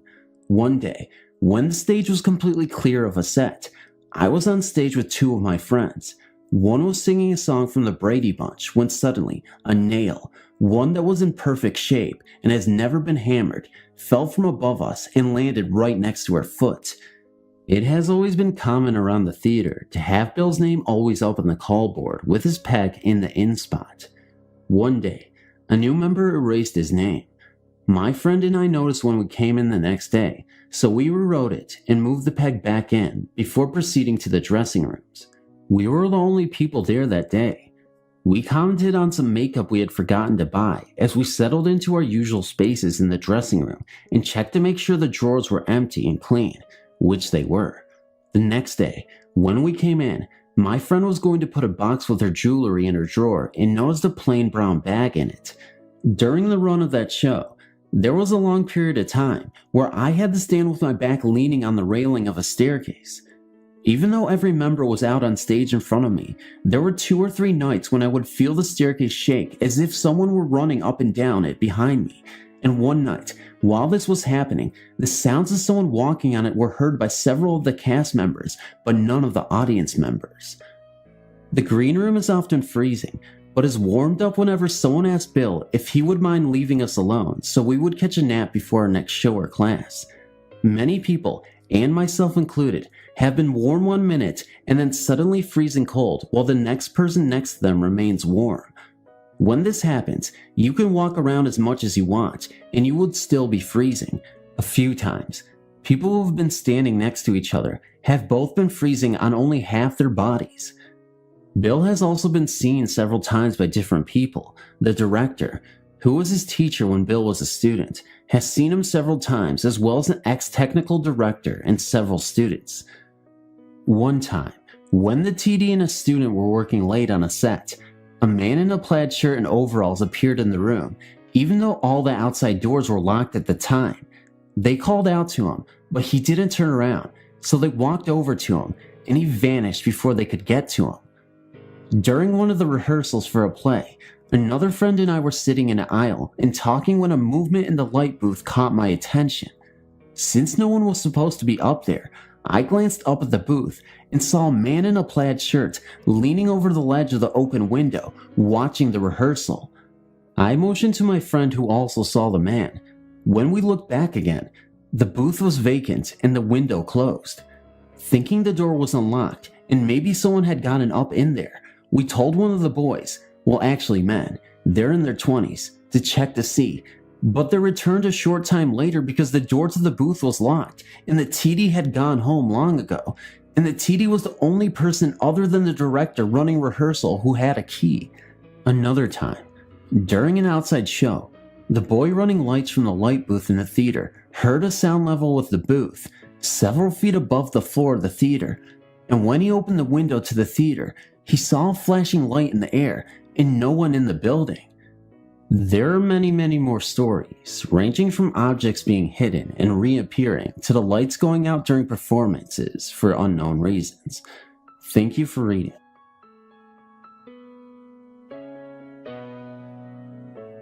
Working for a distribution company in Surrey, England, I used to work nights, finishing about 2 or 3 o'clock in the morning. There were 2 routes I could take to walk home, the quickest of which is across Mitcham Common, which I elected to take on this particular occasion. I never feared walking across the common and was a skeptic when it came to believing in ghosts and such like. However, I will never forget my experience. As I had just passed the 7 islands, a group of large ponds in the common with, surprisingly enough, 7 islands, I heard a sound coming towards me which resembled wheels traveling across the grass. I was right, it was just a cyclist. What concerns me was that he was riding his bicycle at the time in the morning, particularly since this boy was only about 7 or 8 years of age. This in itself did not frighten me as such, until I noticed him with a fixed gaze on me. Even as the bike had gone past me, I turned around and noticed that he was still staring at me, now looking over his shoulder as he continued to cycle forwards. How could he control the bicycle like this? As my mind asked more and more questions, what followed really scared the life out of me. The boy on the bicycle, still staring at me over his shoulder, continued to carry on cycling, but across the water. The bike was on the surface of the water, and there was now no sound of the chain or the wheels turning, just silence, and the boy, wearing all white, continuing across the ponds and into the distance. I ran home, and could not stop thinking about this incident for weeks. My mind started working overtime. Had a young boy drowned there? Perhaps after cycling on ice which had broken? I never did research this for fear of what I might discover. When I was just 7 years old, we moved into the house on the corner of Elm and 3rd Street. It was a rather large Victorian home, built in the 1830s by the first undertaker in the town, and it was also the second oldest building in town. From the outside, it seemed kind of small, but once you were inside, there was an endless possibility of rooms to explore, both upstairs and down. Across the street was the oldest graveyard in town, and the oldest church, the stately Primitive Baptist Church, built in the 1850s. The second we stepped inside our new home, bags in hand and marveling at the beautiful rooms, I began to notice a really strange feeling. Everywhere we went was as if someone was behind me, curiously inspecting their weird new guests. It didn't seem unfriendly, so I just tried to let it pass, but the presence got stronger and stronger as we mounted the steps to the 2nd floor. I noticed the odd presence the most in the master bedroom, the room that had once housed a large pool table, and a little girl's bedroom. Most of the old furnishings were still in the house, so her room still had many dolls, and an old iron bed complete with mattresses. The presence was especially strong when we went up and down the many steps in the house. It was as if the spirit, or whatever it was following us up the steps very, very closely. It was odd.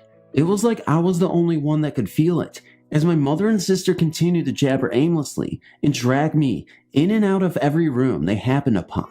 When we came back the 2nd day, it was just me and my mother, and I begged to be able to stay downstairs so I wouldn't have to encounter the strange things upstairs. She agreed, but thought I was making this whole thing up since I was so little. I stayed downstairs in the living room, which seemed alright. However, when I sat in the large picture window that overlooked the garden, I began to feel it again. This time, it was stronger than before. It was like something or someone was standing outside in the garden, looking in at me. It was so strong that I jumped up and started crying and screaming for my mother, and she quickly came downstairs. I persuaded her to take me back to the apartment, that I wasn't feeling well, and we did. The first night that we slept in the house was a week later. The old owners had come by and had given us the key and joked a while about us buying the house.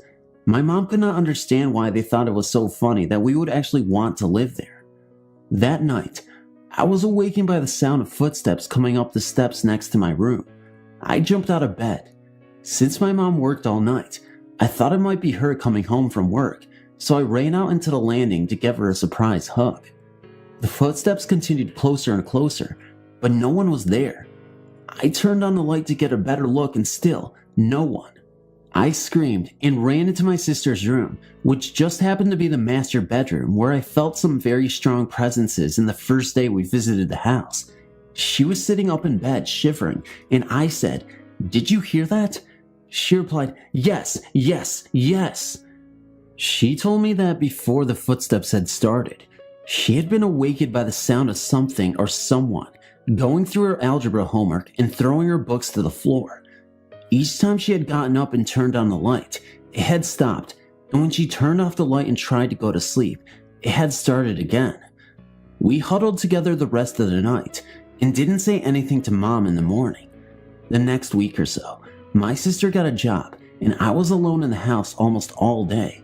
I was in her room, taking a nap, and all I had to cover up with was some old sweaters and clothes she had carelessly left on her bed. Since we had not unpacked all of our things, I pulled all of the clothes over me and was getting very comfortable when an hour or so later, I was awakened by a strange presence. I didn't even open my eyes immediately since I was very frightened, and this time it was stronger than ever. When I did have the guts to open my eyes, there she was. There was a woman dressed all in white, and it looked like a nightgown from the 1800s. She was leaning very, very close to me, right over me, and she was smiling. I was staring transfixed and paralyzed with fear. It was clear that she meant no harm, but I was scared stiff. I closed my eyes and silently tried to will her away and prayed to every god that I could think of, hoping that it would work. When I opened my eyes, she was gone, but I could still feel her in the room. Even to this day, we still get visits from this woman. We went to the cemetery next door and found the graves of the original owners and found out that her name is Viola Baumgartner. We can hear voices in the house sometimes, and we cannot understand what they are saying. We think this is because the people who built the house were German. While remodeling, we found empty beer bottles in the walls and a pair of suspenders. They were very old and rotten. We took them to my stepdad, who had lived in Germany for a few years, and he said that they indeed looked German in origin. There's more than one ghost in the house. There are two male spirits. One is an old man in a gray shirt, and the other is a young man with black hair and a black beard. They are very active and visible. They often follow me around the house, down the steps, and into the kitchen. At night they slam doors and walk up and down the steps. They are not malevolent or mean in any way. They seem genuinely curious about us and show no signs of trying to hurt anyone. We have no problems with them.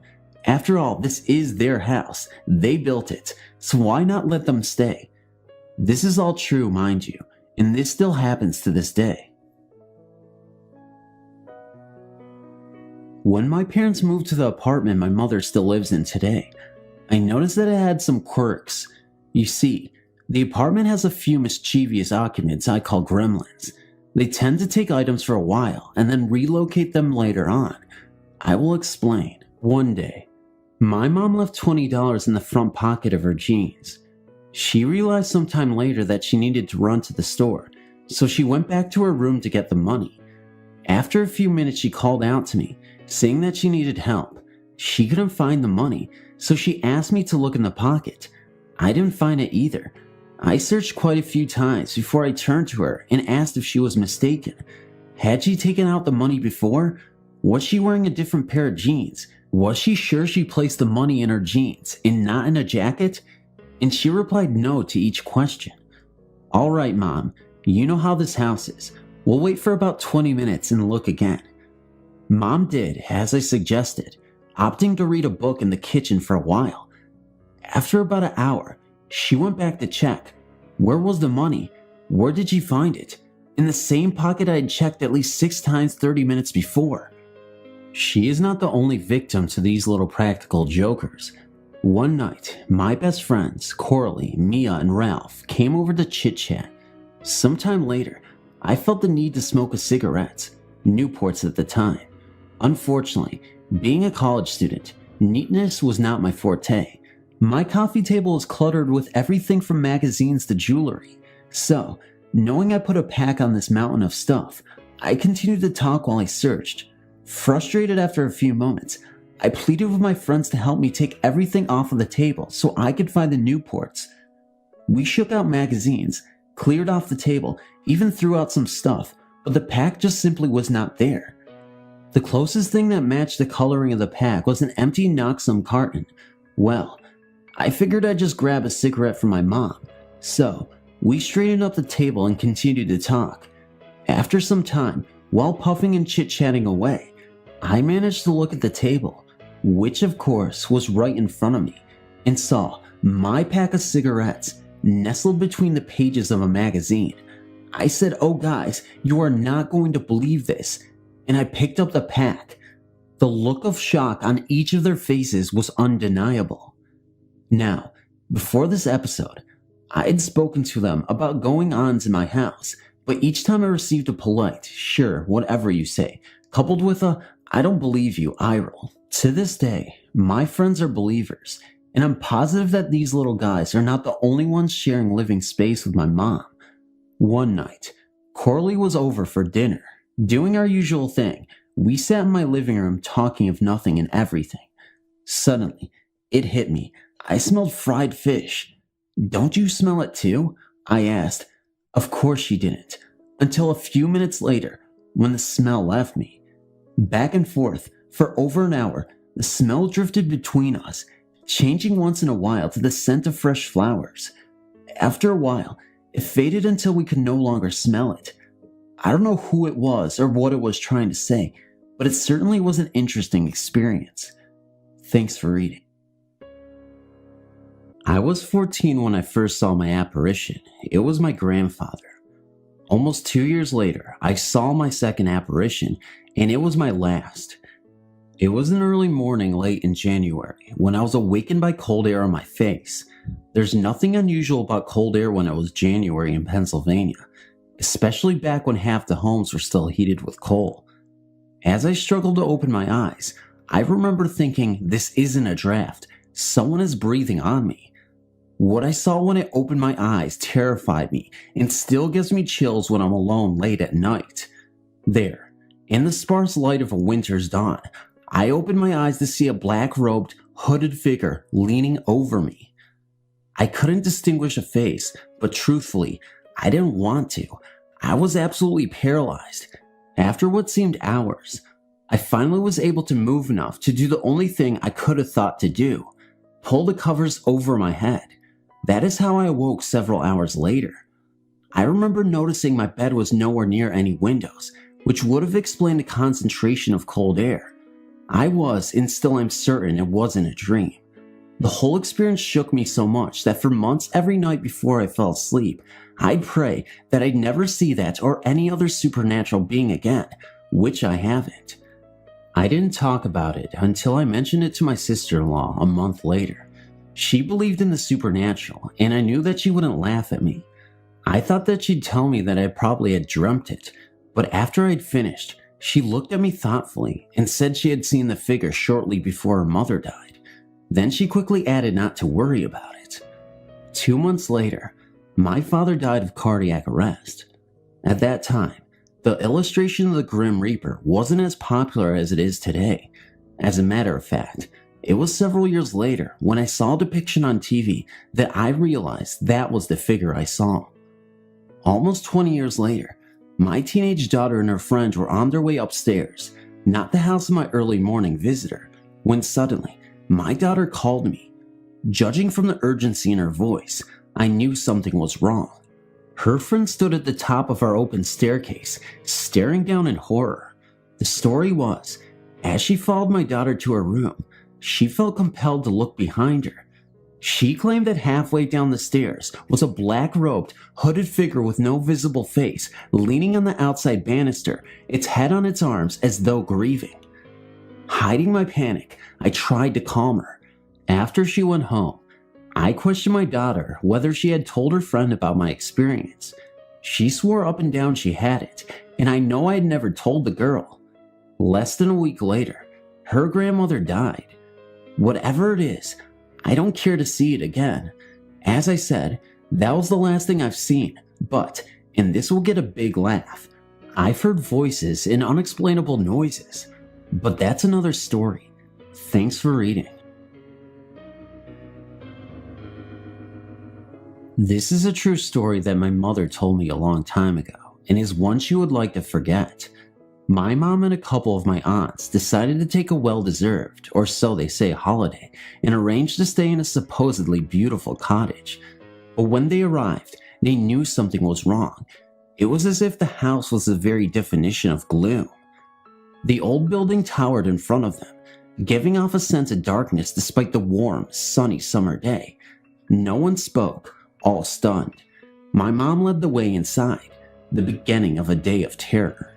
Later that day, one of my aunts came in after a shopping trip to the local village. When she looked a little bewildered, she said that the local people had ignored her when they heard where they were staying, except for one woman who had begged them to leave the house. There was one bedroom in the house that led the way to the bathroom, so like it or not, everyone had to pass through it to get to the toilet. When my mom went into the room, the hairs on the back of her neck stood on end, and right from the second the door was opened, she could feel the coldness of the room, more like an uneasiness lingering in the air, but showing itself by chilling the bedroom. Everyone was scared and decided to leave the next morning. That night, as silence once again filled the cottage and the lights were turned off, one of my aunts began to scream as her bed began to shake violently and would lift up and slam down. It stopped suddenly. Everyone had decided not to sleep in the room that led to the bathroom, so it seemed that it wasn't the only bedroom that was haunted. They all got ready as quick as they could and left in the early hours of the morning. It was a very frightening experience for those who were in the house that day. Thanks for reading. I work at a major museum in the Midwest, and I always thought that my dream job would be to work there because I always enjoyed learning the history behind it. It is a very large museum, and it is certainly great to meet all the different visitors that we get, but it's an unwritten law that we can never discuss anything that may happen to us because it would take away the purpose of the visit there. It was a very slow morning in January, and I was all alone in the building reading to myself and trying not to fall asleep when I heard footsteps above my head. There is only one set of stairs that led to the second floor, and I was sitting next to the padlocked door. I started to try not to run screaming out of the building and to start breathing again when they suddenly stopped. I shook the padlock, certain that it was locked, and I decided that it was time to relax by the front of the store, my common escape. As I stood on the steps, I started to relax a little, and by then, more people were entering the village, so I forgot the incident and told scads of people about the building, who worked in it, etc. When around noon, as I was locking up for lunch, I heard them running up and down the stairs behind the door again. This time I just slammed the door and ran next to the other building I was relieving the workers in. I didn't think that the footsteps would follow me. I mean, it is a completely separate building in a different time period. I was wrong. I told the ladies in the other building that they had an hour break, and then I described what had happened to me. They spent the next 20 minutes trying to coax anything that may have haunted the building to appear so they could see it themselves. Well, nothing happened. I was extremely freaked out, and then they went to lunch. As expected, nothing happened for another few minutes, and just as the adrenaline in my body was settled down to normal, I heard them again. All I could think was, they're here.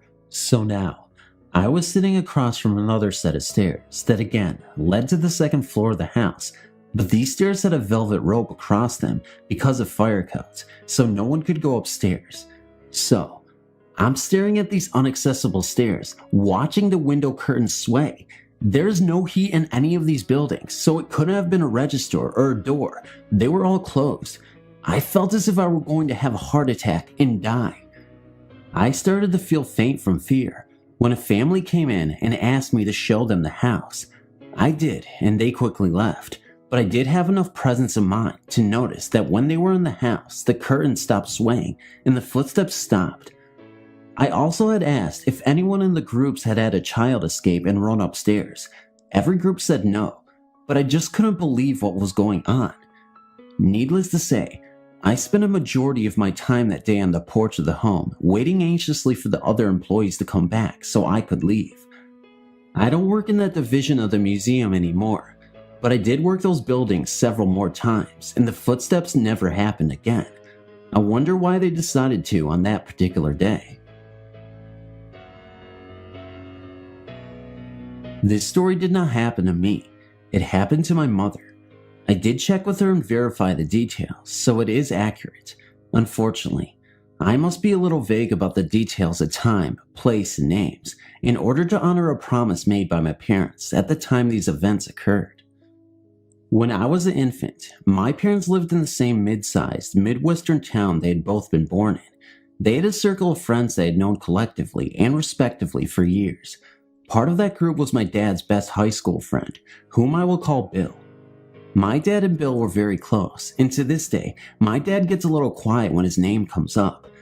Bill was unmarried and had been dating a woman, let's call her Lillian, who was not very popular with his friends or family. She was considered sorta crazy, neurotic, given the fits of rage and wild behavior. Bill and Lillian were pretty much in the outs as a couple, but were at that ending stage of their relationship where they still got together occasionally, usually resulting in a fight. One night, Bill and Lillian went out and ended up having an argument. She was driving the car they were in, and due to her anger, she was driving way too fast and had an accident. While she was relatively unharmed, Bill was thrown from the car and killed. Here's the part about the promise made by my parents. Bill had some medical tests done a day or so before he died. The lab results didn't come back until after his death, and they revealed that Bill had kidney cancer. It was unlikely he would have had a long or healthy life. His parents made everyone promise they would never reveal this to Lillian, however, because they never wanted her to feel guiltiness about causing the accident that killed their son. They considered her crazy enough that she might decide she'd done him and everyone else a favor and absolve herself of any responsibility. And now, here comes the ghost part. A day or so before his funeral, she got off an elevator in an office building, the old-fashioned one that still had an operator, and turned around to see him standing in the back of the elevator. He just stared, without expression, she said, and then the doors closed. My mom said she was sorta shocked, but still went about her business. A couple of weeks later, she saw him in a car next to hers at a red light. She said she looked over and he was sitting in the back seat with several other occupants of that car who seemed to be entirely unaware of their extra passenger, and she could see right through him to the other people in the seat. But the most touching and personal episode occurred early one morning, about a month after Bill's death. My father had already left for work, and the baby, me, had been fed and had gone back to sleep. My mom was taking advantage of the quiet time to read in bed. Suddenly, she looked up, and Bill was standing in the door of her bedroom, and again, she could see through him. There was no mistaking who it was, though. My mom sort of started and said, "Bill," in a kind of wondering way. He reached out his hand to her and said, although not out loud, she just heard his voice in her head, "I'll miss you. I'll miss you all." Then he kind of gave a wistful, rueful smile and sort of shrugged and disappeared. Not gradually, nor did he walk away, just 1 minute there and 1 minute not. She walked over to where he had been and stood there, and while it was not cold or warmer, she said it felt different.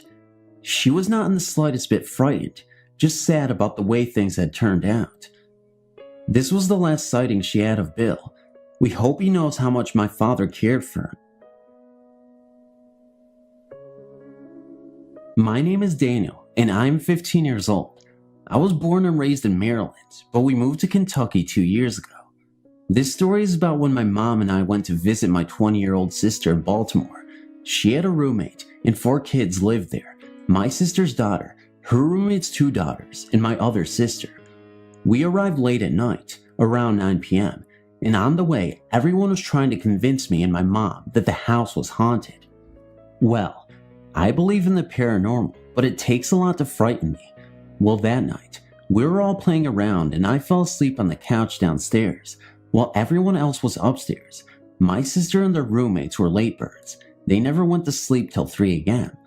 While I was sleeping, something woke me up by tugging on my sheets. I thought it was my sister playing a joke on me, but when I woke up, no one was there. This didn't really bother me, so I went back to sleep. In the morning, my sister's 11-year-old roommate woke me up because she was going to school. I asked her why they tried to wake me up last night, and she insisted they didn't. The day passed by very fast, and it was around 7 p.m. when they decided to tell us the story of what had been happening. As it turned out, a guy across the street told them the house had been a butcher's place, but the butcher was a very mean person, and everyone believed he killed people. Nobody knew his name, they just called him the Man. They told me my 2-year-old niece was the first to see the Man one day while Sandy, my sister, was cleaning up. My niece had just told someone to leave her alone, and my sister turned around to see who she was talking to, but no one was even near her. Still, my niece kept saying go away and leave me alone to the wind. Another incident happened when my niece told her mommy that the Man had hit her. This might have not seemed real, but when my niece showed my sister her back, my sister found teeth and hand marks on her. This freaked my sister out, but that's not the end of the story. We were all sitting at a table playing cards while my sister was cleaning. All of a sudden she yelled, "Ouch, you little bastard," because something hit her and she thought I threw it. At this point, I was playing cards with my mom and the others. Still, I was skeptical until the next night when I was forced to believe. I was alone and my family went out. I didn't feel like going, which was a big mistake that I've regretted ever since. Everyone was supposed to return, but they never did that night. I was watching television when something fell in the kitchen. I thought the cat had broken something, so I went in to see what happened, but found nothing broken. But I did see someone run upstairs, thinking someone stayed behind. I followed them, or it. I got to the top of the stairway, but once again, no one was there. I tried to turn on the light, but it didn't work. I decided to walk a little further down the hallway, and then something grabbed me, and I heard a horrible raging scream that sounded like it came from a man. I was really frightened and turned completely white. I tried to turn around, but the flashlight went out. I tapped it in my hands, but it was still broken. I tried to run, but something grabbed a hold of me. It turned me over and started hitting me and clawing at me. Something or someone was attacking me. I covered up my face, but it hurt and I couldn't break free. It had me. Then it pulled me further down the hallway. I was clawing at the floor and hoping I would die right now. Please God, kill me, have mercy on me, was all I could think. Somehow, I broke free and ran, but when I got to the steps, it got me back and pushed me down the steps. When I turned over and looked up, all I could see was that there was a shadow over me. I must have fainted. When I came to my mom, a police officer and my sister was standing over me. It seems the neighbor heard me screaming and came over to check. When he found me, I was out cold and my clothes were all torn off. He had taken me back to his place and called the police. They wouldn't believe me. They took it as a simple breaking and entering case. I still dream of the incident. It might sound untrue from your end, but trust me, it happened, and I'll never forget it for the rest of my life. When my grandfather and grandmother were first married, around the early 1900s, they lived on a farm in Kentucky. This farm, it seems, housed more than your normal farm animals. At night, in the attic, you could hear large pieces of furniture being moved back and forth across the floor, very rapidly. Needless to say, they wouldn't bother checking it out until daylight, but when they did, nothing at all was in the attic. It was completely empty. Out back of the house, there was a wood pile where all the wood for the heating and cooking was split and stacked. Very late at night, you could hear someone or something out there chopping wood. The morning's investigation turned up my grandfather's axe in the same exact spot he had left it the day before, and not a single stack of wood out of place. One night, my grandfather felt especially brave. This courage brought on by some homemade moonshine, so when he heard the commotion at the woodpile, he started on the porch and yelled out, "Chop, you SOB, chop!" Well, apparently, the thing heard him, and it began to chop faster and faster to the point where it was chopping at an inhuman rate of speed. My grandfather hightailed it into the house, grabbed his shotgun, and sat up scared out of his wit for the rest of the night. It goes without saying, my grandfather never teased it again while they lived there, which wasn't very long. Only my grandfather and grandmother lived on this farm, and at that time, they had no children nor hired hands working on the farm to account for these very strange happenings. This story still bothers me every day, so I'm going to get to the scary part first. It was 2 a.m. on a Thursday morning, and I was walking past Tony's house. Tony is very introverted, but a good friend of mine nonetheless. Tony and his family were out of town for the 4th of July weekend, and it was his sister's birthday, so I knew for a fact that nobody was home. Nobody. In fact, I had the keys to his house. His family trusts us, so I was walking back from the night shift at work when I passed by his house. I glanced over at his house, and what I saw made my heart almost stop. I saw a glowing blue figure of a woman, and she was moaning Tony. And I remember distinctly it was a Spanish accent. I jetted home and told my mother about the experience, and of course she thought I was nuts, but even so, she did call their house and got no answer. The following Monday, Tony got back from his trip. I approached him and casually asked, "Who was that old lady in the window Thursday night?" To which he said, "What, are you burnt?" I told him I really saw someone, but when I didn't get any straight answers, I approached his mother and asked her who that old lady in the window Thursday was. But before she answered, my blood ran cold. I glanced over at a picture of an elderly lady, and then I asked his mother, "Who is that lady?" To which his mother replied, "That's my mother. She died years ago, and she had a Spanish accent." I told her that the lady I'd seen last Thursday was her. She was shocked, and she told me that her mother died of a stroke just after she found out her son lost his eye. Thanks for reading. This is a true story that has been witnessed by probably hundreds of people over the years. It happened at Stewart Indian School in Carson City, Nevada. A school founded in the early 1900s, as best that I remember, and closed down my freshman year of high school. The student body was made up of American Indian kids from various areas on the West Coast. The land where the campus was situated is really large, and on this huge area of land is the main school building, also large in 2 stories, a gym, a post office, medical and dental clinic, and many little outlying structures which were the various men's and women's dorms. There were some freestanding homes as well. There was also an auto shop, paint shop, etc. It would have taken a good 10 to 20 minutes to walk the length of this campus from one end to the other. Since the school is so old, the campus is full of large trees and many lonely, deserted walkways. There is more than one spooky story, but this is one I will never forget. Since the guys and gals that attended Stewart Indian School had to move away from home and live in the dorms, there were, of course, great love affairs, and well, sometimes we all know how those can turn out. This story involves a young couple who were in a really intense relationship. They had been dating and depended on each other for just about everything. I'm not sure when this all occurred, since this is a haunting that has gone on for years. Eventually, the girl got pregnant and told her boyfriend. They were both really scared and were afraid to let anyone know, since they would both be sent home, back to their own reservations, and they would be split up, so they just kept quiet about it. After a while, it got to be too much for the boy involved, and he started seeing another girl on campus.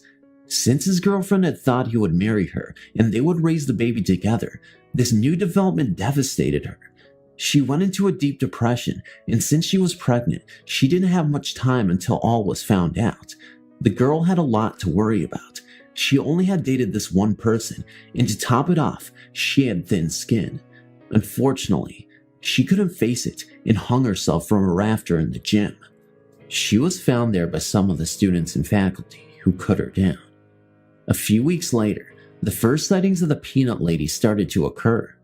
The reason they call her the Peanut Lady is because her skin was scarred from her acne and had the appearance of a peanut shell. The Peanut Lady is usually seen walking along the cement pathways around campus, but you will only see her if you are alone. She has been seen both during the day and night. Many times, people would see her from behind, her long black hair hanging down, but when she would turn around, she wouldn't have a face. Pretty soon, things took a turn for the worst. People who saw the peanut lady started to have misfortunes befall them not long afterwards. People who viewed her ended up having a car accident or getting into some kind of other trouble. After a few years, people started being afraid to venture out after dark or to go alone to the gym or the library for fear of seeing the peanut lady. Anyone who ever attended Stewart Indian School has heard the stories, and some report seeing her walking in the dorm hallways or walking around the campus. Some have even reported seeing her hanging from the ceiling in the gym. The only thing they all had in common is right after seeing the peanut lady, they all had something bad happen to them, usually involving bodily injury. I personally never saw the peanut lady, thank God, but I know those who have. And out of those, one person was shot by accident. He ended up living. Another died in a car crash with her infant daughter. How many more saw her? I don't know, but Stewart Indian School is still there with all the buildings intact. Some of them are being used by the federal government as office space. The high school is used by the local community college. You can find it off Highway 395 South in Carson City. Just don't go there alone.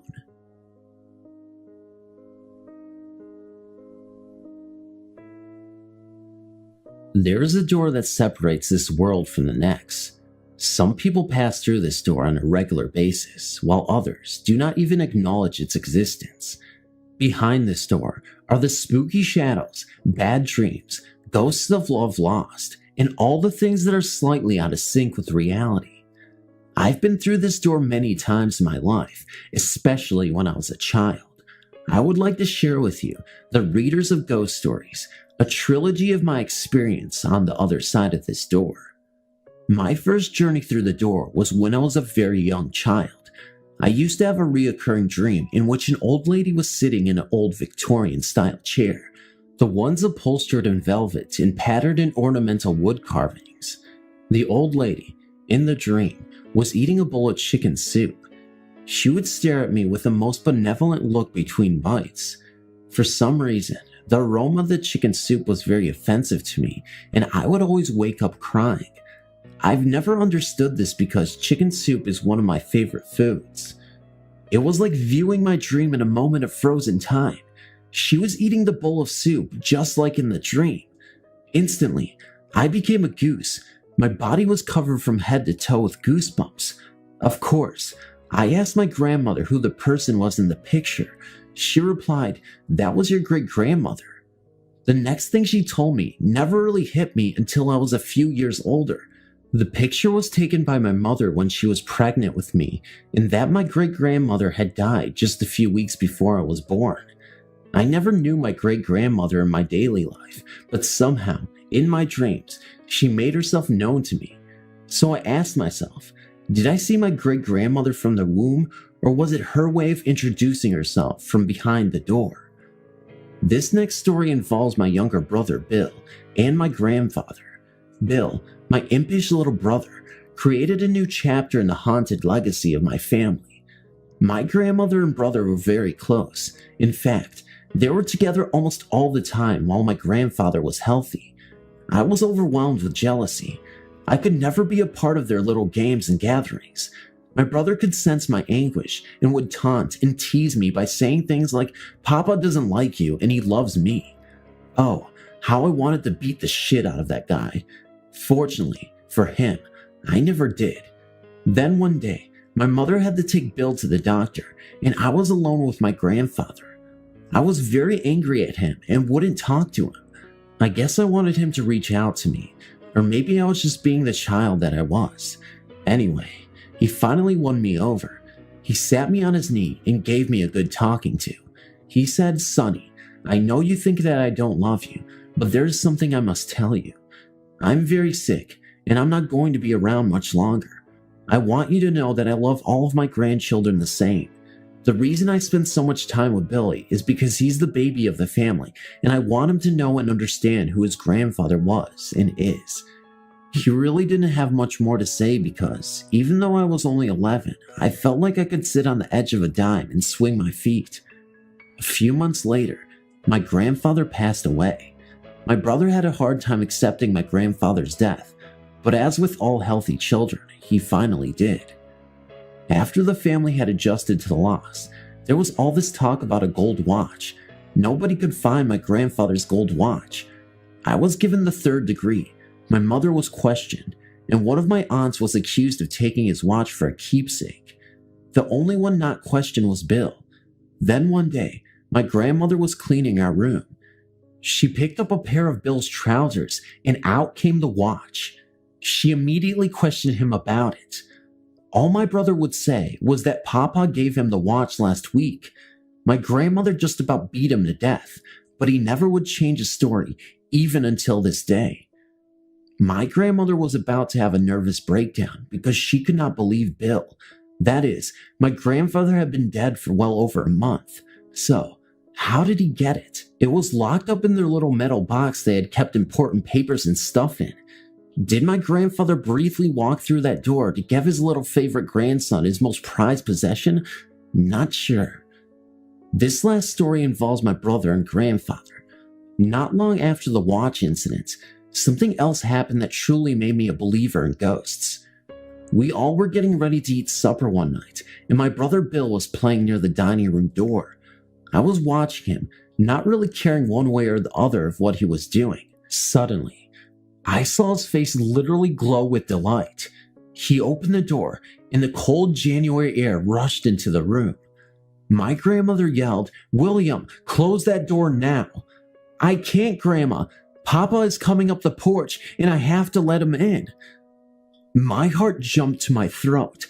I was scared to even look towards the door. Billy was having a tantrum because my mother and grandmother was holding him down. He fought with the valiancy of a Spartan. "I want my papa. I want my papa," he cried. "I have to let him in. Please let him in." As long as I live, I will never forget that incident.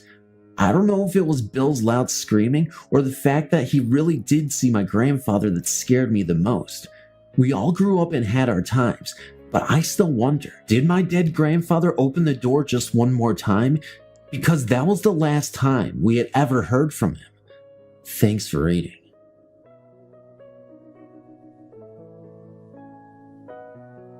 As I've mentioned in previous posts, this area of the country is remote, has a troubled past and present, and is in general a hotspot for spirit activity.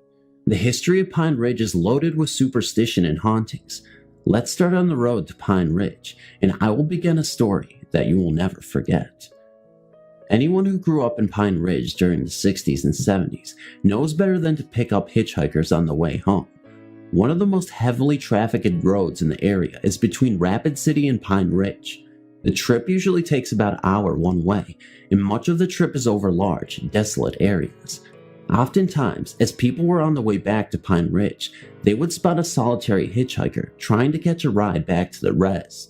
Now, everybody knew that there was a devil who used to try and catch rides. Many people spoke of seeing hitchhikers, but they wouldn't pick them up. But every once in a while, someone would let their guard down and pull over.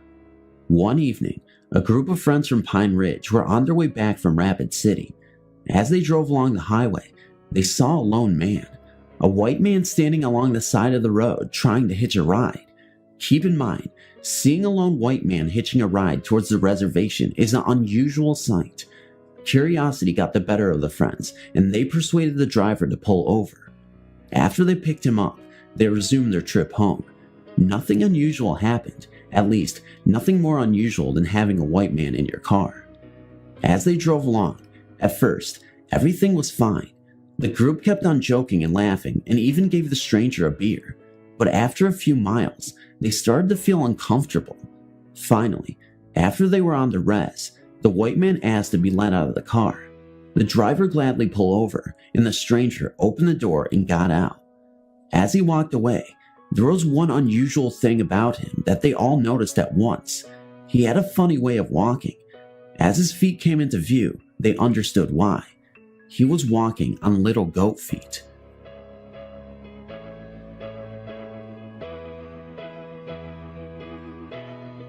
This story occurs in a movie theater in Savannah, Georgia, where myself and Patricia worked. This theater was built on the land of an old plantation, so it seems fitting that it should be haunted, and so it is. I was working as a ticket seller and Trisha was working as a projectionist. Each night, when the last movies were started, my shift was basically finished, and so I would usually clock out and go up to the projection booth to keep Trisha company, seeing as how she had to stay until the movies were done. The booth is very long to accommodate 10 projections. Also, it tended to be very dark. We'd mostly sit up there and talk, roleplay, and basically goof around. During these talks, we traded stories of things that happened to us with the resident ghost. For instance, while the movies are showing, there isn't much for a ticket seller to do, and you can't leave your little cubicle filled with lots of money, so I'd read a book or draw. Mind you, nowhere near the buttons that pump out the tickets. Well, my machine would regularly pump out tickets when I was not paying enough attention. Mostly this irritated me because I'd have to get my manager to either void the tickets or gain permission to sell it for the next showings. One of my duties consisted of checking the ladies' room to make sure it was clean and well stocked. The nozzles for the water controls were such that they were timed. You'd push them down and they'd stay on for only so long. Many times, I walked in there while shows were running to find all the sinks running with no one having been in there. One of my scariest experiences was with Theater 9. It was the last theater on the right, directly next to the door leading out to the side parking lot where the employees would park. I was on my way out from work after a long shift with another cashier when we noticed the exit lights were blinking in that theater alone. This meant a fire alarm had gone off, but there would have been a very loud buzzer as well as all the exit signs in every theater blinking and buzzing. The movies were all out and no patrons were left, so myself and the other cashier decided to check this one out. We were kinda spooked, so we poked out our heads in the theater cautiously. The temperature in that theater only had dropped to the point we could see our breath, and the lights to the exit signs were silently blinking away at us.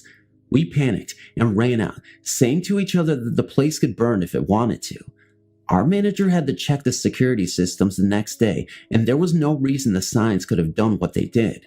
After that, I never cleaned Theater 9 alone, even though that was the theater that yielded the most lost money for some reason. Trisha told me her own story from the projection booth. At the far end of the booth is a door leading to a fire escape. It cannot be opened from the outside, and there is only one access to the booth. One of our favorite games when we're bored was to sneak upstairs while the projectionist was threading games and scare the bejesus out of her.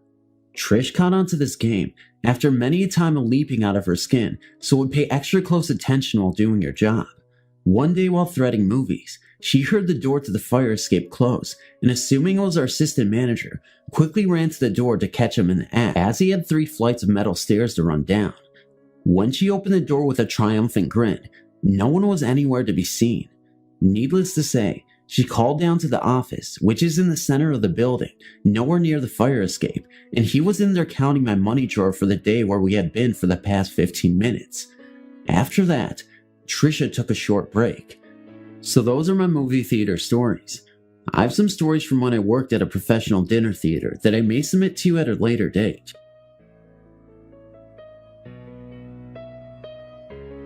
I've sent in a couple of other stories before, and I've held on to this one until this moment. Why? Because until we recently moved, and the fact that we still lived in the house where this happened, but now I can share it. The house we used to live in here in Pilot Mountain, Mount Pilot to Andy Griffith fans, was a split level.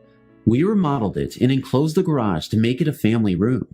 When we did, I moved from the upstairs bedroom to the basement into a little mini apartment. From there, I could hear everything going on in the upstairs bedrooms.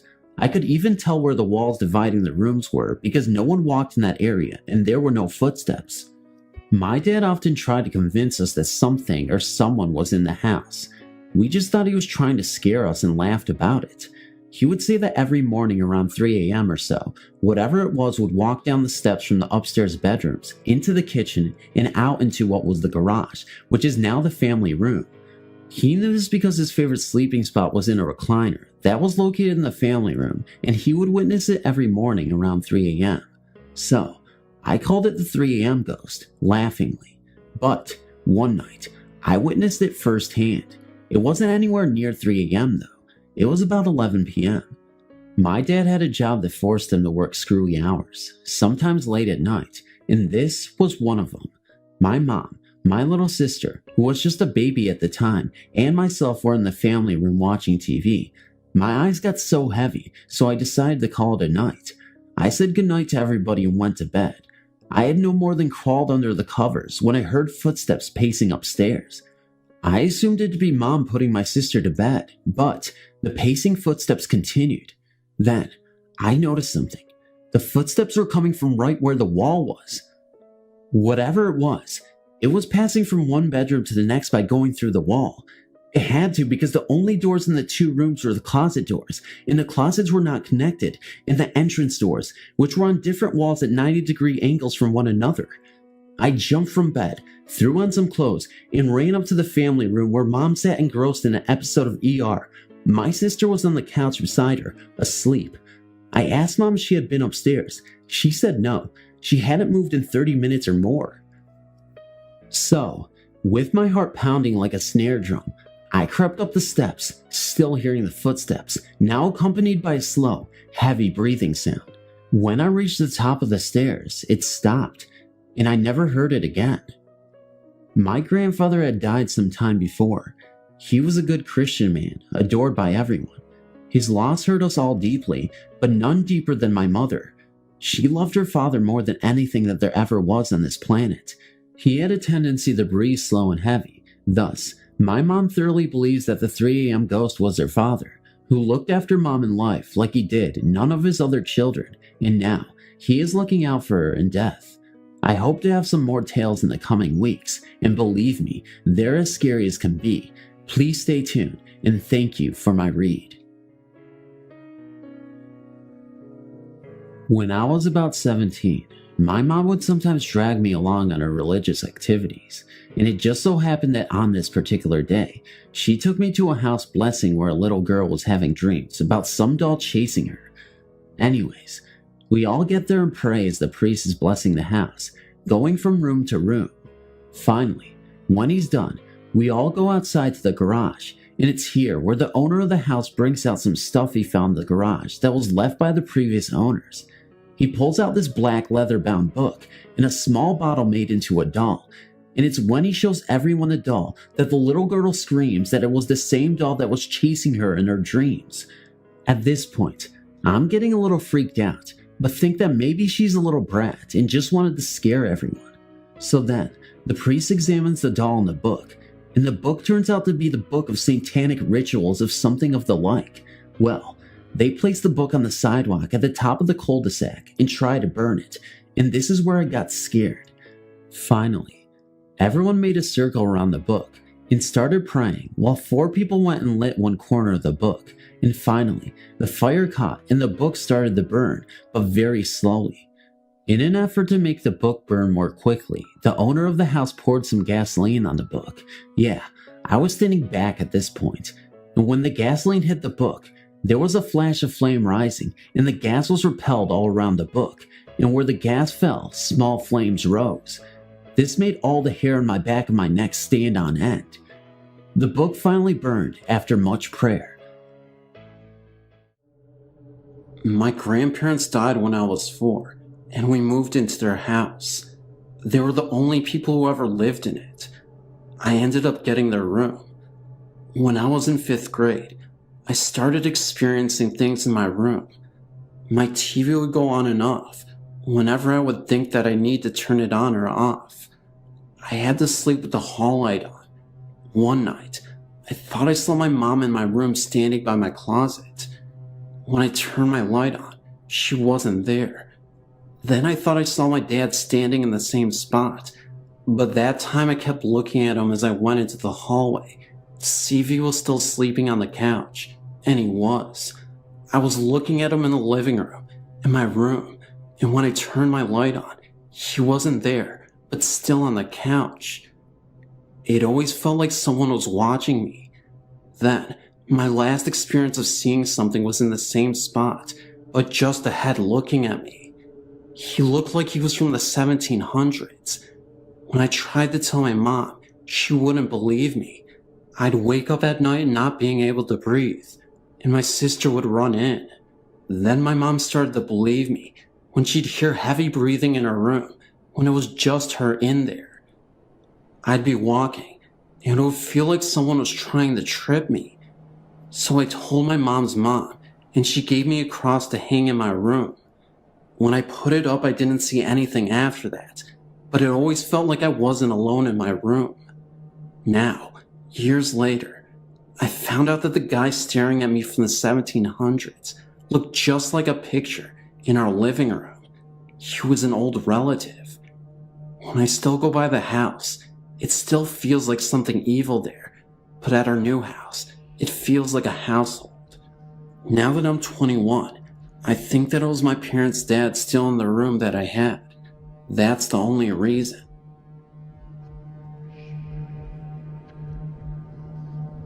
A long time ago, about 20 years or so, there was a car crash in front of my driveway. At the time, I did not live there. At that matter, nobody did. In the car, there were 6 young boys, ranging from 6 to 20. They crashed because there were a couple of drunk drivers who hit them head on. All the young men died in the car. About 10 years later, me and my family moved in a double wide on the lot in front of where the men died. About 1 year later, there was an awful car crash at the exact same spot of where the young men died. The woman was not killed, but she was seriously injured. After a couple of years, I went down to get the mail when I heard a strange noise, like a young boy crying. I was the only one at home at the time. I looked around and seen nobody. The crying became fainter and fainter until I could hear no more. The next day, I went back down to check the mail, and I heard talking. 2 men, about 18 years of age. I looked around and saw nobody once again. I listened to the conversation, and I couldn't make out anything they were saying, but I could hear the voices as clear as day. Soon after, the voices began to fade away. I talked to my grandmother, who lives just up the road. She told me that the accident happened about 20 years ago, and everyone in the car were killed. I asked her what time it was that they wrecked. She said it was about 5 to 10 p.m. Around 7 p.m. is when the young woman wrecked her car. A few years after the woman wrecked her car, another woman broke down on the bridge, several feet away from where the young man crashed. Another time, a couple were driving with a full tank of gas when all of a sudden, their gas tank just went empty, right where everything was happening. There were several more breakdowns and accidents that happened over the years where the young man crashed, and more of my family members have heard strange talking and crying below our driveway. After time, we have moved, and still, there have been breakdowns and accidents at that same location. We think that the bridge and the area around it is haunted by the ghost of the 6 young men.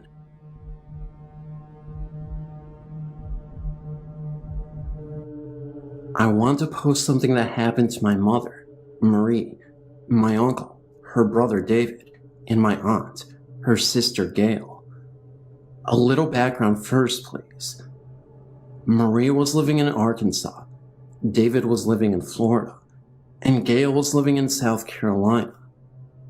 Many miles apart, these 3 siblings shared the same dream on the same night and called their mother within 24 hours of the dream to tell her of it.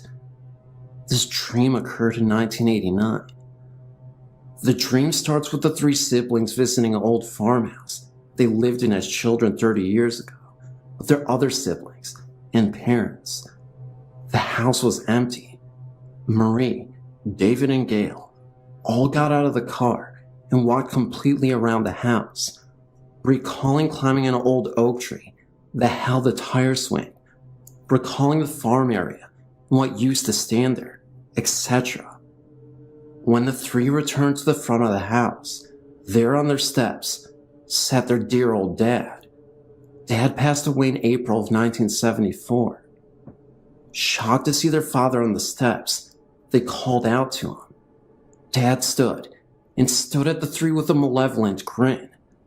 He motioned for his kids to follow him into the house. They followed through the living room, past the kitchen, down the hall, until they reached their parents' old room. He turned and looked each one in the eye and put his fingers to his lips as if to say shh. He then motioned with his hands for them to follow. He opened the bedroom door and they followed him inside. He walked to the closet and walked through the closet door. Now in each person's dream, they were the ones about to open the door. As each reached for the doorknob and slowly started turning the knob, their mother appeared from nowhere, screaming at them to not open that door. They instantly woke up from the dream. I was a teenager at the time this occurred, and I did not see the big deal about following their dad into the closet until we visited my grandmother. My grandmother was telling my mother of how David and Gail both called her after Marie did, saying they had the same exact dream as she had. My mother looked scared, and my grandmother told her they all needed to get into church because Satan himself was using their father's image to lure them into something evil. I asked dear old Granny how she got that from a dream and Grandpa going into a closet. She told me because her husband, their father, my granddad, was scared of closets. I thought she meant he was claustrophobic. She assured me he was terrified of closets. The whole time they were man and wife, she would have to get his clothing out of the closets and lay them out for him. She would have to put things into closets. He refused to open them or go into them. My grandmother believes that Satan used Granddad's image to lure the three siblings down a path of evil. I know this isn't much, but I love to hear the story.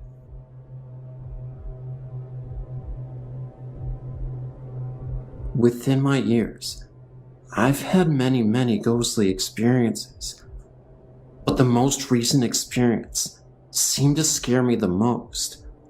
Almost every night sitting in the downstairs of my home, I feel a strong presence, each time at a different location within the dining room and the living room. First, you may want to know how my dining room and living room are set in my house. When you first walk into my home, you enter a little narrow hallway where you then have to go through another door to get into my living room. Then, to get to my dining room, we have a huge opening, and there's my dining room and my steps to go to the second story in my home. The other night, I was sitting on my couch closest to the two living room windows, but something just kept telling me to look over at the window in the dining room. Sure enough, I saw a black mist that looked as if a face was watching me, but then it disappeared. I passed it off if it were nothing, and that I was seeing things, because it was around 11:30 p.m., and I was quite tired. For some odd reason, my shades were semi-open for 5 blades, and then the rest were closed, so no one can see. I then moved my brother to the other couch, and we sat together, and I just could not keep my eyes off the window in the hallway entrance. Within an hour, I was getting finally comfortable. My brother was sleeping. My mother and stepfather were sleeping, and my older brother was home upstairs, with his car parked outside. I gazed at the window, and the black mist was back, but this time, it was more clear and bigger. It seemed more like a body and a face, but turned to gaze out of my window. Then it sounded like someone was trying to open my front door. It's a big steel door, and when it's locked and somebody tries to open it, it sounds as if someone is pushing against it. It happened at least 6 times before it stopped. I held my little brother close to me. Within the next 15 minutes, it sounded like someone was walking in the hallway and jiggling keys. Well, that was enough for me. I woke my brother up and sent him into my room because I had my air conditioner on in my room. But the jingling sound seemed to follow us to right outside my bedroom door, then stopped for the night. My mother recently saw the mist and told it to go back to wherever it came from. It then seemed to glide to my basement door and disappear. My home is about 150 years old, and back then, people couldn't afford to have a proper funeral, so they buried people in the walls in the basement or in the floor. We recently had a dirt basement floor and a cobblestone wall, but we had the floor cemented over. My grandfather, whom I can safely say is a ghost expert, senses something in the walls in my basement. Around my house, but mainly in my room, I know for a fact there is a ghost in my room, but she's a sweet woman, and she just seems to watch me until I fall asleep. There are several ghosts in my home, but recently, I feel as if more are residing here. Just the other night I was drifting to sleep in my room, and I heard the sound as if someone was breathing. I held my breath, and the sound was still there, so I turned the TV on. It seemed to just go away. I was scared, and looked towards the mirror, and saw a flash, and then nothing happened. But I saw the woman, and felt comfort. I feel as if she scared the other spirit away. In my grandmother's house, there is an attic, but it's hidden in the ceiling, and you have to pull the straps down. During the war at her home, soldiers were hid in the attic, and rumor has it, one night, the other people found them and killed everyone in the room. But the one young nurse was beaten and then murdered. I had a dream once about a place where there's a dangling light, and you have to walk on beams and then open a door, and there's a little room with bloodstains. I told my grandmother, and she said I described her attic exactly, even though I'd never been in the attic. The woman who was murdered was a beautiful woman, and she is often spotted around my grandmother's house, scrubbing floors and walking. My grandmother's house was remodeled after the war, and the woman comes down the steps and walks, straight turns, and goes out a door, which is now a window. But before there was a wall separating the rooms and a separate door. Recently, my grandma had seen a little boy petting her dogs, saying, "Come on, doggy, come with me." She thought it was my little brother because he had spent the night, but he was downstairs sleeping, and no one else in the house was awake. She knows he's a ghost, and she is comfortable with him. Although I am severely frightened of her basement, which in 1947, a man was found hanging with a grin on his face, and a woman shot in the head underneath him. There were people found suffocated in their beds, random strangers. My grandma says the boy was one of the children found, and the man is evil. She feels that he may harm me. She doesn't like anyone, except for her in her basement. I have many more stories to tell you, but I'm sorry, I'm out of time. I'll contact you later with many more stories. Thank you. Feel free to email me, or if you just want to exchange experiences, thank you.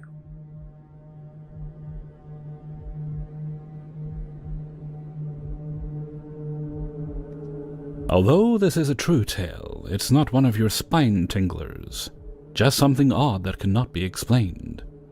It was told to me several years ago by a colleague and happened to her mum Jean and some friends. Although Jean lived in Romford, Essex, she regularly went to a Keep Fit class in a small school hall in Upminster. The class had finished and her friends had piled into her car and drove around the corner, parking near the chip shop, and they all ordered fish and chips. Like you do when you've just had a good workout. They were all sitting in the car quietly eating, when one person noticed something odd and nudged the person next to them. Eventually, they were all mesmerized, mouths agape, chips forgotten as their attention was focused on the activities in the churchyard over the road. Quite clearly, they could see a silent nighttime funeral procession of a coffin being carried on the shoulders by 6 pallbearers, all decked out in long black-tailed coats. They silently watched the procession walk from one side of the church and disappear around the other side. St. Mary's Lane for anyone who lives nearby. Of course, they all asked the other, "Did you see what I saw?" Knowing full well they did. The next day, Jean decided to visit the church as she just had to know what happened. Maybe someone was buried late last night. However, she got to the church and found the vicar. She worded the question carefully so as not to look like a complete idiot, and was obviously stunned when the vicar told her that no funeral took place last night. She said that from the look on his face it was fairly obvious that he knew why she was asking.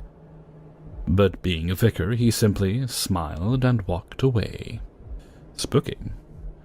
I've been past the churchyard as my grandparents used to live just down the road, and it is quite a creepy-looking place. All the stones are really old and crumbly and covered in moss. None of the names or dates are readable. It's one of those graveyards where you can look at it for a little while, and then you kind of shudder and have to look away. I used to think it was my childish imagination, but even these days the place still gives me the creeps, even in the middle of summer.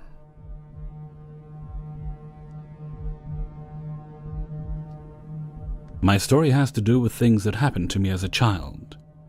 When I was 6 years old, my parents bought a very old house, probably around 100 years old, and that was back in 1976. It was a very large house, and some of the original wallpaper was still in it. I have always been kind of in tune with the supernatural, and I also have a psychic sense. I'm not saying I am psychic, but I just know things and I can't explain it. Well, anyway, I know that my sister was very afraid of this house. She is 3 years younger than me. She would either sleep with my parents or with me, and she would never cross the long hall that ran through the center of the house by herself. I know that one day I was sitting in the living room and I got this really weird feeling, like I wasn't the only one in the room. I felt like someone was staring at me. Now keep in mind that my mother and sister had gone to the store, so I was in the house alone. At this time, I was about 9 years old. I was sitting on the floor and I just happened to look up. If you are familiar with old houses, you know that some have these glass windows at the top of each door that I guess people used for ventilation before air conditioning was invented. Well, the upstairs of this house had been added years after the original one-story had been built, and the steps that led upstairs went even with the glass window above the door in the room I was in. There was also a small triangle of wood that was missing from the step, and that is where my eyes shifted to. There was something looking at me through that space. I was so scared that I grabbed my dog and ran to the front porch, just hoping my mother would drive up. I don't know what it was, but there was something there. People in the neighborhood were always asking if the house was haunted, and one time an old woman I had never seen before asked me if I knew of the girl that had been locked in her room, in my house, and she had died there. There is also another story that happened in this same house. My uncle was living with us. He was 70 years old, and I was about 10 at the time. One night I heard him calling my father. He was shouting, and that is what woke me up. My father went running into his room, and this was my uncle's reply. "I know you're not going to believe this, and I know I shouldn't be seeing this, but I do. There's a black woman standing in front of the fireplace holding a little girl's hand, and she's wearing a red coat and hat." Then my father said that my uncle's eyes followed something around the room, and then my uncle began to scream again, "No, go away! Don't come near me!" Then they disappeared. My father said that he had never been so scared in his life, because his uncle was being rational about it. Like he knew he shouldn't be seeing something like that, but he did. I knew there was something in that house. Although we moved out when I was 14, I still drive by it to look, and I still get a creepy feeling about it, just from driving by. I feel it in my bones. What do you think? I would really appreciate your opinion. Thank you so much.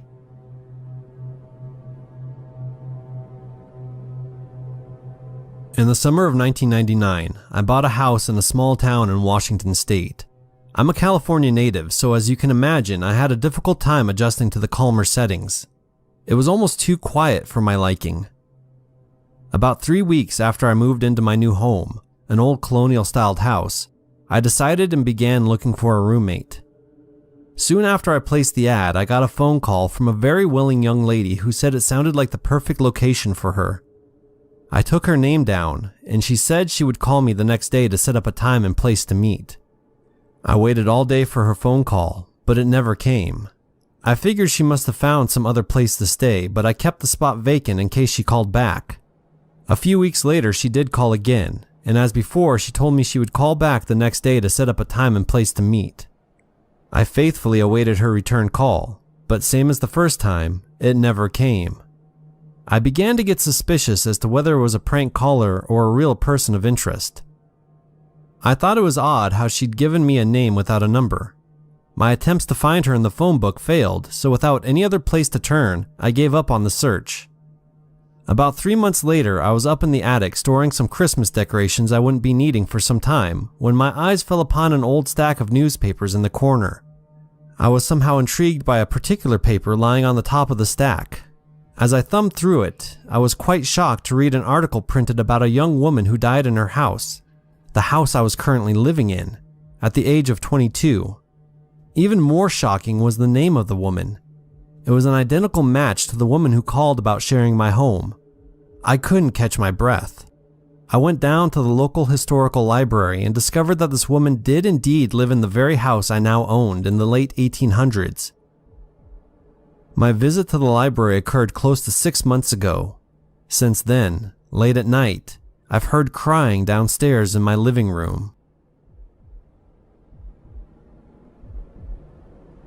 My aunt and uncle used to live in an old log cabin. We think it was by an Indian burial ground, but it was definitely haunted, and the spirit there was not good at all. One night, my aunt and uncle woke up to find they couldn't move. They were being held down by something, but that's not my story. My 3 cousins all shared the same room. It was the only room on the second level. I hated going up there by myself. I never had to before, but this time I did. I was about 6 or 7. My sisters and I had been playing board games with our cousins up in their room. When we went downstairs to watch movies, I left my shoes up there. When the time came to go, I couldn't find my shoes. I looked everywhere. Then my sister reminded me I left them in my cousin's bedroom. I went upstairs and planned to run into the room, get my shoes, then run out and down the stairs as fast as I could. I ran into the room and picked up the shoes, but as I was turning around, I felt something behind me. I was so afraid to turn around, but at the same time, I wanted to run down the stairs, right out of the house and into the car. So I slowly turned around. There I saw a small little Indian girl, maybe about my age. She was surrounded by a blue and white light. I just stood there until she vanished.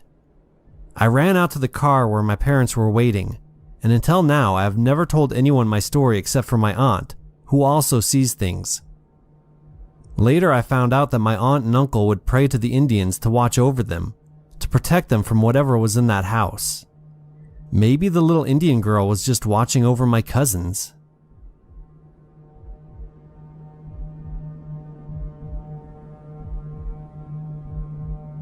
My wife and I had moved to the naval station at Mare Island of Vallejo, California. I was attached to the personnel support office.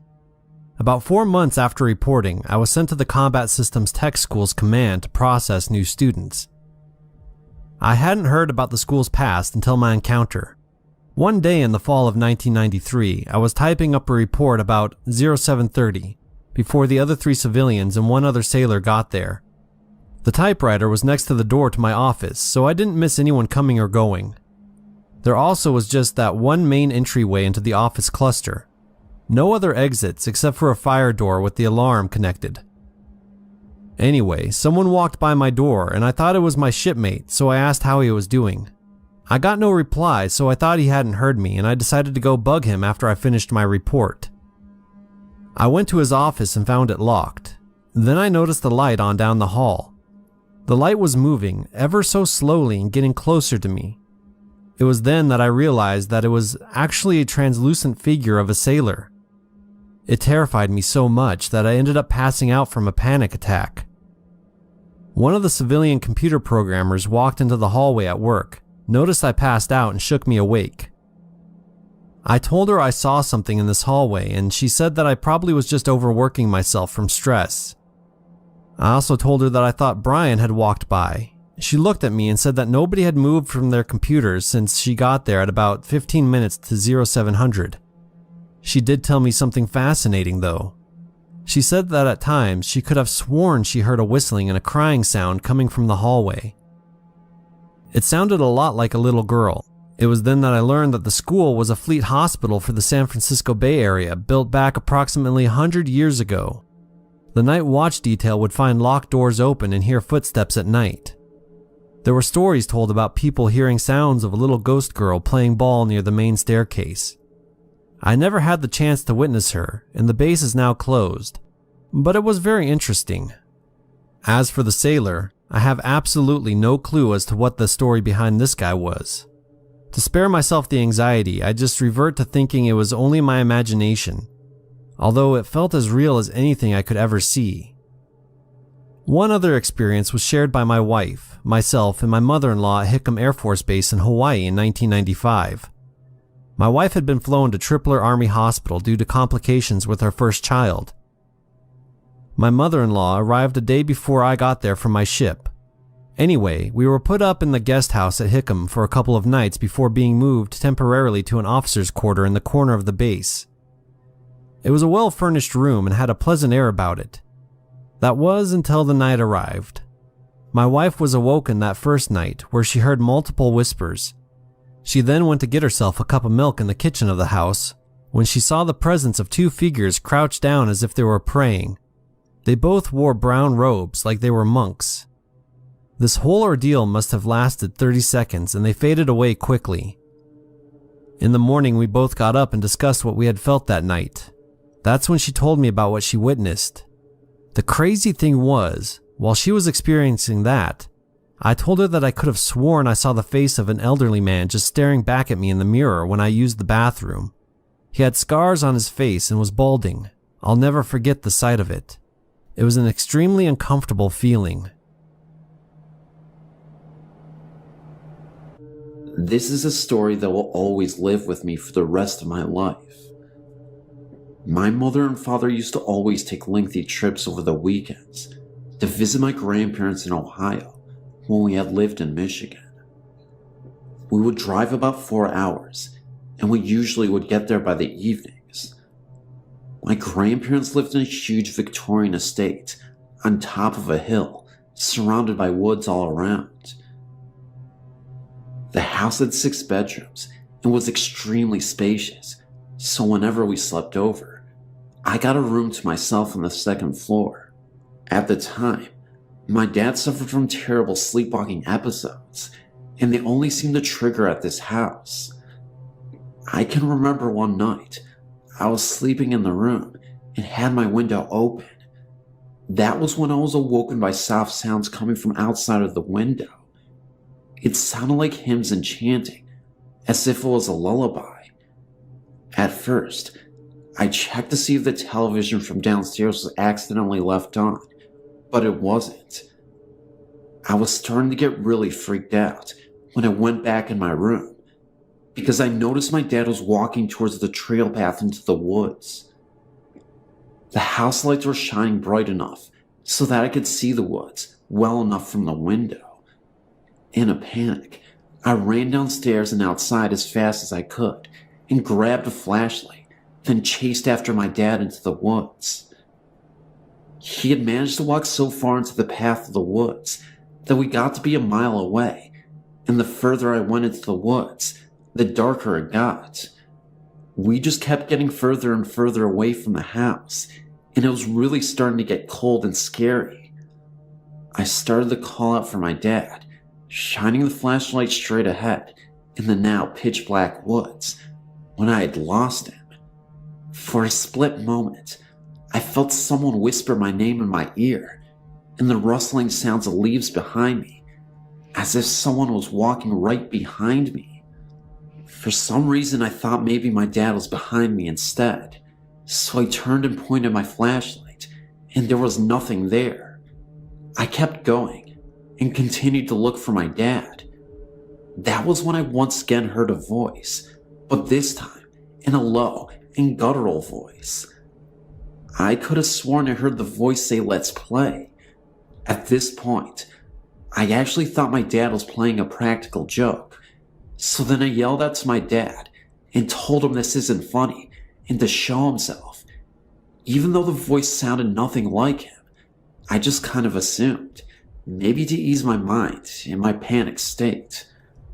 Literally a split second later, I see a cloudy mist and what looked like an orb hovering from the distance of the woods and slowing going in my direction from afar. It then disappeared. I heard my dad's far off distant scream, and I started running faster into the woods to try to locate him. When I finally found him, he had fallen into this well that none of the family had any idea had existed. I quickly helped my dad out of the well, and he had asked me what happened. I brought him back into the house and told him that he was sleepwalking and managed to wander into the woods. The creepiest part of this whole experience was this. He said that while he was sleepwalking, he had dreamt that a woman in pioneer clothing urged him to find her missing son in the woods. She told him to run to the well and he will find him. When my dad told me this, I told him about hearing some soft singing before I rushed into the woods to get him, and that I heard voices and whispering into the woods. A couple days later, fascinated by the well that existed in the woods, we went to go see it in daylight. To my utter shock, we had made a gruesome discovery. We found what looked like human bones at the bottom of the well. We immediately called the police. They examined these bones, and we were able to confirm weeks later that they weren't animal remains, but human remains. We had the bones examined by a professional, and they believe that the bones belonged to a young boy who may have perished hundreds of years ago. My guess is in the early 1800s. I would like to state wholeheartedly that these events are in fact true. From my father's sleepwalking to the dream he had and the bones uncovered. It may sound a bit far-fetched, but I guess you'll have to take my word for it. This event happened in the 1970s, and I'm 70 years old now. This all happened when I was 17.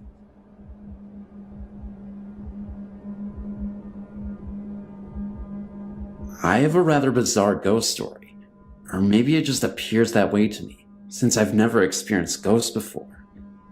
It was many years ago, when I was 14 years old, and spending a few weeks at our lake home.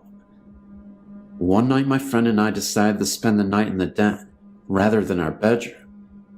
The den has a lonely view of the lake, and has a wall of windows. It is a very large room. As we were in our sleeping bags, I noticed what looked like a man sitting in the armchair. The apparition was black. You could not distinguish any features, but you could see a bowler hat, or a similar hat, on his head. He just sat there and didn't move, his arms resting on the chair. I was paralyzed with fear. I eventually mentioned this to my friend, or maybe she mentioned it to me first. I just remember that after a long time, we started talking about our late night visitor. We compared notes on what we were seeing, and it became apparent that we were both seeing the same thing. A shadow? I think not, and if you read on, you will know why I'm so sure. My friend and I became so scared that we buried ourselves in our sleeping bags and held on to each other for dear life. We knew we had to get out of there, but we were too scared to move. Eventually we got up our nerve and made a mad dash to the bathroom. Keep in mind, our lake house is quite large and the bathroom was not nearby. We huddled in the bathroom for some time and got up our nerve to make it to our bedroom. This time, for some reason, we didn't run. As we were making our way to the bedroom, we saw another apparition on the living room sofa. This was definitely no shadow. There were no windows in this room, therefore no light except the bathroom light. This apparition was easier to see. It was a woman from the turn of the century. She was dressed in a white dress, possibly a Victorian wedding gown, and lying in the pose of a deceased person. As you could imagine, we hightailed it to our bedroom. When in the bedroom, we sat up with the light on. I'm not sure how much time passed, but eventually, we heard what appeared to be a marching band playing. We looked at the clock and saw that it was after 3 a.m., and therefore highly unlikely that a marching band would be performing in this rather sleepy-like community. Had it not been for this, we would have considered it as teenage imaginations going wild. You can see things, but hearing them is an entirely different story. In the morning, we checked out the house to see if there was any way music could be played by itself in the house. We found an old radio down in the basement, but it wasn't plugged in. We then plugged in the radio, and it did not even work. We asked my grandparents if they had heard anything, and they said they hadn't. When we told them our stories, they just laughed, and almost everybody else we had told this to laughs also. If they don't laugh, they listen and nod their heads, but we can tell they are just being considerate and patronizing us. We are now both 30 years old, born a day apart, and live over 1,000 miles apart. When we are together, we still talk about this and stand by our story and memory. We still agree about what we saw and heard. I have no explanation about this, but I will not sleep alone in this house. I don't even visit often, but when I do, I'm still scared to death.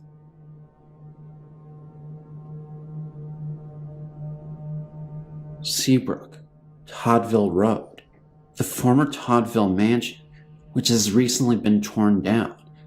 The property turned into apartments or condos. Reports of a strange creature roaming the grounds, noises, feelings of being watched, shadowy figures. Actually, this mansion was the List Mansion. The story of this place was well known to the people of Seabrook, who lived there at the time. I lived near the List Mansion for many years. Several acres of land were bought by a Houston business owner in the late 70s to early 80s, right on Galveston Bay, near the intersection of Toddsville Road and East Meyer Road. Bill List was his name, and for the most part at first, no one knew who he was, only that there was a major construction project going up near the bay. Bill List owned a trailer manufacturing business, and with the success of his business came great wealth. The mansion was a massive undertaking. Built up on several feet of soil, the 3-story brick structure dwarfed the modest home surrounding the property. The brick foundry, where Bill was buying the bricks for his mansion, was unable to keep up production of bricks for the mansion and bricks for other products, so Bill just bought the brick foundry so all the bricks made could go into his construction for project. Month by month, the mansion began to take shape. The stark brick structure was 3 stories tall, 4 if you count the massive garage on the ground level. All the windows on every floor featured wrought iron bars. It was divided into 2 separate sections, with a large glassed-in garden and pool. Catwalks on the second floor crossed from the front of the house to the back part. The rooms were arranged into 2 separate apartments, with kitchens, bathrooms, and living areas. The entire property was surrounded by a brick wall from Toddville Road. The List Mansion, as it was called, resembled a prison, which was not far from true. When construction was completed, me and some friends were in the Kroger parking lot in Seabrook when 2 guys a little older than us invited us to a big party to celebrate the opening of the List Mansion. We talked to them for a few minutes, and then they left. We did not go to the party. For years after that, you rarely saw anyone coming or going from the mansion, even though several families could live there at the same time, and never see each other. The guys we saw at Kroger that day never showed up anywhere in town.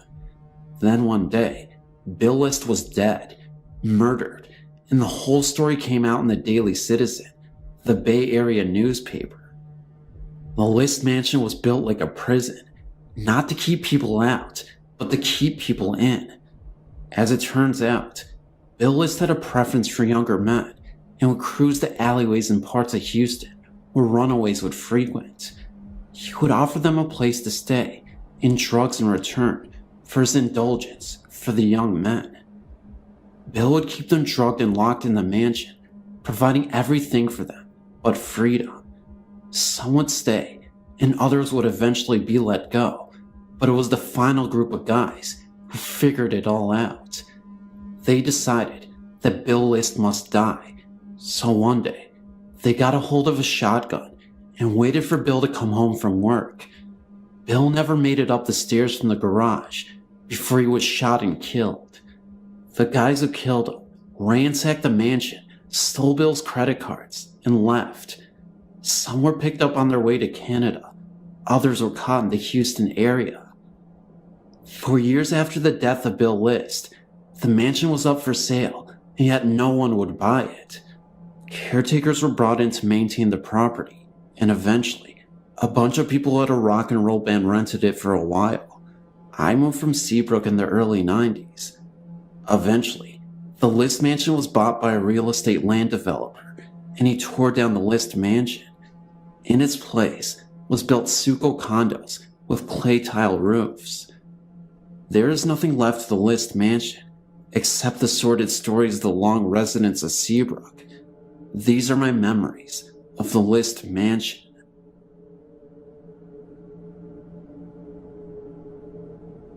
I grew up in a small town, and for about a year, we lived in a haunted house when I was just 2 years old. In other words, I don't remember specific things, just feelings. It all started when my mother and father moved from South Carolina to Kentucky. They rented an old house with a huge basement. This was told to me by my mother. I don't remember much about the house, so this is all secondhand information. They had lived there only about a month when my mother and older sister started to notice things. They told me that I was the focus of the spirit, as it would do things to me or around me. Here's a few of the things that happened to me when I was little. One time, my mother and sister was sitting in the living room watching TV. I had a little wooden rocking chair that I loved to sit in. My father was at work working a night shift in the coal mines. Mom said, all of a sudden, things got very cold and my little rocking chair started rocking very fast and the rocking tossed me out onto the floor. Then, the chair fell backwards against the wall with no one in it, by the way, and my mother and sister both heard a very dull laughing. My mother said that the thing in the house would push me, and a few times when she was watching me play on the front porch, would pick me up and drop me down hard on the ground. My mother says that she was terrified to leave me alone. Then another time, my big sister and her best friend were playing with me in the front yard, and my mother said she heard them screaming for her.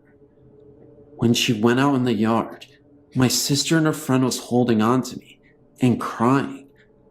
I was trying to go down the little hill into a little field below our house, begging to go play with it. My sister to this day swears that she and her friend saw a big black figure hiding behind a tree and motioning for me to come to it. And what was scary was that I was going. My sister's friend refused to come visit her at her house after that episode. My mother told me that I told her its name. I won't repeat it here, for it makes me have anxiety attacks, and that I lived in a deep dark hole in the ground, down in the field below our house. My mother went looking for a hole in the ground, and she found an old well that had been boarded up, and the weeds grown over it pretty bad, so it was very difficult to see. She didn't tell me if she experienced anything there or not, but she wouldn't talk about it with me. She kept begging my father to move. My mother said it would laugh at her, and she was constantly scared. Finally, one night when my dad was home, something happened that made my dad rethink and take my mother seriously. My parents were in bed, and it was pretty late. My father looked up and noticed the shadow of someone staring at him in the darkness. My dad at first thought it was my sister, so he raised up and asked her what was wrong. The thing laughed, and my mother screamed that it wasn't my sister because the shadow was too big to be my sister. When she screamed, my dad jumped up to turn on the lights, and it laughed again and disappeared. From then on, my dad took what my mother said seriously. After a while, my dad was able to buy a piece of land, and we moved, and according to my mother, not a minute too soon. To this day, my mother refuses to talk about it. I didn't find out about this until years later, when I was watching TV about 15 years old or so.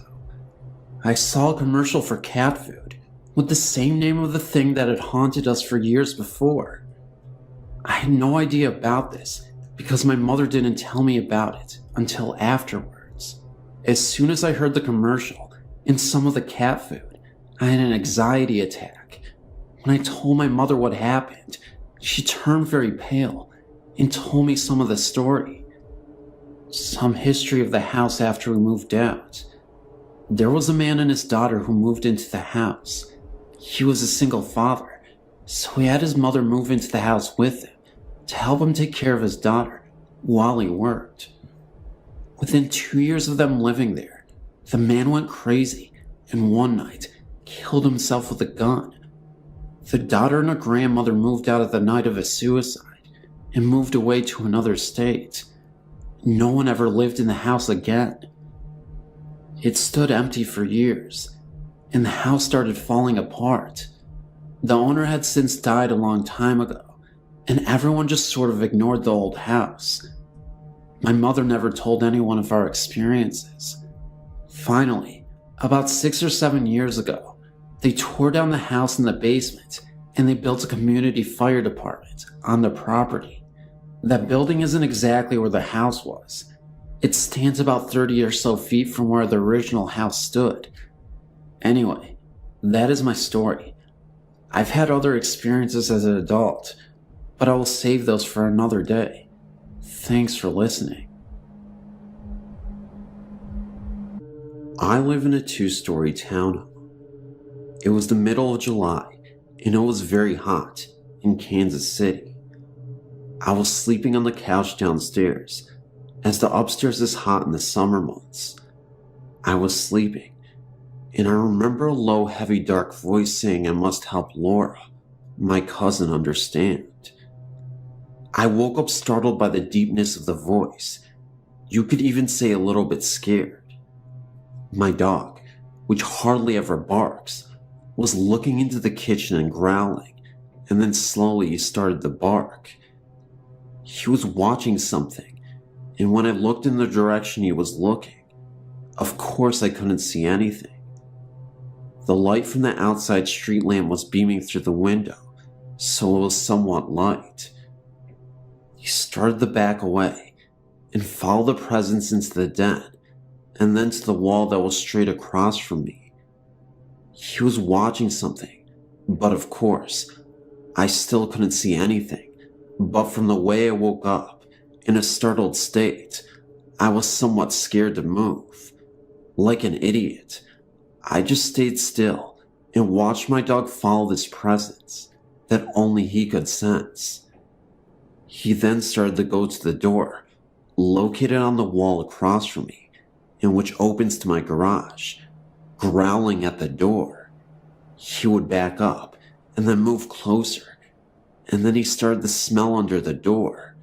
Still, I was too afraid to move. I just stayed there and watched. Within 5 to 10 minutes of this, the presence seemed to have left. My dog stopped growling and was going from the kitchen to the wall, into the door again and again, as if to look for something. Finally, it gave up and just curled up at my feet, which have not moved an inch this whole time, and fell asleep. Feeling now that the presence had left the room, I went to the door, which led to my garage, and pushed on it to make sure the door was closed, once again stating what an idiot I am. I did not dare to open the door. However, I didn't really have a choice, because that was when the door cracked open just enough that I could see the face and a body of a bloodied lady in a black robe. It appeared for 40 seconds, and I saw her long enough to make out that she had to be a nun. I just remember her face looking so badly bruised and beaten, as if she was hit with a bat or something damaging enough to give her a black eye. I turned away in fright, then opened the door completely to see that nobody was there anymore. It was like it appeared in a flash of lightning, then was gone. Just to give you some background on my house, the door that goes to my garage does not have a lock in it. Yes, this is dangerous, for if my garage door is open, anybody could just walk in, right into my house. Maybe this nun I saw was really a homeless person. Maybe it was someone who was trying to rob the house, but since they saw me, they fled. Nothing was stolen. Everything was in one piece. Feeling somewhat safe that the presence had left, I joined my dog and soon fell asleep. In the morning I awoke, went upstairs to take a shower, and dressed for work. When I came downstairs, I gathered up all my things and opened the door, which leads to my garage, and stood there in total amazement. My garage door was wide open. I left the door open all night and morning. I truly feel my spirit guide was trying to warn me, and I was too stupid and too afraid to listen to him.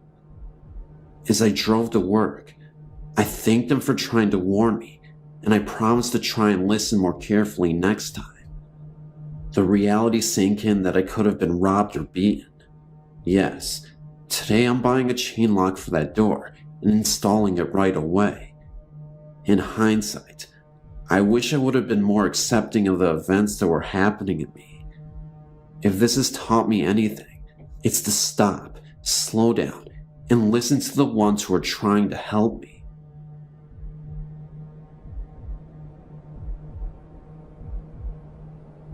As a youngster, I was playing with my toys in the lounge, and suddenly, I had this great feeling of fright around me. So I went running into my mother, who was washing the dishes. She told me not to be frightened, as there was nothing to be frightened of. So she assured me, and took me back into the lounge to carry on playing. But as she walked back to carry on washing, she saw a figure standing still in the hallway. It looked as though it appeared to be a monk in a brown habit, with his face covered by his hood. All you could see was his feet, which had sandals on. My mother walked towards it, and it disappeared into my mother's bedroom. But my mother always said how I must have sensed the presence of this ghost. Another time in the same house, it was nighttime, and I couldn't sleep, so I was just looking into space when 3 squares appeared on the wall. I thought that it must have been some kind of light shining in from the window, knowing full well that no light normally shines through, as we had blinds and curtains up at the window. I kept on staring at the squares on the wall. They didn't move or anything, but I felt really frightened like in the other story. I must have fell asleep, thinking about the lights on the wall. In the morning, when I awoke, the first thing I did was get out of my bed and go straight to the wall, hoping in the back of my mind that there wouldn't be any kind of marks on the wall where the square was. But I was wrong. Where the squares were, there were deep-lined marks like holes that were pressed into the wall around where the shapes were. They looked almost like claw marks and definitely weren't there before. There is no logical explanation for this story, not that I can explain anyway. It was not possible for any light to come through the curtains, and there were no other kind of lights or anything on in the room or in the house. I've tried to come up with some sort of explanation, and I don't have one, and that happened about 23 years ago.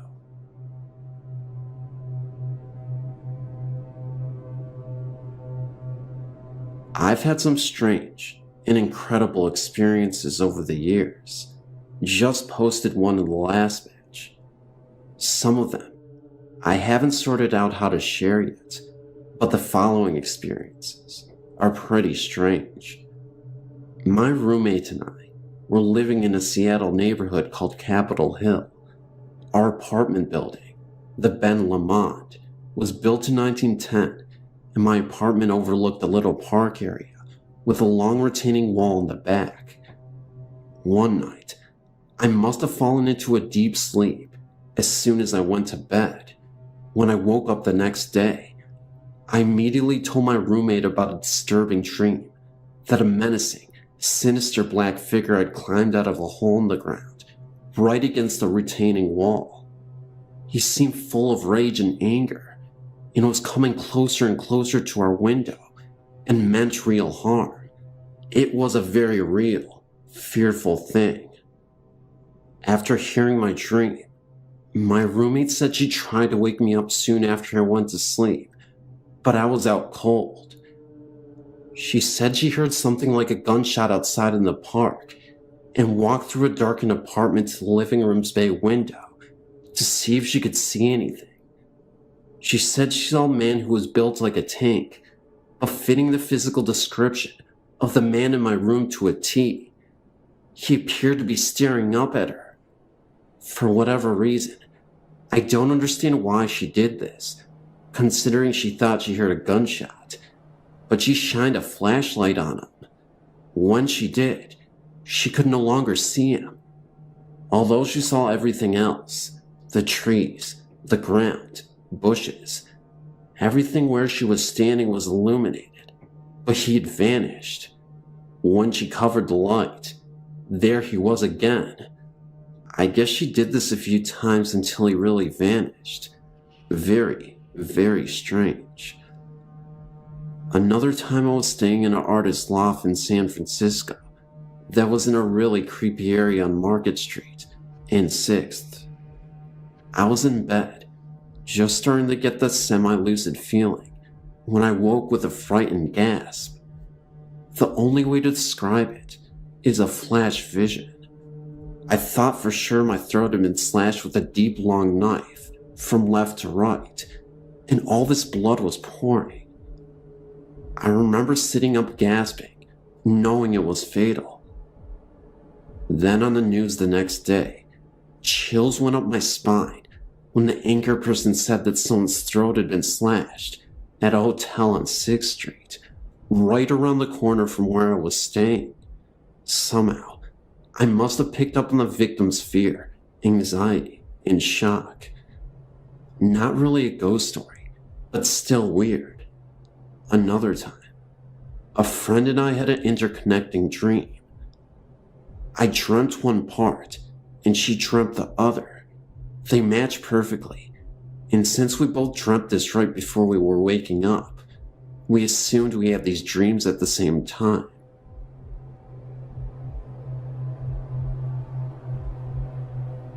I think I was about 7 when I first started seeing things in my house and around my neighborhood. The first time I saw something was when my sister and I were sharing a room.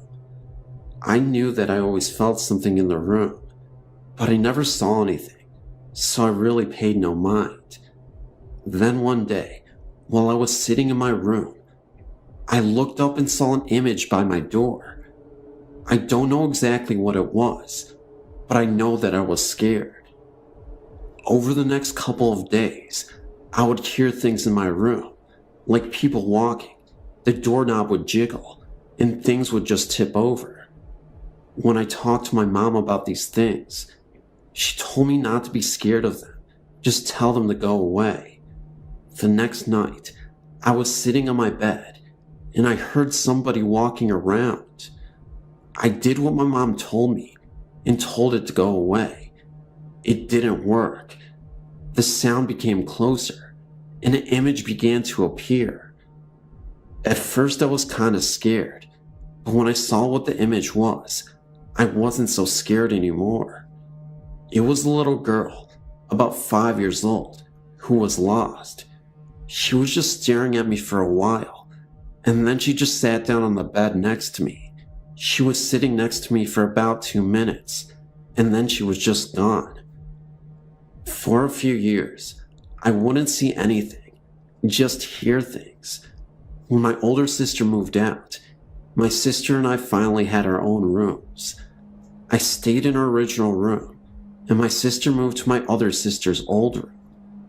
For a couple of months, things were cool, and then my sister woke up in the middle of the night and asked if she could sleep with me. The next morning, when I asked her why she slept with me, she told me it was because she was hearing people talking from the closet. Me and her had to switch rooms because she wouldn't sleep in her room. The first night, nothing happened, but the second night was completely different. I was hearing whispering and footsteps. At first, I thought I was scaring myself, but when I heard someone ask why my sister and I switched rooms, I knew I wasn't imagining it. At first, everyone thought I was making it up, but when I told my grandma about it, she looked at me as if she were surprised. She told me that I wasn't the only one in the family to be able to hear and see things. It was something that actually ran in my family. After that, things started happening more.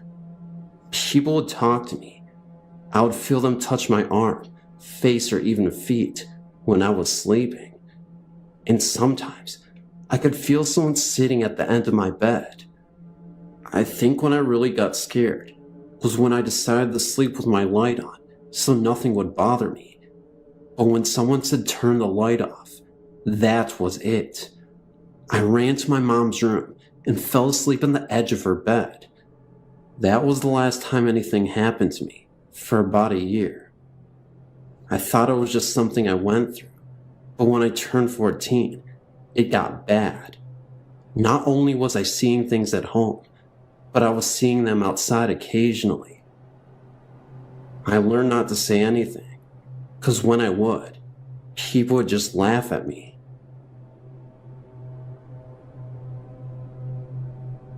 My family and I became aware of a particular area of a supposed haunting in the Jamestown, North Carolina area. We were intrigued by the article and wanted to investigate, even though we are people of faith. The article, which made us aware of the haunting, was in a local magazine and caught my two sons' attention after my wife read the article in a restaurant. The article described the following. In the 1920s, there was an accident in Jamestown near a certain bridge underpass involving two high school students returning from the local prom. From time to time, locals have reported driving by the area where the accident occurred and spotting a young woman dressed nicely standing by the roadside, needing a lift. The stories tell of a young woman named Linda entering the car and describing where she needed to be dropped. Upon nearing the destination, she vanishes. Of course, my wife and I are skeptical, to say the least, so, unaware of any peril, or should I say for a lack of knowledge or fear, we thought we would investigate with our two young sons of 5 and 8 years. We arrived at the location, which is off the main road into the woods, about 100 yards. There is an old stone-blocked railroad underpass, located next to the now regularly used underpass. Both of the underpasses have been covered with graffiti in tribute to the stories of Lydia. The old underpass, however, has been overgrown with ivy and weeds and is relatively secluded to say the least. Nevertheless, we were determined to investigate, despite the spooky nature of the claims. As we entered the underpass, the air became distinctly colder, which we all noticed. We all felt frightened and left after only a few moments. We got in our car and drove home. We thought nothing of the event until that evening. Strange things began to occur at about 2 a.m. Of all things, an old woody doll with a pull string began to speak in a toy box and would not stop. The electric van door opened and closed several times without any provocation. My boys thought someone was in their room. We thought we were frightened from our prior experiences and let our logical minds control. The house still seemed strange to me, and I had difficulty sleeping, even though my male ego would not let me admit my fear. Time went by, and although the supposed haunting events were less traumatic, they nevertheless continued for about a month. It came time for the van to have a regular tune-up, and we took it to the dealership.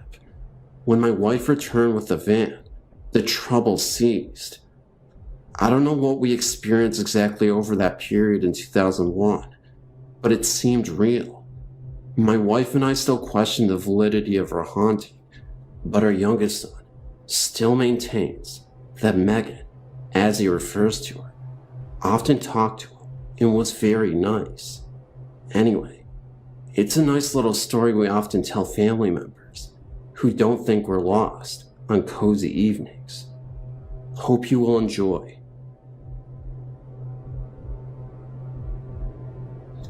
I used to work at this daycare center that only stayed in business for 2 years. The building that we worked in had many owners and many businesses, but never stayed in business for longer than 2 years. Usually, bankruptcy would follow. Anyway, I had worked there for about a year and had always been scared of the back of the building. There was a long dark corridor that always gave me the chills, and I always felt like I was being watched. I had the early morning shift, so I had to be there at 6:30 and get ready for the kids to arrive. One morning, I had an infant who was only 4 months old and was asleep at the time of the incident. We were in our room, and I was writing out papers for the rest of the day when I saw a toy out of the corner of my eye being thrown across the room. I didn't think anything of it and played it off as my imagination until a week later when another coworker told me what happened to her. She was in the sleep room changing a child's diaper when she looked right and saw a little girl standing there staring at her. She looked back at the child she was changing and back, and the little girl had vanished. There were no children besides the one she was changing in the room with her. It freaked her out, and when she told me, it freaked me out, because then I realized that the toy that I saw thrown across the room wasn't my imagination. Neither one of us had another experience, but those two were enough for us. The first time I had a supernatural experience, I was asleep in my room at my parents' house. Now, I knew this house was haunted because in the middle of the night, I would hear something banging on my walls or my doors, and our dog, who slept inside, would bark on and off during one night, and the next night be completely quiet. But on this particular night, I saw an angel. I later found out that there is an old refrigerator under our house. Ask me why, and I couldn't tell you. Anyway, about a month after we moved in, we bought a 6-year-old Shih Tzu puppy. About 2 days after we bought her, my fiance and I were sleeping when he woke me up and told me the dog was on the bed. This, of course, was impossible, since she was only 6 weeks old, had short legs, and our bed was tall with nothing around it for her to jump on. He told me that he felt something tugging at the covers around his neck and growling, and when he rolled over it, ran, and jumped off the bed. I just passed it off as him dreaming. But about a week later, while he was at work, he works night shift. I was asleep, and I woke up because it felt like something was running from one end of the bed to the other, and back and forth. When I rolled over, it stopped. That kind of freaked me out. Then about 3 months later, I woke up and saw a hand coming out of our closet door with what seemed to be a letter or a piece of paper in its fingers. The hand was small and white. When I gasped, it disappeared. Then, about a week after that, the bed would periodically shake while I was asleep. I later asked my fiance if he ever felt the bed shake, and he told me he did. And when he described how it felt, I knew we were both feeling the same thing. It's a subtle shaking as if we're an earthquake, except we live in Virginia, where we don't have earthquakes, at least not the kind you can feel. It was almost as if there was a big dog on the bed, scratching furiously at a flea, and he also described it the way I would have, which is when you wake up, your first thought is, man, my heart beating that hard? And then you realize that it isn't your heart at all. And just last week, I saw a young woman with brown curly hair and brown eyes peering at me from a crack in the closet door. And last night, the downstairs bathroom door slammed by itself and the bed shook with both of us on it. Usually, it only shakes with one of us on it. Anywho, that's my story. If you have any insight, please give it to me, and you can put the stories on your site.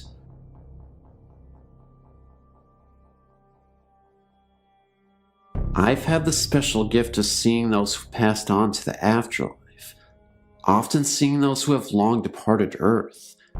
It happens periodically, but when it happens, I have some pretty vivid and memorable experiences.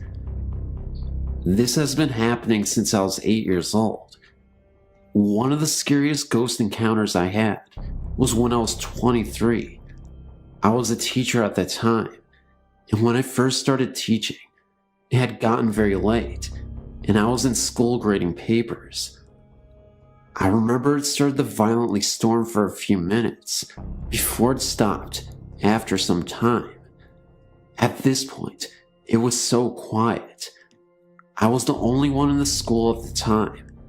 I had left the classroom door open when I heard a loud banging on the school lockers right outside the door. It startled me so much, I flinched so hard. I wanted to make sure it wasn't a break-in, so I went outside in the hall to investigate. That's when I was floored. Standing all the way down the hall near the lockers was a man in blue overalls with a long beard. He was holding an umbrella in his hands and looked so deranged. He honestly looked like a homeless squatter to me. I told him not to move at all and that I'd be calling the cops, that I was armed with weapons, so if he tried anything, I'd attack, which wasn't true at all. I was bluffing, but I needed to scare him anyway. The next thing I know, the man starts charging at me full speed. I run back into the classroom I was just in, slam the door, and hide under the desk. I remember hearing the most intense scream for a second, coming from the hallway. The lights go out, and it's pitch black for a moment's time. I started to hear a couple footsteps. Then, silence. It wasn't until about 2 minutes later, the lights went back on. I screamed out loud, "I'm armed. You need to leave. You are trespassing. You don't belong here," etc. I waited a minute or so under the desk and eventually got out. Still quiet enough to hear mice. I open the door and head out into the hallway. There was no sign of life. Nobody was there. No deranged, homeless man. Just nothing. The school is pretty small. It's 1 floor and about 10 classrooms. There are, of course, 2 entryways to get into the school, the front and back. I went to check the doors, and to my utter surprise, they had been both locked the entire time. I thought to myself, how could anyone break in? The doors are locked, no windows are open, and all of them are locked as well. Was I hallucinating? No, not at all, because the man looked as real as any person I could see. So, I made sure to check all the classrooms, even opened the lockers, to make sure this man wasn't hiding in there. But there was no sight of this guy.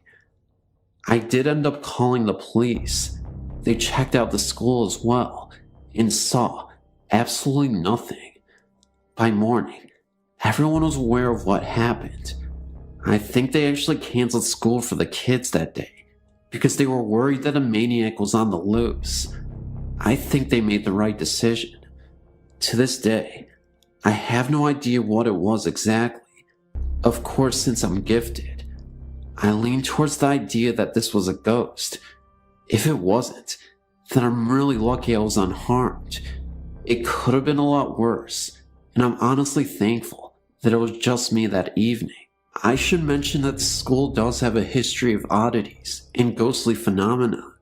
Supposedly there was a rumor that years ago, in the indoor pool at the school, a teacher went mad and drowned a student right in front of everybody.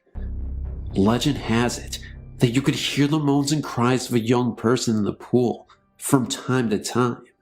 One of the school janitors once swore that they saw a blue figure hovering right above the pool. Unfortunately, nobody took him seriously. He actually lost his job and was put into a mental asylum because he had a mental breakdown after seeing that. Anywho, that's my story and the surrounding rumors of this haunted school. I hope this was thoroughly entertaining. I don't work there anymore. I moved to a different state and work as a teacher currently. After what happened to me, I honestly couldn't stay. Thanks for reading.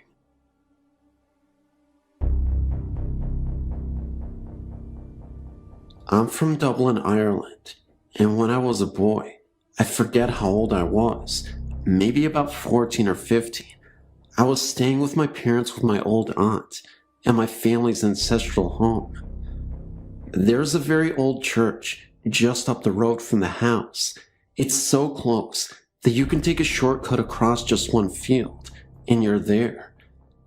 It used to be part of an old Franciscan monastery. Anyway, I was in that church on my own one summer's afternoon. It was a hot day, and though the church was naturally cooler, it was only a degree or so cooler. I remember feeling a little uneasy. All of a sudden, the hackles on my neck rose. I thought my little sister had followed me in, but then the temperature literally nosedived from somewhere in the high 90s to the mid 40s in a matter of seconds. I sensed that someone, or something, was watching me from the choir balcony, above and behind me. Something told me that it sure as hell wasn't human. I don't know how, but I knew. I slowly turned and looked up. 3 seconds later, I was tearing down the road as fast as my legs could carry me. What I saw was the semi-transparent, cowled figure of a Franciscan monk regarding me from the balcony. He was barely there, yet details, the folds of his robe, the heavy cross about his neck, and the shaded outline of a face was visible, yet weirdly see-through. I'm now 20, and still refuse to enter that church alone. I've since asked the parish priest about it. He explained that he had seen an apparition a couple of times when he was alone in the church, but refused to comment or speculate further.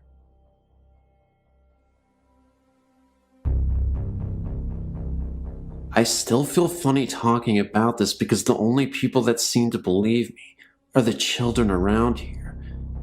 You described some of the things that have happened in your number 2 list of types of ghosts, so maybe I'm not crazy. We moved to this 120-year-old farmhouse about 4 years ago. When we first moved here, my youngest son was 3. He would ride his tricycle back and forth from the living room to the kitchen, which at the end was the basement door. He would ride his tricycle back and forth from the living room to the kitchen, which at the end was the basement door. I was doing the dishes when he turned to me and asked me to stop laughing at him.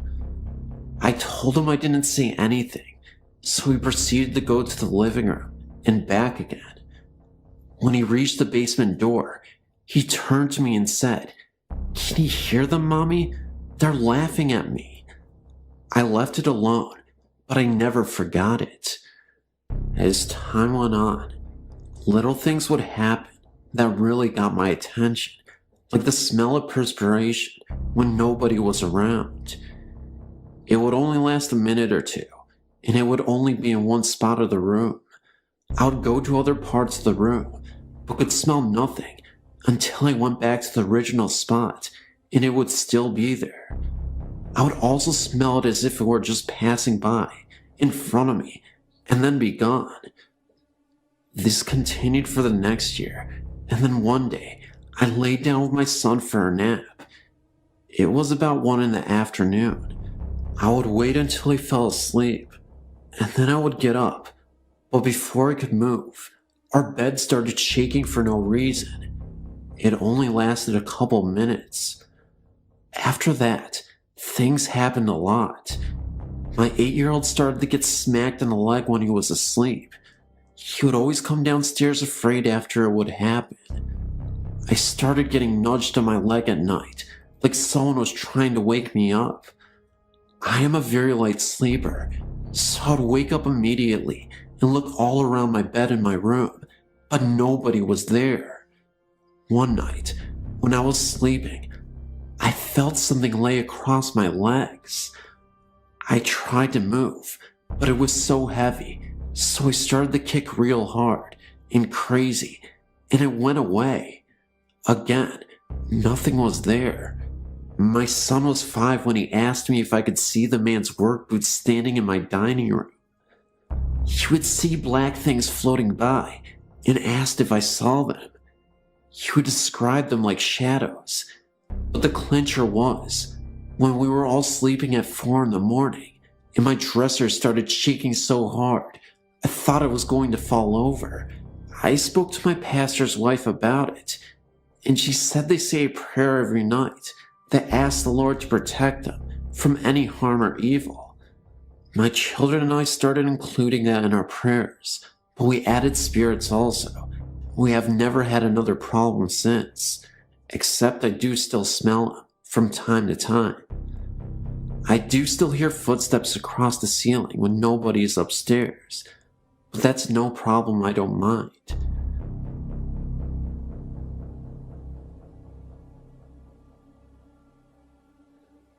My mother, brother, sister, and I moved into an old house in Cambridge, New York in 1995. They had the intentions of refinishing parts of the house to make it more modern. To give you an idea of the house, it was built in 1884, had 4 floors, which consisted of a basement, first floor, second floor, and a full attic. Above the attic there was a window's peak, and access was through the attic by a flight of stairs. Strange things started happening that everyone just brushed off the first week. Every night at 7 p.m. on the dot, the house would fill with the smell of cigar smoke. Nobody in the house smoked cigars. We could hear voices of adults upstairs and people running around. When we went up, no one was there. We heard knocking on the walls all hours of the day. People were heard whispering. It would get so intensely cold in the kitchen, and appliances would randomly turn on and off. My sister was coming down the stairs, when she looked to be pushed from behind, and luckily my mother was at the bottom and saw the whole thing. My mother was never bothered at all. It seemed to target only the children, which were my sister, 11, my brother, 13, and me, who was 15. She did hear things, and she also felt things, but never scared out of her mind.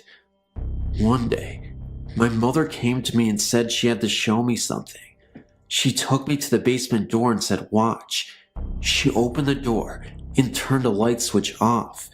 Then she shut the door, waited for a few seconds, then opened the door, and the light was back on, and the switch was up. We then proceeded to do this over and over again, and the same thing occurred, so we duct taped the switch off. We left that night to visit family friends, and when we returned, every light in the house was on, even the basement, where it looked like someone tore the duct tape from the wall. We left the light on. From then on, everyone in the house had seen shadows and felt presences, but my brother was the one who saw and felt the most.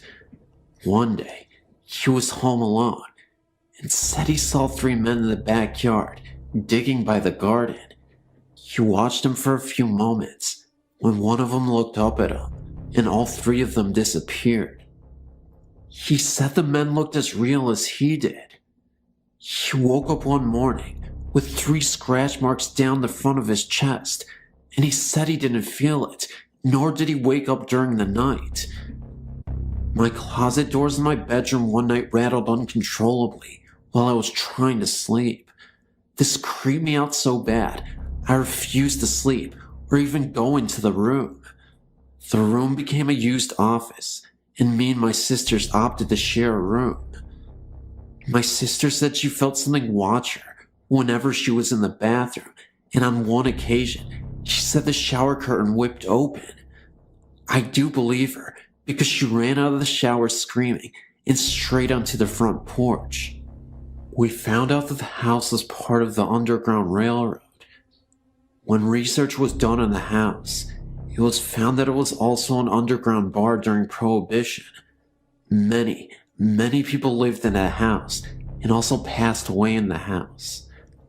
A woman by the name of Ann Douglas hung herself in what was my bedroom. And we also know that there was also a shooting outside of the house, around where my brother saw the 3 men. There were so many incidences, but too long to tell all of them. We lived in the house for 5 months before selling it and moving out. We have heard that people have lived there and stayed a short time before moving out. The house is currently vacant. I wonder why.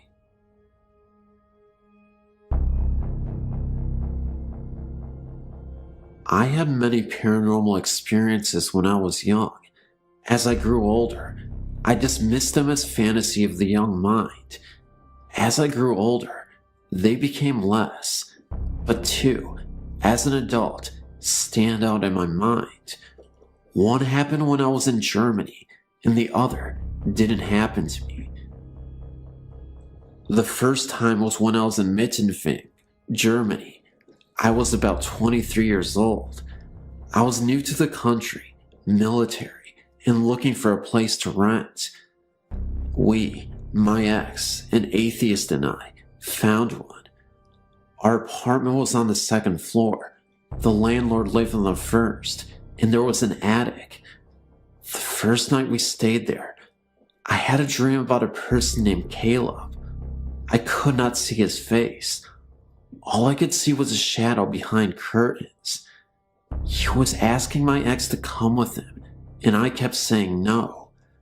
I had the dream several nights, but I never told my ex my dream. About 1 month after we moved in, I started experiencing phenomena. We had a bathroom with a skylight. I had this unnerving feeling that someone was looking at me while I bathed. Keep in mind that this was an old German house, and showers are hard to come by. I also had the feeling of being watched when I went into the kitchen. Several months passed by, and winter came. We had a lot of snow, and it was piling up. One day, I was in the living room when I heard this sound in the attic, like someone was dragging something across the attic. I dismissed it as snow piling up on the roof and falling. The only problem was, the snow really was falling north to south, roof pitch, and the sound I was hearing was from east to west. I ignored it for about 2 weeks, and the sound got so loud that I had to leave. My ex found me sitting on the landing one day and asked me what the problem was. I told him what I was hearing, and he laughed and told me it was the snow falling off the roof. I told myself, giggling, "You're losing it." Several days went by, and I kept hearing the sound. I did ignore it, but one day, I tried to lay down on the couch when I heard this sign next to me. I left the apartment again, but one night, we had a party, and my ex told people that I was hearing things. They laughed, and I was embarrassed, but I told them open the attic door, which was between the bathroom and kitchen, and see what was up there. They did, and everyone stopped laughing. I didn't really want to see what was up there, but then again, I did. My ex told me there was nothing up there but old rags. He tried to persuade me from looking, but I wanted to see for myself, so I climbed up the stairs and looked in the attic. What I saw took my breath away. There was an old black German baby buggy sitting up there. It was full of cobwebs, and someone pushed it, and I knew what that dragging sound was. It made a distinct sound that could be heard by everyone. I actually felt sick to my stomach. We stayed there for about another month, and nothing happened. Then one night, we laid down to go to sleep when I heard this knocking on the wall above us. 3 knocks. I asked my ex if we had heard that, and this is what he said. I'm going to tell you I didn't, but I did. Well, it was about 2 weeks after that when my ex told me we were moving. I didn't know it, but he was looking for another place. No explanations. We were just moving. As we were moving, I asked him why, and all he said was, "Let's leave this place." I asked him why, and he got really mad and told me we were just moving.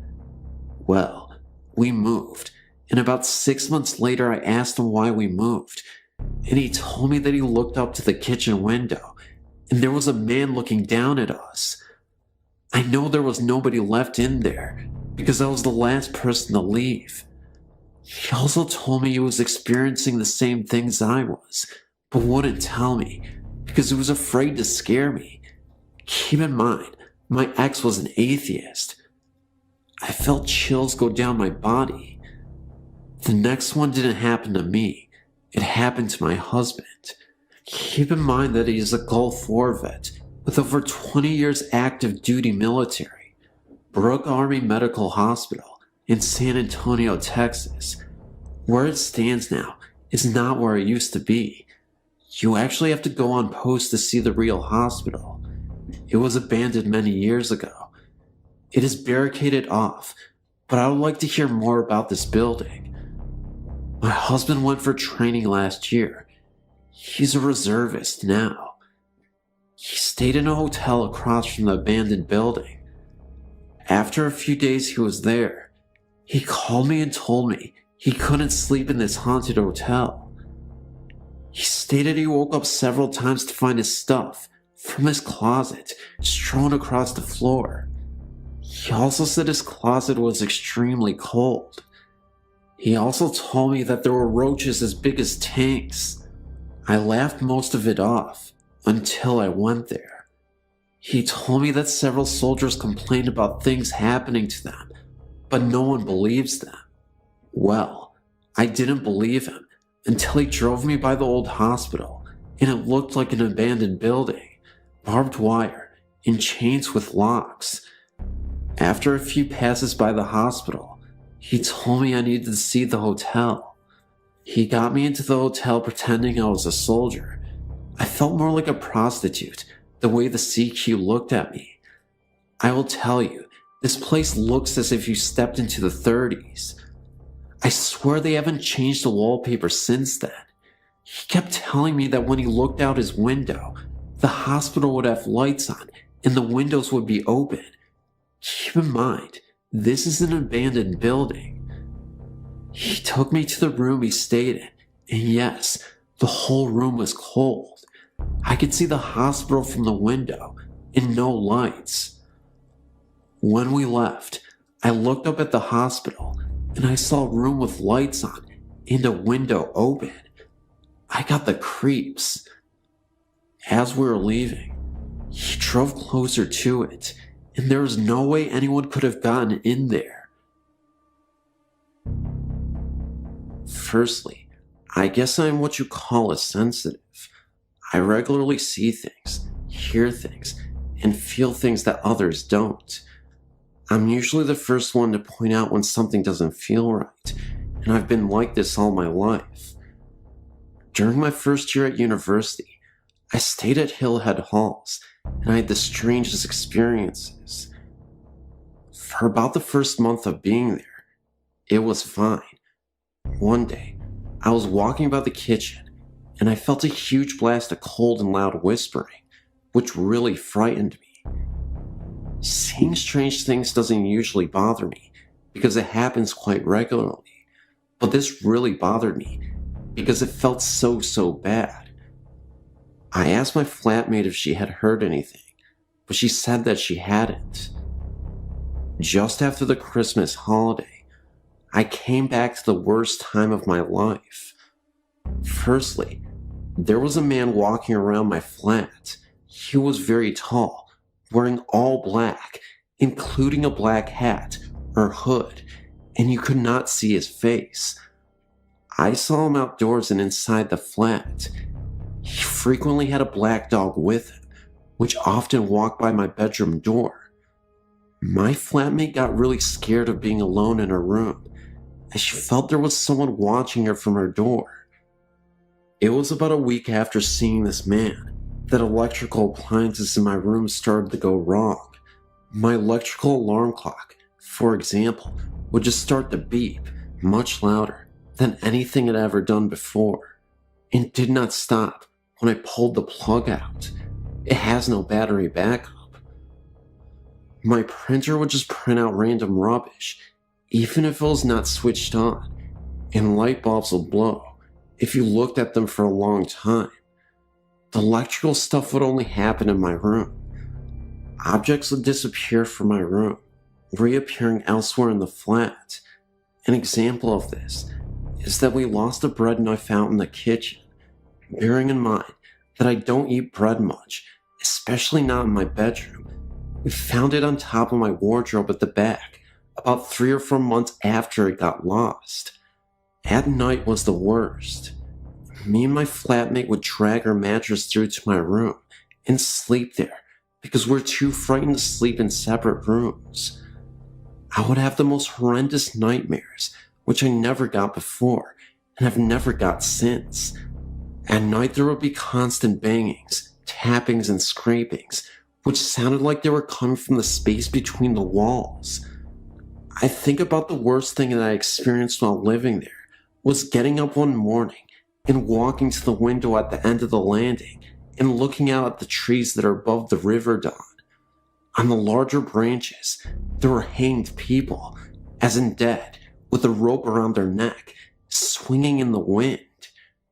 They weren't dressed in modern clothing. I wanted to run away and stop seeing it, but maybe I was too frightened because my feet wouldn't move and I found it really difficult to breathe. After this, my flatmate found staying in her room, which overlooked the river dawn, unbearable, and moved into the room next to mine. As soon as that room was locked, everything was fine, until it came to the end of the year, and she moved out. She moved out about a fortnight earlier than me, but I was spending most of my time in the flat above mine. After her moving out, I came downstairs from upstairs to find her door open and light shining through onto the landing carpet. Very bravely, I went to shut the door and switch the lights off, but just as I got there, the door slammed in my face and locked, and I heard the light switch off. I phoned my flatmate to make sure she was home, which she was. I then phoned the people from upstairs and asked them to come down, and when they got to my flat, the room wasn't locked again, but was totally empty and freezing cold. It was the summer, but you could see her breath was white. The next day when I got out of the shower, I found that the bathroom door was wide open, despite the fact that I'd locked the door and there's no way that the lock could open itself. Also, the bathroom door was very creaky, and I hadn't heard a creak. I went to my room and got dressed as quickly as possible, but I couldn't find the key to my room so I could lock up and leave. I'd left the key in the lock on the outside of the door, but it was gone. I found it in the bathroom sink. Finally, one night, I gave my key to one of the people living upstairs to go and get me a sweater for my flat, as I was too frightened to go down. This person, who was a complete skeptic, came back upstairs completely pale, sweating cold sweats, shaking, and totally out of breath. I don't know what happened, because this person won't talk about it, and has made us all promise never to bring it up in conversation. These all sound like really weird events, but I don't smoke, drink, or do any kind of drugs, and I didn't then, but I swear they are all true. I don't want to experience anything like that again as long as I live. Thanks for letting me share this with you.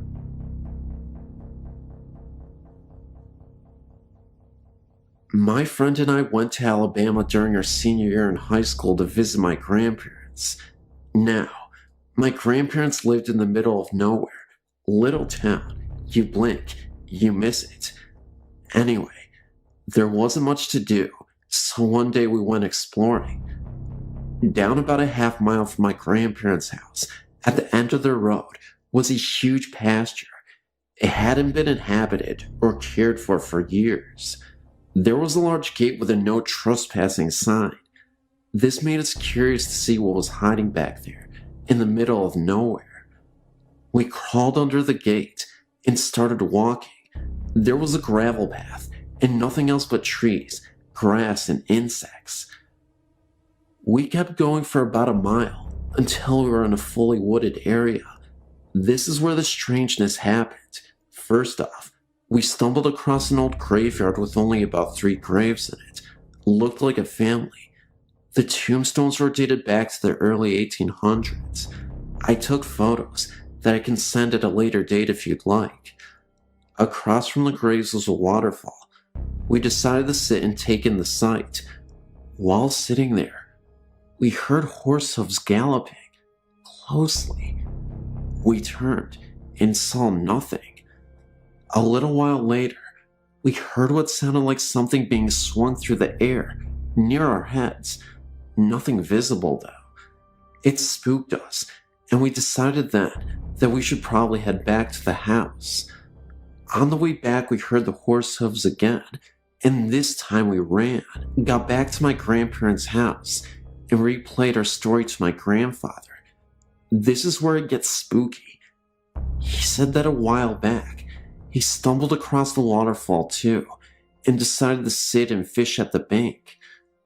He heard the horse too, and heard the swinging, which he described as a hatchet or something similar. Only he said that he turned and he saw a man on a white horse, carrying a machete, and appeared to be clearing the fields, but it wasn't really there, like he and the horse were transparent. He said that's when he took off running too. The only thing I can think of is that at one time, someone lived on that land, which is why they were buried there. I can tell you one thing, it spooked me then, but now I just realize that people just stayed there where their home was. I haven't had any opportunities to get back to that area, but if I do, I may go visit them.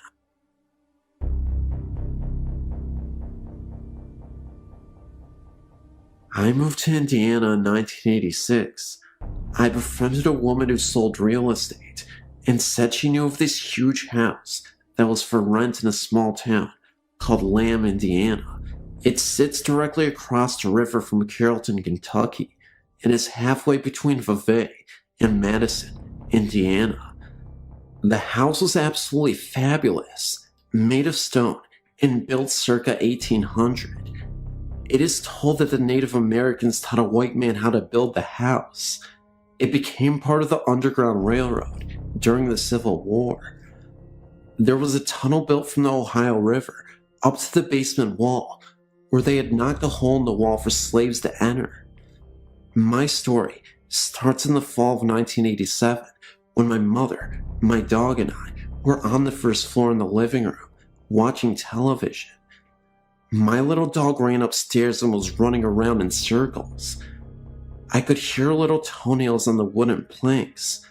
I felt a cold chill, like a burst of cold air, and became puzzled by it. There were no doors or windows open in the house. It was cold out, and we had built a fire in the wood stove. I went up to check on my little dog to see what she was doing, and there it was. My room had a door that led out to nothing. I assumed there was a balcony at one time, but at this time, there was no evidence of one, so the door stayed shut and locked. When I had gone upstairs, I noticed the air was more frigid, and it seemed windy. I went to my room and the door was standing open, and it looked as though a small child had breathed on the window of the door and wrote Amy's room on the window. I think the most interesting experience in this house also happened to be the most terrifying. One night, I'd been sleeping in bed with the door open when I was awakened by what I thought was my dad. I remember the door squeaked open slowly, and I heard a whisper. I couldn't hear it too clearly. All I knew was that it was some sort of talking. That's when I started to open my eyes slowly and saw what appeared to be a nun with an axe on her head, kneeling down and praying in front of my bed. I screamed. My parents rushed into the room, and I told them I saw something. My dad did his best to reassure me that everything was okay, and after I explained what had happened to me, I feel like he was just as creeped out as I was, even though he tried not to show it. Well, that even frightened my dad, to the point at which he told me he couldn't sleep the rest of the night. I ended up falling asleep, and my dad stayed up. He told me he went to the bathroom and turned on the light, when all of a sudden, it went out. Needing to use the bathroom, he grabbed one of the flashlights we had. When he shined the flashlights towards the mirror to wash his hands, he looked at the mirror for a second, only to notice an old man's face right behind him.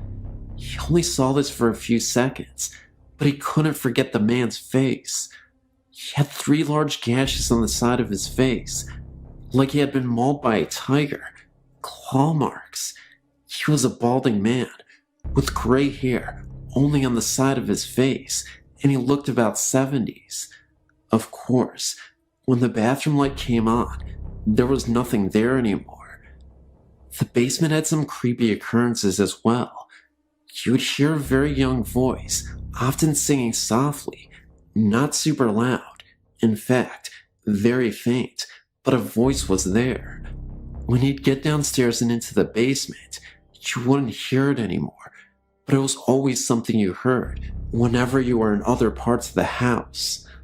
About a year or so later, we had some family staying with us for the weekend, and my cousin set up a large tape recorder in the basement to see if there were any noises. My little nieces and 3 friends bedded down in the living room by the wood stove to stay warm, and we all went to bed. The next morning, one of the little girls thanked my dad for stocking the fire that night because it was getting kind of chilly. My dad hadn't been downstairs all night. My cousin went down to the basement to get the tape recorder, reel to reel by the way, brought it back upstairs, and played it back to us. You could vividly hear a little girl say, "Mommy." My family lived in that house for almost 15 years.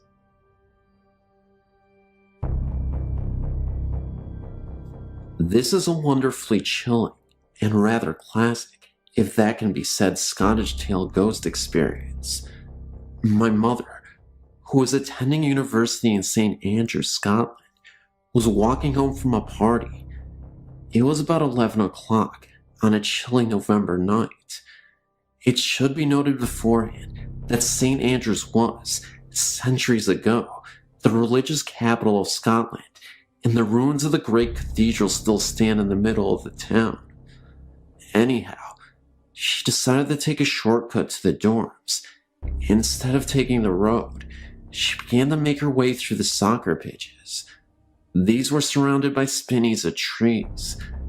As she crossed the fields, she noticed what appeared to be 3 policemen at the road at the end of the pitch, where she was heading. Though not that close, she could see that they wore heavy clothes, like the Scottish policemen's coats traditionally worn in the winter. She didn't want to be found by them at that late hour, and went to the nearby trees to hide. To her chagrin, they began to move towards the center of the field, though not directly at her. She stayed put. As they came closer, she realized that they were walking on the air, about 3 feet above the ground. Furthermore, they were not policemen, but monks in clerical robes. 2 of them were supporting a third in the middle, who seemed to be wounded.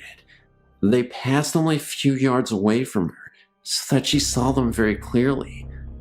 Oddly, their feet moved very slowly, but they were moving through the air very quickly. When they came about parallel to her, my mother, mad with fear, ran as fast as she could back to the dorms, clearing a fence that was as high as her, with one leap on the way. A violent wind kicked up against her as she ran, as if trying to blow her back. The next day, she went back to where it happened. At the very spot where the 3 monks had passed near to her, she found 3 black cats eating the carcass of a rabbit that they had just killed. In another note, the mystery as to why the apparitions were floating is easily solved.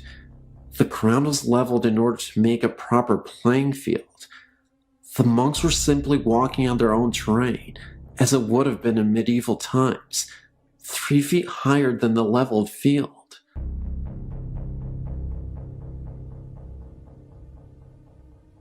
My family has had many paranormal experiences. When my mother was a child, they purchased a house near Martins Ferry, Ohio, that had some strange occurrences there. My uncle was in his room asleep, and woke up in the middle of the night to find an old woman in a rocking chair sitting in the corner of his room. He said she told him to get out of her house. My uncle was so frightened, he literally dragged his mattress into my mother's room and refused to ever sleep in his room again. My mother-in-law also saw the woman and can vouch that she was real. My great-grandmother would also see a small black devil-like creature with glowing red eyes outside her window at night. None of my family's pets lived very long in that house either. Their fish were found dead in their tank one morning. All of them. Here's the thing though. The water was somehow boiling hot. My mother's hamster was found dead in its cage too, and I've been told it looked like something had maybe scared it to death from the expression on its face. Also, every night, my grandmother would dream that the house was on fire and they couldn't get out. After living in the house for 6 months, they moved out. The day after they had moved out, the house caught fire and was almost burned to the ground. To this day, my aunt still has ghost experiences. At one of their old houses, they would turn out all the lights, lock the doors, and would come home to find that every light in the house was on. I never felt comfortable being alone in the house upstairs. I would feel like someone was watching me when there was no one else upstairs.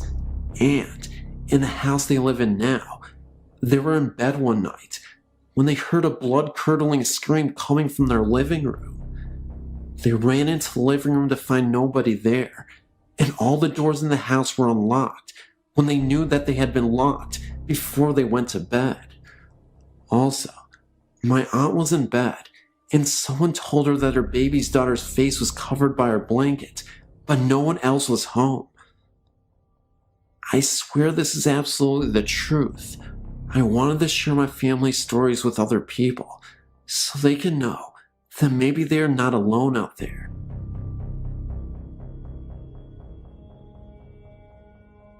Hello, my name is Naomi, and I've had several paranormal stories to share. Ever since I was young, I've always been terrified of the paranormal, and I have had terrifying, vivid dreams. As a child, I would frequently awake to see a dark, shadowy figure standing by the doorframe of my bedroom. I would feel a presence behind me when I would walk upstairs at night. At a slightly older age, I dismissed the possibility of ghosts because I figured it was impossible, but later I had a change of heart when I went to this haunted yard. I'd heard many stories about a small yard where strange things had occurred. One night, I thought it might be interesting to go take a look at it and see what all the fuss was about. The yard is almost impossible to find, totally surrounded by trees. If you are able to find it, go there in winter. The snow is always perfect, not a single flaw. If it's a windy night, there will be no wind within the yard. The freaky part about it is that there is an old building which used to be an insane asylum, now abandoned. It's boarded up, but one night we opened it up, and we heard a faint barking of dogs from within, but there were no dogs anywhere nearby. Next to it, there is a small trailer. No one lives in the trailer, but a light and the TV are always on. There is an old swing on the yard. If you watch it for long enough, it will begin to swing slightly. The strangest part is that there are 2 old Native American tombstones. Every time you go back, they've been redug and moved to another location on the yard. I'm not sure if any of this is ghost related, but it certainly is freaky. An incident happened to me this evening as well. I was walking with some of my friends along the railroad tracks in my town. On the street next to the tracks, 100 years ago, there was a man who went insane, killed his family, and was hanged in the courtyard.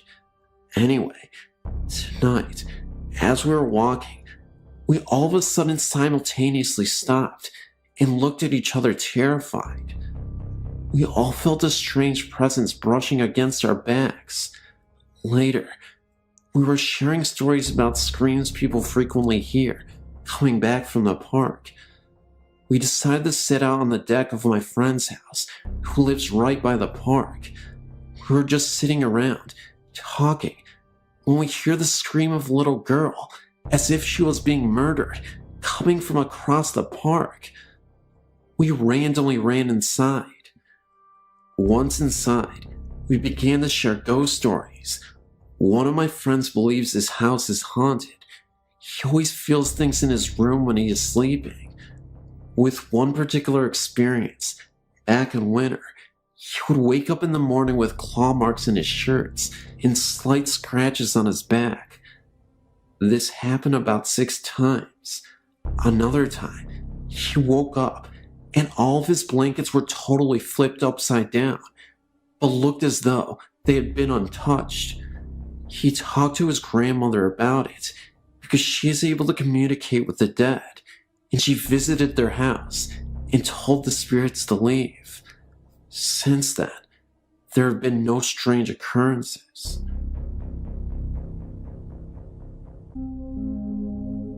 I work in a nursing home and didn't believe in ghosts till I was offered a night shift position.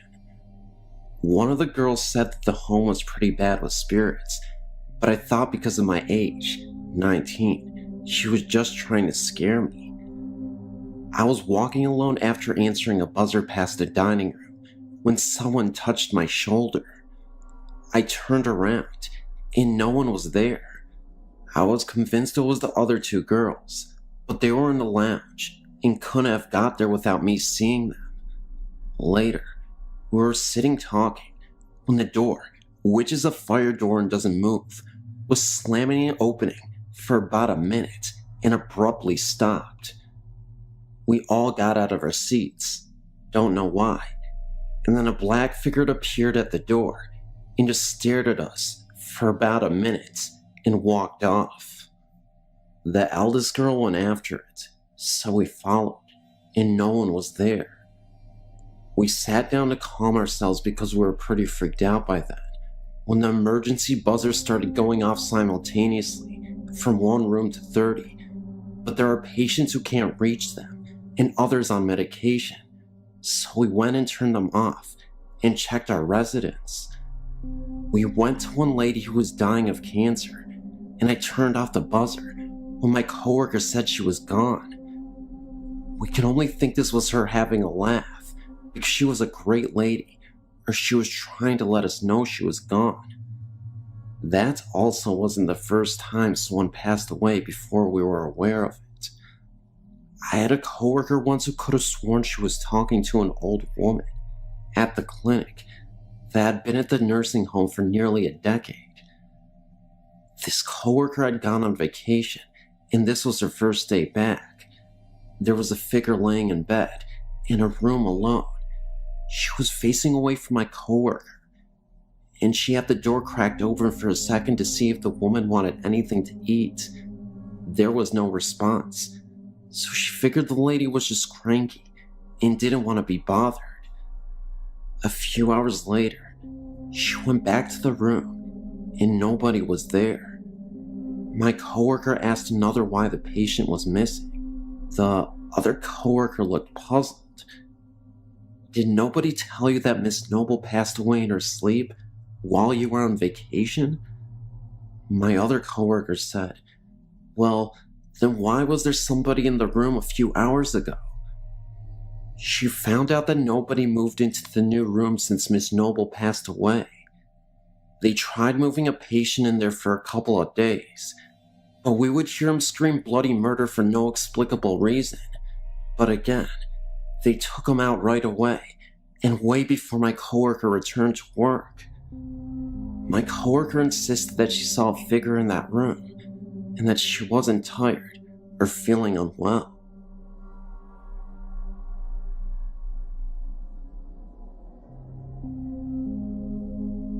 This might end up kind of being long, since I'm going to try to cover a lot of what I experienced in my life. I will start with the first thing that I remember. I was about 4 or 5 years old. I was sitting in my bedroom getting some coloring books. It was summer, and the window was open. I heard this noise, and at first, I couldn't tell where it was coming from. I looked towards the window, and the sound faded. It sounded sort of like a lawnmower. Well, I went back to what I was doing, and the noise just got louder. I realized the noise wasn't coming from my window, but from the other side of my room, where the closet was. I looked over and saw this black orb hovering over the molding of the closet. It was moving in this swaying motion, and the noise I was hearing came from the black orb. I screamed and curled up into a ball. I continued to scream until my mom reached my bedroom. She looked terrified and kept asking me what was wrong. Well, my little brain could only assume it was a black bee, which she didn't find amusing. She said she thought someone was trying to kill me because of how I was screaming. From that point on, I read everything I could get my hands on about ghosts. Nothing happened for many years after the first incident. My father was in the military, and we moved from Atlanta to Minot, North Dakota, my sophomore year of high school. I'm not going to get into everything that happened down there, since it was a daily occurrence down there, no matter where in town I was. In brief, let's just say the blacker than black negative things. Everywhere. Luckily, The people that I normally hang out with saw them too, so I didn't feel like I was going crazy. They ranged in height from being 1 foot to over 7 feet. There was one we nicknamed Split Toes. Keep in mind, there were more than one of them.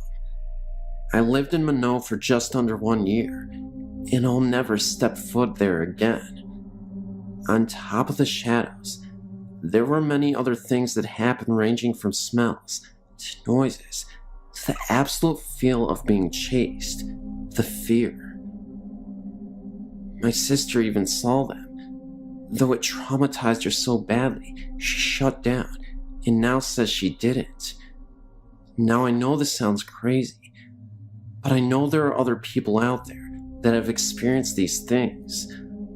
I know that what happened down there was not an overactive imagination. We all from time to time will wake up with cuts we couldn't explain, or have them appear out of nowhere, sometimes singular, sometimes looking like a tiny clawed hand that hit us, and rarely bite marks. We were told by a friend's mother to wear sage and little leather bags for protection. I still wear one, even though I'm back in Alaska. After Minot, things slowed down a lot. I had a few more experiences with the shadows. After a while, I had enough though. I yelled at them and told them if they agreed to leave me alone, I would pretend they didn't exist, and it has been pretty much quiet ever since. The last time I had an experience like that was out in Cooper Landing, Alaska, just a few years ago. I left Minot almost 8 years ago. My friend invited me and a few other people to her parents' cabin for the night. We drove out there from Anchorage at around 8 p.m. in the winter. I don't know if you're familiar with Alaska's seasons and such, but in the winter, it's hardly ever light out. Maybe a couple hours a day during the time period we went out there. So anyways, we drive out to Cooper Landing in the dark on really icy roads. We finally get out there, and at first sight, this place made me nervous. I was determined to have a good time, so I forgot my initial feeling on the cabin. The night went well. The cabin was set up in a very open layout. There was a wall that went halfway across in the middle of the cabin, with the living room on one side and 3 sets of bunk beds on the other. Come to find out, it used to be her grandmother's cabin before she died. Well, we all decided to go to sleep. My friend and her boyfriend pulled out the futon in the living room and went to sleep. Me and my boyfriend were lying on the bunk bed, where we could look into the side of the cabin where the living room was. We were just talking, and then all of a sudden, we started to hear this noise. It started by the living room, but outside, and worked its way around the cabin. But the noise would continue to come from everywhere it had already been. It was sort of like wailing. It reminded me of what a banshee might sound like. I was really freaking out and asking my boyfriend what the hell that was. He said it was a ghost crying. I looked out to where the living room was, and this thing started to appear, starting at the top and kind of whirlwinding down. My boyfriend saw it and leapt to the bunk bed directly across and was freaking out. I started demanding he go and turn the light on. It wouldn't stop until he did. Finally he did, and the thing disappeared. My friend woke up and told us things like that always happen out there, and we just needed to get used to it. I was really upset she didn't tell me. Neither me or my boyfriend could sleep till it got light outside. Nothing else happened that night, but I have no desire to try my luck again. Since then, I haven't had any encounters with anything that appeared as a shadow. I've seen ghosts that appear like people look, in color, and they don't scare me at all. I'm not sure what the black things are, and I'm not sure I want to know. I do know that as long as I don't think about them, I don't have any problems with them. Oh, I almost forgot. Oklunta is a really creepy place up there.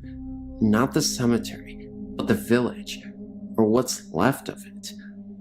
I only got to spend about 15 minutes out there, but that was more than enough to feel it out. Very bad vibes out there. And as we were leaving, I saw something back in the trees. As soon as I looked at it, it darted behind a tree. It was dark out, so I didn't know what it was, but it didn't look like a person. And when we were driving back to Anchorage, on the outbound side of the highway there was an accident, and this huge bull moose was on the side of the road dead. But none of the vehicles looked like they had hit it. A moose hitting your car would crumple it like a soda can. Well, that's all I have for this morning. Maybe sometime I'll go more in depth about my experience in Minot, but not yet. I don't like talking about it when it's dark outside.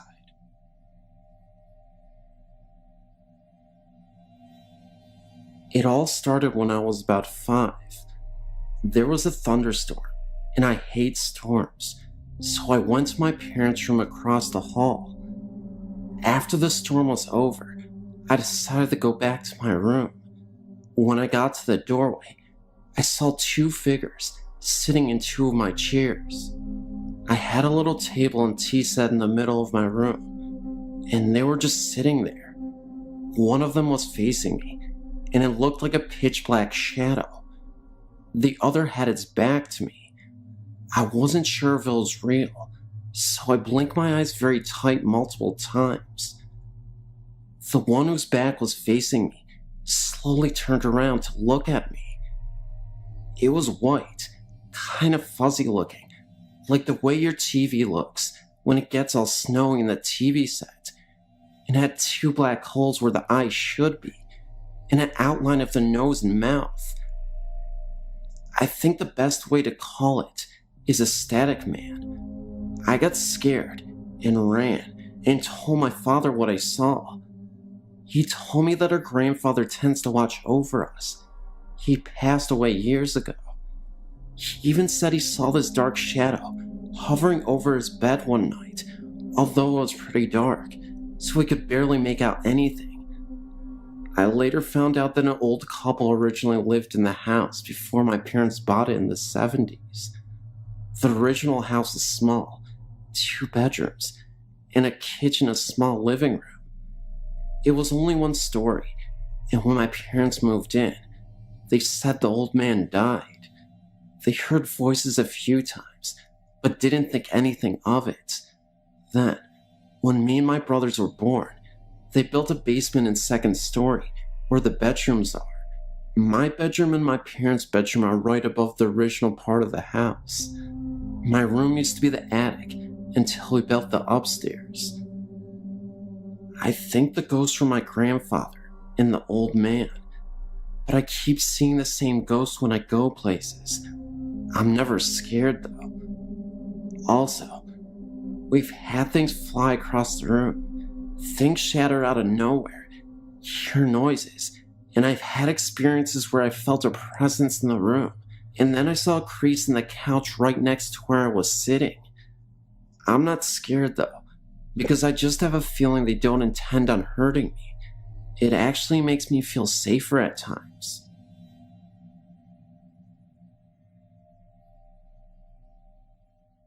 Hi, I've enjoyed your website and wish to share one of my experiences. This is all true, and if you have any comments about ghosts or questions, please feel free to email me, as I'd like to know what it might have been. When I was 12 or so, I had a strange experience. I was playing with my friend in the woods near the Quibbin Aqueduct. This is in Wayland, Massachusetts. We had to take our neighbor's police dog on our adventure, looking for the Indian artifacts. On a hill that was gravelly, I found what I believed to be an arrowhead. After showing it to my friend, I stuffed it into my pants pocket and moved to a new spot with the dog. He began to whine towards some bushes about 20 feet away. I looked in the direction the dog was looking and saw nothing. Figuring it was a rabbit or squirrel, I let the dog off his leash. He began barking and ran into the bushes. My friend joined me, and we called the dog back. He came right away, being well trained. He sat looking from us to the woods and panting. We put his leash back on, and both my friend and I had the feeling of being watched. I reached into my pants to see the arrowhead, but it was gone. I checked the other pockets. Nothing. Then we decided to go home. Both of us creeped out. On our way back, the dog stopped at a tree and looked up, and at least 30 feet up, we saw a piece of bloody fur stuck to the tree. We ran back to the neighbors and returned the dog, not wanting to get laughed at. We didn't tell them about the fur. My friend got her bike and went halfway to me to my house. When I got in the door, the phone rang. It was my friend. She asked if I was okay. I was fine. I told her. Then she'd explained she'd seen someone lurking in the bushes of the only empty house in my neighborhood, and they seemed to be following me. I dismissed it and ate dinner. That night, a storm came. The thunder and lightning woke me up. During a flash of light, I saw a tall, thin figure at the foot of my bed. I think it was a man. He wore all black, a long, odd jacket, and had very long arms. They reached his knees. On his head was a stovepipe hat that was too high and had a wide brim, so his face was shadowed. As I looked at him, too terrified to scream, he raised his arms and pointed at me with the long finger. Another flash of light, and he was gone. In the morning at school before homeroom, I asked my friend to describe the person she had seen the day before in the bushes. She said he was thin and had a weird hat like Lincoln wore. Of course, I was freaked out. I don't know how much later, maybe a month or more, I was doing homework on my bed and heard scuffling in my closet. Thinking it was the cat, I opened the door to scoot him out. The cat was not there, but the clothes were swaying side by side. I closed the door and left my room. The next and last time I saw the ghost was at summer camp. I had been put into a room alone, having had a panic attack over an incident in which I had a dream come true. I dreamt a kid got run over by a van, and a storm came and a cabin was hit by lightning, and kids burnt up. That day, we were teamed up and competing for ribbons. One event was the van pull. A team of kids were pulling a van. A kid fell under, and the van went over him. He was unhurt, but the license plate made a dirty mark on his back. I got scared, and then it began raining very hard. Everyone headed to their cabins. It began to lightning, and I lost my mind. I'd confided my dream to my friend that morning, and as she tried to tell the counselor, I was crying and trying to warn the people about the fire I believed to be about to happen. The counselor locked me in a room, alone. A blast of thunder and lightning hit and blew the outside door open. Rain poured in, and in the storm stood my ghost looking in at me. I screamed and slammed the door shut. Luckily, fire never happened. I never saw the ghost again. I often wonder about it, and as scary as it was, it never hurt me. Please note, I know the story sounds far-fetched, but it isn't. This really happened.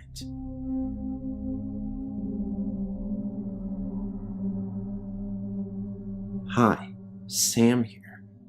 I've apparently spoke to a ghost when I was 2 years old. To cut a long story short, I moved to Invicta Road in Charnes, Kent when I was 2 years old, with my dad. A year or so before we moved in, a lonely pregnant woman lived there and offed herself by hanging. Because of the pregnancy in the back room, no one lived there till my dad and I, I slept in the back bedroom. My dad told me that he would often hear me talking to someone at nights in my room. My dad asked me who I was talking to. I said it was the gray lady who sits at the end of my bed. My dad then met my stepmom, and she moved in with us. At nights, sometimes my stepmom and I would sit alone, and she'd hear walking around upstairs and things being moved about.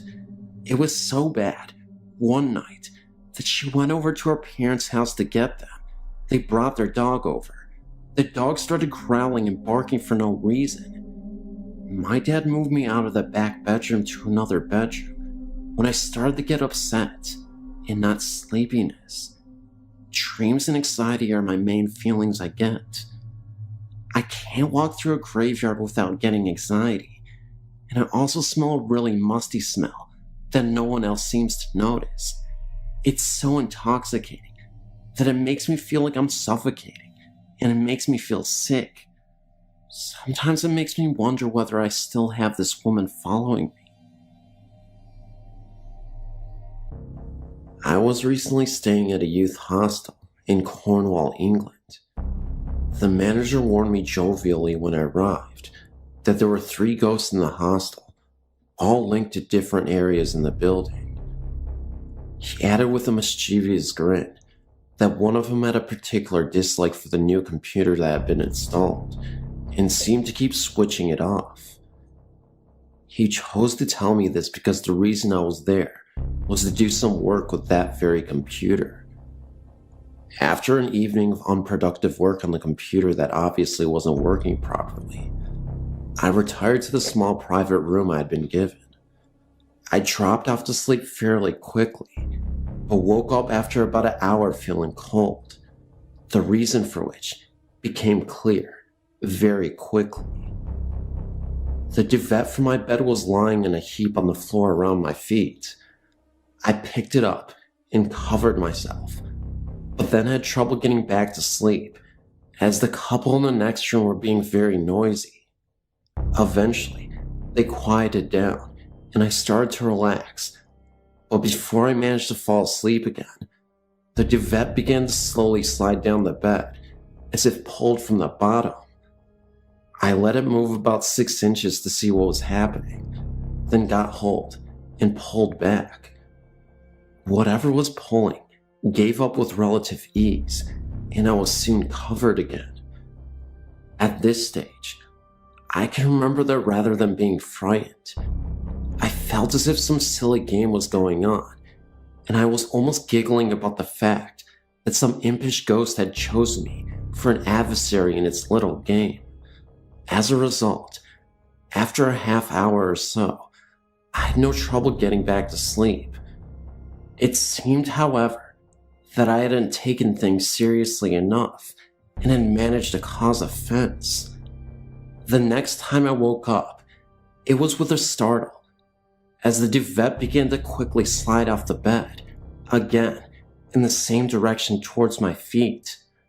This time, I decided that enough was enough, and started to feel very afraid. You know what it's like in the dark at night. A simple duvet can seem to offer so much protection and security, and the potential lack of it made me feel very vulnerable. I think I managed to move about an inch before I found myself suddenly unable to move anymore. I couldn't actually feel any force or weight holding me or pressing down on me, but I was totally unable to move my arms or any part of my upper body except for my head. In fact, it felt like it was suddenly made from lead. I was then greeted by an old man's laugh. I had literally heard a very slow guttural sounding laugh, and it sounded far from pleasant. I fought and eventually managed to get my fingers to move slightly. As soon as I achieved this one small movement, everything was fine. The inability to move evaporated quickly, and I was left back in full control of my body. I stood right side up, surveying the entire room, and what I saw next terrified me. There were a pair of red eyes looking at me by the door for about 30 seconds before fading away. Just then, the door opened and there was a light mist that moved through the door and then evaporated. I screamed, "I'm not afraid of you, and that tonight's rest will be a peaceful night's rest." I pulled the duvet back over myself and surprisingly only felt any kind of fear for a few minutes and was soon relaxing again. Whatever the game was about, it seems that I had won and that my adversary had admitted defeat fairly gracefully. I slept peacefully well for the remaining few hours of the night and woke up perfectly refreshed in the morning.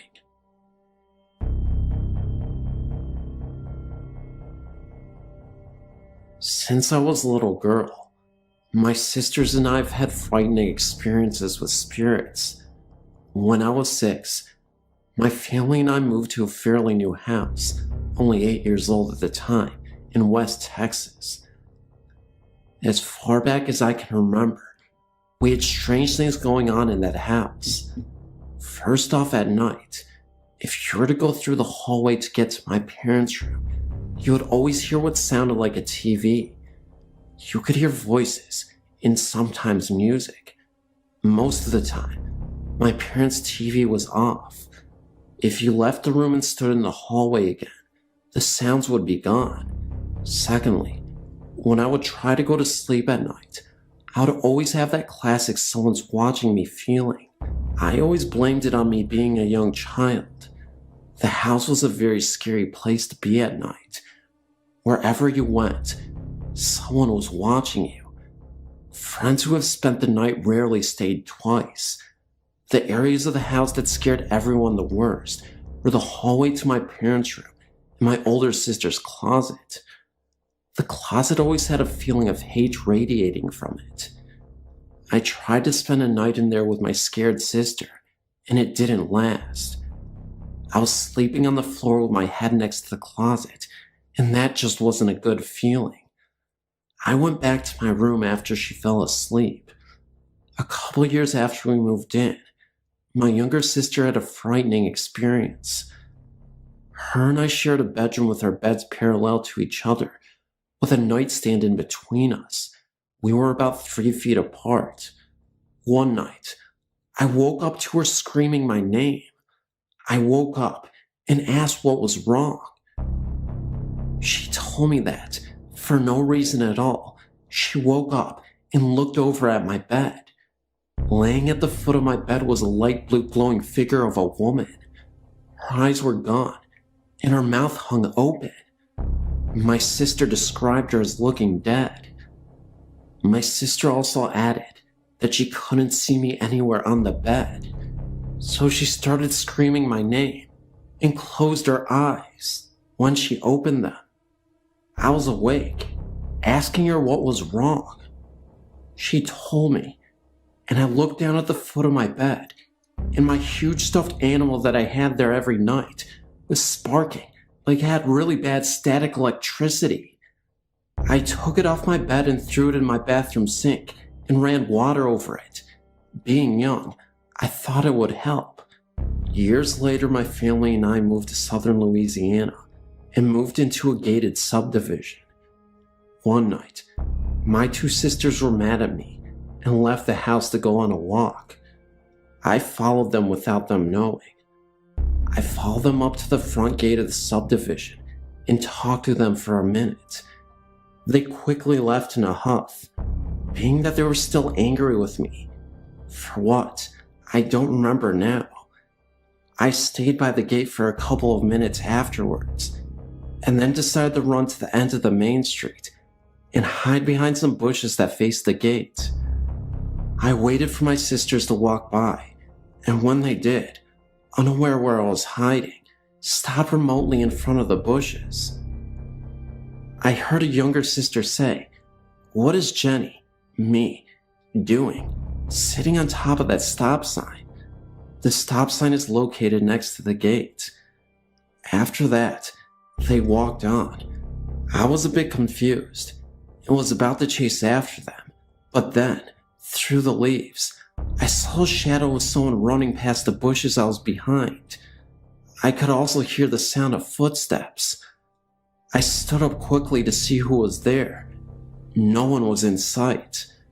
After this, I ran to my sisters and told them what I had seen. They then told me that they saw me, or what looked like me, sitting on top of the stop sign. They said I had a very angry, disfiguring grin. After we traded stories, we ran home quickly. Later, my younger sister told me that the ghost she saw in my bed and the ghost she saw on the sign both looked exactly like me.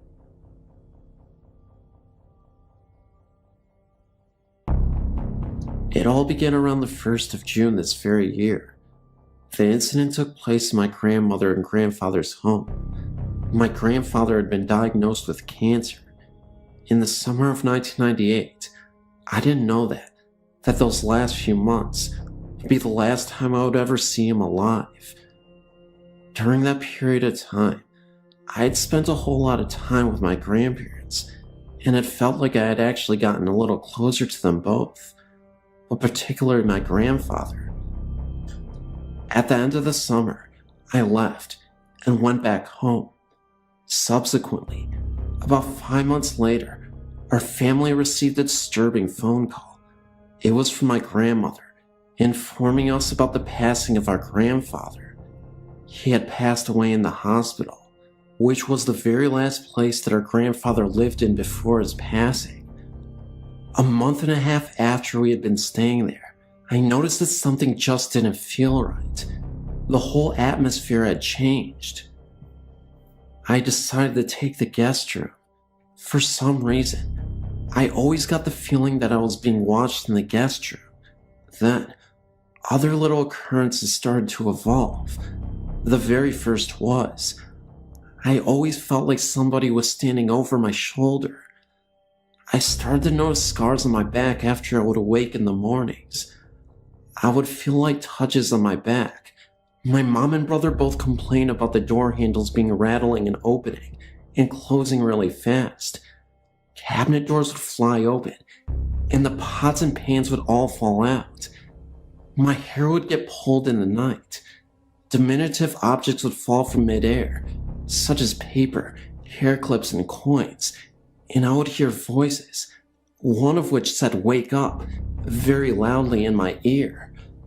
I would see mists and rays of light shoot past me extremely fast. So fast, in fact, I would hear a whoosh of air.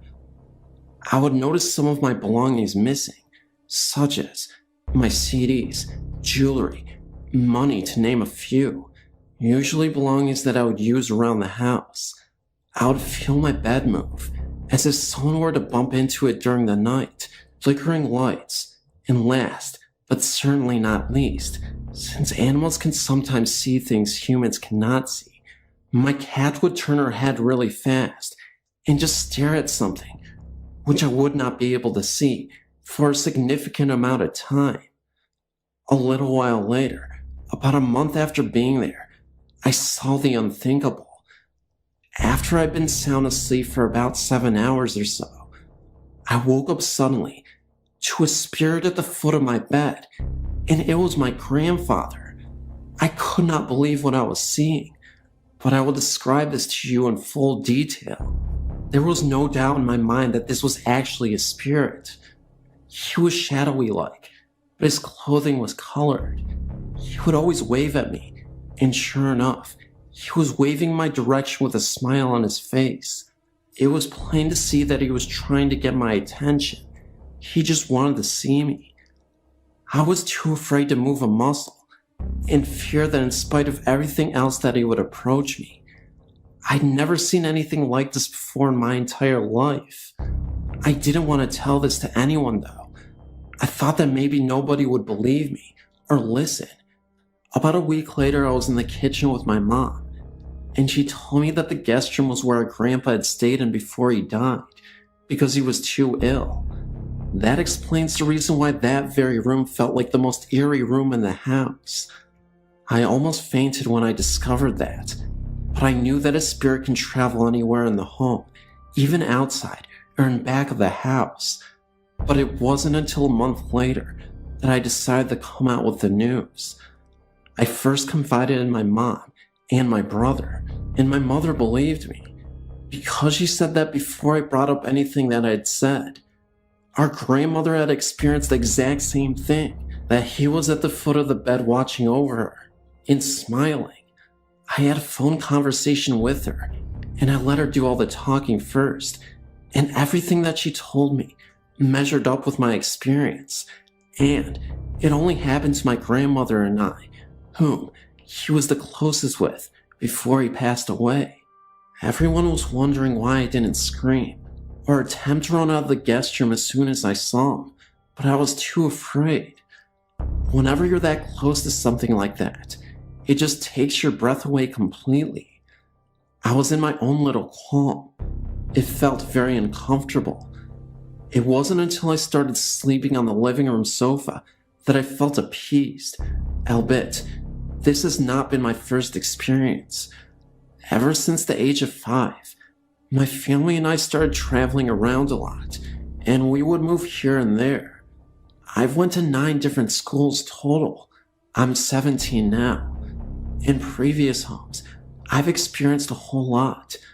I lived in a haunted house for a total of 3 years.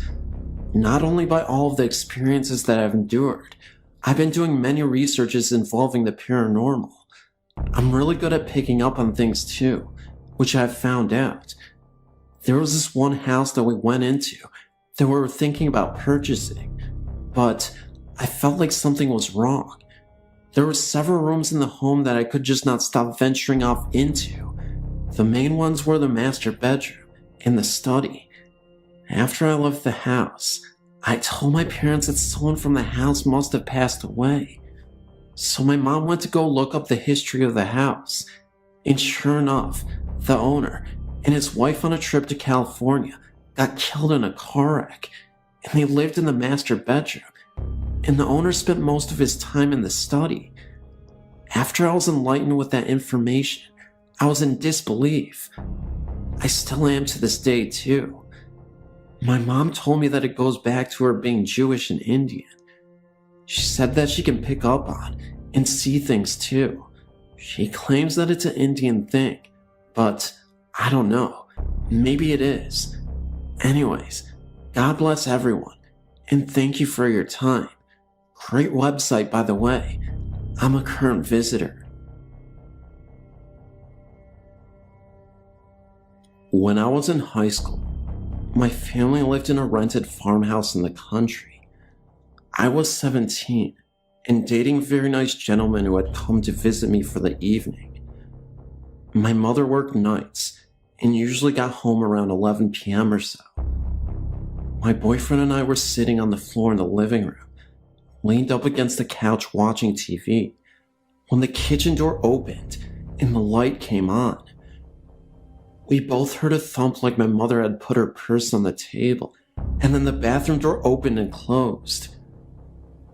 We both thought that was odd, because usually my mother would not have turned on the light, because my dad is a light sleeper, and the light would have woke him up, and my mother would have at least said hi to us anyway. My boyfriend noticed that it was getting late, and he needed to get home. We had expected snow, and he didn't want to be caught in a storm. I got his coat, and we walked to the door together, and stood on the back porch watching the snowfall.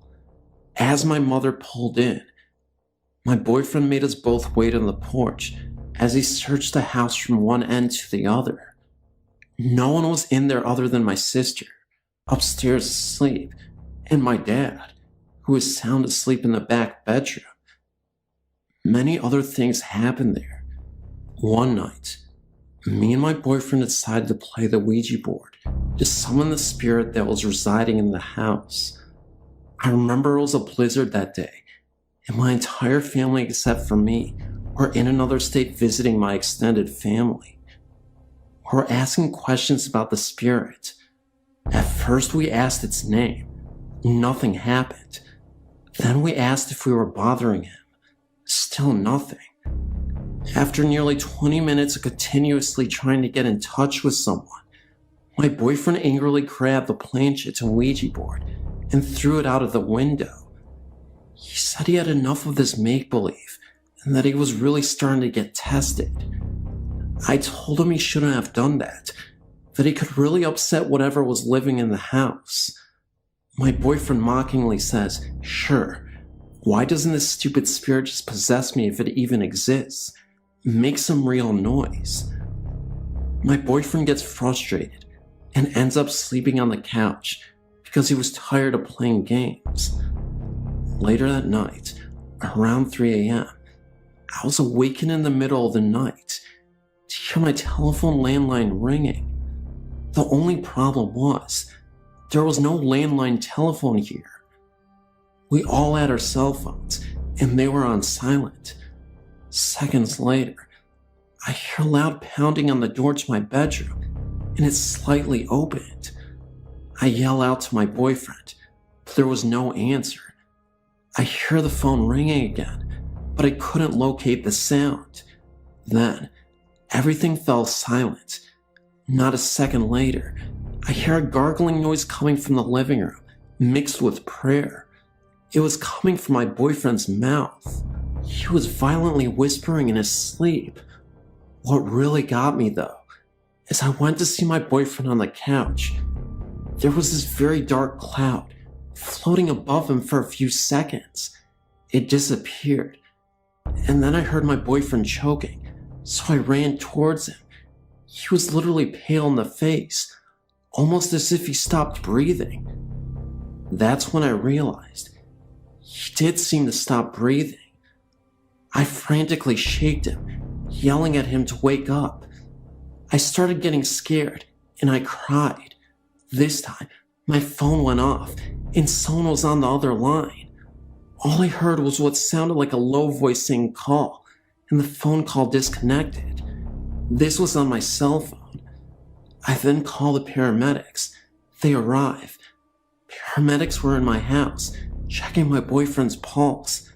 That's when he wakes up, delirious, but confused. He asked me what's going on. After talking with the paramedics and my boyfriend, they were convinced that he had a panic attack in his sleep, and they ended up leaving. But he told me something very scary. He said that while he was asleep, he had this odd dream that someone was trying to get him to go to the afterlife with them. There was this hooded figure who said nothing to him. He was just motioning towards the sky, and then all of a sudden, he was in a cemetery and saw himself in a coffin dead. I told him, "This all makes sense because you threaten the spirits." This is 100% true, and all I have is my word. But believe me, these events happened. I can't explain the mysterious phone call. I'm sure that my boyfriend challenged the spirit to make some noise, because it certainly made some noise. This is an incident that happened to me in the Pacific Northwest, Seattle, Washington state area, long ago, in the 1960s. As a young teenager, I was very impressionable. My parents were never active in my life, and I always wanted to feel like I belonged to a group. It didn't matter who gave me the attention, just as long as I got it from somebody. Feeling neglected, I ended up running away from home at the age of 19 so I could join a satanic cult. The cult was pretty serious. We would often meet up at this secluded building in the middle of the woods that was abandoned at night to gather around in circles, drawing pentagrams and praying to evil.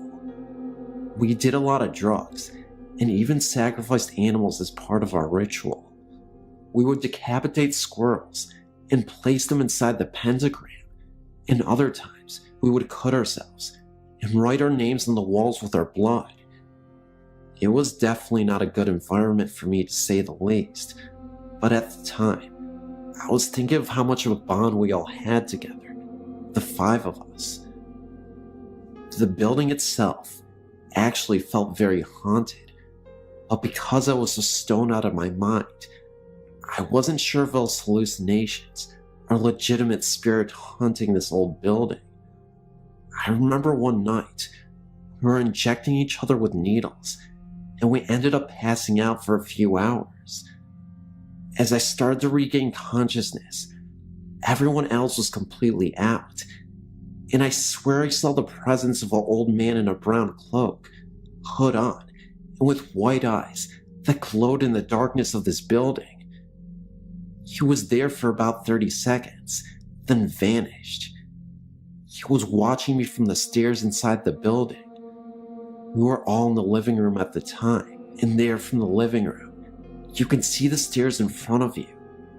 The people I was with would sometimes hear voices, evil whispers and laughter so subtle, but quiet enough to hear.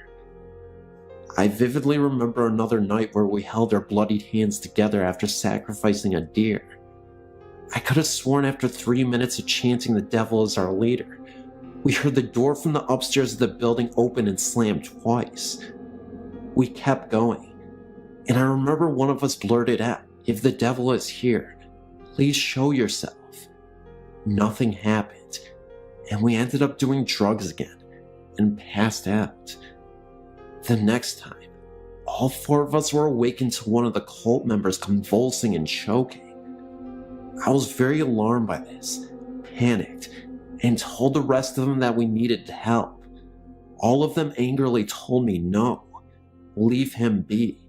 I yelled at them to help him, that he needed medical help and he would die. And 2 of the cult members proceeded to tackle me and pin me down to the ground to prevent me from doing so. They told me that this is what our Lord wanted to happen, that this was natural, and if he loses his life, the devil will want a new companion. What happened next is something that will always haunt me. I watched this guy die in front of my face, and not one single person gave a crap, except me. They kept trying to tell me that it was natural, that this was supposed to happen. The next thing I knew, the 3 of them were tying me up to keep me from escaping. They told me that I wasn't a worthy member of this cult, and because of my reaction, they couldn't trust me. I told them that I was definitely worthy, that I wouldn't tell a soul, but it was like my words were being ignored.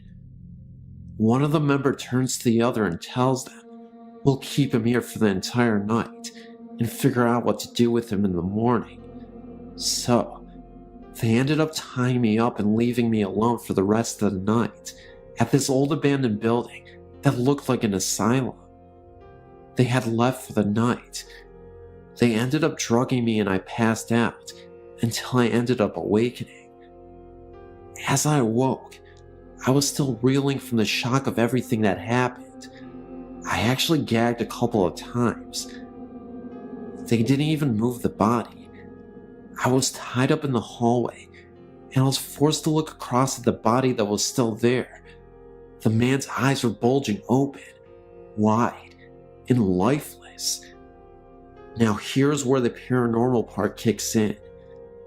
After a few minutes of being awake, I look across to where the body was, and I could see a group of hooded figures in a circle around the body, cloaked apparitions.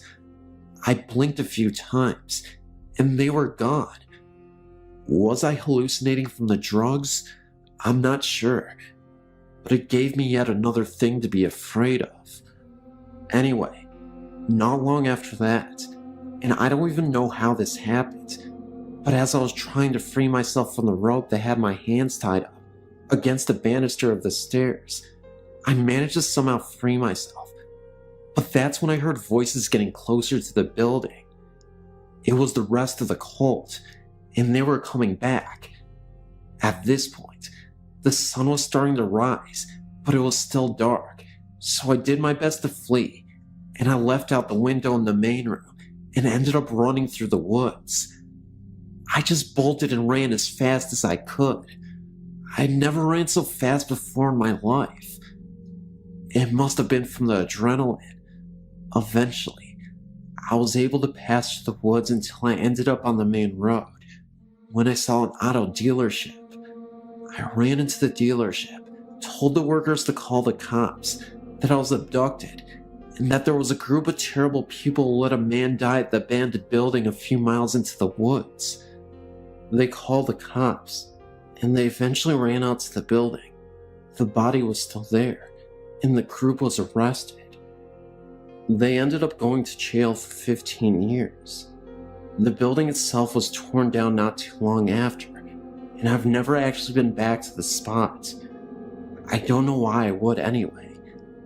I ended up having PTSD for years after this incident, terrible trust issues, but after years of therapy, I ended up rehabilitating myself. This happened in the 1960s. I guess the reason why I wanted to write this story was to warn you that you should never be desperate enough to join a group of people who do terrible things. Never openly trust people without evidence that they are worth it. And of course, never join a satanic worshipping cult. I made my mistake and almost paid for it with my life. Nowadays, I have 2 kids, and I tell them this story to remind them that there are bad people out there, but also that there are spirits that can be summoned, and they can be very evil. Stay away from all of that. It's not a good lifestyle.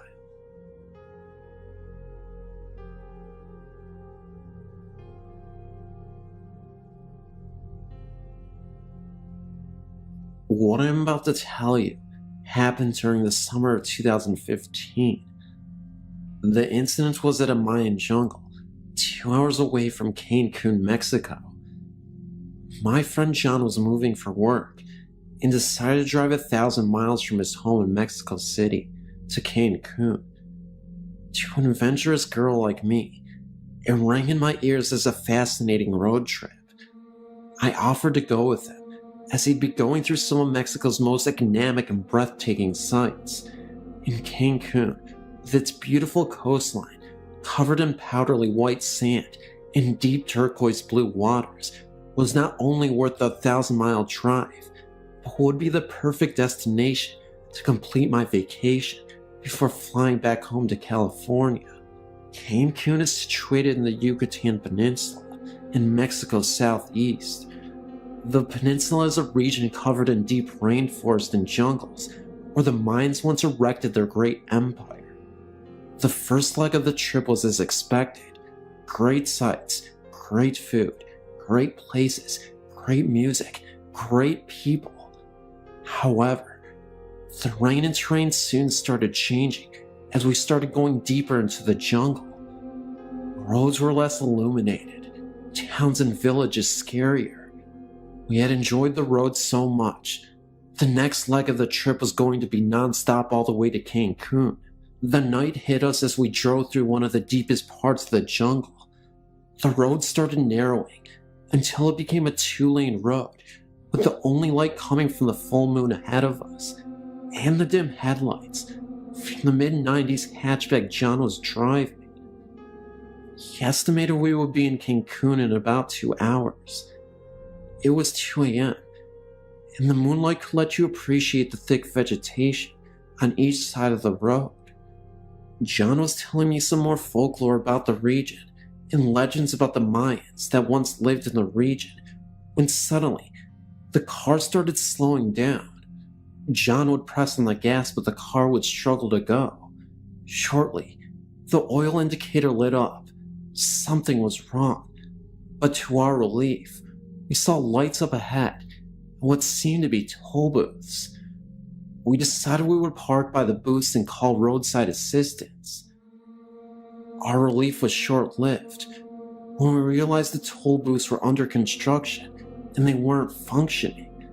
There was nobody on duty, so we decided to keep going, but about 25 yards past the booths, the car completely stalled. Luckily, the road was well illuminated from the booths on, and the car stalled right next to a light pole. John gets out of the car to see what was going on. It was leaking a lot of oil. He calls roadside assistance to no avail due to bad signal. He decides to try to fix the car. He goes to the trunk, gets some tools and a bottle of oil, and gets to work. After many attempts, the car wouldn't start, so John decides to call roadside assistance and finally gets through. Unfortunately, they tell him it would take 3 hours to reach us.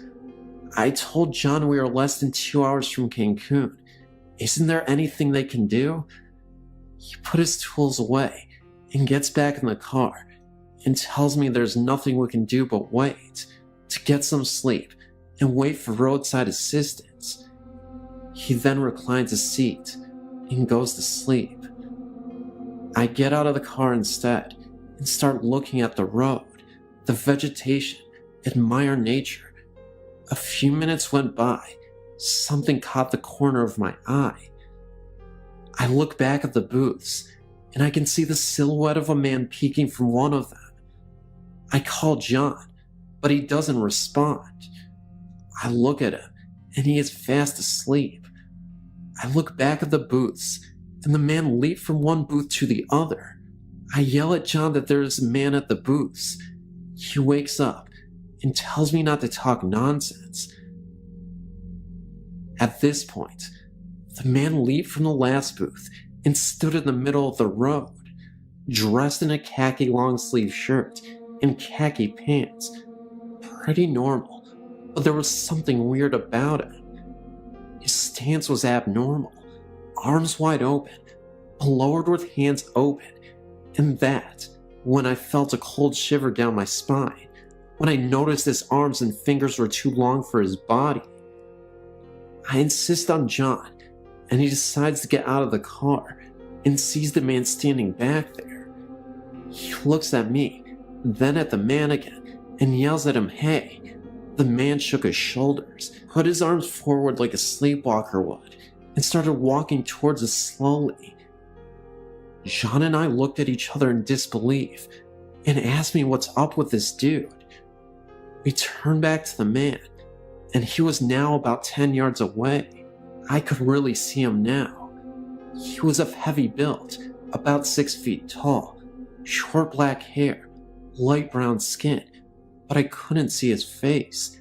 It was like an empty space. As he drew closer, we saw in horror that he had no face, just flat plain skin with no nose, no eyes, no forehead, nothing. At about 5 yards, he stopped with his arms still forward like a zombie. He had long arms and bony hands with long fingers. The area was well illuminated that we could see him clearly, that there was no mask, and we were no doubt in front of something paranormal or otherworldly. The faceless man tilted his head side to side, and that's when panic set in. I rushed into the car and told John to get in and let's go. He was in shock and took all my screaming to get him back. He rushes close to the hood of the car, and I can see the faceless man walking towards us again. John was getting back in the car when I noticed the oil lamp on the car's hood and yelled at him to put it on. He pops the hood of the car and puts it on. The faceless man had taken 2 long steps and was now 5 feet from when John was rushing back in the car. He turned the engine to no avail. I could see the torso of the faceless man through the driver's side rear window. I was totally panicking. Then the car finally started, and we took off as fast as the car could. We look ahead at the road, and we hear what sounded like a hit on the rear bumper. I screamed at John that he is probably hanging off the bumper.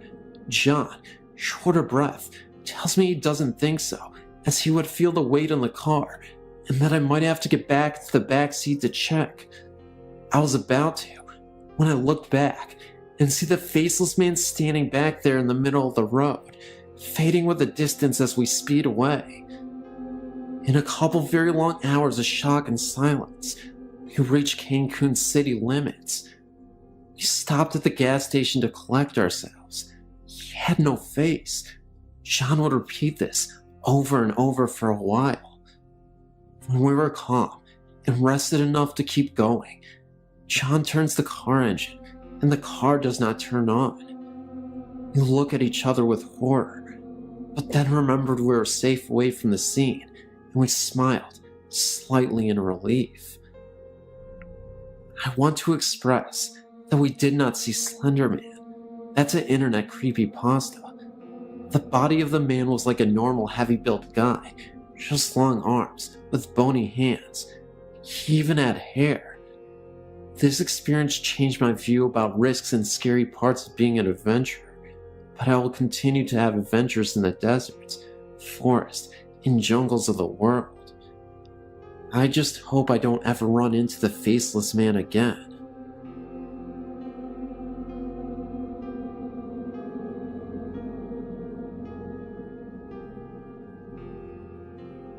I was reading through several stories today on your website, and one in particular sparked a memory of an experience I had when I was 8 months pregnant with my daughter. I may not have shared this story with you once before, but I don't remember. I remember that night just like it was yesterday. An evening in early 1994, my husband and I were watching TV on the couch when I decided to go to bed. I blew out a candle I had burning on the kitchen table and then headed to the bedroom. It wasn't too long after I crawled into bed that I was abruptly taken over by this unseen force sitting on my belly. My daughter began to move very violently and I felt like I couldn't breathe. I looked out my bedroom door and could see this flickering light coming from the living room. I figured my husband fell asleep on the couch and forgot to turn off the halogen floor lamp we had sitting behind it. I began to scream as loud as I could for him, but nothing came out of my mouth. The harder I tried to scream for help, the harder the unseen force seemed to push down on me. I began to pray. I prayed like crazy, asking Jesus to protect me and my unborn child. I kept looking out the bedroom door, seeing that flickering light, and hoping to see my husband come running in, but he never came. The whole incident lasted for what seemed like forever. But when it was over just like that. There was no more pain. I could breathe, and my daughter was at peace. That's not the end of the story, though. I got up from the bed and headed to the living room to tell my husband what had happened. No sooner than I left the bedroom, of course, I found him sleeping soundly on the couch. But the halogen light behind it wasn't on. The flickering light I kept seeing throughout the ordeal was the candle on the kitchen table. As I explained in the beginning, I blew this candle out before I went to bed. And I know I did, because I have always been very cautious about burning candles. The candle had somehow rekindled itself and burned all the way down to the wick. Apparently, the glass votive had gotten so hot that it broke and sent flames from the wick onto the table and placemats. The entire top of the table was on fire, placemats and all. I started screaming at my husband to wake up. He jumped off the couch to find me trying to smother the flames out with a kitchen towel. The apartment started to quickly fill up with black smoke. He grabbed the fire extinguisher and put the fire out. After it was all said and done, we talked about what had just happened, trying to make some sense of it all. I was certain the unseen force was trying to kill me and my baby. I thought it was holding me down so that when the fire spread through the apartment, I would die from smoke inhalation, or worse, burn to death. My husband thought that whatever it was trying to warn me, that it was trying to wake me up so that I would discover the fire. But I swear, I was not asleep. At some point, I thought maybe it was all just a bad dream. But then it dawned on me. If it was just a dream, how was I able to see the flickering lights coming from the living room, which turned to be flames? What I do know is, had I not gotten up when I did, it wouldn't have been long before the whole apartment would have been filled with smoke and fire, and we all would have perished. Guardian angel or evil spirit? I guess I will never know.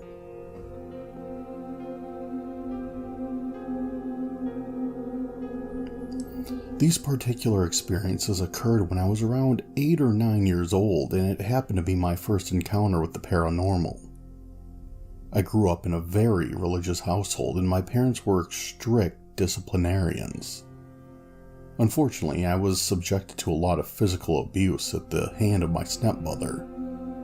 My biological mother died when I was only 3 months old, and my father remarried a little while after.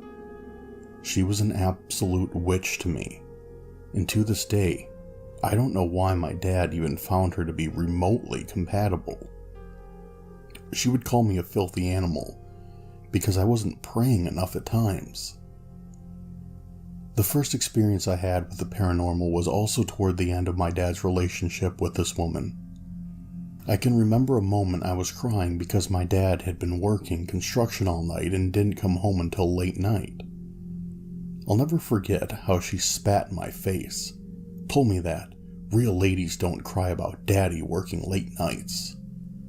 I told her specifically that I really wanted daddy, and she told me if I didn't calm down, she was going to throw me into the pantry closet and lock the door, which was this huge empty space that could fit 2 adult-sized humans in.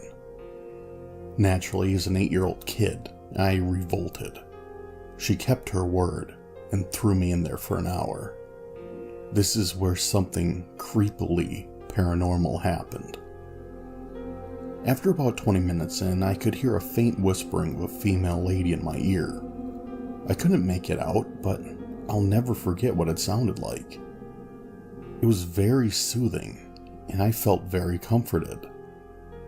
I then felt a breath on the back of my neck, and 2 cold hands touched my shoulder. The pantry closet got a lot cooler all of a sudden, and in my mind, all I was thinking about was the sound I heard from this voice. I ended up curling up on the floor of the pantry and started drifting off to sleep. As my eyes began to feel heavy, I squinted with limited visibility. I turned my head to the opposite side of the dark pantry when I saw a pair of glowing green eyes in the mouth of someone. The crazy thing was, whatever this thing was, it had razor-sharp teeth, as if they were fangs. I could only see their eyes, and it almost looked like it was slowly opening its mouth, as if it were going to devour me whole. I closed my eyes completely for a few seconds, opened them up again, and it was gone. I'm not sure what the second presence was, but it didn't seem very friendly at all. As for the female voice and the touching, I truly believe that it was my biological mother comforting me through tough times. Well, anyway, I remember I ended up staying in the closet for longer than I was supposed to, and when my dad came home, he had a talk with my stepmother. Thankfully, my dad saw through her lies, and he broke up with her not too long after this incident happened. From that day on, the pantry closet had a reputation for creepy, ghostly activity. The door would randomly open slowly and shut at times. If there were items on the shelves, such as cans, they would sometimes fall on the ground. My dad told me one of the scariest things happened to him after he got home from work. It was another late night working. My sister, my brother, and my grandmother were all asleep at the time. My grandma had moved in shortly after my dad broke up with my stepmother to help take care of us. Right across from the pantry closet was the kitchen. My dad comes home and he ends up going into the kitchen to decompress for a moment after a hard day's work. Right then, the pantry closet opened slowly, and that's when he saw something. He swears to this day that thing he saw looked 100% real, and he was not hallucinating. Standing in the pantry, was a faceless man in a red tuxedo with horns on his head. My dad froze with fear, blinked his eyes twice, and the figure was gone. Later that night, he actually fell asleep and had a dream that he went to hell and saw his ex, former stepmother. The creepy thing is, the faceless man that he saw in the pantry was holding hands with my stepmom. My stepmom had cuts all over her face. I remember he woke up screaming and never saw the figure ever again in the pantry or had a dream about my stepmother either. Another experience. My stepmother, sister, brother, grandma, and I all slept in one room, different beds of course. It was a normal night and I just fell asleep as usual, hours later. I woke up for no reason and saw a person sitting in my grandmother's bed. I thought it was just my grandma praying since she would always pray, but then I started to realize that my grandma was sleeping and this person looked a bit younger. I just stared at whatever that thing was and noticed it was looking right back at me. This wasn't my mom because it looked like an entirely different woman. I've seen pictures of my mom and she was a ginger and had beautiful thick long hair. This figure I saw was bald-headed and looked very distraught. After she looked at me, she looked back at her hands and covered them with her face. I know for a fact that it was a woman because she had feminine features in her face. You could see it clearly in the body of a woman. Not only was she bald-headed, but her face was burned and disfigured. All I did was stare at her. Then, after all that, she suddenly got up, turned away from me and disappeared. Eventually I fell asleep again. I woke up the next morning and asked everybody if they were in the room last night. Then I asked my grandma if she had been praying that night. Everybody, including my grandma, said no. That was the first time I ever saw that lady, but from that day on, almost all my relatives that lived in that house have seen the very same woman I have. Only difference, they have been scared. Me, on the other hand, though I was slightly afraid, I had a curiosity about this whole experience. I attended Harding University in Searcy, Arkansas not too long ago. During my senior year, I stayed a few months in a private dorm in the Patty Cobb Girl dormitories. Many people say that various parts of Harding campus are haunted by the ghost of Gertie, a girl who died by falling from a bell tower on campus back in the early 1900s. She has been known to haunt the old music building, the brick pathway that cuts across campus, and the bell tower, which has since been detached and placed on campus as a landmark. One other thing she is said to haunt happens to be the Patty Cobb dormitories. There is debate as to whether or not it's Gertie or a different ghost entirely, but either way, one thing is for certain. Patty Cobb is haunted. I'd heard about this prior to moving into the Patty Cobb dorms, but I was told a different story about how she only haunted the first floor dorms. I was given a dorm on the third floor. It was a private dorm that had no connecting suites to it. I had my own private bathroom, and the room was not shared with a roommate. At first I was thrilled with not having to share a bathroom with anyone. Then I started having strange feelings at night. I would find that I would hear noises in the hallway at times. Of course, being a dorm, I passed it off as silly girls wandering the hallways at night. No biggie.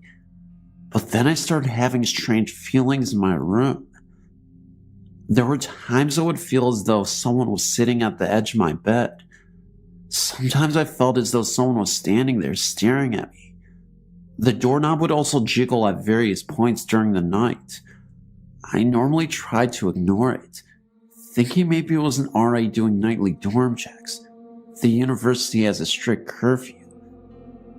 But there would be times that it would happen at 3 in the morning, when any sane person would already be out of the hallways and in bed. The few times I opened the door upon hearing it jiggling, there would be nobody in the hallway. The most memorable experience I've ever had was in the middle of the night. I was soundly sleeping when all of a sudden I was awoken by a knock on my door. It scared me so much because it was a very authoritative and loud knock, as if someone was trying to break into my room. I looked inside the keyhole and I see this old man standing in a security outfit outside of the door. The man looked oddly out of place. The outfit looked Victorian. I wasn't dressed, so I told him just a minute.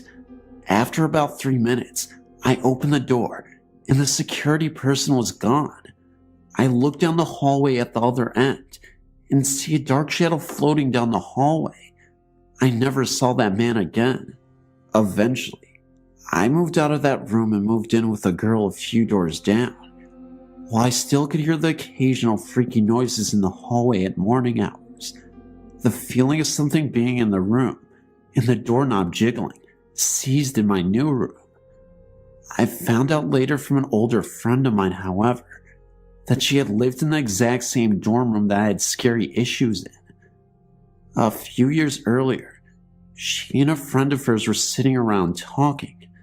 She was sitting at her front desk and felt someone strangle her. She felt a pressure on her neck and even started choking. She turned around to see her friend staring at her with wide eyes. "What happened?" she asked. "I just saw a pair of see-through hands behind you," her friend replied. To this day, she swears up and down that Gertie choked her in her dorm room, the exact dorm room that I had so many freaky encounters in. And people wonder why I get so paranoid being alone in the house at night. Earlier this night, I was rehashing past visits to a cemetery in my hometown in Nukatuk, Connecticut, called Guntown, when I remembered a visit to Iowa when I was 17. So, back in 2000, I went to visit a friend and spent only a few days there. My friend, having been to 13 Stairs, I just recently found out its real name, Pleasant Ridge, many times told me about it, and we decided to make a trip of it. There were 4 of us in total, 3 teens and an adult. My friend told me the stories about bodies being buried in the steps, about the graves being mostly young children, about possible Satanist activities, and the like, before we arrived, so I was prepared. We left a little after 11:30 p.m., arrived there shortly after midnight without any problems finding it. I think there was a gate, but it was open. We parked a few feet from the steps with the car facing them. The moon was out, but it was still fairly dark, so we brought flashlights. We went to check it out only to look around some and take some photographs. It was around winter, so it was cold and windy. We were the only ones there. No other cars in sight, at least. We made our way up the stairs and into the cemetery. It was eerie. I kept getting those deep chills up and down my spine that kind of make your body jerk, and a definite feeling of being watched. I know my friends complained of the same and wanted to leave minutes after arriving. One claimed to have heard their name being called and being touched, like someone was tugging on their clothing, and seeing shadows move around the tombstones. I didn't experience any of that myself, but I was weirded out all the same. We walked around a bit, not too far from the stairs themselves, and took some photos of the graves. After about 30 minutes, and it being well after midnight, the others were ready to leave. This is where the freaky thing happened. To our knowledge, we were the only ones there. There weren't any other cars visible, nor people. After having a somewhat disappointing time, in my opinion, we made our way down the steps and towards the car. We had the flashlight on by then and lighting our way, when my friend saw something black on the ground. We rushed back to the car and turned the headlights on, and right at the bottom of the steps in the parking lot was a huge pentacle traced out in what looked like black paint. Look, I'm not crazy, and I know it wasn't there before we climbed the steps. The car was parked so the headlights would light up the bottom of the steps so we could see them. There was nothing on the ground beforehand. By then, my friends were screaming and crying and pulling me into the car. I snapped a photo or two, and then we sped off. I do recall the car stalling once before we left. I waited until I got back home to develop the film, only to find that there was nothing at all on the roll. It was a roll of 24, all of which were of the cemetery, and the roll was completely blank. That irked me. The pentacle thing was crazy. We weren't drunk or high or anything stupid like that, and I know the four of us couldn't have imagined it, and it definitely was not there when we first arrived. I'm not saying ghosts did it either. For all I know, there could have been some kids there already and decided to mess with us. I heard it gets vandalized a lot.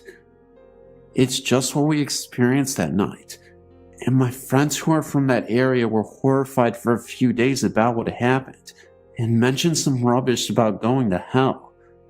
It's a little hard to believe, and I wouldn't have either if I wasn't there, but I thought it was interesting and felt like sharing. I'd love to go back one day. I'm not sure if this is a haunting or anything. More of a strange happening at a haunted place. Anyway, thanks for listening. I wonder if anyone else ever experienced that. I thought it was strange. I have a sister Janet who's dealt with paranormal experiences over her life. She sent this site to me via email. I in return thought that I would share my feelings and some of my encounters with you. Some of the stories I read from your site were very convincing, while others sounded a bit like a hoax. Although my experiences would sound like the latter to many people, I swear that I believe that all I've seen to be true, although inexplainable. As many of your stories, my experiences also started in childhood. Mine, I believe, may be a result of troubled years, reflecting child abuse and fears of daily trials. Perhaps my apparitions were given a portal because of the fears. I remember as far back as my early adolescence, living in a house that sent a chill in me and fear to go to the upstairs alone. Now, my very human predator used to always stalk me in the long narrow hallway around the wall from the stairway, which accounts for some of the fear. However, this person was not always present in my home. The feeling was always there. I remember at night I slept in an antique frame bed handed down through the family. I would lay very still, and that bed would shake like it had a vibrator attached. I heard sounds and footsteps. Once when I was a teenager, I was alone in the house. I wanted to wear a jacket that was stored in the third floor attic closet. I went up to the enclosed stairway to the top, thinking of nothing but retrieving my jacket. When I stepped onto the floor, an old wind-up antique Victoria record player started playing a very creepy song called Fernando's Hideaway. I've hated that song since I was a baby, and my brothers would play it to frighten me and make me cry. I ran out of my house frightened by the song and about 10 blocks to my best friend's house.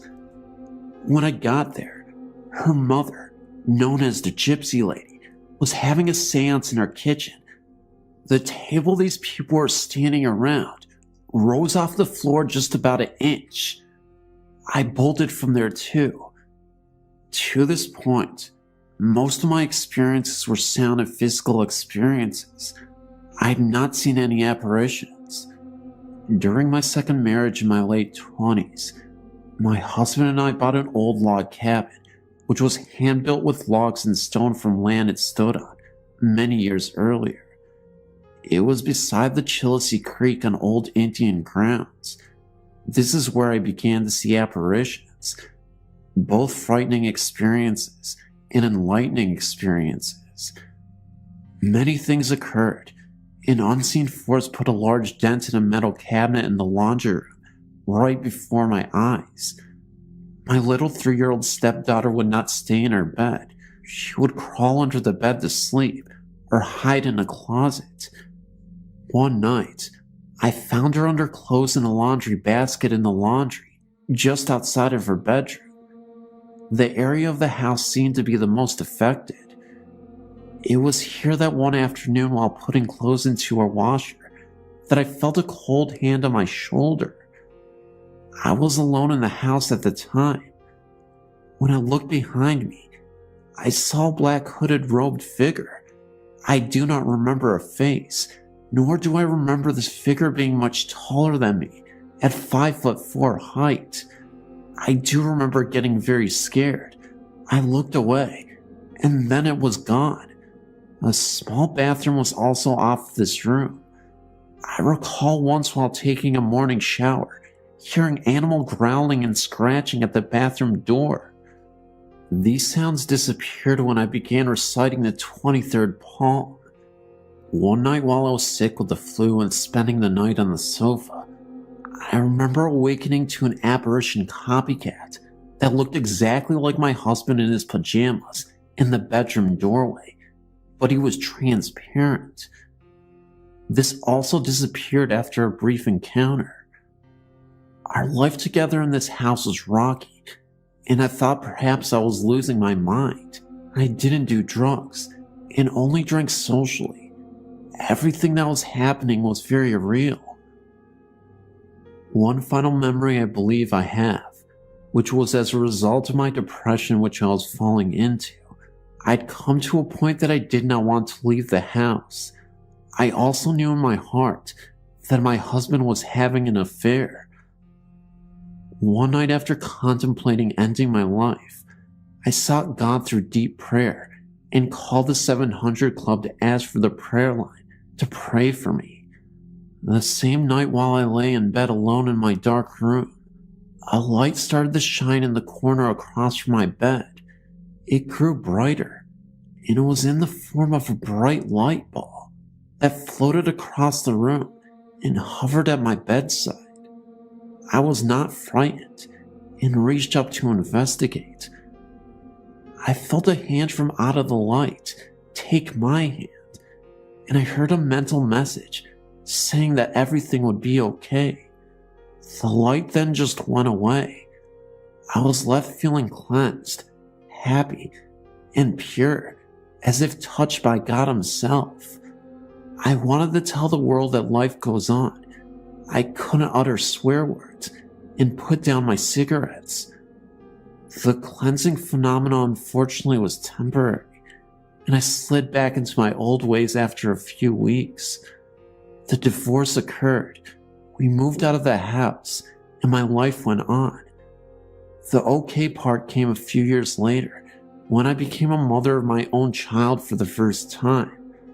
I went to school and became a registered nurse. I fell in love with the man that I am now married to. That was the last apparition I've seen, until my nursing career took me into some old nursing homes. I tend to always work the night shift. It fits into my lifestyle. One night, while working in a home in Lewisburg, Pennsylvania, I saw a strange occurrence.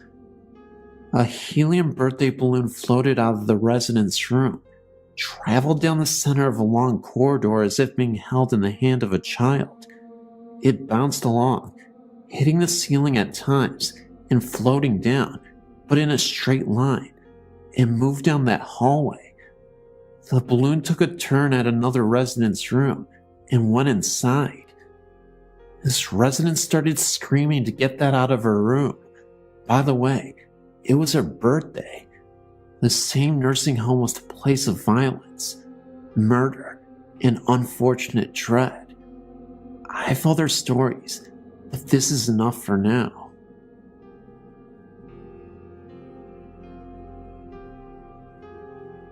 The Willard P. Hall Mansion on Hall Street in St. Joseph, Missouri, is haunted. Willard P. Hall was the lieutenant governor of Missouri during the last part of the Civil War. When the governor died, Willard assumed the office of governor. With the Civil War raging, he moved the state house from Jefferson City to St. Joseph. I don't know why he did that, because St. Joseph was pretty well known to favor the South. After the mansion was used as a residence, it became a rectory for priests who served the St. Peter's and Paul Catholic Church parish next door. As parishes were closed in the Diocese of Kansas City, St. Joseph, one priest took over the St. Peter and Paul Church and the Immaculate Conception Church, a church immediately west, about 3/4 mile away. The pastor leased out the first floor of the house, at that time, to United Cerebral Palsy and allowed me to live upstairs to oversee the property so it would not be vandalized. Most of the walls throughout the house were solid brick and stone construction, yet sounds of large rats could be heard scrambling within those walls. The light switches in the old servants' quarters upstairs, where I lived, were not up and down switches, but to be rotated in a circular manner. Those switches were observed rotating, on their own, turning the lights on and off. Dark shadows frequently covered doorways, eliminating all light outside those particular rooms. Once, when that happened, a loud scream, like that of a wild cat, lion, or tiger, could be heard, and it was ear-shattering. The room on the southwest corner upstairs that was my bedroom became so cold that ice actually formed thick in the corners of the room, and the walls were frosty. Sounds of music, like a very soft harp, was heard on occasion by a number of people. One parish council meeting stopped suddenly when one of the councilwomen, who was wearing a shoulderless summer dress, felt an icy hand placed upon her shoulder, and no one was behind her. And finally, many times, when it was very late at night or very early morning, one could hear footsteps throughout the house, followed by a conversation that always turned into an argument, and then was followed by the soft crying of a woman. The basement of the mansion appears to have been used by either slaves or prisoners, and there's a rumor that there's a cave entrance hidden somewhere in the basement that leads down to the Missouri River, a distance of about 1.5 miles. I never found it. When I called the pastor once in the middle of the night and asked him to come over and experience some of the things going on, the icy room, a darkened doorway, and the sound of a screaming large cat, he told me no way. Do you think I'm nuts? I'll come over first thing in the morning. He never showed up, and I moved. The place is still standing, but I haven't been back.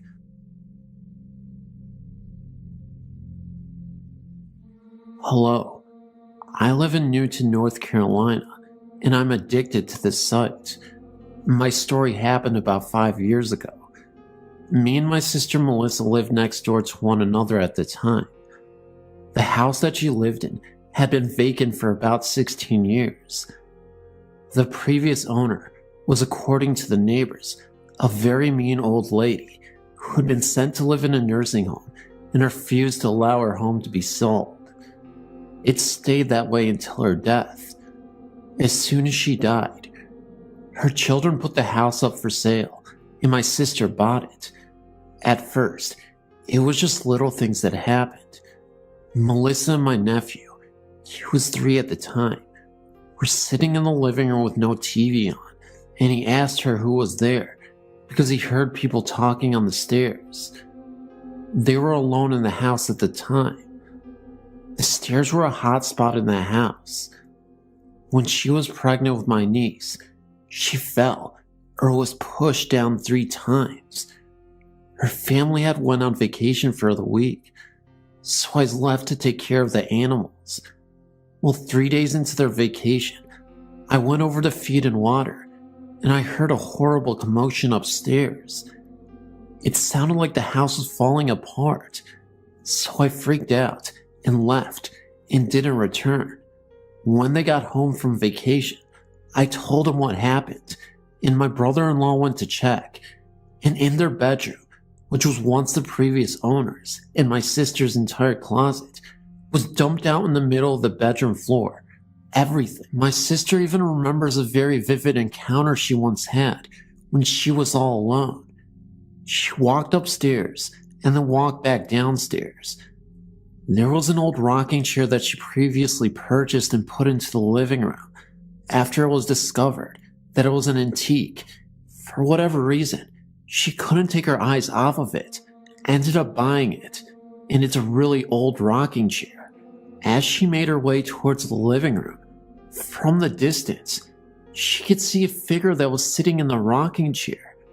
The rocking chair was slowly moving back and forth, continuously without stop.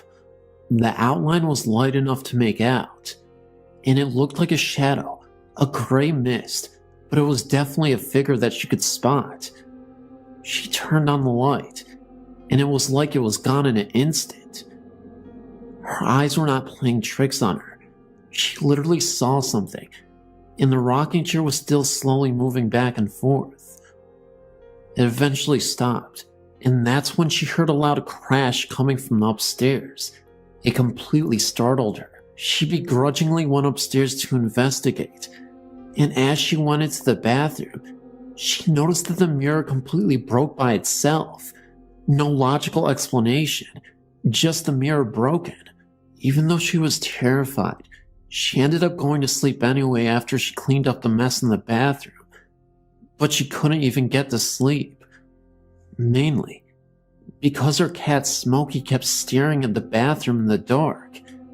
Nothing but moans and groans. It was something completely uncharacteristic for him to do, as he never actually acted out in any way, shape, or form. But this night was particularly creepy for her, and the cat as well.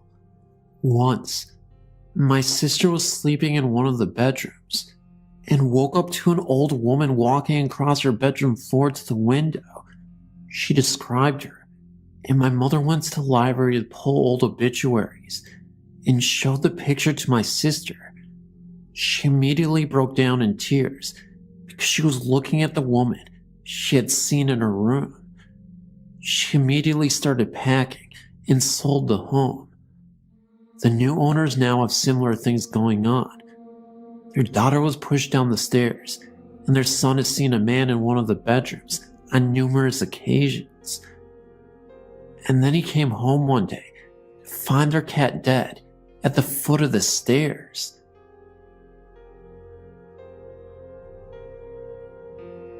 My mom had about 3 years of on and off visitations.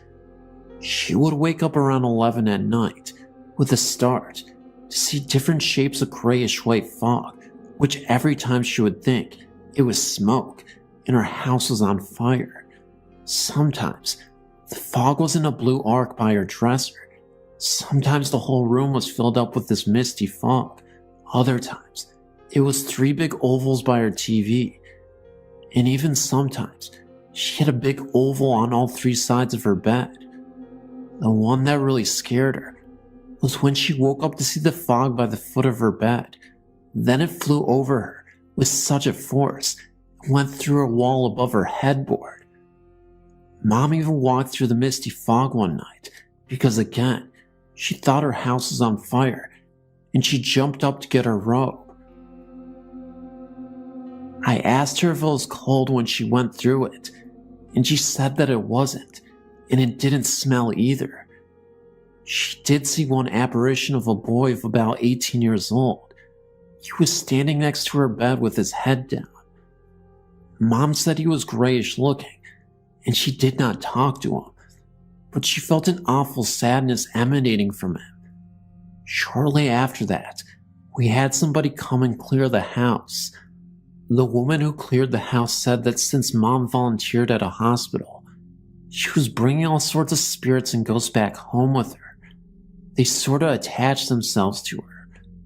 After that, Mom said the house felt very empty. It's been 2 years since your house has been cleared, and so far, so good. I think we also brought stuff in, because when we were kids, we used to play with the Ouija board in the 1960s.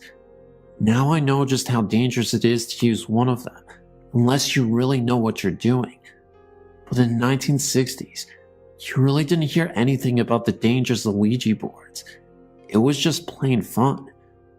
When the person who cleared Mom's home found a ghost of a man under the stairs in the workroom, it kinda explained why my dad and my sister always felt like they were being poked in their backs by an unseen finger.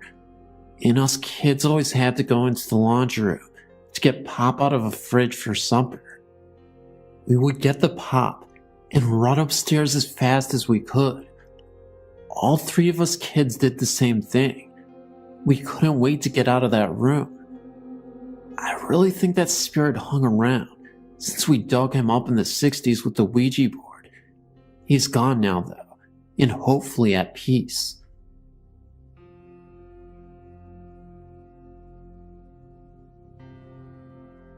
A few years back, I was in a car outside Worcestershire State Hospital in Worcestershire, Massachusetts. The building was all boarded up, and I had a vision.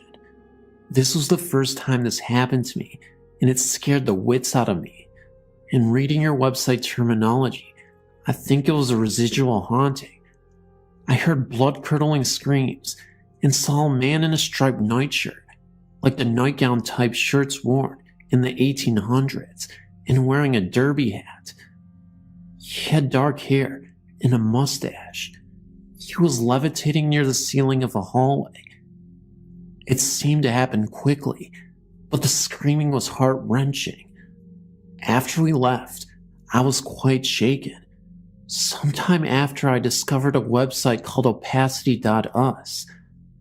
A photographer posts photos of haunted abandoned mental health hospitals and other old abandoned buildings. He has pictures of Worcestershire State Hospital, including the boarded up building. I came across a picture of the hallway that I saw in my vision. What do you make of this?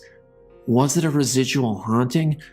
I've always experienced spirits or ghost type experiences, usually a friendly or mischievous spirit.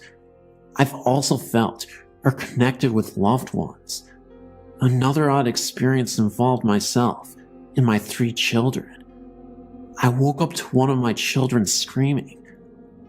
I got up to check on him, and it appeared he had screamed in his sleep. I went back to bed, and when I did, I saw this creature that looked like one of the gremlins from the movie of the same name.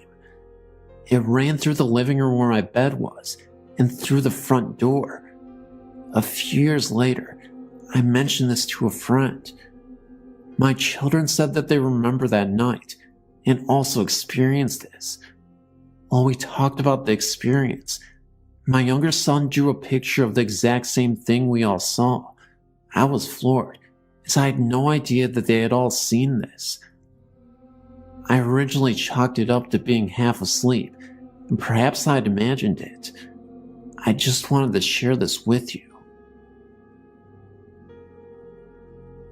In 1957, my family moved to an old farmhouse in Mount Laurel, New Jersey. I was 7 years old at the time, and as I went upstairs to my new bedroom with an armload of things, a terrible wave of fear swept over me when I reached the top of the stairs. From then on, I disliked that small area at the top of the stairs where it met the hallway. Unhappily, there was no way to avoid it. I had to walk through it to get into my bedroom. Other than that, nothing else happened that I know of until 1966. From my bed, I could see it out into the hallway to that small area on top of the stairs that had always frightened me. One night, towards the end of August, I woke up very, very slowly, only to realize that there was a terrible stench in the bedroom. It was like a mix of rotten garlic, human waste, and rotting flesh. Then I noticed the room was icy cold. Remember, It was August, usually the hottest time of the year in New Jersey. I was lying on my side, facing the doorway, and when I opened my eyes, I saw that the bedroom door was wide open, and a figure stood in the doorway, very close to the spot that had always spooked me.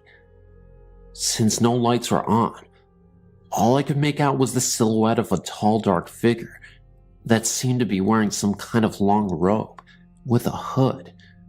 What truly petrified me was seeing this creature's eyes. They glowed red and stared straight at me. But before I could scream, somehow the knowledge came to me from somewhere, my guardian angel, that if I acknowledged this creature's existence, I would be haunted for the rest of my life. So I pretended to be asleep, which was not easy. And after a while, I felt the cold room become warm again, the dreadful smell disappear, and the figure fade away. We moved out in 1967, and the house was torn down in 1972. I, for one, was not the least bit sorry to see it go.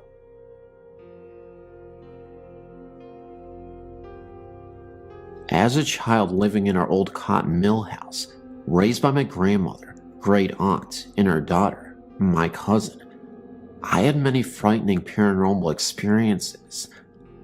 I will elaborate on some of them as time goes on, but this story is a recap of many of the things I've experienced living in that house as a young child.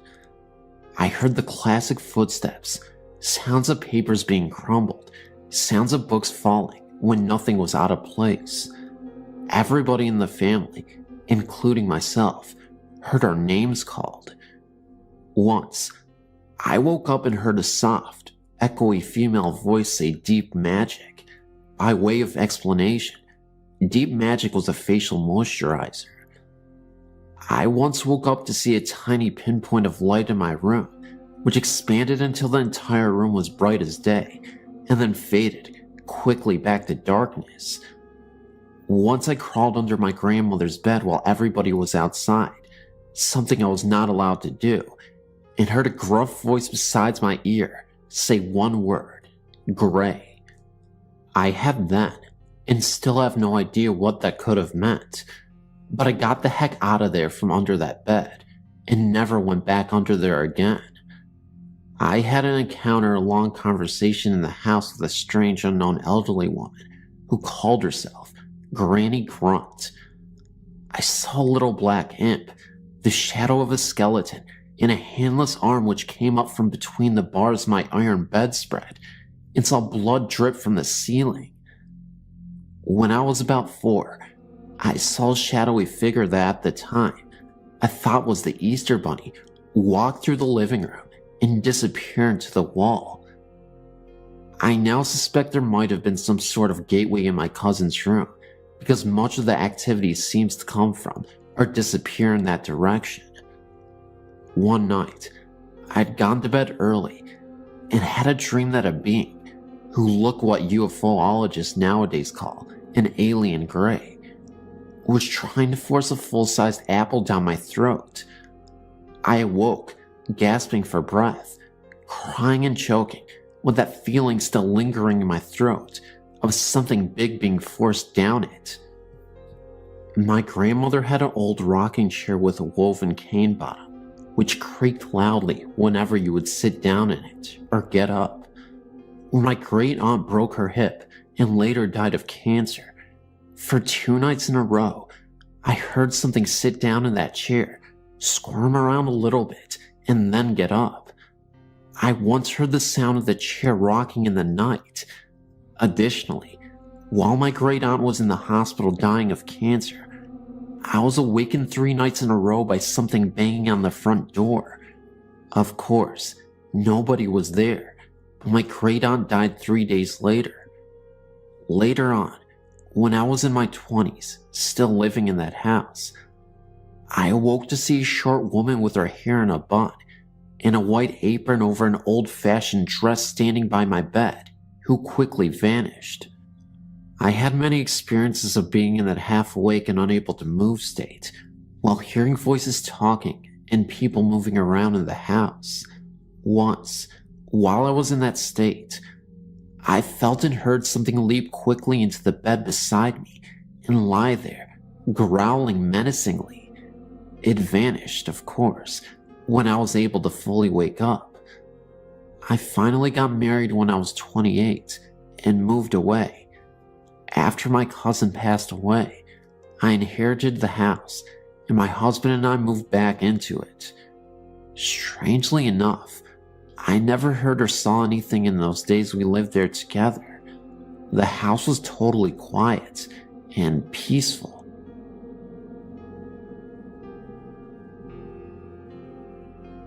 My wife and I lived in Ringgold, Georgia, and have lived there for 25 years in the log home that we built ourselves, with a lot of help from friends and family.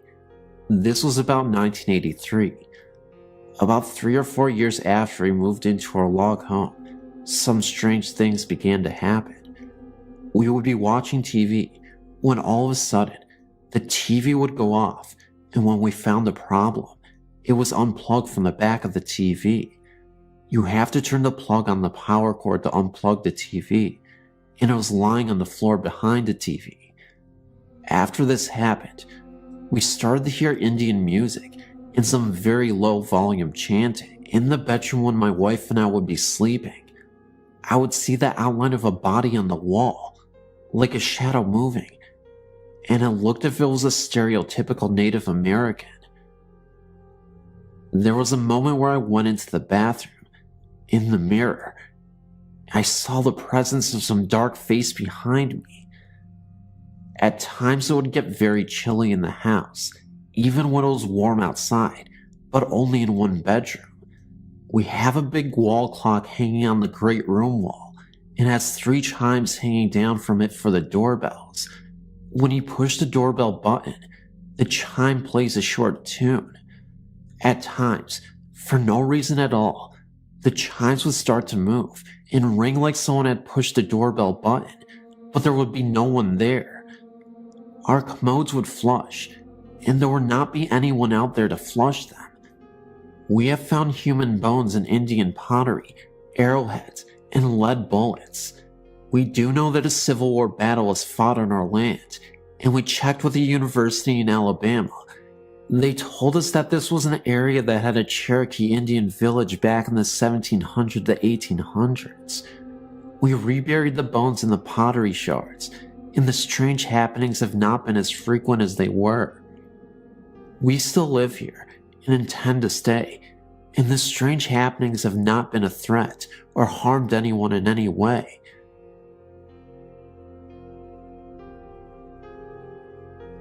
This is an account of events experienced by a close friend of mine.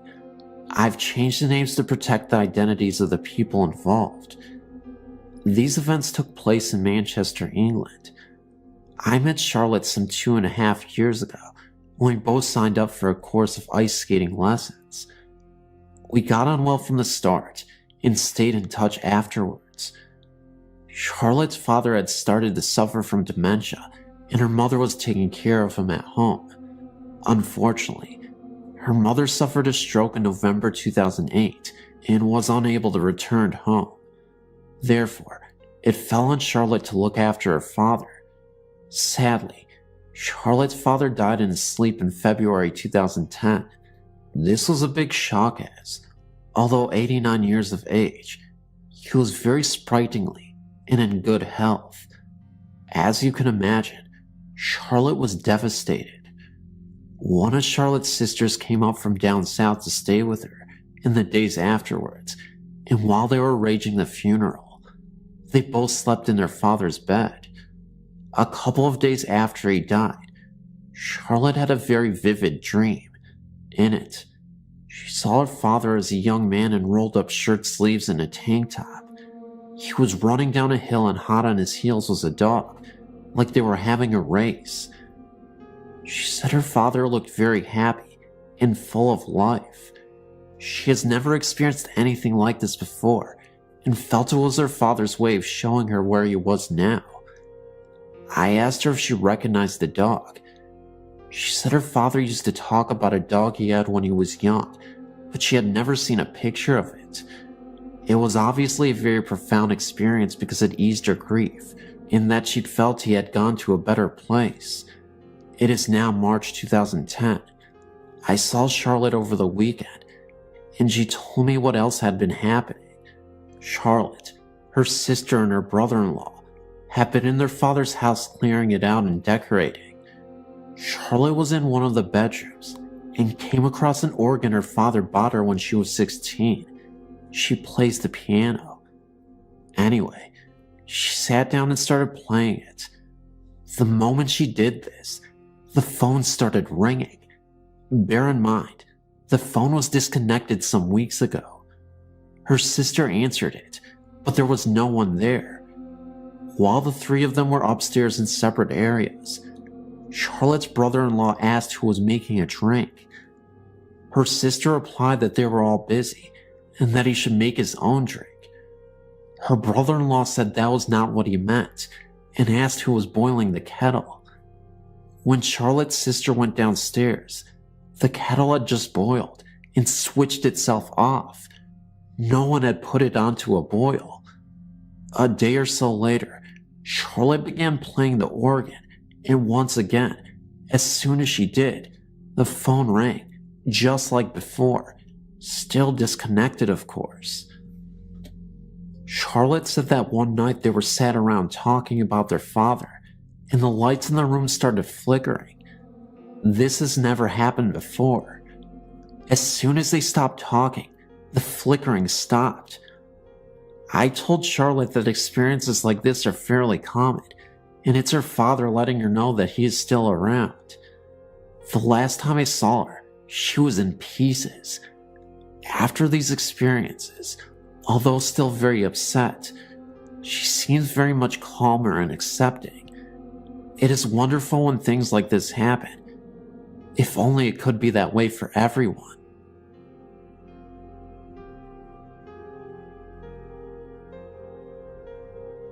Hello. I wrote to you a while ago about the house I grew up in, but I had something happen to me back in 2005 that I could never explain. My husband and I were going through the immigration process back in 2005, and while our case was being reviewed by the INS, my husband had to stay in Mexico. This was a very stressful time, and we were facing a lot of uncertainties. So we packed up and moved to his family's house down in Samoa, Mishashoan. At the time, my oldest son was only 2 years old, and my mom had driven down with us to help with the INS appointments and to help us get settled into our new home. Well, so when we finally arrived to my husband's family home, we got unpacked and settled in to await our verdict. We would hear from the INS 6 months later. The house is basically two homes together. The building is L-shaped. It has the original house, and then you have to go outside into the courtyard to access the second house. This area had a bathroom and a store, and a supply room for the store, and above this was our apartment. This area had not anyone stay in it for maybe 10 years. This area was like a duplex attached by a door through the living rooms, so we took the left side and closed up the right side. Now, the side we took had an unusual feature. It had a huge bedroom that was divided by a wall and had an open doorway, so it was two bedrooms in one. We slept in one bedroom, and my mom slept on the other side. Now, this is a huge home, especially by Mexico standards, but we only shared it with two other people, my brother and sister-in-law, because the other family members moved about 10 years before. Nothing about this home seemed scary or creepy, but I did learn that between the two houses, two of my husband's toddler sisters were buried. I didn't know this until months later, so a few days after we arrived, we were cleaning and unpacking. My husband was down in the store covering for his brother, and my mom and I were upstairs cleaning the bedroom. She got tired and decided to go out on the balcony and sit. She took my son with her, so I could continue cleaning. Well, I decided to sit down on the bed, and I was faced towards the window looking out. Well, I could see the door leading to the living room out of the corner of my eye. It was halfway open. While I was sitting there, the door opened up and someone walked into the little bedroom. I heard the door move across the carpet, and I saw out of the corner of my eye someone in a white shirt. I figured it was my mom and thought nothing of it, but then wondered where my son was, and I started to worry why she had left him on the balcony alone. So I called out, and no one answered. I got up and walked across the room and into the little bedroom. I was certain someone would be there, because I had seen someone go in there. Well, I was completely surprised when I walked in there, and no one was in the room. This really startled me. So I walked out into the balcony, and there was my mom and son. I asked if she had went into the room, and Mom just looked at me and said no. And no one but us and my husband were there that day. Another time, I was walking up our stairs to our apartment, and I had a vision flash in front of my face that completely terrified me. I still don't know what it was or why it happened, but it was at night, and I looked to my right at the wall, and there was this horrible face like a gargoyle, just for a second, and then it was gone. The only place I felt really uncomfortable at was the downstairs storage area. I would run past the place. It had a weird feeling to it. Nothing ever happened around there other than that feeling. The other times involved my son. During this time, he developed an imaginary friend. He would call it the baby, or baby sometimes. He would be in the hallway of the kitchen playing and say, "Oh, come see the babies." Or he would be talking, and I asked him who he was talking to, and he would say the babies. I didn't think anything of it until my husband told me about his sisters. Then I felt some kind of uncomfortable with it. One day, we were sitting in the living room, and he comes in crying and tells me that the babies are hiding under the bed. Well, I didn't want to look under the bed, but I did anyways, and of course, there wasn't anything there, but it still made the hair on the back of my neck rise up. The only other thing was one day, my husband and I were sitting on the couch and my son was playing on the rug, and we were just talking, and my son looks over into the corner and says, "Look at that man with the cowboy hat on."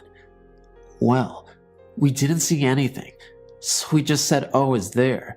And he continues playing with his truck, and we keep talking. Well, about 10 minutes later, my son looks up and says, "Oh, he's gone." I don't know. We had left 6 months later, and were able to come back to the US, and have just experienced all these stories that have occurred. It was weird, to say the least. Later, I was talking to my sister-in-law, a different one, who had grown up there, and I told her about her experiences, and she got really defensive and didn't want to talk about it anymore. So who knows? Thanks for letting me share.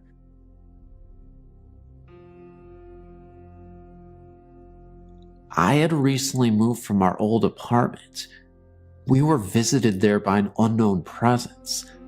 A couple of years ago, I'd won some haunted dolls I had bidded on.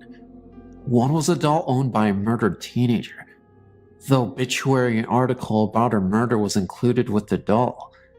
This is the one that I think may have brought on much of the phenomena. My sister heard knocking on my bedroom door from the inside. We live in the same apartment. I didn't tell her that I had the haunted dolls until she told me that. Gave more credibility to it that way. I tried to debunk it by saying that I may have knocked on the door while I slept, but she said no. She heard me up, getting ready for work, getting my clothes on out of the drawers. I didn't hear it from the inside though. It happened one more time the next morning, but she asked the spirit to leave, and then it stopped. But other things started to happen. Our music box mysteriously came to life with a full wind. Even though it was wound all the way down, it wasn't played for over a year. Then again 2 hours later, again at full music without being wound. Kept playing for several minutes. Also, our kitchen faucet moved from the right to the left overnight. It is hard to move it by hand.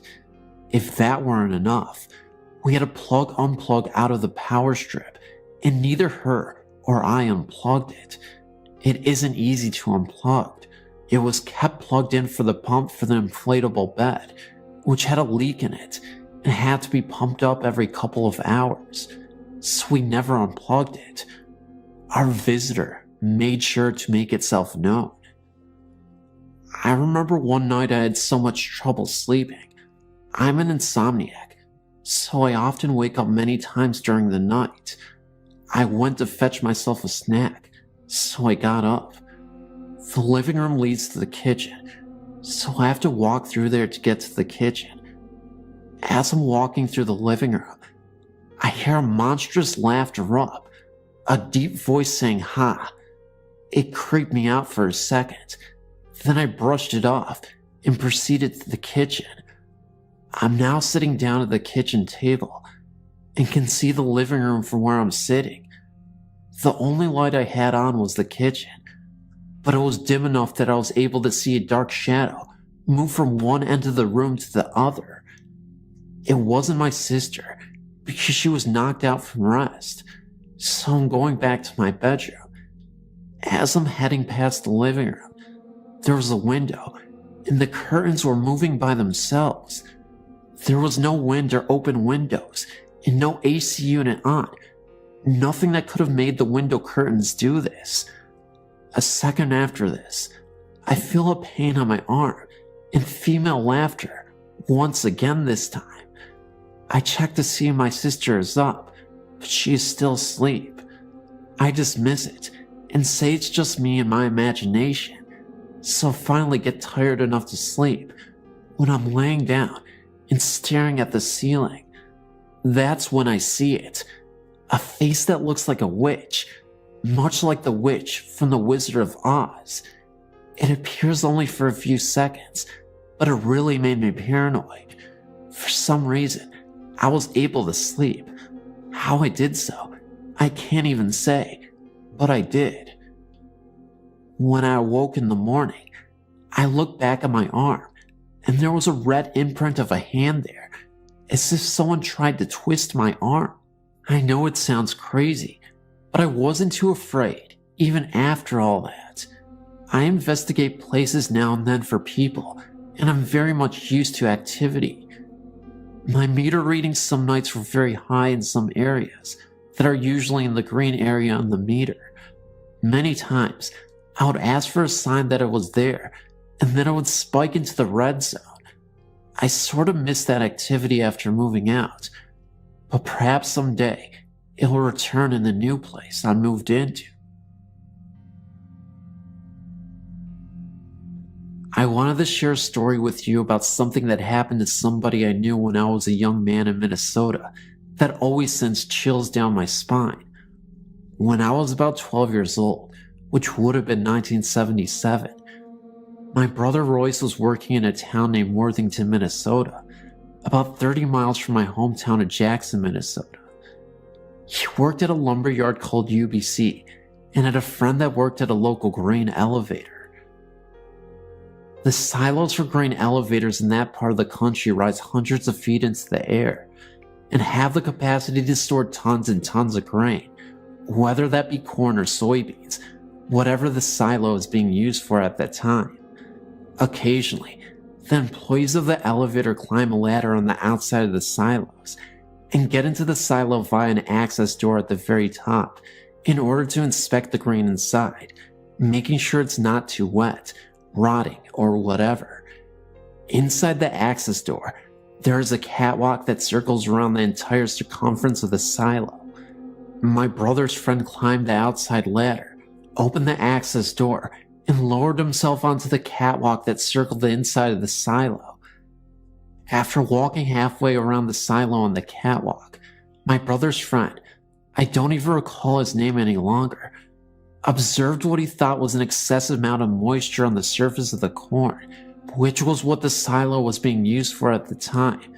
So, being an industrious young man, he jumped over the catwalk rail and walked out onto the surface of the corn to roughly the middle of the silo to take a closer look. After inspecting the corn, he decided to just continue his journey across the surface of the corn to get back to the catwalk on the other side of the silo. As the catwalk was a few feet higher than the level of the corn, he had to grab onto the catwalk rail and bounce to get his foot up to the catwalk platform and swing his leg over the rail. As he swung his foot over the rail, he heard a noise behind him. Balancing with one leg over the catwalk rail and one leg on the catwalk platform on the outside of the rail, he turned around to see what the noise was. Much to his horror, the corn that he had just walked across was falling straight down, hundreds of feet to the bottom of the silo, which was cement floor. It landed with a crash a few seconds later. Instead of walking on solid surface of corn, as he had assumed, he had actually walked across a crust of rotten corn that had formed on top of the silo when corn had previously stored in the silo. The remaining corn had been removed from the silo the previous week. He spent a few months sitting on the catwalk, staring down into the depths of the silo, and then silently got up, went out across the access door, made his way back down the ladder on the outside of the silo, and took the rest of the day off. Oh, and the creepiest part yet, when he was heading back to where he was going, he actually saw in the distance a farmer of some sort, but it definitely looked like an apparition. As he was getting closer and closer to the man who was standing there, almost as if he was lifelessly stoned out of his mind, he disappeared. His face looked so rugged, disfigured, and it looked like he was emanating pure evil. He later awoke in the evening in his own bed to a man choking him out in his sleep. He woke up immediately, and the man was gone. The man, the same guy who he saw, the farmer in the fields.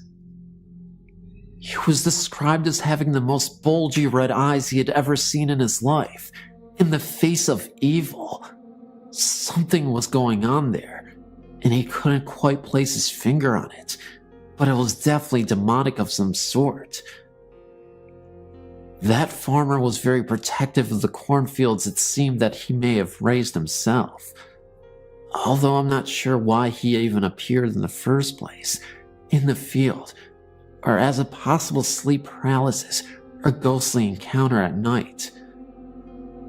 Nevertheless, it gave me nightmares for a long time.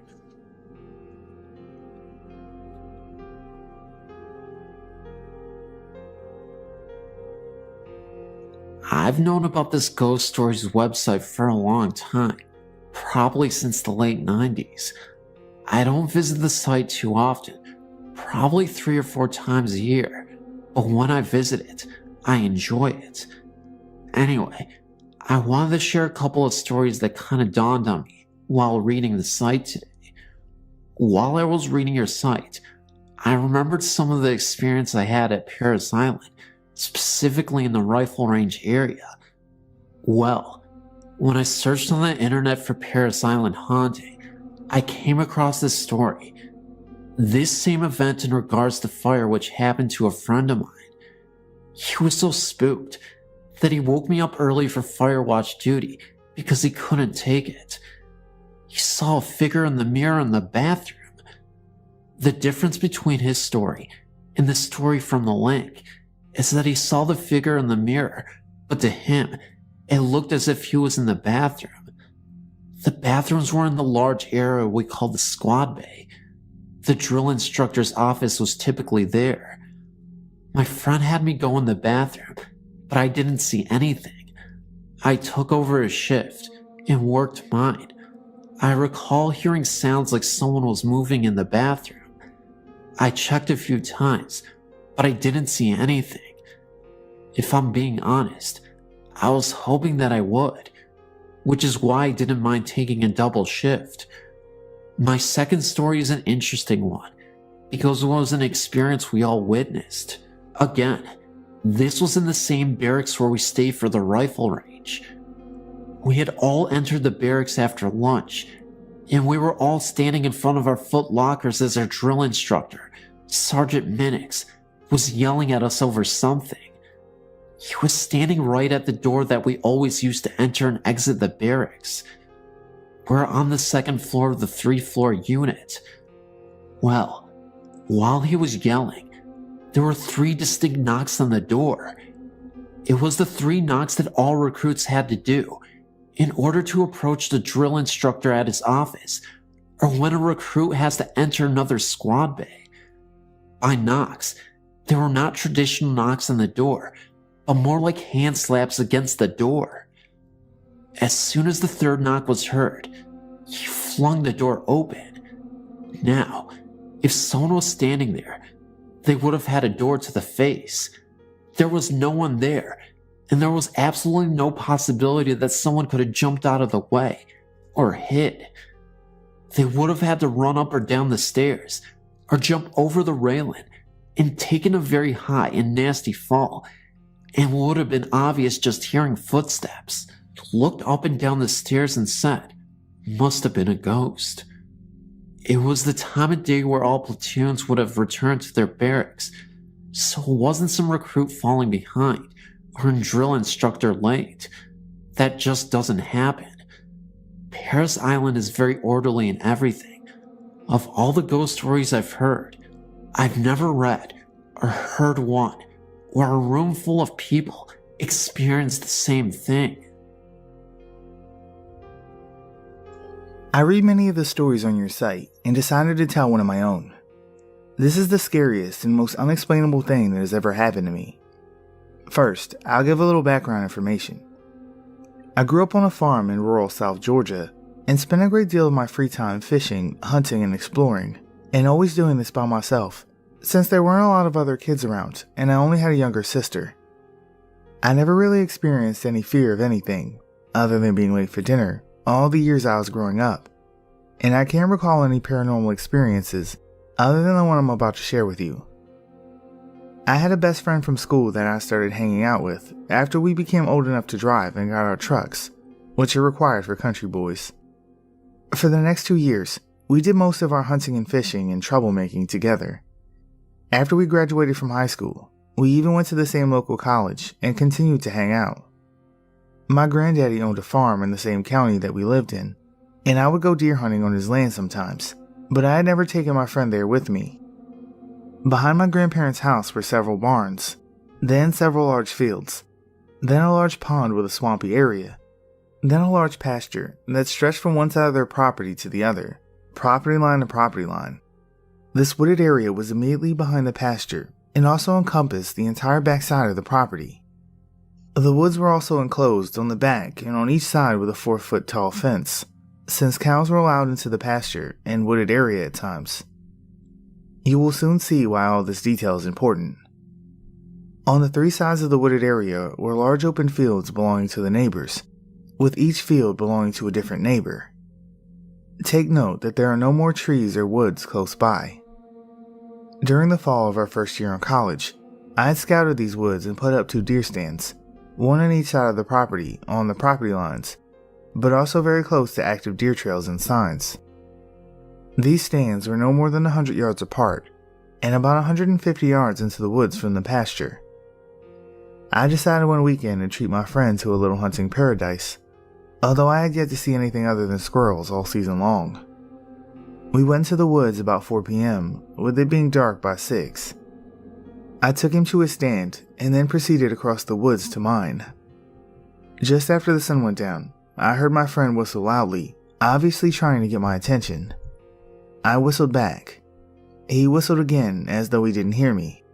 Again, I whistled back, even louder this time. There was no response. About 5 minutes passed, and then I heard him whistle again.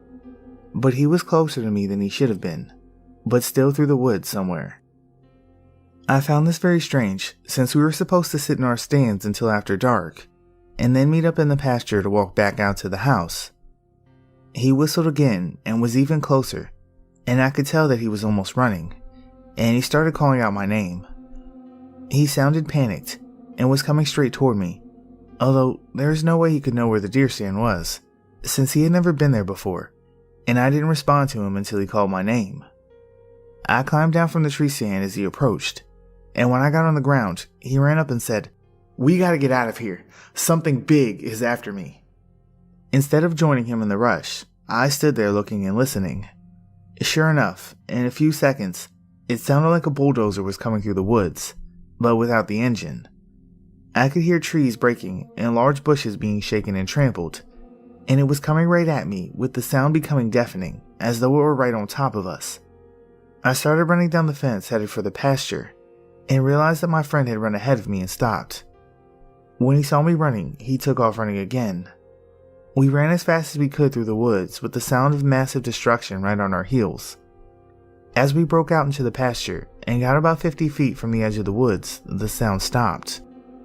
We continued to run until we were halfway across the pasture and turned to look at each other as we ran, both realizing that either we were no longer being chased or there was just nothing to be torn and crushed in the pasture. We both stopped and turned around, dropping to the ground and shouldering our rifles, aiming to kill whatever was behind us. To our amazement, there was nothing there. The daylight was almost gone, causing the woods to appear as nothing more than a black blob. I told my friend to get up and run for the pond while I guarded the rear. Then he would stop and guard the rear while I ran to him. After meeting up again at the pond, we both walked in silence back to my grandparents' house. We got into our separate trucks and drove to our parents' houses, not mentioning the event until many years later. We still remain close friends then and even today, but we still don't know what happened in the woods that night. I did return to those woods a week later by myself, but in the middle of the day. I walked over the entire wooded area and never even saw one broken branch or bush. I walked in the fields around the wooded area and saw no large or unusual footprints. My friend never returned to those woods with me, even though I returned many times day and night, and never again experienced any strange occurrences or sounds. I know there was nothing physical in the woods that night, but whatever it was, I obviously didn't want my friend there, and he got the point loud and clear. My family and I took a trip to Tennessee in the summer of '08. We went all over the place, such as Jackson and Nashville. On our second to last day before we left to go home, my family decided to go to Franklin because we had picked up a brochure of haunted places in Tennessee, and so we went to humor me because I was interested in hauntings at the time. This city, not known to most people, is actually the site of the bloodiest battle of the Civil War, even worse than Gettysburg. There are two houses that were the main sites. One of them was the Carnton Plantation, which is the setting to my story. The plantation was creepy enough when we drove up to it, without even knowing the history. When I got out of the car, I looked up at the house and noted how beautiful it was. Then my attention was averted to the balcony on the second floor. There, standing on it, was a man. He was clearly dressed in a Civil War uniform, though I quite can't remember which color, and I could clearly see that he had a beard covering his jawline. He stood there with his arms behind him, as if he was gazing out, overlooking troops. Of course, at the time, not knowing any of the history, I thought it was just a tour guide taking a break out on the balcony. I even hoped he was going to be my family's guide. Later, once we were on the tour, I noticed that none of the employees were dressed like 19th century citizens. Of course, then we got the history of the place, and I understood why this place was considered haunted. When the battle itself was both going on, and when it was over, injured soldiers were treated inside of the house. So many, in fact, that there are stains of blood inside of the house that will not come out of the floor. Many soldiers obviously died inside of the house. When we continued our tour upstairs, we entered a room with a door to the balcony. This is where I learned that no one was allowed out on the balcony. This confused me since I'd seen that man out there. When the guide took the group into the room across the hall and began talking, I couldn't pay attention. The closet in the other room kept grabbing my attention because it had a piece of black cloth in it. Finally, I tried to keep myself focused, and it was going well until a gentleman in the group got bored and decided to go out into the hall. I watched him leave, thinking that it was very rude and should come back. For some reason, when he left, I noted that the sun was in a position that didn't cast a shadow of the man's head on the hallway wall. Once again, I turned my attention back to the guide, but the man in the hallway began to wander in the hall, and that distracted me. When I turned to watch the man, there was suddenly a very clear and defined silhouette of a man's head and shoulders with a bearded face that traveled across the wall, then just disappeared. It startled me at first. Then I got excited because I thought I must have seen a ghost. Then I thought, no, I have to be practical about this because that man is out in the hallway. Once the tour guide was done talking, I went outside into the hallway way.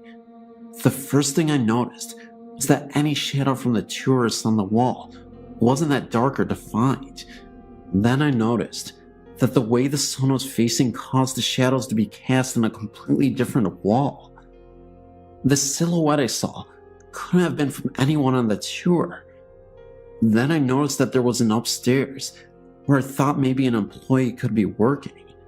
That theory was completely dismissed when it appeared no one was up there. There wasn't any logical explanations for the silhouette. It wasn't until my family returned home a few days later that I decided to research what I had seen. After discovering that there was a frequent spirit there that was called the General, I made the connection. The details from past eyewitness accounts were identical to mine. He stands out on the porch, has a Civil War uniform on, and has a beard on his face. I was, and still am convinced, that I saw the General on that day.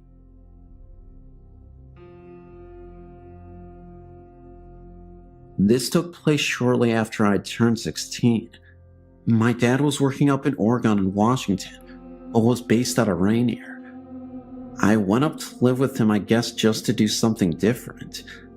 I was used to being around the city type of atmosphere, and it wasn't too long before I grew bored. Not that the Oregon country girls in that area didn't stir my blood.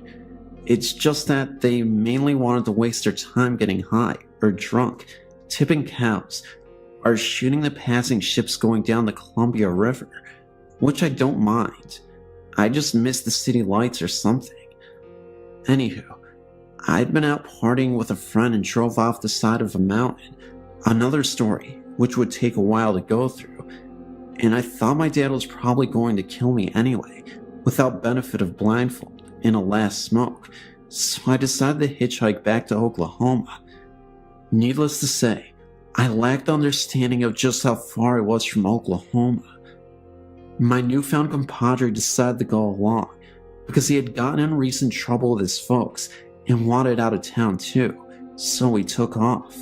Somewhere between Portland and the Dells, on I-84, which was only a 2-lane at that spot. We were really tired and looking for a place to sleep. By this time, I'd found out that this hitchhiking thing wasn't for me, and it really should be called a lot of hiking and not enough hitching, or something similar. And what seemed weird was that out in the middle of nowhere, the fences were really well kept, and I didn't want to get cut up climbing one. No houses, no anything. It was simply just nice fences. Anyway, we found a rather peevish looking fence about 3/4 of a mile before a bend in the road. The moon was out and actually lit up the area pretty well. There was about 3/4 of a mile behind us from the last turn in the road, and like I said, about the same in front of us before the next one. We were in a valley or whatever they're called that the road went through, and it was really a beautiful sight. Just as we were fixing to jump the fence, a car came around the bend from in front. Of course it was too far off to see us when it rounded the bend, but we didn't want it to see us climbing the fence when it came abreast of us, like the owners of the land are out cruising in the middle of the night. The sides of the road in that area sloped down at a very sharp right and were gravel, at least on our side of the road, so you didn't have to go far to be below the grade of the road and out of sight of passing motorists. It went down probably 15 feet though, well below the road. Come to think of it, I don't think I've ever seen anything quite like that since. Just as we were sliding down the slope out of sight, I caught sight of something way down the road, just the side of the curve. The lights of the oncoming car caught it, just as it was making the curve. Whatever it was, went down the embankment on the opposite side of the road from us. I asked my friend if he saw it, and he said yes, he saw something. After the car passed, we peeked over the top of the road, and right when we started to climb back onto the roadway, because we decided we didn't want to sleep in that area anyway, we saw what appeared to be two guys pushing a motorbike climb up where we saw it go off before. This was still about 3/4 of a mile at least off, down the hill near the curve. We slid back down the slope, out of sight. I really don't know why. Then we kind of just looked at each other. A motorbike? We both looked at the incline behind us. If you pushed a motorbike off the side of the road down this embankment, you'd have a heck of a time stopping it before it went all the way down, and the river was on their side, and even a harder time getting back up. I couldn't imagine trying to get it back up to the road, assuming it didn't go into the river. We both peeked over the top, breathing really quiet and shallow, watching for another couple of minutes, when all of a sudden, it stood up. It wasn't two guys pushing a motorbike. It was something that had been on all fours and stood up, and it was huge. At least twice as tall as us, and by the way, we weren't midgets. I almost crapped myself. I started looking around, and the fence, by this time, was looking mighty small. Thinking really fast in that fight or flight mode, and the flight was definitely the way I was leaning towards, I realized that, thank God it had been his turn to carry the backpack, which would slow him down, and had the only food we had in it, and on top of that, I thought I could outrun him. Maybe it wouldn't want both of us. I looked at him, saw the panic in his eyes, and knew he was thinking along the same lines. I knew I couldn't run. I also knew that I had to sense us when it got directly across from us. I pulled out my little pocket knife. I knew that we're going to die, and all I could think of was, Lord, please let it be quick. I peeked over the top again, and it was almost even with us. I might have whimpered, silently of course, but I also noticed that the wind was blowing in my face from his direction. There might be hope. We ducked back down, and we could hear it almost stop right across from us for a moment or two, then start on up the road again. It was almost to the curve up the hill from us from the direction we had originally came from, when another car came around the bend downhill. I thought about jumping out in front of it and yelling for help, but if it didn't stop, then whatever that was would know that we were there. We waited, and it disappeared below the other side of the road, like before when the other car came. This time, it didn't come back up. I don't know how long we waited, but we finally climbed back up and continued down the hill and around the curve. We didn't say a word or breath, anything about a whisper, till we cleared that bend in the road and was a mile or two away. When we called the Dallas, we called our parents to come and get us. We'd had enough of the open road in Oregon. I don't know what that was, but I still think about it sometimes. I've had a few other things happen to me in my life, but that really scared me.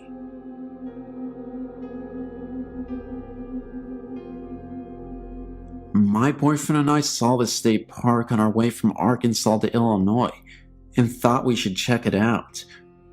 We'd never heard of this place or even seen it before. We parked in the parking area and got out of the car to explore the woods. Naturally, I had to use the restroom, so I went to the bathroom, and once I got to the toilet, I had a terrible feeling of being watched, and I truly felt like someone was in the bathroom with me, but obviously, I was the only one. The feeling of this presence was so unbearing and evil that I ran out of the bathroom the second I finished with my pants down. Once I got out of the bathroom, my boyfriend and I started down the path. Within 30 seconds of walking, and still within 30 feet of the bathroom, my boyfriend and I heard a loud footstep, crunching the leaves. In fact, it was multiple footsteps. My boyfriend thought it was a bear or something because of the heftiness of the steps, so he was searching and searching for a bear or anything, but he couldn't find a thing. I didn't mention the bathroom to him, but after not too long, I insisted we continue. I know there is something terribly evil in that bathroom. For a while, nothing else odd occurred, and we continued on the path which goes down to level ground with a large lake on one side. But soon after we got to this level ground area, the sun started settling, and that's when things got uneasy again. We both started to hear something large walking in the leaves again. Sean, my boyfriend, really wanted to see what it was, and at this point, I felt like we were really in danger, and that something else, unnatural, was there. So we barely started to move farther into the woods when Sean told me he saw a shadow or something farther in. Then, I was done. I told him we had to go, and I cannot be here any longer. So, I ran like hell back to the car, and Sean was close behind me. Once we got to the car, I was at the passenger door, ready for him to unlock it. And of course, he tells me that he hears that thing we've been hearing in the sparsely wooded area, directly in front of the parking lot, which is to the very right near the parking lot, and that he has to see what it is.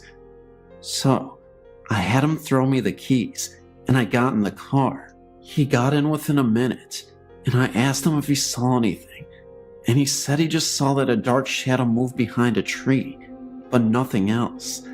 Needless to say, we booked it off that mountain, and it really seemed like a car was trying to chase us down the mountain. But we may have just been super spooked from the woods experience we just had. But I will note, we were driving at about 65 miles an hour, and the speed limit was way less.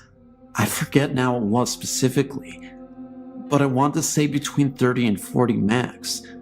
Plus, it was a mountain road, and very windy, and frankly, difficult to traverse at 65. Also, during the time I was taking pictures, the whole time we were in the woods, nature shots, that was actually the entire reason we were there in the first place, and the pictures were neat. The day ones didn't have orbs, but the night ones all did, and I thought maybe it was from the lake reflection or something. But I took a picture out of the car window, at the moon, right after we got in the car, and in that photo, there's the moon and like 30 orbs. It's amazing to me. I mean, I've never taken any orb photo ever before, and I took another photo of the moon out my window about 30 minutes after we left the mountain, and only the moon. I did some research to find anything on the area. It seems it was established in an old Indian burial ground, but few findings on much else, and I never found anything on cars chasing you out of this place. Be careful. During the day, the bathroom is really the worst part, and seemingly off the trail, but I just wouldn't go at night. And also, Sean didn't seem to have the feelings as intensely as I did, So if you're the right person, the feeling might not be too overwhelming.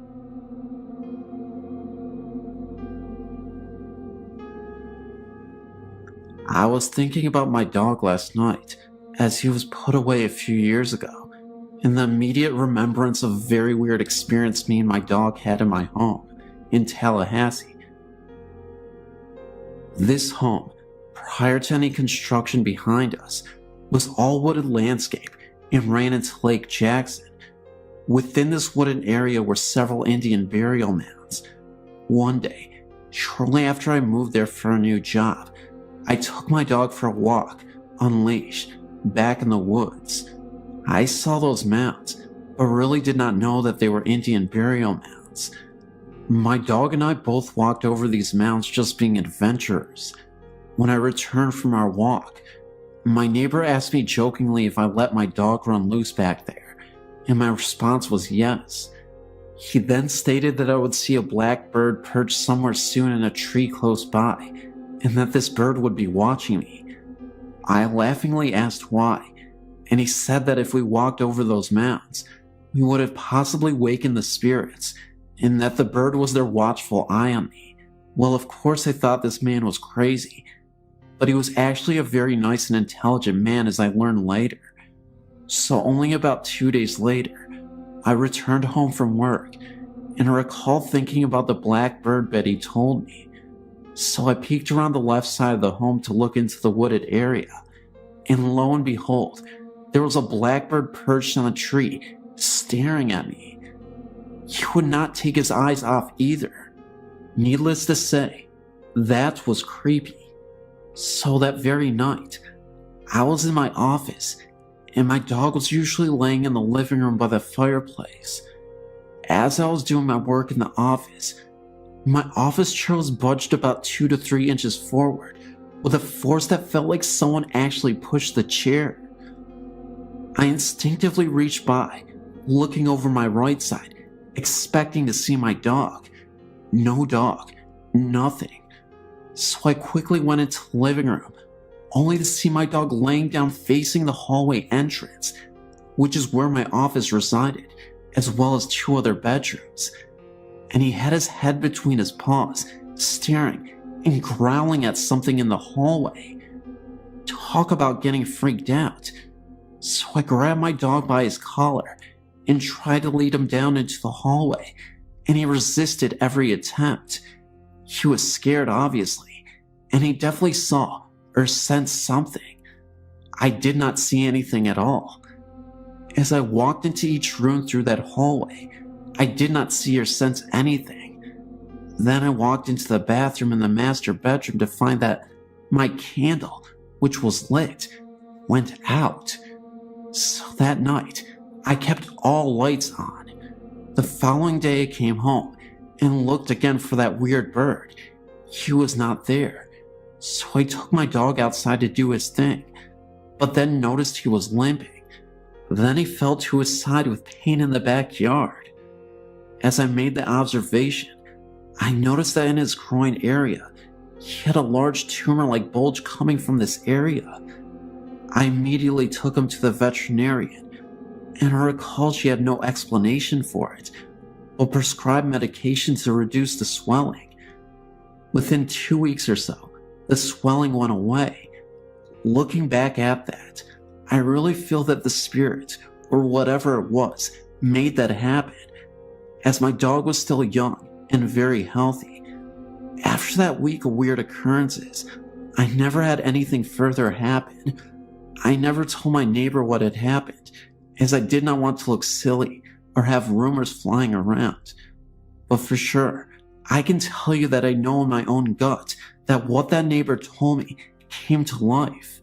Dogs can definitely sense or see these spirits, as we cannot apparently. Between the bird, the bump on my chair, my dog growling and acting scared, and the bulge in his groin area, all made sense that something was in that house. Never walked in those woods again. I no longer reside there either.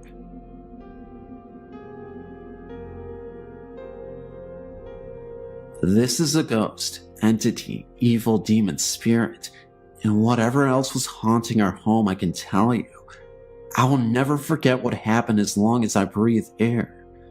We moved into this big house when I was 15. It had been empty for about 10 years. It had old, creaky wood floors and a ton of doors. Everywhere you turned in the house, there was a door. Don't ask, I still can't figure it out. It was a doctor's house. In the very back of the house is where he saw his patients. Yes, some died in the house in his office. Both my grandparents also died there. The very first thought we had activity, about 3 a.m. in the morning, there was someone banging on our front door. My grandfather would get up and no one would be there. This happened all the time. We'd drop our car keys in the glass bowl right when we walked in, and they would be in a different part of the house. Things were always showing up all over the house. It likes to play tricks all the time. So many things happened, I can hardly recall them, all but this one I will never forget in my life. I would love to forget it, but it just won't go away. I was 20 years old and just had a baby. I had my daughter in a bassinet beside my bed. I fell asleep watching Michael Jordan play basketball in the Olympics. My bed had a tall headboard that sat up against my bedroom window. I also had floor-to-ceiling curtains, very heavy curtains. The windows were shut. The curtains were shut too. I was sleeping on my back as I fell asleep to the TV. The TV was still on and the baby was fast asleep. All of a sudden, I felt a strong man's hand covering my whole face. He was trying to suffocate me. I was in panic mode. His grip on my face and nose was so tight that I couldn't breathe or scream. I was looking up at the ceiling thinking I'm gonna die, right there, right now. It seemed like an eternity, and I was losing my breath. Then, the phone beside my bed rang. It stopped. I jumped so far out of the bed across the room and looked back thinking I was fighting off an intruder, and no one was there. I looked out the window. Nothing. I looked in the mirror, and I had a bright red handprint on my face. It was evil. It was an evil something. I was praying out loud for whatever it was to get the hell out of my house and leave me alone. I've never been that terrified in my life. Never. I looked out the window, and it was pitch black. I got the feeling like something was out there laughing at me or mocking me. The baby never woke up. It was her father on the phone. I told him what happened, but he thought it was a dream. I know from the start it was as real as I'm sitting here telling you today. Not long after that, my grandmother and grandfather died in the house on 2 separate occasions. I was left in this huge house all alone with my 2 children. They were 1 and just months old. The house was always freezing, no matter how high the heat was on. I would hear talking that I could never make out.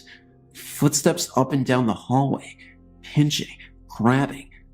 The lights never worked. I changed the bulbs all the time. When I did the laundry where the old doctor's office used to be, I could feel a breath on my neck. I could see shadows of people out of the corner of my eye. It was a living nightmare. The energy was so thick and heavy, even on the brightest day. I was scared to death to be there alone and go home after work alone. I would just sit up with the TV on until I could fall asleep and pray to God that I didn't have to go to pee in the night. I was so scared to get up. The day I moved from that house was the happiest day of my life. I could have stayed there forever in that big house, but I wanted out. I still to this day, 19 years later, have vivid dreams of what happened. All the things I heard and all the things I saw. I've only told a few people this story. I've seen and felt both good and evil from a very, very young age. My nanny told me I had the gift of seeing and hearing spirits, like I was a light to them. I've had so many experiences I can't count. Most are very bad, but I have a couple that are good. I'm terrified of the afterlife. I pray that God carries me to heaven. If you don't believe, I'm telling you, there are things you can't see, but they can hurt you and make you so depressed you want to die.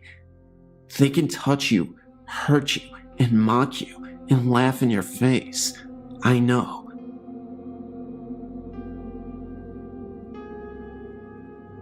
Here's my story. It will be interesting to see what everyone else thinks of all this. I was at a friend's house listening to music tonight, Saturday, April 12th.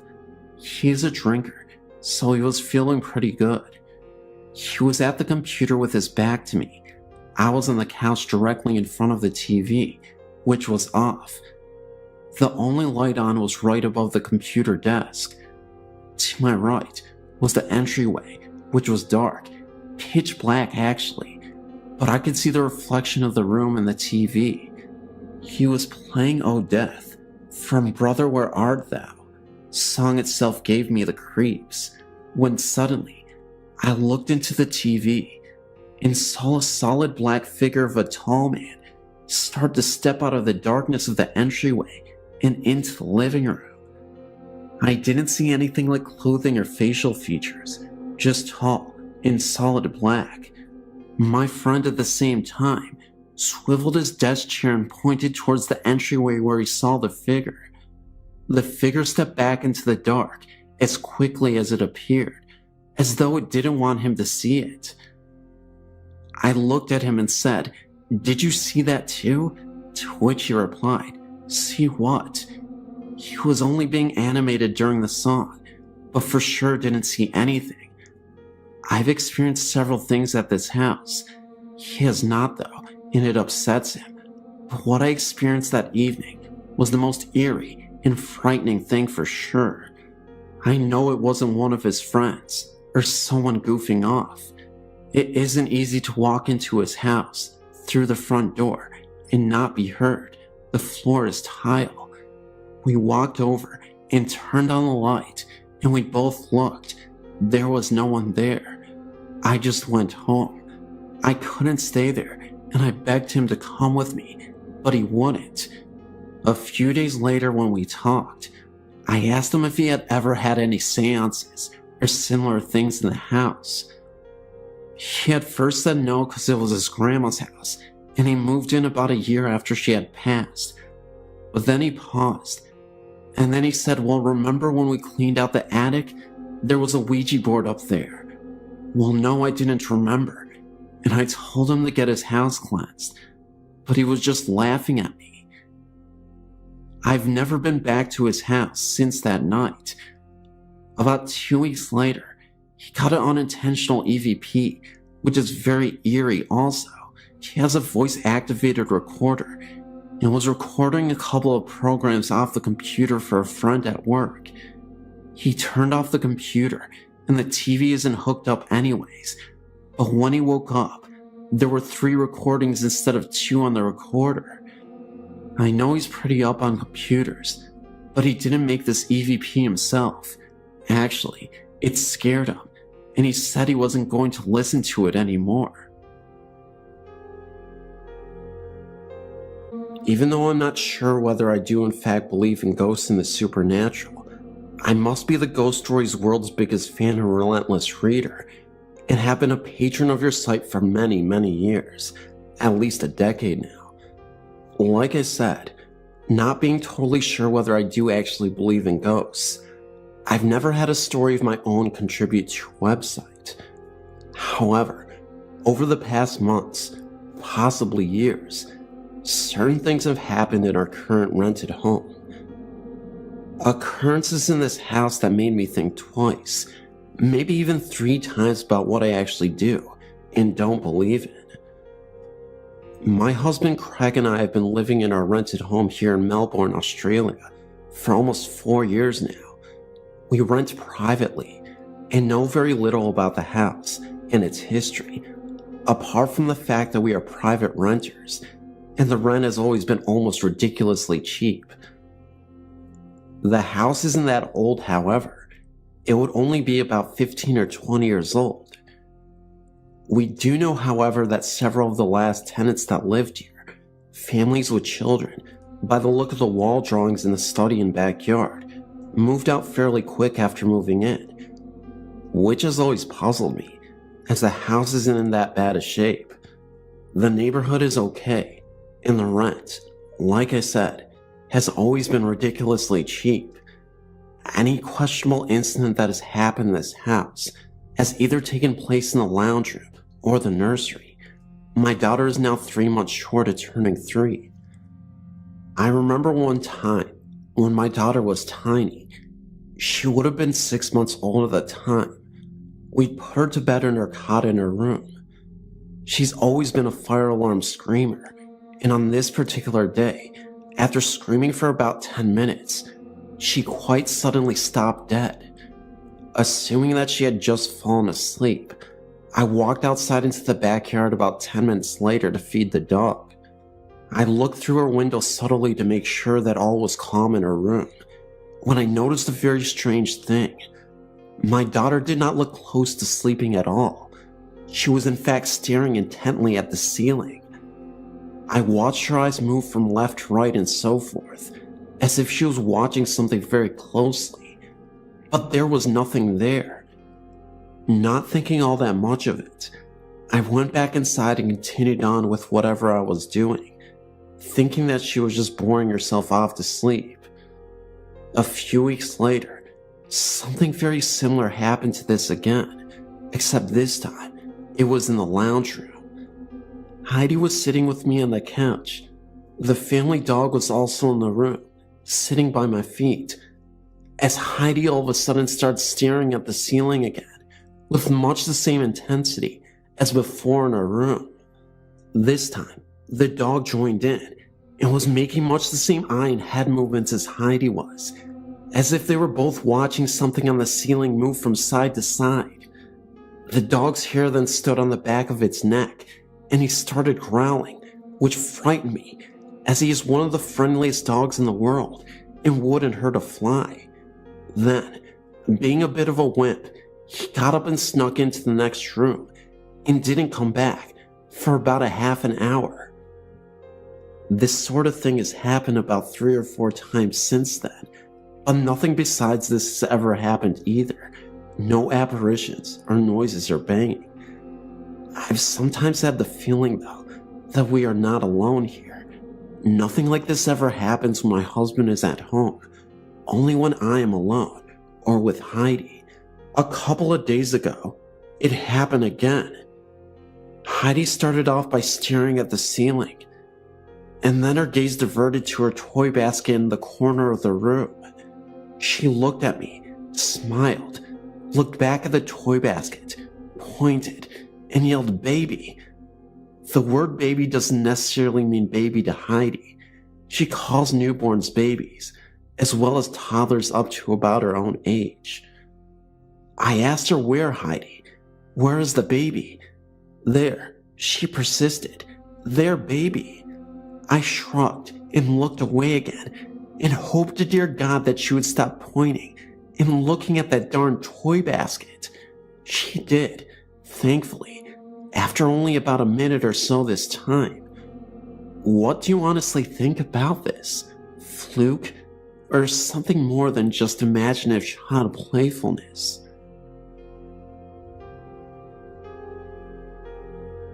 This website has mentioned dark, powerful energies such as imps, and I noticed the creator of this website has seen what could be called imps.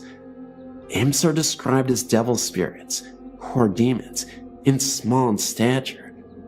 I've had many experiences throughout my life like the one the web creator had growing up. I don't like talking about them so much, and do my best to keep it dormant, but I did read their story, and I've had experience with a small black figure that sounds like one of the imps described in that story. Me, my daughter, and my wife all used to sleep in the same bed till our little girl was 1.5 years old. Around the time my daughter was that age, I remember staying up till close to 1 or 2 a.m. watching a long movie. When I was finished, I went to the room and turned on the bathroom light to brush my teeth. Our room was well lit from the bathroom. Since around the age of 3, I've had dealings with spirits as well. So, when I was about halfway through my brushing, I pretty much knew from that feeling I had that something was happening. I looked in the room where my daughter and wife were sleeping, and called from behind my daughter in a fetal position was a small black figure. It looked human, but it moved, behaved, and felt like it was something else. It looked towards me, got on all fours, and scurried across the bed lightning fast. I kinda jumped back, but it disappeared when it hit the floor. The strange thing was, after I got into bed, my daughter, eyes closed, still asleep, did the exact same thing the figure did before I went to bed. Only my daughter stopped with her still sleeping face right in mine, then laid back down and was normal again. Some other things started happening after that, but I don't know if they're related. I hope my story helps you figure out what these things are.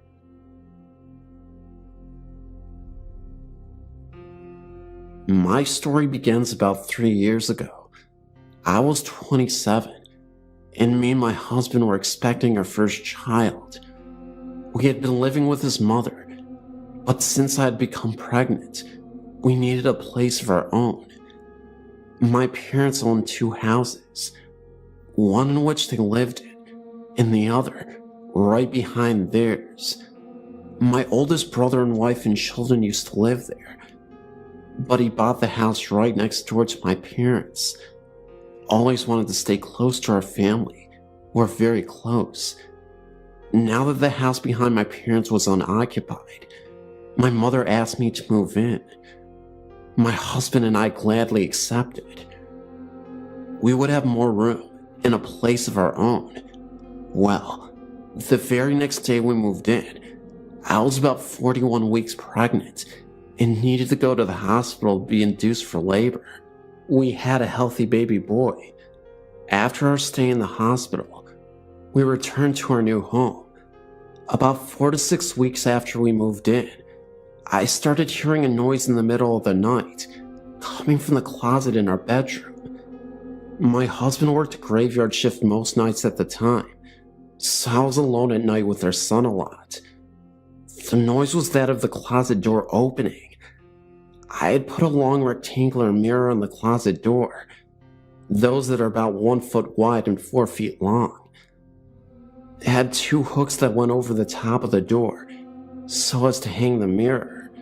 So every time you opened it, it would screech very loudly, since the metal hooks rubbed against the door frame. Well, like I said, about 4 to 6 weeks after we moved in, I heard this very loud screech at about 2:30 to 3 a.m. I woke up and realized it was the closet door opening. It opened about 4 inches. We had 2 chinchillas that slept on the floor at the end of the bed, and I just rationalized it to one of them opening the door with their paw. But I know that would have to take some effort, since the metal hooks over the top of the door made it hard to open, and would make the door get stuck. I didn't really get scared. I just looked, then went back to sleep. About 2 weeks later, again, me asleep, alone, middle of the night. Then the screeching sound of the closet door opening. I woke up, and this time, sat up and looked at the closet door. What just happened? I checked on my baby in his bassinet next to my bed, and he was fast asleep. I looked at the chinchillas. They were awakened too, and looking at the closet door, but had not moved. So again, I felt no fright, and went back to sleep. Again, a few weeks later, my husband had a day off, so he was home that night, and again, about 2 or 3 a.m., the screeching noise of this closet door being pushed open from the inside. My husband wakes up and just stares at the door, Now he saw firsthand what I had told him about. The last time this happened was some weeks after that. Again, I was alone at night. I heard the screeching sound of the door opening, only it sounded like it opened a little bit wider than just 4 inches this time. I sat up and looked at the door. The chihuahuas were staring at the closet door as well. This time, they stood up. Then the closet door started opening a little bit further still. That set the chihuahuas off. One was barking at the closet door like there was no tomorrow, and the other ran under the bed crying and howling. Their reaction is what scared me the most. My heart was racing. I put my head under the covers. The closet door didn't open further, but it took me forever to get back to sleep. After that night, I was scared of the closet. I told my husband, and he put a lock on the door. I closed it and locked it every night. I didn't open it again. Only one thing happened after that. About a year later, the closet door became increasingly harder to close. It would get stuck, and I would really have to push to close it completely. One Sunday night, about 7:30 p.m. this time, I again was home alone. My husband was working, and my son was with my parents in the house in front of ours. I was watching some TV, and I didn't like to leave the closet door open anymore. So I walked over to the closet door to try and close it completely. I was really pushing, and I started banging on the door with my fist to try and close it. It was almost closed. Then, while I was banging with my fist, right on the other side of the door there was a loud bang, as if someone hit it with their fist. It was right on the spot I was hitting it. I could feel the vibration against me. I stepped away from the closet door. I tried to stay calm. I'll try to sit down and watch some TV, I told myself. I sat down, but could not keep my eyes off the closet door. After about 30 seconds, I decided I couldn't stay in the house any longer. I left my parents' house in front of mine and left the TV on. Why did that scare me so much? I was fine when the closet door would open in the middle of the night. Was it because I was so sleep deprived from having an infant son that it was so easy for me to go back to sleep? The fact that I heard the banging on either side of the closet unnerved me so much. Thinking back, I remembered when I was 14 and my brother first moved in the very same house with my then 4-month pregnant sister-in-law and her 4-month-old daughter from a previous marriage. I remember shortly after they moved in, her telling me she thought the house was haunted. I asked why, and she told me that at night, she would see the closet doorknob rattle and turn. Oh, it's just her imagination, I told her. Even at 14, I would rationalize everything. I guess it wasn't her imagination after all. I later asked my niece, now 21, if she ever saw anything.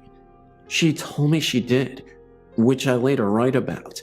This is something completely different to my experience, and I think it had something to do with her and not the house. She also used to tell me that the closet door used to open in front of my brother until he confronted it. Then it stopped. Thank you for taking the time to read my story.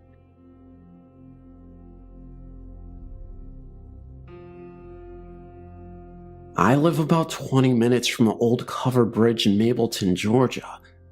This is one of the places I've been to in the surrounding area and where I had the most happen. In 2004, we went on a last-minute hunt to the bridge. I know you're supposed to be better prepared, but I kept most of my things in the car at all times, just in case. We of course had heard the local legends and wanted to see for ourselves. So we headed down after about midnight. Even then, the traffic on the road was just heavy enough that we were unable to try the chocolate thing with the car. So we parked up the road a ways away, at the Comet Trail parking lot. We walked down and took our flashlights with us. On either side of the bridge are orange streetlights, so the bridge is lit up all the way through. One in the group brought her cousin, and I didn't realize at first that he had been drinking, or he would have stayed behind. He got up in one of the bridge's windows and peed into the creek below. After yelling at him to stop, I realized I could no longer see the lights on either side of the bridge. Our flashlights also stopped working, all of them. After the temperature dropped and it became dark the way it did, I told others it was time to leave. We then saw the streetlights turn on for a second, and then in the distance, at the other end of the bridge, 2 kids dressed in formal attire, standing and hand-holding. Had to be about 30 seconds, but we saw it. We froze, then started back to the car. As we walked out of the bridge, we heard what sounded like little kids laughing, and they actually touched and poked at our backs as we hurried as fast as we could back up the hill. One of our group reported hearing a voice in his ear telling him to run. I have to say it was unsettling. And though I haven't been back to the bridge yet, it hasn't stopped me from going to other places. I've heard voices and gotten pics, and even had things happen at other sites. This one was one of the best ones, because I don't get physically touched by them often. I also believe nothing would have happened if he had not upset the spirits the way he did. I'm very much more careful about who I bring with now.